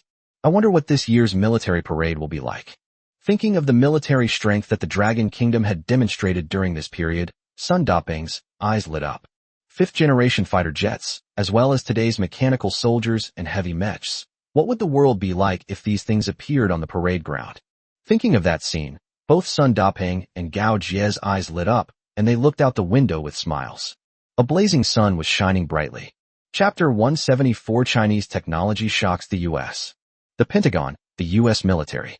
The iconic pentagonal building stands proudly in the southwest of the capital, with the bald eagle flag fluttering in the wind beside the entrance. Under the national flag, a convoy of all-black luxury cars led by the state police was quietly parked in Xiamen, surrounded by heavily armed police officers on guard. As soon as the convoy stopped, Patrick, the new U.S. Secretary of Defense, stepped forward and respectfully addressed Joseph. Mr. President. He was able to replace Milhouse as Secretary of Defense entirely because Joseph was pulling strings behind the scenes. Otherwise, his seniority wouldn't have been enough to convince the public. Seeing Patrick's respectful demeanor, Joseph smiled in return, then straightened his clothes and said with a smile, General Patrick, there's no need for such formalities between us. We're friends. Speak, what brings you here this time? Did the Dragon Kingdom suffer another setback at the border? In the future, the Ministry of Defense can just call me to inform me of such news. Why bother having me come in person and wasting everyone's time? Upon hearing this, Army General Joe Moss, Navy Admiral Williams, and Air Force General Richard, who were standing behind Patrick, all frowned. They didn't all gather at the Ministry of Defense to watch Patrick joke with the president. In fact, the 3 of them are usually not in the Ministry of Defense building unless something major happens, in which case they will be called to a meeting. This time, the notification they received was an emergency notice. You should know that the last time the commanders-in-chief of the three armed forces were gathered at the Ministry of Defense for a meeting was to discuss attacking a certain colonel named Ka. Patri's restart of this process clearly indicates that something big is about to happen, but they don't yet know what that big thing is. But it's definitely not about having the three of them stand in front of the Department of Defense building as a backdrop to welcome the presidential motorcade.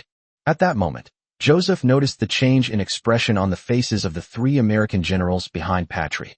He casually removed his sunglasses and hung them around his neck, then asked with some confusion, "What do you mean by that?"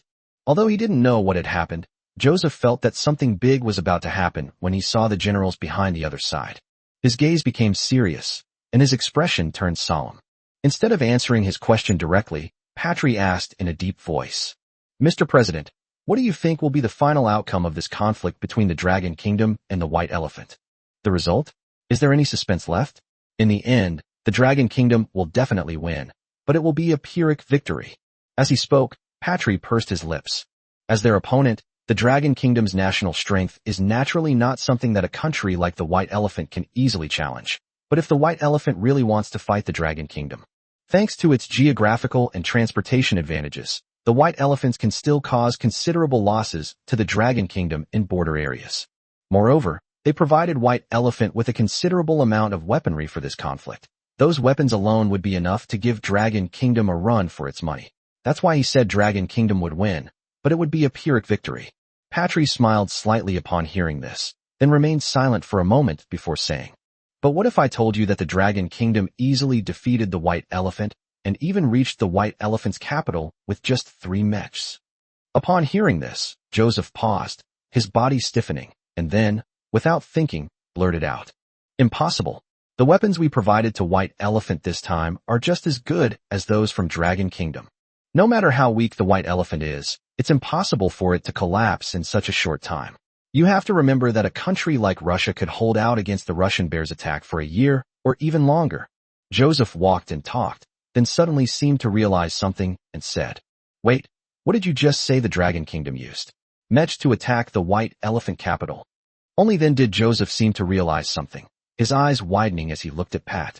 Army General Jomas, however, lowered his eyes slightly, revealing an expression of "I knew it." In fact, he had heard a lot of news about the Dragon Kingdom using mechs on the White Elephant battlefield, but because the rumors were too outrageous, he didn't pay much attention to them. He believes that the mecha circulating online is likely a main battle tank that incorporates artificial intelligence, and its unique design has led to it being touted as something extraordinary. But in essence, it's still just a tank. Just like their ghost bombers, which were once thought to be alien spaceships because of their fantastical appearance. However, now that Patri has brought up the topic again, it is clear that the matter may not be so simple. Has China really developed mechs? Thinking of Joe Max, his eyes darkened slightly. Upon hearing the word mech, Admiral Williams, standing nearby, subtly raised an eyebrow, then said with a hint of disdain, "Minister Patri, did you summon us today for such an unrealistic thing?" If he hadn't seen it with his own eyes, he wouldn't have believed in mechs. Such things are nothing more than unrealistic fantasies for current technology. Upon hearing Williams' words, Patrick simply smiled, and then turned to lead everyone to a studio. Then, he picked up the remote control on the table and, with a beep, displayed the footage captured by the satellite and the information revealed by the spies hidden within India. What is displayed above is the technological strength that the Dragon Kingdom demonstrated in this battle. The screen immediately opens with screenshots of Chinese mecha, taken from different angles and perspectives. All the American commanders present stood up as they looked at the screenshot of the mecha in front of them, their eyes filled with a tremor. But Patri's face was devoid of any smile, and his tone had turned icy. "Do you still think this is an unrealistic fantasy?" Everyone present was speechless upon seeing the screenshots before them. Without a doubt, China had indeed developed combat mechs. Doesn't that mean that the Chinese mechs circulating online, which are said to have flight capabilities and powerful firepower, are all true? Thinking about it, I couldn't help but look at the big screen. The video playing above showed the Dragon Kingdom's 3 mechs surrounding and annihilating the White Elephant armored force. Chapter 175: Increased Military Funding. Military Reorganization and Preparation for War. In the video, 3 mechs from China moved through the Indian armored forces like war gods. The laser cannons on his shoulders swung wildly like the scythe of death, destroying a large number of tanks with each sweep. The so-called armor protection was simply a joke in the face of such powerful firepower. Seeing the Indian troops in such a miserable state, cold sweat broke out on the foreheads of everyone present, especially General Jomas, whose face turned deathly pale. He had previously thought that the mechs of the Dragon Kingdom were just some kind of variant tanks, but now it seems that the two are completely different things. Shit, those lunatics in China actually developed such a terrifying mech. Seeing the Indian troops being brutally beaten in front of him, even the usually composed Joe Max couldn't help but become agitated. It should be noted that the vast majority of the weapons provided to White Elephant this time were drawn from their existing active-duty arsenal. What they are most proud of is the fourth-generation tank they provided as aid this time. It is unique in the entire world, and its protection and offensive firepower are absolutely the ceiling of equipment in the same field.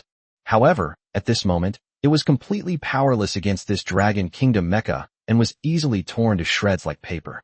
These mechs are simply demons. If my men were to encounter a situation like this, it would be an absolute nightmare for them. Seeing the equipment they had provided being brutally beaten by the enemy, Joe's expression hardened slightly. This time, their weapons and equipment were provided to the enemy in accordance with the firepower of active-duty American soldiers. If China is capable of easily annihilating an Indian armored force, then we will be able to easily eliminate any of their current ground forces and exert terrifying equipment suppression on their existing army forces. Such a technological gap in weaponry and the nightmarish situation are unlikely to change for decades to come. Thinking about all this, Joe's face darkened. Before this, they were always the ones who lagged behind other countries by a generation. When did they become the representatives of backwardness, and by decades at that? But looking at the Dragon Kingdom mechs charging forward in front of him, Joe Max felt a sense of helplessness. They absolutely cannot develop such a weapon immediately, which means that they will be severely suppressed by China in land warfare for the next few decades. Although the situation was already like this before, it was at least something that could be surpassed. However, with the appearance of this mech today, there is no doubt that China's status as the king of land warfare will be unshakable from now on. Furthermore, the gap between them and the other party is like the difference between clouds and mud, and there is simply no comparison. Thinking of this, Joe's lips twitched. President Joseph, standing to the side, watched the display of power by the Chinese mecha, and the smile on his face vanished completely. He no longer expects India to cause much damage to China, because there's no point in hoping. Faced with such a war machine, humanity has no power to fight back. Not to mention India, even active-duty American soldiers would experience the same effect. However, it was clear that Patry hadn't gathered them here today to discuss the terrifying weapons of the Dragon Kingdom. Thinking this, Joseph couldn't help but speak up. Patrick, tell me, what exactly do you want from us all here today? It wasn't until this moment that everyone reacted, snapping out of their shock and turning to look at Patry. The other person bent down, stretched out their arms, and placed them on either side of the table, then frowned and stared at everyone, saying, "Everyone, I believe you have all seen the video just now. The mechs and technology displayed by the Chinese nation have far exceeded our imagination. I don't know how they managed to achieve such a huge technological leap in such a short time. But one thing I understand is that if we don't contain or even destroy the Dragon Kingdom, there will be no place for us on Earth in the future. I propose restarting the planetary defense program, and during this period, significantly increase military spending and prepare for war. Prepare for the decisive battle with the Dragon Kingdom in the future." Upon hearing Patry's words, everyone present stiffened, their eyes flickering uncertainly. The planetary defense program was a crazy idea proposed by the 40th President of the United States, aimed at countering the space defense and combat plans formulated by the former Red Empire. The mission involves launching various railguns into space to precisely intercept and destroy enemy missiles and military bases. The entire plan was extremely ambitious and audacious, but it was very difficult to implement and required an astronomical amount of money. As a result, the entire plan was abruptly halted before it could be fully implemented. Now that Patry says he wants to restart the plan, it shows how much pressure the Dragon Kingdom is putting on them this time. Joe and Williams, who were standing nearby, also looked slightly somber when they heard Patry's suggestion. In the past, they might have used their seniority to mock Patry's rashness as a young minister. But after watching those videos, no one present dared to say that restarting the planetary project was a mistake. After all, the threat posed by the Dragon Kingdom is currently too great. If necessary, they might really need to give the Dragon Kingdom a good beating. The eyes of everyone present turned sinister. If there could only be one leader in this world, then that person could only be their American. Any country that dares to challenge their authority must be eliminated and nipped in the bud. This is a consensus among almost all of the top U.S. military leaders. Joseph lowered his head and pondered for a long time before finally speaking. I understand what you mean. I will raise this matter with the people in the council. I can't guarantee whether the planetary project can be restarted. But what I can assure you is that this year's military spending will absolutely not disappoint you.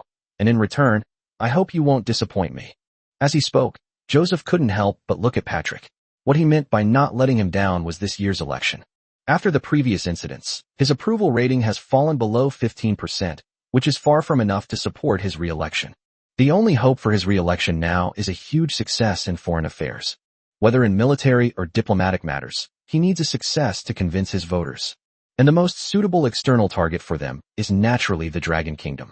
Patrick naturally understood this meaning, and upon hearing this, he quickly nodded and said, "Please rest assured, Mr. President, I will definitely not let you down this time." As he spoke, Pat's face also turned rosy. Now he had the support of the president and the command of the three armies, making his power even greater than when Milhouse was in office. It can be said that they were enjoying immense success. In that case, it's time for him to fulfill General Milhouse's long-cherished wish. Destroy the Dragon Kingdom and seize its resources and wealth. Thinking of Patrick, he clenched his fists, a hint of coldness in his eyes. Chapter 176. If there is a war, I will be summoned back. Fellow citizens, in view of the current deteriorating international situation, our military spending will increase by 65% compared to usual. At the same time, the army will be expanded by 500,000 men. All of America's military ports on Earth will now be under wartime status. Project Star will also be restarted. In the future, we will rebuild 12 military bases along the East Asian coast, and the number of aircraft carriers deployed will also be readjusted to maintain world peace in the region. These bases will henceforth be jointly garrisoned by troops from our contracting member states. These member states include, but are not limited to, the United States, Australia, Britain, France, and the United States of America. On the screen, then U.S. Defense Secretary Pat Ridley solemnly announced the names of all the signatory countries, a total of 30. After saying this, Patrick looked intently at the screen in front of him, and then spoke. These actions are not directed against any particular country. They are simply choices we must make to maintain international peace. After finishing his speech, Patrick glanced coldly at the screen before announcing the end of the presentation. The above is the national address delivered by the U.S. this month. The video caused a huge uproar in China as soon as it was released, and everyone had a premonition that something big was about to happen. Military enthusiasts like Sun Daping are in an uproar. What's going on with these Americans? Expanding their military by 500,000 and increasing military spending by 65%. Are they planning to start a war with someone? Who are we going to war with? Is there even a question? Why did they choose to build these 12 extra military bases in East Asia? It's clearly aimed at us. I think this is because the U.S. has realized that its hegemony is not holding up, and it is trying to make a last-ditch effort before it dies. As the saying goes, even a cornered dog will jump over a wall, let alone a country. But the problem is, we didn't force them, did we? Besides, even if they lose their hegemony, with their current technology, aren't they still a world power? A world superpower? I'm afraid that having been a world hegemon for so long, the status of a superpower is no longer enough for him. Moreover, does the U.S. even have a choice now? Once it loses its hegemonic status, will its federations still recognize the U.S. as a country? For a moment, everyone fell silent, unable to utter a word. Looking at the comments above, Sun Daping turned to look at Gao Jia and then asked in a deep voice, "Old Gao, what do you think about this?" Hearing this question, Gao Jia was slightly taken aback, then smiled and said, "Of course I used my eyes to see. I'm not Yuan Fong. How could I deduce what the U.S. is thinking? Although I don't know what the U.S. is thinking, I think we won't give in easily this time." As he spoke, Gao Jia opened the comment section of the video. The comments below were all identical. "If war breaks out, I will return when summoned." A century ago, the Dragon Kingdom suffered countless humiliations, and only with great difficulty did it transform from a country enslaved by powerful nations into the powerful and prosperous Dragon Kingdom it is today. How many ancestors sacrificed their lives and paid the price, all for the sake of a happy life for future generations. Now that someone wants to challenge their bottom line for survival, they will absolutely not give in. What do you mean by more than 30 countries stationed here? It's not like they haven't fought before. Upon hearing Gao Jie's words, Sun Dapeng was stunned, then clenched his fists and muttered to himself. Yes, this time the Dragon Kingdom will no longer be bullied. This time we have the right to come to the negotiating table. There is no doubt that the US is coming on strong this time, expanding its military and restarting some kind of combat plan, which is clearly aimed at China. They want to unite with other countries to put pressure on them. However, they wouldn't let him have his way this time. Not to mention that they had never backed down from the other side, even when they were poorly equipped. They were now well equipped, and even had laser cannons along the coast. Would you really back down from the other party? Thinking of this, Sun Dapeng raised his head high. This time, the Dragon Kingdom would not fear any threat.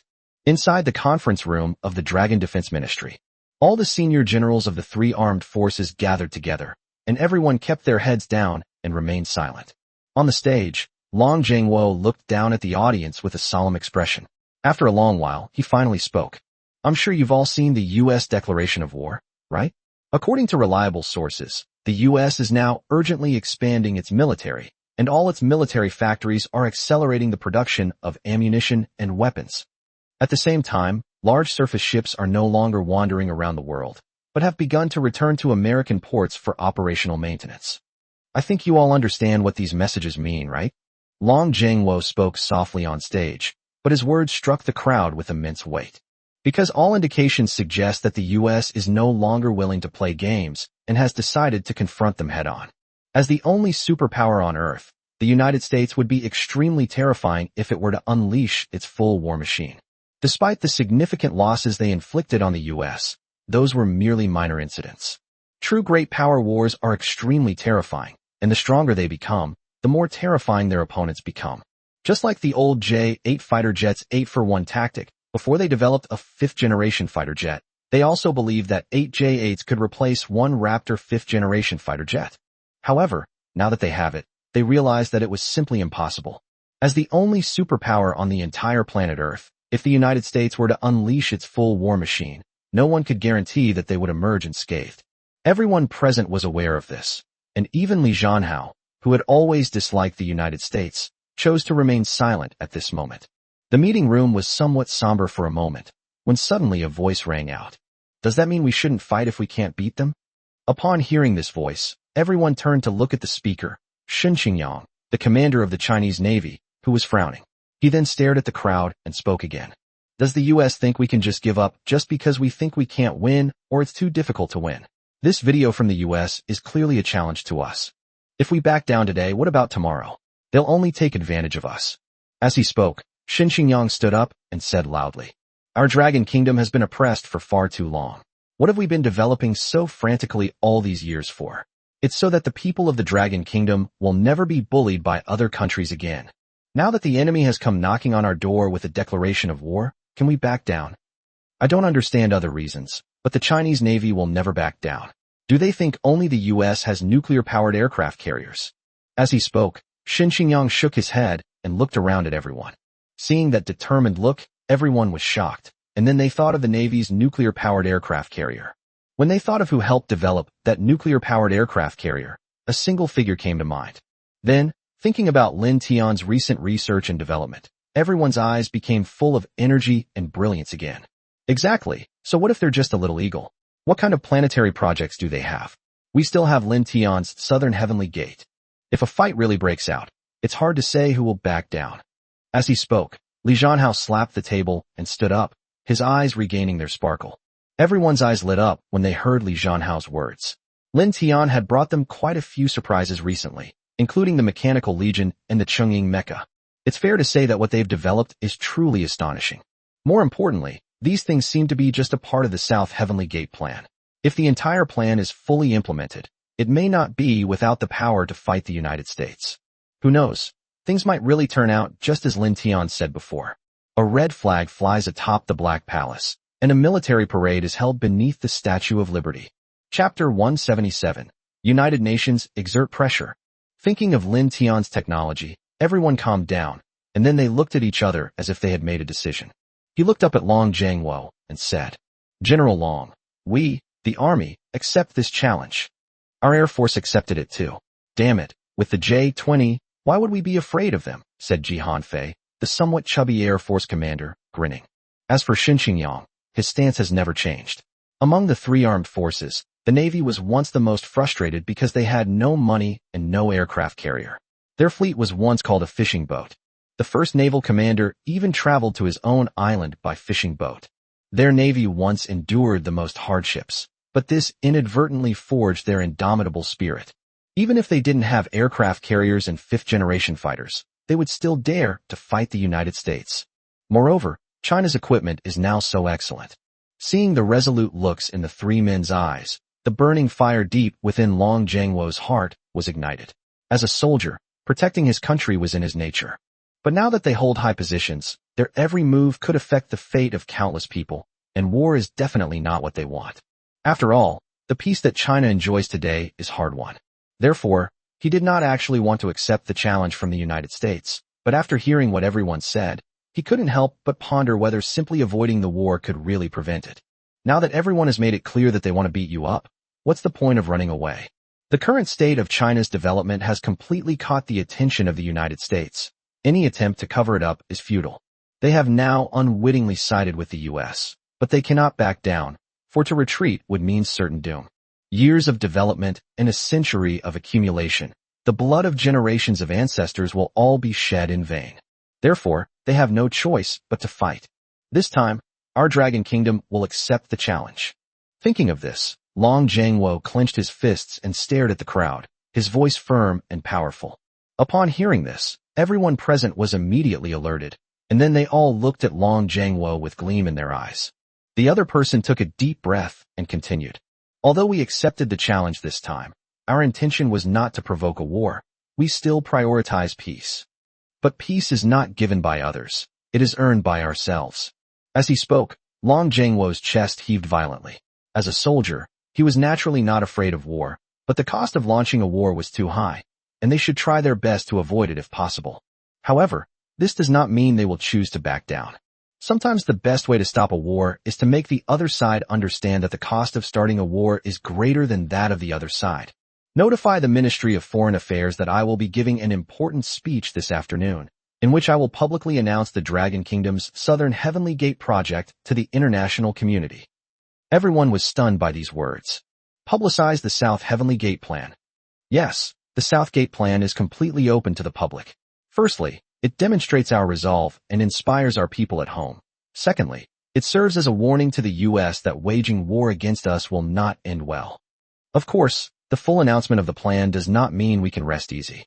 On the contrary, we must push forward and expedite the implementation of the Nanxinmen plan. Because ultimately, without strong power, we will always be lambs to the slaughter in the mouths of others. If you don't want to get attacked, you have to arm yourself first, so that others won't dare to attack you. Upon hearing these words, everyone nodded and then began to discuss the specific details. Almost at the same time that the United States released its announcement, leaders of major countries were immediately in an uproar and subsequently made statements and responses. The official John Bull account states, "We firmly support President Joseph's decision. This is not directed at anyone. It is simply a necessary choice to maintain world peace.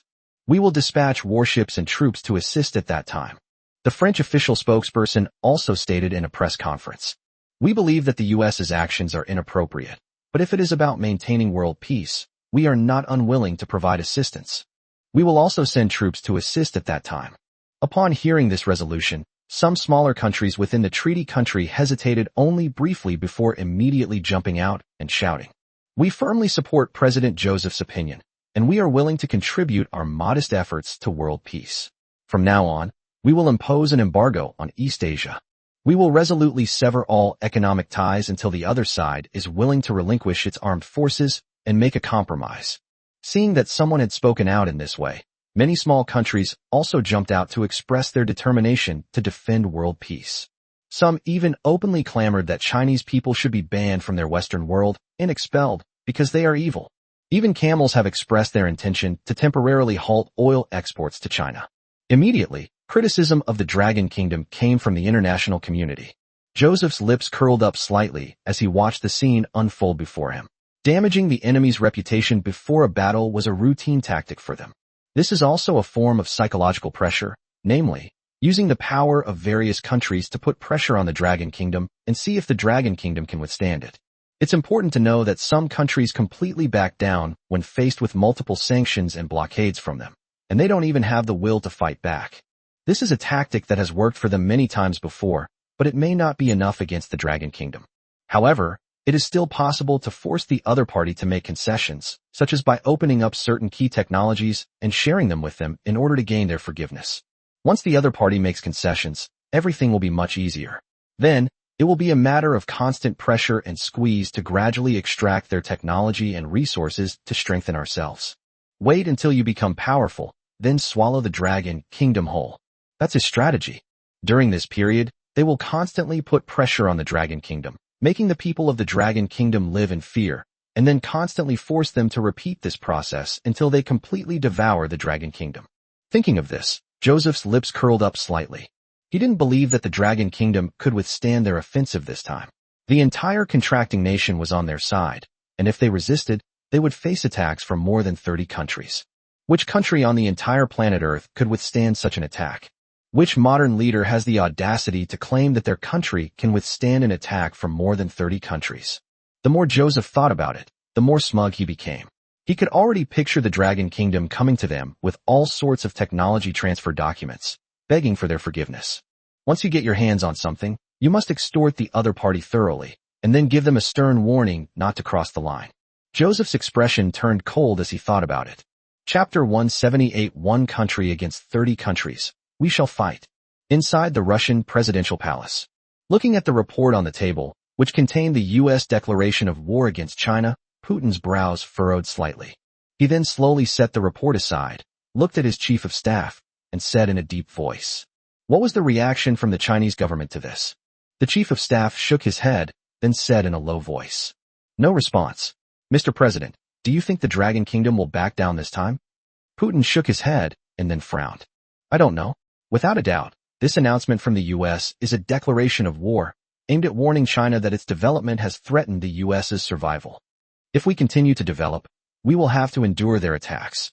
And at that time, it won't just be the pressure from the U.S. alone, but the combined pressure from as many as 30 countries.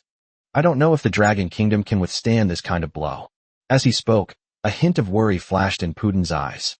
The combined suppression by as many as 30 countries was something they had also suffered back then. The outcome was obvious. The country struggled to recover even after more than a decade of development, and its progress remains arduous to this day. It is clear that a powerful nation cannot survive solely on energy and arms. And this is only because they have borne the economic sanctions imposed by the other party. What about China? This time, they face not only economic sanctions, but also technological blockades and military pressure, making the situation even more severe than it was back then. Therefore, whether the Dragon Kingdom will respond to the war remains an open question.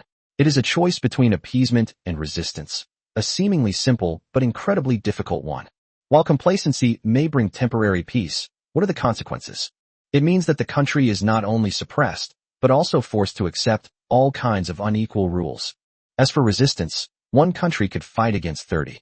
This idea is so crazy that even he, known as the Iron Man of politics, can't imagine what that scenario would be like.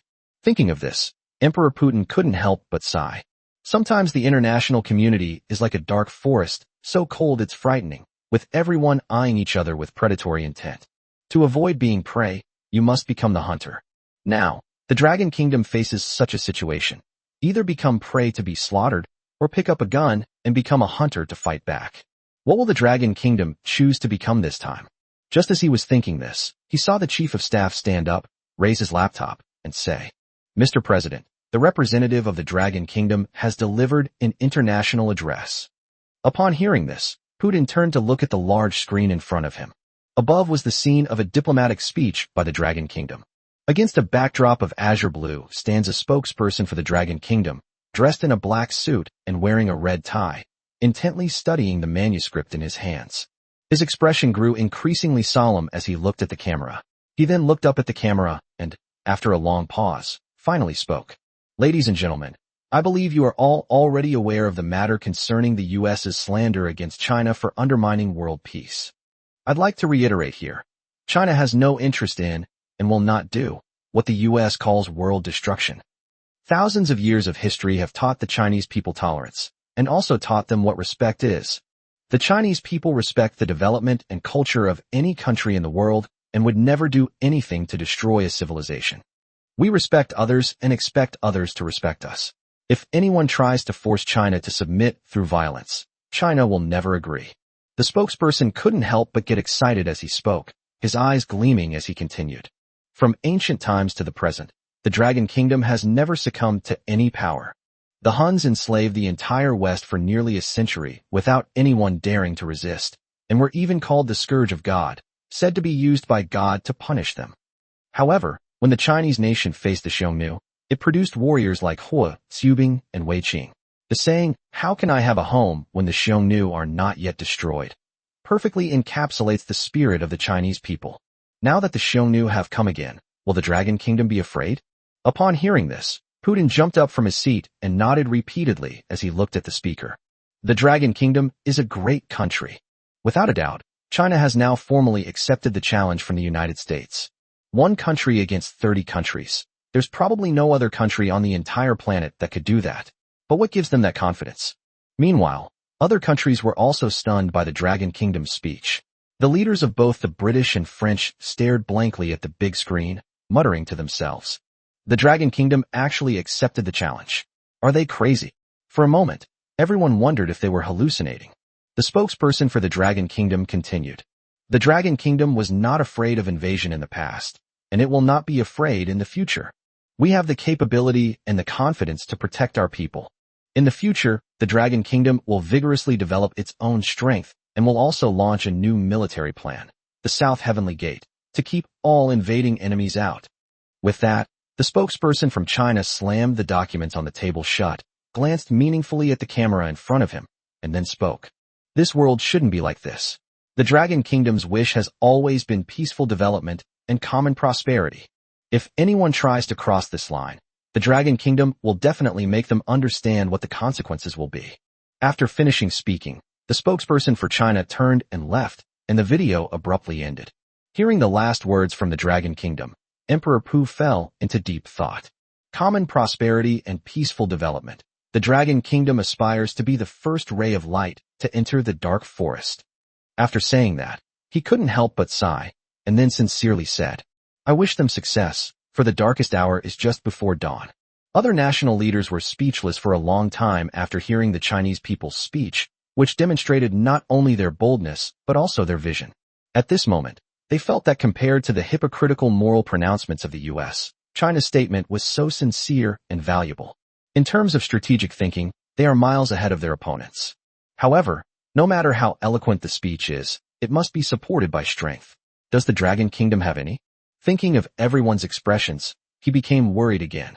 The people from the contracting countries, especially the United States, all looked grim upon hearing China's words. None of them expected that the Dragon Kingdom would actually accept the challenge. Chapter 179. The two countries begin their formal confrontation. Inside the Black Palace, Joseph's face was as ugly as could be. He had never expected that the Dragon Kingdom would actually agree to their decisive battle. Shit, these Chinese are insane. Although strategically they must contain or even destroy the Dragon Kingdom, this is a long process that cannot be completed now. It's not about starting a war with them, since sometimes not fighting them can help maintain the image of a hegemon. But if a war breaks out and isn't handled properly, the century-old foundation could be destroyed in an instant, leading to a wave of resistance across the entire planet. That's why he chose to exert pressure from multiple countries instead of directly sending troops to invade. But now the Dragon Kingdom's actions have completely shocked him.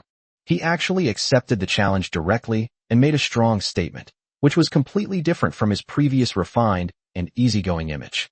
What exactly gave them such confidence? The more Joseph thought about it, the uglier his face became. This situation is likely to be difficult to resolve. Patry, on the other hand, stood aside somewhat indifferently.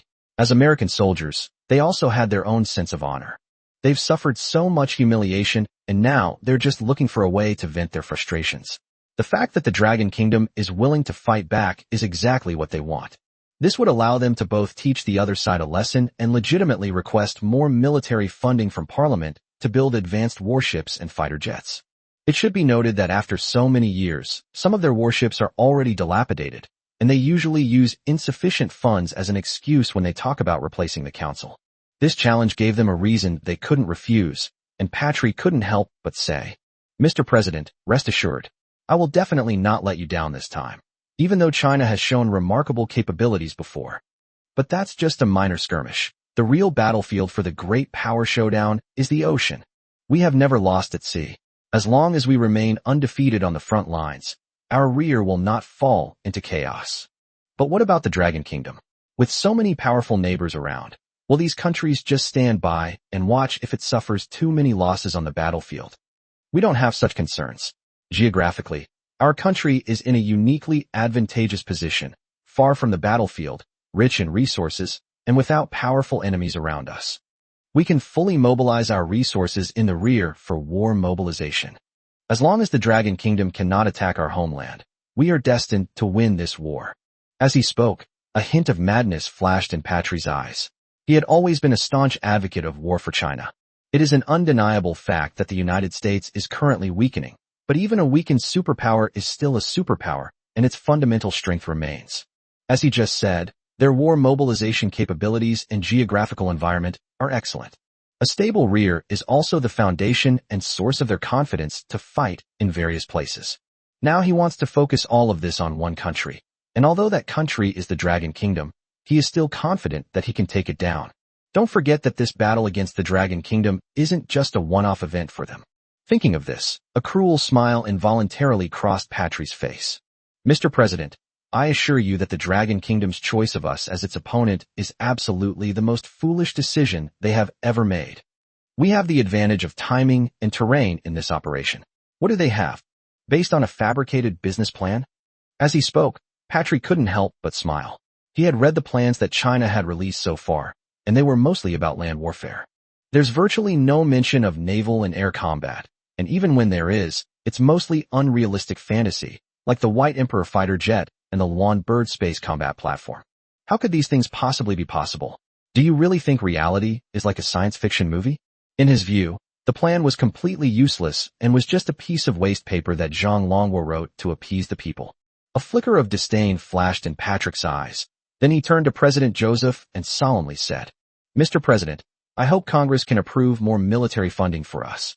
This time, we will restore our maritime glory." Upon hearing Patry's words, Joseph's body trembled.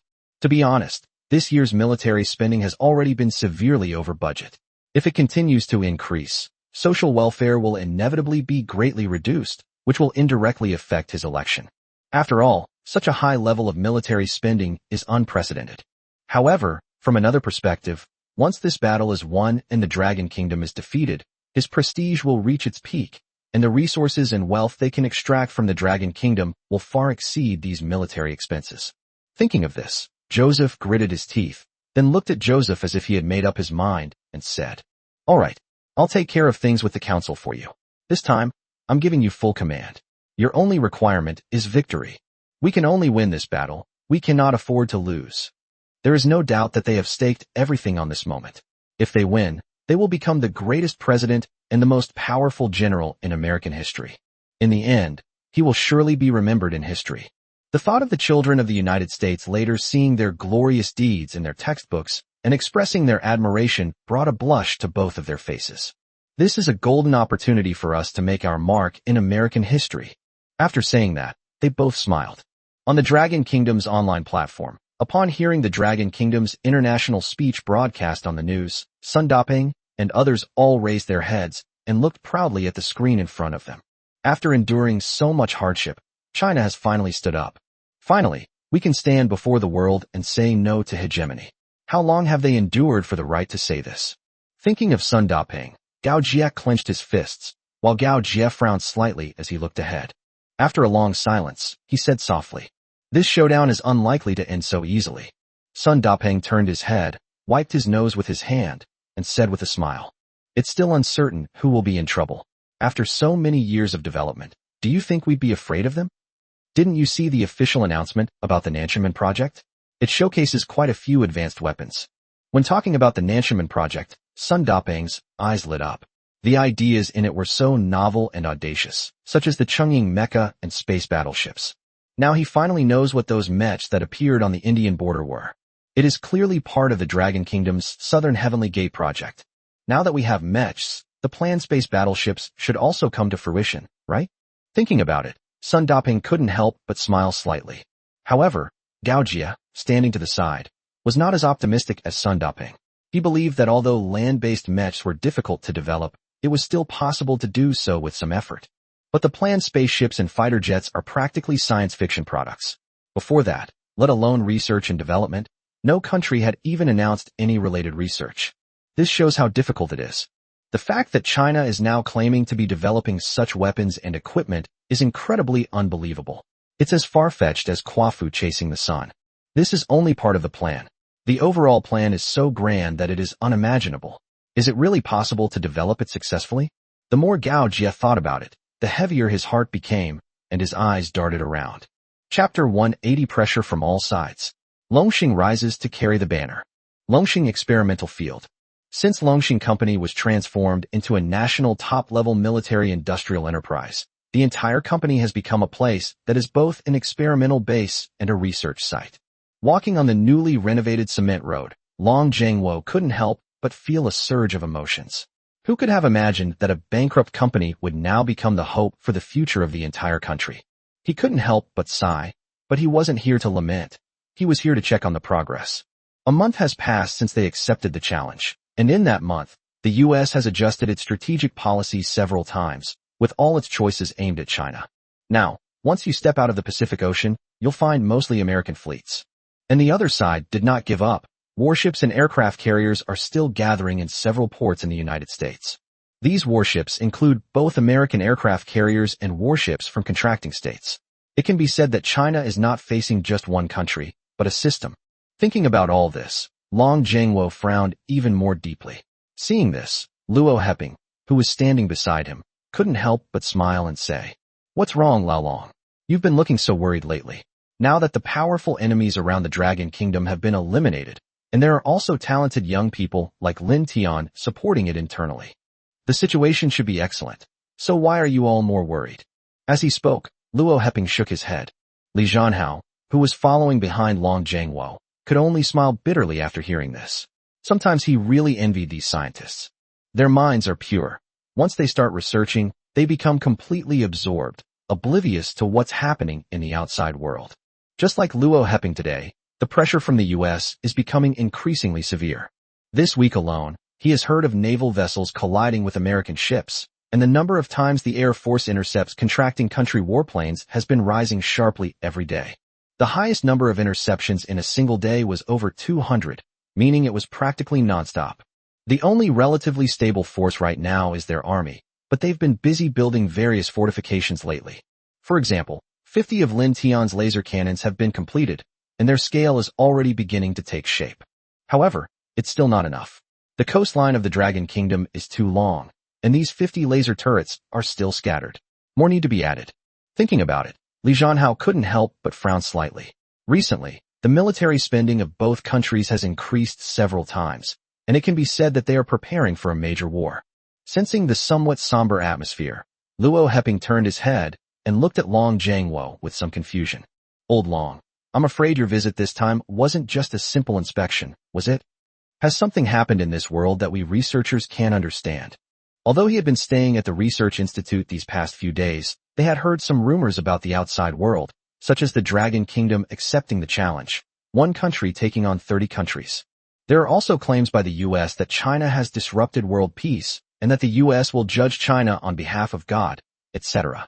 Most importantly, he has a friend in the aerospace field whose recently published papers have all been rejected by Western space agencies, and now there are even proposals to ban Chinese people from going into space. The prohibition of academic exchanges with people from China. It can be said that China has been completely isolated by countries represented by the United States. The last time this happened was when they were trying to build an atomic bomb. This time it's even worse. Everyone says that science has no boundaries and that common development benefits mankind. But reality is often so cruel. They have done nothing wrong, but they are resented simply for focusing on development. This world sometimes feels magical to researchers like them. Upon hearing Luo Heping's words, Long Zhengwo didn't say much, but simply took a deep breath and said, "Let's not talk about that now. Why don't you take us to see Mr. Lin's research first?" When the topic turned to research, a glimmer of light returned to Luo Heping's eyes, and he said with a smile, "After completing the last mecha research, President Lin and his research team went into seclusion in the laboratory. We don't know what he specifically researched. To be honest, I've hardly seen him in the past month. Not only me, but even Zhang Weiming and the others have rarely encountered General Manager Lin. Since Lin Tian launched his groundbreaking research one after another, these researchers have regarded Lin Tian's company as the best research base in the country. They all voluntarily moved into Lin Tian's company premises, and Lin Tian didn't interfere. Over time, more and more top researchers have gathered here, and many people even live, eat, sleep, and do everything in the lab, spending their days going to Lin Tian's lab for research and exchange, except for eating and sleeping. This place has now become a holy land for researchers across the entire country. You can't get in without some real skills. Of course, Lin Tian himself was unaware of all of this. As the two were talking, the crowd on the roadside suddenly began to stir. Some researchers raised their phones and listened to them for a while. Then, widening his eyes, he said, "What? You mean President Lin brought people out of the lab? What good thing has President Lin made this time?" A clear voice came from the other end of the phone. "I don't know. We only saw a few cranes heading towards the experimental plant. I guess it's something big. Many researchers are heading to Experiment Site 1 now. You should hurry up, or you won't be able to get a spot." He then hung up the phone with a beep. Upon hearing what his colleague said on the phone, the researcher hesitated for only a moment before immediately turning around and running towards Experiment Field Number 1. Their gazes were even more fervent than those of fans chasing after celebrities. Meanwhile, researchers from across the experimental area rushed to Experimental Field Number 1 like a tidal wave. Seeing this scene before them, Li Zhanhao and the others were all stunned, standing there dumbfounded, staring blankly at everything that was happening. What's going on? Wasn't he supposed to be one of the top researchers on the entire planet? Why is this like a fan meeting a pop star? Even Long Zhengwo was stunned for a few seconds before he reacted. Then his eyes lit up and he shouted in a low voice to the crowd, "Let's hurry to Experiment Field Number 1. If he's guessing correctly, Lin Tian's research this time should be related to the South Heavenly Gate project. The Nanchaman project appears to have entered the aerospace phase. Could the White Emperor and the space battleship really be realized?" Thinking about it, they took off running. As soldiers, their physical strength far surpassed that of these researchers. Luo Heping, who was a bit old, looked at Long Zhengwo running with the crowd with surprise and then confusion. I never would have guessed that Lao Long was so interested in scientific research. But even if they're eager to see the research results, they should know the way, right? Or are they just bursting to get their hands on the results? Watching Long Zhengwo and the others run towards the restroom, Luo Heping looked on with suspicion, then used his phone to make a call to one of his students. "Hey, is this Xiao Xian? Get me a good observation room for President Lin's experiment later, preferably one facing the front." "Yes, I'll take a good look at President Lin's research and development results later." After finishing his sentence, Luo Heping hung up the phone and then leisurely headed towards the experimental site. He used to think that his position as dean was a burden, hindering his research and distracting him, but now it seems that the position is actually quite good. At least I won't have to fight with others for seats anymore. Thinking about it, a smile appeared on his lips. Chapter 181 Anti-Gravity Device Demonstration, Wanbird Combat Platform begins to take shape. The experimental platform was now surrounded by people. Everyone stood on tiptoe, craned their necks, and looked at the thing in the center of the experimental platform that was covered by two tarpaulins, wondering what it was. "What do you guys think these two are? Judging from their shape, they look a bit like an engine." As they spoke, someone pointed to an object covered by a green tarpaulin. The object was being lifted by 3 cranes, and its massive body was slowly lowered towards the center of the experiment. During the lowering process, the crowd noticed many mechanical details, including a large nozzle. But the surface of this nozzle is not as smooth as that of a fighter jet nozzle. Furthermore, there are several smaller nozzles assisting the main nozzle. In short, it looks very strange. However, most people can basically conclude that this thing is probably not a fighter jet engine. This shouldn't be an engine, right? Look at the arrangement of the nozzles. It's so illogical. Some of them even correspond to each other. Doesn't this mean their forces will cancel each other out? That doesn't conform to scientific design principles. I don't think so either. Look at the weight and size of this thing. It's too huge. If this is an engine, how big would the plane carrying it have to be? It's probably bigger than an aircraft carrier. Looking at the object in front of them, which required 3 heavy military cranes to lift, everyone nodded. Indeed, this thing was not a fighter jet engine nozzle. Otherwise, given its size, how many fighter jets could withstand it? Even if it were installed, it probably wouldn't be able to fly. Luo Heping, standing to the side, also fell into deep thought as he looked at the tarpaulin in front of him. Such a huge object seemed too enormous, even if it were used on a spaceship. Ground-based weaponry doesn't seem to require something so massive. Perhaps the only comparable device is the reactor of a nuclear-powered aircraft carrier. However, judging from its appearance, it doesn't seem like one, since a reactor doesn't have a nozzle. Just as Luo Heping was beginning to have doubts, a clear voice rang out. "Teacher, do you think this thing might be the anti-gravity device mentioned in the book? And what if that nozzle-like thing isn't a fuel nozzle? Instead, they are emitters of gravitational waves. These corresponding nozzles emit corresponding gravitational waves to counteract the force. This achieves the effect of levitation and anti-gravity." The speaker was Luo Yuxuan, Luo Heping's youngest student, a cute girl with a canine tooth at the corner of her mouth and some freckles on her face. She was the youngest of all Luo Heping's students, only 19 years old, but also the most talented. She had previously helped Luo Heping solve many difficult problems. He can be considered a genius by many. Even she herself thought so, but after seeing Lin Tian's research today, she instantly realized that the gap between her and Lin Tian was still too big. She didn't believe any of the rumors about how miraculous Lin Tian's research was or how outrageous he was. Perhaps it was youthful arrogance, or perhaps it was pride that made her believe that she could create what Lin Tian could do one day. But now, seeing this device, she understands that there are differences between people, and some of these differences may never be bridged in a lifetime. Looking at the device in front of her, Luo Yuxuan's heart was pounding. An anti-gravity device. She had seen someone propose this idea on a forum before. He also drew up design sketches, but those sketches were only rough and far from being able to be built. Yet Lin Tian actually built it, which was simply unbelievable. Looking at the device in front of Lin Tian, she was now basically certain that it was an anti-gravity device. After hearing what the student said, Luo Heping also began to think about it seriously.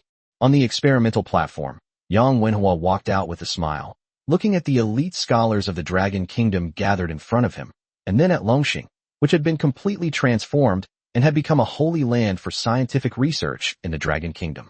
I couldn't help but feel a surge of emotions. Who could have imagined that the company that was on the verge of bankruptcy back then would be so successful today? Thinking of this, Yang Wenhua's eyes also warmed up, and then he looked at the 2 devices behind him with a flushed face. These 2 devices were developed by him and Lin Tian after mobilizing the entire company's resources and working tirelessly for dozens of days and nights. These are absolutely fantastic things that can change existing combat doctrines and scientific research concepts.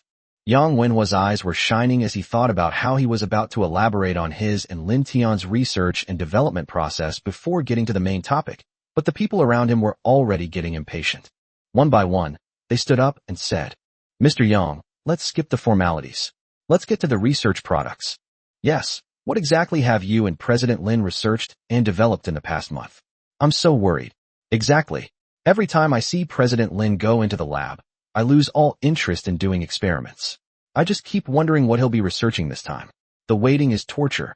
Upon hearing this, all the researchers present nodded in deep agreement.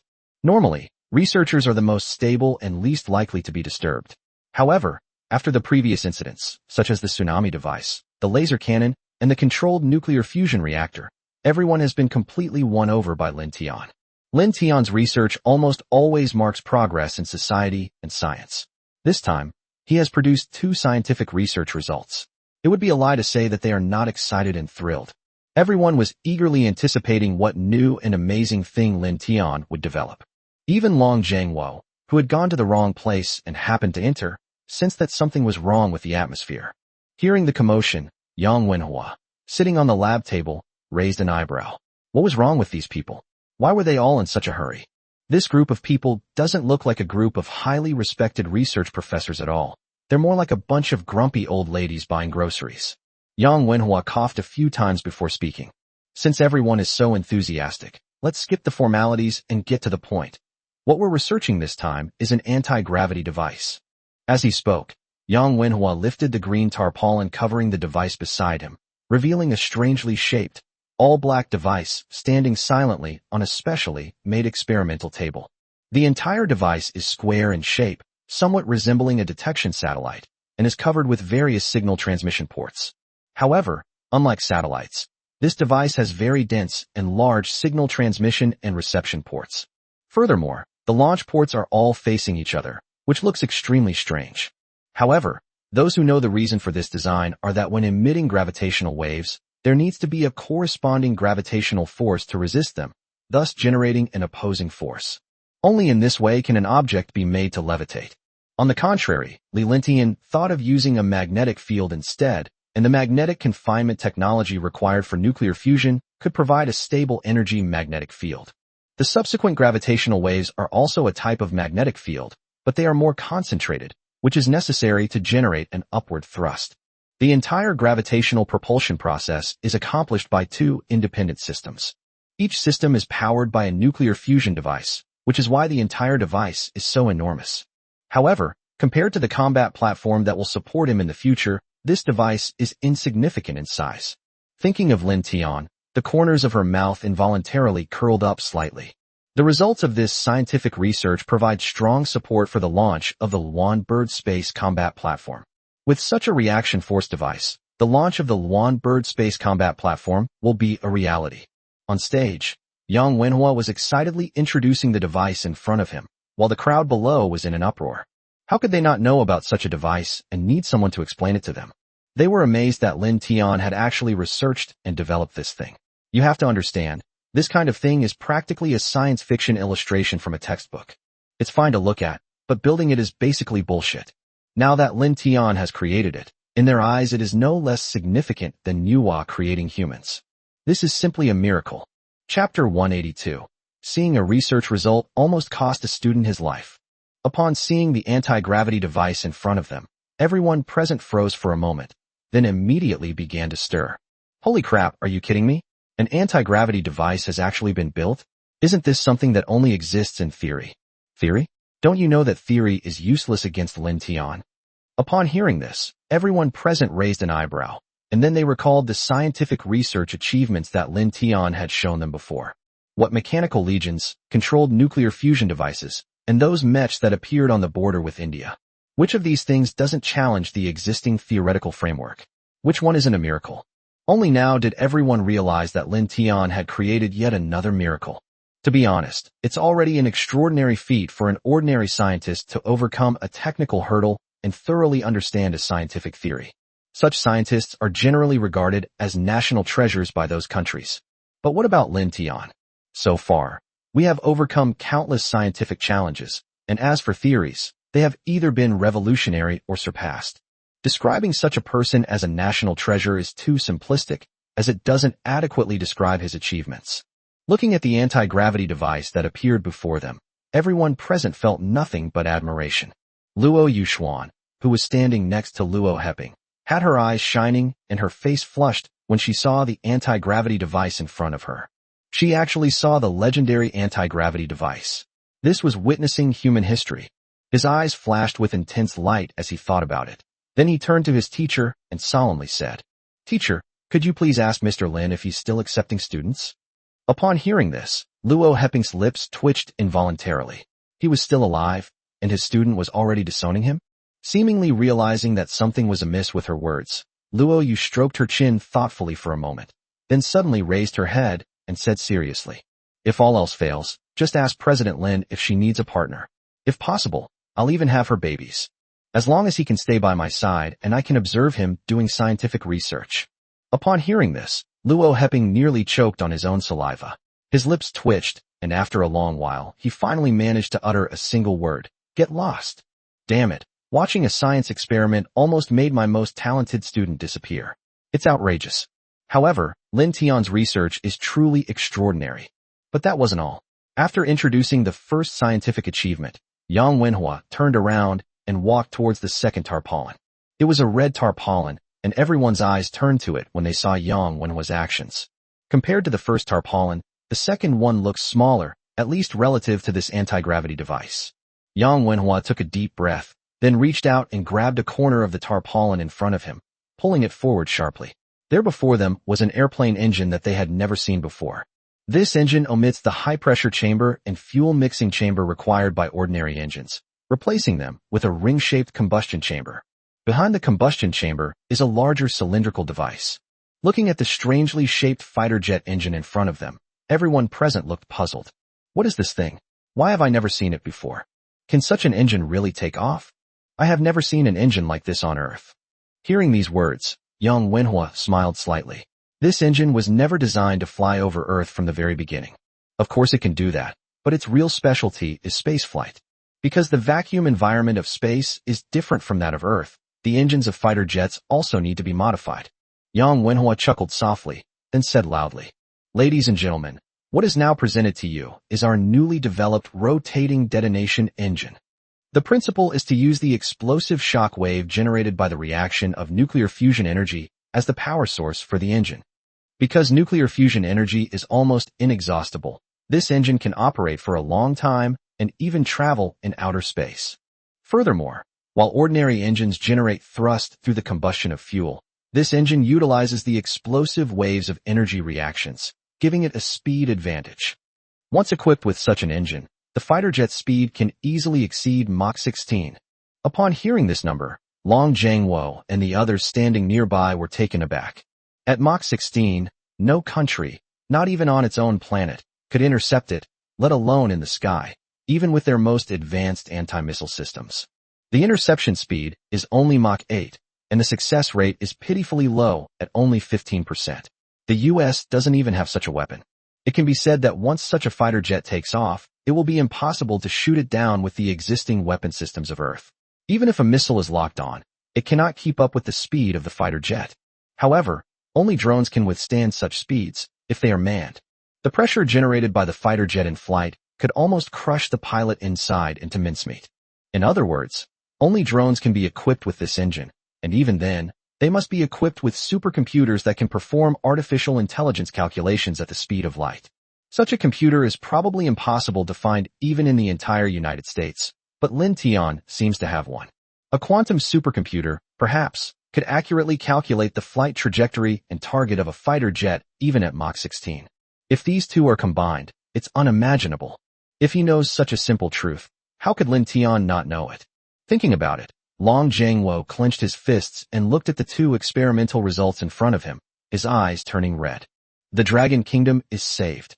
Without a doubt, what Lin Tian was researching in seclusion was the Luan Bird Combat Command Platform and key components of the White Emperor fighter jet in the Southern Heavenly Gate project. It is clear that Lin Tian was not completely unaware of external affairs. He was well aware of the predicament that the Dragon Kingdom was facing. Thinking about it, Long Zhangwo's face turned rosy. Transforming Lin Tian's company into a military enterprise was truly the wisest decision I've ever made. Looking at the two experimental devices in front of him, Long Zhangwo was filled with emotion. However, at the current pace of research and development, it is unlikely that this combat platform and fighter jet will be developed so easily. Thinking of Long Zhangwo, he couldn't help but stare intently at Lin Tian, and then slowly walk towards him. Yang Wenhua continued speaking on stage, and the audience listened intently, completely unaware that the developer, Lin Tian, had quietly left the scene. Actually, Lin Tian has always been rather averse to showing his face, not because he wants to maintain a cold and aloof image.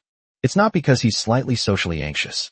He feels uncomfortable around crowds, so he always leaves these kinds of public appearances to Uncle Yang to handle. He himself was happy to have some free time. Upon seeing Long Zhangwo arrive, Lin Tian couldn't help but smile slightly. Uncle Yang had told him quite a bit about the situation with the US recently, and he understood the current predicament of Longhua and the pressure on this Minister of Defense. The Dragon Kingdom is now at a critical juncture, and all its people should unite to overcome this challenge. Only in this way can we embrace a new future. Chapter 183. All blueprints revealed, developed with the combined resources of the entire Dragon Kingdom. General Manager Lin. Seeing Lin Tian standing in front of him waiting for him, Long Zhangwo's 1,000 words involuntarily condensed into this one sentence. Long Zhangwo greatly admired this young man who was much younger than himself. It's not just admiration for their talent, but also for their stance and unwavering patriotism. Over the years, he has met quite a few talented people. To be honest, some of them were simply extraordinary, but unfortunately, they all left the Dragon Kingdom for various reasons. He understood that it was the other person's freedom to make their own choices, but he still felt a little unsatisfied. China has nurtured China for so long, providing resources and achievements, but China still tries to profit from any successes it achieves by exporting them abroad. Fortunately, Lin Tian is not that kind of person. Along the way, the other party has been doing his best to change the Dragon Kingdom and make it stronger. Even though China is in such dire straits now, the other party has not given up on China. You should know that someone like Lin Tian would be treated like a national hero no matter which country he went to, but he chose to stay and face this predicament with the Dragon Kingdom. This is something he particularly admires. Then she frowned and looked at Lin Tian, her eyes full of hope. Perhaps we can weather this crisis this time too. He couldn't even explain this himself. Lin Tian heard Long Zhengwo's voice and a faint smile appeared on his lips. He then turned to look at the other man. The other person's originally gray hair had turned completely white, and his once resolute eyes now looked somewhat tired, yet his eyes shone even brighter. Seeing this old general, who was over 50 years old, still working tirelessly for the Dragon Kingdom, Lin Tian was deeply moved. Then, taking a deep breath, he said, "General Long, I have learned about the recent events in the Dragon Kingdom. I want to say that I will do my best to help the Dragon Kingdom overcome this difficulty." As he spoke, Lin Tian turned around, pulled out a stack of documents from a safe, spread them on the table, and then said in a deep voice, "These are the blueprints for various weapons in the Nanshimen project. Our research and development is currently 50% complete. We have already developed the heart of the Luan bird combat platform, the anti-gravity device, and the large-scale nuclear fusion reactor. Various materials are being processed and produced at an accelerated pace, and it is expected to be put into use by the end of the year. We have also successfully developed the propulsion system for the White Emperor, and the initial experiments on the new materials have been completed. As for the underwater flying carrier, that is still in the planning stages. However, we have made some progress on the most important reaction device and power system. However, it's estimated that these will still be quite some time before they are implemented." While flipping through the blueprints in front of him, Lin Tian explained the steps of the plan and the current situation to Long Zhengwo. He didn't believe that Long Zhengwo had come just to reminisce with him. Hearing Lin Tian's words, Long Zhengwo's brows remained furrowed, and after hesitating for a long time, he finally spoke. "Can research and development be accelerated any further?" After saying that, Long Zhengwo felt that he was asking a difficult question. You have to know that what Lin Tian developed was no ordinary stuff. Every single one of his researches was something that had never appeared in the history of human scientific research. In other words, Lin Tian was groping his way forward in the dark. Not only did no one help him, but he also had to solve or get around any obstacles he encountered on his own. An ordinary person might only be able to develop one such scientific research device in their lifetime, but Lin Tian not only overcame many technical challenges in just 1 month. They have also developed a groundbreaking anti-gravity device and a wildly popular thruster. This speed alone is enough to write a miracle in the history of human scientific research. But he was still not satisfied. If researchers like Luo Heping heard this, they would probably burst out criticizing him. This isn't fast enough.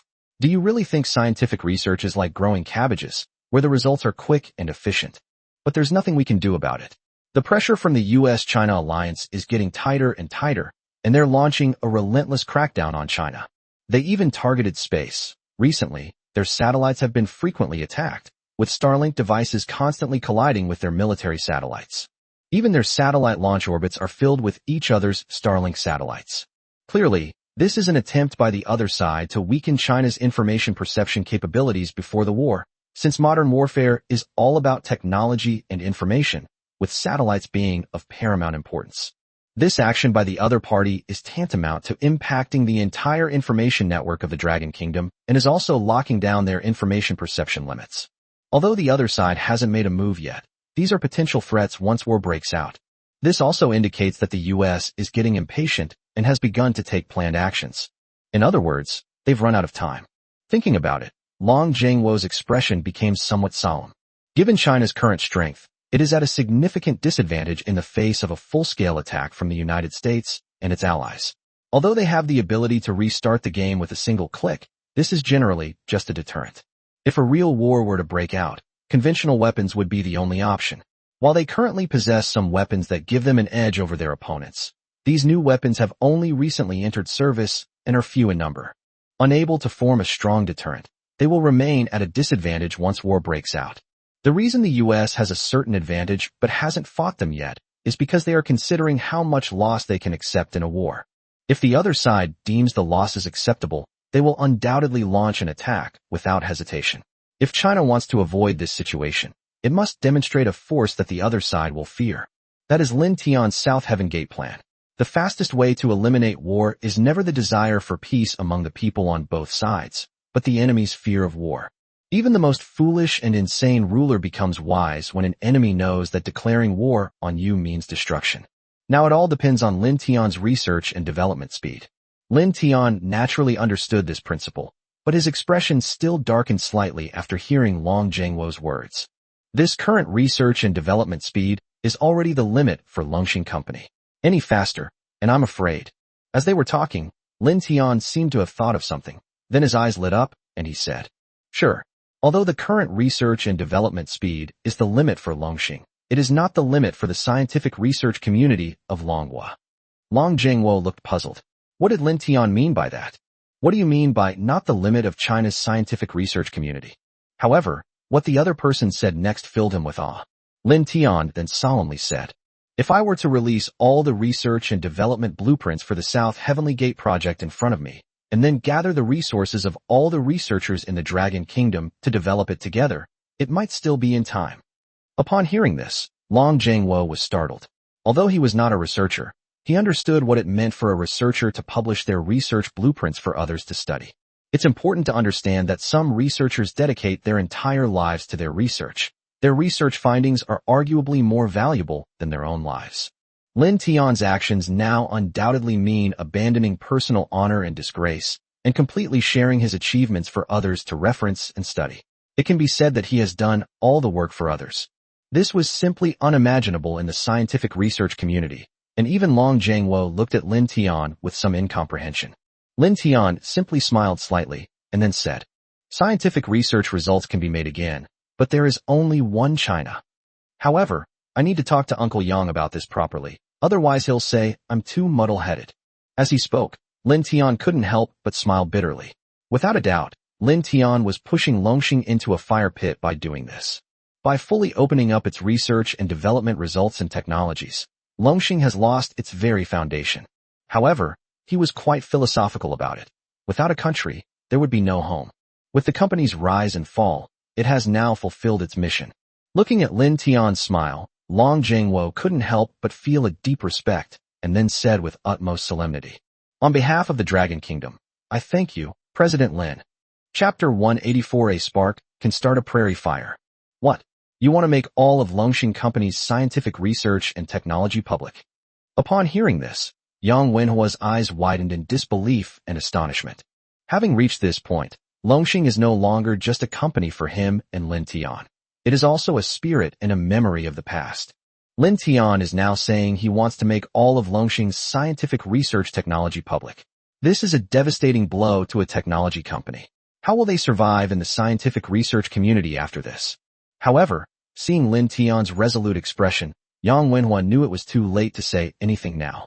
He just sighed heavily and said irritably, "Tell me, what kind of bewitching potion did that guy surnamed Long give you this time? Last time your 1 yuan nuclear transfer technology was outrageous enough, and now you actually want to give away the whole company. I really don't know what your parents would say to you if they were still alive. You're still too naive. You believe everything people tell you." Thinking about it, Yang Wenhua couldn't help but rub his forehead. To him, he was already over 100 years old, and he might kick the bucket in another 10 years or so. But Lin Tian is different. He is still young, and he has a long way to go. If you hand over your very foundation now, the road ahead will be difficult. Hearing Yang Wenhua's words, Lin Tian understood that his uncle was worried about his future, but if he didn't have a future, how could he talk about the future? Thinking about it, Lin Tian couldn't help but explain. "Uncle Yang, it was my decision to disclose the company's technology this time. I was not deceived. I just think that since China is in a crisis right now, we should do what we can. After all, if the company is gone, we can start another one. But if the Dragon Kingdom is gone, you and I will be homeless." Upon hearing this, Yang Wenhua was momentarily speechless, his body trembling slightly. After a long while, he finally spoke. then you should discuss it with me. Making such a decision alone is too rash. But, as he spoke, Yang Wenhua looked outside, and then said slowly, "You and your parents will be proud of you, and so will I." As he spoke, Yang Wenhua slapped his thigh, then stood up and said, "Let's go. Let's see how many people have come this time who want to share our technology." As Yang Wenhua spoke, he led Lin Tian outside. After Lin Tian made his decision, Long Jingwo immediately went to call his superiors to convene a meeting that very night. The conference immediately issued an announcement to major research institutes across the country after the proposal was approved. Outstanding researchers from across the country were selected to conduct research and development work in Longxing, and all departments of Longwo were notified to cooperate actively. If the research requires any materials and energy, they must find a way to solve the problem. If there are any, they must send them over as quickly as possible. If there are any materials or resources that are not available, they must find a way to obtain them. In short, the research and development progress must not be delayed. The entire process was carried out by military transport aircraft, solely to ensure the smooth progress of the research. It can be said that this research has brought together all of China's scientific research resources. The researchers who received the notification all rushed to China.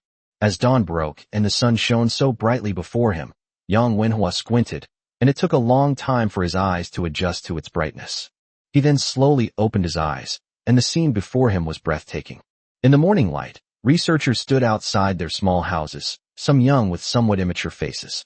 Some of them had completely white hair and wore thick glasses. However, regardless of whether they were young or old researchers, they all saw Yang Wenhua and Lin Tianho, who was about to leave.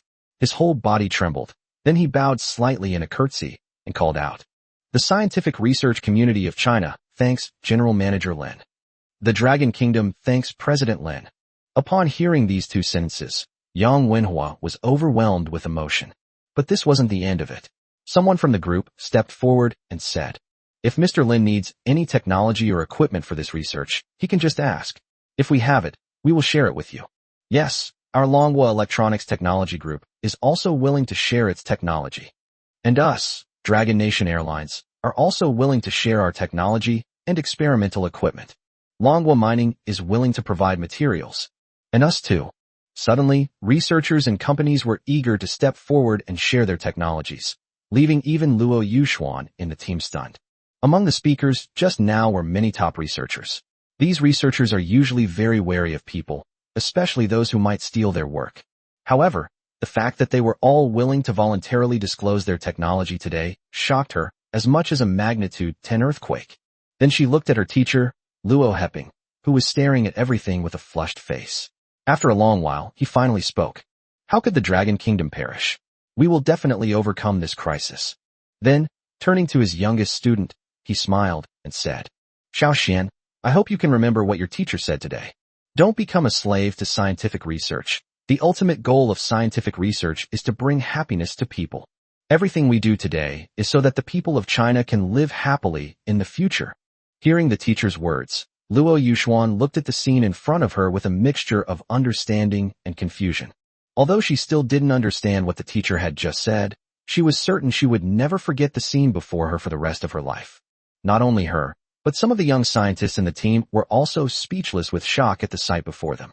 At that moment, they seemed to understand the perseverance of the older generation of researchers and the dedication of Chinese scientific researchers. For a moment, his eyes sparkled with starlight.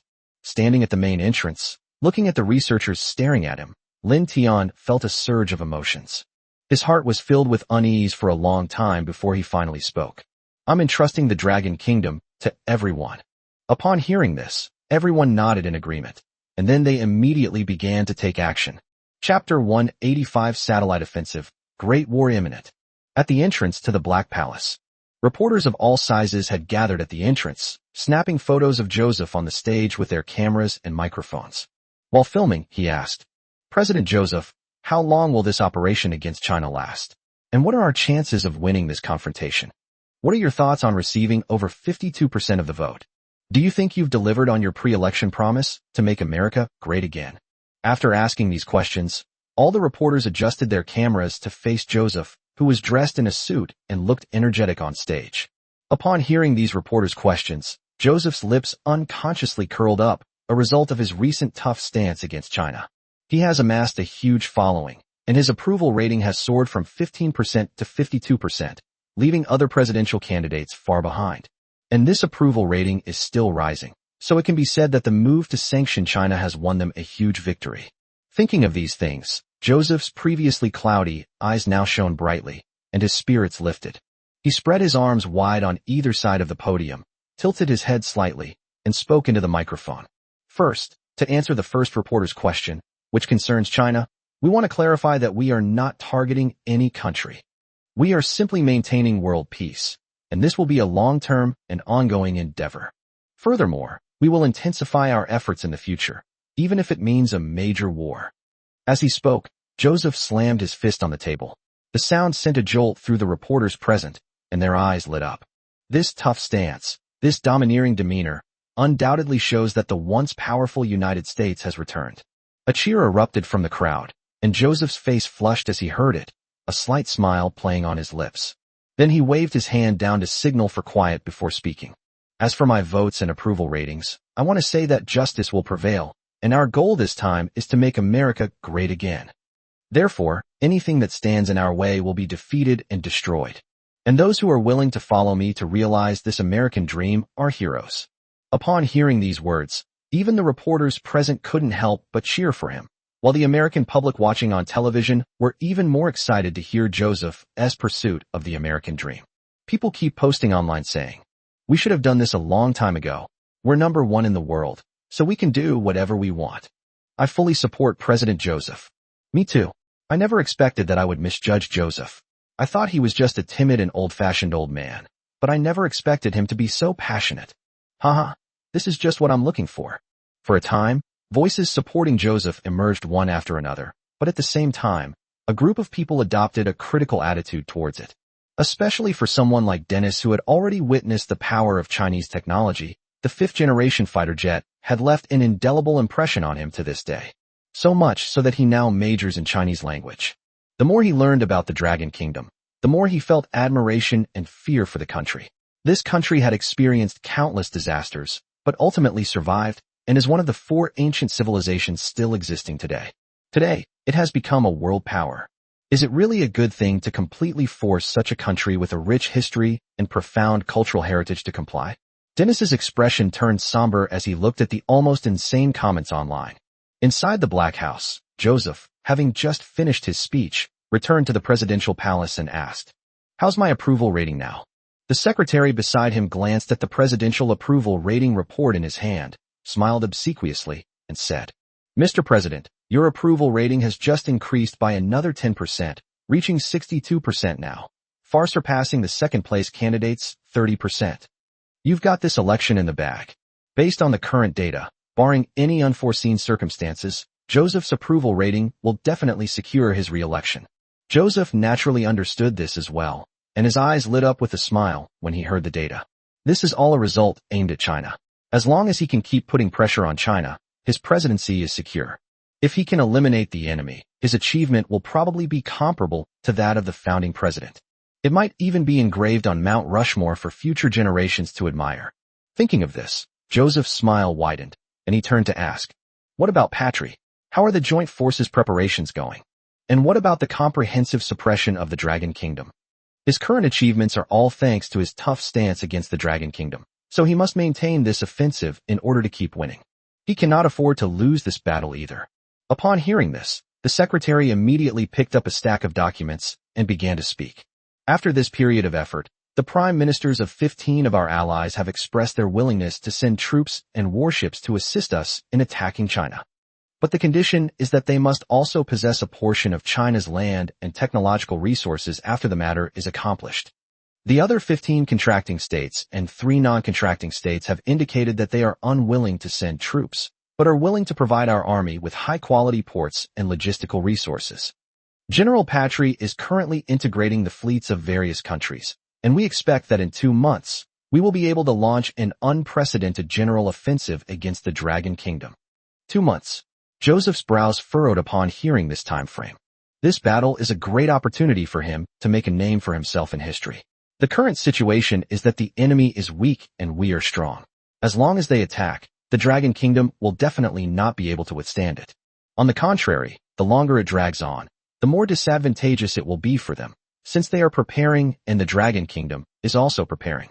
The thought of those mech from the Dragon Kingdom sent chills down his spine. This country's development potential is terrifying. We absolutely cannot allow it to continue developing, otherwise we will be no match for it in the future. Seeing the president's serious expression, the secretary beside him whispered, "Isn't 2 months too long?" Joseph didn't speak, but lowered his head and pondered for a moment. He figured the Dragon Kingdom shouldn't cause any trouble in the next 2 months, and then he spoke. "What about the comprehensive suppression of the Dragon Kingdom? Have the Ministry of Defense adopted my suggestions?" Joseph's eyes lit up as he spoke, and his suggestion was to use Starlink satellites in space to destroy China's military satellites. All of these Starlink satellites were placed into their designated orbits in advance, and then accelerated to collide with China's military satellites when the war began. Anyway, their satellites are civilian use, and there are many of them, so they are not worth much. Destroying one of China's military satellites would be a huge profit. This was only his first plan. Another plan was to use the numerical advantage of Starlink satellites to invade China's satellites and put them into orbit. This would prevent the Dragon Kingdom from launching new satellites into space. Once these 2 points are implemented, space will be their domain. The secretary, still looking at the plan in front of her, said, "More than 30 small satellites have already entered their designated impact orbits. At the same time, we also have 45 satellites that have successfully intruded into the orbit of China. It can be said that as long as China's satellites are launched, they will inevitably come into contact with and collide with our satellites." The space program is initially completed.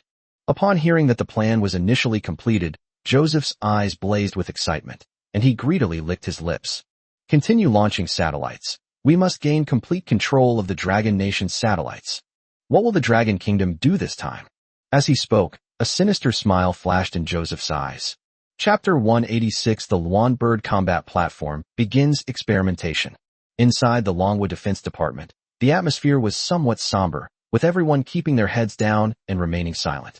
A stack of reports lay in front of Long Jiangwo, detailing the actions of the United States during this period, especially the movements of its satellites, which he was particularly concerned about. "You're saying there's a possibility our military satellites could be shot down by American satellites before the war even starts?" Ji Hanfei nodded, and then said, "According to reports, the U.S. has recently begun launching a large number of civilian satellites, and now they have 3 times the number of our satellites. Furthermore, these satellites are gradually approaching our military satellites, and there is a risk of collision between them at any time. Not only are our military satellites being blocked by the other side, but even the launch orbits of our satellites may be controlled by the other side. Currently, there are a large number of American civilian satellites gathered in our orbit. Once our rockets are launched, there is a high probability that they will be destroyed by these satellites." Upon hearing these words, all the officers present frowned. As soldiers, they naturally did not believe that the actions of these satellites were the work of civilians in the United States. Clearly, this is yet another attack by the other side targeting the Dragon Kingdom. However, this attack was somewhat fatal. Can't we just use missiles to shoot these satellites down?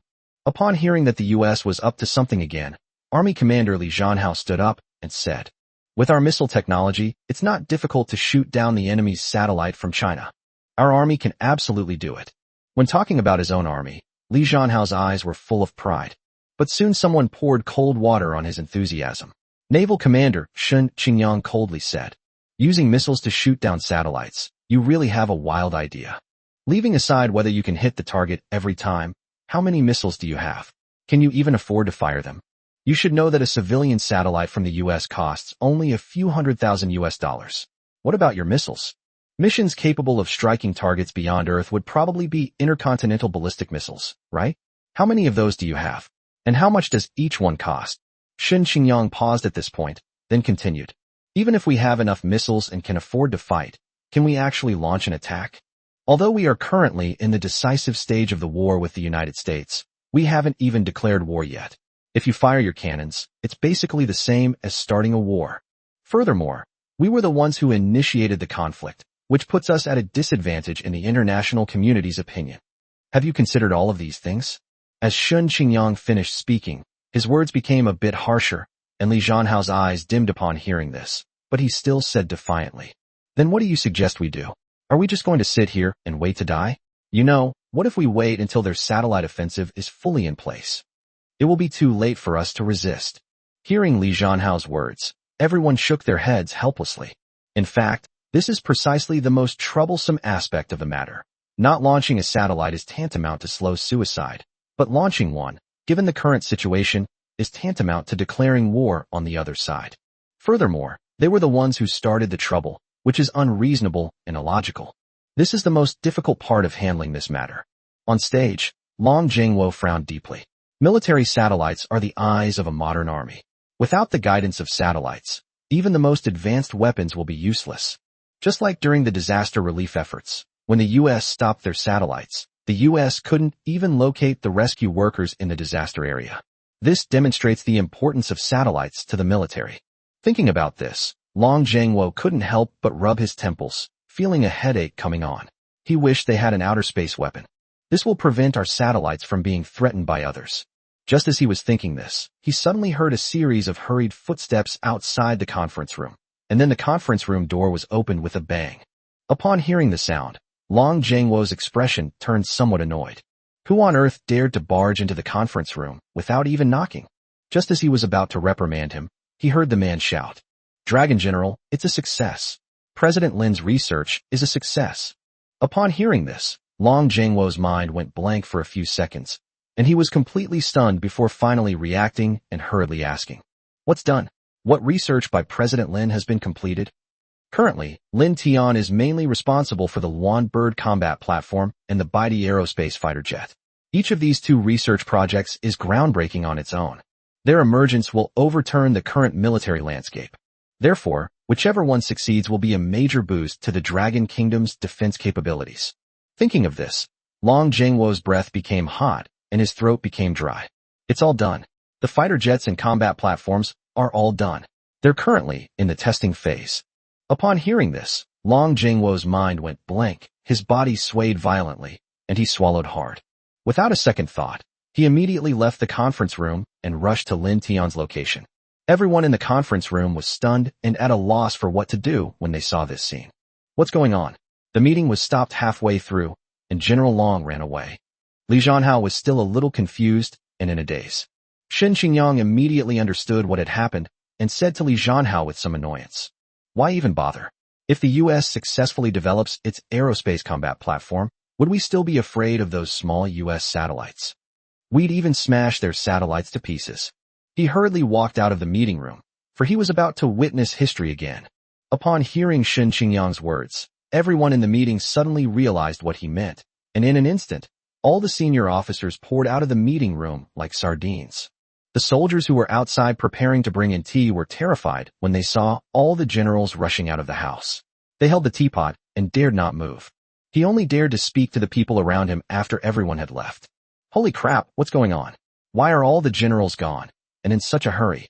Has something serious happened?" Looking at the generals' figures, everyone was filled with doubt. Chapter 187 The Luan Bird Combat Platform is successfully developed. Longxing Company Research Institute. As soon as he entered the research institute, Long Jingwo sensed that the atmosphere was a bit strange. In the clean corridor, a large group of researchers lay sprawled out, their ages and genders varying, all lying on the ground without any regard for their appearance. Some had their eyes closed, but were still murmuring softly, "We succeeded.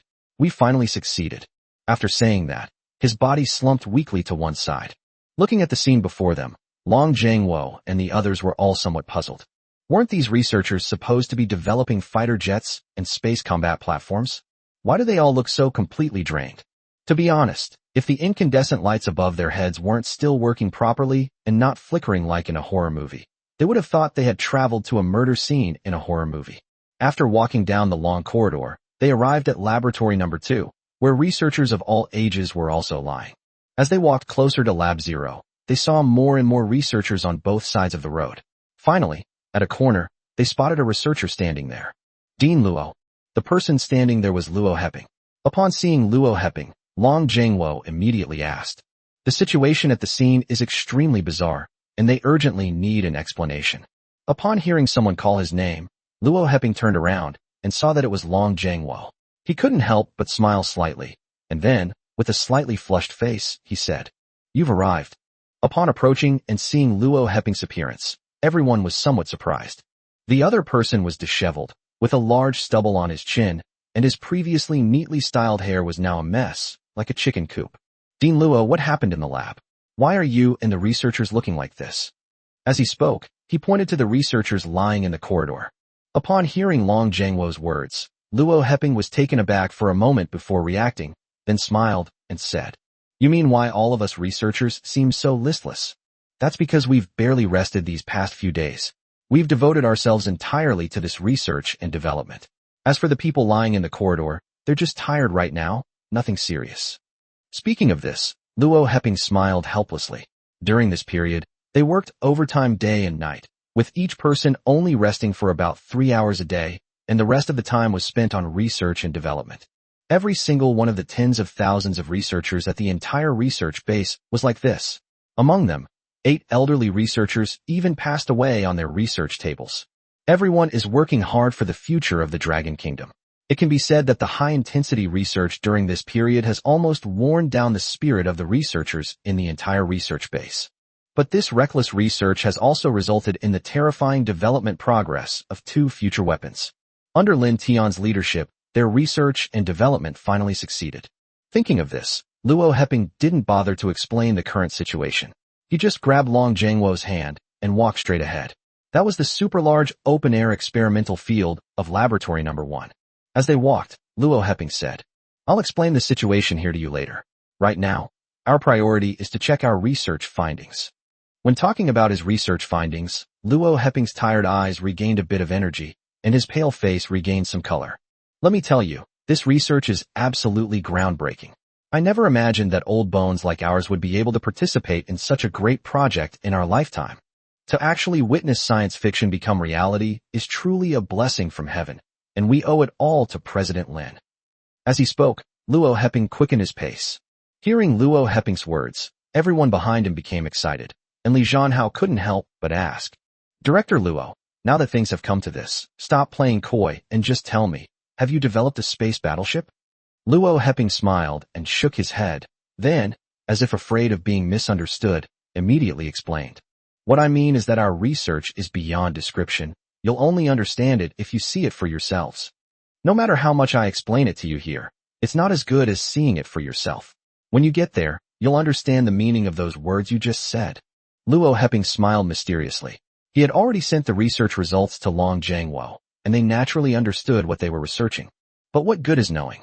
Seeing with your own eyes and describing it verbally are 2 completely different things. Only by witnessing Lin Tian and his team's research firsthand can people truly appreciate its greatness. Seeing Luo Heping's mysterious appearance, Li Zhanhao pouted somewhat unconvinced. They already knew the results of the experiment. This old man is still keeping us in suspense. Just then, they passed through a corridor and finally arrived at the number 1 open-air experimental site. As soon as the laboratory door opened, everyone was stunned by what they saw. Then everything from his toes to every strand of hair stood on end, and his breathing became hot and heavy. On this enormous open-air experimental site, a space combat platform the size of 10 football fields stood silently above them. The combat platform was surrounded by scaffolding, and a large military crane was steadily supporting the aerospace platform in front of it. The scene appeared somewhat chaotic, yet the platform still exuded an air of grandeur and power. Its crescent shape looks very futuristic. Its smooth surface is covered with an unknown cloaking coating. It is completely black, and even when the sun shines directly on it, you can't see any reflection. At the bottom of the platform, apart from a few large nozzles used to adjust the course, there are numerous troop transport compartments that have been retracted into the belly of the platform. There are a total of 20 or 30 troop transport compartments, distributed on both sides of the warship. Each compartment can transport 2 sets of Chang'e combat troops. Once in space, these modules are fully capable of being deployed across the entire planet. At the front of the combat platform, 3 powerful laser cannons are positioned. The rear of the combat platform consists of 3 super-large nuclear fusion energy nozzles and more than a dozen small adjustable nozzles. From the back alone, you might even think it looks like a honeycomb briquette. The side door is used for the fighter jet to take off and fight. The entire combat platform is like a flying barracks, with terrifying levels of firepower and weapon storage. Even though the combat platform hasn't taken off yet, it's pitch black, iron-like appearance is still awe-inspiring. Not to mention that this Luan bird combat platform will officially take off and carry out missions later. To be honest, Long Jiangwo can already picture the scene when this Luan bird combat platform takes off. That would be absolutely magnificent, unprecedented, and unparalleled. More importantly, such a combat platform would be unique in the entire history of humankind. Its emergence will change many people's views on war and future technology. Thinking of Long Jiangwo, he couldn't help but take a few deep breaths, while Li Zhanhao and the others were so surprised that they couldn't speak. Only now did he understand why Luo Heping had told him earlier that their research was indescribable. This thing could only be truly appreciated by seeing it with one's own eyes and experiencing it firsthand. Words are too pale to describe it. It's like watching a science fiction movie with 3D glasses. Without this experience, you'll never know how magnificent and moving human imagination can be. Thinking about it, Li Zhanhao looked at Luo Heping with burning eyes. The other person simply smiled and then said, "This is only part of the research. You haven't seen the real essence yet." Chapter 188 Tripartite Operation. Counterattack Preparations. Inside the open-air laboratory, almost the instant Luo Heping finished speaking, the entire experimental platform seemed to come alive. The previously dark compartments of the command platform suddenly lit up. The entire combat platform was as bright as a star, and then a series of booming sounds began to come from all around. Only then did everyone realize that a large number of Cheng-Ying mechs and mechanical soldiers were prepared around this combat platform. As the Luan bird combat platform lit up, these unmanned machines seemed to come alive, each starting up on its own. However, once started, these machines did not malfunction. Instead, they orderly formed teams and then approached the Luan bird in battle formation. The drones in the sky also automatically took off and spread out in a warning formation. Several uniquely designed fighter jets began to appear in the sky above the Luan bird. These fighter jets are all white, with distinctive inverted triangular wings. The entire aircraft is cone-shaped, giving it a very aggressive look. Most importantly, none of these fighter jets have a cockpit, nor do they have the usual hardpoints on the sides of their wings. Instead, they have two beam cannons hidden inside the deformable wings. Looking at the several futuristic-looking fighter jets in the sky, everyone swallowed hard. Without a doubt, this is the White Emperor, the aerospace fighter they've been dreaming of. At this moment, both the White Emperor fighter jet and the Cheng-Ying mecha seemed to come alive. They surrounded the Luan bird combat platform in front of them, either forming an offensive formation or a defensive one. The entire process was smooth and efficient, with each formation change completed almost instantly. Even Li Zhanhao, who was watching from the side, couldn't help but marvel. General Long, to be honest, I have a feeling that these mechanical legions are a bit strange today. Compared to the mechanical legions we've seen before, this one is terrifying. Their movements are nothing like robots, let alone humans. Long Jiangwo nodded in agreement, because the current mechanized army felt very different to him than before. Previous mechanical soldiers may have exhibited noticeable lag during movement due to technological limitations, unlike humans who were agile. This can lead to some disarray when making changes to the formation. However, the soldiers in front of us were different. They moved very smoothly, reacted quickly, and could handle emergencies very quickly. Strangely, although these soldiers were quick-witted and acted fluently, they seemed to share a single brain. No matter how complex the command or how tedious the operation, these mechanical soldiers can complete it collectively in an instant, looking nothing like a team. After all, in real team combat, there will always be units that cannot cooperate with the team for various reasons, which is why various units need to conduct frequent exercises. The goal is to cultivate tacit understanding among different units, thereby achieving the effect of working together towards a common goal. Even so, their troops could not achieve perfect unity and obedience. They could only achieve relative perfection. However, the mechanized troops in front of them had no such concerns, and the moment the order was given, every soldier present immediately sprang into action, and then each person in each unit performed their duties, with some responsible for guarding the perimeter. Some teams provided fire support, while others conducted reconnaissance and strikes. Even the White Emperor in the air seemed to have established a connection with the mech forces on the ground, and could make corresponding changes according to the commands and needs of the forces. All of this happened at the same time. The terrifying coordination and unity of the scene even amazed Long Jiangwo, while Luo Heping seemed completely unfazed. Seeing this scene before him, he simply smiled and said, "What we just demonstrated is the integrated mechanized warfare mode that General Lin and I have been researching. In this mode, all weapons, equipment, and machinery share information. All this information is processed by the super quantum computer on the Luonbird, and then commands are issued precisely. In this process, both the White Emperor fighter jets in the air and the Cheng-Ing combat troops on the ground will participate, and because they are all intelligent machines. Information is also fully shared, so there is no situation where a fighter jet opportunity is missed due to a lack of communication or communication difficulties. Once the order is issued, all the troops will come together as one, looking as if they were one person. Of course, this requires extremely powerful computing capabilities. As he spoke, Luo Heping couldn't help but look at a tall tower in the experimental field, where Lin Tian was currently commanding the Mechanical Legion in front of him. After hearing Luo Heping's words, everyone roughly understood the function of this command platform. To put it simply, the Luonbird combat platform is equivalent to the human brain, while these Mechanical Legions and White Emperor fighters are the human limbs. Once the brain issues the command, all forces will rush to one place to exert force, and this pressure will come from all directions. It combines air and ground forces, making it a comprehensive strike. This combat mode is far more efficient than their usual hierarchical communication methods, making it extremely effective. Of course, if the brain is damaged at this stage, then this kind of combat cannot be carried out. However, destroying this behemoth in front of them would be extremely difficult, and it would be impossible without more than a dozen nuclear warheads. Moreover, the Luonbird platform is no pushover either. While it's called a combat platform, its own firepower is also extremely terrifying. Looking at the 3 laser cannons in front of them, each with a caliber larger than that of the Chinese coast, the group couldn't help but shudder, then became excited again. If this combat platform actually takes off, then America's satellites will probably be doomed.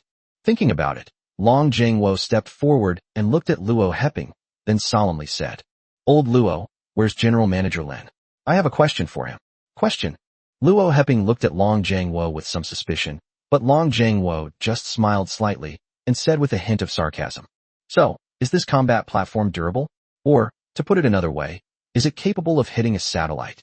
After hearing Long Jingwo's words, Luo Heping was completely dumbfounded. What did resistant to damage mean? And what the hell was this about hitting a satellite? However, adhering to the principle of seeking truth from facts, Luo Heping solemnly stated, "Don't worry, we've already tested the building's strength. It can withstand the impact of up to 6 hydrogen bombs without collapsing. There's absolutely no problem with its strength." Hearing Luo Heping calmly say that it could withstand the bombardment of 6 hydrogen bombs, everyone's mouths twitched involuntarily. It would be good enough if an aircraft carrier could withstand a nuclear bomb. This thing can withstand 6 hydrogen bombs. It's practically a monster. However, when you think about the fact that it was designed and built by Lin Tian, it suddenly makes sense. After all, when has this guy ever developed any ordinary equipment? Looking at the combat platform in front of them, everyone's eyes gleamed with hope. As long as the warships take off, the Dragon Kingdom will have the resources to launch a counterattack. It will also have the means to confront the U.S. Chapter 189, the Luonbird combat platform officially takes off. On the experimental platform, the frames on the combat platform are being dismantled in an orderly manner, and the basic features of the Luonbird combat platform are beginning to emerge. The surrounding cranes also move their robotic arms. Below, staff members dressed in white were waving their batons and shouting at the mechanical army in front of them. Operational Unit 1. Proceed immediately into the compartment. Mechanical Combat Unit 2. Prepare. As they spoke, a squad of mechanical soldiers began to equip themselves and then loaded into the troop transport compartment of the Cheng-Ing combat mech. Dragonfly drones and mechanical dogs have also begun to be automatically installed inside the hatches of the Shadow mech. Then the entire mech began to retract its mechanical arms, making a loud, crunching sound, and then slowly slid into the predetermined track before entering the deployment pod of the Luonbird combat platform via an elevator. After the first mech squadron did this, the second squadron did the same, and so on. All the mechs are preparing for the upcoming flight. Looking at everything before him, Lin Tian couldn't help but turn around and look at Long Jingwo. "General Long, are we taking off with our combat platform now? Isn't that a bit too hasty? I think there are still many areas where this combat platform should be improved before it takes off. For example, I feel that a few more laser cannons should be added. There's also the deployment of the White Emperor fighter jets. I feel that the current number of White Emperor fighter jets is still too small to form a formation, and we should expand it. Just now, Long Jiangwo approached him and expressed his hope that their Luan bird combat platform could take off immediately, and also briefly explained the current predicament of Longhua. Lin Tian would naturally be delighted if he could help China clear out America's satellites, since he had developed so many things to make China stronger and no longer bullied. But as a perfectionist, it's really disheartening not to be able to bring my research to its fullest potential. However, Long Jiangwo had his own opinion on this. In their view, the Luan bird combat platform that Lin Tian was developing was already an extremely groundbreaking product. It not only possesses integrated command and combat capabilities, but also the ability to travel in outer space and conduct airstrikes. After all, the laser cannons that Lin Tian installed on the platform were not just for defense. They would be extremely terrifying if used for offense. They have the ability to strike virtually the entire planet without any blind spots. If they are still not satisfied with such capabilities, then they are being far too greedy. Thinking of this, Long Jiangwo immediately said, "President Lin, you're overthinking it. I think the current Luan bird combat platform is quite good. Not to mention outer space, at least on Earth, I haven't seen any country that can destroy it yet." Hearing Long Jiangwo give such high praise to the Luan bird combat platform, Lin Tian couldn't help but smile slightly, and then said, "General Long, rest assured, we will definitely protect the Dragon Kingdom." After saying that, Lin Tian picked up the communicator next to him and spoke. "Are the airborne mechanized troops ready? And have all the devices on the combat platforms been checked for proper operation?" A response came quickly from inside. "Report. All airborne personnel of the Mechanized Legion are fully equipped. The White Emperor fighter jets have also entered the platform's internal cockpit. The platform's anti-gravity device is also working properly. The power system is functioning normally. Ignition and takeoff are possible." Hearing these confirmations, Lin Tian nodded and then said solemnly, "Everyone, the future of the Dragon Kingdom is in our hands. Notify everyone on site to begin an orderly evacuation. All experimental equipment on site must be cleared to prepare for the takeoff of the combat platform." The moment the order was given, everyone began to leave the experimental site, and at the same time, the entire base entered launch mode. Special protective pods began to descend from the doors and windows to protect the building's outer layer from damage. Seeing that everything was ready on the monitor, Lin Tian took a deep breath and then spoke into the communicator. "Start ignition." Almost the instant Lin Tian gave the order, a slight rumble began to sound, unlike the huge rumble that was expected. The sound of this behemoth starting up was so faint that it was almost unbelievable for such a large creature. With a hiss, the two nuclear fusion power units began to operate. At the same time, the anti-gravity devices located on both sides and the bottom of the combat platform also began to operate at full power. Suddenly, the Phoenix that had been standing in the open-air laboratory began to slowly rise vertically. Vertical takeoff and landing. Upon seeing that the Luan bird combat platform in front of him was capable of vertical takeoff and landing, Li Zhanhao couldn't help but swallow hard. To be honest, he had never thought that this mech would use vertical takeoff and landing. After all, vertical takeoff and landing of a fighter jet is a world-class problem. Not to mention such a massive behemoth. All I can say is that what Lin Tian developed is truly outrageous. The platform for the works continued to rise, and at this moment the entire platform had completely broken free from the constraints of the experimental platform. It began to rise steadily, and when it reached about 150 meters, Lin Tiankai said in a deep voice, "Second ignition initiated." This time it's different from before. Not only did the main thrusters start operating, but all the thrusters on the back of the combat platform also started operating at high power. With a loud boom, the sky exploded, and then the entire combat spaceship began to speed into outer space at an extremely high speed. Looking at the clouds scattered by the spaceship on the horizon, everyone took a deep breath, and their faces turned rosy. This time, the US is likely to pay a heavy price for its actions. Considering the structural strength and weaponry of this spaceship, everyone's expressions turned mocking. If this thing could fly into space, it could become a nightmare for American satellites simply by crashing into them, without even using weapons. Not to mention the weapons this thing carries are enough to raise the capital of any country on Earth. More importantly, the flight of the Phoenix undoubtedly gave them great confidence and was the turning point in the standoff. Previously, they couldn't easily attack the US mainland, but now with this platform, airdropping into the US capital at any time is not a dream.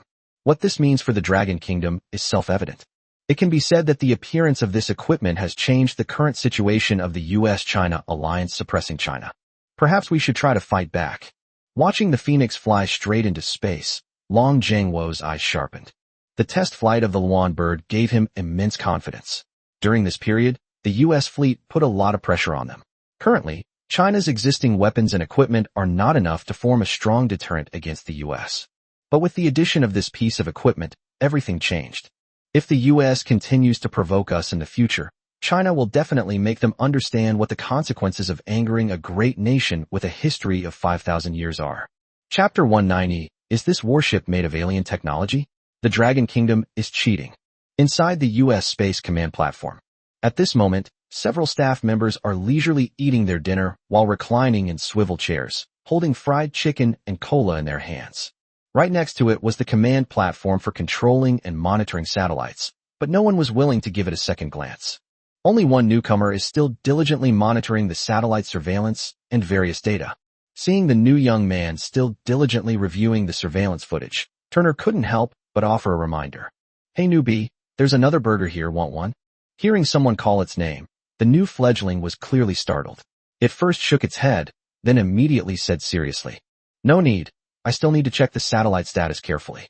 That way we can know as soon as the Dragon Kingdom makes any moves." When Turner heard the newcomer earnestly talking about his job, he was speechless, while those around him burst into laughter. Then, with a mocking expression, he said, "Turner, did you hear that? He's trying to get his work done. Don't bother him." Then he couldn't help but mutter a complaint. "What has the Dragon Kingdom done? I've been monitoring this for over a decade, and I haven't seen anything from them. I guess youth is a good thing. It's a waste of time and energy to waste on such meaningless things. With our Starlink deployment, how can these Chinese possibly break through? Do they think they can use alien warships?" Everyone chuckled and then picked up their hamburgers and began to eat them with relish. However, at that moment, an alarm suddenly sounded in the monitoring room, and then a Starlink satellite crashed on the monitoring screen. Then, less than 10 seconds later, another monitoring satellite, located in the lowest orbit of the Dragon Kingdom, crashed in an instant. Upon hearing the piercing alarm, everyone in the monitoring room was stunned. Could it be that the Dragon Kingdom had declared war on them? Turner realized what was happening and immediately shouted, "What on earth is going on? How come all of our first orbital satellites are gone? Did the Dragon Kingdom launch missiles at us?" The newcomer was also a little confused, then immediately said, No, the satellite images do not show any missile attack. The other side didn't launch a missile. This is more like an impact, and it seems to have been destroyed by a large object. This is footage transmitted when the satellite was destroyed." He immediately projected the video onto the big screen. The video shows a peaceful and beautiful scene in the sky above China, but this beautiful scene was soon shattered. Suddenly, the clouds in the sky began to stir. The already thick clouds began to churn and spew outwards. It's as if a huge thing is hidden in the clouds. The constantly churning clouds even interfered with the satellite's imagery, just as the satellite was about to move to a different observation position. Suddenly, a pitch-black, crescent-shaped object emerged from the originally white clouds and immediately crashed into their satellite. The satellite lost contact in just a moment. The scene shown on another satellite was even more horrifying. At this altitude, the monster in the clouds revealed its full form, a crescent-shaped structure, and was entirely black. The exterior was incredibly smooth, and the entire warship was frighteningly large. It was almost unimaginable that such a thing could actually fly. Looking at the enormous vessel in front of them, everyone was too frightened to speak. Some of the people who had been holding fried chicken and cola were now frozen in place. The cola and fried chicken in his hand crashed to the ground. "What is this thing? Is it some kind of new satellite from China?" "New satellite, my foot. I think that's an alien warship. That's something humans could build. People from China probably don't have the ability to communicate with aliens and then remotely call for support. I think it's possible. Ever since we started opposing the Chinese, they've really gone wild. Their technology is getting more and more outrageous." Looking at the warship in front of them, everyone's current understanding of it was momentarily distorted. Even some people who didn't believe in the existence of aliens have started to believe that aliens exist in this world. However, Turner didn't see it that way. He had just seen that the flag of the Dragon Kingdom was printed on the side of the warship. Furthermore, regardless of whether this warship is alien or not, the most urgent task should be to immediately avoid contact with it, and then report the situation to superiors immediately. Immediately calculate the trajectory of this warship, Then clear all our satellites within its trajectory. Be quick. Looking at the U.S. satellites that kept losing contact with him on the screen, Turner shouted anxiously. For this operation, they concentrated 2/3 of the nation's satellites in the skies above the Dragon Kingdom. If all of these satellites were destroyed by this monster, I'm afraid a major upheaval will break out in the U.S., and he might even face a military court. Then he turned to his companion and shouted, "And report the situation here to your superiors immediately. Say that our space satellite program has failed." Without a doubt, the appearance of this warship had completely shattered their plans. Upon hearing Turner's command, everyone immediately began to move about. The satellites that were originally gathered over the Dragon Kingdom to carry out combat interception have now all entered emergency, evasive mode. All the satellites scrambled to move towards the second and third orbits to avoid each other, even though such large movements actually shorten the lifespan of the satellites. However, this was the only option at the moment, because if they didn't avoid it, it wouldn't just be the satellite's lifespan that would be damaged. Despite this, the situation at the scene was still extremely tragic. Report: our 9 satellites deployed in the stratosphere above China have lost contact. 5 reconnaissance satellites in the intermediate layer have also lost contact. 3 of them are military satellites. Currently, the warship is still ascending at a very high speed and is about to enter the exoatmosphere. Upon hearing that they were about to break through to the outer atmosphere, a hint of panic flashed in Turner's eyes. Many of the satellites being intercepted this time were Starlink satellites. This type of satellite has relatively weak performance and flies at a low altitude. It is specifically designed for use as consumables. Satellites in the exosphere are different. Those are military satellites that they have built at great expense and with countless efforts, and each one is extremely precious. If these satellites are damaged, their sensing capabilities will be severely compromised. Thinking it over, he immediately shouted, "Immediately relocate the military satellites located in the outer atmosphere above China's orbit." But everyone stared palely at what was happening before them, then whispered, "It's all too late." In the surveillance video, the pitch-black warship appeared like a demon beneath their satellites, and then crashed into them at a speed that their satellites could not avoid. The screen went completely white, and then another military satellite was attacked. A flicker of fear crossed everyone's eyes as they witnessed what was happening before them. They're probably going to be unable to explain themselves to their superiors today. Chapter 191: The satellite is damaged. We absolutely cannot allow the Dragon Kingdom to continue developing. Inside the monitoring room of the Dragon Kingdom. At this moment, Long Zhangwo and the others were stunned as they watched the warship developed by Lin Tian dominating the space. They stood there, looking at each other with horror in their eyes. "Old Shun, do you really think this thing is just a combat platform? It looks more like an alien destroyer. Did you see the state of that satellite just now? If I remember correctly, that should be the US's largest reconnaissance satellite, right? This thing fell apart with just a light bump. If the US knew this, they'd be devastated." Looking at the Dragon Kingdom warships that had finally ended their massacre, Li Zhanhao couldn't help but curl his lips. It took half an hour from the warship's launch to its entry into the designated orbit. 20 minutes were spent traveling, and 10 minutes were spent dealing with the US satellite in China's orbit. In those 10 minutes, the US lost at least a third of its resources, with numerous reconnaissance satellites destroyed by warships as they were unable to avoid them. It's important to understand that launching a professional military reconnaissance satellite requires an immeasurable amount of manpower, material resources, and financial resources. The risks involved in the launch are incalculable, and the sudden loss of so many satellites by the US is undoubtedly painful. Even Long Zhangwo, who was standing to the side, couldn't help but twitch his lips when he saw Lin Tian's warship crashing into space. The loss of so many military satellites would be heartbreaking even for the US, let alone the US. However, if you don't use some ruthless methods to deal with the bald eagle, like plucking a few of its feathers, it won't understand the meaning of retreat. Today's events serve as a warning to the other side. China will no longer be coerced by the United States. If the other side acts recklessly, they should not be surprised if they are not polite. This incident will be the prelude to their counterattack. Inside the Black Palace, Joseph's face was clouded with gloom, his white eyebrows pointing outwards like sharp swords. A rare glimmer of life appeared on his pale, withered face. Seeing the president's appearance, everyone in the presidential palace was too afraid to utter a sound. After a long while, a voice finally rang out. "Richard, explain this to me." With a thud, he slammed the data report on the space program and satellites onto the table. Richard hesitated for a moment before stepping forward to take the report, and the others gathered around him. It would have been better if they hadn't looked, because once they did, everyone hissed as they saw the satellite data report. 1/3 of the satellites were stamped with red seals indicating out of contact, crashed, or unsearchable, and the entire report was almost entirely filled with images of crashed satellites. This is less of a report and more of a death notice for a satellite. The crashes not only involved civilian satellites like Starlink, but also resulted in significant losses of military satellites. Most of them were damaged, and the rest also had various problems due to the need to avoid them. It can be said that almost 2/3 of the satellites have lost their function. Looking at the disastrous satellite report before them, all the senior American generals present wore expressions of utter disbelief.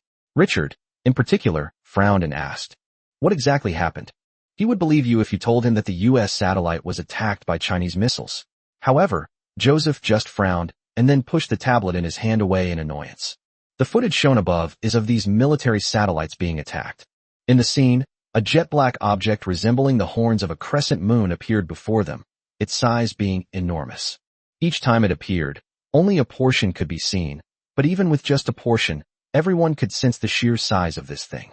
After watching the video, Joseph said coldly, "What you just saw was the weapon that China used to attack our satellite. Do you know what it is?" Everyone shook their heads. They had never seen anything like it before. It was neither a satellite nor a missile. Its size was enormous, like an aerial fortress. The thought that something like that was hanging right above their heads was chilling. What's even more terrifying is that this thing was actually developed by China. Although I don't know what it is, the feeling of being controlled by someone else is really unpleasant. Thinking this, Richard said, "Mr. President, whatever this thing is, I don't think we can let it float over our heads. We should immediately use missiles to bring it down. This is for our country's security." Upon hearing this, Joseph merely glanced at him indifferently, then coldly said, "Do you think I don't want to? But this thing disappears after entering space, and our satellites can't even lock onto it right now. I've come to you today to discuss how to deal with this situation. Our satellite constellation has suffered heavy losses. To avoid unnecessary panic, I've ordered a news blackout, but this won't last long. What will happen when the public discovers that their army can't even handle a Chinese missile? Therefore, I need a victory, and the U.S. needs a victory too. Do you understand what I mean?"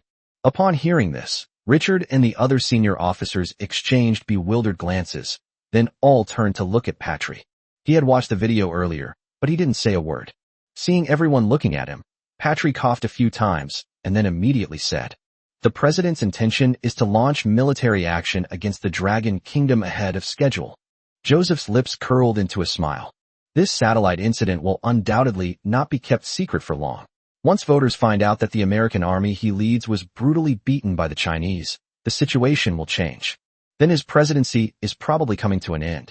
Therefore, even to protect his own interests, he had to launch a war in order to save face and secure votes. Moreover, this attack is not just for him personally. Given the current development trend of the Dragon Kingdom, it will probably catch up with them in military strength and technological level in a few years. The position of the world's hegemon will likely change hands by then.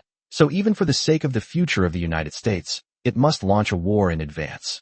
We absolutely cannot give the Dragon Kingdom another chance to develop.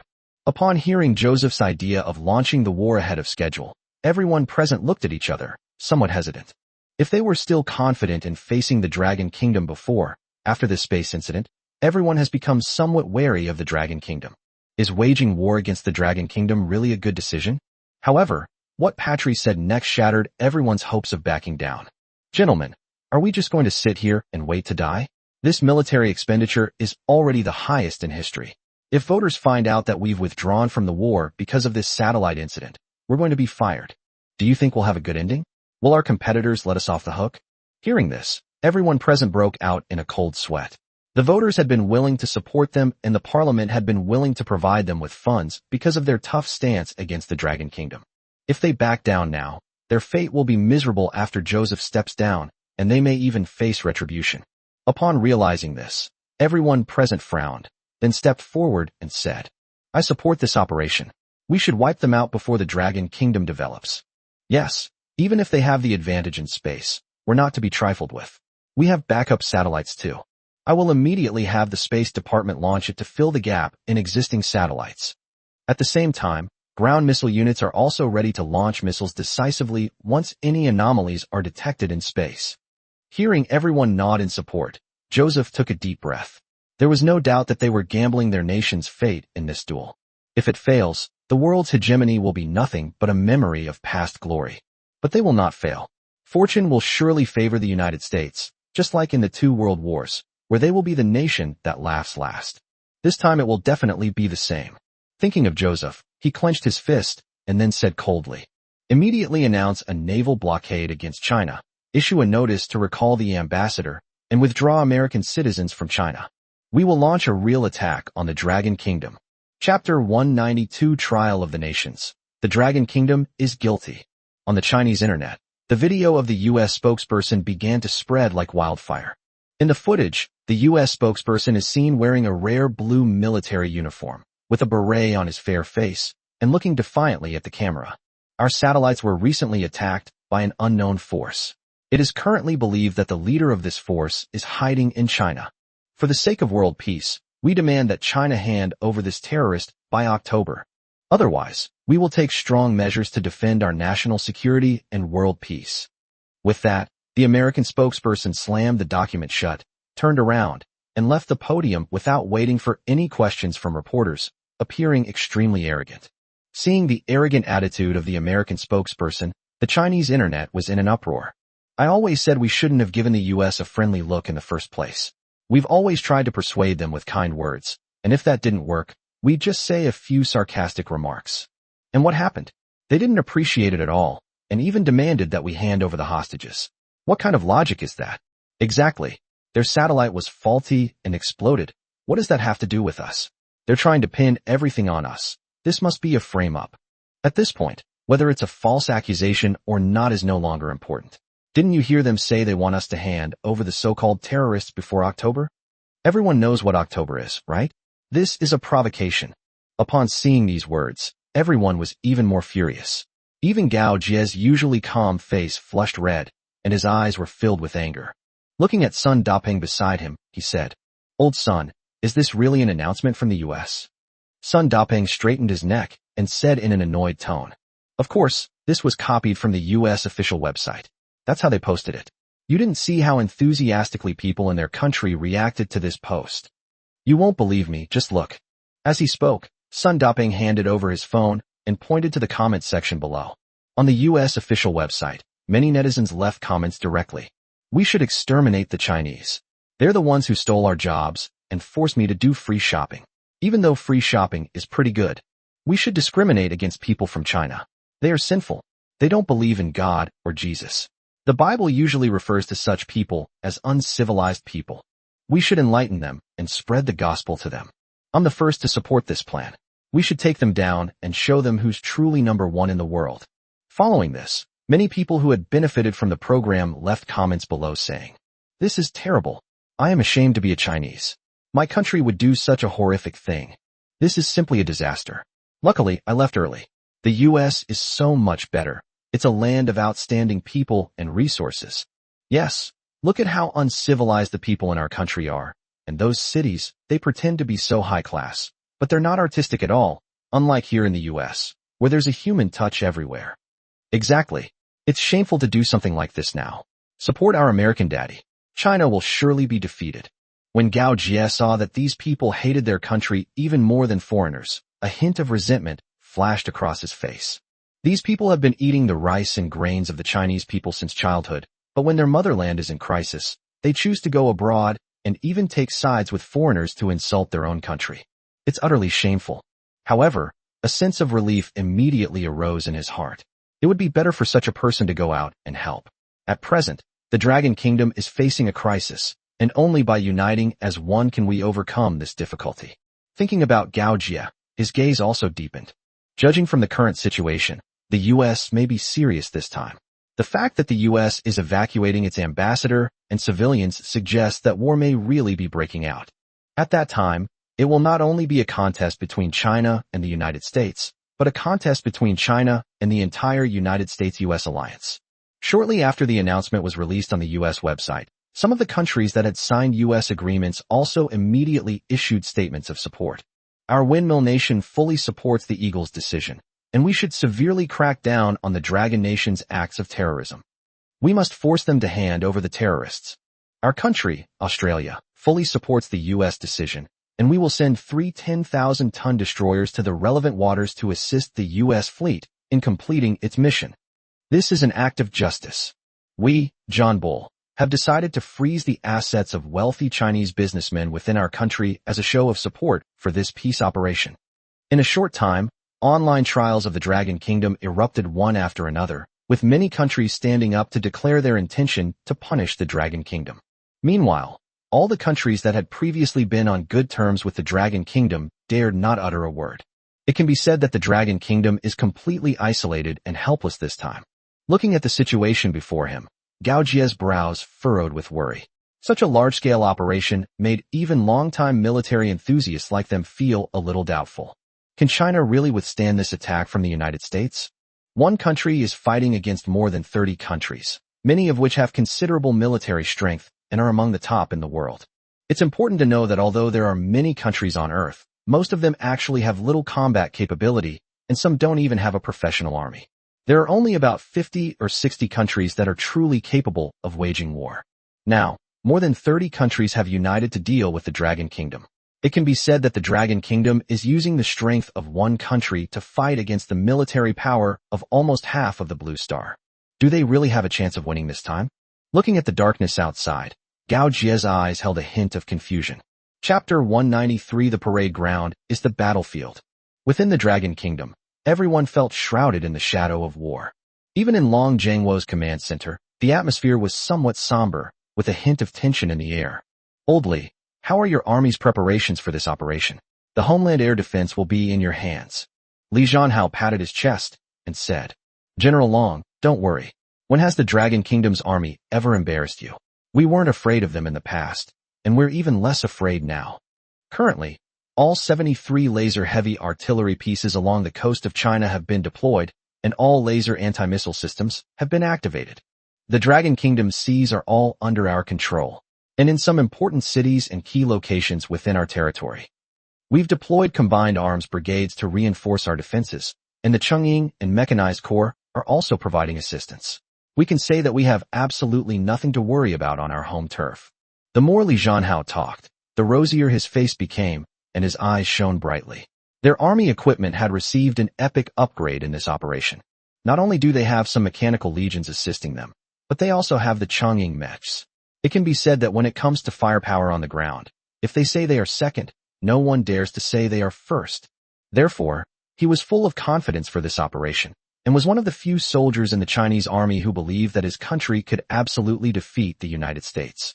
After finishing his report, Li Zhanhao looked at everyone with a smug expression, then turned to look at Long Zhangwo with a burning desire. Don't worry, General Long. This time, as long as the Americans dare to enter our firing range, we'll make sure they regret it. Putting everything else aside, the combination of my combined arms brigade and mechanized legion alone is enough to give them a run for their money. He clenched his fists as he spoke, but Long Zhangwo didn't reply. He just lowered his head and pondered for a moment before asking. So far, the national security arrangement seemed fine, but what about Lin Tian's personal protection? You know, no matter how much you guard against a traitor within your own ranks, it's hard to guard against one from within. Once war breaks out, the U.S. will stop at nothing. They've done things like assassination and poisoning before. And do you know what Lin Tian means to the Dragon Kingdom? Immediately increase the number of protection troops around Lin Tian. If that's not enough, draw them from my guards. Furthermore, from now on, 3 air defense units will be permanently stationed around Longxing Company. Deploy more plainclothes officers along the streets, and arrest any suspicious individuals who approach Longxing immediately. Upon hearing this, Li Zhanhao's eyes widened, his mouth gaped open, and he swallowed several times before saying in surprise, Does Lin Tian want to send more troops? It should be noted that they had already deployed a company of special forces soldiers to protect Lin Tian's personal safety before this. Now they're even sending more troops, and 3 air defense units are to be permanently stationed around Longxing Company. This level of protection is probably comparable to that of the capital city. But Long Zhangwo felt that this was still not enough. Lin Tian was the hope for the future development of Longhua. It could be said that without him, there would be no Longhua as it is today. Protecting the other side is protecting the spark of the future development of the Dragon Kingdom. As for his own safety, for a soldier to die for his country would be his greatest honor. Yes, Lin Tian will be assigned more. He's different from us roughnecks. If we die, the Dragon Kingdom will only lose an ordinary soldier. But if something happens to Lin Tian, the Dragon Kingdom will lose the hope of continuing to prosper in the future. Therefore, he absolutely cannot afford any accidents to happen to him. Upon hearing this, Li Zhanhao took a deep breath and then shouted, I understand. I will handle this personally. If we don't have enough manpower, my guard company can be transferred over. Li Zhanhao spoke slowly and deliberately, and Long Zhengwo nodded in agreement, then frowned and looked at Shen Qingyang. The battle will take place at sea. Although China's navy has grown considerably in recent times, it is still not enough compared to the United States' 11 aircraft carriers. In this confrontation, the navy faces the greatest pressure, as they are facing the strongest navy on the entire planet Earth. Shen Qingyang naturally understood this as well, and he frowned slightly as he said, General Long, rest assured, our Dragon Kingdom Navy will never disgrace you. There are only Dragon Kingdom soldiers who die in battle, not those who live in dishonor. I will never allow the scene of foreign enemies swaggering around the sea in large ships to happen again. I will personally board the ship and command this operation. Upon hearing this, everyone present couldn't help but feel a sense of awe. In this battle, China only had 2 nuclear-powered aircraft carriers, while the United States had as many as 11 carrier strike groups. They almost overwhelmed them in numbers, even though Lin Tian had previously said that the Dragon Kingdom Navy was developing new equipment, a new type of aircraft carrier. However, it seems that even if Lin Tian succeeds in developing it, it will not change the overall naval warfare situation much. It will simply be a 3-to-11 ratio, which is still an absolute disadvantage. But Shen Qingyang showed no fear whatsoever. Seeing everyone's stance, Ji Hanfei, who was standing to the side, immediately spoke up as well. Rest assured, this time your skies are in the hands of our Air Force. The Baidi fighter jets and J-20s will be your strongest shield in the skies. The aerial combat platforms will also provide full support for this operation, and the space airborne troops are ready to be airdropped onto the battlefield at any time. After he finished speaking, everyone looked at Long Zhengwo with slightly serious expressions, while Long Zhengwo simply took a deep breath. He genuinely didn't want to fight this war, because once such a large-scale operation broke out, the casualties would certainly be considerable. But they had no choice but to fight, since sometimes words alone are not enough to convince the other party. Thinking of this, Long Zhengwo clenched his fist and then said, All right, now that everyone is prepared, let's show that bald eagle the achievements our Dragon Kingdom has made in recent years. They want us to hand over the people by October, don't they? Let's see if they have the ability to do so. October is also the military parade season, so let them see what strength a country with a 5,000-year history, which has gone through the vicissitudes of several generations, has to finally get to where it is today, really has to challenge them. It also makes them understand that the revival of the Dragon Kingdom is unstoppable. This parade ground is the battlefield. Upon hearing this, everyone present became excited, and each of them secretly made up their minds. Defeat the U.S., protect our homeland. Chapter 194. The U.S. begins mobilization, national fanaticism. Within the United States, the public's enthusiasm for attacking China is at an all-time high. Even university students are discussing this, and recruitment notices have been posted on campus bulletin boards. Below were the recruiters, and the small recruitment area was packed with people, with cheers erupting from below. Now it's my turn. I'm going to join the army too. I want to show those Chinese people how powerful we are, and let them know who is number one in the world. Whether it's technology or military, we're number one. The speaker was a muscular black man wearing a white t-shirt, with prominent muscles in his shoulders. As he said this, he glanced provocatively at Dennis and Kyle standing to the side.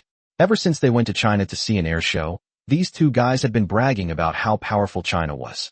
They boast about how advanced their technology is, and even claim that their fighter jets are more than a decade ahead of theirs. These words are infuriating. They are the current world superpowers, so how could any country be stronger than them? More importantly, some people actually believe these words, including quite a few girls who were curious about China. Every time Dennis talked about how tall and magnificent the buildings were, how tempting the food was, and how beautiful the environment was, Dennis would tell them.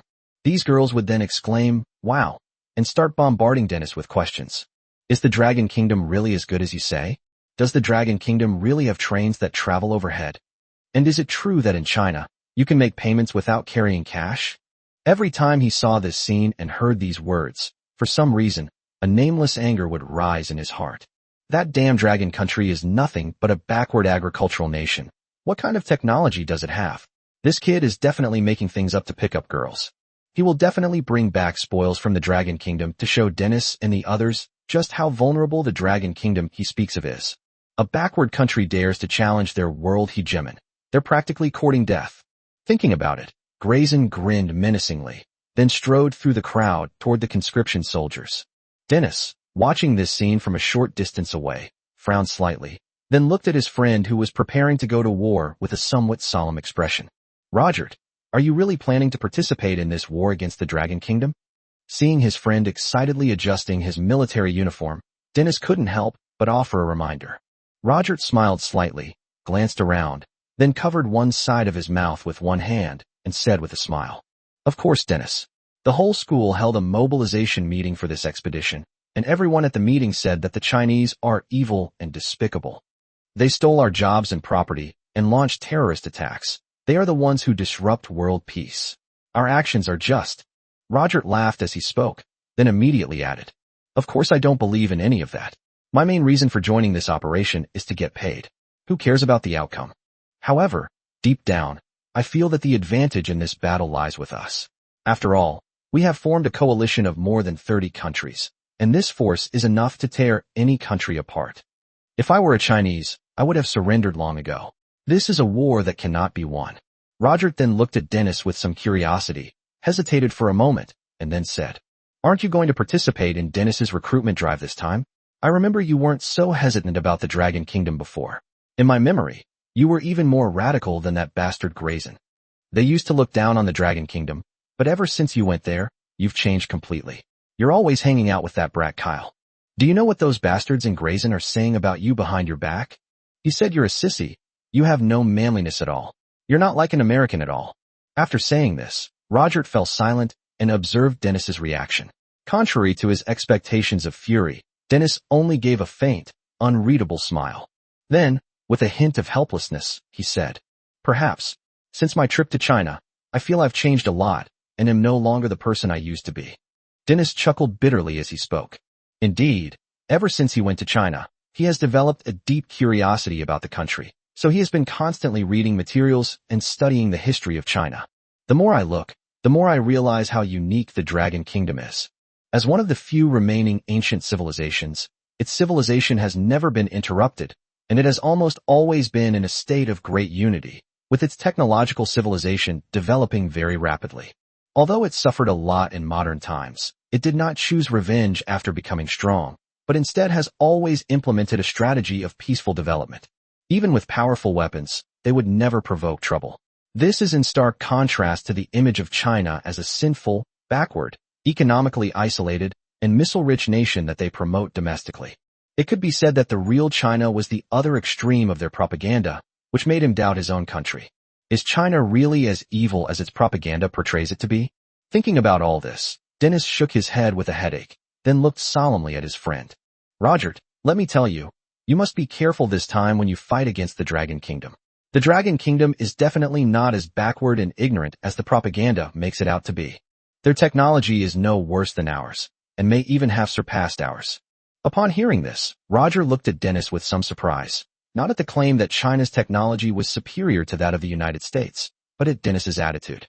Is this still the same radical and brave Dennis he knew, who was always ready to fight anyone at the slightest provocation and who looked down on China? Thinking it over, he glanced at the other person a few more times, and seeing that the other person's expression was extremely serious, he swallowed hard and said, "I understand. Don't worry, I'll be careful in this operation. But you don't need to be too concerned, as we're a joint effort involving more than 30 countries. Even if the Dragon Kingdom is strong, can it really take on 30 countries at once? Don't worry." She waved to him as she spoke, then smiled and followed the crowd away. Roger felt that his friend's advice was a bit alarmist. Even if the Dragon Kingdom's technology was advanced, it couldn't possibly be stronger than the fleets of 30 other nations. In his view, this expedition was a performance art piece. The army would appear, the Dragon Kingdom would put up a little resistance, and then collapse completely. After all, no country on Earth can currently take on 30 countries at once. Even the United States cannot do that. Thinking about it, Roger quickened his pace to catch up with the group. As he watched his childhood friend join the ranks of those fighting against the Dragon Kingdom, Dennis's expression turned serious. The last time he attended the China Air Show was a year ago. At that time, China seemed to have mastered a lot of advanced technologies and even set a record of defeating 2 fifth-generation U.S. fighter jets with 1 fighter jet. This was only the level of the Dragon Kingdom's army a year ago. Now, after this period of development, no one knows what the Dragon Kingdom's army has become. However, it is foreseeable that the development of the Dragon Kingdom's army will be much stronger than before. However, we'll only know just how strong it will be later. Dennis frowned slightly as he thought about it. Chapter 195. The U.S. fleet begins to assemble, with the goal of dividing up China. The port of call for the U.S. fleet. The once azure sea is now filled with ships of all sizes, neatly clustered together, creating a vast, dark expanse. The ship's cannons were all raised in the sunlight, and Graysen's eyes gleamed as he looked at the magnificent scene before him. Then he turned around, patted Roger on the shoulder, and said with a smile, "Roger, look, that looks like John Bull's Type 45 destroyer. It's said to be able to launch Tomahawk cruise missiles with a range of 2,500 kilometers. It even participated in the attack on Colonel Gaddafi back then. To be honest, this destroyer is much bigger than it looks in the book." Looking at the John Bull destroyer in front of him, Graysen's eyes were full of admiration. After this training, both he and Roger were selected by the Navy and were fortunate enough to serve on an American aircraft carrier, and also had the opportunity to directly participate in this strike mission against China. Thinking of this, Graysen became extremely excited, and looking at the coalition ships in front of him, he shouted excitedly, "Roger, do you see these ships? Let me tell you, this expedition of ours will definitely go down in history. Look at the warships assembled in front of you. With so many ships, you could say that this represents 2/3 of the military strength of the entire planet Earth. Look, not only are there John Bull's 45 destroyers, but our 8 carrier strike groups have also been deployed." As he spoke, Graysen looked up into the distance and saw that not far from the port, a row of massive aircraft carriers were steadily moored in the bay. The carrier-based aircraft are neatly arranged on the deck, and staff members are constantly transporting ammunition up the carrier via its elevators. Around the aircraft carrier, there were also 10,000-ton frigates and 10,000-ton destroyers of the United States, which looked extremely intimidating. Seeing this massive mobilization before him, Graysen licked his lips and said with a look of anticipation, "How wonderful it would be if I could pilot my own warship. I'm telling you, I'm absolutely going to make a name for myself this time." Upon hearing this, Roger, standing to the side, said with some disdain, "Forget it, Graysen. Making achievements and establishing a career? No matter what, China is a world power. Dennis told me that before. Their technological capabilities are not much worse than ours, so eliminating them will not be so easy. Besides, even if a war really breaks out, what does it have to do with us ordinary people? How can we achieve anything? I think we're just cannon fodder." As he spoke, Roger gripped the mop with both hands, then stood up and stretched. Their mission this time was to ensure the cleanliness of the living quarters inside the aircraft carrier. That's about it. Seeing Roger's idle appearance, Graysen became even more annoyed and said irritably, "What do you know about Roger? I think you've been fooled by Dennis's theories. That China's strength theory is utter bullshit. Do they even have the ability to fight back against such a powerful fleet as ours, with just their 2 little chicks? I'm telling you, we're going to win this time. But before that, I need to find a way to tell my superior that I want to go to the battlefield. Then I will be like those heroes in the movies, bravely fighting against those evil Chinese and crushing their bodies to pieces." As he spoke, Graysen turned around, clenched his fist, and said with a mocking look in his eyes, "Roger, do you think these Chinese will be able to withstand a beating from my fists?" After speaking, Graysen revealed a set of white teeth, his eyes filled with a hint of fantasies about heroes. When the time comes for the duel, he will definitely show those Chinese people how powerful he is. Inside the fleet's main command room. At this moment, all the fleet commanders of various countries were gathered together. Sitting on the stage was Patrick, who was in charge of the entire military plan, and standing next to him was the U.S. Navy Commander-in-Chief Williams. Seeing that everyone had arrived, Patrick got straight to the point. "I believe everyone is already very clear about the purpose of this operation, which is to disarm the Dragon Kingdom and restore our previous overwhelming economic and technological dominance over the Dragon Kingdom. I think everyone agrees with that." After hearing Patrick's words, everyone below thought for a moment and nodded. After all, China's development had been too rapid recently. We completely outclassed them in both technology and economics. If we weren't outmatched, we would have already taken them down. Now that the US is taking the lead, they are naturally willing to stand up. However, they still have some reservations about China. After all, China is a world power. They are well aware of this. Those previous claims about China's backwardness were enough to fool ordinary people and soldiers. If they actually believed them, we'd be doomed. Patry quickly noticed this slight hesitation among the crowd and stepped forward, saying, "Everyone, although the Dragon Kingdom is relatively powerful, it is ultimately just a country. The development of a country is ultimately limited. And look at our fleet this time. Including non-contractual countries, there are 36 countries gathered here, with a total of 9 carrier battle groups and more than 20 destroyers with a displacement of over 10,000 tons. The number of fifth-generation fighter jets is countless. What can China use to fight against us? If we can destroy them this time, then all of China's resources and technology will be ours." Upon hearing this last sentence, a hint of greed flashed in everyone's eyes. After all, the technology and resources that China had accumulated over the years were simply unimaginable. If they could get even a small share, even just a little soup, it would make their country happy for decades to come. Upon hearing this, the first person from the Kangaroo Kingdom couldn't sit still and stood up, shouting, "That's right. No matter how strong the Dragon Kingdom is, it's still just one country. Are we, more than 30 countries, afraid of just one? When their troops see us, they'll have no choice but to surrender. Our country is willing to provide another batch of military equipment for this expedition. Just give us more resources when we win." Upon hearing that they would receive a larger share of resources after the victory, people from all countries present couldn't sit still and hurriedly stood up to express their opinions. "We are also willing to add another 10,000-ton warship. We're willing to double the amount of military supplies we're already providing, as long as we get a bigger share of the resources after we win the war. We'll do the same. Our windmill nation is willing to provide double the ammunition for our fleet." Just then, a domineering voice rang out. "For this operation, we, the British government, are willing to send another carrier strike group, making a total of 2 carrier strike groups to support this mission. And I will personally board the ship and set sail." The speaker was none other than Admiral Peaster, a highly respected figure in the British Navy, whose opinions were essentially those of the British Navy. After finishing his story, Pistol smiled and said, "Of course, in return, I will need to obtain 25% of the Dragon Kingdom's resources." Upon hearing this, everyone present gasped. 25% of the Dragon Kingdom's resources. It's important to know that the Dragon Kingdom is vast and rich in resources. A quarter of its resources would be enough to support the expenses of more than a dozen small countries for decades. Moreover, there are economic and technological incentives involved. It has to be said that the British were very greedy this time. Even Patry frowned upon hearing this suggestion. A quarter of the resources was no small amount. But if they could get support from John Bull's 2 carrier strike groups, all of this is worthwhile. After all, if we can really defeat the Dragon Kingdom, their position as the world's hegemon will be even more secure.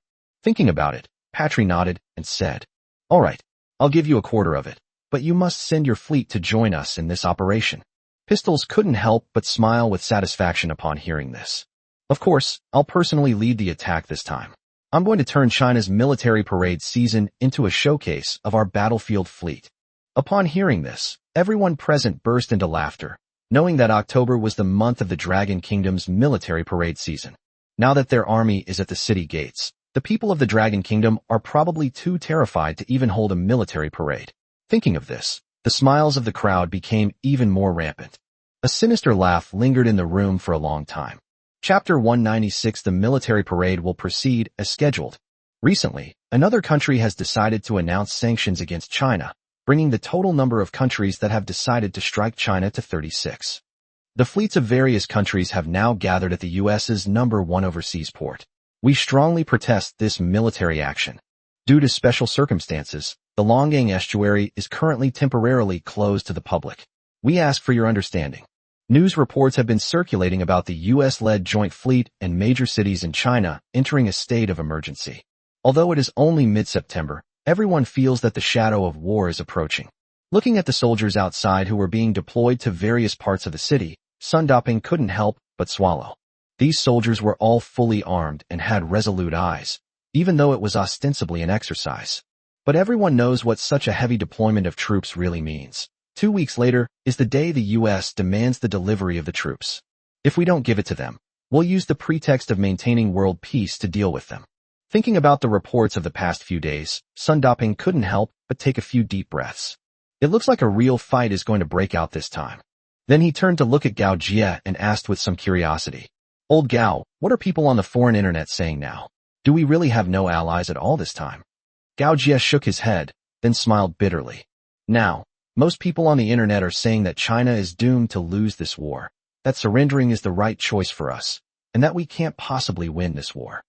The only Chinese people who are somewhat active are all from Runrin, and they don't know what to do except talk about the decline of China. As for the League of Nations, very few countries dare to openly stand by our side. Everyone is waiting to see China make a fool of itself." Hearing this, Gao Jie couldn't help but shake his head. He had originally thought that this year's military parade would be the most magnificent ever. After all, after decades of development, China's military weapons had undergone a major upgrade. "I never expected to encounter something like this, and I couldn't help but sigh." Online users have also compared the military strength of the US-led coalition with that of China, which has been publicly disclosed so far. The more intense the fear in one's heart becomes, the stronger it grows. "Everyone, do you think we can win this match? Will there still be a military parade this year? To be honest, I even bought a high-definition camera, but I never expected to encounter something like this. How about we hand over that guy the US wants? What's his name again? I think it's Lin Tian." No sooner had he finished speaking than someone cursed. "Pay what? Just because the Americans tell us to pay, we're not going to pay. Moreover, what label have they attached to us this time? Terrorism. If we hand them over, what will we be? A breeding ground for terrorism? Even if we did commit a crime, it's not their place to judge us." Exactly.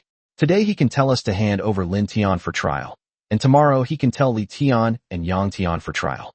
Are we going to agree to all of that? Upon hearing these words, everyone present nodded in agreement. However, the question remained. How would they defend against the U.S. attack if they didn't hand over the information? Everyone frowned at this thought. The U.S.-led Joint Fleet is coming in with great force. It's questionable whether they can even hold their ground, let alone hold the parade. Based on the intelligence released by both sides, they are at a significant disadvantage in this confrontation, as the U.S. combined fleet is not only numerous. Moreover, the combat power of warships should not be underestimated. Although they have laser cannons, they are probably not enough to compete with such a large fleet and carrier-based aircraft. They currently have fewer fifth-generation fighter jets than their counterparts, mainly because they only have one country, while their counterparts have more than 30. Upon realizing this, everyone present frowned. At this moment, everyone in the international community holds a pessimistic view of the current situation of the Dragon Kingdom. Even Putin, at this moment, looked into the distance with worry, then stood up, put down his pen, and sighed, saying, "It's a real pity about China. If they had another 20 years, or even 10, they could have surpassed the United States." They had already heard the news that the U.S. was assembling a fleet to launch an expedition. When they saw the intelligence report that the U.S. had assembled 10 aircraft carrier fleets and united 35 countries to launch a joint attack on China, they were shocked. His heart sank.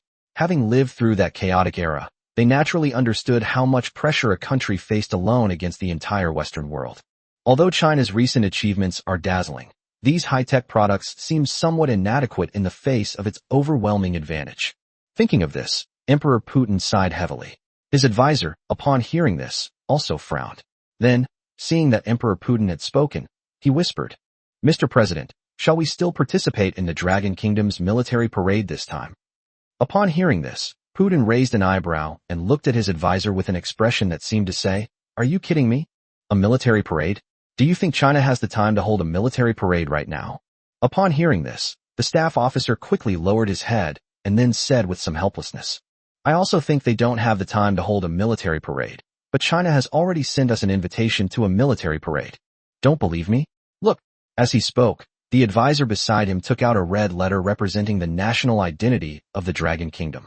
It read, "We cordially invite President Putin of the Russian Bear to attend the centennial military parade of the Chinese nation. This time we will present a different kind of Dragon Kingdom." Upon seeing the national seal on the letter, Putin knew it was genuine. However, it is precisely because this is real that it seems so fake. A wartime military parade is extremely rare in human history. The most famous one so far is that Red Military Parade, a kind of romance unique to red countries. After that military parade, tens of millions of Russian soldiers sacrificed their lives for their country and were laid to rest forever in their capital. But this also stopped Hitler's army. Is the Dragon Kingdom now going to replicate this miracle?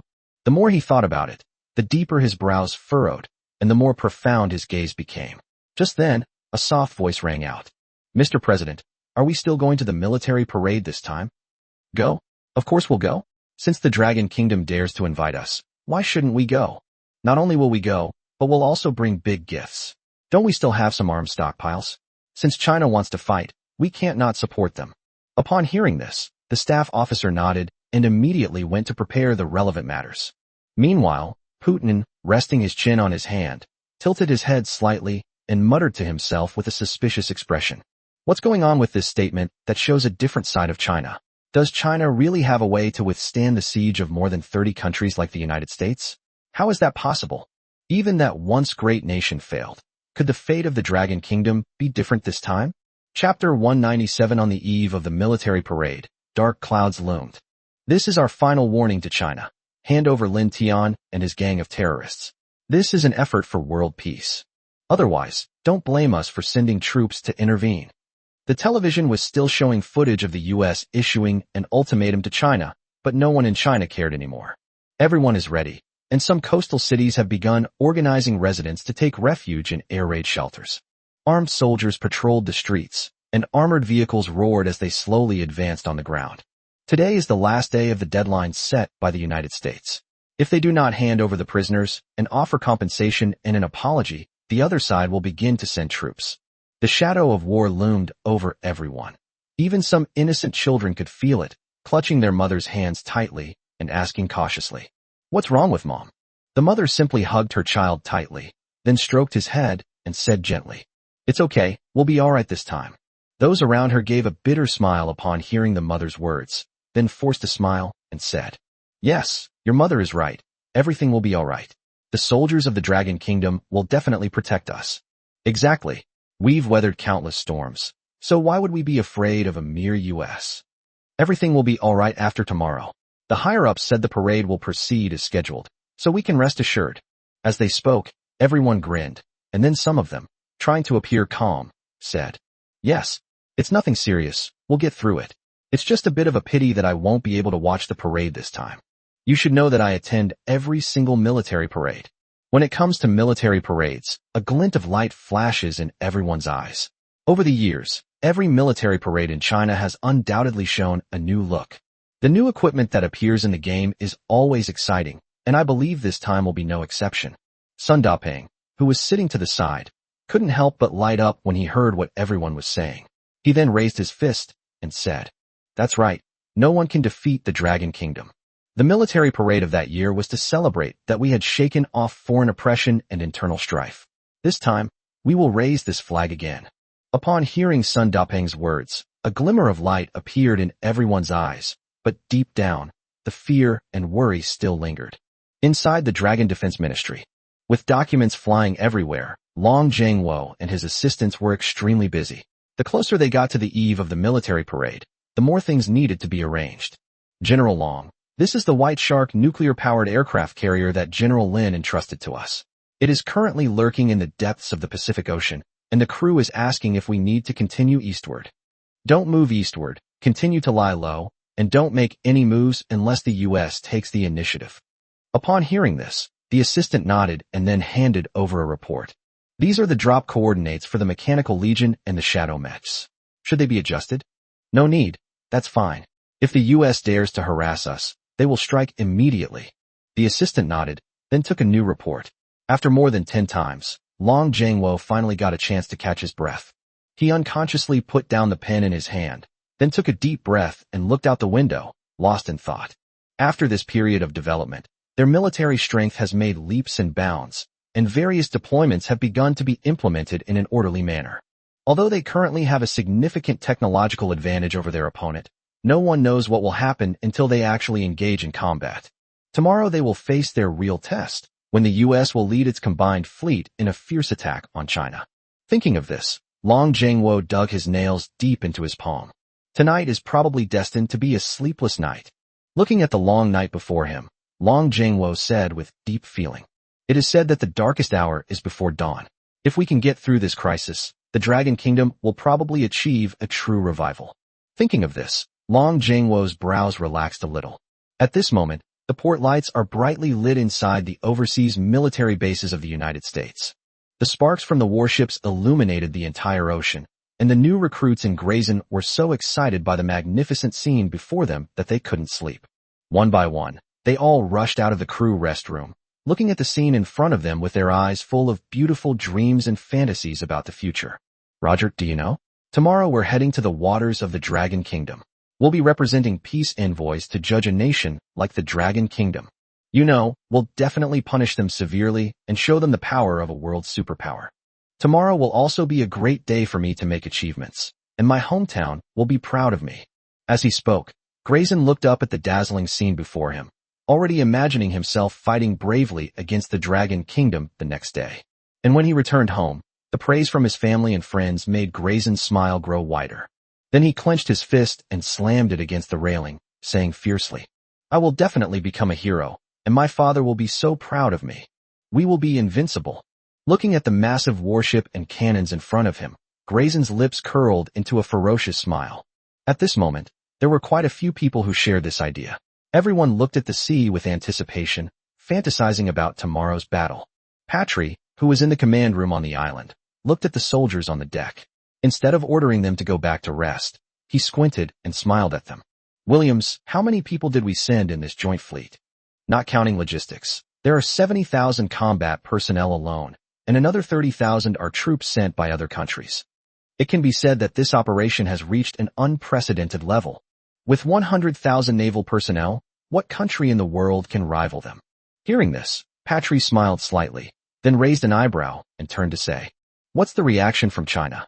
Are they still fixated on Lin Tian? I never imagined that such a person was hiding in China. But we won't give them another chance." As he spoke, Patry's gaze turned cold.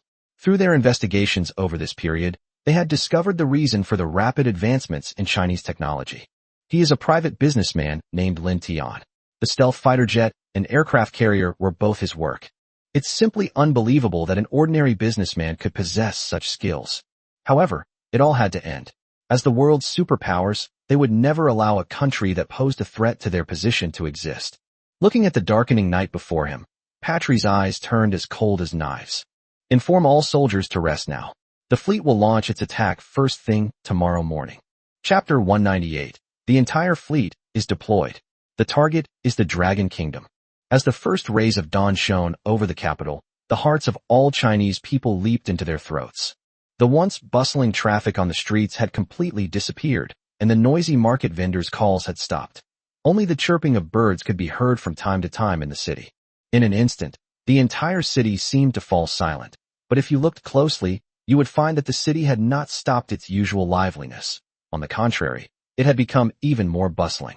On the streets and alleys, soldiers in plain clothes were patrolling, and military armored vehicles were parked on the roads that were originally used for private cars. Seeing this scene before him, Putin frowned slightly. These arrangements were probably in preparation for the emergency evacuation of the masses and the organization of rescue efforts should the city be bombed.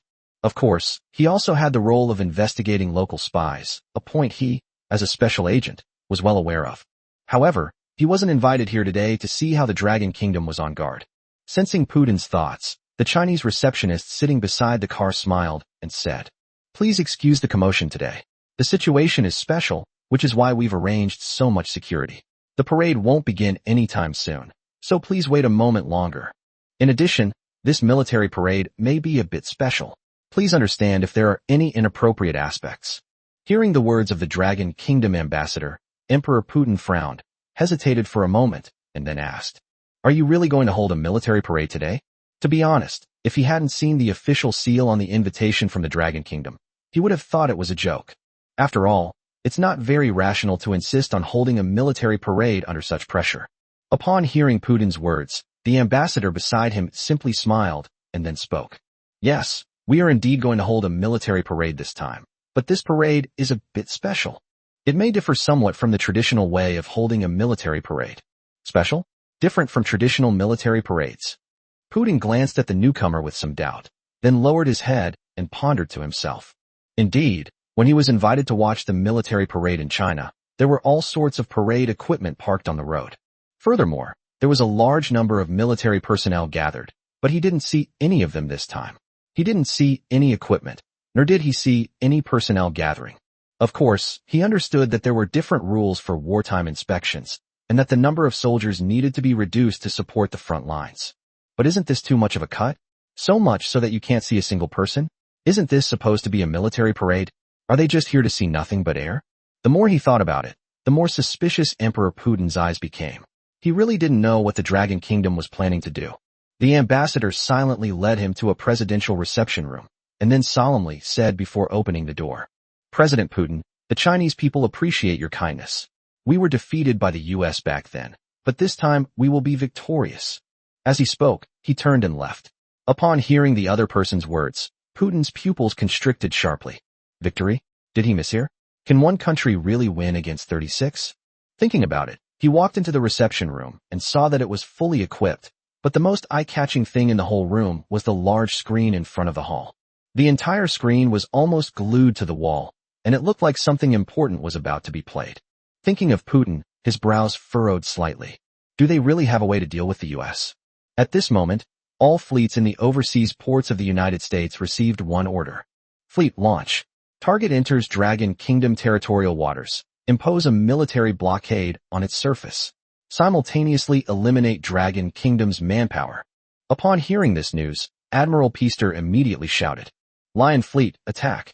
Let those Dragon Kingdom people see the might of the descendants of King Lionheart." Upon hearing this, the British Carrier Strike Group began to leave the harbor, and the American Carrier Strike Group followed suit. One warship after another sped towards their bloodied prey like sharks, while at the same time, one carrier-based aircraft after another began to take off. The rotors of the reconnaissance helicopters began to roar, and the exhaust nozzles of the fighter jets emitted a piercing, buzzing sound. One by one, the fighter jets began to enter their designated orbits, while the submarine force silently followed beneath the aircraft carrier, the entire force moving in an orderly manner.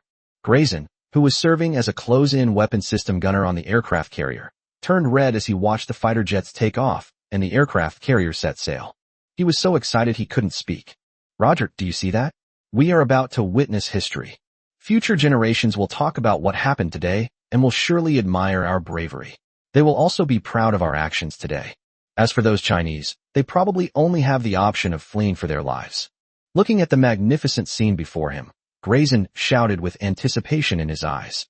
The American soldier beside him smiled slightly upon hearing this, and there was no doubt that their operation was unprecedented. The fact that more than 30 countries joined forces to safeguard world peace is something that deserves to be celebrated in the future. And they are now part of this history. How could they not be excited? Therefore, everyone looked ahead with excited expressions and a slight smile on their lips. Let's just charge.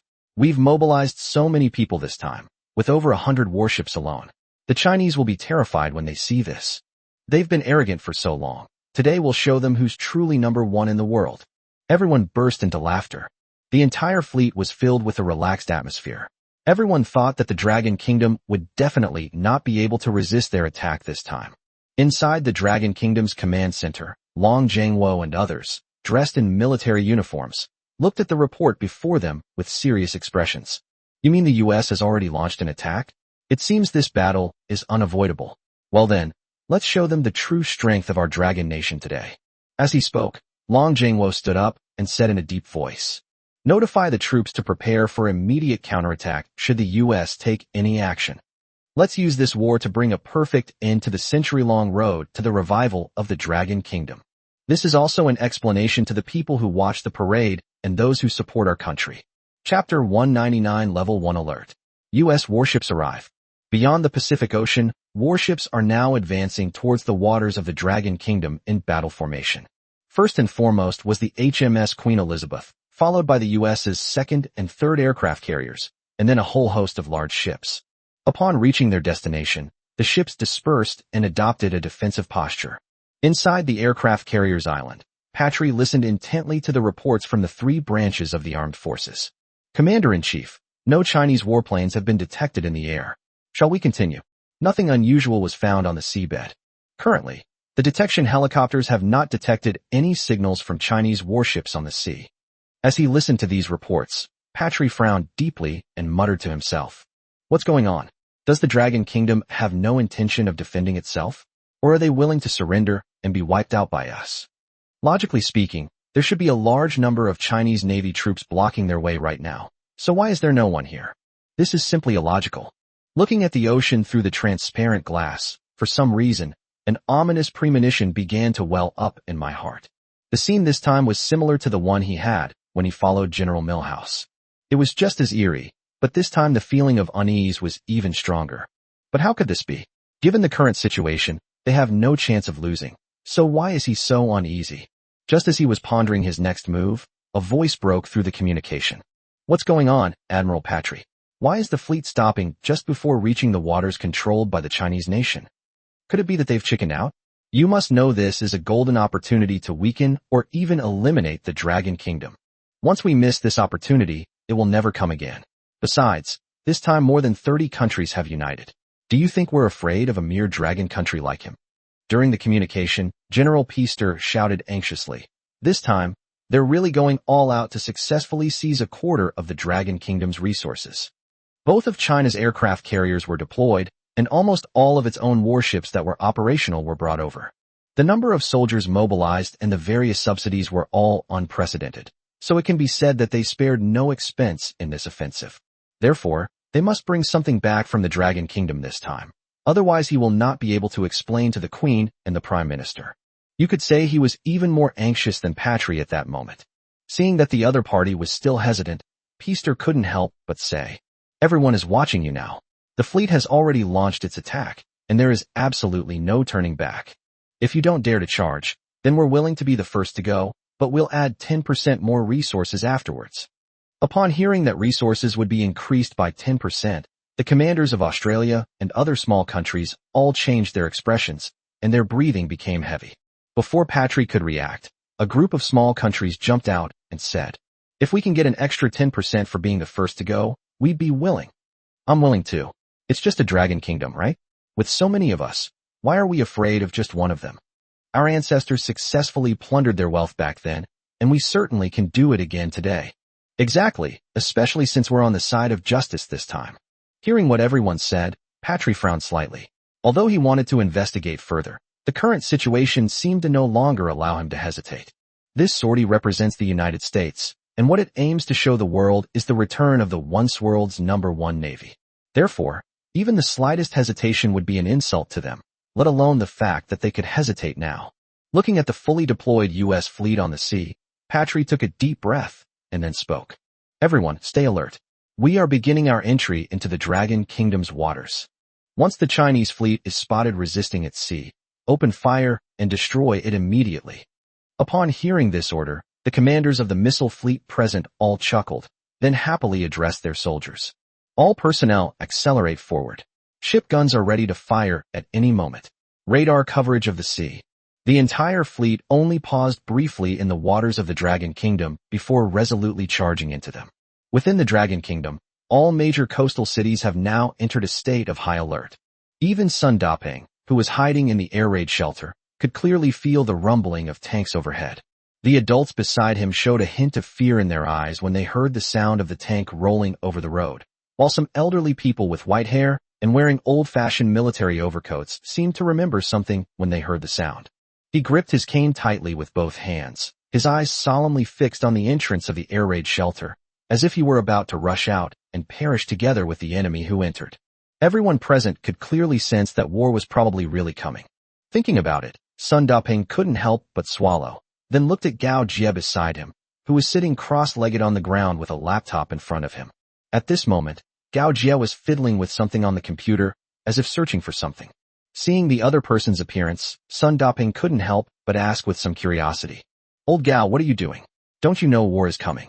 Gao Jie didn't even glance at him, and continued fiddling with his computer, saying as he searched, of course I know war is coming. I not only know it, but I understand it better than you do. What will happen in this war?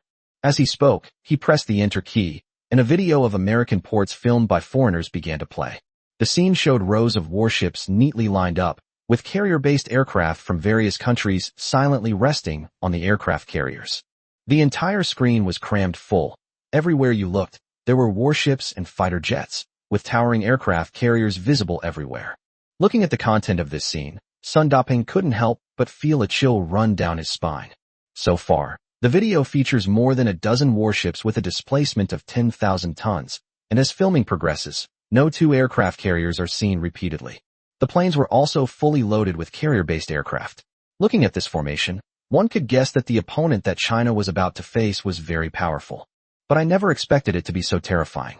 The military power shown in this video alone is probably enough to raise 90% of the countries on Earth.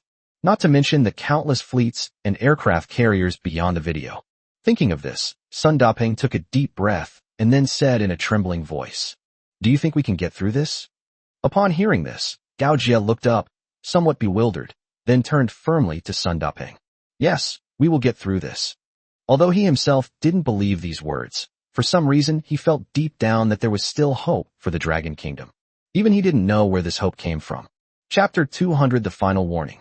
The decisive battle begins. Inside the Dragon Kingdom Command Center. At this moment, Long Jiangwo was sitting in front of the combat command console, watching the movements of the American fleet in front of him. The assistant calmly reported the situation to the person in front of him. "General Long, the Luanbird combat platform has completed its orbital transfer, and we have successfully entered the airspace over the U.S. mainland. The Chungying Mechanical Legion is ready to carry out airborne missions at any time. The J-20 fighter jet with its optical stealth capability is on standby and ready to issue an attack order at any time. The Baidi aerospace fighter jet is also on standby at high altitude. Currently, each White Emperor fighter jet has locked onto an aircraft carrier. There are also new types of aircraft carriers lurking on the seabed, ready to surface and take off at any time." Hearing these reports, Long Jiangwo's brows relaxed considerably, and he then turned to ask his assistant, "How is the U.S. fleet doing right now? What stage is the fleet at in its journey?" The assistant paused for a moment before speaking. "The U.S. has now entered the buffer zone we previously set out. Any further in is where our maritime sovereignty lies." Upon hearing this, Long Jiangwo took a deep breath and then said in a deep voice, "Give the U.S. an ultimatum, telling them that if they take another step forward, we will retaliate in accordance with international law. At the same time, notify all troops to prepare for the review." Upon hearing this, the assistant immediately left. Watching the other person's figure, Long Jiangwo frowned slightly. This announcement was their last act of courtesy to the United States. Although he didn't think the other party would appreciate it, it didn't matter. If the other party insists on being stubborn, they can help them save face. Thinking about this, Long Jiangwo couldn't help but look at the information transmitted by the American fleet detected by the White Emperor fighter jet from high altitude, and a cold glint appeared in his eyes. The U.S. fleet. At this moment, all the fleets began to advance in an orderly manner. They moved very slowly along the way, and the reconnaissance forces from the sea and the air never stopped. Strangely, they found absolutely no information about Chinese warships or aircraft on the sea or in the air. The entire Pacific Ocean was as calm as a pot of cold porridge, completely still and without any ripples. Haven't they detected any signals from the Dragon Kingdom's army yet? Looking at the radar in front of him, which showed everything was normal, Patry frowned and asked. All the subordinates shook their heads. "Report to the commander-in-chief. No, we've sent out all our reconnaissance aircraft, but there's no radar signal anywhere, neither in the Sponge City nor in the air. Even underwater sonar detection failed to locate the Dragon Turtle submarine. It seems the Dragon Kingdom's army has no intention of fighting us. Could it be that they've chickened out when they saw our troops?" The radar in front of them was completely silent. If it weren't for the indicator showing that the radar was operating, they would have almost thought that the radar was broken. However, in fact their radar was not broken and was functioning perfectly well. Not only did their fleet's radar fail to detect the target, but currently none of the ships in the entire combined fleet have detected the target. Even they themselves were puzzled by this. When Patry heard his subordinate's report, his face showed no joy. Instead, his brows furrowed even deeper. What on earth is the Dragon Kingdom up to? Are they planning to give up? No sooner had he finished speaking than General John Bull's dismissive reply came through the communication line. Of course they won't defend it, because it's simply impossible to defend it. Faced with such a massive fleet, do you really think an agricultural nation can hold out? If you ask me, Their army must be too afraid to come out and fight when they see our formation." As he spoke, Peaster burst into laughter, then added with some dissatisfaction, "Admiral Patry, I must say your thinking is too cautious. The fleet's speed is far too slow. Sending out so many reconnaissance helicopters and early warning aircraft, and then the fleet advancing step by step at a snail's pace. This is such a waste of time. The Dragon Kingdom's army simply doesn't dare to confront us head-on." As the two were talking, the radar operator next to Patry suddenly shouted, "Commander-in-Chief, the forward troops have detected a message from the Chinese army. Shall we play it?"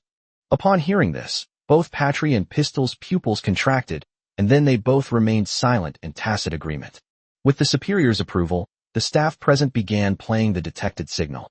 A strong, resonant male voice came from inside. "We are the Chinese Navy. You are about to enter our Chinese waters. Please leave immediately. Otherwise, I don't care who you are, what forces you are, or what your intentions are, as long as you enter our territorial waters without authorization. We will absolutely not let him get away with this." The powerful voice of the Chinese soldier echoed throughout the command room on the island, and everyone was awestruck by the Chinese soldier's domineering statement. After the initial shock came genuine anger, an anger born of humiliation. They are the American Navy, which has dominated the world for over 100 years. When have they ever been spoken to like that? Let alone the fact that it's 36 of them fighting against the Dragon Kingdom. Even if it were just one of them fighting the Dragon Kingdom at sea, it would be a sure thing. How dare the people of the Dragon Kingdom say such arrogant things in front of them? Upon hearing the Dragon Kingdom's expulsion statement, even Patry's face flushed red and his eyes turned angry. Before he could even speak, Peaster was the first to shout from the communication channel, "Fuck! Where did these monkeys from China get the nerve to tell us to leave? Did Jesus give them that confidence? Don't they understand their own situation yet? Do they even have the right to negotiate terms and demands with us? Patry, I recommend that the fleet sail at full speed and immediately seize the coastal cities of the Dragon Kingdom. We'll show these monkeys from the Dragon Kingdom what divine retribution looks like." Upon hearing the communication from the Dragon Kingdom, Peaster was completely stunned. In his eyes, the Dragon Kingdom was nothing more than a lamb to the slaughter. How can they be qualified to demand what they should do? In his view, what the Dragon Kingdom should do now is to humbly beg for mercy and try to ask for their forgiveness, so that perhaps they can be more lenient when they take action later, instead of provoking them here. Over the communication channel, the other fleet commanders from various countries were all excited upon hearing the phone call from China. "General Patry, we request permission to use cruise missiles against China's coastal cities. This would be the best response to the enemy. Yes, not only that, we should immediately send bombers to bomb the Chinese mainland. These Chinese haven't figured out the situation yet, and they still dare to be arrogant in front of our contracting nation." Everyone was immediately filled with righteous indignation. Hearing the cheers of those around him, Patry understood that he had to deliver a major blow to the Dragon Kingdom today. Otherwise, how will he lead the team in the future, and how will the United States maintain its prestige? Instruct all fleets to advance at full speed. Once the coastal cities of the Dragon Kingdom enter our firing range, fire immediately. Yes. Everyone shouted in unison, as if they could already see the Dragon Kingdom being destroyed.